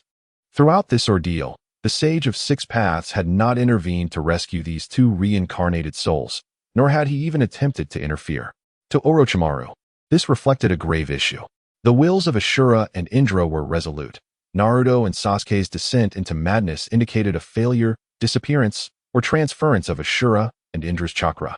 The more favorable scenario would be that the Sage of Six Paths had taken his sons and retreated. The less favorable would suggest his genuine demise. Orochimaru leaned towards the latter. As the cowcat insisted on forcibly transporting him into the sandbox, Orochimaru promptly acquiesced, choosing the first destination to be the Squid Game in Lulan. In an unknown location within the ninja world, a colossal creature, resembling a cat, yet more akin to a grotesque amalgamation of black and white flesh, stands before us. Countless fleshy growths and tendrils writhe erratically across its surface, while sparse, short fur cloaks its entire form. Its head is exceedingly bulbous, devoid of a neck, appearing as if it were directly embedded into its thoracic cavity. A cavernous maw dominates nearly half of its cranium, lined with an array of sharp, needle-like teeth, reminiscent of the mouth of a lamprey. Murky yellow drool drips from the corners of its mouth, leaving trails that sizzle upon contact with the ground. This is not its sole orifice. Numerous smaller mouths, equally armed with razor-sharp teeth, that its body. Where are you? Echoes the cacophony of voices, the noxious whispers reverberating in all directions. Chapter 13. The origin of the cat deity. The demonically transformed Tsutsuki Shinra observes the cat deity's descent into madness with an unsettling calm. Upon first arriving in this realm, he remained oblivious to the cat deity's existence, intent on employing his previous tactics to unleash chaos upon the ninja world. Yet, time rewound to the year 1024 of the Warring States period. No moment in time could deter the demon's slaughter of the living. He persistently chose to wreak havoc. Time reverted once more to 1024, where the cat deity, unable to perceive the demon. Nonetheless, since the shifts in the world, unprovoked calamities and the mass extinction of beings heralded trouble. Through several resets, the cat deity surmised the presence of an unseen invader, one that could not be observed nor traced through the laws of causality. Thus, the cat deity issued divine edicts to its followers, forewarning them of impending disasters within the ninja realm. The followers fervently disseminated apocalyptic prophecies, inevitably facing resistance from the powers led by the 5 great shinobi villages. The followers were besieged by ninjas, prompting the cat deity to dispatch a clone into the ninja realm. However, due to lingering historical issues, the clone failed to earn the ninjas' trust and instead found itself besieged and sealed away. Since humanity obstinately rejected the cat deity's goodwill, it chose to withdraw its concern. The extinction of humankind mattered not to it, as long as it cared for its feline kin. Yet, would the demon grant it such reprieve? While the identity of the shadowy puppeteer remained ambiguous, the demon struck indiscriminately, for some threats cannot be eradicated merely by resetting time. The demon deliberately revealed a trace of its whereabouts, leading the cat deity to become tainted by the demon's corruption and compelled to manifest in the world to confront its adversary. Alas, this only exacerbated the cat deity's plight, spiraling it into madness. As for the cat deity's origin, it is, in fact, a traveler from another realm. Indeed, it is a traveler. There are no stipulations that limit such travelers to youthful humans. The elderly, children, and even cats, dogs, mosquitoes, and flies may traverse dimensions as well. However, for creatures of lesser intellect, they may remain oblivious to their transdimensional journey, perceiving it merely as a change of environment, thus stirring little commotion. Yet, exceptions always exist. This particular cat, having crossed into the ninja world, is extraordinary. It hails from a horror game, the identity of its creator shrouded in mystery. Akin to the nature of the abyss, relishing in the invasion of weaker realms, albeit through comparatively gentler means. Not long ago, a new category of horror games was introduced, known as Strange Tales. The cat god was originally one of the eerie storylines within this realm, devoid of a name. As the rules stipulated, it must remain nameless or coded. Otherwise, it would breach the regulations, leading to dire consequences for the participants. The little cat looped through the Strange Tales countless times until one day, a peculiar challenger arrived. From the feline perspective, discerning the aesthetic appeal of humans was a challenge. However, everyone proclaimed this individual strikingly handsome, so let us refer to him as Little Handsome. Typically, randomly selected challengers exhibit panic and explode with anxiety. Yet Little Handsome was entirely different. He exuded elegance, confidence, and a sunny disposition. He disregarded all rules, boldly charging forward with audacity, seemingly treating the horror game as trivial. The little cat, with its endearing appearance, latched onto this golden opportunity, becoming his contracted pet, capable of being summoned to various scenarios to assist Little Handsome in battle. Nevertheless, in most instances, the little cat merely served as a cute mascot, while Little Handsome fearlessly pressed on. The little cat felt uneasy and had subtly hinted to Little Handsome numerous times to temper his arrogance. Did he truly believe others could not discern his secrets? To flaunt such bravado in a horror game suggested he possessed hidden talents. Excessively ostentatious behavior would inevitably attract widespread scrutiny. This world is never short of clever minds. As long as Little Handsome traversed enough scenarios and observed meticulously, a team of ordinary individuals could roughly deduce his hidden strengths. Fortuitously, the horror game is adept at generating countless precisely crafted scenarios, allowing players to dance on the precipice of life and death while still offering a glimmer of hope, all under meticulous surveillance. Unbeknownst to him, Little Handsome was stripped of all pretense, yet he remained blissfully unaware, still priding himself on his invincibility. The little cat quietly awaited his downfall. To put it succinctly, the horror game periodically purges cheaters. Those who rely on deception to flaunt their prowess in such games are but fleeting shadows. Little Handsome, as expected, met his downfall. However, the horror game reaped no benefits, for his advantages were too substantial and his backing formidable. It is rumored that a deity, seeking to exploit the unwary, devised numerous systems, of which Little Handsome was a fortunate selection. The deity would not make a grand spectacle over a mere pawn. However, the vast bounty of the horror game was too enticing to resist. Consequently, the horror game faced a comprehensive invasion. The little cat, possessing a high level of self-awareness and exceptional luck, managed to extricate itself from the chaos, even pilfering several valuable items. The sand table, which can bind a miniature world and digitize its data for deployment within game scenarios, illustrates how the horror game infiltrates other dimensions. Countless such sand tables exist within the control room of the horror game. The little cat seized but one and dared to claim divinity in the ninja world. This was largely due to the seemingly foolish local deities, the Sage of Six Paths, who appeared both dull and rigid, leading the cat god to eliminate him with ease. The kitten possesses limited combat prowess, yet it can engage in data annihilation via a sandbox, exemplifying the advantages of a digitized world. Regardless of the Six Paths Sage's formidable strength, he is merely a construct of data, unless he has encountered forces that pertain to the laws of rules. A mere press of the delete key would render him non-existent. Subsequently, the feline deity emulated the practices of horror games, deploying replicas into this realm. It lacked comprehension of the sandbox's operational principles, akin to a child playing with a smartphone without understanding its intricate architecture. It merely recognized that through this method, it could extract an unknown power from the world, yielding fruits that it could consume to enhance itself, until all living beings were utterly subjugated. The cult of the malevolent deity emerged as an unexpected occurrence. Those misguided cultists erroneously regarded it as a dark god, and it unceremoniously usurped their position, occasionally issuing divine edicts for them to fulfill its whims.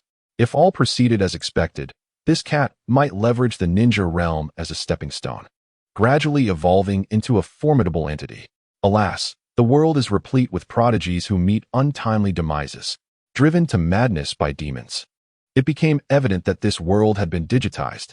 No wonder the souls it consumed tasted amiss. The demon, with a disinterested grimace, located the feline deity's sandbox, dispatched the cacophonous cowcat, and adjusted several parameters, elevating the average temperature of the ninja realm to 100 degrees Celsius before sauntering away with the sandbox in tow. In truth, he perceived this world more as a cat's dream, a realm of absurdity and nonsense. Chapter 14. O Serpent, I have transcended again. Orochimaru's countenance was decidedly grim. Misfortune had been closely monitoring him. When approached by the cowcat and thrust into the struggles of the squid game, he could barely endure. But the sudden spike in temperature to 100 degrees was quite intolerable. The squid game inexplicably vanished, and soon the air began to scorch. Without a moment's hesitation, Orochimaru set forth towards the dragon vein. Fortunately, his physique had long transcended human limits. Should he be scorched, he could utilize the great snake technique to shed his skin, ultimately escaping the inferno. He arrived in an entirely new world, technically still within the ninja realm. Orochimaru no longer bore that enigmatic smile of confidence. It was replaced by cautiousness reminiscent of his first foray into battle. The tribulations of the preceding worlds had been dire, and he feared that this realm too harbored an unseen puppeteer, no longer daring to flaunt his abilities. Orochimaru made a concerted effort to diminish his presence, scarcely employing snake-related ninjutsu.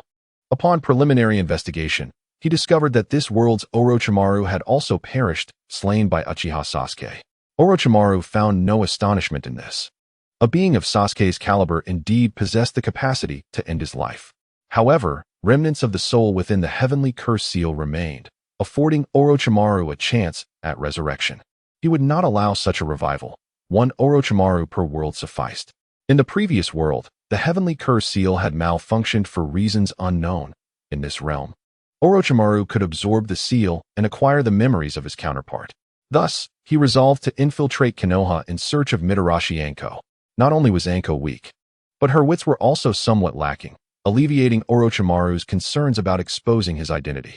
From Lulan, I journeyed straight to Konoha, during which Orochimaru learned of some intriguing matters, such as the plan for Konoha's downfall. Is this truly all there is to it? Failing to annihilate every inhabitant of Konoha, or to completely besmirch its reputation, can such a meager endeavor truly be deemed a collapse? Orochimaru, seasoned in grand spectacles, had witnessed firsthand how Sasuke from his own world dealt with Konoha, where soul extraction and grave desecration were merely appetizers. The plan for Konoha's demise in this world was an insignificant affair, more akin to assisting Konoha in pruning its decayed branches. As I passed through a certain town, a woman's voice interrupted my reverie. Orochimaru, you are still alive? A girl with striking red hair and glasses stared at me in astonishment. Internally surprised, I maintained an expression of feigned ignorance. What Orochimaru? What are you talking about? I was quite confident in my technique of disguise, yet I was confronted by Karen, who I had never encountered before and was unaware of her formidable sensory abilities. Uchiha Sasuke, Shimon, and Suigetsu quickly approached. What are you doing? Suigetsu asked nonchalantly, his hand casually resting on his large sword. I sensed Orochimaru's presence. Karen pointed ahead. Sasuke turned to see an unremarkable face, tense and withdrawn, which did not resemble Orochimaru in any way. Orochimaru has already been slain by me, Sasuke stated coldly. Not long ago, he had engaged in a struggle for dominance against Orochimaru, successfully eliminating him and absorbing a portion of his power, significantly enhancing his own strength. Following this, he formed the Snake Team, preparing to seek vengeance against Itachi Uchiha. Surely, it was implausible that he had just slain Orochimaru, only for the latter to resurrect immediately. Such a notion was utterly absurd. Sasuke, unwilling to waste time with a mere passerby, grew impatient, while Karen furrowed her brow. Sensing that this man's aura bore at least a 90% resemblance to Orochimaru, establishing a definite connection between them. Biting her lip, she pondered the enmity that would arise should Orochimaru have any chance of returning. He would undoubtedly seek revenge. However, Sasuke was already growing weary. The Snake Team was not composed of indiscriminate murderers, and it was unreasonable to simply eliminate this stranger. They were not Danzo, lacking such ruthlessness. Ultimately, Karen reluctantly followed Sasuke away. Orochimaru breathed a sigh of relief, soon followed by confusion. The Sasuke he had just encountered seemed rather lacking in intelligence. In his memory, Uchiha Sasuke was a figure of extreme restraint, wisdom, and cold ruthlessness, capable of secretly awakening the Mangekyou Sharingan under Konoha's watchful gaze, orchestrating the collapse of Konoha with a cunning that few in the ninja world could rival. Yet, the Sasuke he had just met appeared to be merely a facade of arrogance, exuding a youthful Nav-vet, despite harboring deep grievances and possessing little murderous intent. The Sasuke Orochimaru knew was a psychopathic killer. The disparity between the two was as vast as heaven and earth.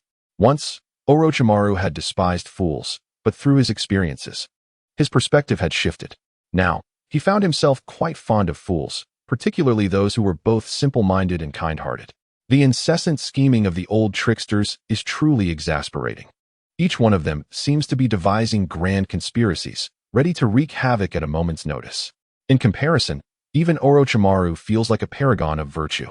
Prior to his arrival at Konoha, Orochimaru contemplated the difficulties of infiltrating the village, especially after witnessing its previous collapse. Surely, the defensive barriers remained unchanged?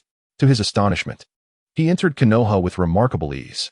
It is perplexing, The positions of the defensive nodes had hardly shifted, indicating a sense of arrogance within Konoha. If Orochimaru could come and go at will, it stands to reason that other rogue ninjas could do the same. No wonder Konoha ultimately fell to Sasuke's destruction. How long has it been since Konoha reigned as the strongest village in the ninja world? Back in the day, when Kumogakure attempted to abduct from Konoha and ended up with fatal consequences, it was the villains who cried foul, leading to the tragic demise of the Hyuga clan leader's younger brother. After such an incident, who would still regard Konoha as an untouchable titan? As Orochimaru strolled through the familiar streets, he felt no nostalgia whatsoever. Indeed, the passage of time erodes all bonds of kinship, friendship, and camaraderie. 10 years may not be enough to forget. 100, 1,000, even 10,000 years will eventually lead to oblivion. Finding the residence of Akane was a simple task. For all these years, she had remained merely a special jounin, utilizing snake-style ninjutsu, likely hindered by her association with Orochimaru, having not pursued more advanced techniques, thus never attaining the rank of jounin. While the rank signifies a certain level of combat prowess, it is not absolute.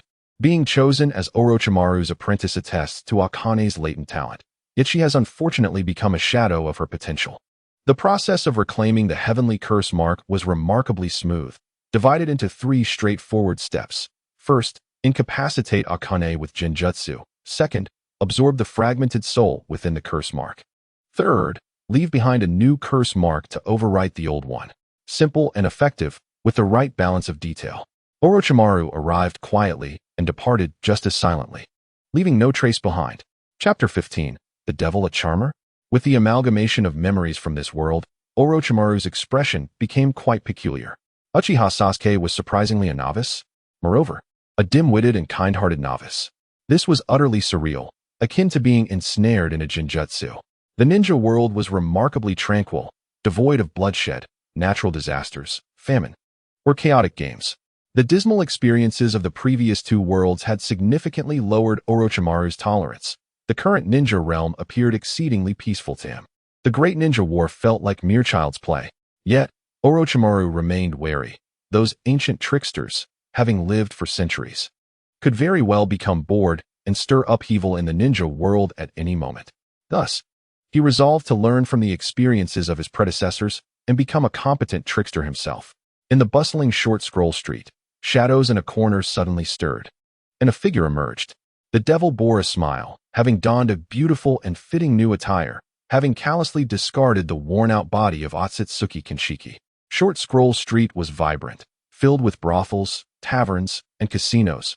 The devil wandered aimlessly, contemplating how to sow chaos in this new world. A malevolent string seems to be taut within my mind, perpetually urging me towards wickedness. Such is the inherent nature of a demon. I ponder what the abyss has transformed into during my absence. When I fled, the order of the abyss was tainted, even giving rise to peculiar demons imbued with attributes of holy light and purification. I hope the abyss remains intact. As I passed a takoyaki stall, my gaze unconsciously swept over it, prompting the vendor to smile and say, "If you like it, feel free to take some." I raised an eyebrow in surprise and shook my head. I had no money. "Young man, there's no need for formality," the vendor replied warmly. "It's just a portion of takoyaki. If you enjoy it, consider it a gift." Before I could refuse, he had already packaged a serving and pressed it into my hands. I scanned the vendor multiple times with a serious expression. "Thank you." There was nothing amiss. He was simply an ordinary person. Yet, one must not underestimate the ordinary. For countless formidable beings have met their demise entangled in the emotions of the mundane. As I walked away, the takoyaki vendor continued to wave, "Come back anytime. I will always be here."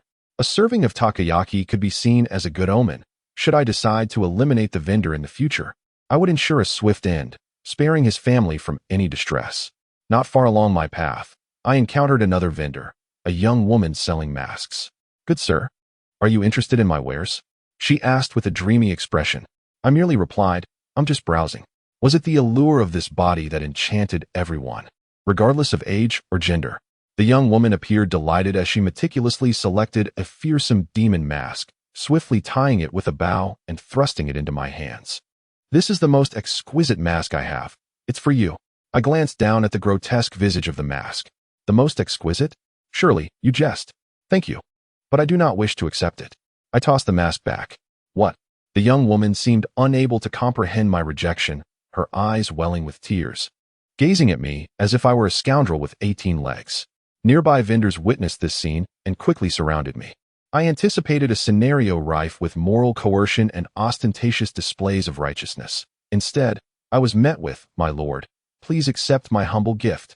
My lord, this is my most beautiful daughter." A passing ninja's eyes lit up upon seeing me, and he painfully drew forth a blade, exclaiming, "My lord, this weapon is forged from chakra metal." He respectfully extended the knife towards me. I shook my head. I do not require it. The ninja collapsed to the ground, clutching his chest in despair. "Why, my lord, why will you not accept my gift? Surely, it must be of poor quality." An increasing number of onlookers were drawn to this spectacle, eagerly rushing towards me in fervent devotion. I furrowed my brow, scanning the crowd repeatedly. These individuals bore no malice, and their offerings contained no traps. What in the world was happening? I was utterly perplexed. In the distance, a female ninja dashed towards me, occasionally casting jutsu behind her.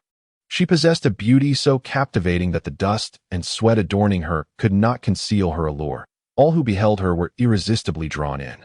Passers-by on Shore Street marveled from a distance, exclaiming in astonishment, "How can such an ethereal and exquisite maiden exist in this world?" Suddenly, that female ninja whirled around, her gaze fixated on the demon among the crowd. "Young sir, please save me." The onlookers fell silent, captivated, and collectively parted to grant the female ninja a clear path. "Are you Tsunade?" the demon inquired, perplexed. "Indeed, it is I," Tsunade responded with a look of delight. "I possess a fortune. If you help me escape, I shall reward you handsomely." In the distance, a dozen pursuers finally arrived, revealing themselves to be a motley assortment of ninjas from various villages. The demon anticipated the familiar trope of a hero rescuing a damsel in distress, only to overhear, "Oh dear, Tsunade has encountered that esteemed personage. What shall we do?" One exclaimed in terror, "How unfortunate for us. We must retreat immediately." Another lamented, "Do you know who I am? Why offer me gifts? Why address me as esteemed one?" The demon asked abruptly. The onlookers replied with nonchalance, "Esteemed one, we do not know you. We merely—" Before they could finish, a man wearing a Leaf Village forehead protector elbowed his way through the crowd, addressing the demon with courtesy. "I am a member of the Umbu from the Leaf Village. And this is our Tsunade. She has betrayed the village, and we have been ordered to apprehend her. We hope you will be so kind as to assist us." The demon recognized Tsunade but found the situation profoundly bizarre. Tsunade gritted her teeth, brandishing her weapon, ready for battle. "You think to capture me? In your dreams." As she spoke, she edged away from the crowd, placing no hope in the demon's intervention. "Sweetheart, please return. Why do you flee? Have we treated you poorly?" The Umbu member gazed tenderly at Tsunade. She retorted with a cold laugh, "Even if it costs me my life, I shall not return to the Leaf." "Wait." A sudden voice startled everyone, and they turned in unison to the demon. "What weapon do you wield?"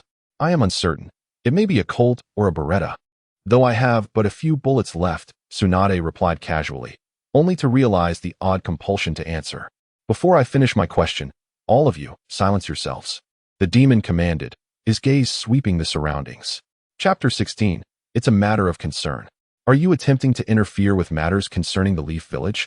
The Umbu member glared at the demon, his tone laced with discontent. "And what of it?" the demon countered. Another Leaf ninja murmured, "Perhaps it would be best to let this matter rest." The remaining ninjas pursuing Tsunade nodded in agreement, showing no desire for confrontation. The Umbu member sighed in resignation, casting another tender, albeit oily, glance at Tsunade. "My dear, we shall find a way to bring you back." Another ninja clenched his fists, declaring, "Sister Tsunade, wait for me. Even if it means being shattered to pieces, I shall not yield." A group of burly men expressed their heartfelt affections towards Tsunade. Yet, her expression darkened, and she seethed. "I will eventually rid myself of this wretched lot." Surrounded by numerous onlookers, an array of gazes swept over Tsunade. She appeared unfazed by such overt scrutiny, dismissing them entirely, and addressed the demon. "Thank you. I have finally escaped that abyss. Feel free to ask any questions you may have." The demon inquired, "My first question is, your attitude towards me is rather peculiar. Why do you refer to me as master?" Tsunade, taken aback by the complexity of the question, struggled to find a starting point, her mind racing as she contemplated fabricating a tale. The demon's hair transformed into blades, mere millimeters from Tsunade's throat. In that moment of clarity, Tsunade spoke fluidly, divulging all that she knew. Tsunade was a traveler from another realm. Prior to her journey, she had always been the exemplary student, an epitome of excellence. Though from a humble background, she had long harbored dreams of altering her fate through diligent study. Before her university years, she had consistently excelled in her studies, her modest upbringing failing to stifle her radiant confidence. However, upon entering university, she found herself amidst a sea of elites, some intellectually gifted, others socially adept, some with a plethora of talents, and others with formidable connections, casting her into a shadow of mediocrity. As a small-town scholar immersed in a sea of textbooks, her social skills were average, and she lacked a clear vision for her future. The only plan her parents had instilled in her was to attend a prestigious university and secure a good job, yet she could not even discern what constituted a good job.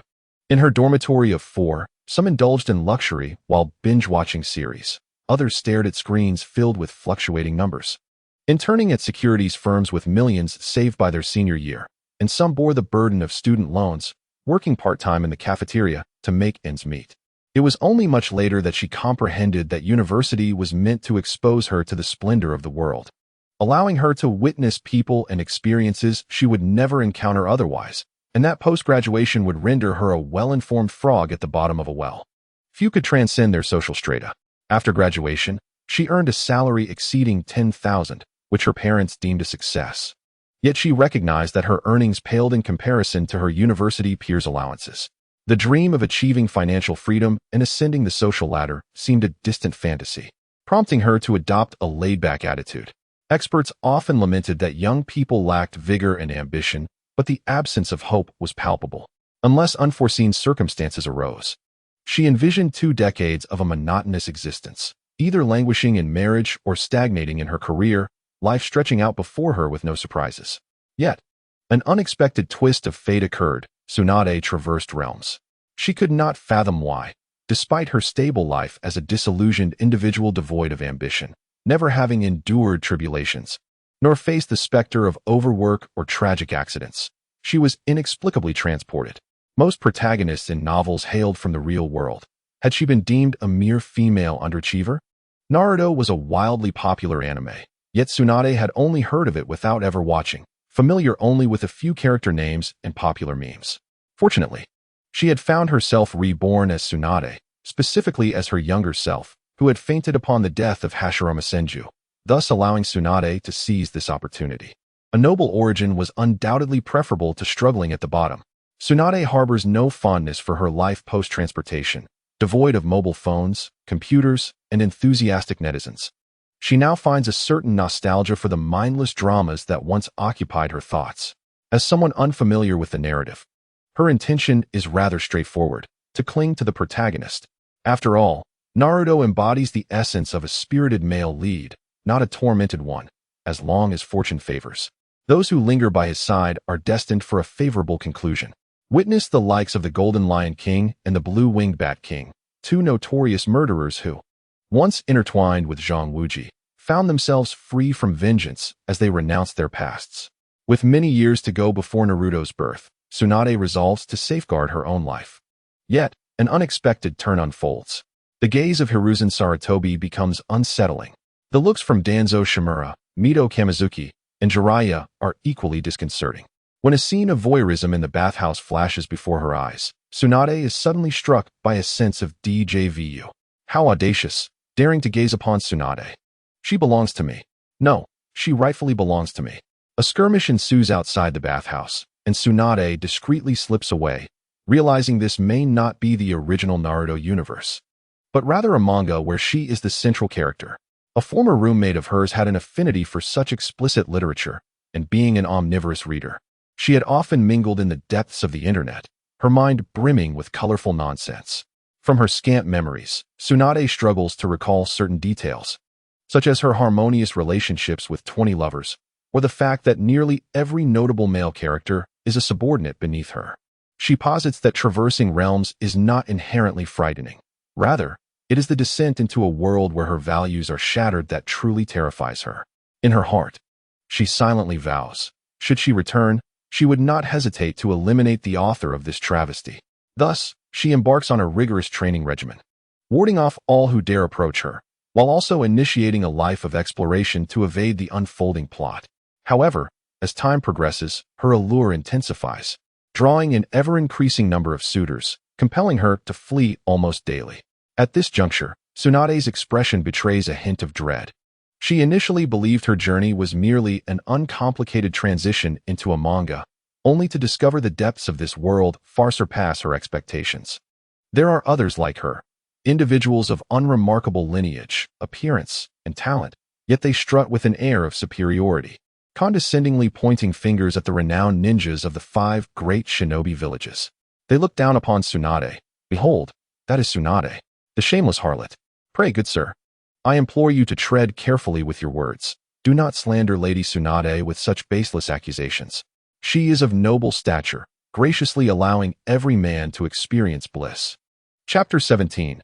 Tags and red names. One fateful day during her escape, Tsunade's perception shifts dramatically. She begins to see tags hovering above individuals. Above her own head, the label reads Female Supporting Character. Jiraiya bears the title of Backup Male. Kushina Uzumaki is marked as Self-Destructive Female, and Danzo Shimura is labeled Little. Tsunade is filled with excitement, believing her fortunes are changing, convinced she has finally awakened the essential ability of a traveler. But how shall this newfound power be wielded?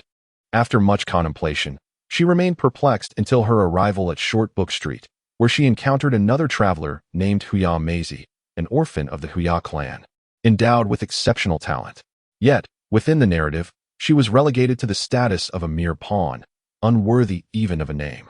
Her primary function was to accompany her family in their self-destructive endeavors in the Hidden Mist village, ultimately leading to their annihilation, rendering her a mere backdrop. Moreover, she possessed the ability to perceive labels and had encountered other indigenous individuals and travelers who could also see them. Listening to their idle chatter, Huya Meizi scoffed disdainfully.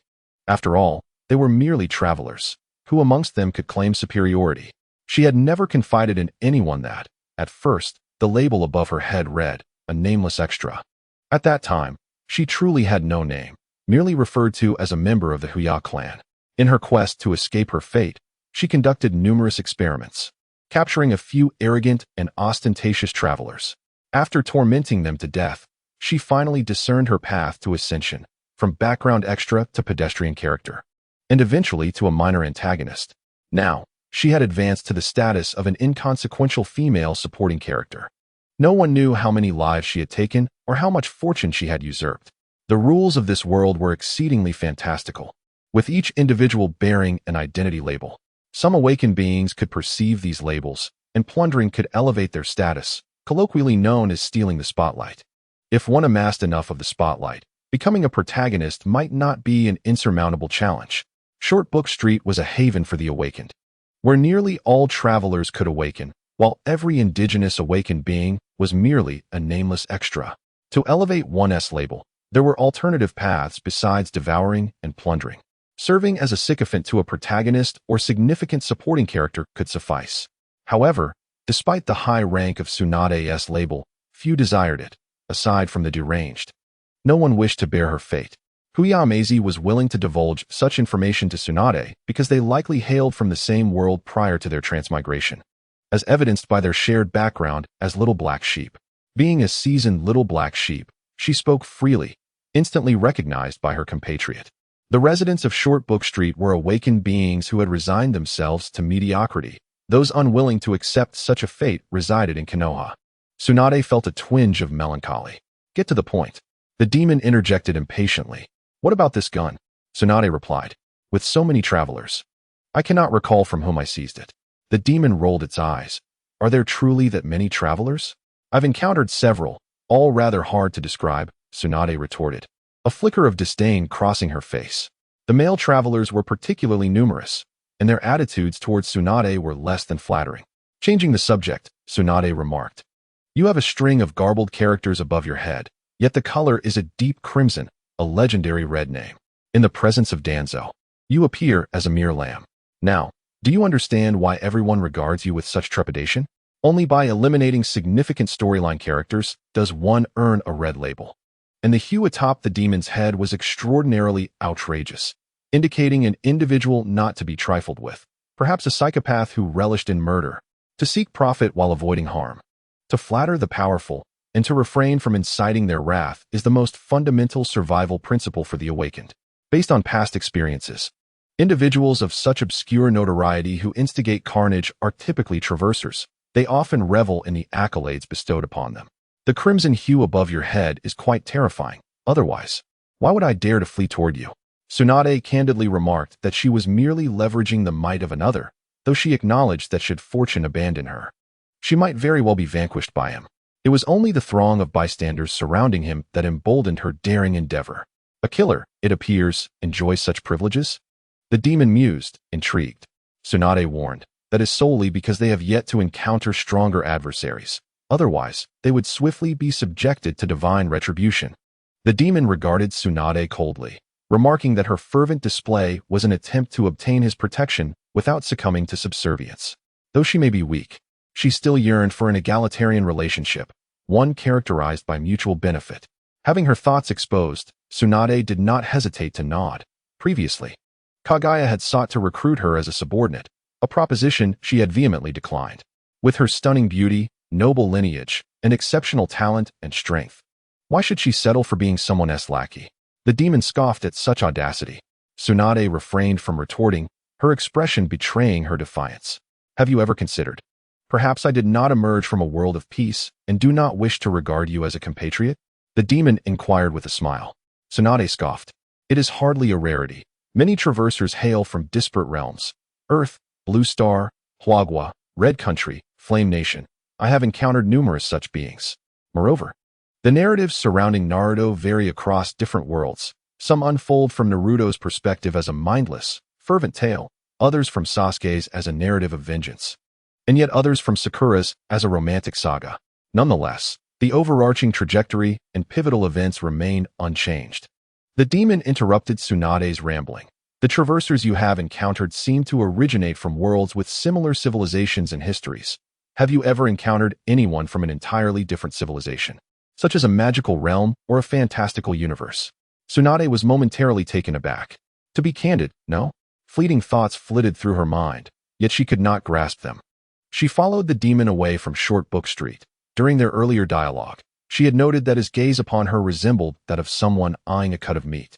In the past, she would have mocked such a lack of taste, yet now she found herself admiring such a man. As they walked, the demon posed another question. How do the awakened perceive identity labels, and how do the unawakened and the 5 major ninja villages regard this matter? Tsunade's demeanor grew solemn, her tone laden with significance. This matter is quite intricate. In essence, awakened individuals cannot divulge their labels to the unawakened, as if a certain power obstructs such revelation. Before she could finish, Tsunade cast the demon a knowing glance.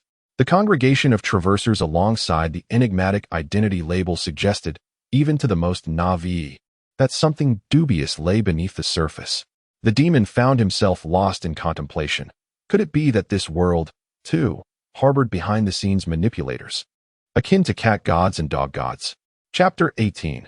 A game. As they departed from Short Book Street, they encountered an acquaintance. Another one? Tsunade's eyes turned icy. Tsunade, what a pleasant surprise to find you here. The man wearing a mask burst into laughter. I certainly do not perceive this as a positive development. Tsunade ground her teeth in frustration. It was evident that he was yet another member of her harem. One could only wonder what sadistic whim inspired the author to pair unattractive men with beautiful women.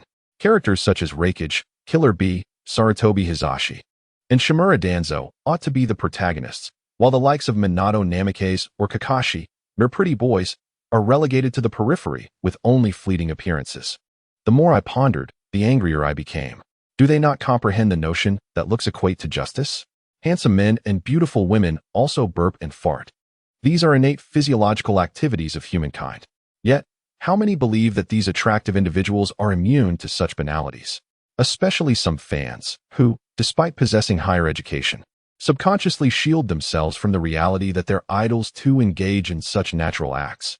As long as they possess that captivating visage, they are willing to accept any deceit. Should the villains in dramas sport faces resembling those of Louis Koo or Daniel Wu, many would hasten to exonerate them, yearning to swoon and collapse into their embrace. Tsunade had been fleeing the narrative, partly because her harem was filled with old and unattractive figures.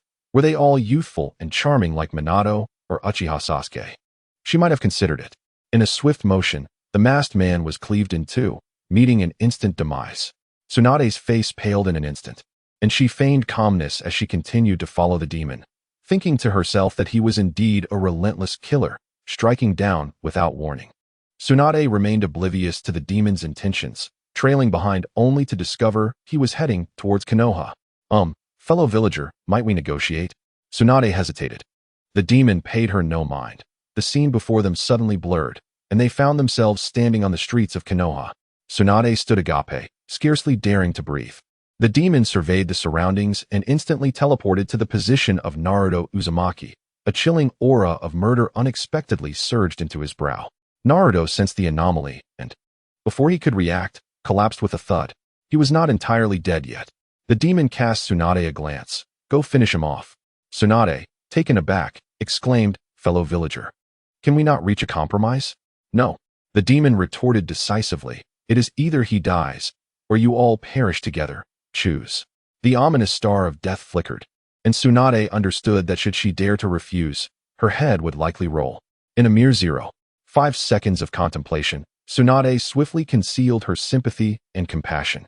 While she genuinely cherished Naruto, her life held greater importance than her affection. Her fondness was akin to that of a high-dimensional reader for low-dimensional paper characters. Fundamentally, she did not regard them as humans. The kunai pierced Naruto's heart, the Uzumaki lineage and Nine-Tails chakra working in unison, yet an inexplicable force intervened. Naruto breathed his last. Has your label changed? The demon inquired. Aye. Tsunade began, but was abruptly interrupted by an eerie shattering sound at the moment of Naruto's demise. The sky fractured like glass, splintering into pieces. Warning. Program is crashing. Hurry. This is no drill. The protagonist has been eliminated. Who could be so ruthless? Enough with the trivialities. Swiftly overwrite the historical data with the backup. Tsunade stood frozen in place as the demon inquired. Can you not hear? Bewildered, Tsunade shook her head. The demon gazed up at the sky and mused. Is this realm truly that of a holographic game? A dreadful realization struck. Exclamations resounded from above. Tsunade, not lacking in intellect, grasped the implication of the demon's words. The fourth wall? Are we at risk of data deletion? Her countenance shifted dramatically as she contemplated the possibility of the game system initiating a database purge, eradicating all traversers. The fissures in the sky began to fade, and everything around them became eerily still, a brilliant light descending from the heavens. I am Ito Hidachu. A seemingly ordinary middle-aged man approached Tsunade, smiling as he introduced himself. His chakra emanating an unfathomable depth. Game administrator? Tsunade inquired. Could you furnish me with a set of divine gear and a touch of supreme bloodline, along with infinite chakra? Ito Hidachu paused, taken aback for a moment. Do you believe this is merely a holographic game? Feigning composure, Tsunade scrutinized him. Is it not? With all these labels and crimson names, what else could it be? Ito Hidachu appeared somewhat troubled. Perhaps our previous conversation misled you. It is rather complex, and you may struggle to comprehend. Tsunade cast a cold glance at Ito Hidachu. Despite her lack of confidence, even a hint of fear, she maintained an air of defiance. Convinced that this world was indeed a game. Crossing into a comic realm was one thing. Traversing a game was hardly a monumental affair. This is the authentic world of ninjas, Ito Hidachu insisted. Tsunade scoffed. Do not treat me as a fool. Ito Hidachu gazed at her with sincerity. I am not deceiving you. This is indeed the real world, albeit situated within the annals of history. Tsunade's eyes widened in disbelief. Why did she recognize each word, yet fail to grasp their collective meaning? Would speaking out of turn reveal her ignorance? Instinctively, Tsunade sought assistance from the demon, only to realize that it had vanished without a trace.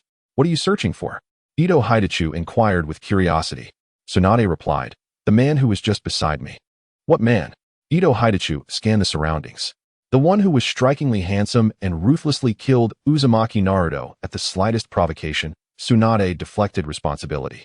Ito Hidachu regarded her with a peculiar expression, as if observing a simpleton. What kind of gaze is that? Tsunade retorted angrily. I apologize, Lady Tsunade. Allow me to remind you that in the scene I just witnessed, it was you who suddenly attacked Uzumaki Naruto and ended his life. There was no one else by your side. Ito Hidachu spoke with grave seriousness. pondering whether the historical Tsunade might suffer from a mental affliction. Impossible. Absolutely impossible. Tsunade vehemently denied, attempting to describe the demon's appearance to Ito Hidachu. But her mind drew a blank, her recollection of the demon rapidly fading. Initially, she firmly assured herself that the mysterious crimson-named traverser undoubtedly existed. Yet as vast amounts of information were obscured, her conviction wavered, leading her to a gradual self-doubt. The entire ordeal transpired in a mere 3 seconds. Am I merely hiding away during this period, overwhelmed by mental strain, to the point of conjuring illusions? Chapter 19. Tsunade's speculation. Ito Hidaka paid no heed to Tsunade's peculiar demeanor, engrossed in some documents, exhaling a long sigh. In the annals of history, Uzumaki Naruto is a figure of immense significance. A semi-transparent projection screen materialized before Ito, showcasing Naruto. He gestured towards Naruto, stating, "He shall become the darling of this era." Evolving from a despised youth into a formidable force, with little dark history to speak of. Tsunade gazed at the screen, seemingly lost in thought. "As for you, Lady Tsunade," Ito continued with a grave expression, "you were destined to be the 5th Hokage of Konoha, yet it is evident that unforeseen events have transpired." Tsunade scoffed, dismissing him with disbelief. She had uncovered the truth of this game world, and he must be fabricating nonsense to deceive her. She firmly believed she was trapped within a manga, a certainty rooted in her past life's memories. If her conjecture held true, this world might be a restricted adult game, populated by a multitude of lewd players indulging in harmonious lives. Feigning belief in Ito's words, she played along, delicately clutching her chest and gently inquiring, "If Naruto has perished, will that adversely affect the future?" Her gaze was imbued with deep emotion, internally screaming, "Witness my beauty trap. Hurry up with your prattling, and then be gone." Ito reassured her, "Rest assured, the future will remain unaffected." Tsunade's smile widened. Had the fool inadvertently revealed his hand? History rewritten would inevitably alter the future. If Roselle had chosen the diviner sequence instead of the universalist, the protagonist of the Lord of Secrets might have been someone entirely different. This is the butterfly effect. With Naruto, the protagonist of this era, gone, history could veer into an unforeseen alley. Ito acknowledged her skepticism, saying, "I understand your disbelief.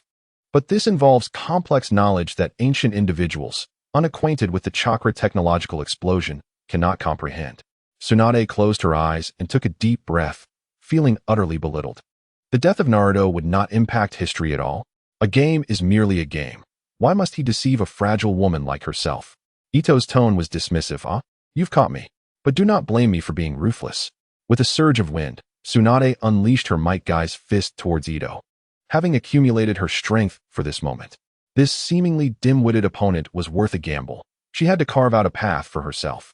Ito burst into laughter. Spiral flash super rotation dance. Third style.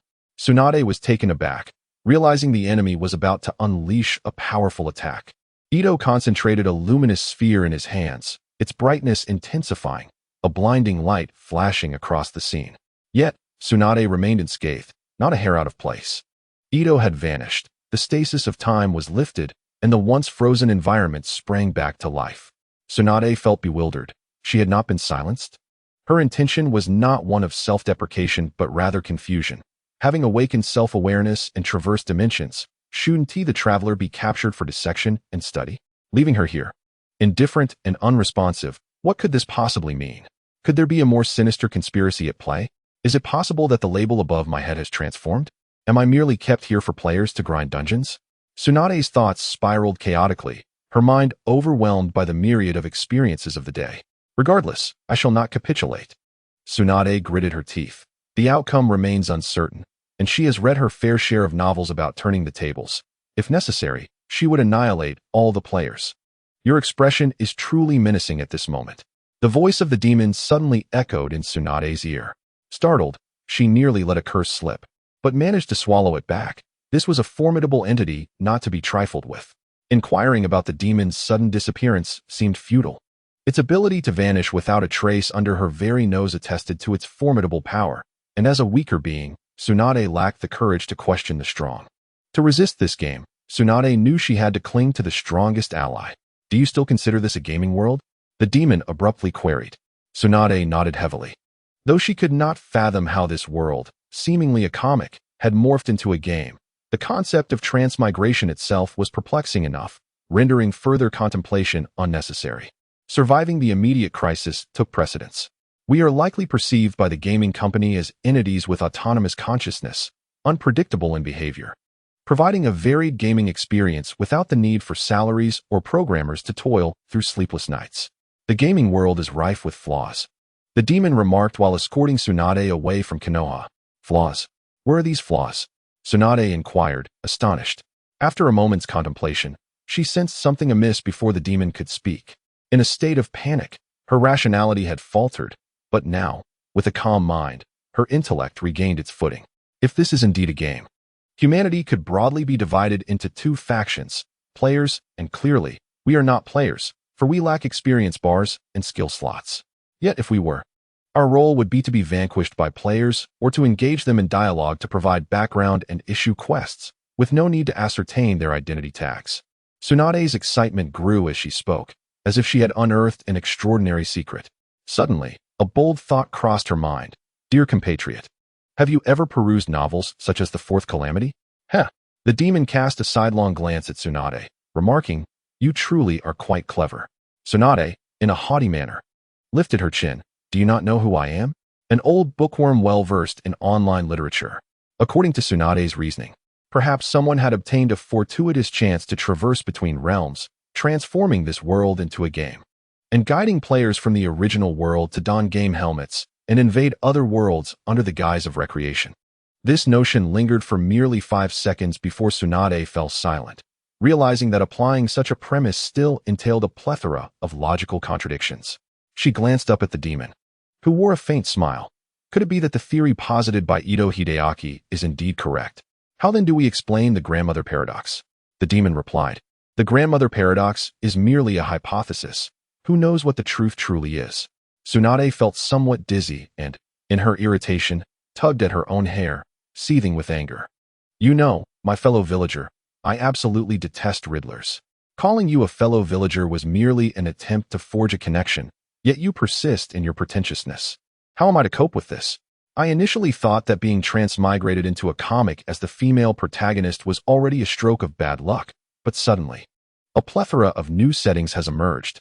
Such unreasonable occurrences. Are there no authorities to oversee this? Chapter 20. Gradually approaching the truth screens stacked upon one another like windows, extending upward to form a towering structure. This was a peculiar monitoring room. Hey, who is Tsunade conversing with? One individual exclaimed, gazing at one of the screens in astonishment. That is not the real Tsunade. She is merely a transmigrator, another remarked. She is likely deranged. Such conditions are not uncommon. Transmigrators without a golden finger often meet an early demise or succumb to madness, with very few managing to endure. Wait, who is that besides Tsunade? Ito Shujong suddenly cried out in surprise. The others followed his gaze towards the screen, observing Tsunade, where a man stood beside her, smiling at them. He had not become invisible, nor had he suddenly appeared. He had always been there, unnoticed by everyone. Ito Shujong furrowed his brow. Who is he? Is there truly someone of such prowess from that era? The man's gaze seemed to penetrate through the screen, exuding an unsettling aura that sent shivers down their spines. Could it be that our interference has led to this? A voice quavered. The others fell silent, yet their hands moved with urgency. This rare data sample, should they miss it, they might never find another like it. They temporarily abandoned other research projects, immediately devising ways to trace this individual's origins. Meanwhile, Tsunade continued her deductions. Within a mere few minutes, she had proposed several hypotheses, her imagination expansive, yet regrettably, they remained verbal theories lacking evidence to substantiate her conjectures. Ito Shujong remarked, this world exists in the annals of history, but what of the comic world into which Tsunade has transmigrated? Could it be that the future derived from this comic world births technology that transcends time and space? Does the comic world even possess a future? If one were to assert that a flower encapsulates a world, and a leaf contains a universe, then even the most nonsensical art could potentially manifest in reality. Such a notion is not entirely implausible. The demon continued to speak, not merely indulging in pretense or enigmatic riddles, but rather revealing his own uncertainty, for he was not omniscient. He intentionally displayed signs of awareness, sensing a multitude of gazes observing him. Perhaps Ito Shujong was one of the watchers. Regardless, this body was not his own, so he thought it best to let them observe. Tsunade-senpai. Lady Tsunade, wait for me. A gentle female voice called from behind. Tsunade turned to see Kato Shizen. What brings you here? Panting, Shizen replied, Lady Tsunade. It has been so long since I last saw you. Before she could finish her sentence, a powerful punch was aimed directly at her face, which Tsunade deftly intercepted. Lady Tsunade, what do you mean by this? Shizune's tone was laced with sorrow and anxiety, yet her expression betrayed a hint of frustration at being uncovered. With a disdainful chuckle, Tsunade remarked, You are also a traveler, or perhaps a reincarnator. Did you not investigate before seeking me? For a fleeting moment, Shizune found herself bewildered. Her current identity as Kato Shizune and that of the piglet named Butin had always been intricately linked with Tsunade. Tsunade's scornful laughter echoed. For having traversed into an adult comic world, she was perpetually on guard against others, never having experienced romance. She held no connection to Kato, and thus no intersection with Shizune, other than a vague familiarity. Shizune's earlier familiarity in addressing her raised suspicions. Moreover, with the demon transporting Tsunade instantaneously, how could Shizune, an ordinary ninja, possibly pinpoint their location? Consequently, Tsunade wasted no time in launching an attack, regardless of whether this Shizune was genuine or had ulterior motives. The course of action was clear: strike first. After all, she was brimming with pent-up frustration, and this was the perfect opportunity to release it. Shizune's expression soured. Why did the side character possess such intelligence?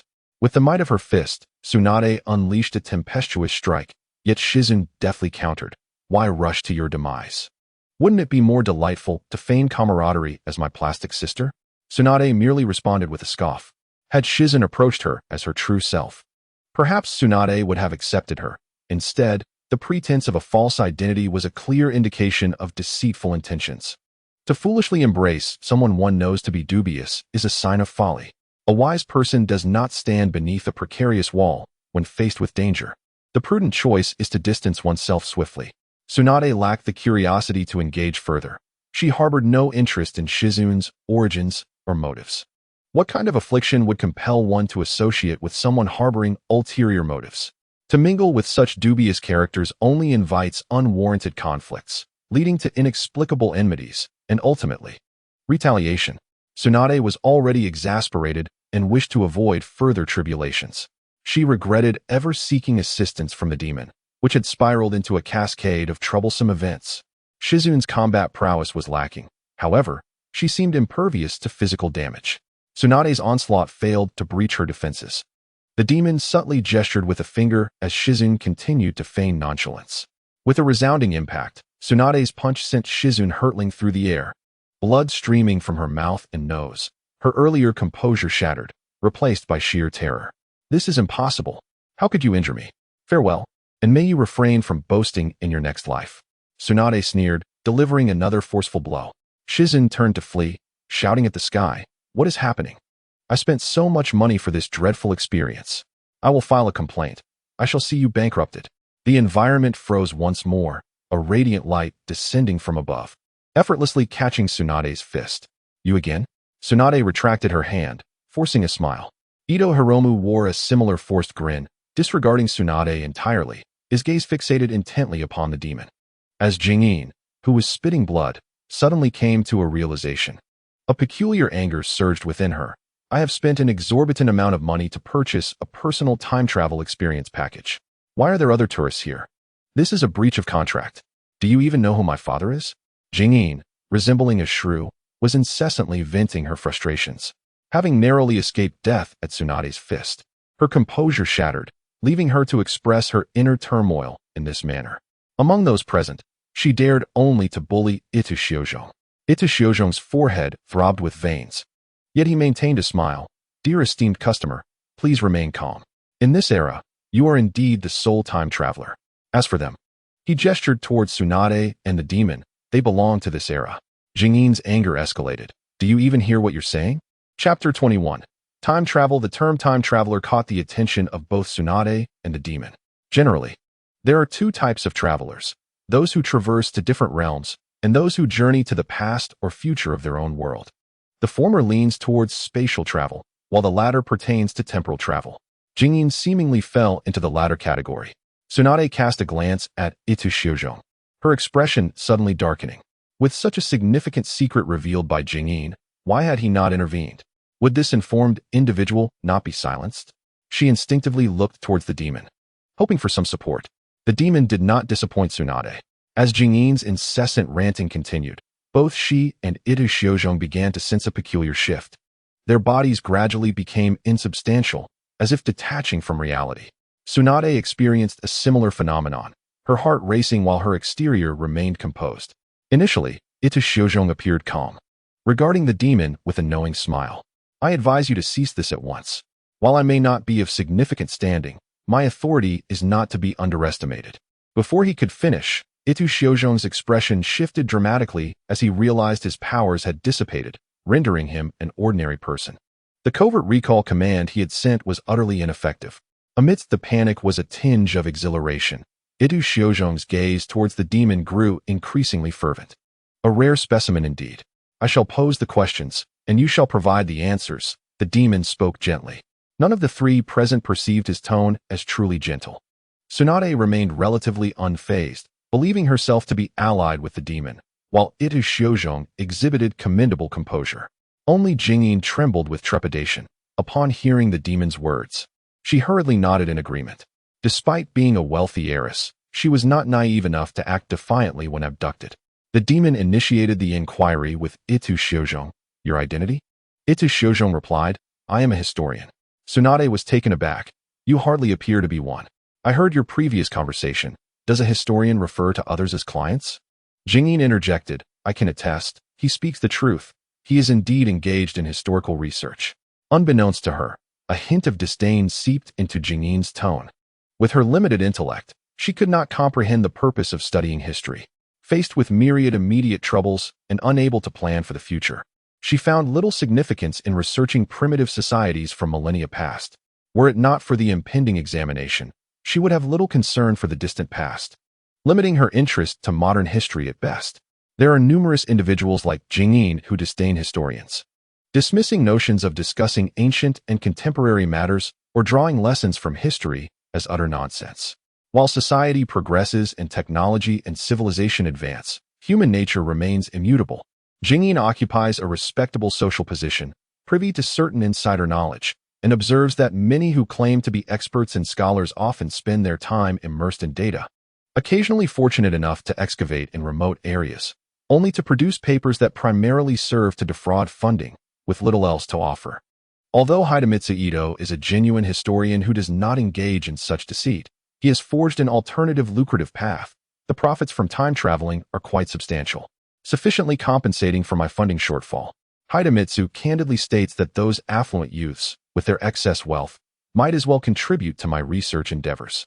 They gain enjoyment while I acquire funding, a win-win situation. Does not NASA frequently offer space travel experiences to the wealthy? Jingyin, a noblewoman traversing back to ancient times for amusement, differs from the typical time-traveling female protagonist. She harbors no desire for romance or melodrama, but seeks to unify the realm, wield power over the court, pursue immortality, and attain enlightenment. Jingyin turns to the demon and Tsunade, gently brushing off the dust from her hair. In truth, my character and morals are quite noble, unlike certain time travelers who recklessly toy with the lives of ancient individuals, establishing harems, forcefully dismantling relationships, and orchestrating unnatural unions, which is all too common. I merely wish to experience the sensation of being revered as an immortal ancestor. At this moment, Jingyin, composed and eloquent, presents a stark contrast to her earlier furious outburst. Tsunade nods in agreement, traveling back to the past, devoid of familiar faces, nations, or legal systems, relying solely on self-restraint. One's moral standards can easily decline. For time travelers, those around them are merely ancient beings, denizens of another world, or mere characters, making it difficult to regard them as equals. The loss of life does not invoke guilt, and manipulating their destinies becomes a trivial matter. For instance, those who traverse to the Qing dynasty often engage in epic romances with Emperor Yongzheng, dismissing his original wives and concubines outright, or even eliminating them. Similarly, those who venture back to the Three Kingdoms era often recruit the esteemed ministers and generals as their subordinates, claiming all attractive women for their harem. Hidemitsu Ito offers an awkward smile. Rest assured, we will impose certain restrictions on time travelers, and there are countless surveillance measures in place. Ordinary individuals are unlikely to engage in excessive misconduct under such scrutiny. You mentioned typical individuals, yet this world is never short of eccentricities. Jingyin interjects without reservation. Historical figures have their fervent admirers and detractors, whose thought processes defy common understanding, inevitably leading them to undertake incomprehensible actions. Jingyin recalls the fleeting popularity of short films featuring historical figures, lamenting the heartless individuals who compelled certain ancient people to partake in the filming of high-definition videos for widespread sale. They would certainly not dare to target prominent figures, but they show no mercy towards the infamous, such as Uchiha Obito and Shimura Danzo. No matter the humiliation, there are always those who cheer loudly. Despite the continuous outcry for humanitarian intervention, the sales of such videos continue to rise. Listening to Shizune's words, Tsunade's expression grew slightly displeased. She recalled her own experiences as an adult film star. Can you truly traverse back to the past? It is astonishing how the world of ninjas has developed to such an extent. I once thought ninjutsu merely involved fireballs, and that advanced techniques were merely fanciful techniques. Yet time travel has become a reality. Upon reflection, it is not entirely improbable. Boruto has already demonstrated the ability to traverse time. Who knows how the technology of chakra will evolve over the course of a millennium? As the conversation progressed, the atmosphere gradually became harmonious. Gossip possesses an extraordinary power to temporarily overshadow conflicting stances. Yet Hidetaka seemingly asked casually, I almost forgot, you are time travelers. From which world do you hail? Dragon Ball? One Piece? Upon hearing this, Shizun was taken aback. Travelers from another world? No wonder you were able to breach my defenses. Chapter 22. Reverse Invasion. Shizun was elated to discover that they were travelers from another realm. This was a monumental historical revelation. She turned her gaze sharply towards Hidetaka, warning, your thesis must include my name as an author. It was I who uncovered the travelers from ancient times. This will astonish all of humanity. Once your paper is published, I shall purchase 10,000 copies and stand at the gate of my elementary school, distributing them for free to anyone I meet. And let us see who dares to mock me as a poor student. Hidetaka ignored Shizun and continued to inquire of Tsunade. Investigating your origins is a waste of time. Why not simply tell me? Although constrained, Hidetaka remained remarkably composed, likely having some ace up his sleeve. After a moment of silence, Tsunade asked, do you have a way to send me back? Hidetaka shook his head helplessly. We only possess the technology for temporal travel. We cannot traverse between different worlds.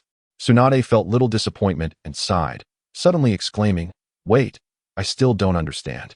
How can you so casually alter history without affecting the future?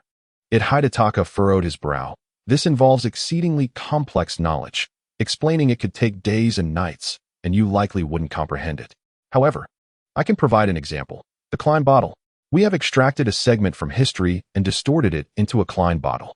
Within this historical segment, time is cyclical, and no matter how much one meddles, the grandfather paradox does not arise, nor does it impact the future. Tsunade endeavored to maintain a stern demeanor, concealing any hint of her incomprehension to avoid revealing her tragic ignorance. Goodness, time travel, Klein bottles, time paradoxes. Should such topics truly exist within the ninja world? Shouldn't the ninja realm be focused on the fervor of combat and the thrill of progression? Tsunade mused. It is truly unfathomable that the ninja world could give birth to such advanced technological civilization. Indeed, is it possible that a world capable of harnessing extraordinary power could also give rise to a civilization of high technology? The devil's profound words reverberated in Tsunade's auditory senses. Startled, Tsunade suddenly regained her composure, uncertain whether the extraordinary would influence the advancement of technology, yet aware that Ito Haitong's statements were not necessarily truthful. It seemed she had been misled by his assertions, instinctively believing his words to be genuine. Noticing the subtle change in her expression, Ito Haitong's eyes sparkled. Could it be that this foolish time traveler had finally acquired some wisdom? Even stripped of his powers, he could still deceive or even hypnotize others with his rhetoric, a skill honed through numerous funding applications. Alas, this time he had faltered. Despite his perpetual smile, Tsunade fell into contemplation. Jingyin, on the other hand, was lost in her fantasies of an academic resurgence, eagerly imploring the devil, "Can you let me out now? I can hardly contain my excitement."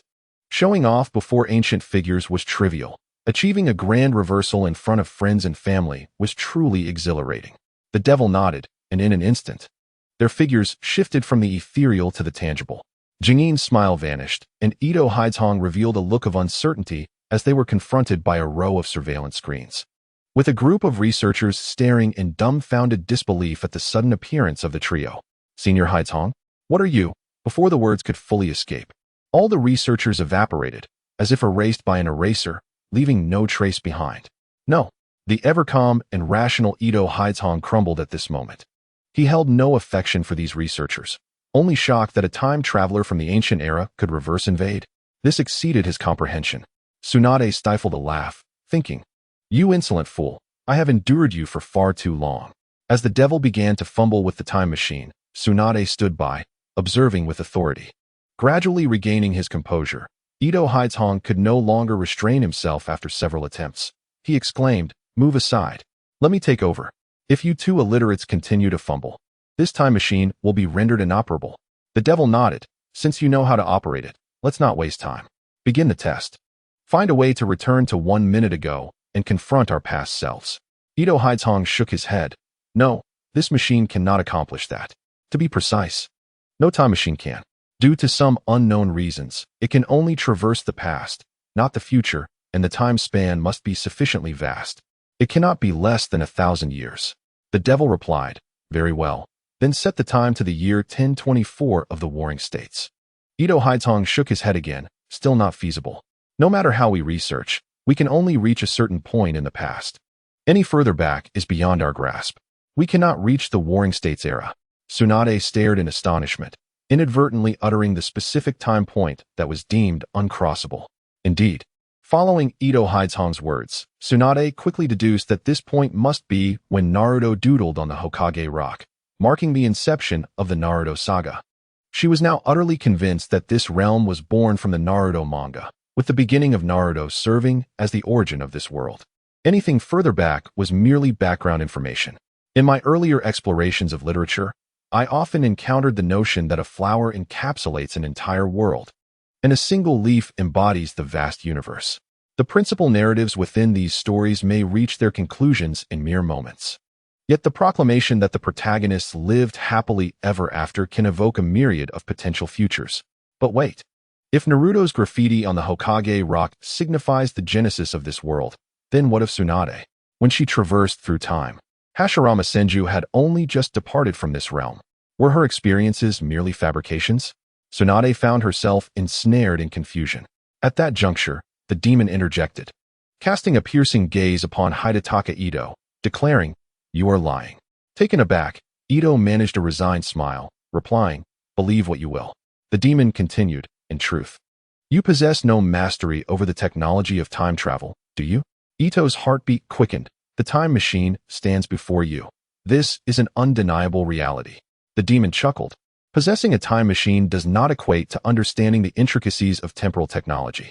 A child of 3 can operate a computer, yet that does not imply comprehension. You may utilize this device for temporal traversal, but the underlying principles and mechanics remain a mystery to you. This time machine is, to you, merely a technological enigma."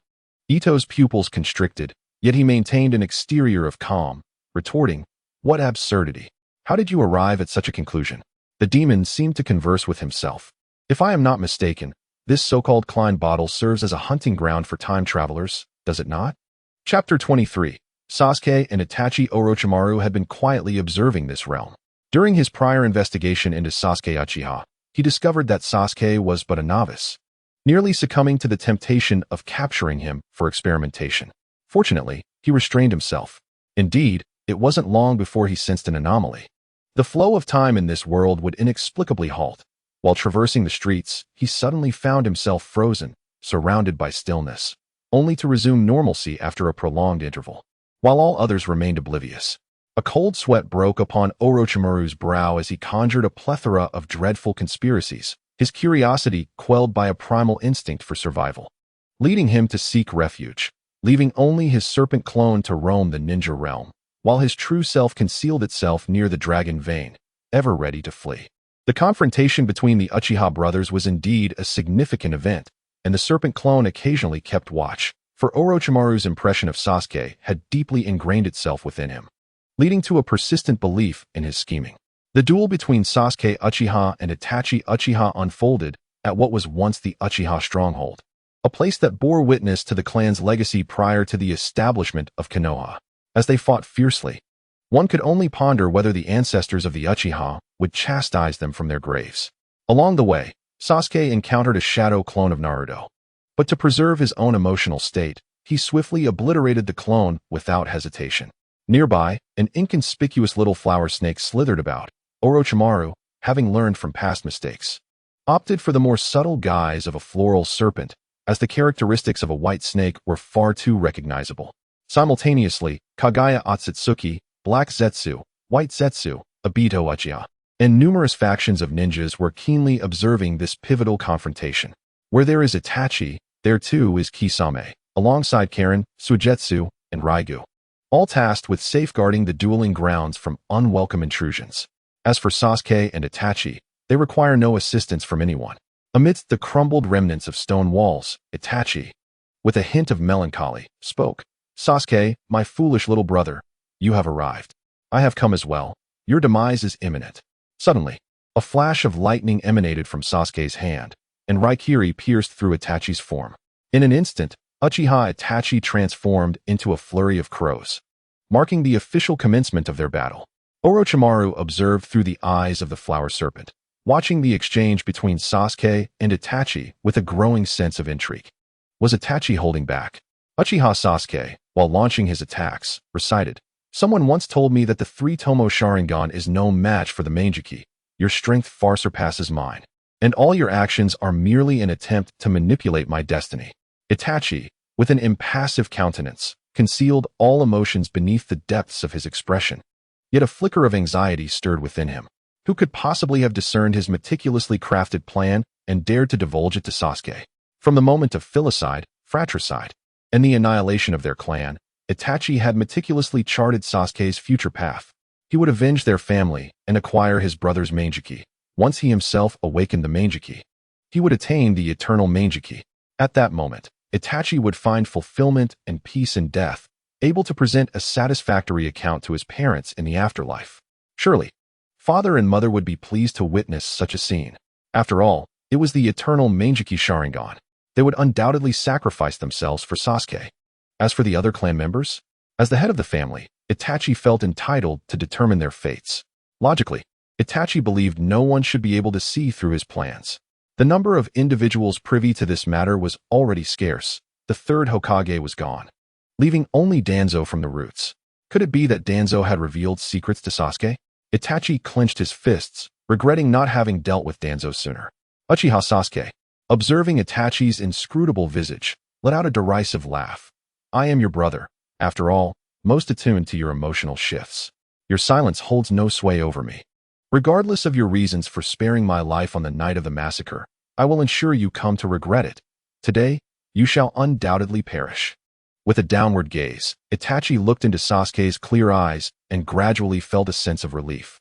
It appeared that his little brother remained as naive as ever, likely misunderstanding the true nature of his intentions. The Sharingan ignited with a scarlet glow, and the three tomo in Itachi's eyes began to whirl rapidly into a pinwheel formation. "Sasuke, do you understand why I spared you? Because it is a curse bestowed by the Sharingan."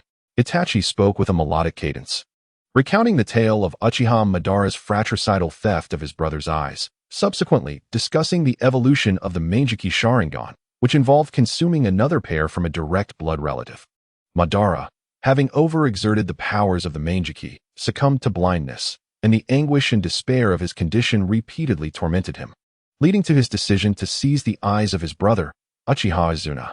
After transplanting the eyes of his biological brother, Uchiha Madara inadvertently remedied the flaws of the Manjiki Sharingan, liberating himself from the anxieties of ocular degradation. "Sasuke, my vision is faltering. I require your eyes." At this juncture, Uchiha Itachi's demeanor morphed into one of ferocity, unleashing a heart-wrenching roar.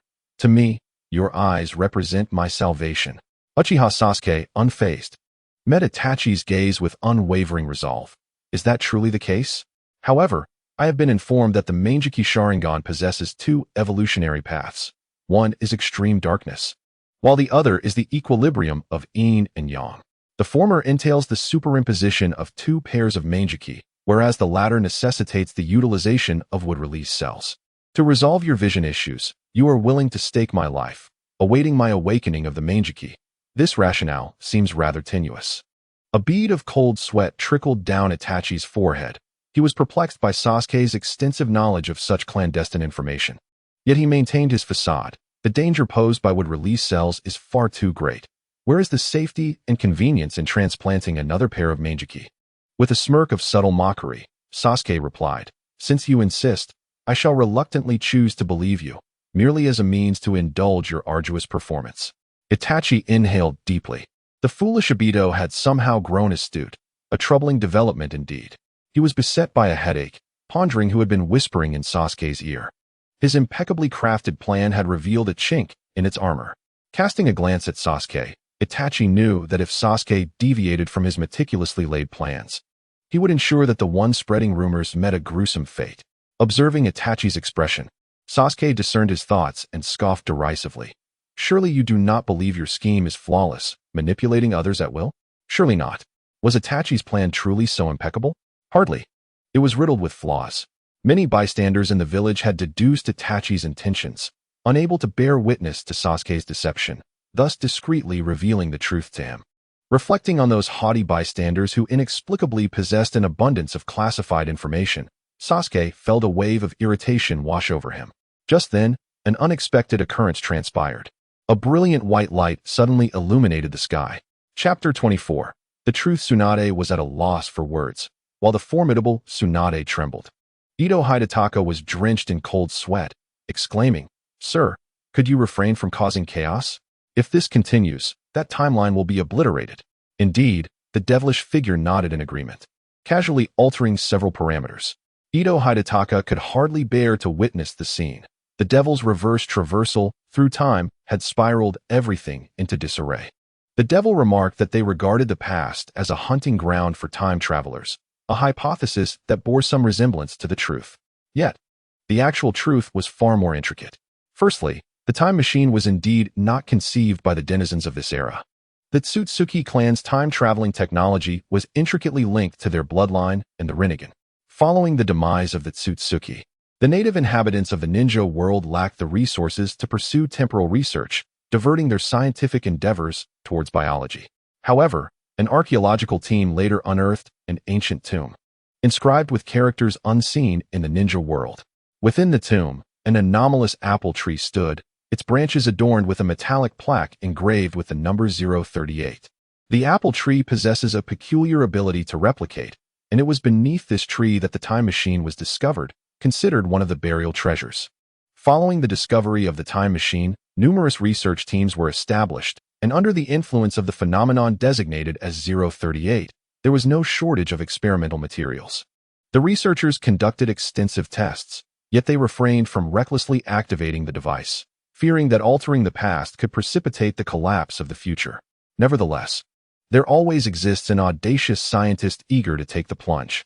Despite assurances that he would not disturb the course of history, it was understood by all that the very moment one traverses back into the past, history is irrevocably altered. Even the most minuscule changes would inevitably impact the future. Yet, the time machine was activated, and despite the inherent risks, the scientists could not quell their curiosity. Consequently, the worldview of this clandestine group of time-traveling scientists shattered. The brave soul who first ventured into the past caused considerable upheaval. Theoretically, the future should have transformed, yet in reality, it remained unchanged, with no alterations whatsoever. Were the hypotheses of time and space fundamentally flawed? A frenzy ensued among the scientists, with some even returning to the past to eradicate humanity, yet the future remained unaltered. It dawned upon them, albeit belatedly, that this phenomenon perhaps transcended the boundaries of science, encroaching upon the realm of mysticism. A certain enigmatic force seemed to maintain the stability of time and space, ensuring that no matter how the past was modified or painted over, the future would remain unaffected. Much like the whimsical adventures of Doraemon and Nobita, The misuse of the time machine bore no consequences. Under this overarching premise, the scientists became bolder in their exploration of the time machine. However, as their inquiries deepened, increasingly unsettling unknowns began to surface. The more they learned, the greater their trepidation grew. Firstly, they discovered that the time machine could only transport individuals to specific periods, each of which was ensconced within a cyclical loop. The distorted temporal flow of the Klein bottle was not crafted by the ninjas of the era of it Hidenabu. They lacked such prowess. The identity of the true architect of this phenomenon remained shrouded in mystery, and the more they were left in the dark, the more their fear intensified. Soon, they stumbled upon the unsettling revelation that within these cyclical temporal segments, figures who should not have existed in history frequently appeared, some of whom had even unified the world. How could such extraordinary individuals lack historical records? Through comprehensive surveillance, the scientists encountered time travelers for the first time, leading to yet another collapse of their worldview. Naruto? A comic world? Surely, this must be a jest. No one wished to believe they were mere figments of fictional paper characters. Yet nearly every time traveler bore memories of a fervent manga titled Naruto. This was difficult to assess. In the wake of their disillusionment, the scientists swiftly accepted the reality. What other choice did they have? Were they to annihilate the world? Subsequently, they uncovered numerous intriguing phenomena. Most time travelers manifested in Konoha, and even if not present there, they would find ways to connect with it. Some time travelers carried peculiar items, referring to them as cheat codes or game enhancers. Those without such advantages rarely survived long, and their inadvertently revealed arrogance was more off-putting than that of the Uchiha clan. They pride themselves on their intelligence, looking down upon the brainwashed ninjas, yet they are perpetually detected by the ninjas through the slightest traces of their foresight. Consequently, they are destined for tragedy. The time travelers endowed with extraordinary abilities, on the other hand, represent an entirely different extreme. They effortlessly acquire powers unimaginable to ordinary individuals, easily overpowering Sasuke and kicking Naruto aside, dominating the ninja academy by the age of 7, graduating as masters of shadow, leading lives of grandeur and unrestrained freedom. This particular group of time travelers has become the focal point of scientific research.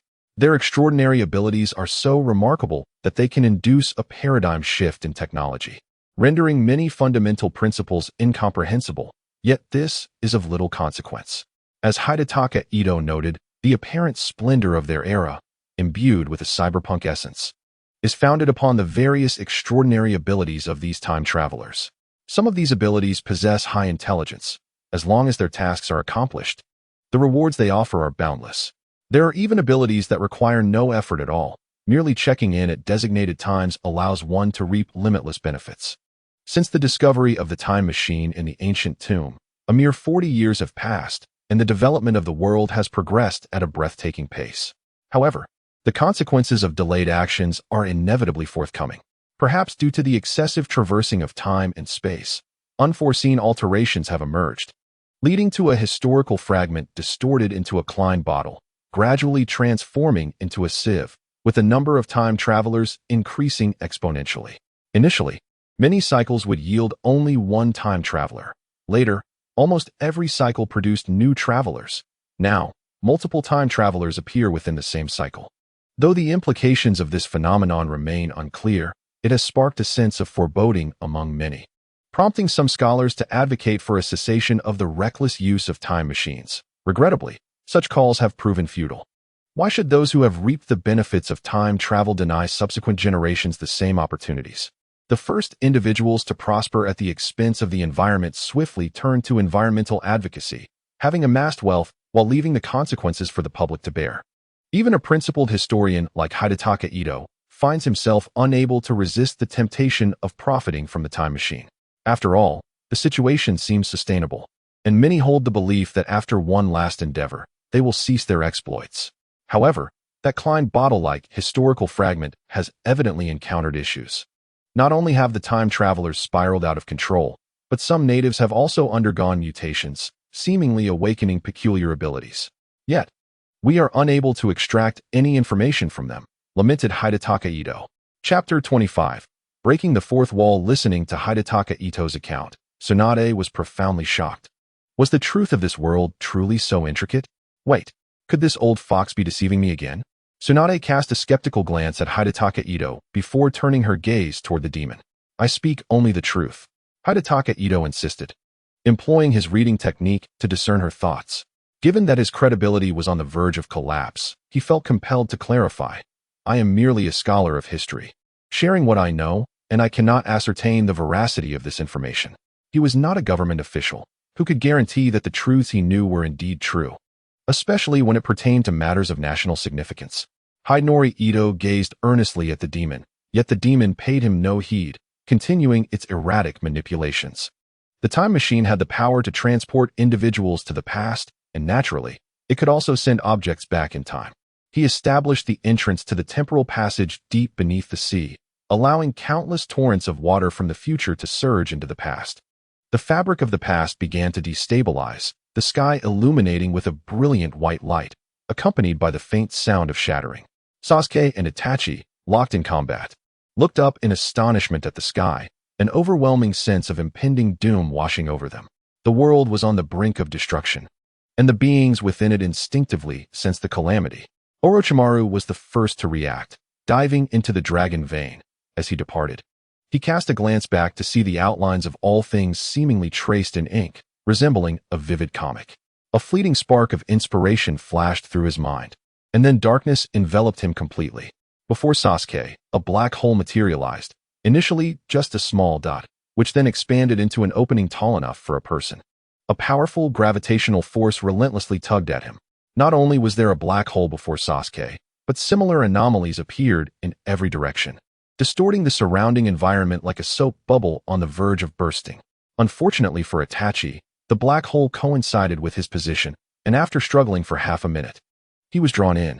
Witnessing this, Sasuke gritted his teeth and moved toward Itachi, the two brothers ultimately vanishing from the same spot. The moment they stepped into the black hole, Sasuke's physical form disintegrated, leaving only a mass of spirit. His consciousness blurred, yet remained fixated on Itachi. The realm beyond the black hole was one of nothingness, with only fleeting, bizarre images flashing before him, many of which depicted Naruto. Some showcased Naruto's blissful life with Hinata after their marriage. Others illustrated Naruto wed to Sakura, with a beautiful child bearing pink hair, even more bizarrely. There were visions of Naruto and Sasuke as a married couple with children. Even in a spiritual state, a chill coursed through Sasuke. What madness was this? Of course, even stranger images followed. The god tree rampaged, yet Naruto, Sasuke, and a coalition of ninjas ultimately triumphed, restoring peace to the ninja world. In the next instant, the scene was replaced with another god tree onslaught, this time featuring Sakura as the savior, wielding an incomprehensible technique of pure water to vanquish it, becoming a heroine of the ninja realm. Moments later, the imagery shifted again, still depicting the god tree's havoc, but this time with a boy from the Hyuga branch donning the robes of the fifth Hokage. The scenes morphed repeatedly, most often showcasing someone from Konoha stepping forth to save the world and bring an end to the fourth great ninja war. In rare instances, other ninja villages appeared, and in even fewer cases, the war was quashed before it could even begin. Itachi's spirit withered along the way, as did the souls of most who had been drawn into the black hole. Only Sasuke's spirit remained steadfast, despite his bewilderment regarding the reason. Confronted with Itachi's dissipating essence, Sasuke felt an inexplicable urge within him, not the satisfaction of vengeance nor the pangs of sorrow, but rather a suffocating frustration, a desire to obliterate everything. Soon, he arrived at the end of the black hole, where a door awaited him. Sasuke effortlessly passed through it. In an instant, darkness engulfed him. When light returned, he found himself in a peculiar room, cluttered with disarray, scattered refuse, remnants of takeout, and unwashed clothes mingled with foul-smelling socks, emanating an indescribable odor. It was worse than Naruto's room. Sasuke grimaced in disdain. His mind momentarily faltered. How could this place be reached through those black holes? The ninja world seemed to be in ruins. What purpose did this space serve? His gaze wandered around the room until, suddenly, he spotted a computer. Countless comic folders were open, yet some unseen force distorted them into a mass of gibberish. Keenly, Sasuke recognized his own likeness within the comics. Had he possessed a body, he would surely have retched. Who on earth drew this? Why was everyone so eager to depict him in such a manner? The illustrious Uchiha Sasuke, so easily toppled. Fortunately, the comics had been rendered incomprehensible. Just then, The door swung open, and a rather disheveled humanoid creature entered. At first glance, Sasuke could not discern the figure's gender. But upon closer inspection, he realized it was a girl. She, unable to perceive Sasuke's ethereal form, entered and was immediately dismayed to see her precious study materials transformed into gibberish once more. "Ah!" she shrieked, seemingly on the verge of collapse. "These are the fruits of my sleepless nights. Why is there another problem, you wretched computer?" The untidy girl lost her composure. She could forego makeup, socializing, and new clothes. But she could not lose her creative sustenance. Her work was her very essence. Sasuke listened as she rambled on about goblins intruding in Naruto and how Uchiha Madara was treated like a rag, not comprehending a single word. Yet, he perceived a profound connection between her and the ninja world. Her comics seemed to interfere with the reality of that realm. Was the tragedy of the Uchiha clan also under her influence? An unexpected surge of anger surged within Sasuke, and his spirit gradually became more visible in the room. The disheveled girl gazed at him in shock, first momentarily distracted by his striking beauty before belatedly questioning, "Who are you?" Transitioning from the two-dimensional to the three-dimensional, she struggled to recognize Sasuke, feeling a sense of familiarity. The two-dimensional hairstyle, when placed in a three-dimensional context, appeared somewhat absurd, and his semi-transparent form highlighted his otherworldly nature. Had it not been for that captivating face, the girl would have already screamed in terror, leaving no room for fantasies of love between realms. Sasuke smiled. The girl felt a chill run down her spine as black flames engulfed her body, silencing her screams. As her ashes scattered, an ominous brush slipped into the void. Sasuke had no time to ponder. He gradually became ethereal until he vanished entirely. Chapter 1. A new beginning. Was this world truly destroyed? Tsunade stared at the screen, her face a mask of disbelief. Ito, Shujong, and Shizen looked ashen, realizing the grave trouble they were in. The cyclical fragment of history had been obliterated. Although they were not responsible, this interloper was a consequence of their actions, and they would have to bear the repercussions. The past and its dimensions lay in ruins. Yet the future remains untouched. Tsunade turned to inquire of the demon. The demon, deep in thought, speculated that perhaps a deity has been observing this world. Those deranged beings, driven mad by their own minds, could easily alter the ninja realm with their chaotic whims and flaws.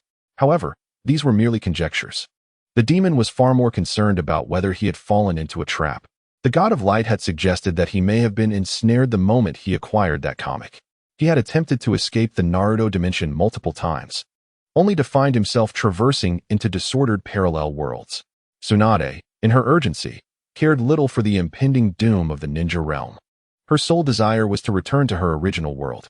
The demon swiftly dispatched the incessantly chattering fly and simultaneously eliminated it Hidetaka and Shizun.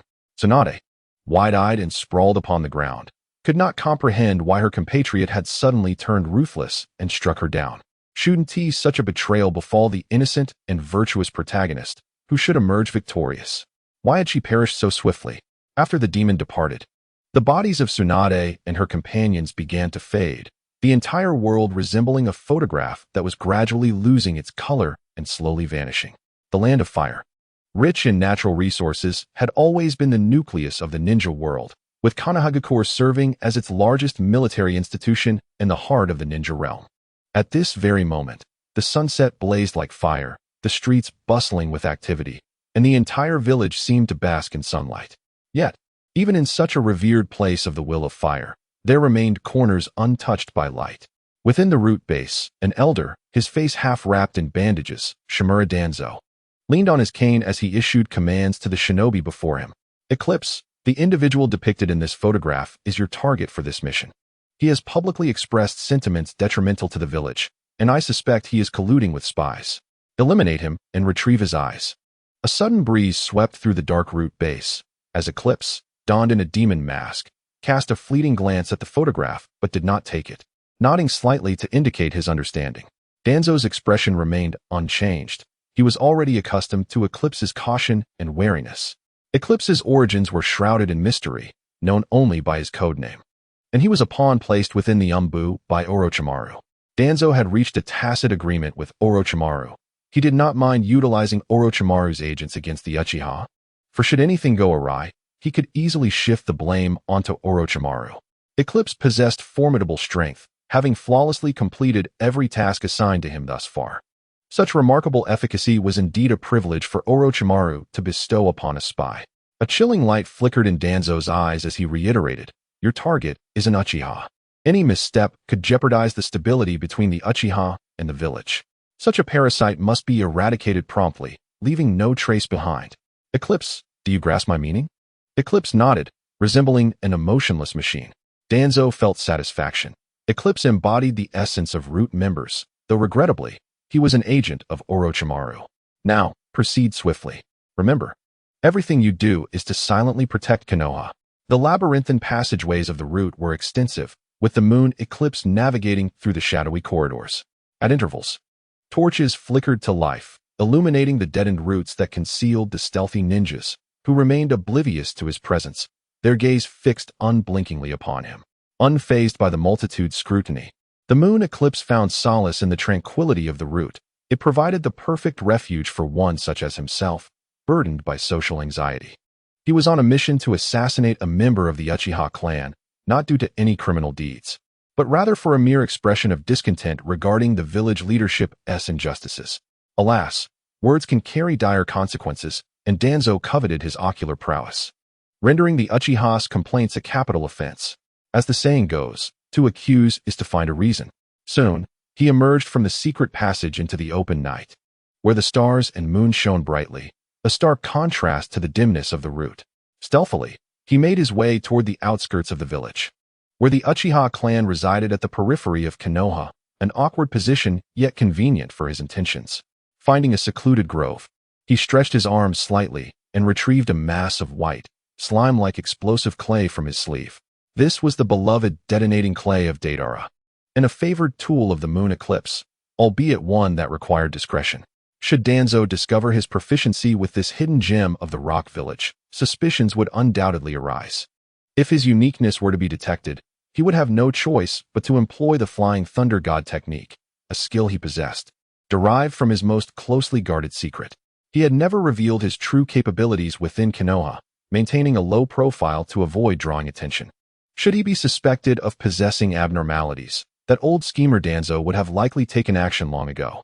As he pondered these matters, he meticulously shaped the explosive clay into 3 small moths, infusing them with chakra. Moments later, the moths began to flutter, indistinguishable from ordinary white moths. No matter how many times he witnessed the wonders of chakra, he was always left in awe. The 3 little moths lazily drifted toward the Uchiha compound, slipping through the cracks of an unremarkable residence. The slumbering Uchiha ninja remained blissfully unaware of the impending peril, even breathing through his mouth, which facilitated one moth's entry into his body, where it swiftly disintegrated into minuscule, nano-sized bombs.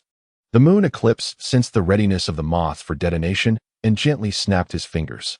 A soft, muted sound punctuated the stillness of the night, and in that moment, a young Uchiha ninja lost his life.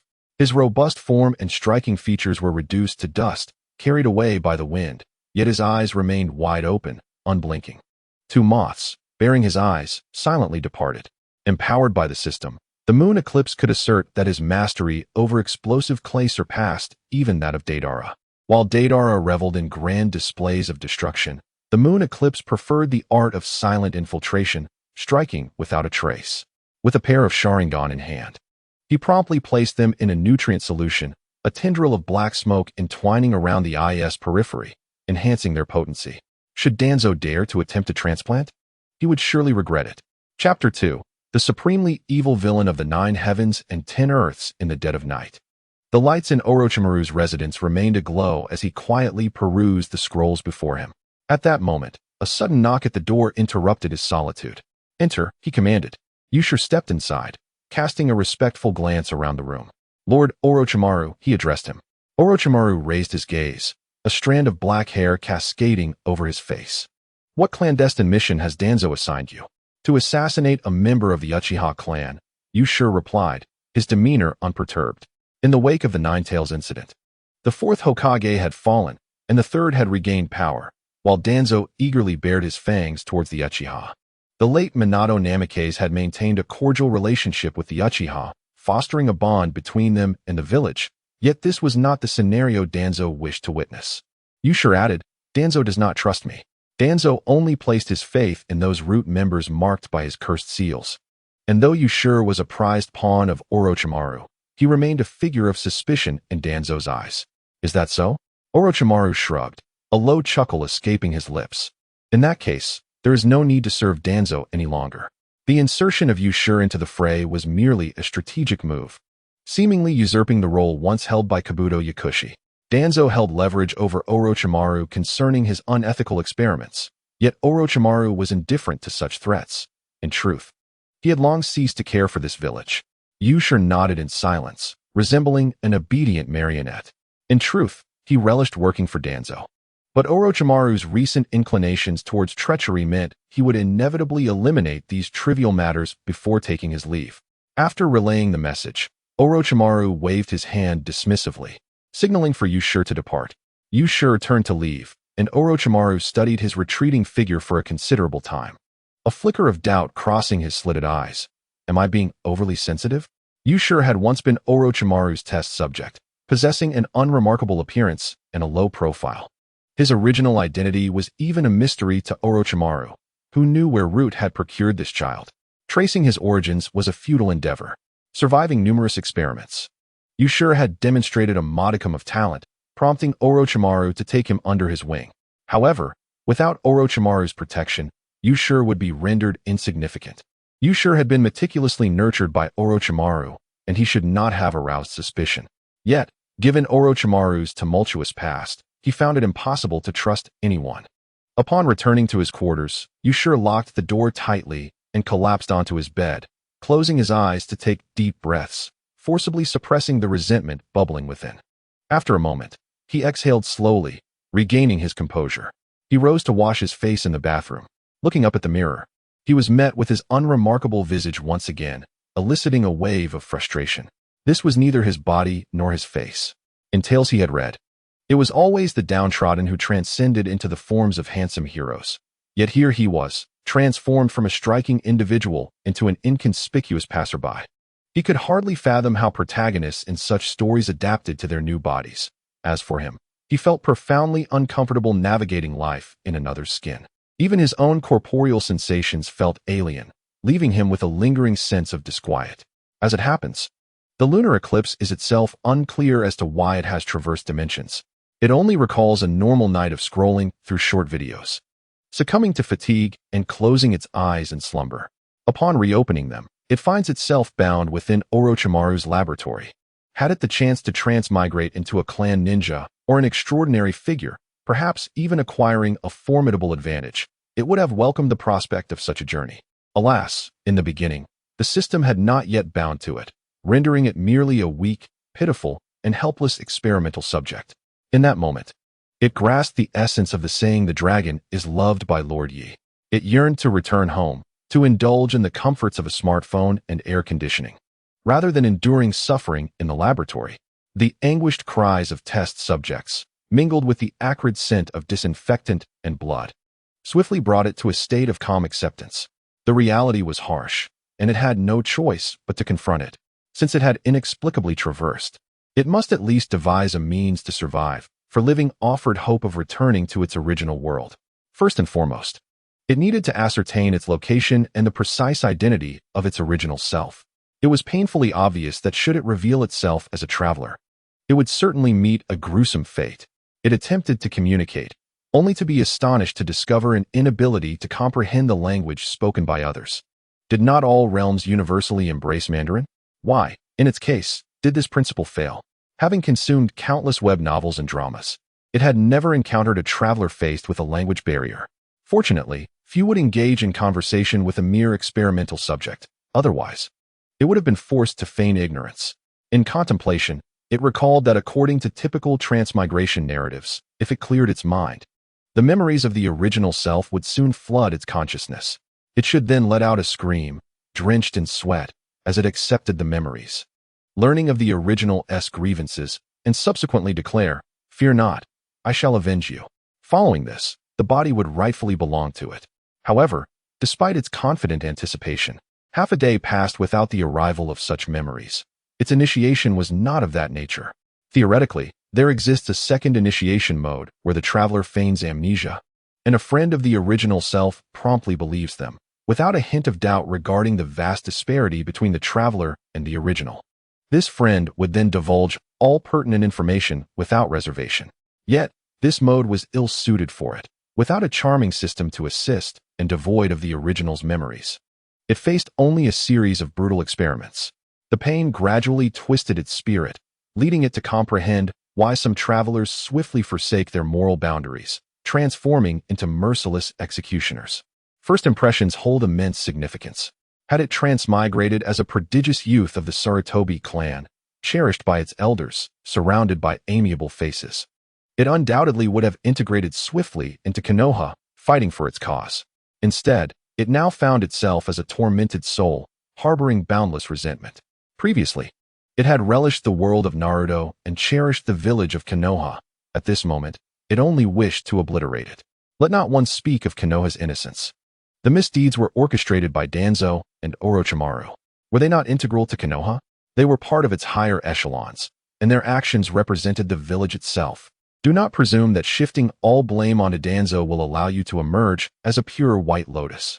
In truth, the Eclipse harbors an equal measure of resentment towards every inhabitant of the Leaf Village. Perhaps his grievances were too burdensome. At the brink of death, he attracted the attention of the system. Having endured inhumane human experiments, he had been so tormented that he had lost the capacity to feel joy. The arrival of the system offered him a glimmer of hope, and he seized this opportunity to complete the initial test and successfully bind with the system. This self-proclaimed super-invincible evil villain of heaven and earth system was an uncanny match for him. Chapter 3. The Darkened Transmigrator. Eclipse recalled that prior to his transmigration, a seasoned reader had summarized the origins of systems online.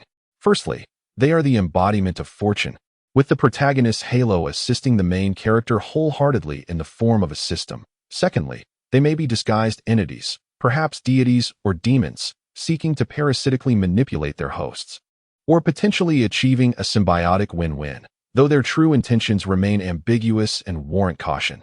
Thirdly, certain hidden existences may produce systems en masse for exploitation, such as the most common archetype, the so-called Lord God. Previously, Eclipse had fantasized about how he might negotiate assertively should he encounter a system. Now, however, he merely wished to revere the system as his ancestral guardian. While enjoying the immense advantages bestowed by the Golden Finger, he simultaneously felt a lingering suspicion towards it. Eclipse could not engage in such foolishness. Without the system, he would have long perished in the frigid laboratory, bereft of any chance to cause turmoil from the shadows. Even if the system harbored ulterior motives, being utilized by it could be considered a stroke of fortune. Despite the system's apparent lack of intelligence, mechanically triggering tasks, Eclipse regarded it as his sole companion, his most crucial support in this cold and cruel world. Before him materialized an ethereal panel, visible only to him. This panel recorded his various statistics, and in the bottom right corner was a point system labeled pain value, which could be exchanged in the shop for an array of items, bloodlines, and even external magical statues, though they were exorbitantly priced and beyond his means. Thus, Eclipse genuinely relished working for Danzo, as he could discreetly inflict suffering upon others, amassing sufficient pain value. Regrettably, such fortunate days were drawing to a close, without Danzo's backing. His current strength was insufficient to wreak havoc in the Leaf Village. Orochimaru's demeanor diverged somewhat from the original narrative. He appeared less as a mad scientist pursuing immortality and more like a paranoid figure. Yet, it mattered not. Eclipse would ensure he paid the price in due time. Everyone must perish. Enveloped in boundless resentment, Eclipse fell into a deep slumber. As he sank into profound sleep, wisps of black smoke emerged from his brow, weaving around him like a spider's web. Eclipse furrowed his brow in unease, as if beset by nightmares. The following morning, he awoke. Upon opening his eyes, he perceived some double vision. His body felt invigorated, and his mental state was satisfactory, albeit tinged with resentment, prompting a desire to witness scenes of brain matter and intestines splattering everywhere. Rising from his slumber, he first inspected the doors and windows. He had affixed a strand of hair to each. Should anyone have stealthily entered, the position of the hair would have shifted. From Naruto's perspective, life in the hidden Leaf Village may appear radiant and infused with fervor. Yet, through the lens of eclipsed moon, one can only discern a chilling darkness. The adage "a cautious sailor avoids shipwrecks" is etched into his very being. Just yesterday, Orochimaru announced that there was no longer a need to serve Danzo. Yet Eclipsed Moon still felt compelled to clock in at the Umbu. Even in this alternate reality, he was bound to the daily grind. What a dismal existence. As Orochimaru prepared to defect, Eclipsed Moon was also plotting his escape. With his clandestine identity, remaining in Konoha would only lead him to the roots. A place where he would be nothing more than a tool for Danzo, toiling until his demise.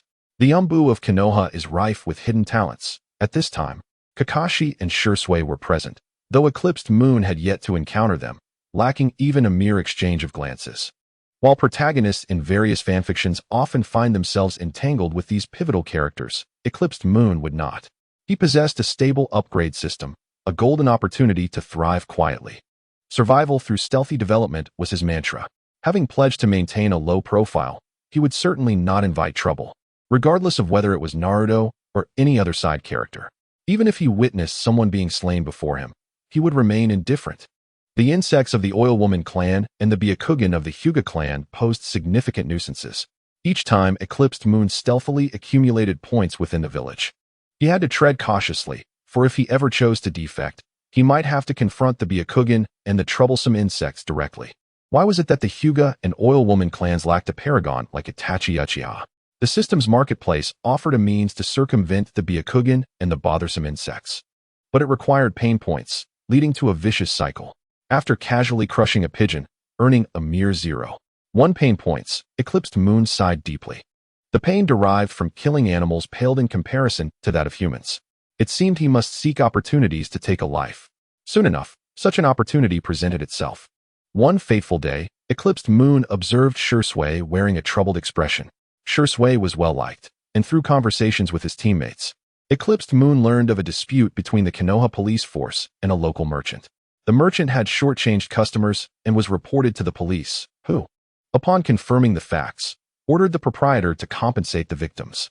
However, as soon as the merchant paid, he turned to his neighbors, claiming that the police had acted violently, portraying himself as a victim. True to the Uchiha's nature, Shursui swiftly transformed this rumor into reality, allowing the merchant to experience firsthand what constituted violence, resulting in a weakest detention. "My clan is truly impulsive," Shursui lamented, appearing quite discontent with the police's handling of the situation. After all, he reasoned, this was merely a civilian merchant. Was it necessary to be so petty and vindictive? We are all comrades in Konoha. Shursui wished for the police to issue a formal apology, yet the proud Uchiha could never stoop to such an act. Even if they were indeed in the wrong, they would steadfastly adhere to their path. Eclipsed Moon recognized that a substantial amount of pain points was soon to be accrued. That very night, he employed a transformation technique to disguise himself as a stranger clad in Uchiha garb, stealthily infiltrating the merchant's residence involved in the police dispute. However, halfway there, he spotted an individual similarly attired, conspicuously displaying items that would signify Uchiha identity, most likely a counterfeit. As the lunar eclipse stirred her thoughts, she flicked her fingers lightly and demanded with a sharp tone, "Who are you? I have never seen you within the family."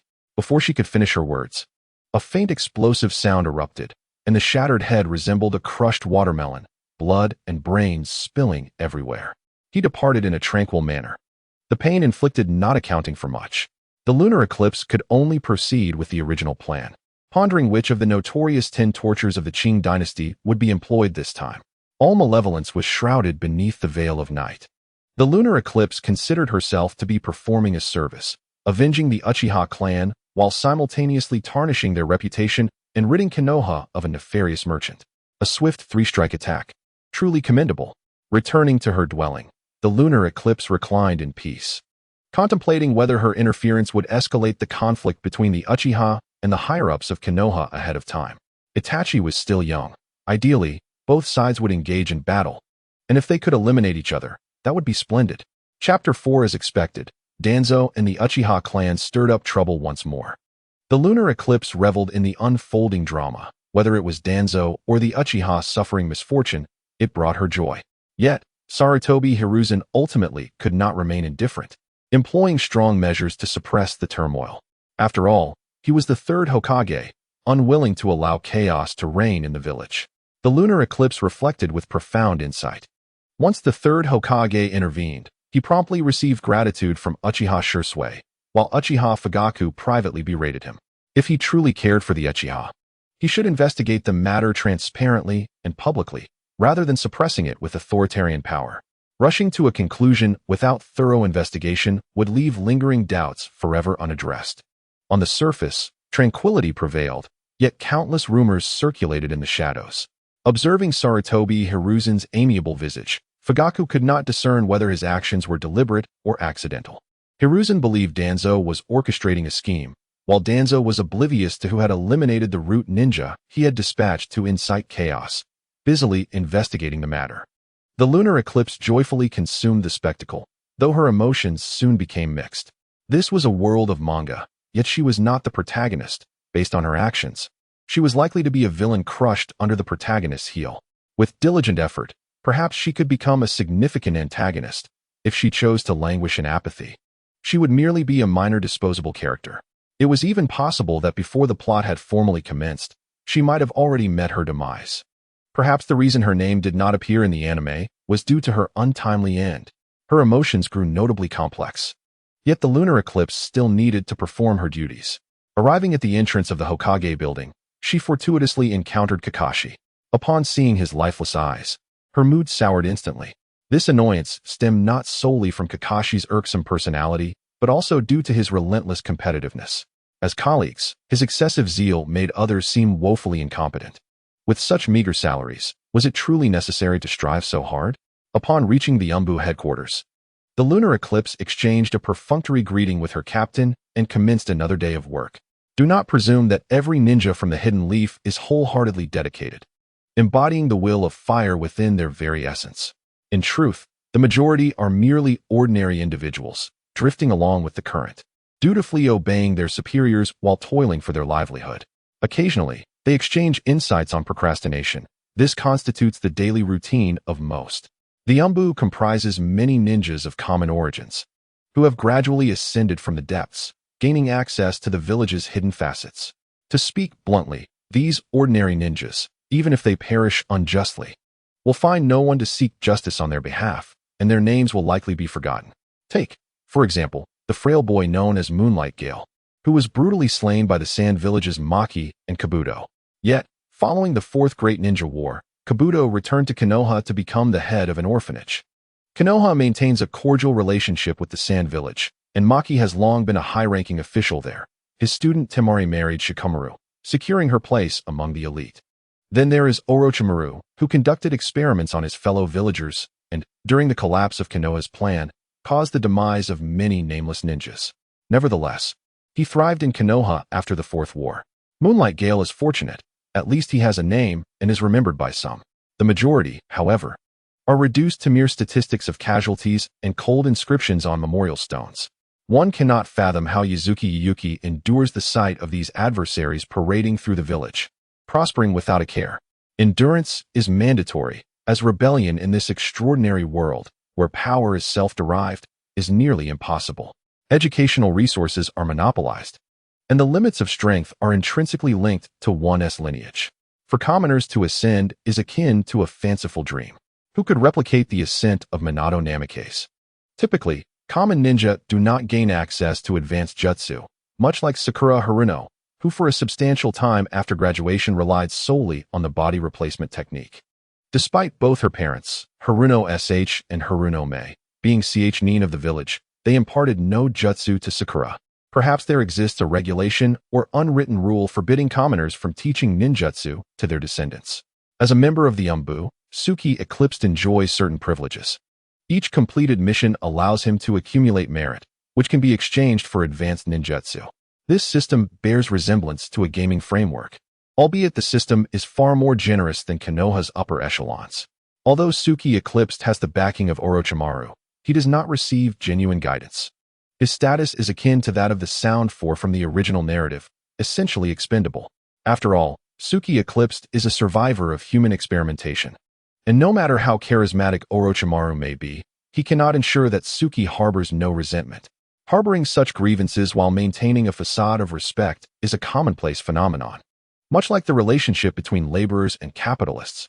In truth, Suki Eclipsed has contemplated utilizing the shadow clone technique to expedite his mission completion. The difficulty of these missions is relatively low, posing minimal danger. He recalls reading a certain Naruto fanfiction where Naruto engaged in such practices. The notion is splendid, yet reality forbids it. After years of operation, how could Konoha leave such glaring loopholes? Missions are ostensibly designed for fresh graduates to hone their skills. While there are no explicit regulations, this constitutes an unwritten rule. Violating such norms could lead to an invitation for AT chat to deeply discuss the will of fire. The card has failed, yet Eclipse remains undeterred. In every realm, humanity is fundamentally similar. The shinobi world is no exception, perpetually populated by those who idly waste time. He merely needs to learn from his seniors. As night descends, the village hidden in the leaves is shrouded in darkness. On his way home, Eclipse unexpectedly encounters Mitarashi Anko. Upon seeing him, Anko's expression resembles one who has just ingested a fly, yet Eclipse does not spare her a glance. This only serves to darken Anko's countenance further. Eclipse harbors a deep-seated aversion for Orochimaru, and by extension, he detests Anko. Resenting her for basking in the sunlight and being coddled by Orochimaru with her innocent and cheerful demeanor. However, his disdain has somewhat diminished, for he has rendered Anko incapacitated. To become Orochimaru's disciple, Anko's talents must have been commendable. Nonetheless, Eclipse is determined to ensure her downfall. Anko ranks at the bottom of her class in the Ninja Academy, and Orochimaru displays not a hint of regret or sorrow, which leaves Eclipse feeling disheartened. Anko remains Orochimaru's disciple and still enjoys certain privileges. Yet this very fact subjects her to scorn, for her abilities do not merit such favorable treatment. In truth, Anko could forego attending school altogether. As numerous clan ninjas receive elite education within their families, for them, the academy serves merely as a social gathering. Kakashi once remarked that approximately 27 students graduate successfully from the academy each year, yet during the Fourth Great Ninja War, Konoha deployed a considerable number of ninjas, revealing an unspoken truth understood by those in the know. Chapter 5. The Erosion of Humanity on this day, as the ninja school day concludes. Itachi Uchiha escapes the clutches of his female classmates and hurriedly returns home. This encapsulates his monotonous and tedious school life, perpetually surrounded by various beautiful girls, truly a vexation. Upon arriving home and changing his shoes, he habitually announces, "I'm back." Uchiha Fugaku sits in the living room, glancing at Itachi with a stern expression that he deems gentle. "I heard there was a practical test at school today?" "First place," Itachi replies nonchalantly. "Just as I expected from my son," Fugaku nods, offering no further praise. Since Itachi's enrollment, he has consistently excelled. It would be shocking if he were ever to falter. After completing this unremarkable exchange with Fugaku, Itachi seeks out his adorable younger brother. In his childhood, Sasuke was truly cherished, not only handsome but also possessing a gentle and polite nature. It is only in Sasuke's presence that a softness graces Itachi's demeanor. After amusing Sasuke for a while, Itachi moves to the other side of the yard and greets Brother Shursui. Uchiha Shursui, lost in thought, responds, "It's you, Itachi. What happened to you just now, Brother Shursui?" Shursui hesitates momentarily, furrowing his brows as he replies, "I encountered something peculiar. Someone claims they can bring about world peace, but it requires me to undertake certain tasks." Itachi is taken aback. Tasks leading to world peace? Is such a thing possible? Shursui nods gravely. "I'm unsure of its veracity. I don't even know who the individual is." Their voice resonated directly in my mind. Itachi stares in astonishment, pondering whether Shursui has become overly hopeful for peace to the point of losing his sanity. This sentiment aligns disturbingly well with the mental state of the Uchiha clan. Jishui yearned for his family to fully integrate into the village, yet he remained blissfully unaware of the fundamental reasons for the disdain directed towards the Uchiha clan. The notion that the Uchiha were deemed excessively arrogant, and that the ninja clans were mere relics of a bygone era, is nothing but utter nonsense. The exclusion of the Uchiha was not rooted in lofty political motives. At its core, it stemmed from the simple fact that the third Hokage was inadequate.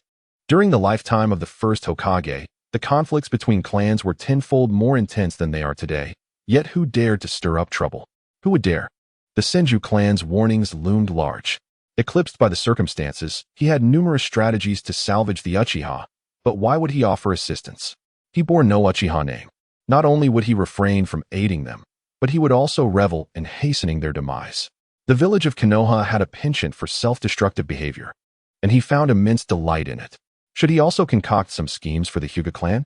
Many fan theories speculate that Sarutobi Hiruzen was orchestrating chaos from behind the scenes, aiming to suppress other ninja clans and render Konoha a fiefdom of the Sarutobi family. Although such conjectures may seem absurd, Eclipsed found the notion intriguing. Regardless of Sarutobi Hiruzen's intentions, Eclipsed could assist in realizing these conspiracies, obliterating all rival clans, thus allowing the Sarutobi to reign supreme. No, the Shimura clan should also be included. Let Sarutobi and Shimura divide Konoha, pitting the two ancient families against each other. The situation would spiral beyond their control, akin to donning a yellow robe, being propelled into a position of opposition. How could he ensnare the Hyuga clan? If there existed a cursed seal capable of seizing control of the caged bird, then, Eclipse chuckled wickedly. It was imperative that Danzo acquire the backdoor to the caged bird's control. Only then would he truly hold the power to contend with Sarutobi Hiruzen.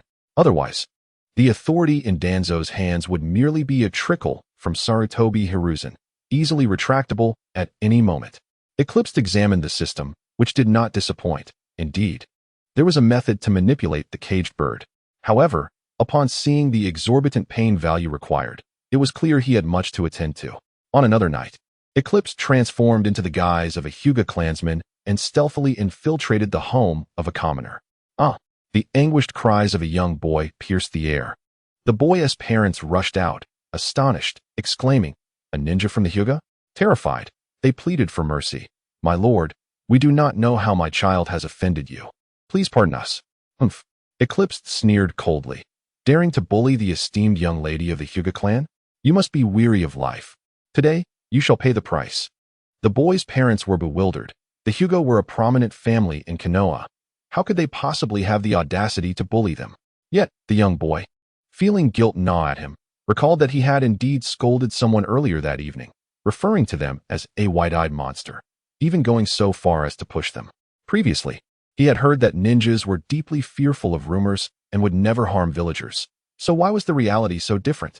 Did the Hyuga truly possess the temerity to retaliate that very night? Were they not afraid of being drowned in spit? Would they resort to eliminating witnesses? The boy trembled in fear. Lunar Eclipse paid no heed to his psychological turmoil. All his actions were merely aimed at harvesting anguish points. Transforming into a Hyuga ninja was simply a means to deflect blame. After all, he was inherently impetuous and could not tolerate such acts of bullying. Employing the binding technique, he immobilized both parents, rendering them unable to speak or move. Ignoring their desperate, pleading gazes, he cast the unruly child into a pot, igniting the flames to steam him alive, subsequently forcing the parents to consume their own offspring. Such merciless cruelty indeed resulted in a significant surge of anguish points. Though it was the child who perished, it was the parents who were driven to madness by their suffering. To dare offend the Hyuga clan was to invite such a fate. As Lunar Eclipse coldly eliminated all surrounding life, he proclaimed his disdain, reflecting on how increasingly devoid of humanity he had become. Striking down a child without the slightest emotional upheaval was unsettling. It is often said that one's exterior reflects the heart within. Individuals steeped in bloodshed inevitably reveal a certain ferocity in their countenance. Yet, Lunar Eclipse could assert with certainty that this adage held true only in ordinary circumstances. For an average person, killing would elicit feelings of brutality, anger, regret, anxiety, and fear. And such negative emotions would subtly alter one's temperament and appearance over time. However, Lunar Eclipse was different. He approached murder with the same indifference as squashing an ant. His inner calm unruffled, even stirred by a faint thrill. His demeanor remained unchanged, impervious to any impact on his visage. Concepts like murderous intent or bloodlust were foreign to him. When he crushed an insect, no palpable malice emerged, save for mosquitoes or cockroaches. Slaying a few passers-by and adopting a brooding, sinister air seemed utterly unworthy to him. Those who met their demise did not merit such a transformation. Even if he were to obliterate the ninja world, he would still be a cheerful and bright young man. Chapter 6. The Transformation of Itachi Uchiha Today. Konoha buzzed with commotion. 3 brutal family annihilations had occurred in succession, and the gruesome nature of the deaths created a significant uproar in the village. The villagers were acutely aware of the situation, for the deceased were ordinary citizens, and they felt a chilling sense of vulnerability, fearing they might one day share the same fate. Many found themselves questioning, is Konoha still safe? The calamity of the Ninetales attack from years past need not be mentioned. Just days ago, a merchant had perished following a dispute with the Uchiha clan, and now a series of murders had ensued, naturally causing widespread anxiety among the villagers. As the situation escalated, the higher-ups could no longer afford to be dismissive. A serious investigation was imperative to provide the villagers with answers. It became evident that public opinion could influence judicial proceedings to some extent. The Umbu swiftly uncovered that the children of the deceased had been embroiled in a quarrel with Hinata, the heiress of the Hyuga clan, and that very night, they had met their demise. Such a coincidence seemed too convenient, making it hard to believe the Hyuga clan bore no connection to the incident. The higher-ups contemplated further. Sarutobi Hiruzen suspected the Hyuga clan would not be so foolish. Ever since the death of Hyuga Hayashi, they had been exceedingly cautious. Moreover, even if they sought retaliation, they would surely avoid leaving overt evidence, making the situation appear more like a frame-up. Toanzo, however, harbored a differing opinion. What if the Hyuga clan merely sought to exploit this logical blind spot to extricate themselves? TKSHK and Mito Gate In remained silent. In truth, the so-called upper echelons of Konoha referred specifically to Shimura Danzo and Sarutobi Hiruzen, while TKSHK and Mito Gate In were merely afterthoughts. The other individuals held no decision-making power, as the elite shinobi and the heads of the prominent clans would never speak recklessly. Beneath the facade of fairness and democracy lay a dictatorship, reminiscent of a teacher asking students if they willingly wished to attend remedial classes or to purchase supplementary materials. The higher-ups were in disarray, yet Uchiha Fugaku experienced an unexpected revelation. He astutely observed that the majority of attention had recently been diverted towards the massacre and the Hyuga clan, affording the Uchiha a momentary respite. A sinister thought flickered through Fugaku's mind. Could he perhaps replicate such a scenario, redirecting the conflict between the Uchiha and the village elsewhere? Dragging other clans into the fray, he mused, might compel the Konoha leadership to cease their incessant scrutiny of the Uchiha. It was rare for Uchiha Fugaku to take initiative, yet his son, Uchiha Itachi, found himself ensnared in a web of inner turmoil. Why was this so? Itachi sat despondently on a bench at the street corner. From a young age, he had witnessed the brutality of the battlefield and held a profound concern for peace. Thus, caught between the chasm dividing his clan and the village, he leaned towards the village. The arrogance of his kin, the influences of Uchiha Shursui, and the higher-ups were pivotal in steering Itachi towards the village's perspective. It seemed that since Itachi became aware, he had inadvertently encountered the darker facets of the Uchiha clan. In his eyes, only his mother, Sasuke, and Shursui represented the remnants of warmth and goodness within the Uchiha. However, his outlook had undergone a significant transformation. He had come into contact with another side of the village, clandestinely overhearing numerous villagers' opinions regarding the Uchiha. The villagers were not as simple and benevolent as he had once imagined. The massacre bore no relation to the Uchiha. Yet there were those who persistently tarnished the clan's reputation. Was the Uchiha truly so despised? What transgressions had they committed? Though their demeanor was often haughty, they had not actively sought to harm others. The proud Uchiha held little regard for squabbling with a gaggle of ignorant villagers. Arrogance did not equate to malevolence or cold-heartedness. Had the Uchiha truly been malevolent, the villagers would not dare speak ill so brazenly. They would have long since remained silent. Itachi grappled with the question of why the Uchiha faced ostracism. The shadow cast upon the bench slowly began to speak, emitting a voice only Itachi could perceive. Itachi furrowed his brow in irritation. What made the Uchiha so evil? Some individuals incessantly claimed the Uchiha were wicked. Why did they not specify the malevolent deeds attributed to the clan? The shadow chuckled softly. I suspect you may be unwell. Is there an inherent connection between your state of being and whether you are truly ill? Itachi was momentarily taken aback, and when he regained his composure, his voice bore a hint of rasp. Why do the higher-ups perceive the Uchiha as malevolent? Those capable of steering public opinion within the village undoubtedly held significant power. At this juncture, Itachi had not yet lost his wits and effortlessly deduced the crux of the matter. The reasons were plentiful. One could speak for 3 days and nights without exhausting them. The shadow wriggled slightly, but I could highlight a few key points. Would you care to listen? Uchiha Itachi nodded solemnly. Recognizing the necessity of understanding the reasons behind the upper echelon's disdain for the Uchiha clan in order to devise a solution to the discord between both parties. Primarily, the Uchiha were a bloodline clan. The Shadow's first point left Itachi in contemplative silence. Who had the bloodline clan offended? Was possessing a bloodline a sin in itself? Puzzled, Itachi turned to the Shadow. The Hyuga clan was also a bloodline clan, yet their circumstances were starkly different from those of the Uchiha. A slight chuckle escaped the Shadow's lips. Had you forgotten the incident a few years prior when the twin brother of the Hyuga clan leader was compelled to his demise? Do you truly believe that the Hyuga maintain a favorable relationship with the higher-ups of Konoha? The Shadow's tone was chillingly severe. If the upper echelon managed to control the caged bird, the Hyuga clan would be swiftly eradicated. Noticing Itachi's bewilderment, the Shadow elaborated. The Hyuga's predicament is far graver than that of the Uchiha. They engage in self-governance within the village, and the branch family ninjas prioritize the commands of the main family over those of the Hokage. The Hyuga clan exists as a village within a village in Konoha, and the higher-ups have tolerated their presence for so long solely due to the strategic value of the Byakugan. Should the caged bird be unraveled, the Byakugan could very well be reduced to a mere tool, easily removable and interchangeable. At this revelation, Uchiha Itachi finally comprehended. The upper echelon's wariness of bloodline clans stemmed from their belief that what belongs to you is yours, and no matter how you express your loyalty, your bloodline cannot be controlled by the village.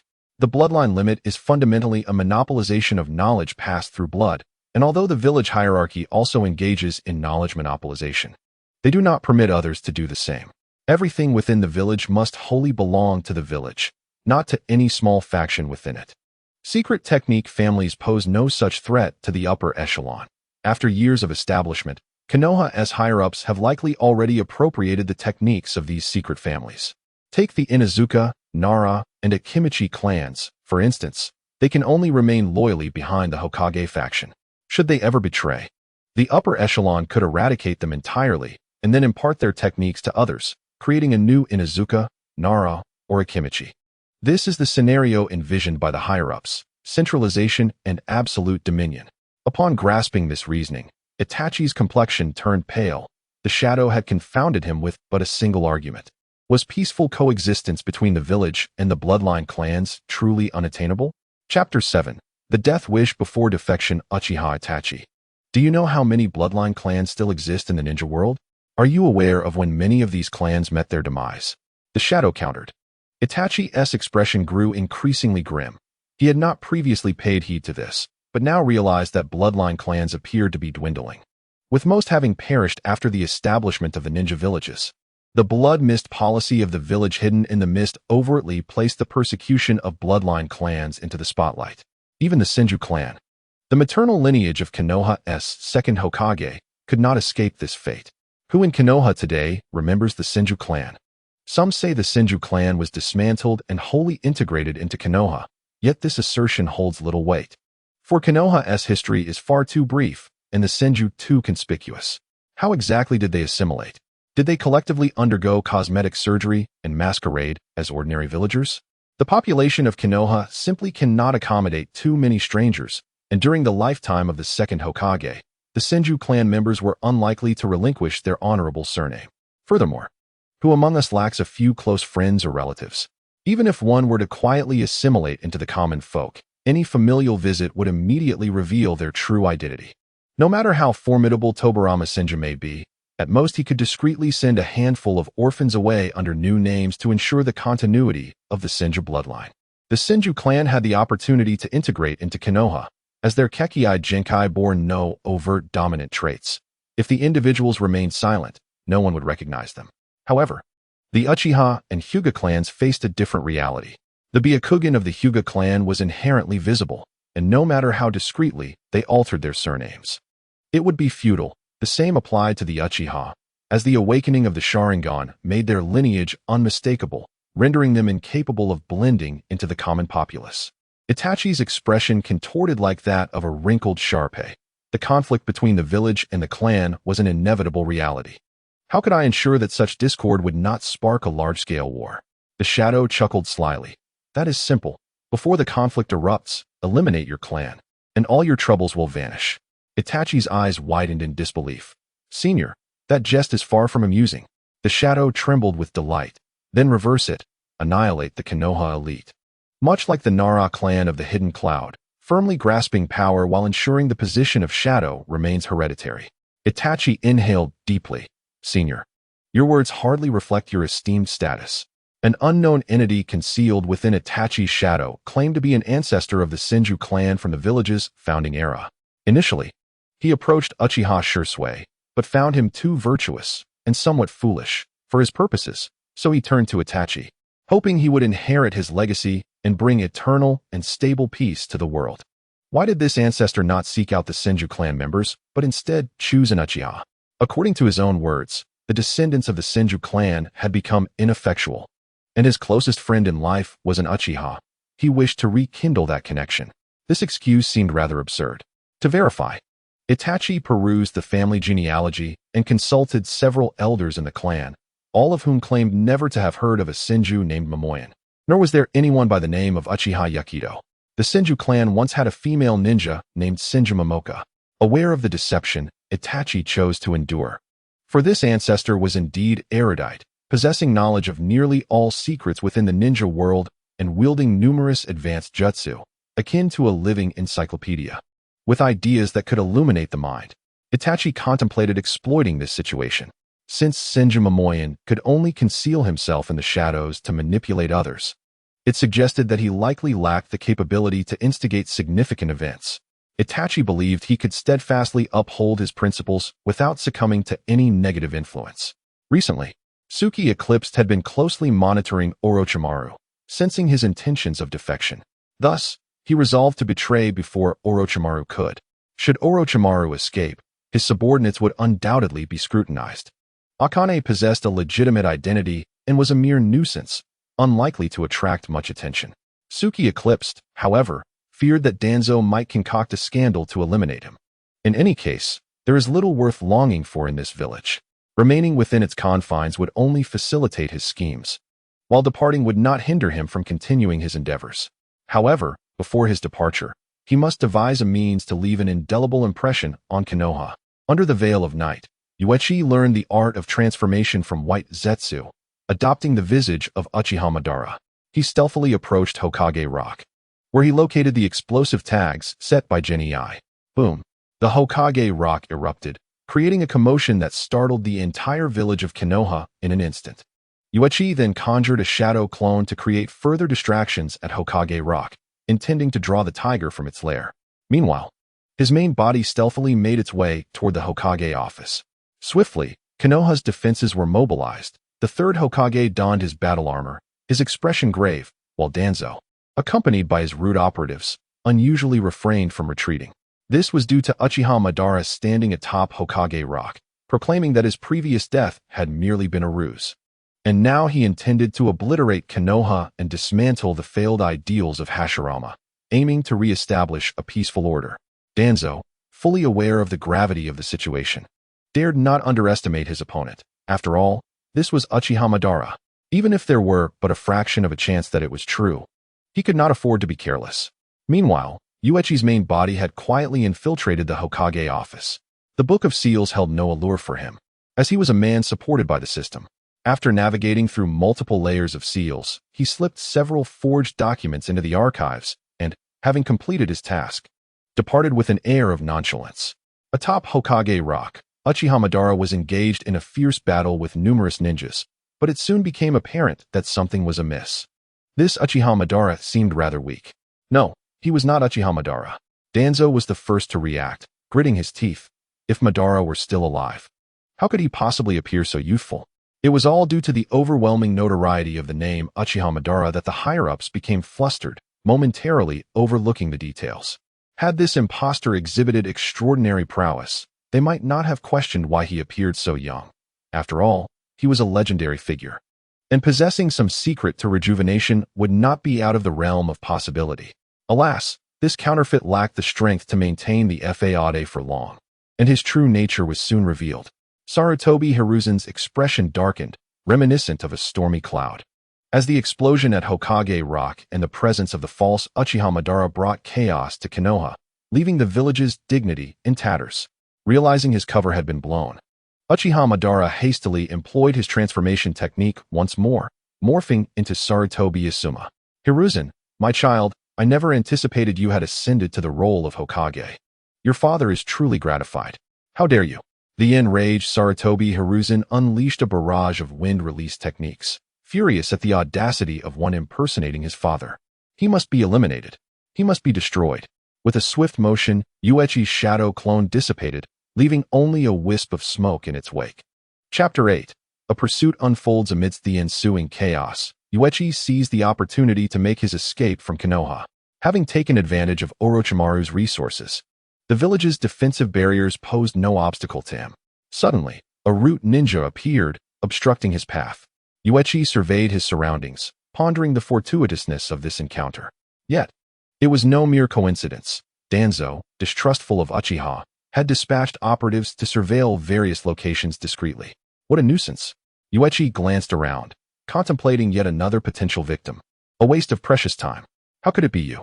The root ninja appeared to recognize the eclipse, aware of his affiliation with Orochimaru, and did not dare to lower his guard. I was sent by Lord Orochimaru, Eclipse casually explained. The root ninja clearly did not believe him. As this location was too remote, rarely visited, and with the village under attack, why would Orochimaru send his subordinates to such a place? Eclipse sighed.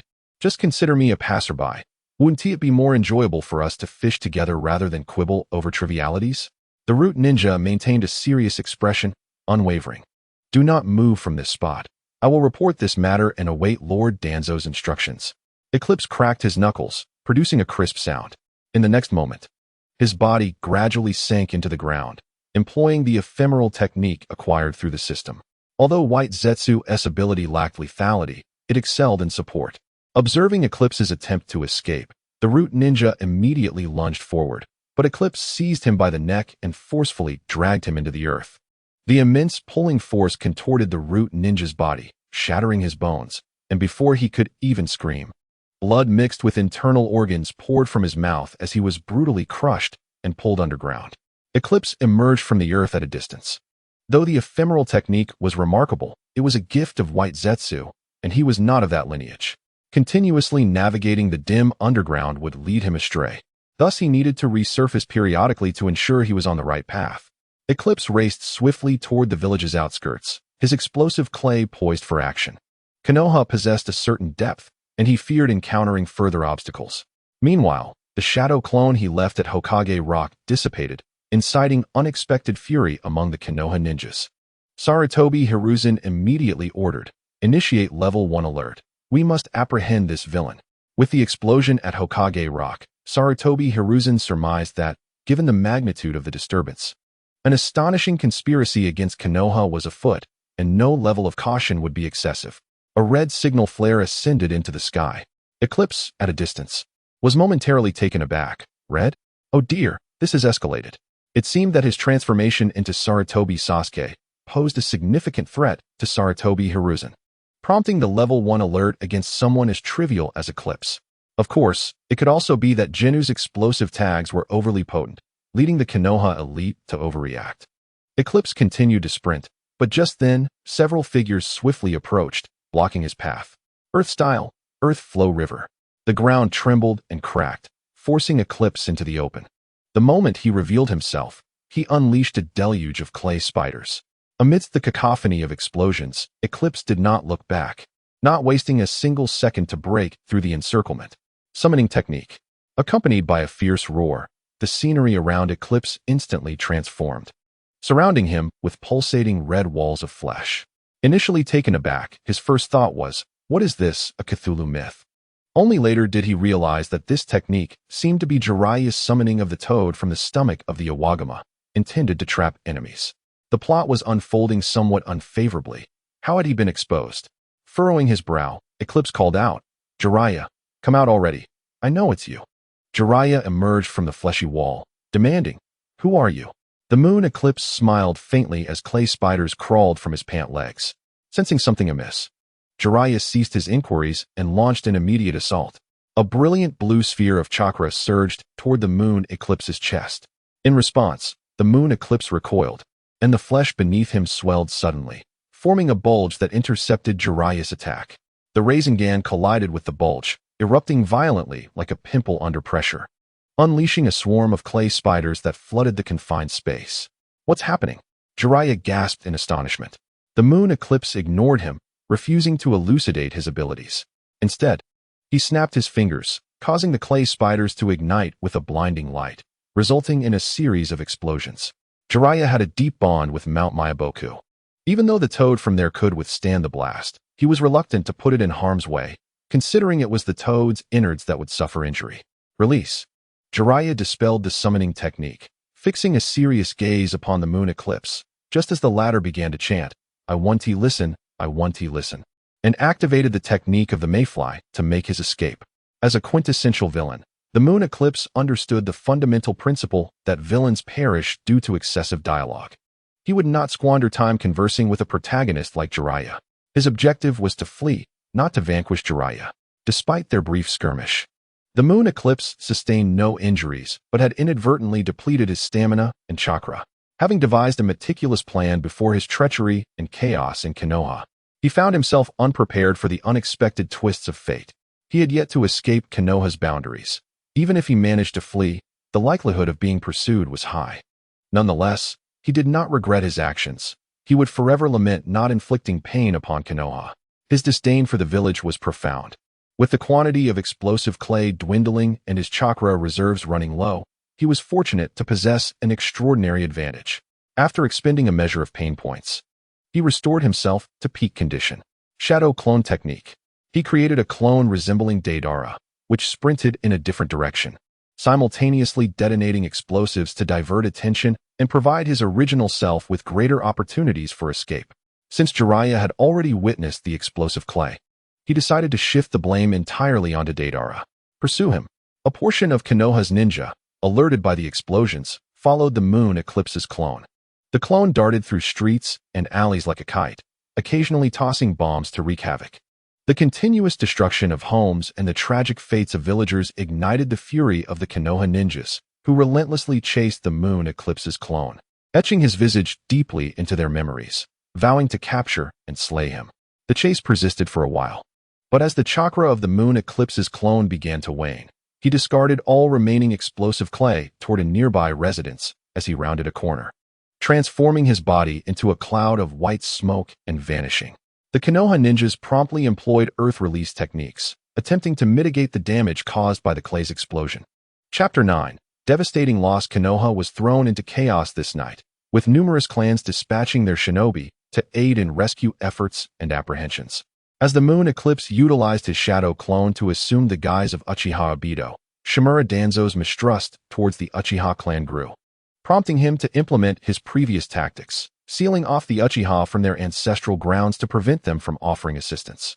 However, Uchiha Fugaku exhibited remarkable defiance this time, disregarding Danzo's orders and mobilizing all Uchiha shinobi to make their presence known.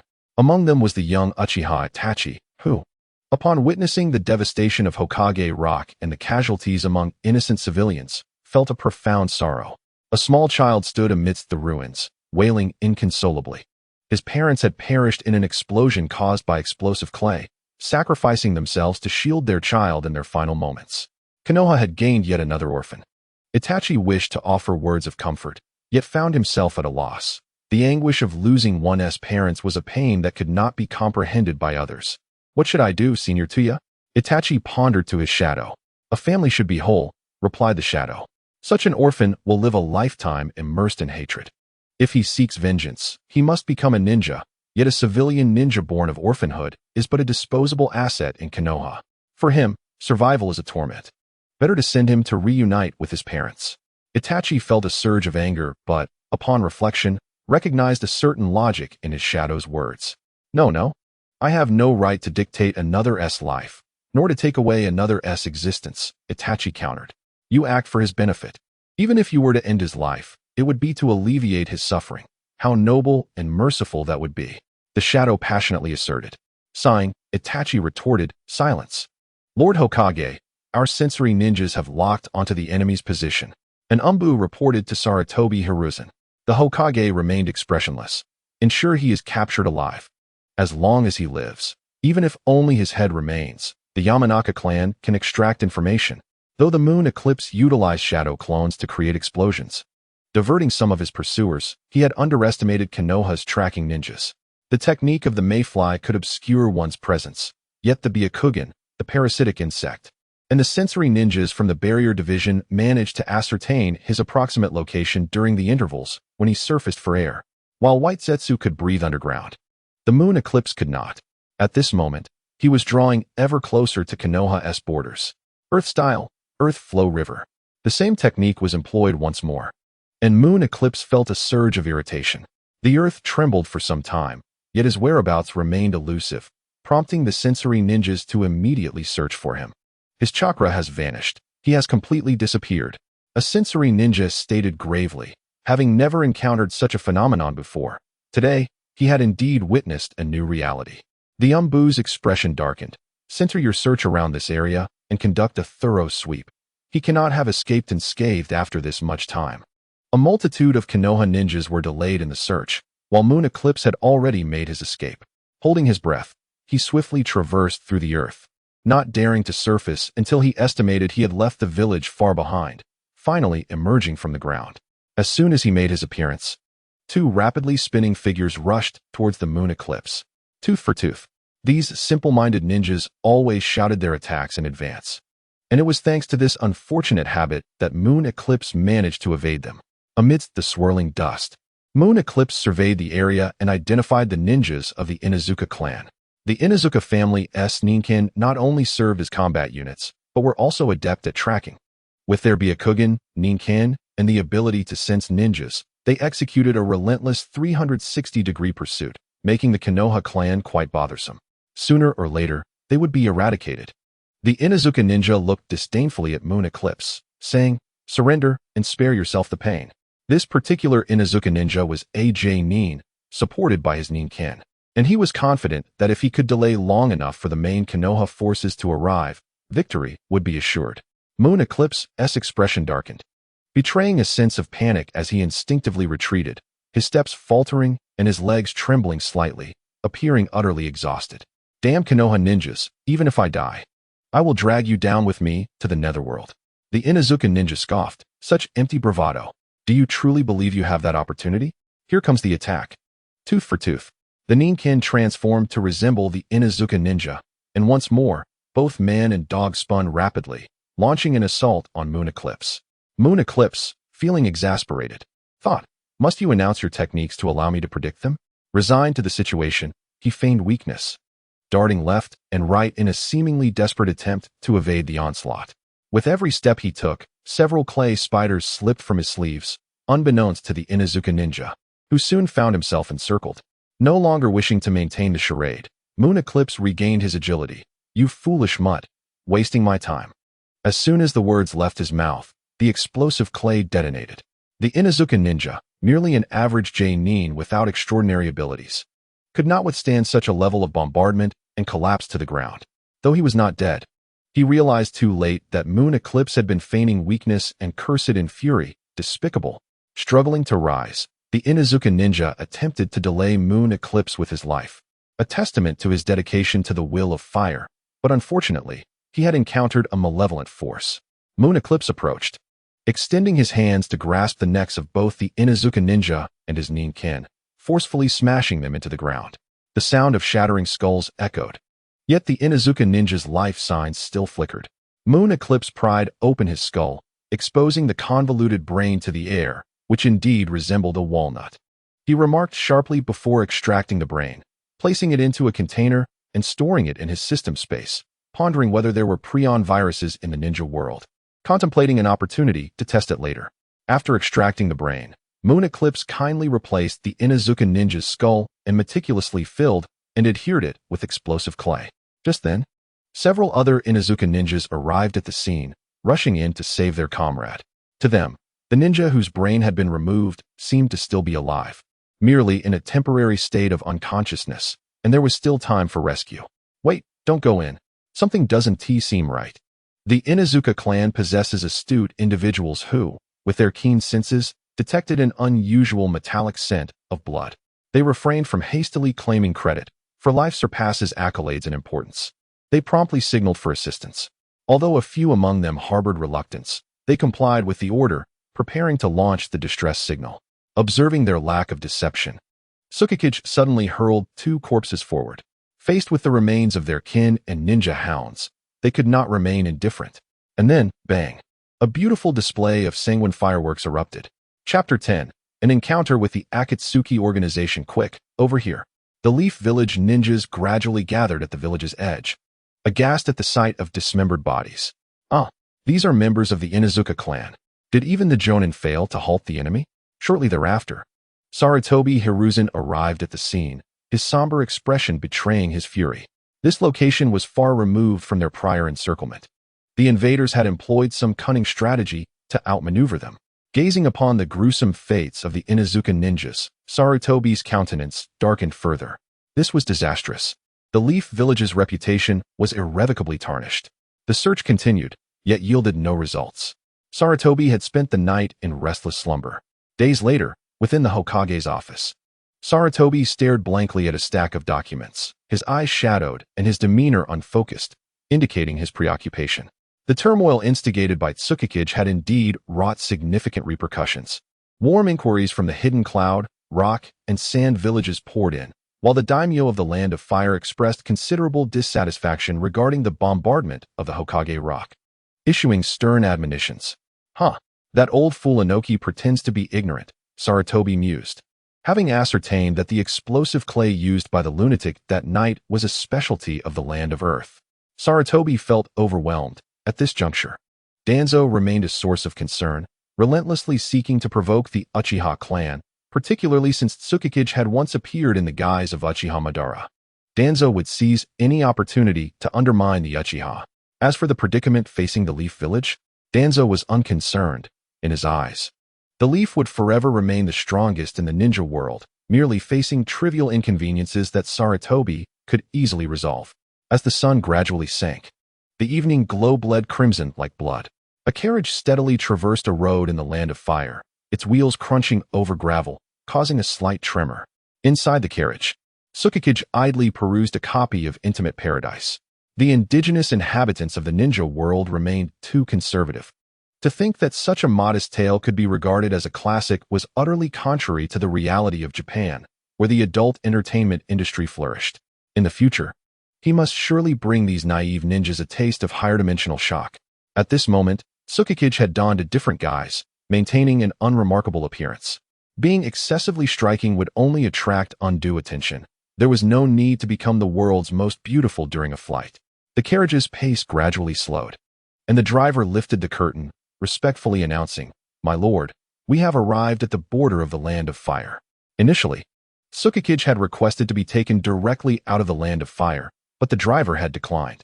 The complications of leaving and re-entering the country were too great.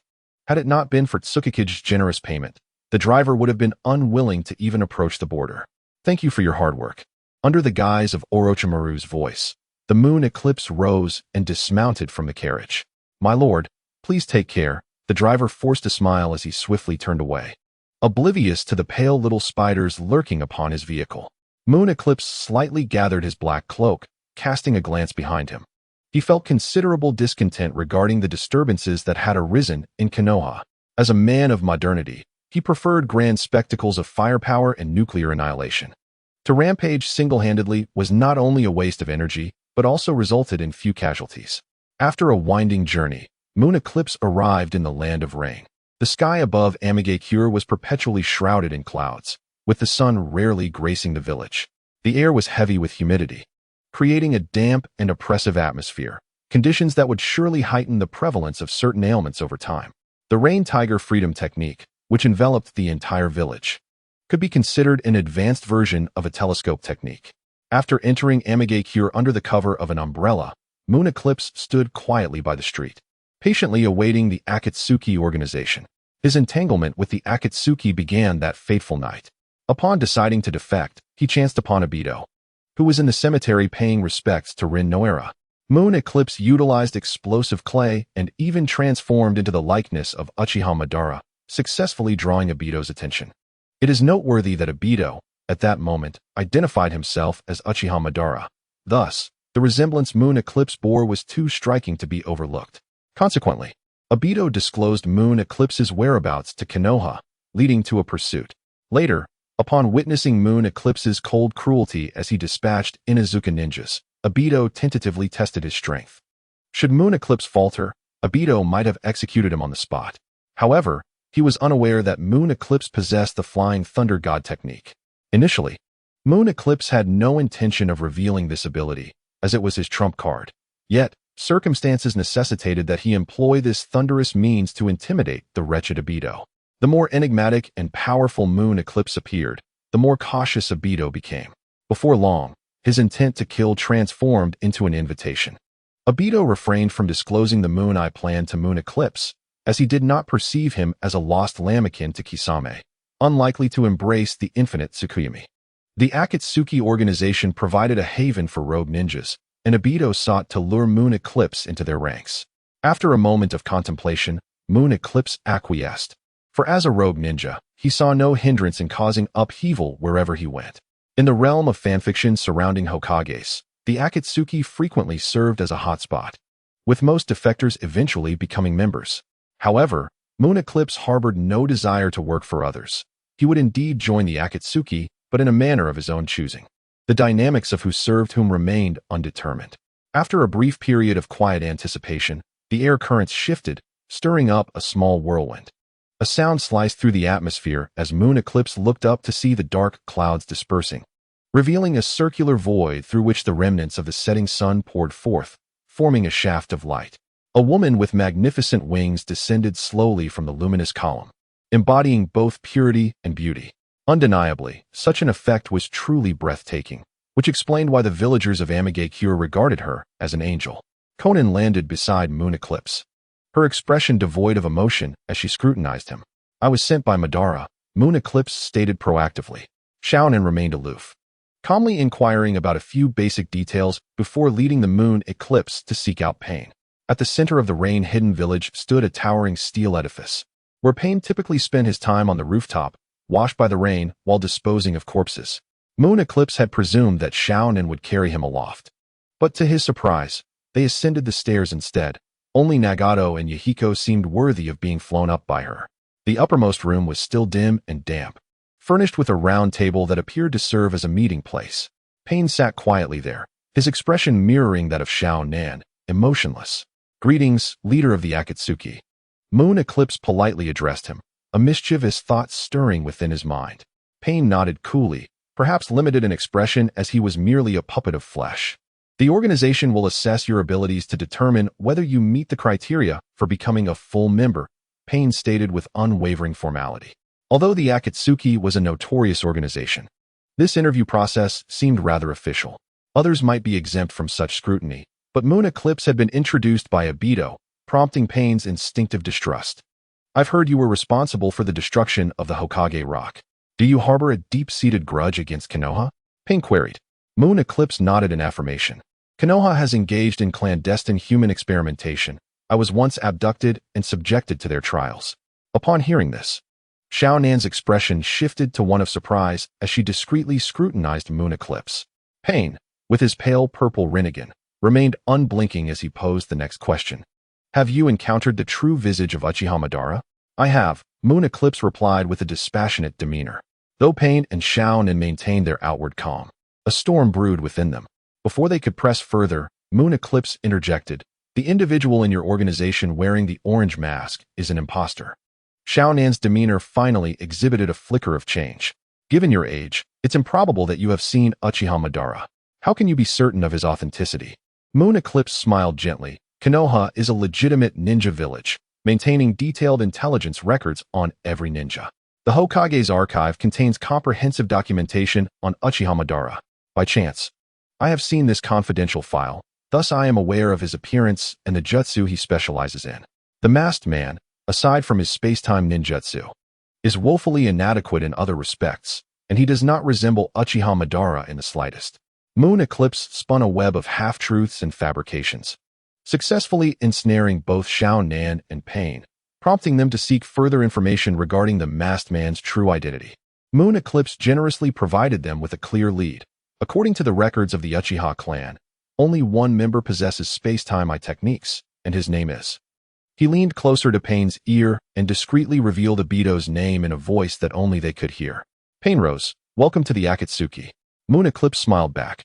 May I inquire about the salary and benefits of the Akatsuki? Xiaonan's expression nearly faltered. Moon Eclipse feigned shock. You don't mean to suggest that there is no salary at all, and that employees must pay to work, do you? Xiaonan had yet to cultivate the fortitude required for her current predicament. After a few coughs, she defended herself, stating, you are merely a traitor, and the Akatsuki's acceptance of you is already a significant risk. Otherwise, you would be forced to wander in obscurity, possibly facing elimination by Konoha at any moment. In the entire ninja world, only the Akatsuki can provide you with sanctuary. You ought to be grateful. Yusher glanced at Xiaonan, feeling as though he had encountered a corporate environment where an employee was reprimanded even before onboarding.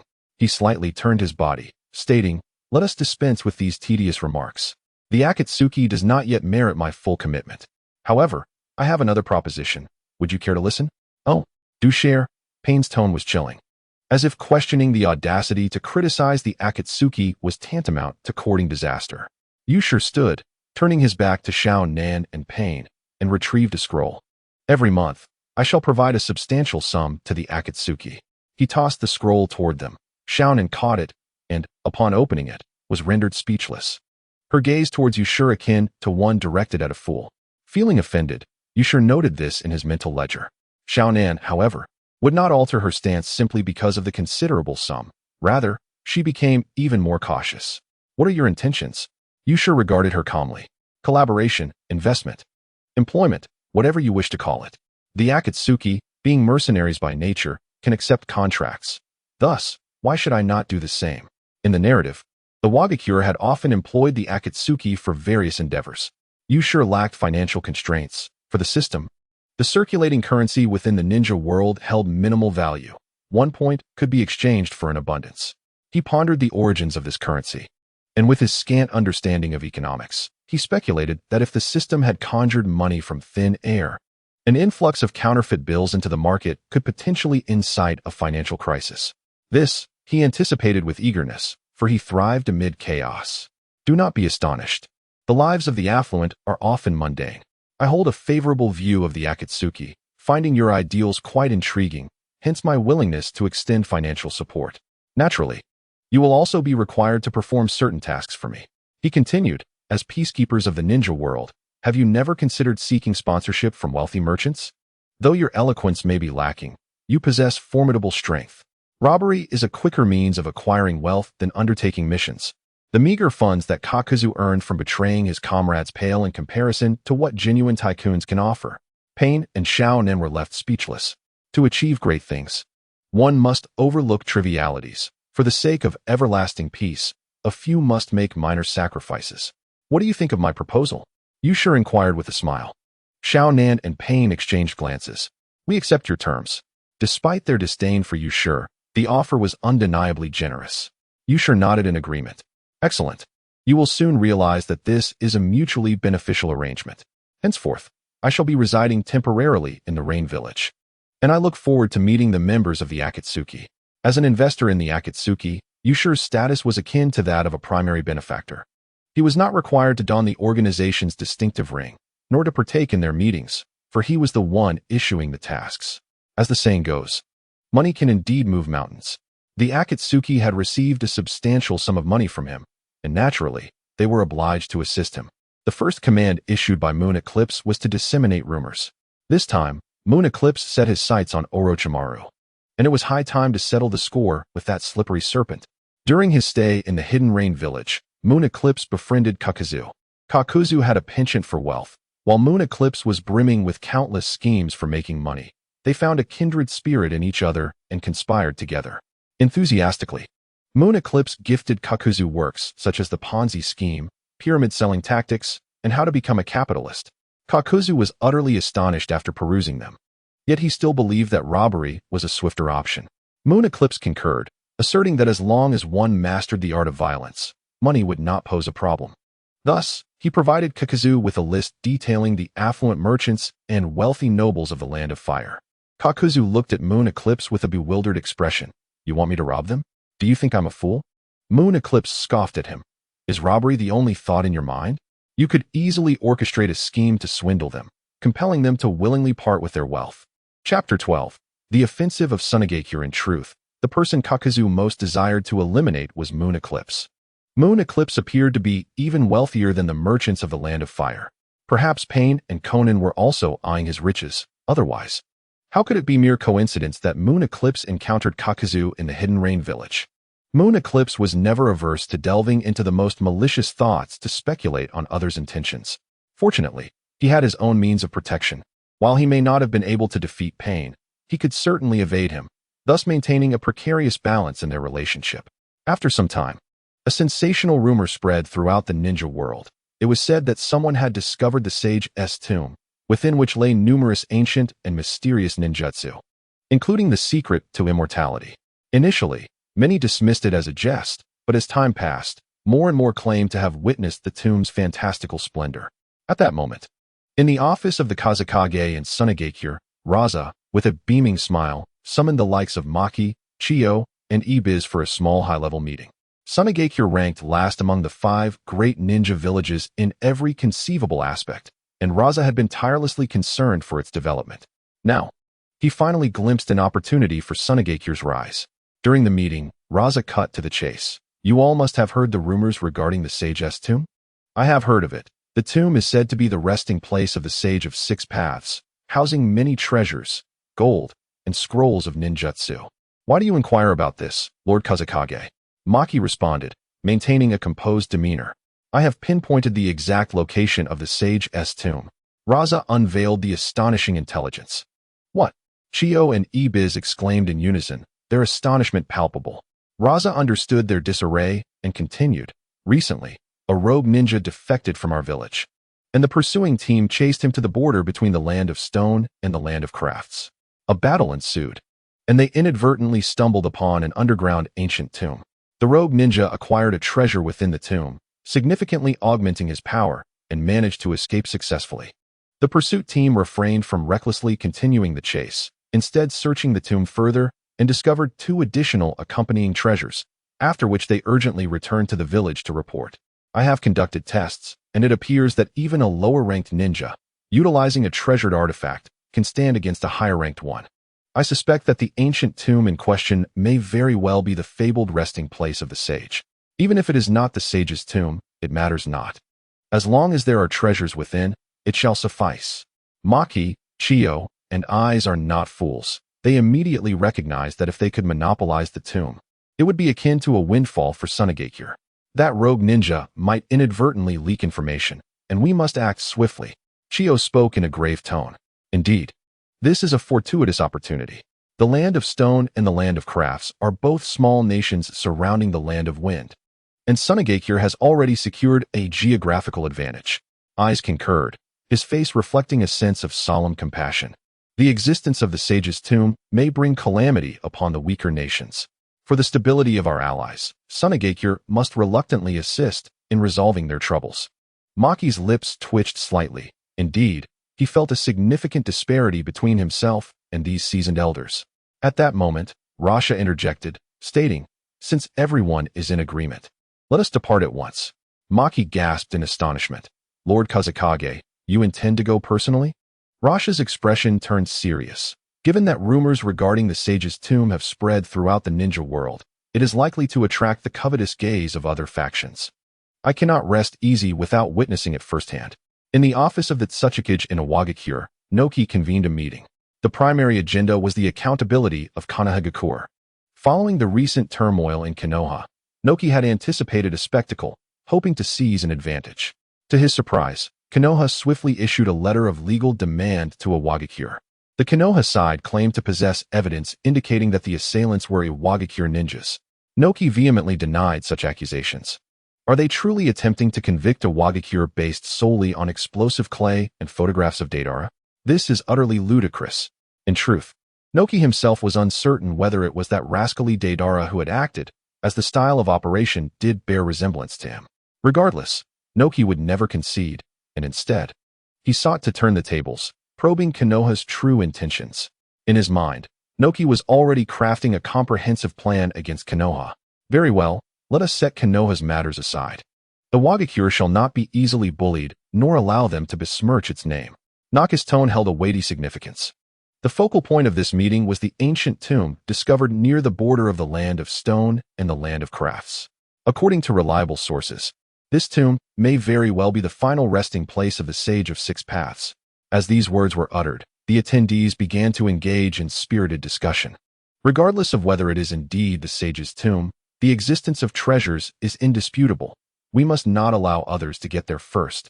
If it truly is the sage's tomb, acquiring the Sage of Six Paths legacy would undoubtedly afford us the opportunity to surpass Konoha and become the foremost power in the ninja world. Sachikage-sama, let us take immediate action. However, Noki furrowed his brow slightly, feeling a sense of unease. He could not shake the feeling that something was amiss. For so many years, he had never heard whispers of a sage's tomb, and now, such rumors have spread far and wide in a short span of time. I fear there may be treachery afoot. Upon hearing this, the assembly fell into a contemplative silence. Indeed, the rumors surrounding the sage's tomb have spread at an alarming rate, creating an unsettling atmosphere. Yet, who could remain indifferent to the allure of the sage's tomb? At that moment, a young jonin from the rock village boldly declared, "Lord Sachikage, regardless of the truth behind the sage's tomb, we must investigate. Even if there exists but a mere 1 in 10 chance that it is real. Even if we cannot obtain the sage's legacy, we must prevent others from claiming it. Otherwise, while we stagnate, other ninja villages will grow stronger, and we shall inevitably be defeated by foes we have underestimated. The current balance of power within the ninja world is precarious, and the emergence of the sage's tomb threatens to disrupt this stability. Since we cannot ascertain its authenticity, it would be prudent to eliminate it entirely. Denying others the opportunity is our victory." On hearing this, Noki gazed in astonishment at the eloquent ninja before him. Could it be that the rock village possessed such astuteness? This revelation was even more surprising than the sage's tomb itself. "Your idea is commendable," Noki affirmed. The rock village, being one of the foremost military institutions in the ninja world, was not in haste to enact change. Preventing other ninja villages from reaping benefits before confirming the truth of the sage's tomb was paramount. Thus, even if the rock village did not achieve a bountiful harvest, they would at least incur no losses. Should it be verified that the sage's tomb is genuine, the rock village would strive earnestly to claim it. If they could not possess it, they would ensure its destruction. After the meeting, Noki reviewed the dossier of the young jonin, growing increasingly pleased with what he found. This individual seemed custom-made to be his successor, having recently attained the rank of jonin and shining brightly as a new star. How had I overlooked such talent before? Chapter 13. The Bait the Rain village, though relatively isolated, had not been immune to the tales of the sage's tomb. During leisurely conversations, many whispered and speculated about this matter, their imaginations running wild. Even Kakuzu felt a stir of excitement. He cared little for the sage's legacy or immortality, for the nature bestowed upon him already granted him longevity. What he coveted were the gilded treasures buried alongside the deceased. As the rumors escalated into the fantastical, everyone claimed the sage's tomb was filled with inexhaustible riches.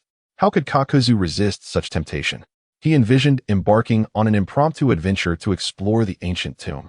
Yet Yakushi Kabuto declined his invitation to form a team. After all, he was the architect behind the sage's tomb. How could he be unaware of its contents? He was the instigator of it all, while Pain and Conan served as the catalysts for the rumors spread. However, they were oblivious to the complete truth. Believing the sage's tomb to be a genuine entity, Yakushi merely sought to sow chaos within the ninja world. This time, it was Conan who took the initiative. While the other members of the organization remained in the dark, Pain likely aimed to weaken the 5 great ninja villages through this scheme. Initially, Yakushi had intended to target Orochimaru, knowing that the sage's secret of longevity would undoubtedly attract that crafty serpent. However, he eventually decided to escalate the situation, ensnaring all the villages of the ninja world. The so-called sage's tomb is undoubtedly a mere bait. Yet, while the tomb itself may be fictitious, the treasures within are indeed authentic, and the historical records contained therein are undeniably true. In the system's marketplace, gold and imitation treasures are not expensive. A blend of authenticity and imitation, lacking in quality. How can one attract the covetous gazes of the 5 great ninja villages? The environment of the Land of Stone is akin to that of the Land of Wind, with endless sands stretching across the horizon. Luo Sha leads a team with great urgency. Ma Ji closely follows in his wake, while Chio and Hai Lao Zong are absent from this group. Reports from spies in Iwagakure indicate that Inoki has already taken action. Luo Sha, filled with trepidation, understands the necessity to hasten their pace. Before long, Sunagakure arrives near the ancient tomb. At this moment, Ma Ji inquires, Lord Kazekage, you must have dispatched personnel to guard the tomb's entrance in advance, correct? Luo Sha nods affirmatively. Indeed, I have sent several squads to perform basic camouflage at the tomb's entrance, awaiting the arrival of the main forces. Suddenly, a voice cries out weakly, Lord Kazekage, look. Luo Sha's gaze shifts forward, and he sees the tomb entrance unadorned, devoid of any concealment, and the area around it completely deserted. What on earth is happening? Lord Kazekage! Lord Kazekage! A frail voice calls out to him. Luo Sha hastens towards the source of the sound. Behind a massive boulder lie several ragged Sunagakure ninjas, bloodied and barely clinging to life, with the remnants of serpentine bodies scattered about. Luo Sha's eyes widen in shock. What has happened to you? The ninjas lament. We followed orders to disguise the tomb's entrance. Initially, we managed to divert several waves of searchers away. However, later, Orochimaru arrived. He summoned a horde of snakes to locate the entrance. We attempted to thwart him, but were met with a brutal beating. The Sunagakure ninjas sob in grievance. Orochimaru declared that had it not been for the alliance between Sunagakure and Konoha, he would have made a greater spectacle of our demise. He would have already killed us all.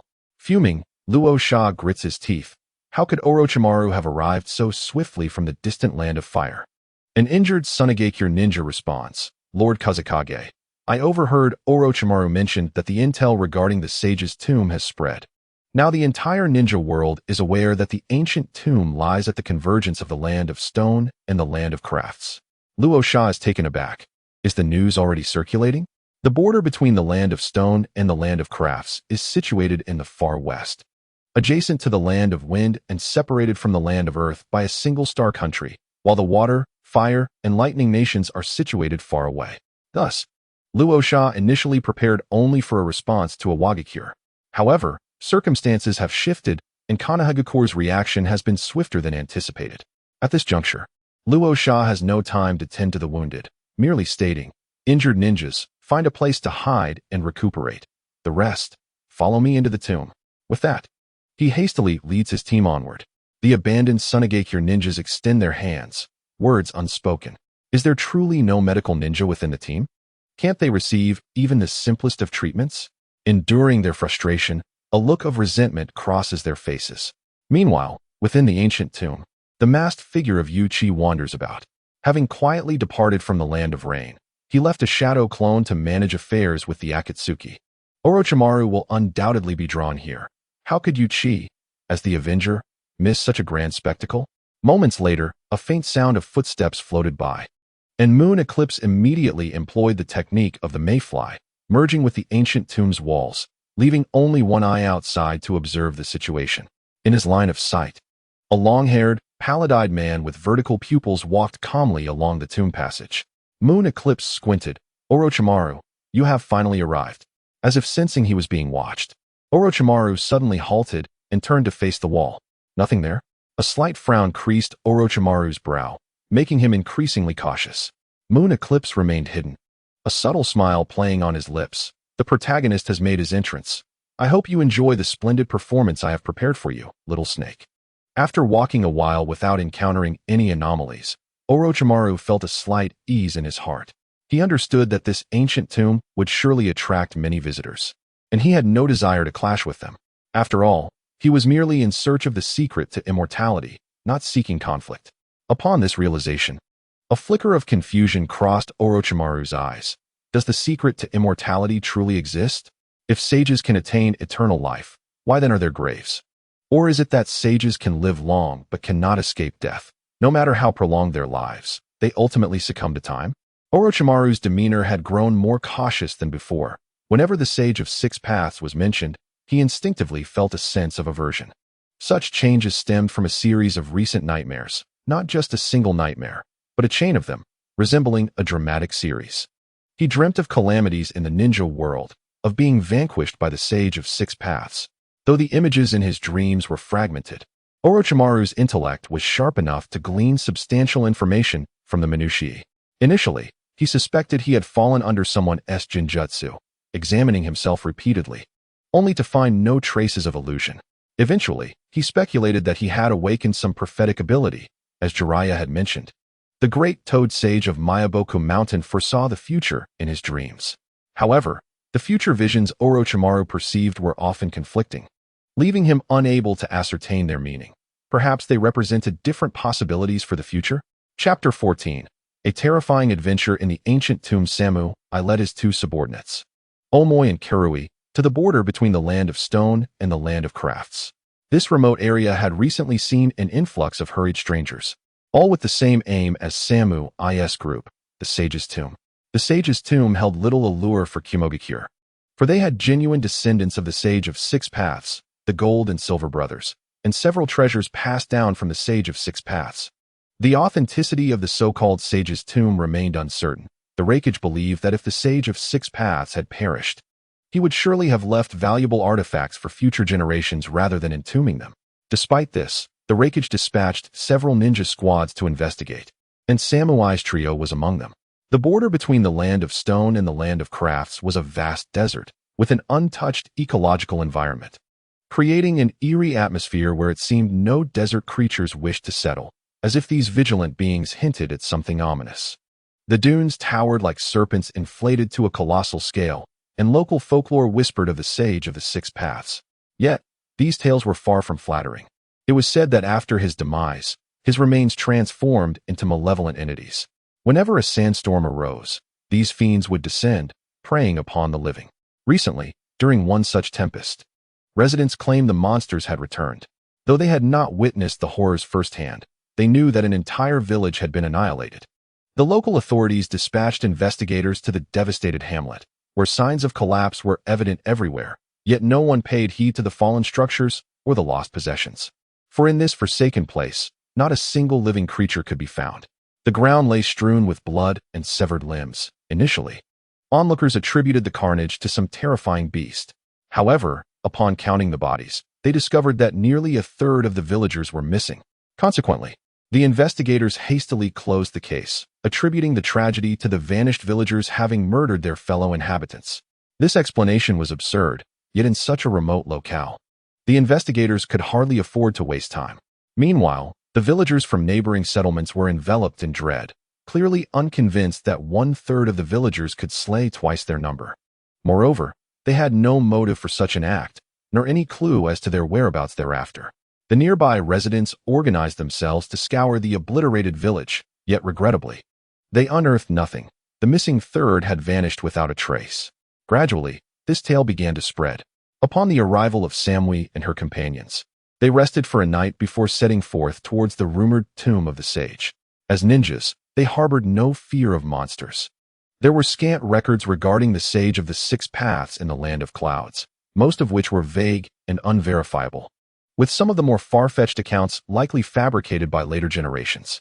At the entrance of the tomb, dried, blackened bloodstains hinted that others had ventured there before them. Samui remained unfazed, believing that Raikage would be equally unconcerned. Treasures pilfered by others could always be reclaimed. They cautiously entered the winding and labyrinthine passageway of the tomb, encountering no immediate danger. However, after what felt like an eternity, they had yet to reach the end. As dusk fell, they realized they could not expend all their energy traversing the corridor, so they resolved to take a brief respite.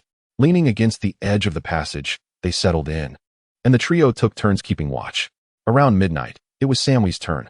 The darkness within the tomb was profound, punctuated only by the faint sounds of wind and sand.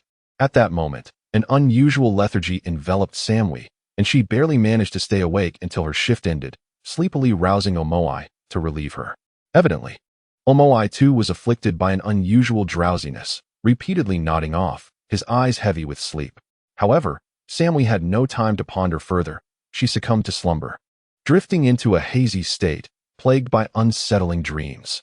Time slipped away until a sudden scream jolted Samui from her nightmarish reverie. Her consciousness had yet to fully return. Her mind was a tumultuous haze, filled with echoes of despair and anguish entwined within the piercing cry. Sammy finally awakened completely amidst a wave of unknown laughter. Though the surroundings were devoid of light, she discerned from the sound of breathing that Omoi was no longer present. Where had Omoi gone? Sammy was at a loss. Karui lay beside her, an arm flailing across her chest. She rose to a seated position and performed a hand seal to cast a small lightning technique. The brilliant flash illuminated the darkest tomb within the ancient desert. In an instant, Sammy's eyes widened as she beheld the entity lying next to her. It was anything but Karui. The unknown creature was difficult to articulate, grotesque beyond description, an abomination that defied human imagination, deformed and blasphemous. Undoubtedly, it was no human. Sammy launched an attack against it, but the monster vanished in the blink of an eye. As the light of the lightning technique faded, the dark passageway of the tomb was left with only Sammy, alone. Her subordinates, Omoi and Karui, had left no trace behind, not even a hint of struggle. They had simply disappeared into thin air. Sammy could not recall how she exited the tomb. And with the loss of her two subordinates, disciples of Kairabi, how could she return to Kumo and explain the situation? Could that monster be the demon spoken of in local lore? What was its connection to the Sage of Six Paths? Overwhelmed with confusion, Sammy realized that she must take responsibility for this matter. Her two subordinates could not vanish without consequence. Resolute, she decided to continue her exploration of the sage's tomb and confront the situation head-on. Believing that facing the potentially dire consequences was far better than remaining shrouded in uncertainty. After careful consideration, Sammy resolved to seek out another team from Kumo to accompany her. By coincidence, she found her brother, Azui's squad. Azui and Sammy were siblings, both possessing fair skin, robust physiques, and considerable intellect and strength. Sammy recounted her experience to Azui, who responded with a mixture of anger and sympathy. Once she finished her tale, Azui fell silent for a moment, and after deliberation, their plan took shape: to conduct a thorough investigation of the surrounding villages, seeking any information regarding the sage's tomb. This process proved to be challenging. Although the local residents were cooperative, their knowledge was limited. As it stood, the Sage of Six Paths was merely a terrifying rumor in the area, sustained by word of mouth, with little to no documentation to support it. Out of fear, the local populace had abandoned the village that had fallen victim to the demon. This tragically fated village was nameless, impoverished, yet had never known the ravages of war, remaining in a state of peace. Indeed, many places in the ninja world had not experienced the trials of war, such as certain small oases deep within the desert or remote villages in frigid regions. Peace-seeking ninjas would not settle in such places, for while they ostensibly pursued tranquility, what they truly sought was the stability and happiness that peace brings. The harsh and impoverished landscapes offered no prospect of material satisfaction. Who would desire such a painful semblance of peace? This matter resembles the pursuits of those who seek true love. On the surface, their quest appears to be for affection, yet in reality, they yearn for the wealth and grandeur that love can bestow. To engage in romance with an emperor, a domineering CEO, or the offspring of high-ranking officials. Once they secure the genuine affections of such figures, glory and power inevitably follow. Surrounding the obliterated village lie numerous serpentine mounds of low sand dunes, and the terrain here is remarkably flat, nearly devoid of vegetation. The malevolent entity spoken of by the local inhabitants lacks a precise appearance or definition. Some terrified residents describe the fiend as a serpent, while others claim it is a colossal skeleton. Some even assert that it possesses wings and can fly. And there are those who insist that the demon is a walking tree. Such a cacophony of opinions leaves one bewildered. The only certainty is that the creature seems to manifest in conjunction with sandstorms. Consequently, Sammy and Atsi deduce that the demon is a terrestrial being and does not possess the ability to fly. Sammy and Atsi have conducted an extensive investigation in this tragically fated village, meticulously examining every inch of land in hopes of unearthing useful clues. However, the more they search, the greater their despondency grows. During their inquiries, they observed certain peculiarities among the local residents. These individuals appear to possess overly simplistic minds, innocent and endearing, fearful of outsiders, yet gradually acclimating to the presence of the cloud-hidden ninjas. In Sammy's impression, the more impoverished the area, the lower the moral standards of its inhabitants, a notion encapsulated in the adage that desperate circumstances breed unscrupulous individuals. Thus, the behavior of the villagers seems somewhat anomalous. Yet they were indeed cooperative with Sammy's endeavors, leaving her with no further concerns. Even upon hearing the distressing news of Omoy and Karui's disappearance, the locals expressed genuine sorrow, as if they could empathize deeply. Their actions and demeanor resembled the ideal villagers depicted in textbooks. Ultimately, Atsi discovered an ancient diary amidst the ruins of the village. Seemingly an heirloom from generations past, the contents were remarkably enlightening and almost fantastical, resembling a work of magical realism. As there had been no sandstorms recently, the demons' assaults had ceased, leaving Sammy and Atsi's investigation fruitless. They could no longer afford to squander time. Without finding the bodies of Omoy and Karui, the two might still be alive, and with each passing second, their chances of survival diminished. After further deliberation, Sammy and Atsi resolved to explore the ancient tomb once more. Many had ventured into the tomb before, including a team from the Sand-Hidden Village and Orochimaru, yet none returned. Fearing an encounter within the tomb, Sammy vowed to exercise greater caution this time. Atsi proposed enlisting the assistance of the local residents for their investigation. The villagers, though initially reluctant to accompany Atsi to the tomb, eventually agreed after he reasoned with them. Sammy and Atsi, accompanied by a throng of villagers, entered the passageway of the tomb. Before long, the light began to dwindle, making it increasingly difficult to discern their surroundings. Outside, a sandstorm was brewing, and faint sounds could be heard echoing within the tomb. The unsettling sound stirred a sense of restlessness within Sammy's heart. As she glanced back towards the ancient tomb's entrance, a haze of yellow sand was faintly visible, the wind lifting the grains to obscure everything in the dim light. The burial passage grew increasingly shadowy, but fortunately, they had prepared ample lighting tools, allowing the group to stumble forward. Having visited this place once before, Sammy felt somewhat familiar with it. As they proceeded, they arrived at the spot where Omoy and Karui had vanished. "Halt," Sammy commanded, then began to investigate the surrounding traces. The villagers, eager to assist, stood trembling at a distance, too fearful to speak or move. Sammy felt a wave of melancholy. On the day Omoy and Karui disappeared, her mind had been somewhat clouded, and she had dashed away alone without taking the time to examine the scene. Reflecting on it now, she felt a deep sense of guilt towards her two subordinates. As time passed, her thoughts began to drift towards peculiar questions. Since that night, when she encountered the creature, a particular doubt had repeatedly surfaced in her mind. At that moment, she had been positioned between Sammy and Omoy, and she found it strange that regardless of the direction from which the monster approached, it was always the individuals on either side who disappeared first, leaving the person in the middle until last. By sequence, Sammy was the second person. Why didn't the creature attack them in order of their positions? Was the creature's behavior entirely random, or did it deliberately spare Sammy, the leader among the three, to endure a fate more tragic than that of her companions? Lost in contemplation of these questions, she was suddenly jolted by a dull rumble, followed by the sound of cracking stones, interspersed with anguished cries and the sharp clashing of weapons. Azui began to move deeper into the tomb, but Sammy quickly called out to stop him. She speculated that perhaps ninjas from other villages were clashing, and it would be best not to get involved to avoid unnecessary trouble. Yet, Azui seemed oblivious to her warning, continuing to walk forward in a daze. After taking several steps, he abruptly halted. Confused, Sammy furrowed her brow and approached him, carrying her lighting tool. The air in the passage was exceedingly dry, carrying a faintly strange odor. Sammy's heartbeat quickened as she gently patted Azui's shoulder, but he remained motionless. An ominous premonition grew stronger. Sammy reached out and forcibly turned Azui's body around. In the next moment, terror gripped her throat, followed by an overwhelming wave of sorrow and rage.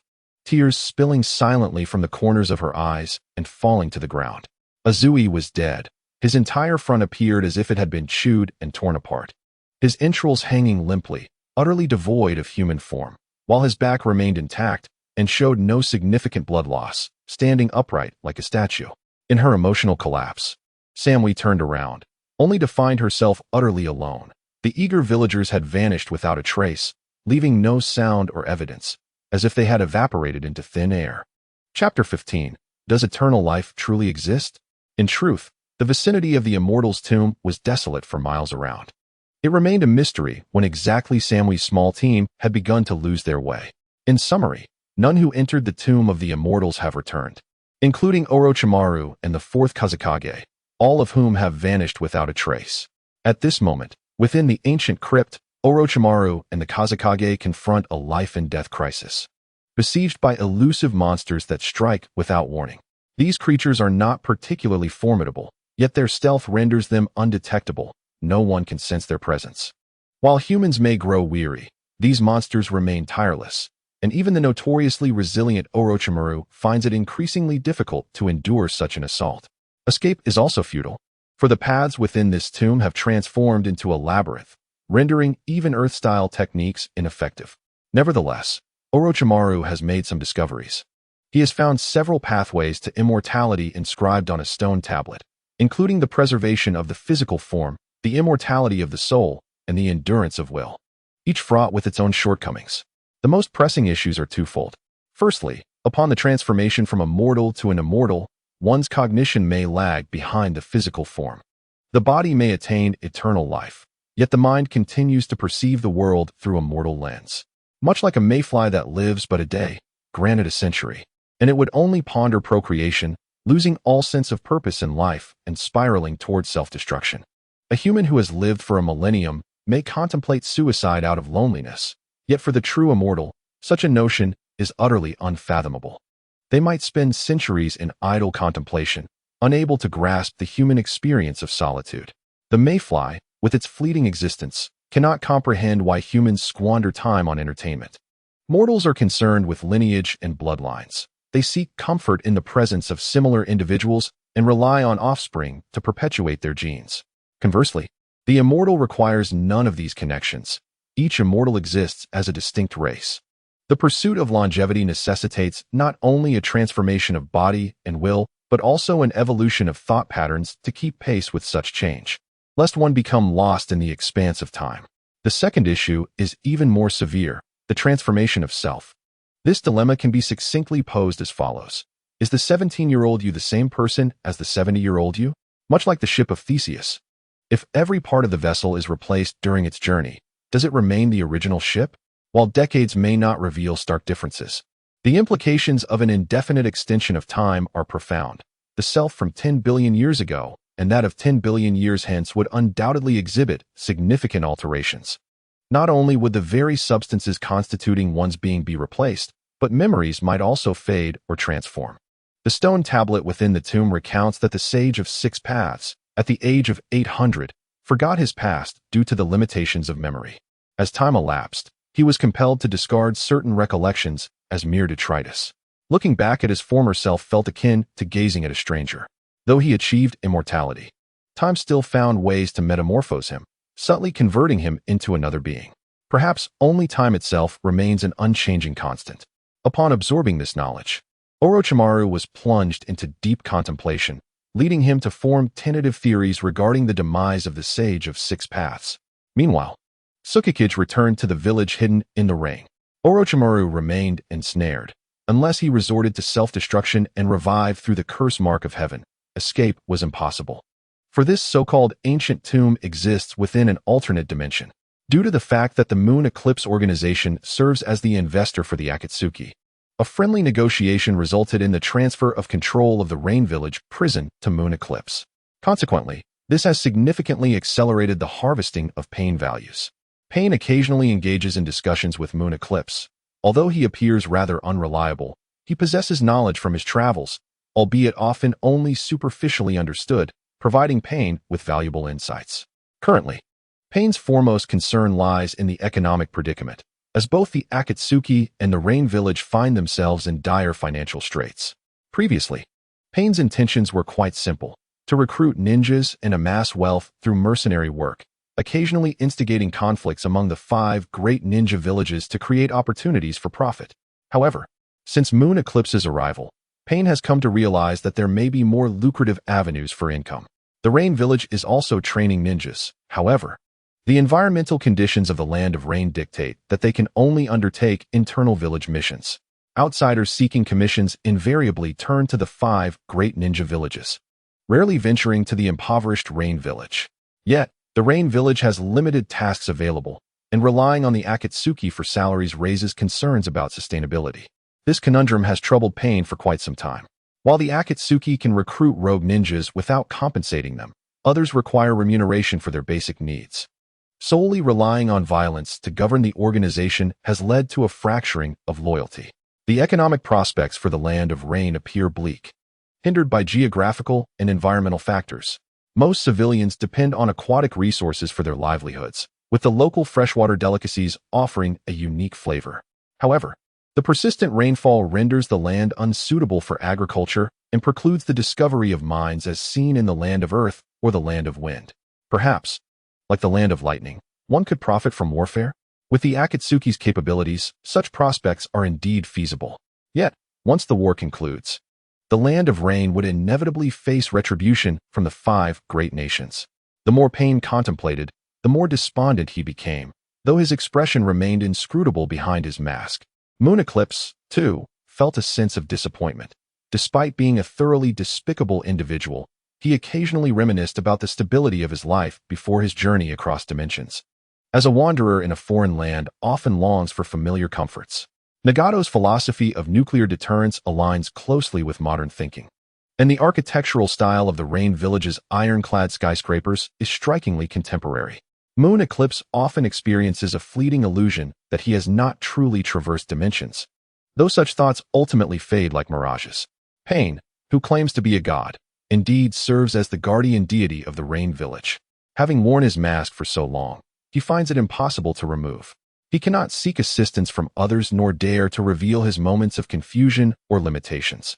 Thus, even when inquiring with Moon Eclipse, Pain resorts to subtle hints and veiled questions. If Pain does not speak plainly, Moon Eclipse feigns ignorance. Having been an ordinary person before his journey, capable of articulating grand theories, but ultimately lacking practical experience, Pain does not make the effort to seek him out repeatedly, so one should not expect him to divulge valuable insights easily. It was only after Conan's persistent efforts to approach Moon Eclipse that he began to adopt a facade of profundity. In fanfiction involving the Hokage, most time travelers are depicted as ordinary individuals, even as failures, who, having never encountered international politics, boldly expound upon various subjects to the indigenous inhabitants of the ninja world. Do they truly believe that the history of Huaxia can be seamlessly applied to the realm of ninjas? Do not forget that extraordinary powers exist here. Such might can be attributed to the individual. Indeed, Tsukugetsu does not hesitate to instill some novel ideas into the Akatsuki organization, for he fundamentally does not desire to improve this world. Rather, he seeks its destruction. Chapter 16. The Art of Empty Talk. Tsukugetsu unfurled a map of the ninja world before Conan and Pain. He gestured towards the location of the Land of Rain, which is ensconced by the 3 great nations of wind, fire, and earth, making it a crucial battleground. Consequently, the Land of Rain has suffered immensely from the ravages of war. Pain nodded in agreement. This is the harsh reality. During the Great Ninja War, the great nations seldom allow the battlefield to encroach upon their own territories, compelling the smaller nations to bear the brunt of the aftermath. The Land of Rain experiences a brief period of recovery after each war, only to be plunged into chaos once more, leaving it in tatters. Hence, its populace has remained perpetually impoverished.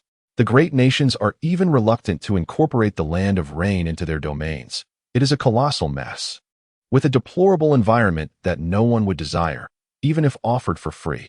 Tsukugetsu continued.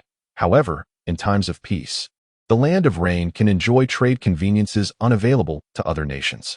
Nestled at the crossroads of the 3 great nations, it serves as a central hub.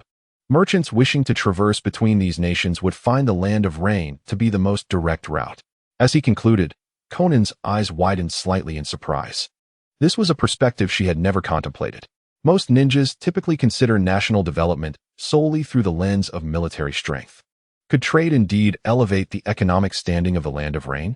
The purple ripples in Pain's eyes flickered. Tsukugetsu comprehended far more than he had anticipated.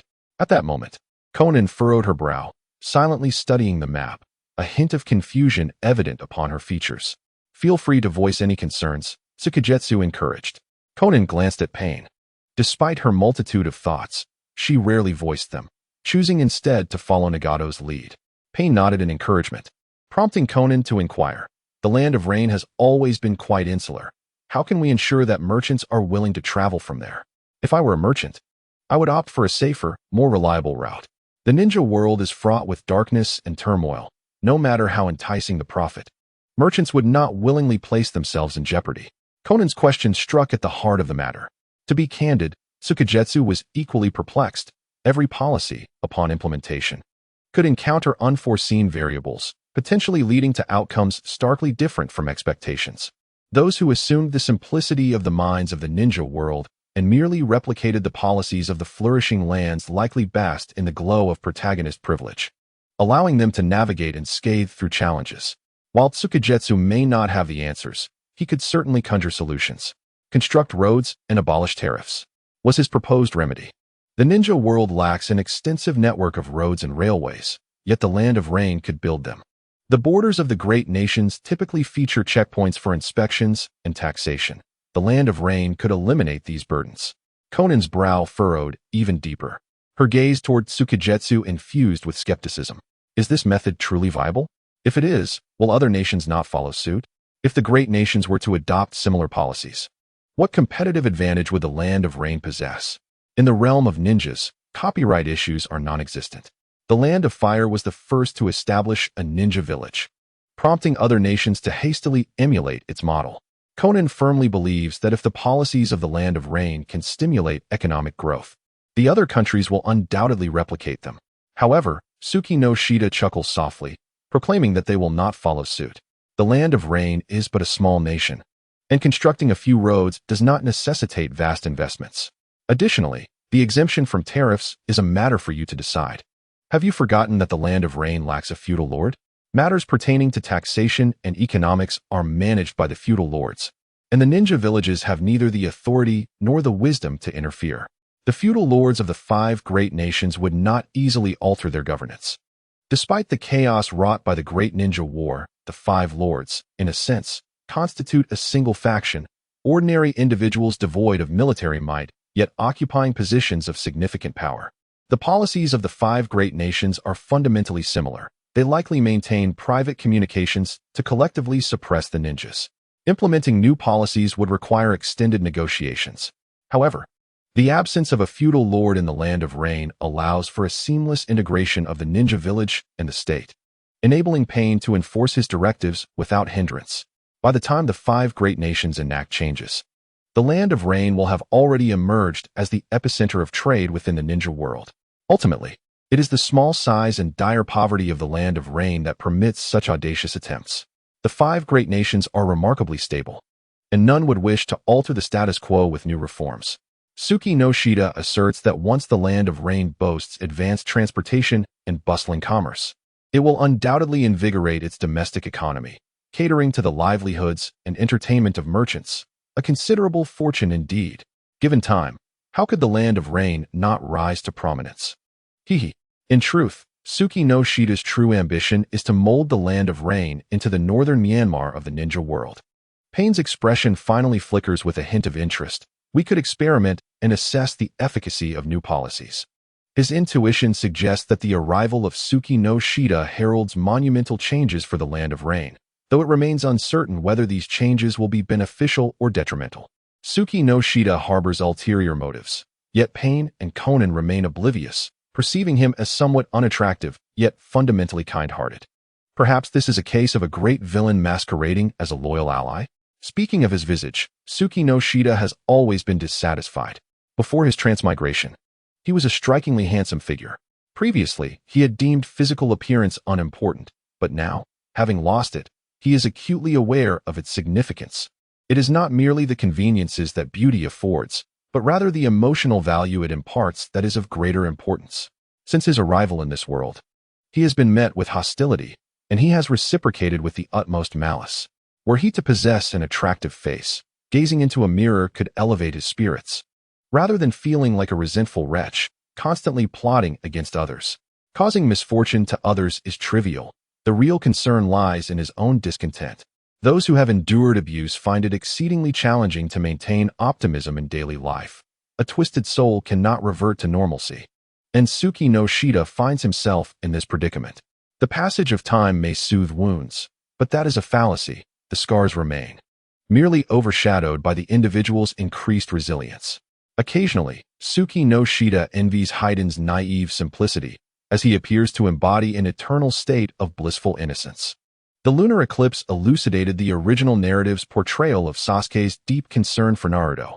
Those dwelling in darkness inevitably yearn for a life imbued with the warmth of positivity and sunlight. Kakuzu extended an invitation to Tsukishiro, proposing that they engage in deceitful schemes together.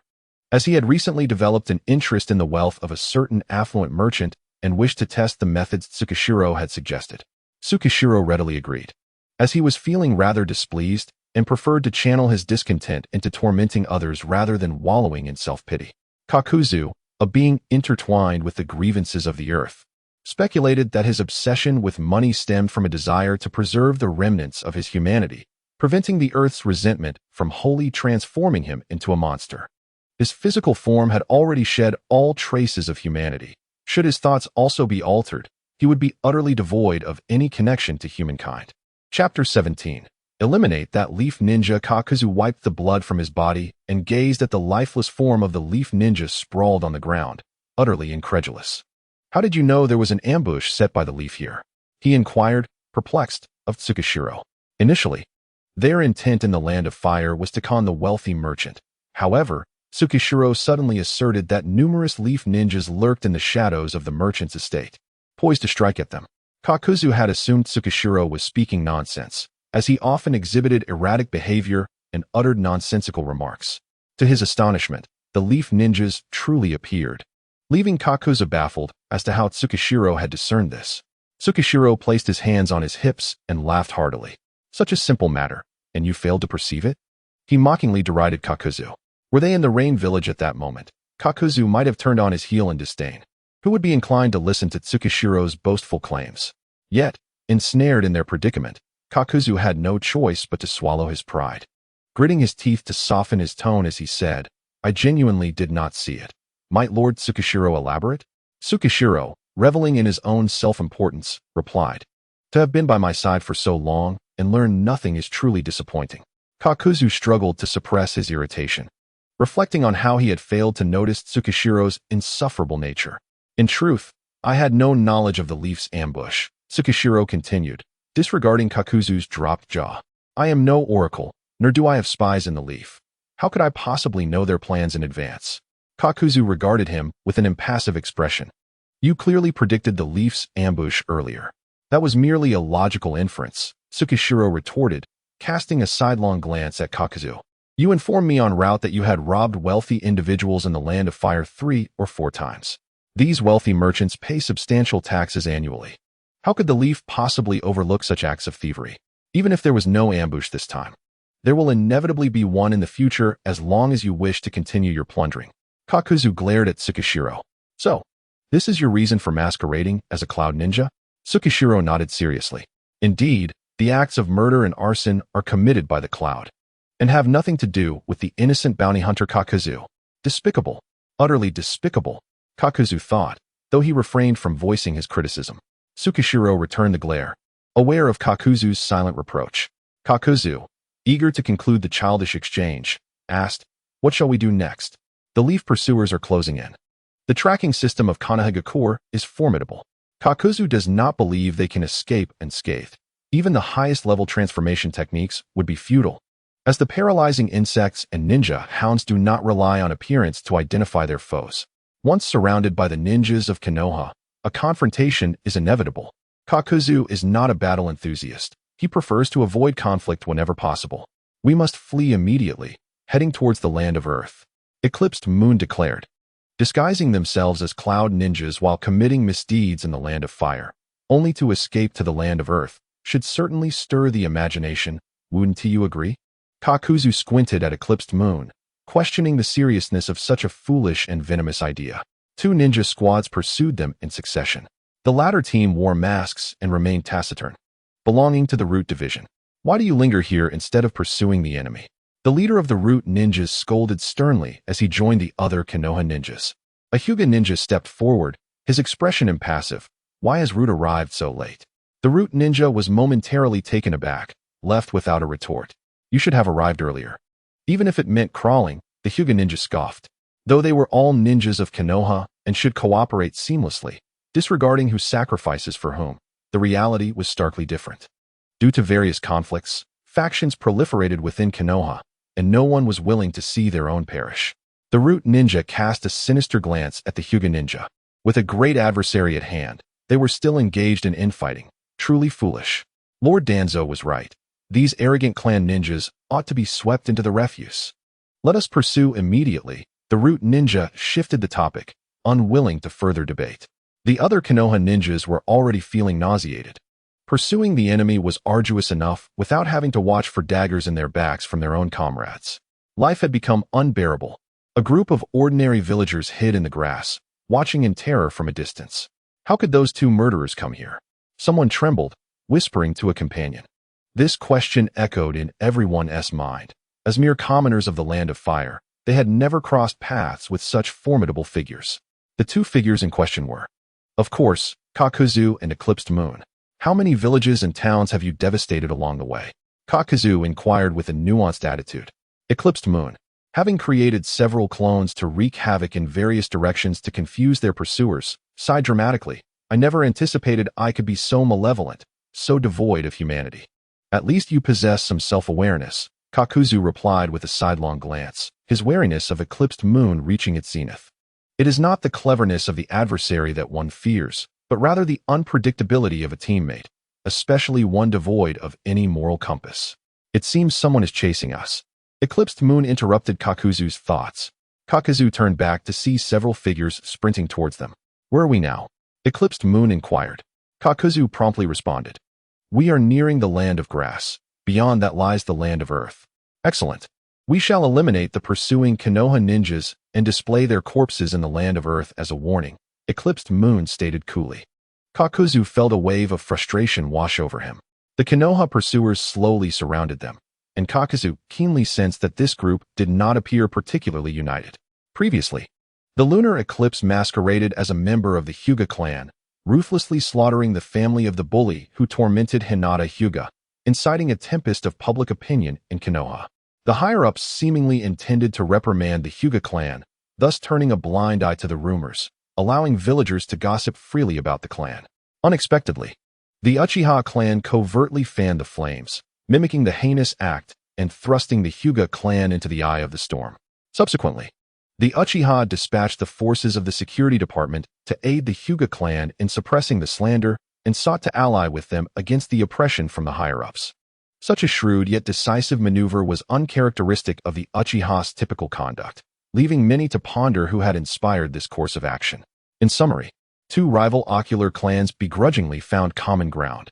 Amidst the higher echelons, Shimura Danzo and Sarutobi Hizashi were far from united, while other clans merely observed from the sidelines. This illustrates the current chaos in Konoha. The more disorderly the situation became, the safer the Uchiha felt. Since the Uchiha clan could not assimilate into the village, they resolved to drag all clans into the mire, creating rifts between every clan and the higher-ups, with the shadow of Shimura Danzo looming. Achieving such a scenario was hardly a challenge. It was all too common to murder a few clan ninjas and frame Danzo for it. With few suspecting the proud, yet foolish Uchiha. Uchiha Fugaku seemed to have opened the door to a new world.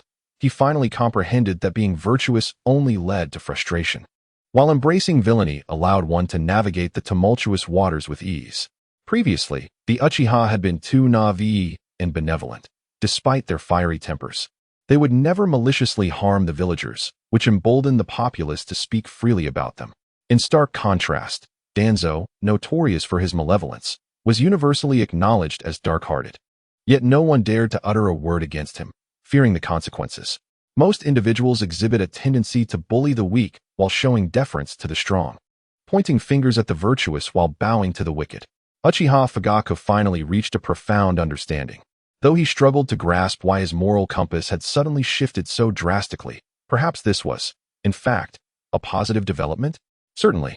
The one more perplexed than Fugaku was Sarutobi Hizashi, whose previously effective political maneuvers had suddenly faltered, as if invisible hands were obstructing his every move, leaving him unable to uncover any leads and forced into a defensive stance, which only revealed more vulnerabilities, even causing ninjas on missions to visibly fracture into factions. Konoha ninjas charged toward the lunar eclipse and Kakuzu. they had set an ambush in advance. The Konoha ninjas were unfazed. The enemy numbered only 2. And even with an ambush, inflicting significant harm would be quite challenging. The trumpet of attack sounded, and the Konoha ninjas sought to encircle the lunar eclipse and Kakeo, totaling 15 in number. Kakuzu furrowed his brow slightly, astonished by the extensive pursuit from Konoha. You previously robbed many wealthy merchants of the Land of Fire, all of whom were vital to Konoha's economy. Severing their financial lifelines is akin to slaying their parents, remarked the lunar eclipse. Though the opposition was numerous, the two remained remarkably relaxed, even engaging in casual conversation. Kakuzu, brimming with confidence, knew that his longevity was a testament to both his strength and caution, though regrettably, he would meet his end at the hands of Naruto in the original narrative. Kakuzu and Eclipsed did not employ conventional ninjutsu. Their initial strike disrupted the formation of the Leaf Ninja. Various elemental earth grudges fragmented the battlefield, and Eclipsed seized the opportunity to launch a surprise attack on the comparatively weaker support ninjas, rapidly depleting the ranks of the Leaf. Damn it! A certain Leaf Ninja howled in anguish, initially believing this mission would not prove too arduous, only to find nearly everyone falling here. How would they justify their return to the village? Should we retreat? The Leaf Ninja pondered aloud, reasoning that rather than perish here, they should bring back intelligence on the enemy. Upon hearing this, the others remained silent, for the Root ninjas were watching intently, exuding an ominous air that suggested those who dared to flee would meet a swift end. The Root was notoriously unyielding, and the consequence was utter annihilation. Dragging a corpse, Eclipsed earnestly inquired of Kakuzu, "Has there ever been a plague in the history of the ninja world?" Kakuzu's mind was instantly filled with alarm, astonishment flooding his gaze. As if to say, "What mischief are you contemplating now? I was considering whether accumulating a multitude of corpses in a water source could incite a plague. The climate of the Land of Fire is indeed conducive to the proliferation of pathogens." Eclipsed seemed genuinely to be contemplating such a macabre notion. Kakuzu promptly diverted the conversation, reminding him, "Did you not say you intended to hang the corpses in the Land of Earth? What are you waiting for?" The corpses of Root ninjas bore distinctive traits, and as Kakuzu stored the bodies in a scroll, he could not help but remark, if Senju Hashirama were alive and witnessed the plight of the village's ninjas, he would undoubtedly weep in sorrow. What was Hashirama like? Eclipsed inquired. Kakuzu's expression momentarily stiffened. He was formidable, yet somewhat foolish, making it difficult to envision him founding an era. In the tumultuous Warring States period, Hashirama was like a rare flower blooming in mud, seemingly uneducated, yet capable of formulating a philosophy of peace. Remarkably, he garnered the support of his archrival, the Uchiha clan, based merely on this ideology, a feat that was truly difficult to assess. Kakuzu harbored deep suspicions that Hashirama's true strength did not lie in his wood release, but rather in his captivating charisma. It was as if he possessed an extraordinary charm. A mere smile would prompt countless individuals to bow in reverence, and a simple act of kindness towards an elderly woman could result in her grandson becoming a prodigious future warrior. When viewed from a later historical perspective, Hashirama appeared rather ordinary, even somewhat simple-minded. The third Hokage of Konohagakure might even pride himself on being far superior to Hashirama, at least in terms of guile. Kakuzu grew increasingly perplexed. From the standpoint of an ordinary person, Hashirama was undeniably impressive, a pioneer of a new era, deserving of a significant place in the annals of history, perhaps even warranting a tome titled The Chronicles of Hashirama. However, when assessed based on personal capability or leadership charisma, Hashirama was rather unremarkable. His actions were largely reliant on brute strength, devoid of any strategic cunning. He had not only established a ninja village to end wars, but even if he proclaimed that the sun rose from the west, his invincible wood release would compel all to acquiesce, nodding in agreement to his every word. Peace maintained by force, upon the death of Hashirama, erupted into war almost immediately. Kakuzu pondered that had he possessed the same formidable strength as Senju Hashirama, he too could have ushered in an era of peace and prosperity. Is this truly the image you hold of Senju Hashirama? You sure mused with intrigue. Kakuzu let out a cold snort. Konoha reveres Hashirama as a deity, yet other villages do not share this sentiment. After Hashirama equitably distributed the tailed beasts, many must have derided him as a fool behind his back. Indeed, Hashirama was rather foolish. You sure smiled, suggesting that while you may deem Hashirama insignificant, Many others likely perceive him as mentally deficient. Yet, the god of shinobi is none other than Hashirama. What if his seemingly foolish actions concealed a profound significance? Kakuzu self-deprecatingly remarked, "In this world, people trivialize one another. Upon witnessing another's achievements, they often fall prey to the illusion that it is merely luck or privilege, fostering a misplaced confidence that they too could succeed. It's merely bravado. Why take it to heart? When an individual attains immense success, every action and word is scrutinized under a microscope, and perhaps something he did lacked inherent meaning, yet it can be excessively interpreted in myriad ways. Akin to a reading comprehension test where the author's intent may simply be to meet a word count without any core philosophy. Hashirama's distribution of the tailed beasts was likely just an act of folly. Chapter 18. Bewitching the Nine-Tails. Kakuzu and Yushur traversed a path of destruction, and Kakuzu bore witness to the madness concealed beneath Yushur's calm exterior. In the presence of the strong, Yushur maintained composure, but before the weak, he wielded his blade without hesitation, devoid of shame, morality, or boundaries, seemingly harboring a deep-seated hatred for all living beings in this world. Kakuzu, however, was not particularly concerned, for he himself was a villain. He merely detested madness. Several ninja squads went missing, and the news returned to Konoha, yet no one paid heed, as if the matter were non-existent. At that moment, Konoha was teetering on the brink of collapse, verging on division. Uchiha Itachi stood upon the Hokage rock, devoid of sorrow or joy, as the shadows cast upon the ground writhed and whispered. Theoretically, Itachi should have been troubled by Konoha's predicament, yet in reality, he felt nothing. Coldly observing all that transpired. "What is happening to me?" he seemed to murmur to himself. At some point, Itachi found himself inexplicably weary of his clingy younger brother Sasuke. He loathed caring for children. As this sentiment spread within him, he realized that something was amiss. He had underestimated the influence of that dark shadow, unbeknownst to him. His humanity had vanished, replaced by selfishness and ruthlessness. Nevertheless, Itachi felt remarkably well in his current state, unconcerned for others, wholly devoted to loving himself. What did village or family matter compared to his own importance? The pleasure of selfishness was intoxicating, and he indulged in it, intent on reaping benefits amid the conflict between his family and village. Unbeknownst to him, his father, Uchiha Fugaku, seemed to have also fallen victim, increasingly employing ruthless and vicious methods, leaving Shimura Danzo, in his presence humbled. In a state of reckless abandon, mischief reigned throughout the Hidden Leaf village, as Sarutobi Hiruzen found himself unable to uncover any leads, casting increasingly suspicious glances toward Danzo. Meanwhile, within Naruto's home, the Nine-Tails was fiercely gripping the bars of its confinement, its fangs bared in a furious roar. The crimson chakra enveloping its form surged outward, only to dissipate swiftly, as though consumed by some unseen force.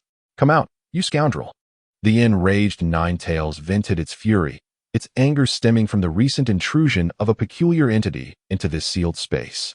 This entity was a shadowy figure, possessing an intimate knowledge of the history of the ninja world and exhibiting formidable power, treating the Nine-Tails as a mere source of energy, occasionally tugging at its fur. The Nine-Tails endured this indignation, yet could hardly tolerate the Shadow's nonsensical ramblings about Naruto. The Shadow initiated communication with Naruto, revealing his lineage. Yet, the information was utterly fabricated.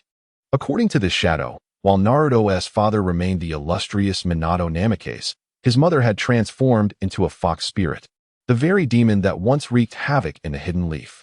With an illusion, the Shadow conjured an image, a bewitching figure, strikingly beautiful, with elongated eyes that seemed to mock, adorned with fox ears and prominent whiskers, and accompanied by 9 lush tails, exuding an irresistible allure. Ignoring the Nine-Tails' vehement denials from within the seal, the Shadow pointed at the image, proclaiming, "This is your mother, the Nine-Tails fox." The Nine-Tails was left dumbfounded, while Naruto, in his naivety, accepted this preposterous claim without question, having been called a demon fox throughout his life. The Nine-Tails roared in outrage, indignant that a mere human could be its mother. The Shadow audaciously distorted the history of the Hidden Leaf, implanting these falsehoods in Naruto's mind. Had the content not tarnished the Nine-Tails' reputation, it would have relished the tale. However, all it desired was to unleash a tailed beast ball. The Nine-Tails bared its teeth at the Shadow standing outside its cage, demanding answers. "Silence," The shadow replied, appearing impatient. Oh, Nine Tails, I have come to aid you in your vengeance, so do not be ungrateful. Little Nine Tails, do you know what the humans outside call you? The shadow inquired, not waiting for a response before answering itself. They call you the demon fox. I once thought you should be something more, yet I find myself disappointed. The shadow shook its head with a sigh. The Nine Tails, perplexed, questioned, what on earth are you talking about? Why can I not comprehend a single word? The shadow regarded the Nine Tails with disdain. Humans call you the demon fox, yet look at yourself. What aspect of you embodies the essence of a demon? The terms demon and monster barely suffice to describe your being. The Nine Tails felt utterly bewildered. I am a tailed beast, which is indeed a type of monster. What is the issue with that? There are far too many issues. The shadow's voice dripped with exasperation. When the Sage of Six Paths created you, did you not possess your own name? Tailed beast is a derogatory term used by humans. How could you accept such a label? The term sick man of East Asia used by foreigners to describe the Chinese is one that no Chinese person could ever accept. However, the Nine Tails has embraced the title of tailed beast, as if it has succumbed to a deep-seated belief. The shadow confronts the Nine Tails with its crimson gaze, a torrent of insidious ideas flooding its mind. As a being of wisdom and a manifestation of chakra, the Nine Tails should wield a greater influence, rather than merely being perceived as a monster. If humanity labels you as a fox spirit, then you ought to instill in them the terror of being ruled by the supernatural, rather than relying on mere spitting to intimidate others. The worthless tailed beast orb is insignificant before human warriors, which is why you find yourself captured and toyed with by them. The Shikaku has mastered sealing techniques over the years, yet you, having lived for a millennium, have made no progress, remaining stagnant. Thus, your current imprisonment cannot be blamed on others. The shadow's words were sharp and scathing, causing the Nine Tails to lose its composure. While it could tolerate many insults, being compared unfavorably to Shikaku's foolishness was intolerable. Regrettably, it could only seethe in impotent rage, unable to break free from the seal, sulking in silence. The shadow infiltrated the confines of the seal, its tone laced with temptation. Little Nine, in my eyes, you are simply short-sighted. If only you would make a slight change, you would unlock the door to a new world. The shadow gradually entwined itself around the Nine Tails, using illusionary techniques to sculpt a vision of a new Nine Tails, declaring, "This is the path to your future, an enchanting beauty, captivating all of humanity." The alluring figure swayed sensually within the confines of the seal, its Nine Tails flowing gracefully with the breeze. The Nine Tails erupted in fury, roaring, "You scoundrel! Yet its outburst was abruptly silenced as the shadow cast a derisive glance, interjecting, "Enough of this pretense. As a chakra conglomerate, you possess no gender." The Nine Tails felt a disturbance within its very essence. What did it mean? How did this shadow know it had no gender? Tailed beasts possess a psychological gender, yet physically lack any symbol of gender. A series of questions surged forth, momentarily causing the Nine Tails to forget its previous anger. The shadow and the Nine Tails locked eyes, with unspoken emotions conveyed through their gazes. This silent exchange alone could earn accolades for its dramatic expression, overshadowing the performances of numerous contemporary stars. The Nine Tails' gaze was clear, yet naïve, tinged with a mixture of embarrassment, anger, and overwhelming rejection. Observing this, the shadow realized it needed to impart some wisdom to the foolish fox, teaching it that to become a worthy fox spirit was essential for carving out a place in this chaotic ninja world. Little Nine, do you not yearn for revenge? With your own strength and intellect, what are the odds of achieving success in your quest for vengeance? The shadow's tone dripped with mockery as it conjured an illusion of Hashirama Senju, projecting it before the Nine Tails. The moment the foolish visage of Hashirama appeared, the Nine Tails' eyes blazed with a furious red. Though its eyes were already crimson, this particular shade signified wrath, with chaotic chakra surging uncontrollably. Even if it could not triumph, the Nine Tails had to express its deep-seated loathing for Hashirama Senju. The shadow inquired, "Can you defeat Hashirama Senju?" "I cannot." The Nine Tails gritted his teeth, yet did not deny the ironclad truth of his seal. Any attempt at evasion would merely serve to increase his ridicule. The shadow then morphed into the form of Uchiha Obito. "What about this individual? Can you defeat him?" Although the Nine Tails was furious, he unexpectedly restrained his temper and shook his head helplessly. Whether it be would release or the Sharingan, both possessed formidable countermeasures against tailed beasts. Since you cannot contend with Senju Hashirama and Uchiha Obito, seeking revenge must take an alternative route. The shadow spoke eloquently. The path of the vixen is indeed well suited for you. The Nine Tails cast a sidelong glance. Those two bastards have long since perished. Where shall I exact my vengeance? The shadow replied solemnly. While you cannot seek retribution against them directly, their descendants remain. Moreover, Senju Tobarama once developed a forbidden technique, the Edo Tensei, capable of resurrecting the deceased. To slay someone outright cannot be deemed vengeance. The torment of decades cannot simply be overlooked. Upon finishing his statement, the Nine Tails' eyes sparkled with newfound vigor. He had long harbored such thoughts. Eliminating them in one fell swoop was indeed insufficient to satiate his wrath, particularly towards that fool, Hashirama. If given the chance, the Nine Tails would imprison him in a confined, dark cage and sternly declare, Hashirama, your power is simply too formidable. I cannot allow you to act freely. Seemingly entranced by a particular fantasy, the Nine Tails unconsciously swayed his nine tails, his paws stacked together, and haughtily proclaimed, very well. I find myself somewhat persuaded by your words. Let us discuss the details of this revenge plan. The shadow, with a smile gracing his features, dispelled the illusion before him and spoke slowly. Nine Tails, the sage of six paths did not impart upon you the true mastery you should have possessed by birthright. You have been surpassed by frail humans, but fortuitously, you have encountered me. It is not too late. The shadow briefly elucidated the dynamics of the ninja world, particularly concerning the Senju and Uchiha clans. Upon learning of their dire circumstances, especially that the Senju were reduced to but a few seedlings, the Nine Tails felt an overwhelming urge to roar at the heavens. The remnants of both the Senju and Uzumaki clans are scarce. You can execute your revenge upon them. Currently, your Jinchuriki, Uzumaki Naruto, alongside Senju Tsunade, the granddaughter of Hashirama, are ripe for your machinations. The Nine Tails' eyes widened uncontrollably, feeling as though he had pushed open the door to a new world. But why did you just say I am Naruto's mother? You are indeed Naruto's mother. The shadow's tone was profoundly sincere. Not only are you Naruto's mother, but you are also Tsunade's grandmother. From this moment forth, you must remember one thing. Your involvement in the Jinchuriki's procreation is omnipresent. You are the one nurturing the offspring. The six paths whiskers on Naruto's face serve as undeniable proof. You possess both male and female forms. Senju Hashirama favored your female aspect, while Uzumaki Kushina preferred your male aspect, leading to their union. Thus, the descendants of the Senju clan now carry the bloodline of the Nine Tails. To vie for your affection, Hashirama and Uchiha Obito engaged in fierce conflict. When Uzumaki Kushina succumbs to slumber, Namake's Minato clandestinely engages with you. In his absence, it is you who comforts Kushina, soothing her solitude. The three of you traverse this realm of bliss together. You are not here to shatter this family, but to embrace it. The shadow contorts, and within the dim confines of the prison, a voice laced with temptation reverberates, reminiscent of a devil's whisper. The Nine Tails instinctively shivers, acutely aware of the disheartening barrier that separates it from that shadow. While the world often deems tailed beasts as malevolent, in truth, they are merely a touch violent.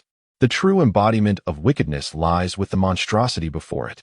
The shadow continues to unveil its nefarious schemes, suggesting that your transformation into human form is merely the initial step. The real spectacle lies ahead. Humans seem to revel in the concept of Jinchuriki. So why not stage a grand display, revealing to them an alternative method to acquire stable Jinchuriki through the technique of Edo Tensei, sealing the powerful deceased ninjas within living vessels?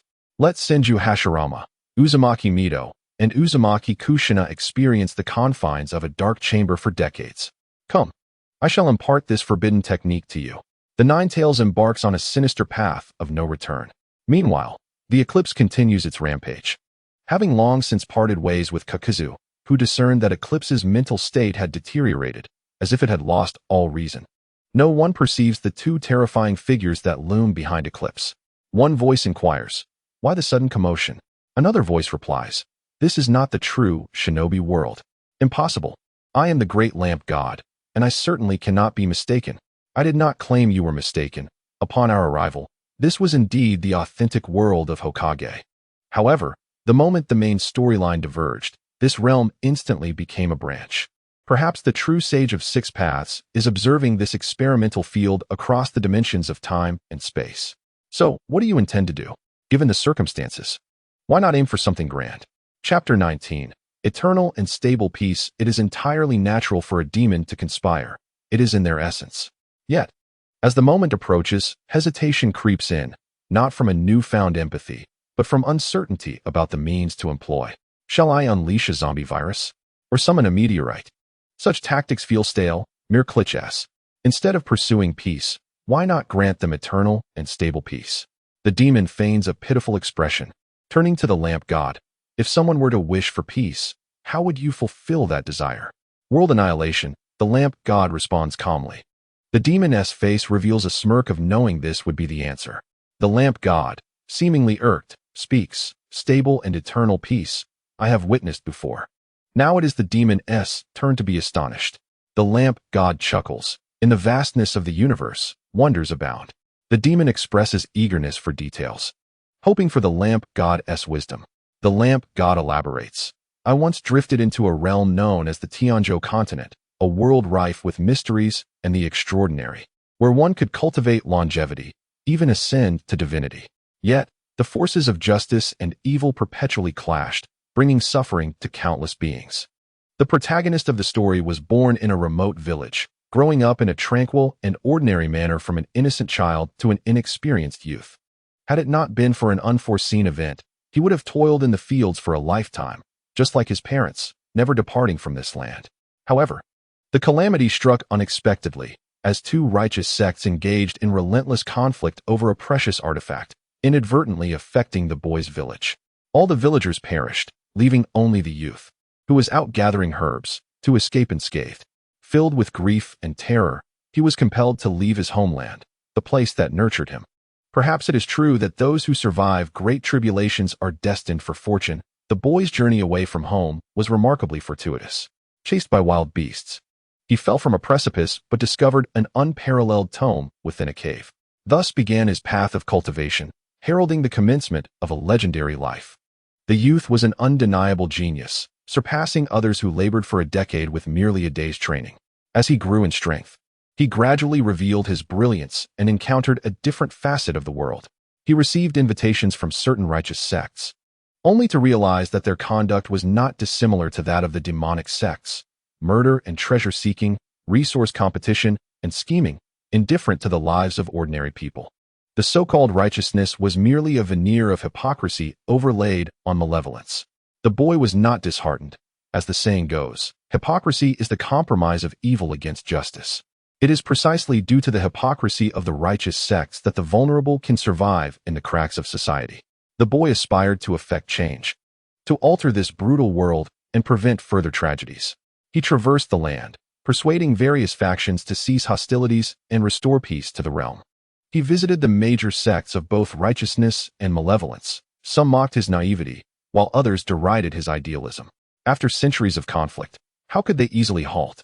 Yet, there were those who admired him, for he truly relied on his strength and wisdom to avert wars that should have erupted, saving countless innocent lives. Consequently, like-minded individuals began to gather around him, yearning for tranquility and serenity. After years of effort, they managed to reduce many conflicts and disputes. Perhaps out of fear of his power, or perhaps genuinely persuaded by his ideals, a long-awaited peace descended upon the continent of Tianzhou. The youth's reputation spread across the world. In the eyes of ordinary people, he became the embodiment of peace. With this acclaim, he intended to establish a sect, perpetuating his philosophy of harmony.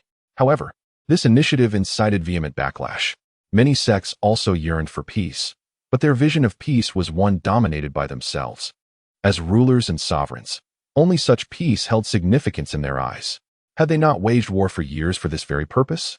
As the saying goes, when a tree stands tall in the forest, the wind will inevitably urge it. Once the sect established by the youth took root in this continent, it could potentially undermine the authority of the foremost righteous sections.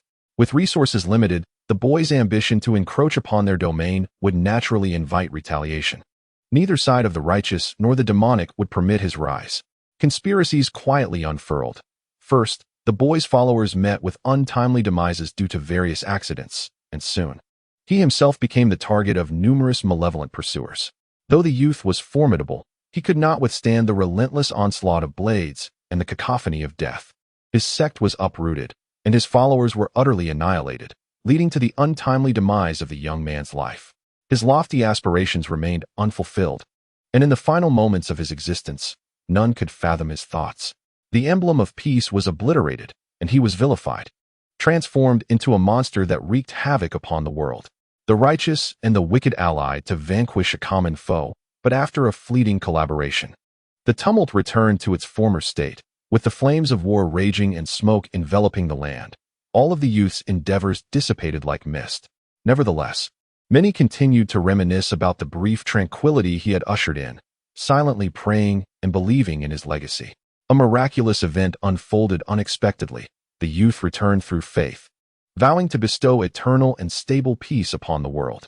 Reborn, he shed his former gentility and humility, directing his blade indiscriminately toward both the righteous and the malevolent, mercilessly slaughtering both the adherents and the dissenters alike.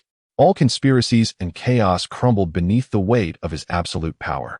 Nearly half of the population of the celestial continent perished, and anyone who had ever instigated war found themselves pursued by the youth, along with their distant relatives.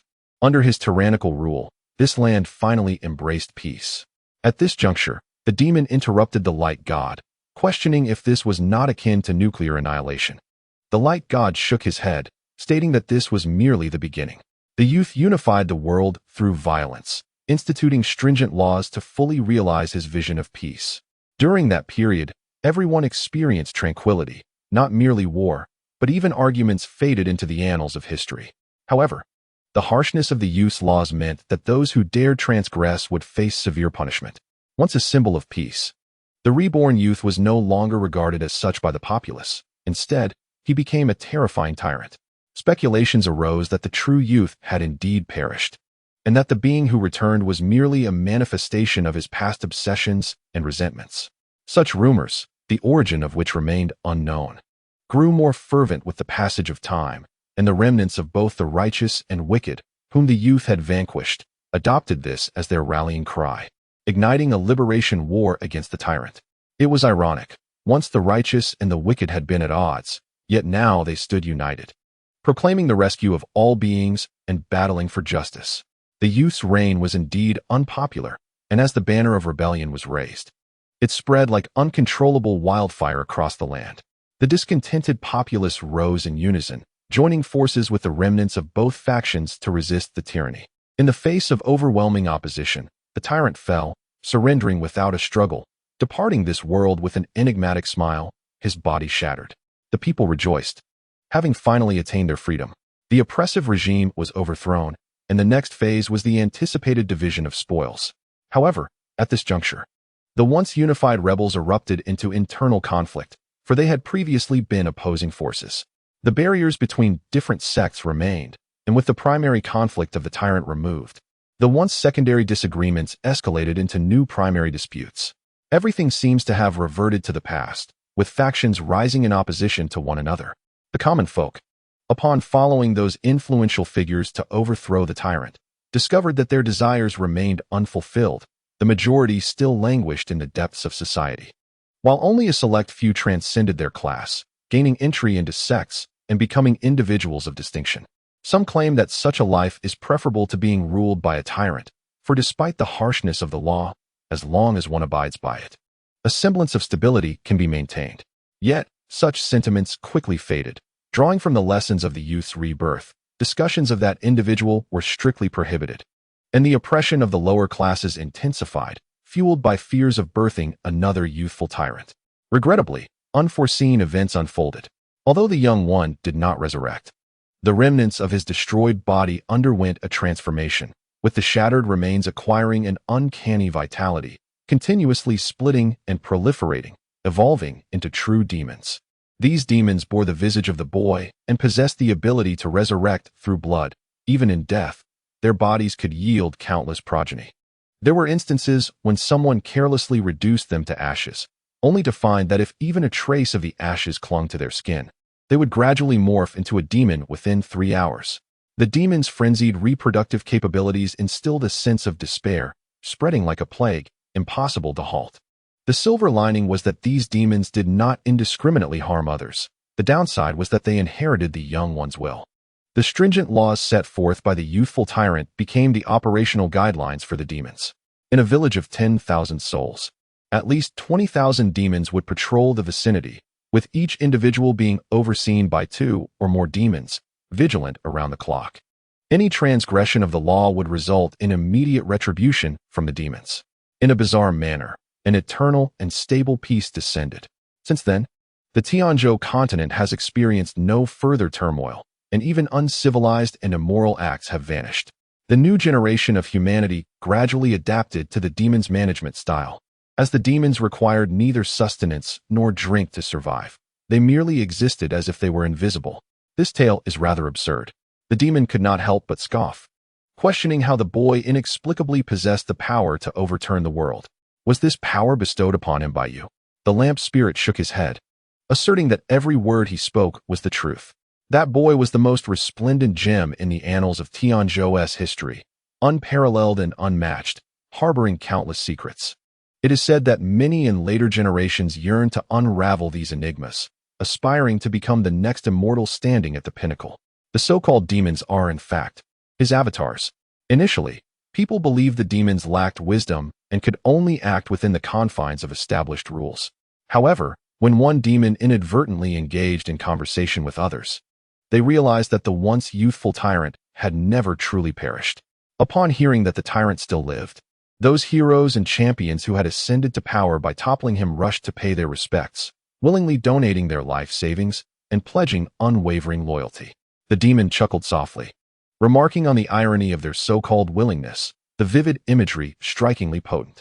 These individuals sought peace and tranquility, yearned to escape the shadow of that boy, and desired to reclaim their former glory. Alas, the boy fulfilled each of their wishes, but to no avail. The lamp god sighed and nodded. On the historical stage of the Tianzhou continent, there has always been but one protagonist. Some minor characters, believing they have stepped into the limelight and become the new leads, remain oblivious to the fact that they have merely danced in the palm of another's hand from the beginning to the end. It has been over 80 billion years. Yet the Tianzhou continent remains remarkably peaceful. That boy has now become the renowned powerhouse known as the Crimson of the mundane realm, symbolizing that as long as the earthly realm endures, he shall exist eternally, and the Tianzhou continent shall forever maintain its tranquility. The lamp god's narrative overlooked a considerable amount of critical information. The demon refrained from probing further, instead captivated by the everlasting and stable peace. A most outrageous idea gradually took shape in his heart. The misled Ninetales embarked on a path towards becoming a reporter. Naruto mistakenly believed the Ninetales to be his mother. With a few casual words from the Ninetales, he was ready to tear off the seal. Just as Naruto was about to make his move, 2 hands suddenly appeared, halting his actions. Kushina Uzumaki and Minato Namikaze. The Ninetales bared its teeth in rage, calling out the names of the 2, yet in truth, it was not genuinely angry, but rather slightly exhilarated. How astonishing it would be if Minato and Kushina heard Naruto refer to the Ninetales as his mother. "Who are you?" Naruto asked, gazing bewilderedly at the 2 figures before him, utterly perplexed as to why so many outsiders occupied his mental space. Minato and Kushina were immensely excited, though a flicker of doubt crossed Minato's face. Theoretically, Kushina's chakra should not have manifested alongside him at this moment. What on earth had transpired? A series of questions raced through Minato's mind, while Kushina, undistracted by such thoughts, reached out to embrace Naruto, only to be met with his resistance. "Naruto, they are the 4th Hokage couple of Konoha." The voice of the Ninetales resonated just in time. "You, the Ninetales." Minato and Kushina stared at the newly transformed visage of the Ninetales within its cage, momentarily convinced they had fallen under a Jinjutsu. The tail-wagging Ninetales, now resembling a charming young man with blonde hair, cast a flirtatious glance at Minato, while Kushina's hair flared dramatically like an octopus. Who is this little vixen that has appeared? Just as Kushina prepared to unleash her sealing technique, the Ninetales promptly morphed into a golden-haired handsome lad, bearing a slight resemblance to Minato, exuding an air of mischievousness. "Why must you strike me upon our first meeting?" Chapter 20. The performance of the Ninetales Minato Namikaze. "Have you truly witnessed my true form?" The Ninetales continued. "Kushina should know better. I possess the ability to transform into a human, either male or female. Throughout those years of your struggle on the battlefield, I have always been by her side. Kushina, perhaps Minato has already realized my uniqueness. Otherwise, why would he seal half of me alongside his soul within the belly of the Shinigami? After all these years of companionship, I trust Minato's soul has come to resonate with mine. Stirring discord and inserting himself as a third party, the Ninetales believed he had executed his role with remarkable finesse. These were all improvised remarks he had learned, unexpectedly coming into play so soon. Kushina's complexion flushed, and she felt an overwhelming sense of disarray. She was acutely aware of what the Ninetales entailed. However, Minato exhibited a flicker of hesitation, for Kushina was indeed the Jinchuriki, the one who had the most intimate connection with the beast. The true nature of the Ninetales was known only to the Jinchuriki. Naruto stepped forth to bear witness, asserting that the Ninetales could indeed assume a human form, rendering Kushina's adamant denial somewhat hollow. Minato, unwilling to cast doubt upon his beloved wife and reluctant to accept the Ninetales' nonsensical claims, felt a small but piercing thorn of uncertainty in his heart.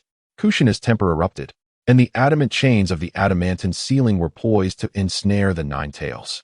Just then, Naruto interposed himself before the beast, exclaiming, "Do not harm my mother." In the sweltering heat, Kushina was seized by a cold sweat, trembling with icy limbs. What was Naruto saying? Was he truly trying to shield her from the Ninetales' wrath? Surely that was the case, wasn't it? The Ninetales, standing behind Naruto, wore a provocative grin, and Minato could no longer maintain his composure. "Naruto, do not be swayed by the Ninetales' deception. I am your father, and Kushina is your mother." A flicker of doubt crossed Naruto's face. Since he could remember, he had been unaware of his true parents. The villagers of Konoha had labeled him a demon fox, and though he felt a sense of warmth from them, he found a deeper connection with the Ninetales, who had been his constant companion. Having never laid eyes on his parents, Naruto did not need to deliberate between the two. The Ninetales chuckled, recognizing Naruto's yearning for affirmation and affection. She had already captured his allegiance, while Minato and Kushina had arrived too late. The fourth Hokage and his wife stood bewildered. What had Naruto endured in the village? How had the third Hokage cared for him? Had Jiraiya-sensei and Kakashi offered no assistance? A flurry of questions raced through their minds. As Minato had envisioned a different encounter with his son, the reality starkly contrasted his expectations. The Ninetales then stoked the flames further, declaring, "I am indeed Naruto's mother, without a doubt." The moment Kushina became the Jinchuriki, our lives became intertwined. We are two sides of the same coin. I can empathize with all her perceptions of the outside world, including the nurturing of offspring. Kushina stood frozen, incredulous. This was impossible. She had clearly believed she had severed that connection.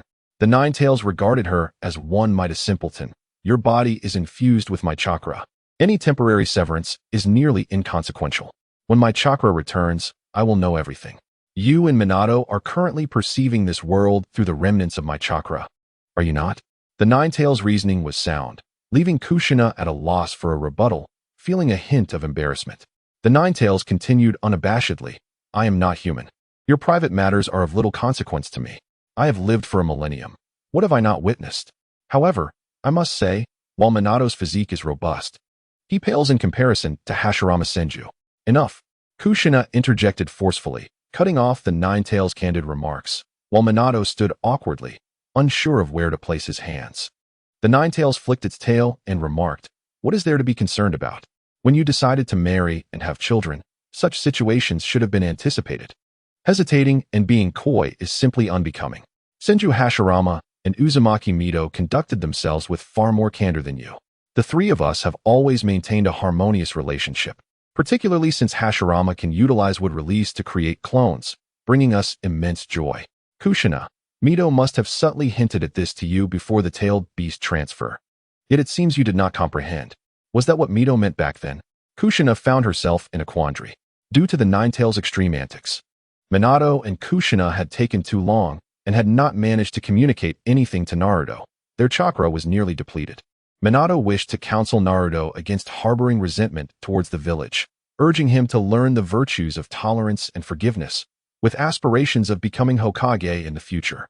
This was not merely a manifestation of Minato's benevolence, but rather his belief that Naruto, being isolated and vulnerable, stood no chance against the village. Choosing forgiveness was the most prudent course of action. Once he ascended to a position of power and obtained the legitimate right to retaliate, he could act as he pleased. Minato's words were almost explicit, yet the oblivious Naruto failed to grasp their meaning. He simply could not understand. The gazes exchanged between Minato and Kushina brimmed with affection and reluctance, dissipating in bittersweet resignation. Naruto found himself in deep contemplation. "Mother, do you think I should forgive the people of this village?" The Ninetales replied, "The choice lies in your hands. If they are worthy of forgiveness, then grant it if you wish. Now, go to the third Hokage and demand that he publicly acknowledge your identity, compelling all who have wronged you to apologize before all. If they cannot even extend an apology, what right do they have to expect your forgiveness as the victim?" In that moment, Naruto's perspective shifted. Indeed, he was the victim. Why should he be the one to be conflicted? The ones who should feel conflicted were the perpetrators. Encouraged by the Ninetales, Naruto set forth with determination towards the Hokage's office, intent on confronting the third and defending his rightful claims. At that moment, Konoha was in chaos, and Naruto's rebellious actions undoubtedly exacerbated the turmoil. Meanwhile, Itachi Uchiha was surreptitiously relocating assets, preparing for an imminent clash between the clan and the village, ready to escape alone at a moment's notice. Fugaku Uchiha contemplated the next steps. The waters of Konoha had become thoroughly muddied, and it was time to take advantage of the situation. For the Uchiha to ascend, they must eliminate the Hokage faction that had inherited the will of Senju Tobirama. Fugaku devised an assassination plan targeting Hiruzen Sarutobi, yet before the plan could be executed smoothly, an unexpected event occurred. The Ninetales went berserk. No one knew what transpired in the Hokage's office between Naruto and the third, but the negotiations fell through, culminating in a violent confrontation. The Uchiha's eyes gleamed with opportunity. The last time the Ninetales went on a rampage, the fourth sacrificed himself. Now it seemed the time had come for the third to make a similar offering. A series of commands were issued, and the Uchiha clan sprang into action. Another unforeseen incident unfolded. The liberated Ninetales did not unleash widespread destruction, but instead employed the shadow clone technique to transform into countless handsome men and beautiful women, engaging in combat with Konoha's shinobi while passionately divulging scandalous secrets. Amidst the crowd, Uchiha Itachi rubbed his temples and decisively took advantage of the chaos to depart, harboring a foreboding sense that the future would spiral into greater turmoil. His intuition proved astute. Today, the Hidden Leaf Village resembles a sieve, riddled with vulnerabilities, as spies from various factions swiftly disseminate its secrets. In a mere 3 days, the sensational gossip surrounding the Ninetales spread like wildfire throughout the ninja world, exhibiting a frenzied trend of propagation. For instance, the third Sasuke was nearly incapacitated by astonishment upon hearing such news, while others indulged in unfounded speculations. Was it true that tailed beasts participated in the procreation of their Jinchuriki? Is there anyone willing to testify to this? Oh, aside from the Jinchuriki of the Ninetales and the Hidden Leaf, other villages' Jinchuriki seldom marry or bear children. Moreover, the tailed beasts are capable of clandestine communication, further complicating the matter. In the face of a thoroughly tarnished reputation and an incessant stream of scandal, the Hidden Leaf Village exhibited an utter lack of response, for the village had become irreparably corrupt. The third Hokage first battled the Ninetales, only to be subsequently ambushed by an unknown ninja, leaving him gravely injured and unconscious. On the brink of death, Tsunade and Mito had vanished during the Ninetales incident, their fates shrouded in mystery, having been ruthlessly slain by Uchiha Fugaku. The higher echelons were left with but one unpopular figure, Shimura Danzo. The Uchiha clan pressured the Hyuga clan, coercing other families to take sides, while the Root organization found itself powerless to suppress the frenzied Uchiha Fugaku, resorting to mere delays in anticipation of Sarutobi Hiruzen's revival. The situation descended into a notable stalemate, as Naruto and the Ninetales, having stirred a hornet's nest, were long gone. The Ninetales had persuaded Naruto to seek out those skilled in the reanimation jutsu, intent on showcasing the farcical spectacle of the ninja world to Senju Hashirama. Kakuzu and Ketsuki returned to the Akatsuki's headquarters in succession. Kakuzu remained as avaricious as ever, while Ketsuki appeared somewhat transformed, grappling with doubts about his own identity after struggling to regain clarity from his madness. Is there a flaw in my memories? Am I truly a transmigrator? How can I recall possessing a sign-in system? As Ketsuki pondered this, a shadow behind him shifted momentarily. In the blink of an eye, his expression froze, and when he regained his composure, he reverted to the Ketsuki filled with disdain for the ninja world. Upon receiving news of the turmoil in the Hidden Leaf, Ketsuki perceived an opportune moment. The air had grown cold, and it was time for the downfall of the Hidden Leaf. Oh, wait, it was time to incite a war among the ninja world. Although the major ninja villages had yet to recover from the previous conflict, rendering it an unsuitable time for renewed warfare, Ketsuki believed he could incite chaos at will. The system allowed him to exchange for the signature jutsu of various ninja villages, enabling him to masquerade as a ninja, committing acts of arson and plunder without fear of instigation. Even if every village sought peace talks, it would not deter Ketsuki. He could continue his rampage, fulfilling the role of a proficient instigator. The Hidden Leaf was a ripe target, one that all desired to seize a bite of. Konoha is a bastion of peace, having secured the most prosperous lands of the ninja world through sheer strength. For them, maintaining tranquility is paramount, as those who benefit from the current state of affairs naturally wish to preserve it, while only the discontented seek to instigate change. The plans proposed by the Akatsuki organization have gradually come to the forefront, with the Nine Tails encouraging Naruto to seek out someone capable of using the Edo Tensei to resurrect Hashirama Senju. The true nature of Hashirama, whether he is a Na'vi idealist or a cunning manipulator, remains a mystery to many. However, as a time traveler, Uchiha is able to offer incisive commentary on the matter. Hashirama is rife with various shortcomings, appearing far from the visionary capable of ushering in a new era. Instead, he resembles a mere enforcer. Yet, Uchiha is reminded of a prominent figure from Chinese history, Liu Bang, the founder of the Han Dynasty. What of Liu Bang's civil and military prowess? Figures such as Xiao He, Han Xian, and Xiao can seem far superior. Yet they chose to follow Liu Bang in rebellion rather than aspire to supplant him. Was it Liu Bang's magnanimity in embracing the talented that drew others to him? Clearly not, for historical records depict his personal ethics as rather ordinary. So what accounts for this? Liu Bang was the first to rise in rebellion.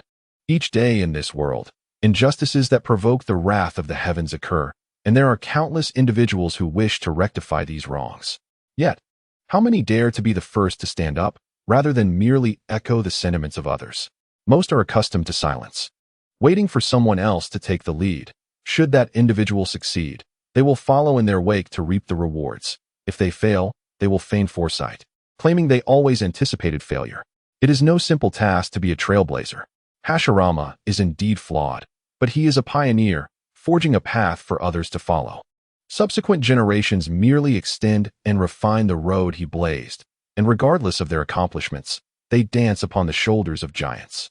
In terms of outcomes, Hashirama's establishment of the ninja village system has not succeeded in achieving lasting peace. As a time traveler, Uchiha cannot offer any substantial advice on enduring peace either. While predecessors in fanfiction often assert that unifying the world will lead to peace, he cannot endorse this notion. The reasoning is straightforward. He cannot guarantee outcomes for unproven assertions.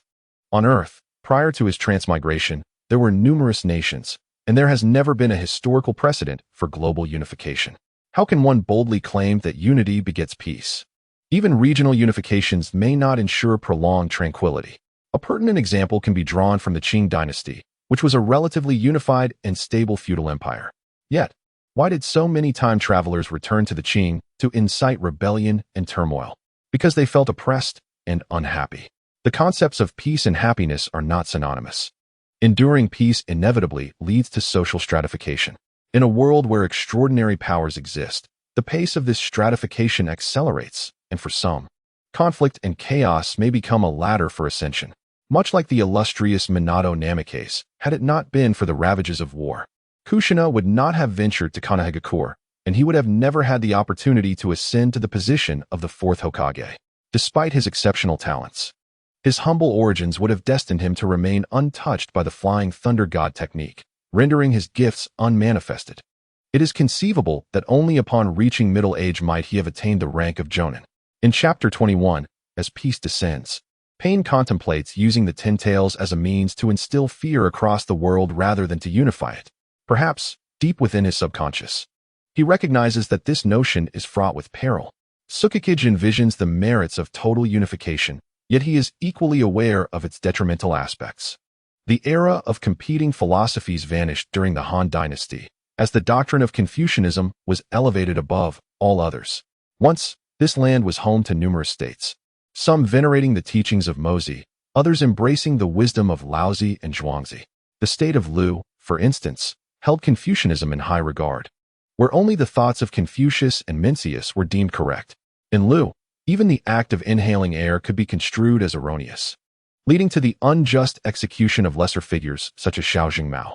This exemplifies the suppression of diverse philosophies in favor of Confucian supremacy. Yet, why did the various schools of thought not face extinction? The answer is simple. Those who defied Confucius and rejected Confucian teachings could simply migrate to other realms. A unified world devoid of competition would not only lead to a rigid social hierarchy, but would also stifle intellectual diversity. If Konoha were to dominate the world and the will of fire became the sole truth, would it inadvertently suppress other profoundly significant ideologies? Would there still be room for scientists like Orochimaru to exist? Those who revered Confucianism could hardly have envisioned the demise of the Han dynasty. Nor could they have predicted that the land of Huaxiao would one day embrace the path of science. In the eyes of the entrenched Confucian scholars, the pursuit of knowledge through empirical means was but a trivial and unrefined craft. Diverse voices and opposing opinions must be afforded space to thrive. A world unified into a single village would eliminate the sense of urgency. A complacent elite, devoid of competition, would focus solely on internal strife over shared interests, eschewing the development of new technologies that could disrupt existing distributions of power. Such social stagnation, akin to those worlds governed by celestial beings, would leave civilization languishing in an agrarian state for millennia. A flurry of immature thoughts raced through Tsukage's mind. He, too, was uncertain whether his deductions were accurate. As he had never witnessed a truly unified world, his reflections were mere conjectures. Months swiftly passed, and amidst the machinations of an unknown troublemaker, the ninja world descended into chaos even greater than that of the Warring States era. Senju Hashirama was resurrected, and despite his attempts at clarification, he could not absolve himself of the scandalous rumors surrounding him. The masses, it seems, prefer salacious tales over the truth. Coincidentally, the Ninetales found him, both harboring a tempest of pent-up fury, and a colossal confrontation loomed on the horizon. The clash between Senju Hashirama and the Ninetales, under the promotion of an individual eager to incite discord, garnered the attention of the entire ninja world. Unscrupulous media outlets sensationalized the event with headlines such as shocking, "The God of Ninjas and the Ninetales Fox share such a relationship." A domestic dispute sparks a ninja world war, and the overbearing Hokage and the fox spirit, the untold stories. In a certain desert bordering the land of wind, the expanse of yellow sand stretched over 100,000 square kilometers, rendering it akin to a no-man's land. A fitting battlefield capable of accommodating a duel between two superlative beings. In the heart of the desert, two figures, 50 meters apart, locked eyes, and a terrifying aura seemed to solidify into a tangible presence. The swirling sands, momentarily frozen in time, bore witness to the scene. Naruto Uzumaki was enveloped in a layer of interwoven black and gold chakra, his consciousness having succumbed to slumber as the Ninetales took control of his body. A grotesque smile twisted upon his face as he stared fixedly ahead.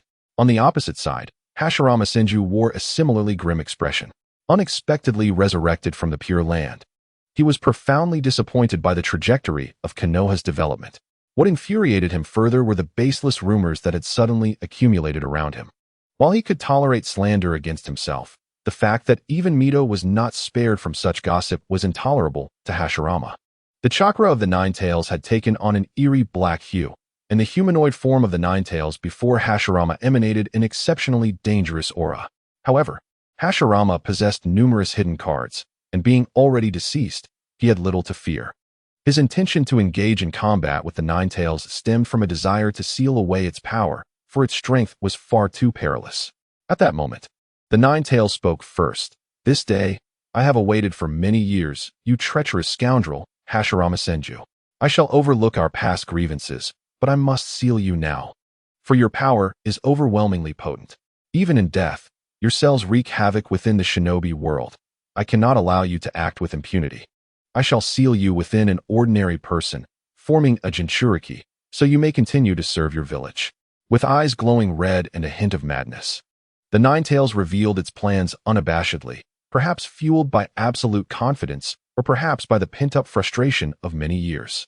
Hashirama, however, paid no heed to the Nine-Tails' tirade.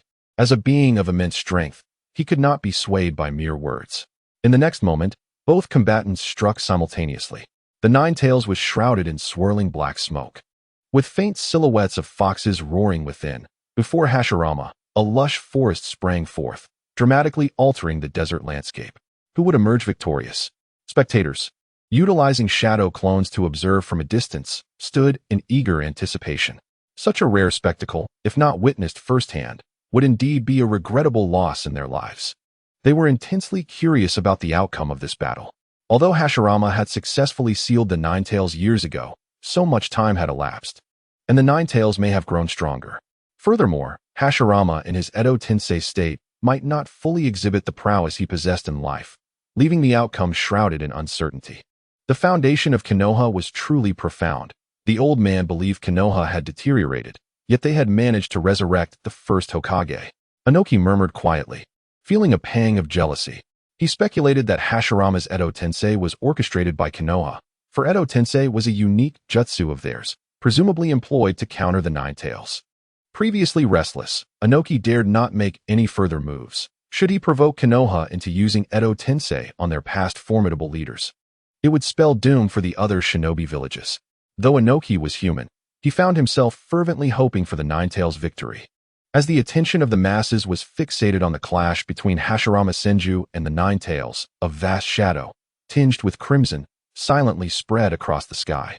Initially, no one paid it heed, assuming it to be an anomaly wrought by the battle between Hashirama and the Nine-Tails.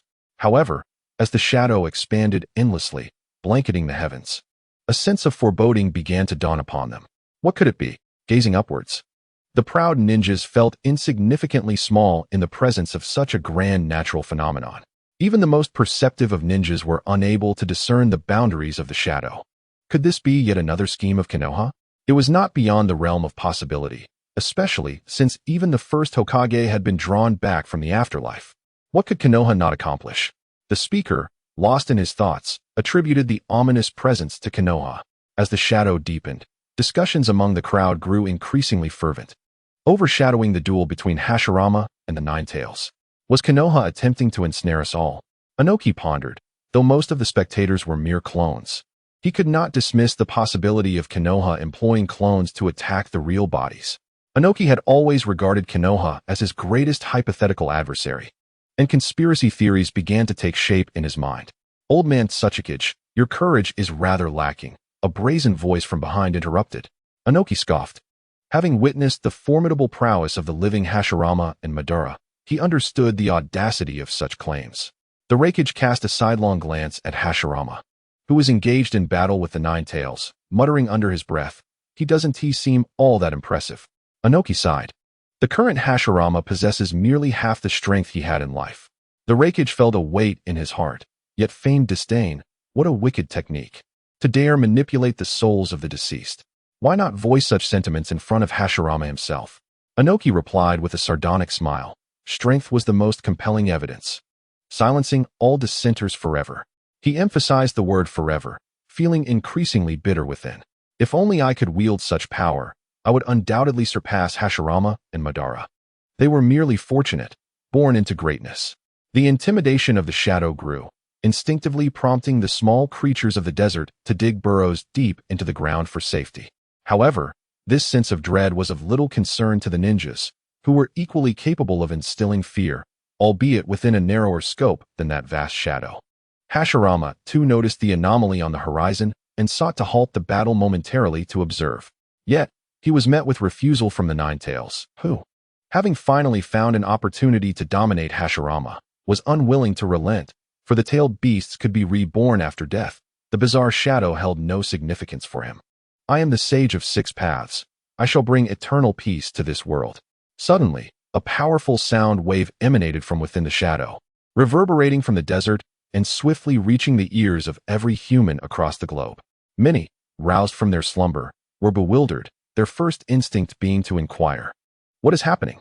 Who is speaking? Did you hear that voice too? It's not just my imagination. The onlookers exchanged glances, quickly realizing that the situation was far more complex than it appeared.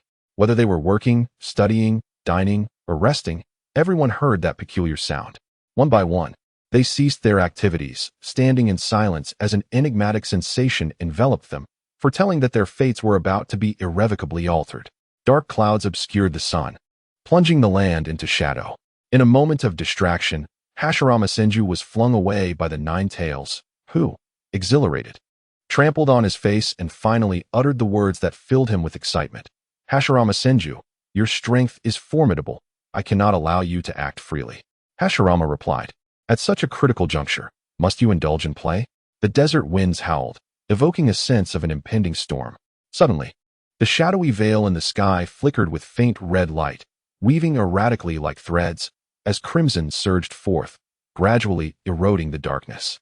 As the blackness receded, illuminated by the red glow, a shiver ran through the hearts of all present. The red light coalesced into a humanoid silhouette, surveying its surroundings. I am the Sage of Six Paths, and I shall forge an era of eternal peace. Who stands in favor, and who opposes? Are you truly the Sage of Six Paths? The first to step forward was Reikage, his tone steeped in skepticism. After years of turmoil in the shinobi world, the sudden emergence of someone claiming to be the sage was indeed suspect. The impostor ignored Reikage and continued, humanity is a peculiar species, bound and enslaved by the constructs of wealth and power, which they themselves have created. For centuries, the majority of human endeavor has been devoted to quenching their thirst for these two desires, leading to fraud, theft, robbery, corruption, and even warfare. I have resolved to terminate this tiresome cycle. Let us rejoice in the advent of eternal and stable peace.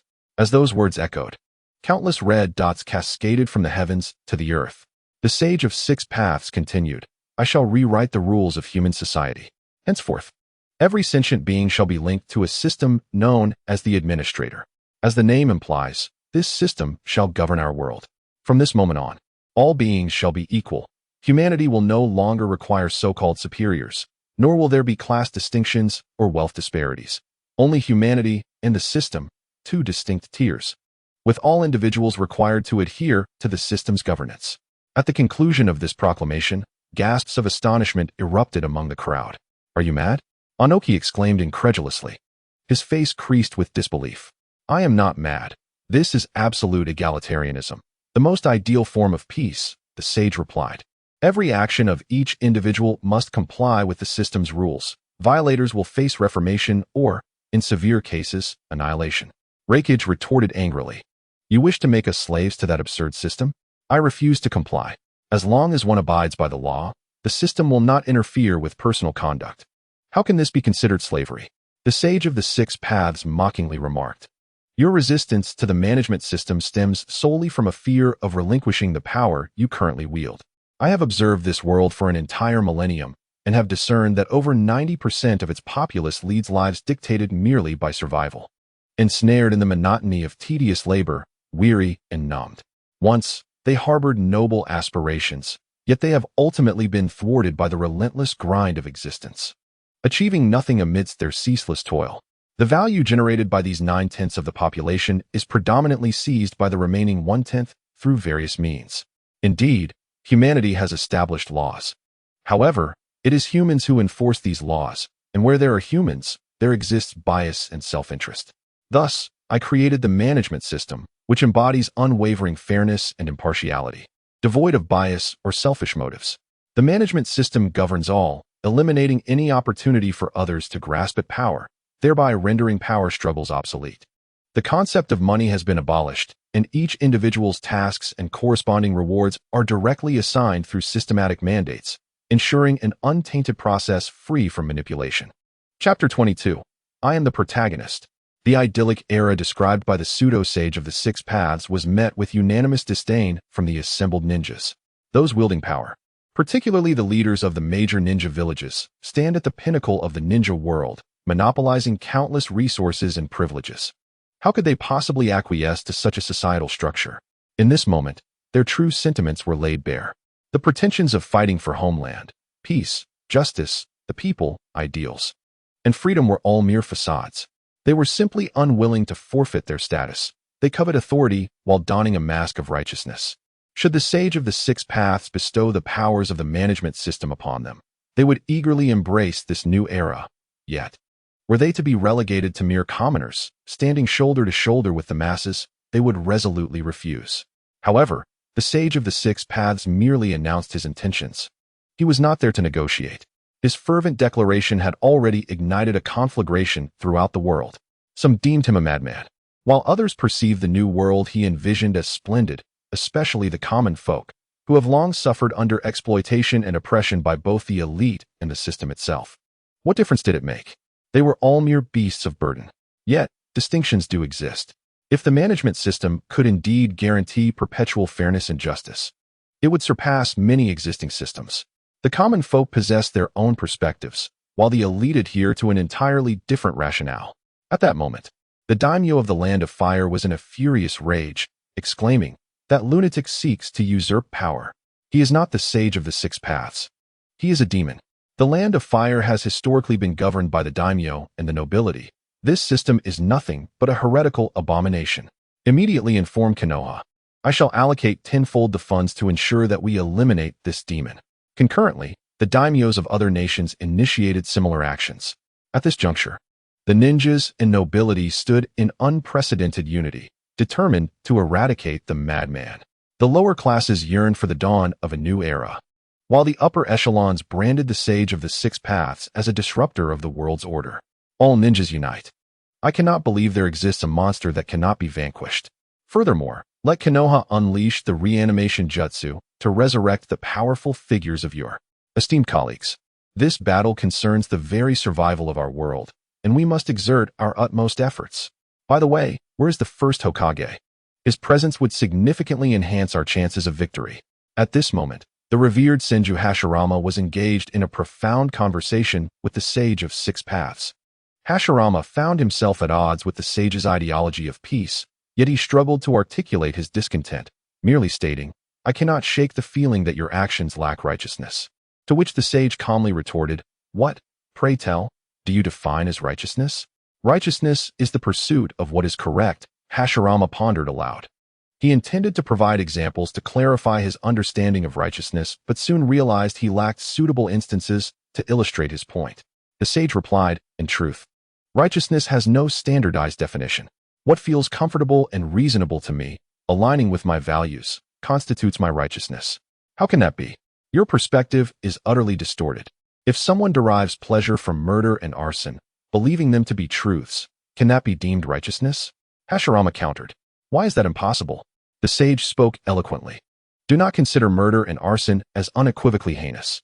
For instance, a soldier slaying foes on the battlefield or a policeman neutralizing a criminal. These actions may satisfy your sense of righteousness.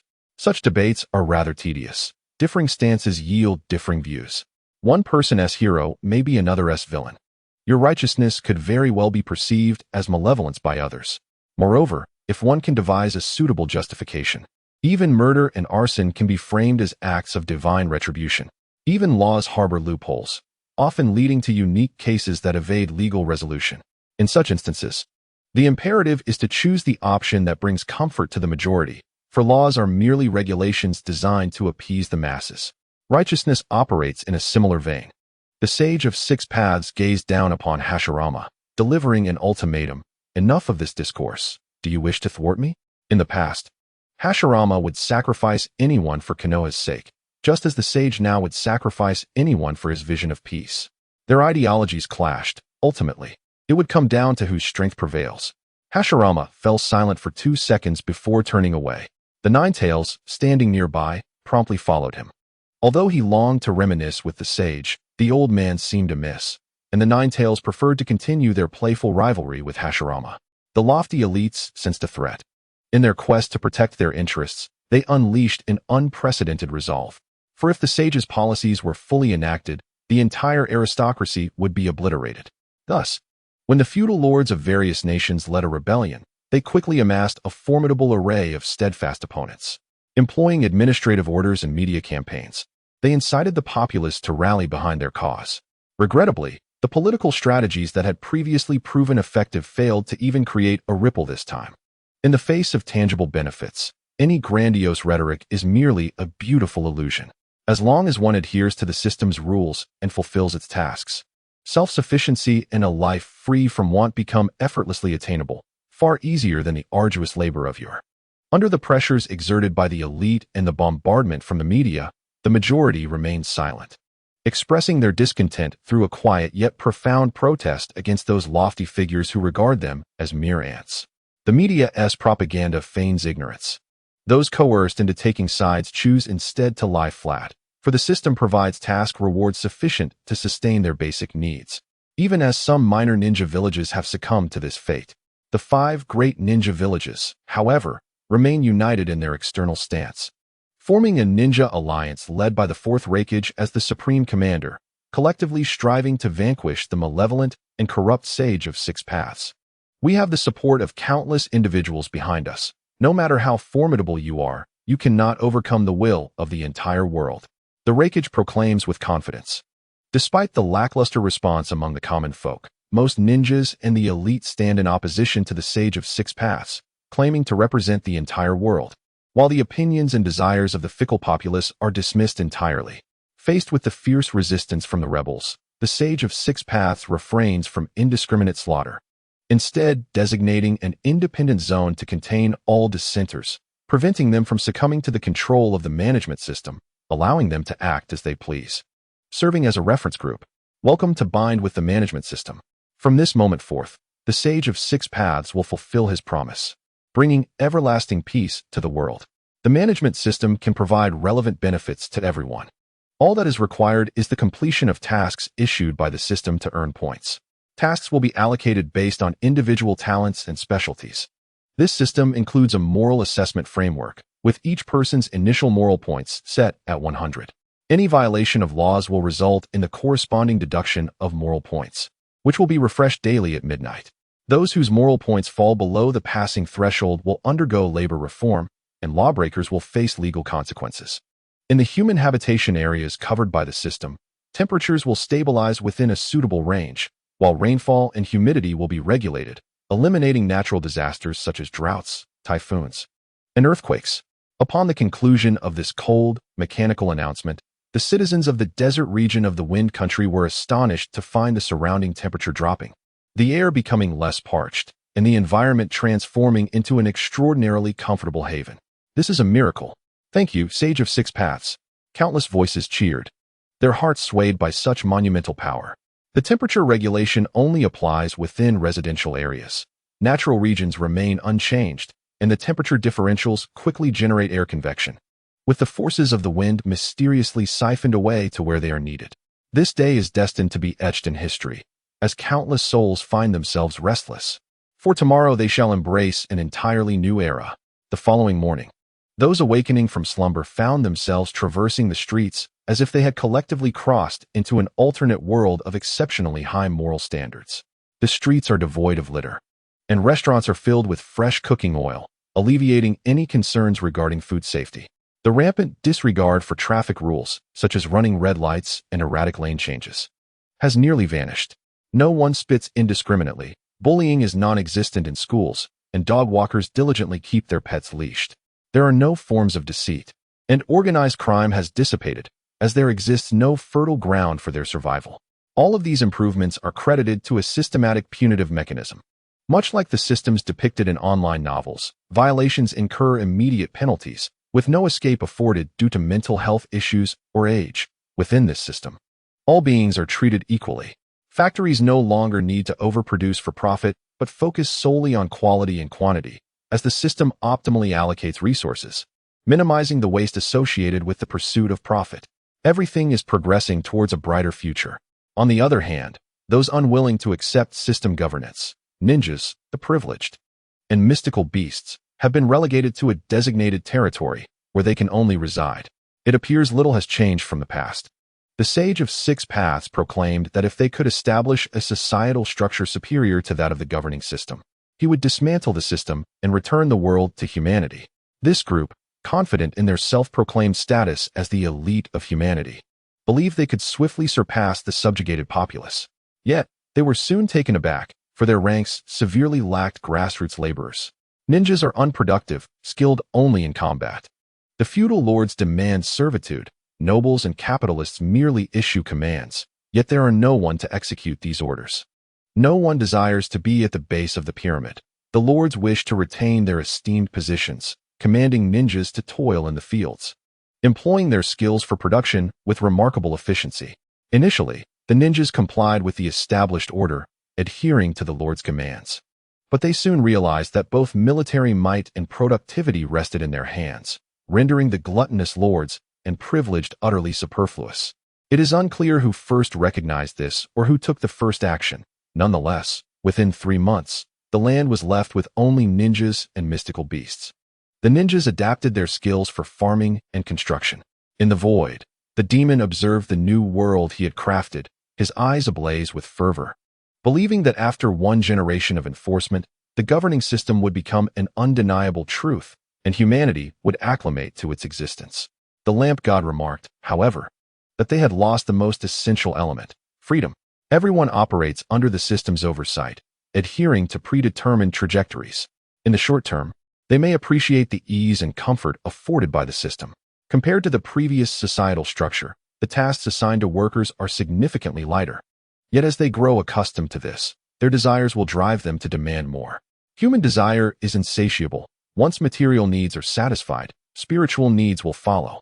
Some will aspire to rise above others, deriving immense satisfaction from subjugating their peers.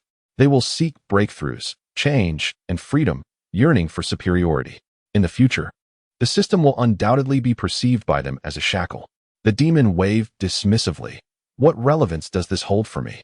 I merely indulged a fleeting whim, crafting a world that intrigued me. My intent in this endeavor was solely to please myself. I care not what the future may hold. However, I now face a more pressing dilemma. Black has always symbolized my magical essence. So when did my power transform to red? He gazed calmly at the lamp god. Am I still a demon? I seem to have subconsciously overlooked my true name, referring to myself only as a demon. The name Sultanias feels so foreign to me. Who am I at this very moment? You, the so-called lamp god. Are you truly a spirit born from a wishing lamp? The lamp god met the demon's gaze. Does it truly matter? You sought to escape the abyss, to establish your own domain, to acquire formidable power. And I have granted each of your wishes, yet you remain ineffectual. The demon fell silent for a moment. In the past, I influenced characters such as Sasuke, Neji, and Gaara through parasitic souls, molding them into my desired forms. Now, I too have been influenced by others, unwittingly tainted, becoming a puppet of some clandestine existence. As he spoke, the red in the demon's eyes intensified, overpowering the black, which gradually faded until only a faint remnant remained. The lamp god chuckled. Do you remember the tale I recounted not long ago? In the continent of Tianzhou, a land of eternal peace, there has always been but one protagonist upon the stage. Some supporting characters, in their delusion, believe they have ascended to prominence, unaware that they have merely danced at the behest of another's hand from the opening act to the final curtain. I am the true protagonist, orchestrating all from behind the scenes. My name is the Crimson of the Mundane, much like a certain deity who reaps fortunes from the system. The Crimson of the Mundane is also a divine entity fond of fishing, embodying the insatiable desires of the earthly realm, which is why it has devised the bait of wishing lamps. Countless divine lamps exist throughout the myriad realms. Once anyone comes into contact with one, they have already fallen victim, and all subsequent experiences are merely the process of nurturing fruit. When the fruit ripens, it is only natural that it be harvested. The demon dissolved into lamp oil, an indescribable mist seeping from the unknown, enveloping the lamp and extricating it from the material universe in search of its next bearer. The author penned this narrative out of long-standing dissatisfaction with fanfiction pertaining to Naruto, unable to endure the insipid actions of the protagonists any longer. With no outline, they wrote impulsively, leading to a rather chaotic composition. To be candid, my initial foray was into female-oriented web fiction, believing that only those narratives would feature such pitiable protagonists, characters who, despite having their families slaughtered or their hearts torn out, still profess love and forgiveness, causing me to wince with every read. Eventually, I turned to male-oriented novels, thinking the archetypal male would exhibit more decisiveness. Alas, I was sorely disappointed. The so-called decisiveness of male protagonists in male-oriented literature seems exclusively directed towards male adversaries. When confronted with a beautiful woman, they often become indecisive and overly talkative. For instance, when the male protagonist faces an enemy duo comprising one man and one woman, he may ruthlessly eliminate the male foe while concocting various excuses to spare the female antagonist, particularly if she possesses beauty. These excuses may include her potential utility in the future, her unique physical constitution suitable for research, or the belief that she has merely been misled and is not inherently malevolent. The protagonist often seeks to sway her to become his spy. Such narrative tropes were particularly prevalent in early web literature. I have even encountered a rather simplistic tale where a woman stabbed the protagonist and killed many of his subordinates. Yet ultimately, she was welcomed into his harem. When the protagonist's subordinates questioned his decision, remarking on her murderous actions against their brethren, he boldly declared, "She is my woman. None shall harm her." This narrative has become tiresome. Fan fiction within male-oriented genres also suffers from similar pitfalls. For example, in Naruto, I previously mentioned how Itachi Uchiha killed the protagonist's family, yet the protagonist displays unwavering loyalty towards Sasuke, almost subserviently. I have also read stories featuring characters from the sand and rock villages who, despite their own hardships, choose to pander to Konoha, exhibiting undue leniency towards Kakashi, Sasuke, and Naruto, even after suffering harm and humiliation. Recently, while reading Mysterious Revival and several fanfictions, my chief observation was that these narratives could be collectively titled "I am Yang Jian, and my servants are omnipotent." While it is acceptable for fan fiction protagonists to seek the original character's favor, it does not necessitate their subservience. If the original protagonist treats them well, that is one thing. But I have encountered far too many instances where the original characters are suspicious, testing, belittling, and even threatening the fan traversers, who nonetheless continue to ingratiate themselves shamelessly. This brings to mind the well-known character Yi Xiaochuan.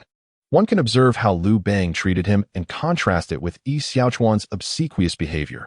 One might say such conduct borders on self-degradation. I have grown weary of this kind of demeaning literature. I can accept fan protagonists and original characters aiding each other in mutual cooperation, fostering a win-win scenario. Some protagonists, such as Lin Daiyu, are deserving of support, and I find joy in witnessing such interactions. However, I cannot tolerate scenarios where individuals, already in precarious positions, and standing in opposition to the protagonist, still choose to ingratiate themselves. The views expressed herein are solely my personal opinions. I recognize that many readers may not comprehend this seemingly selfish perspective, but ultimately, aesthetics are diverse, and mutual respect should prevail. This chapter has faced multiple reviews, resulting in numerous deletions, rendering it somewhat disjointed.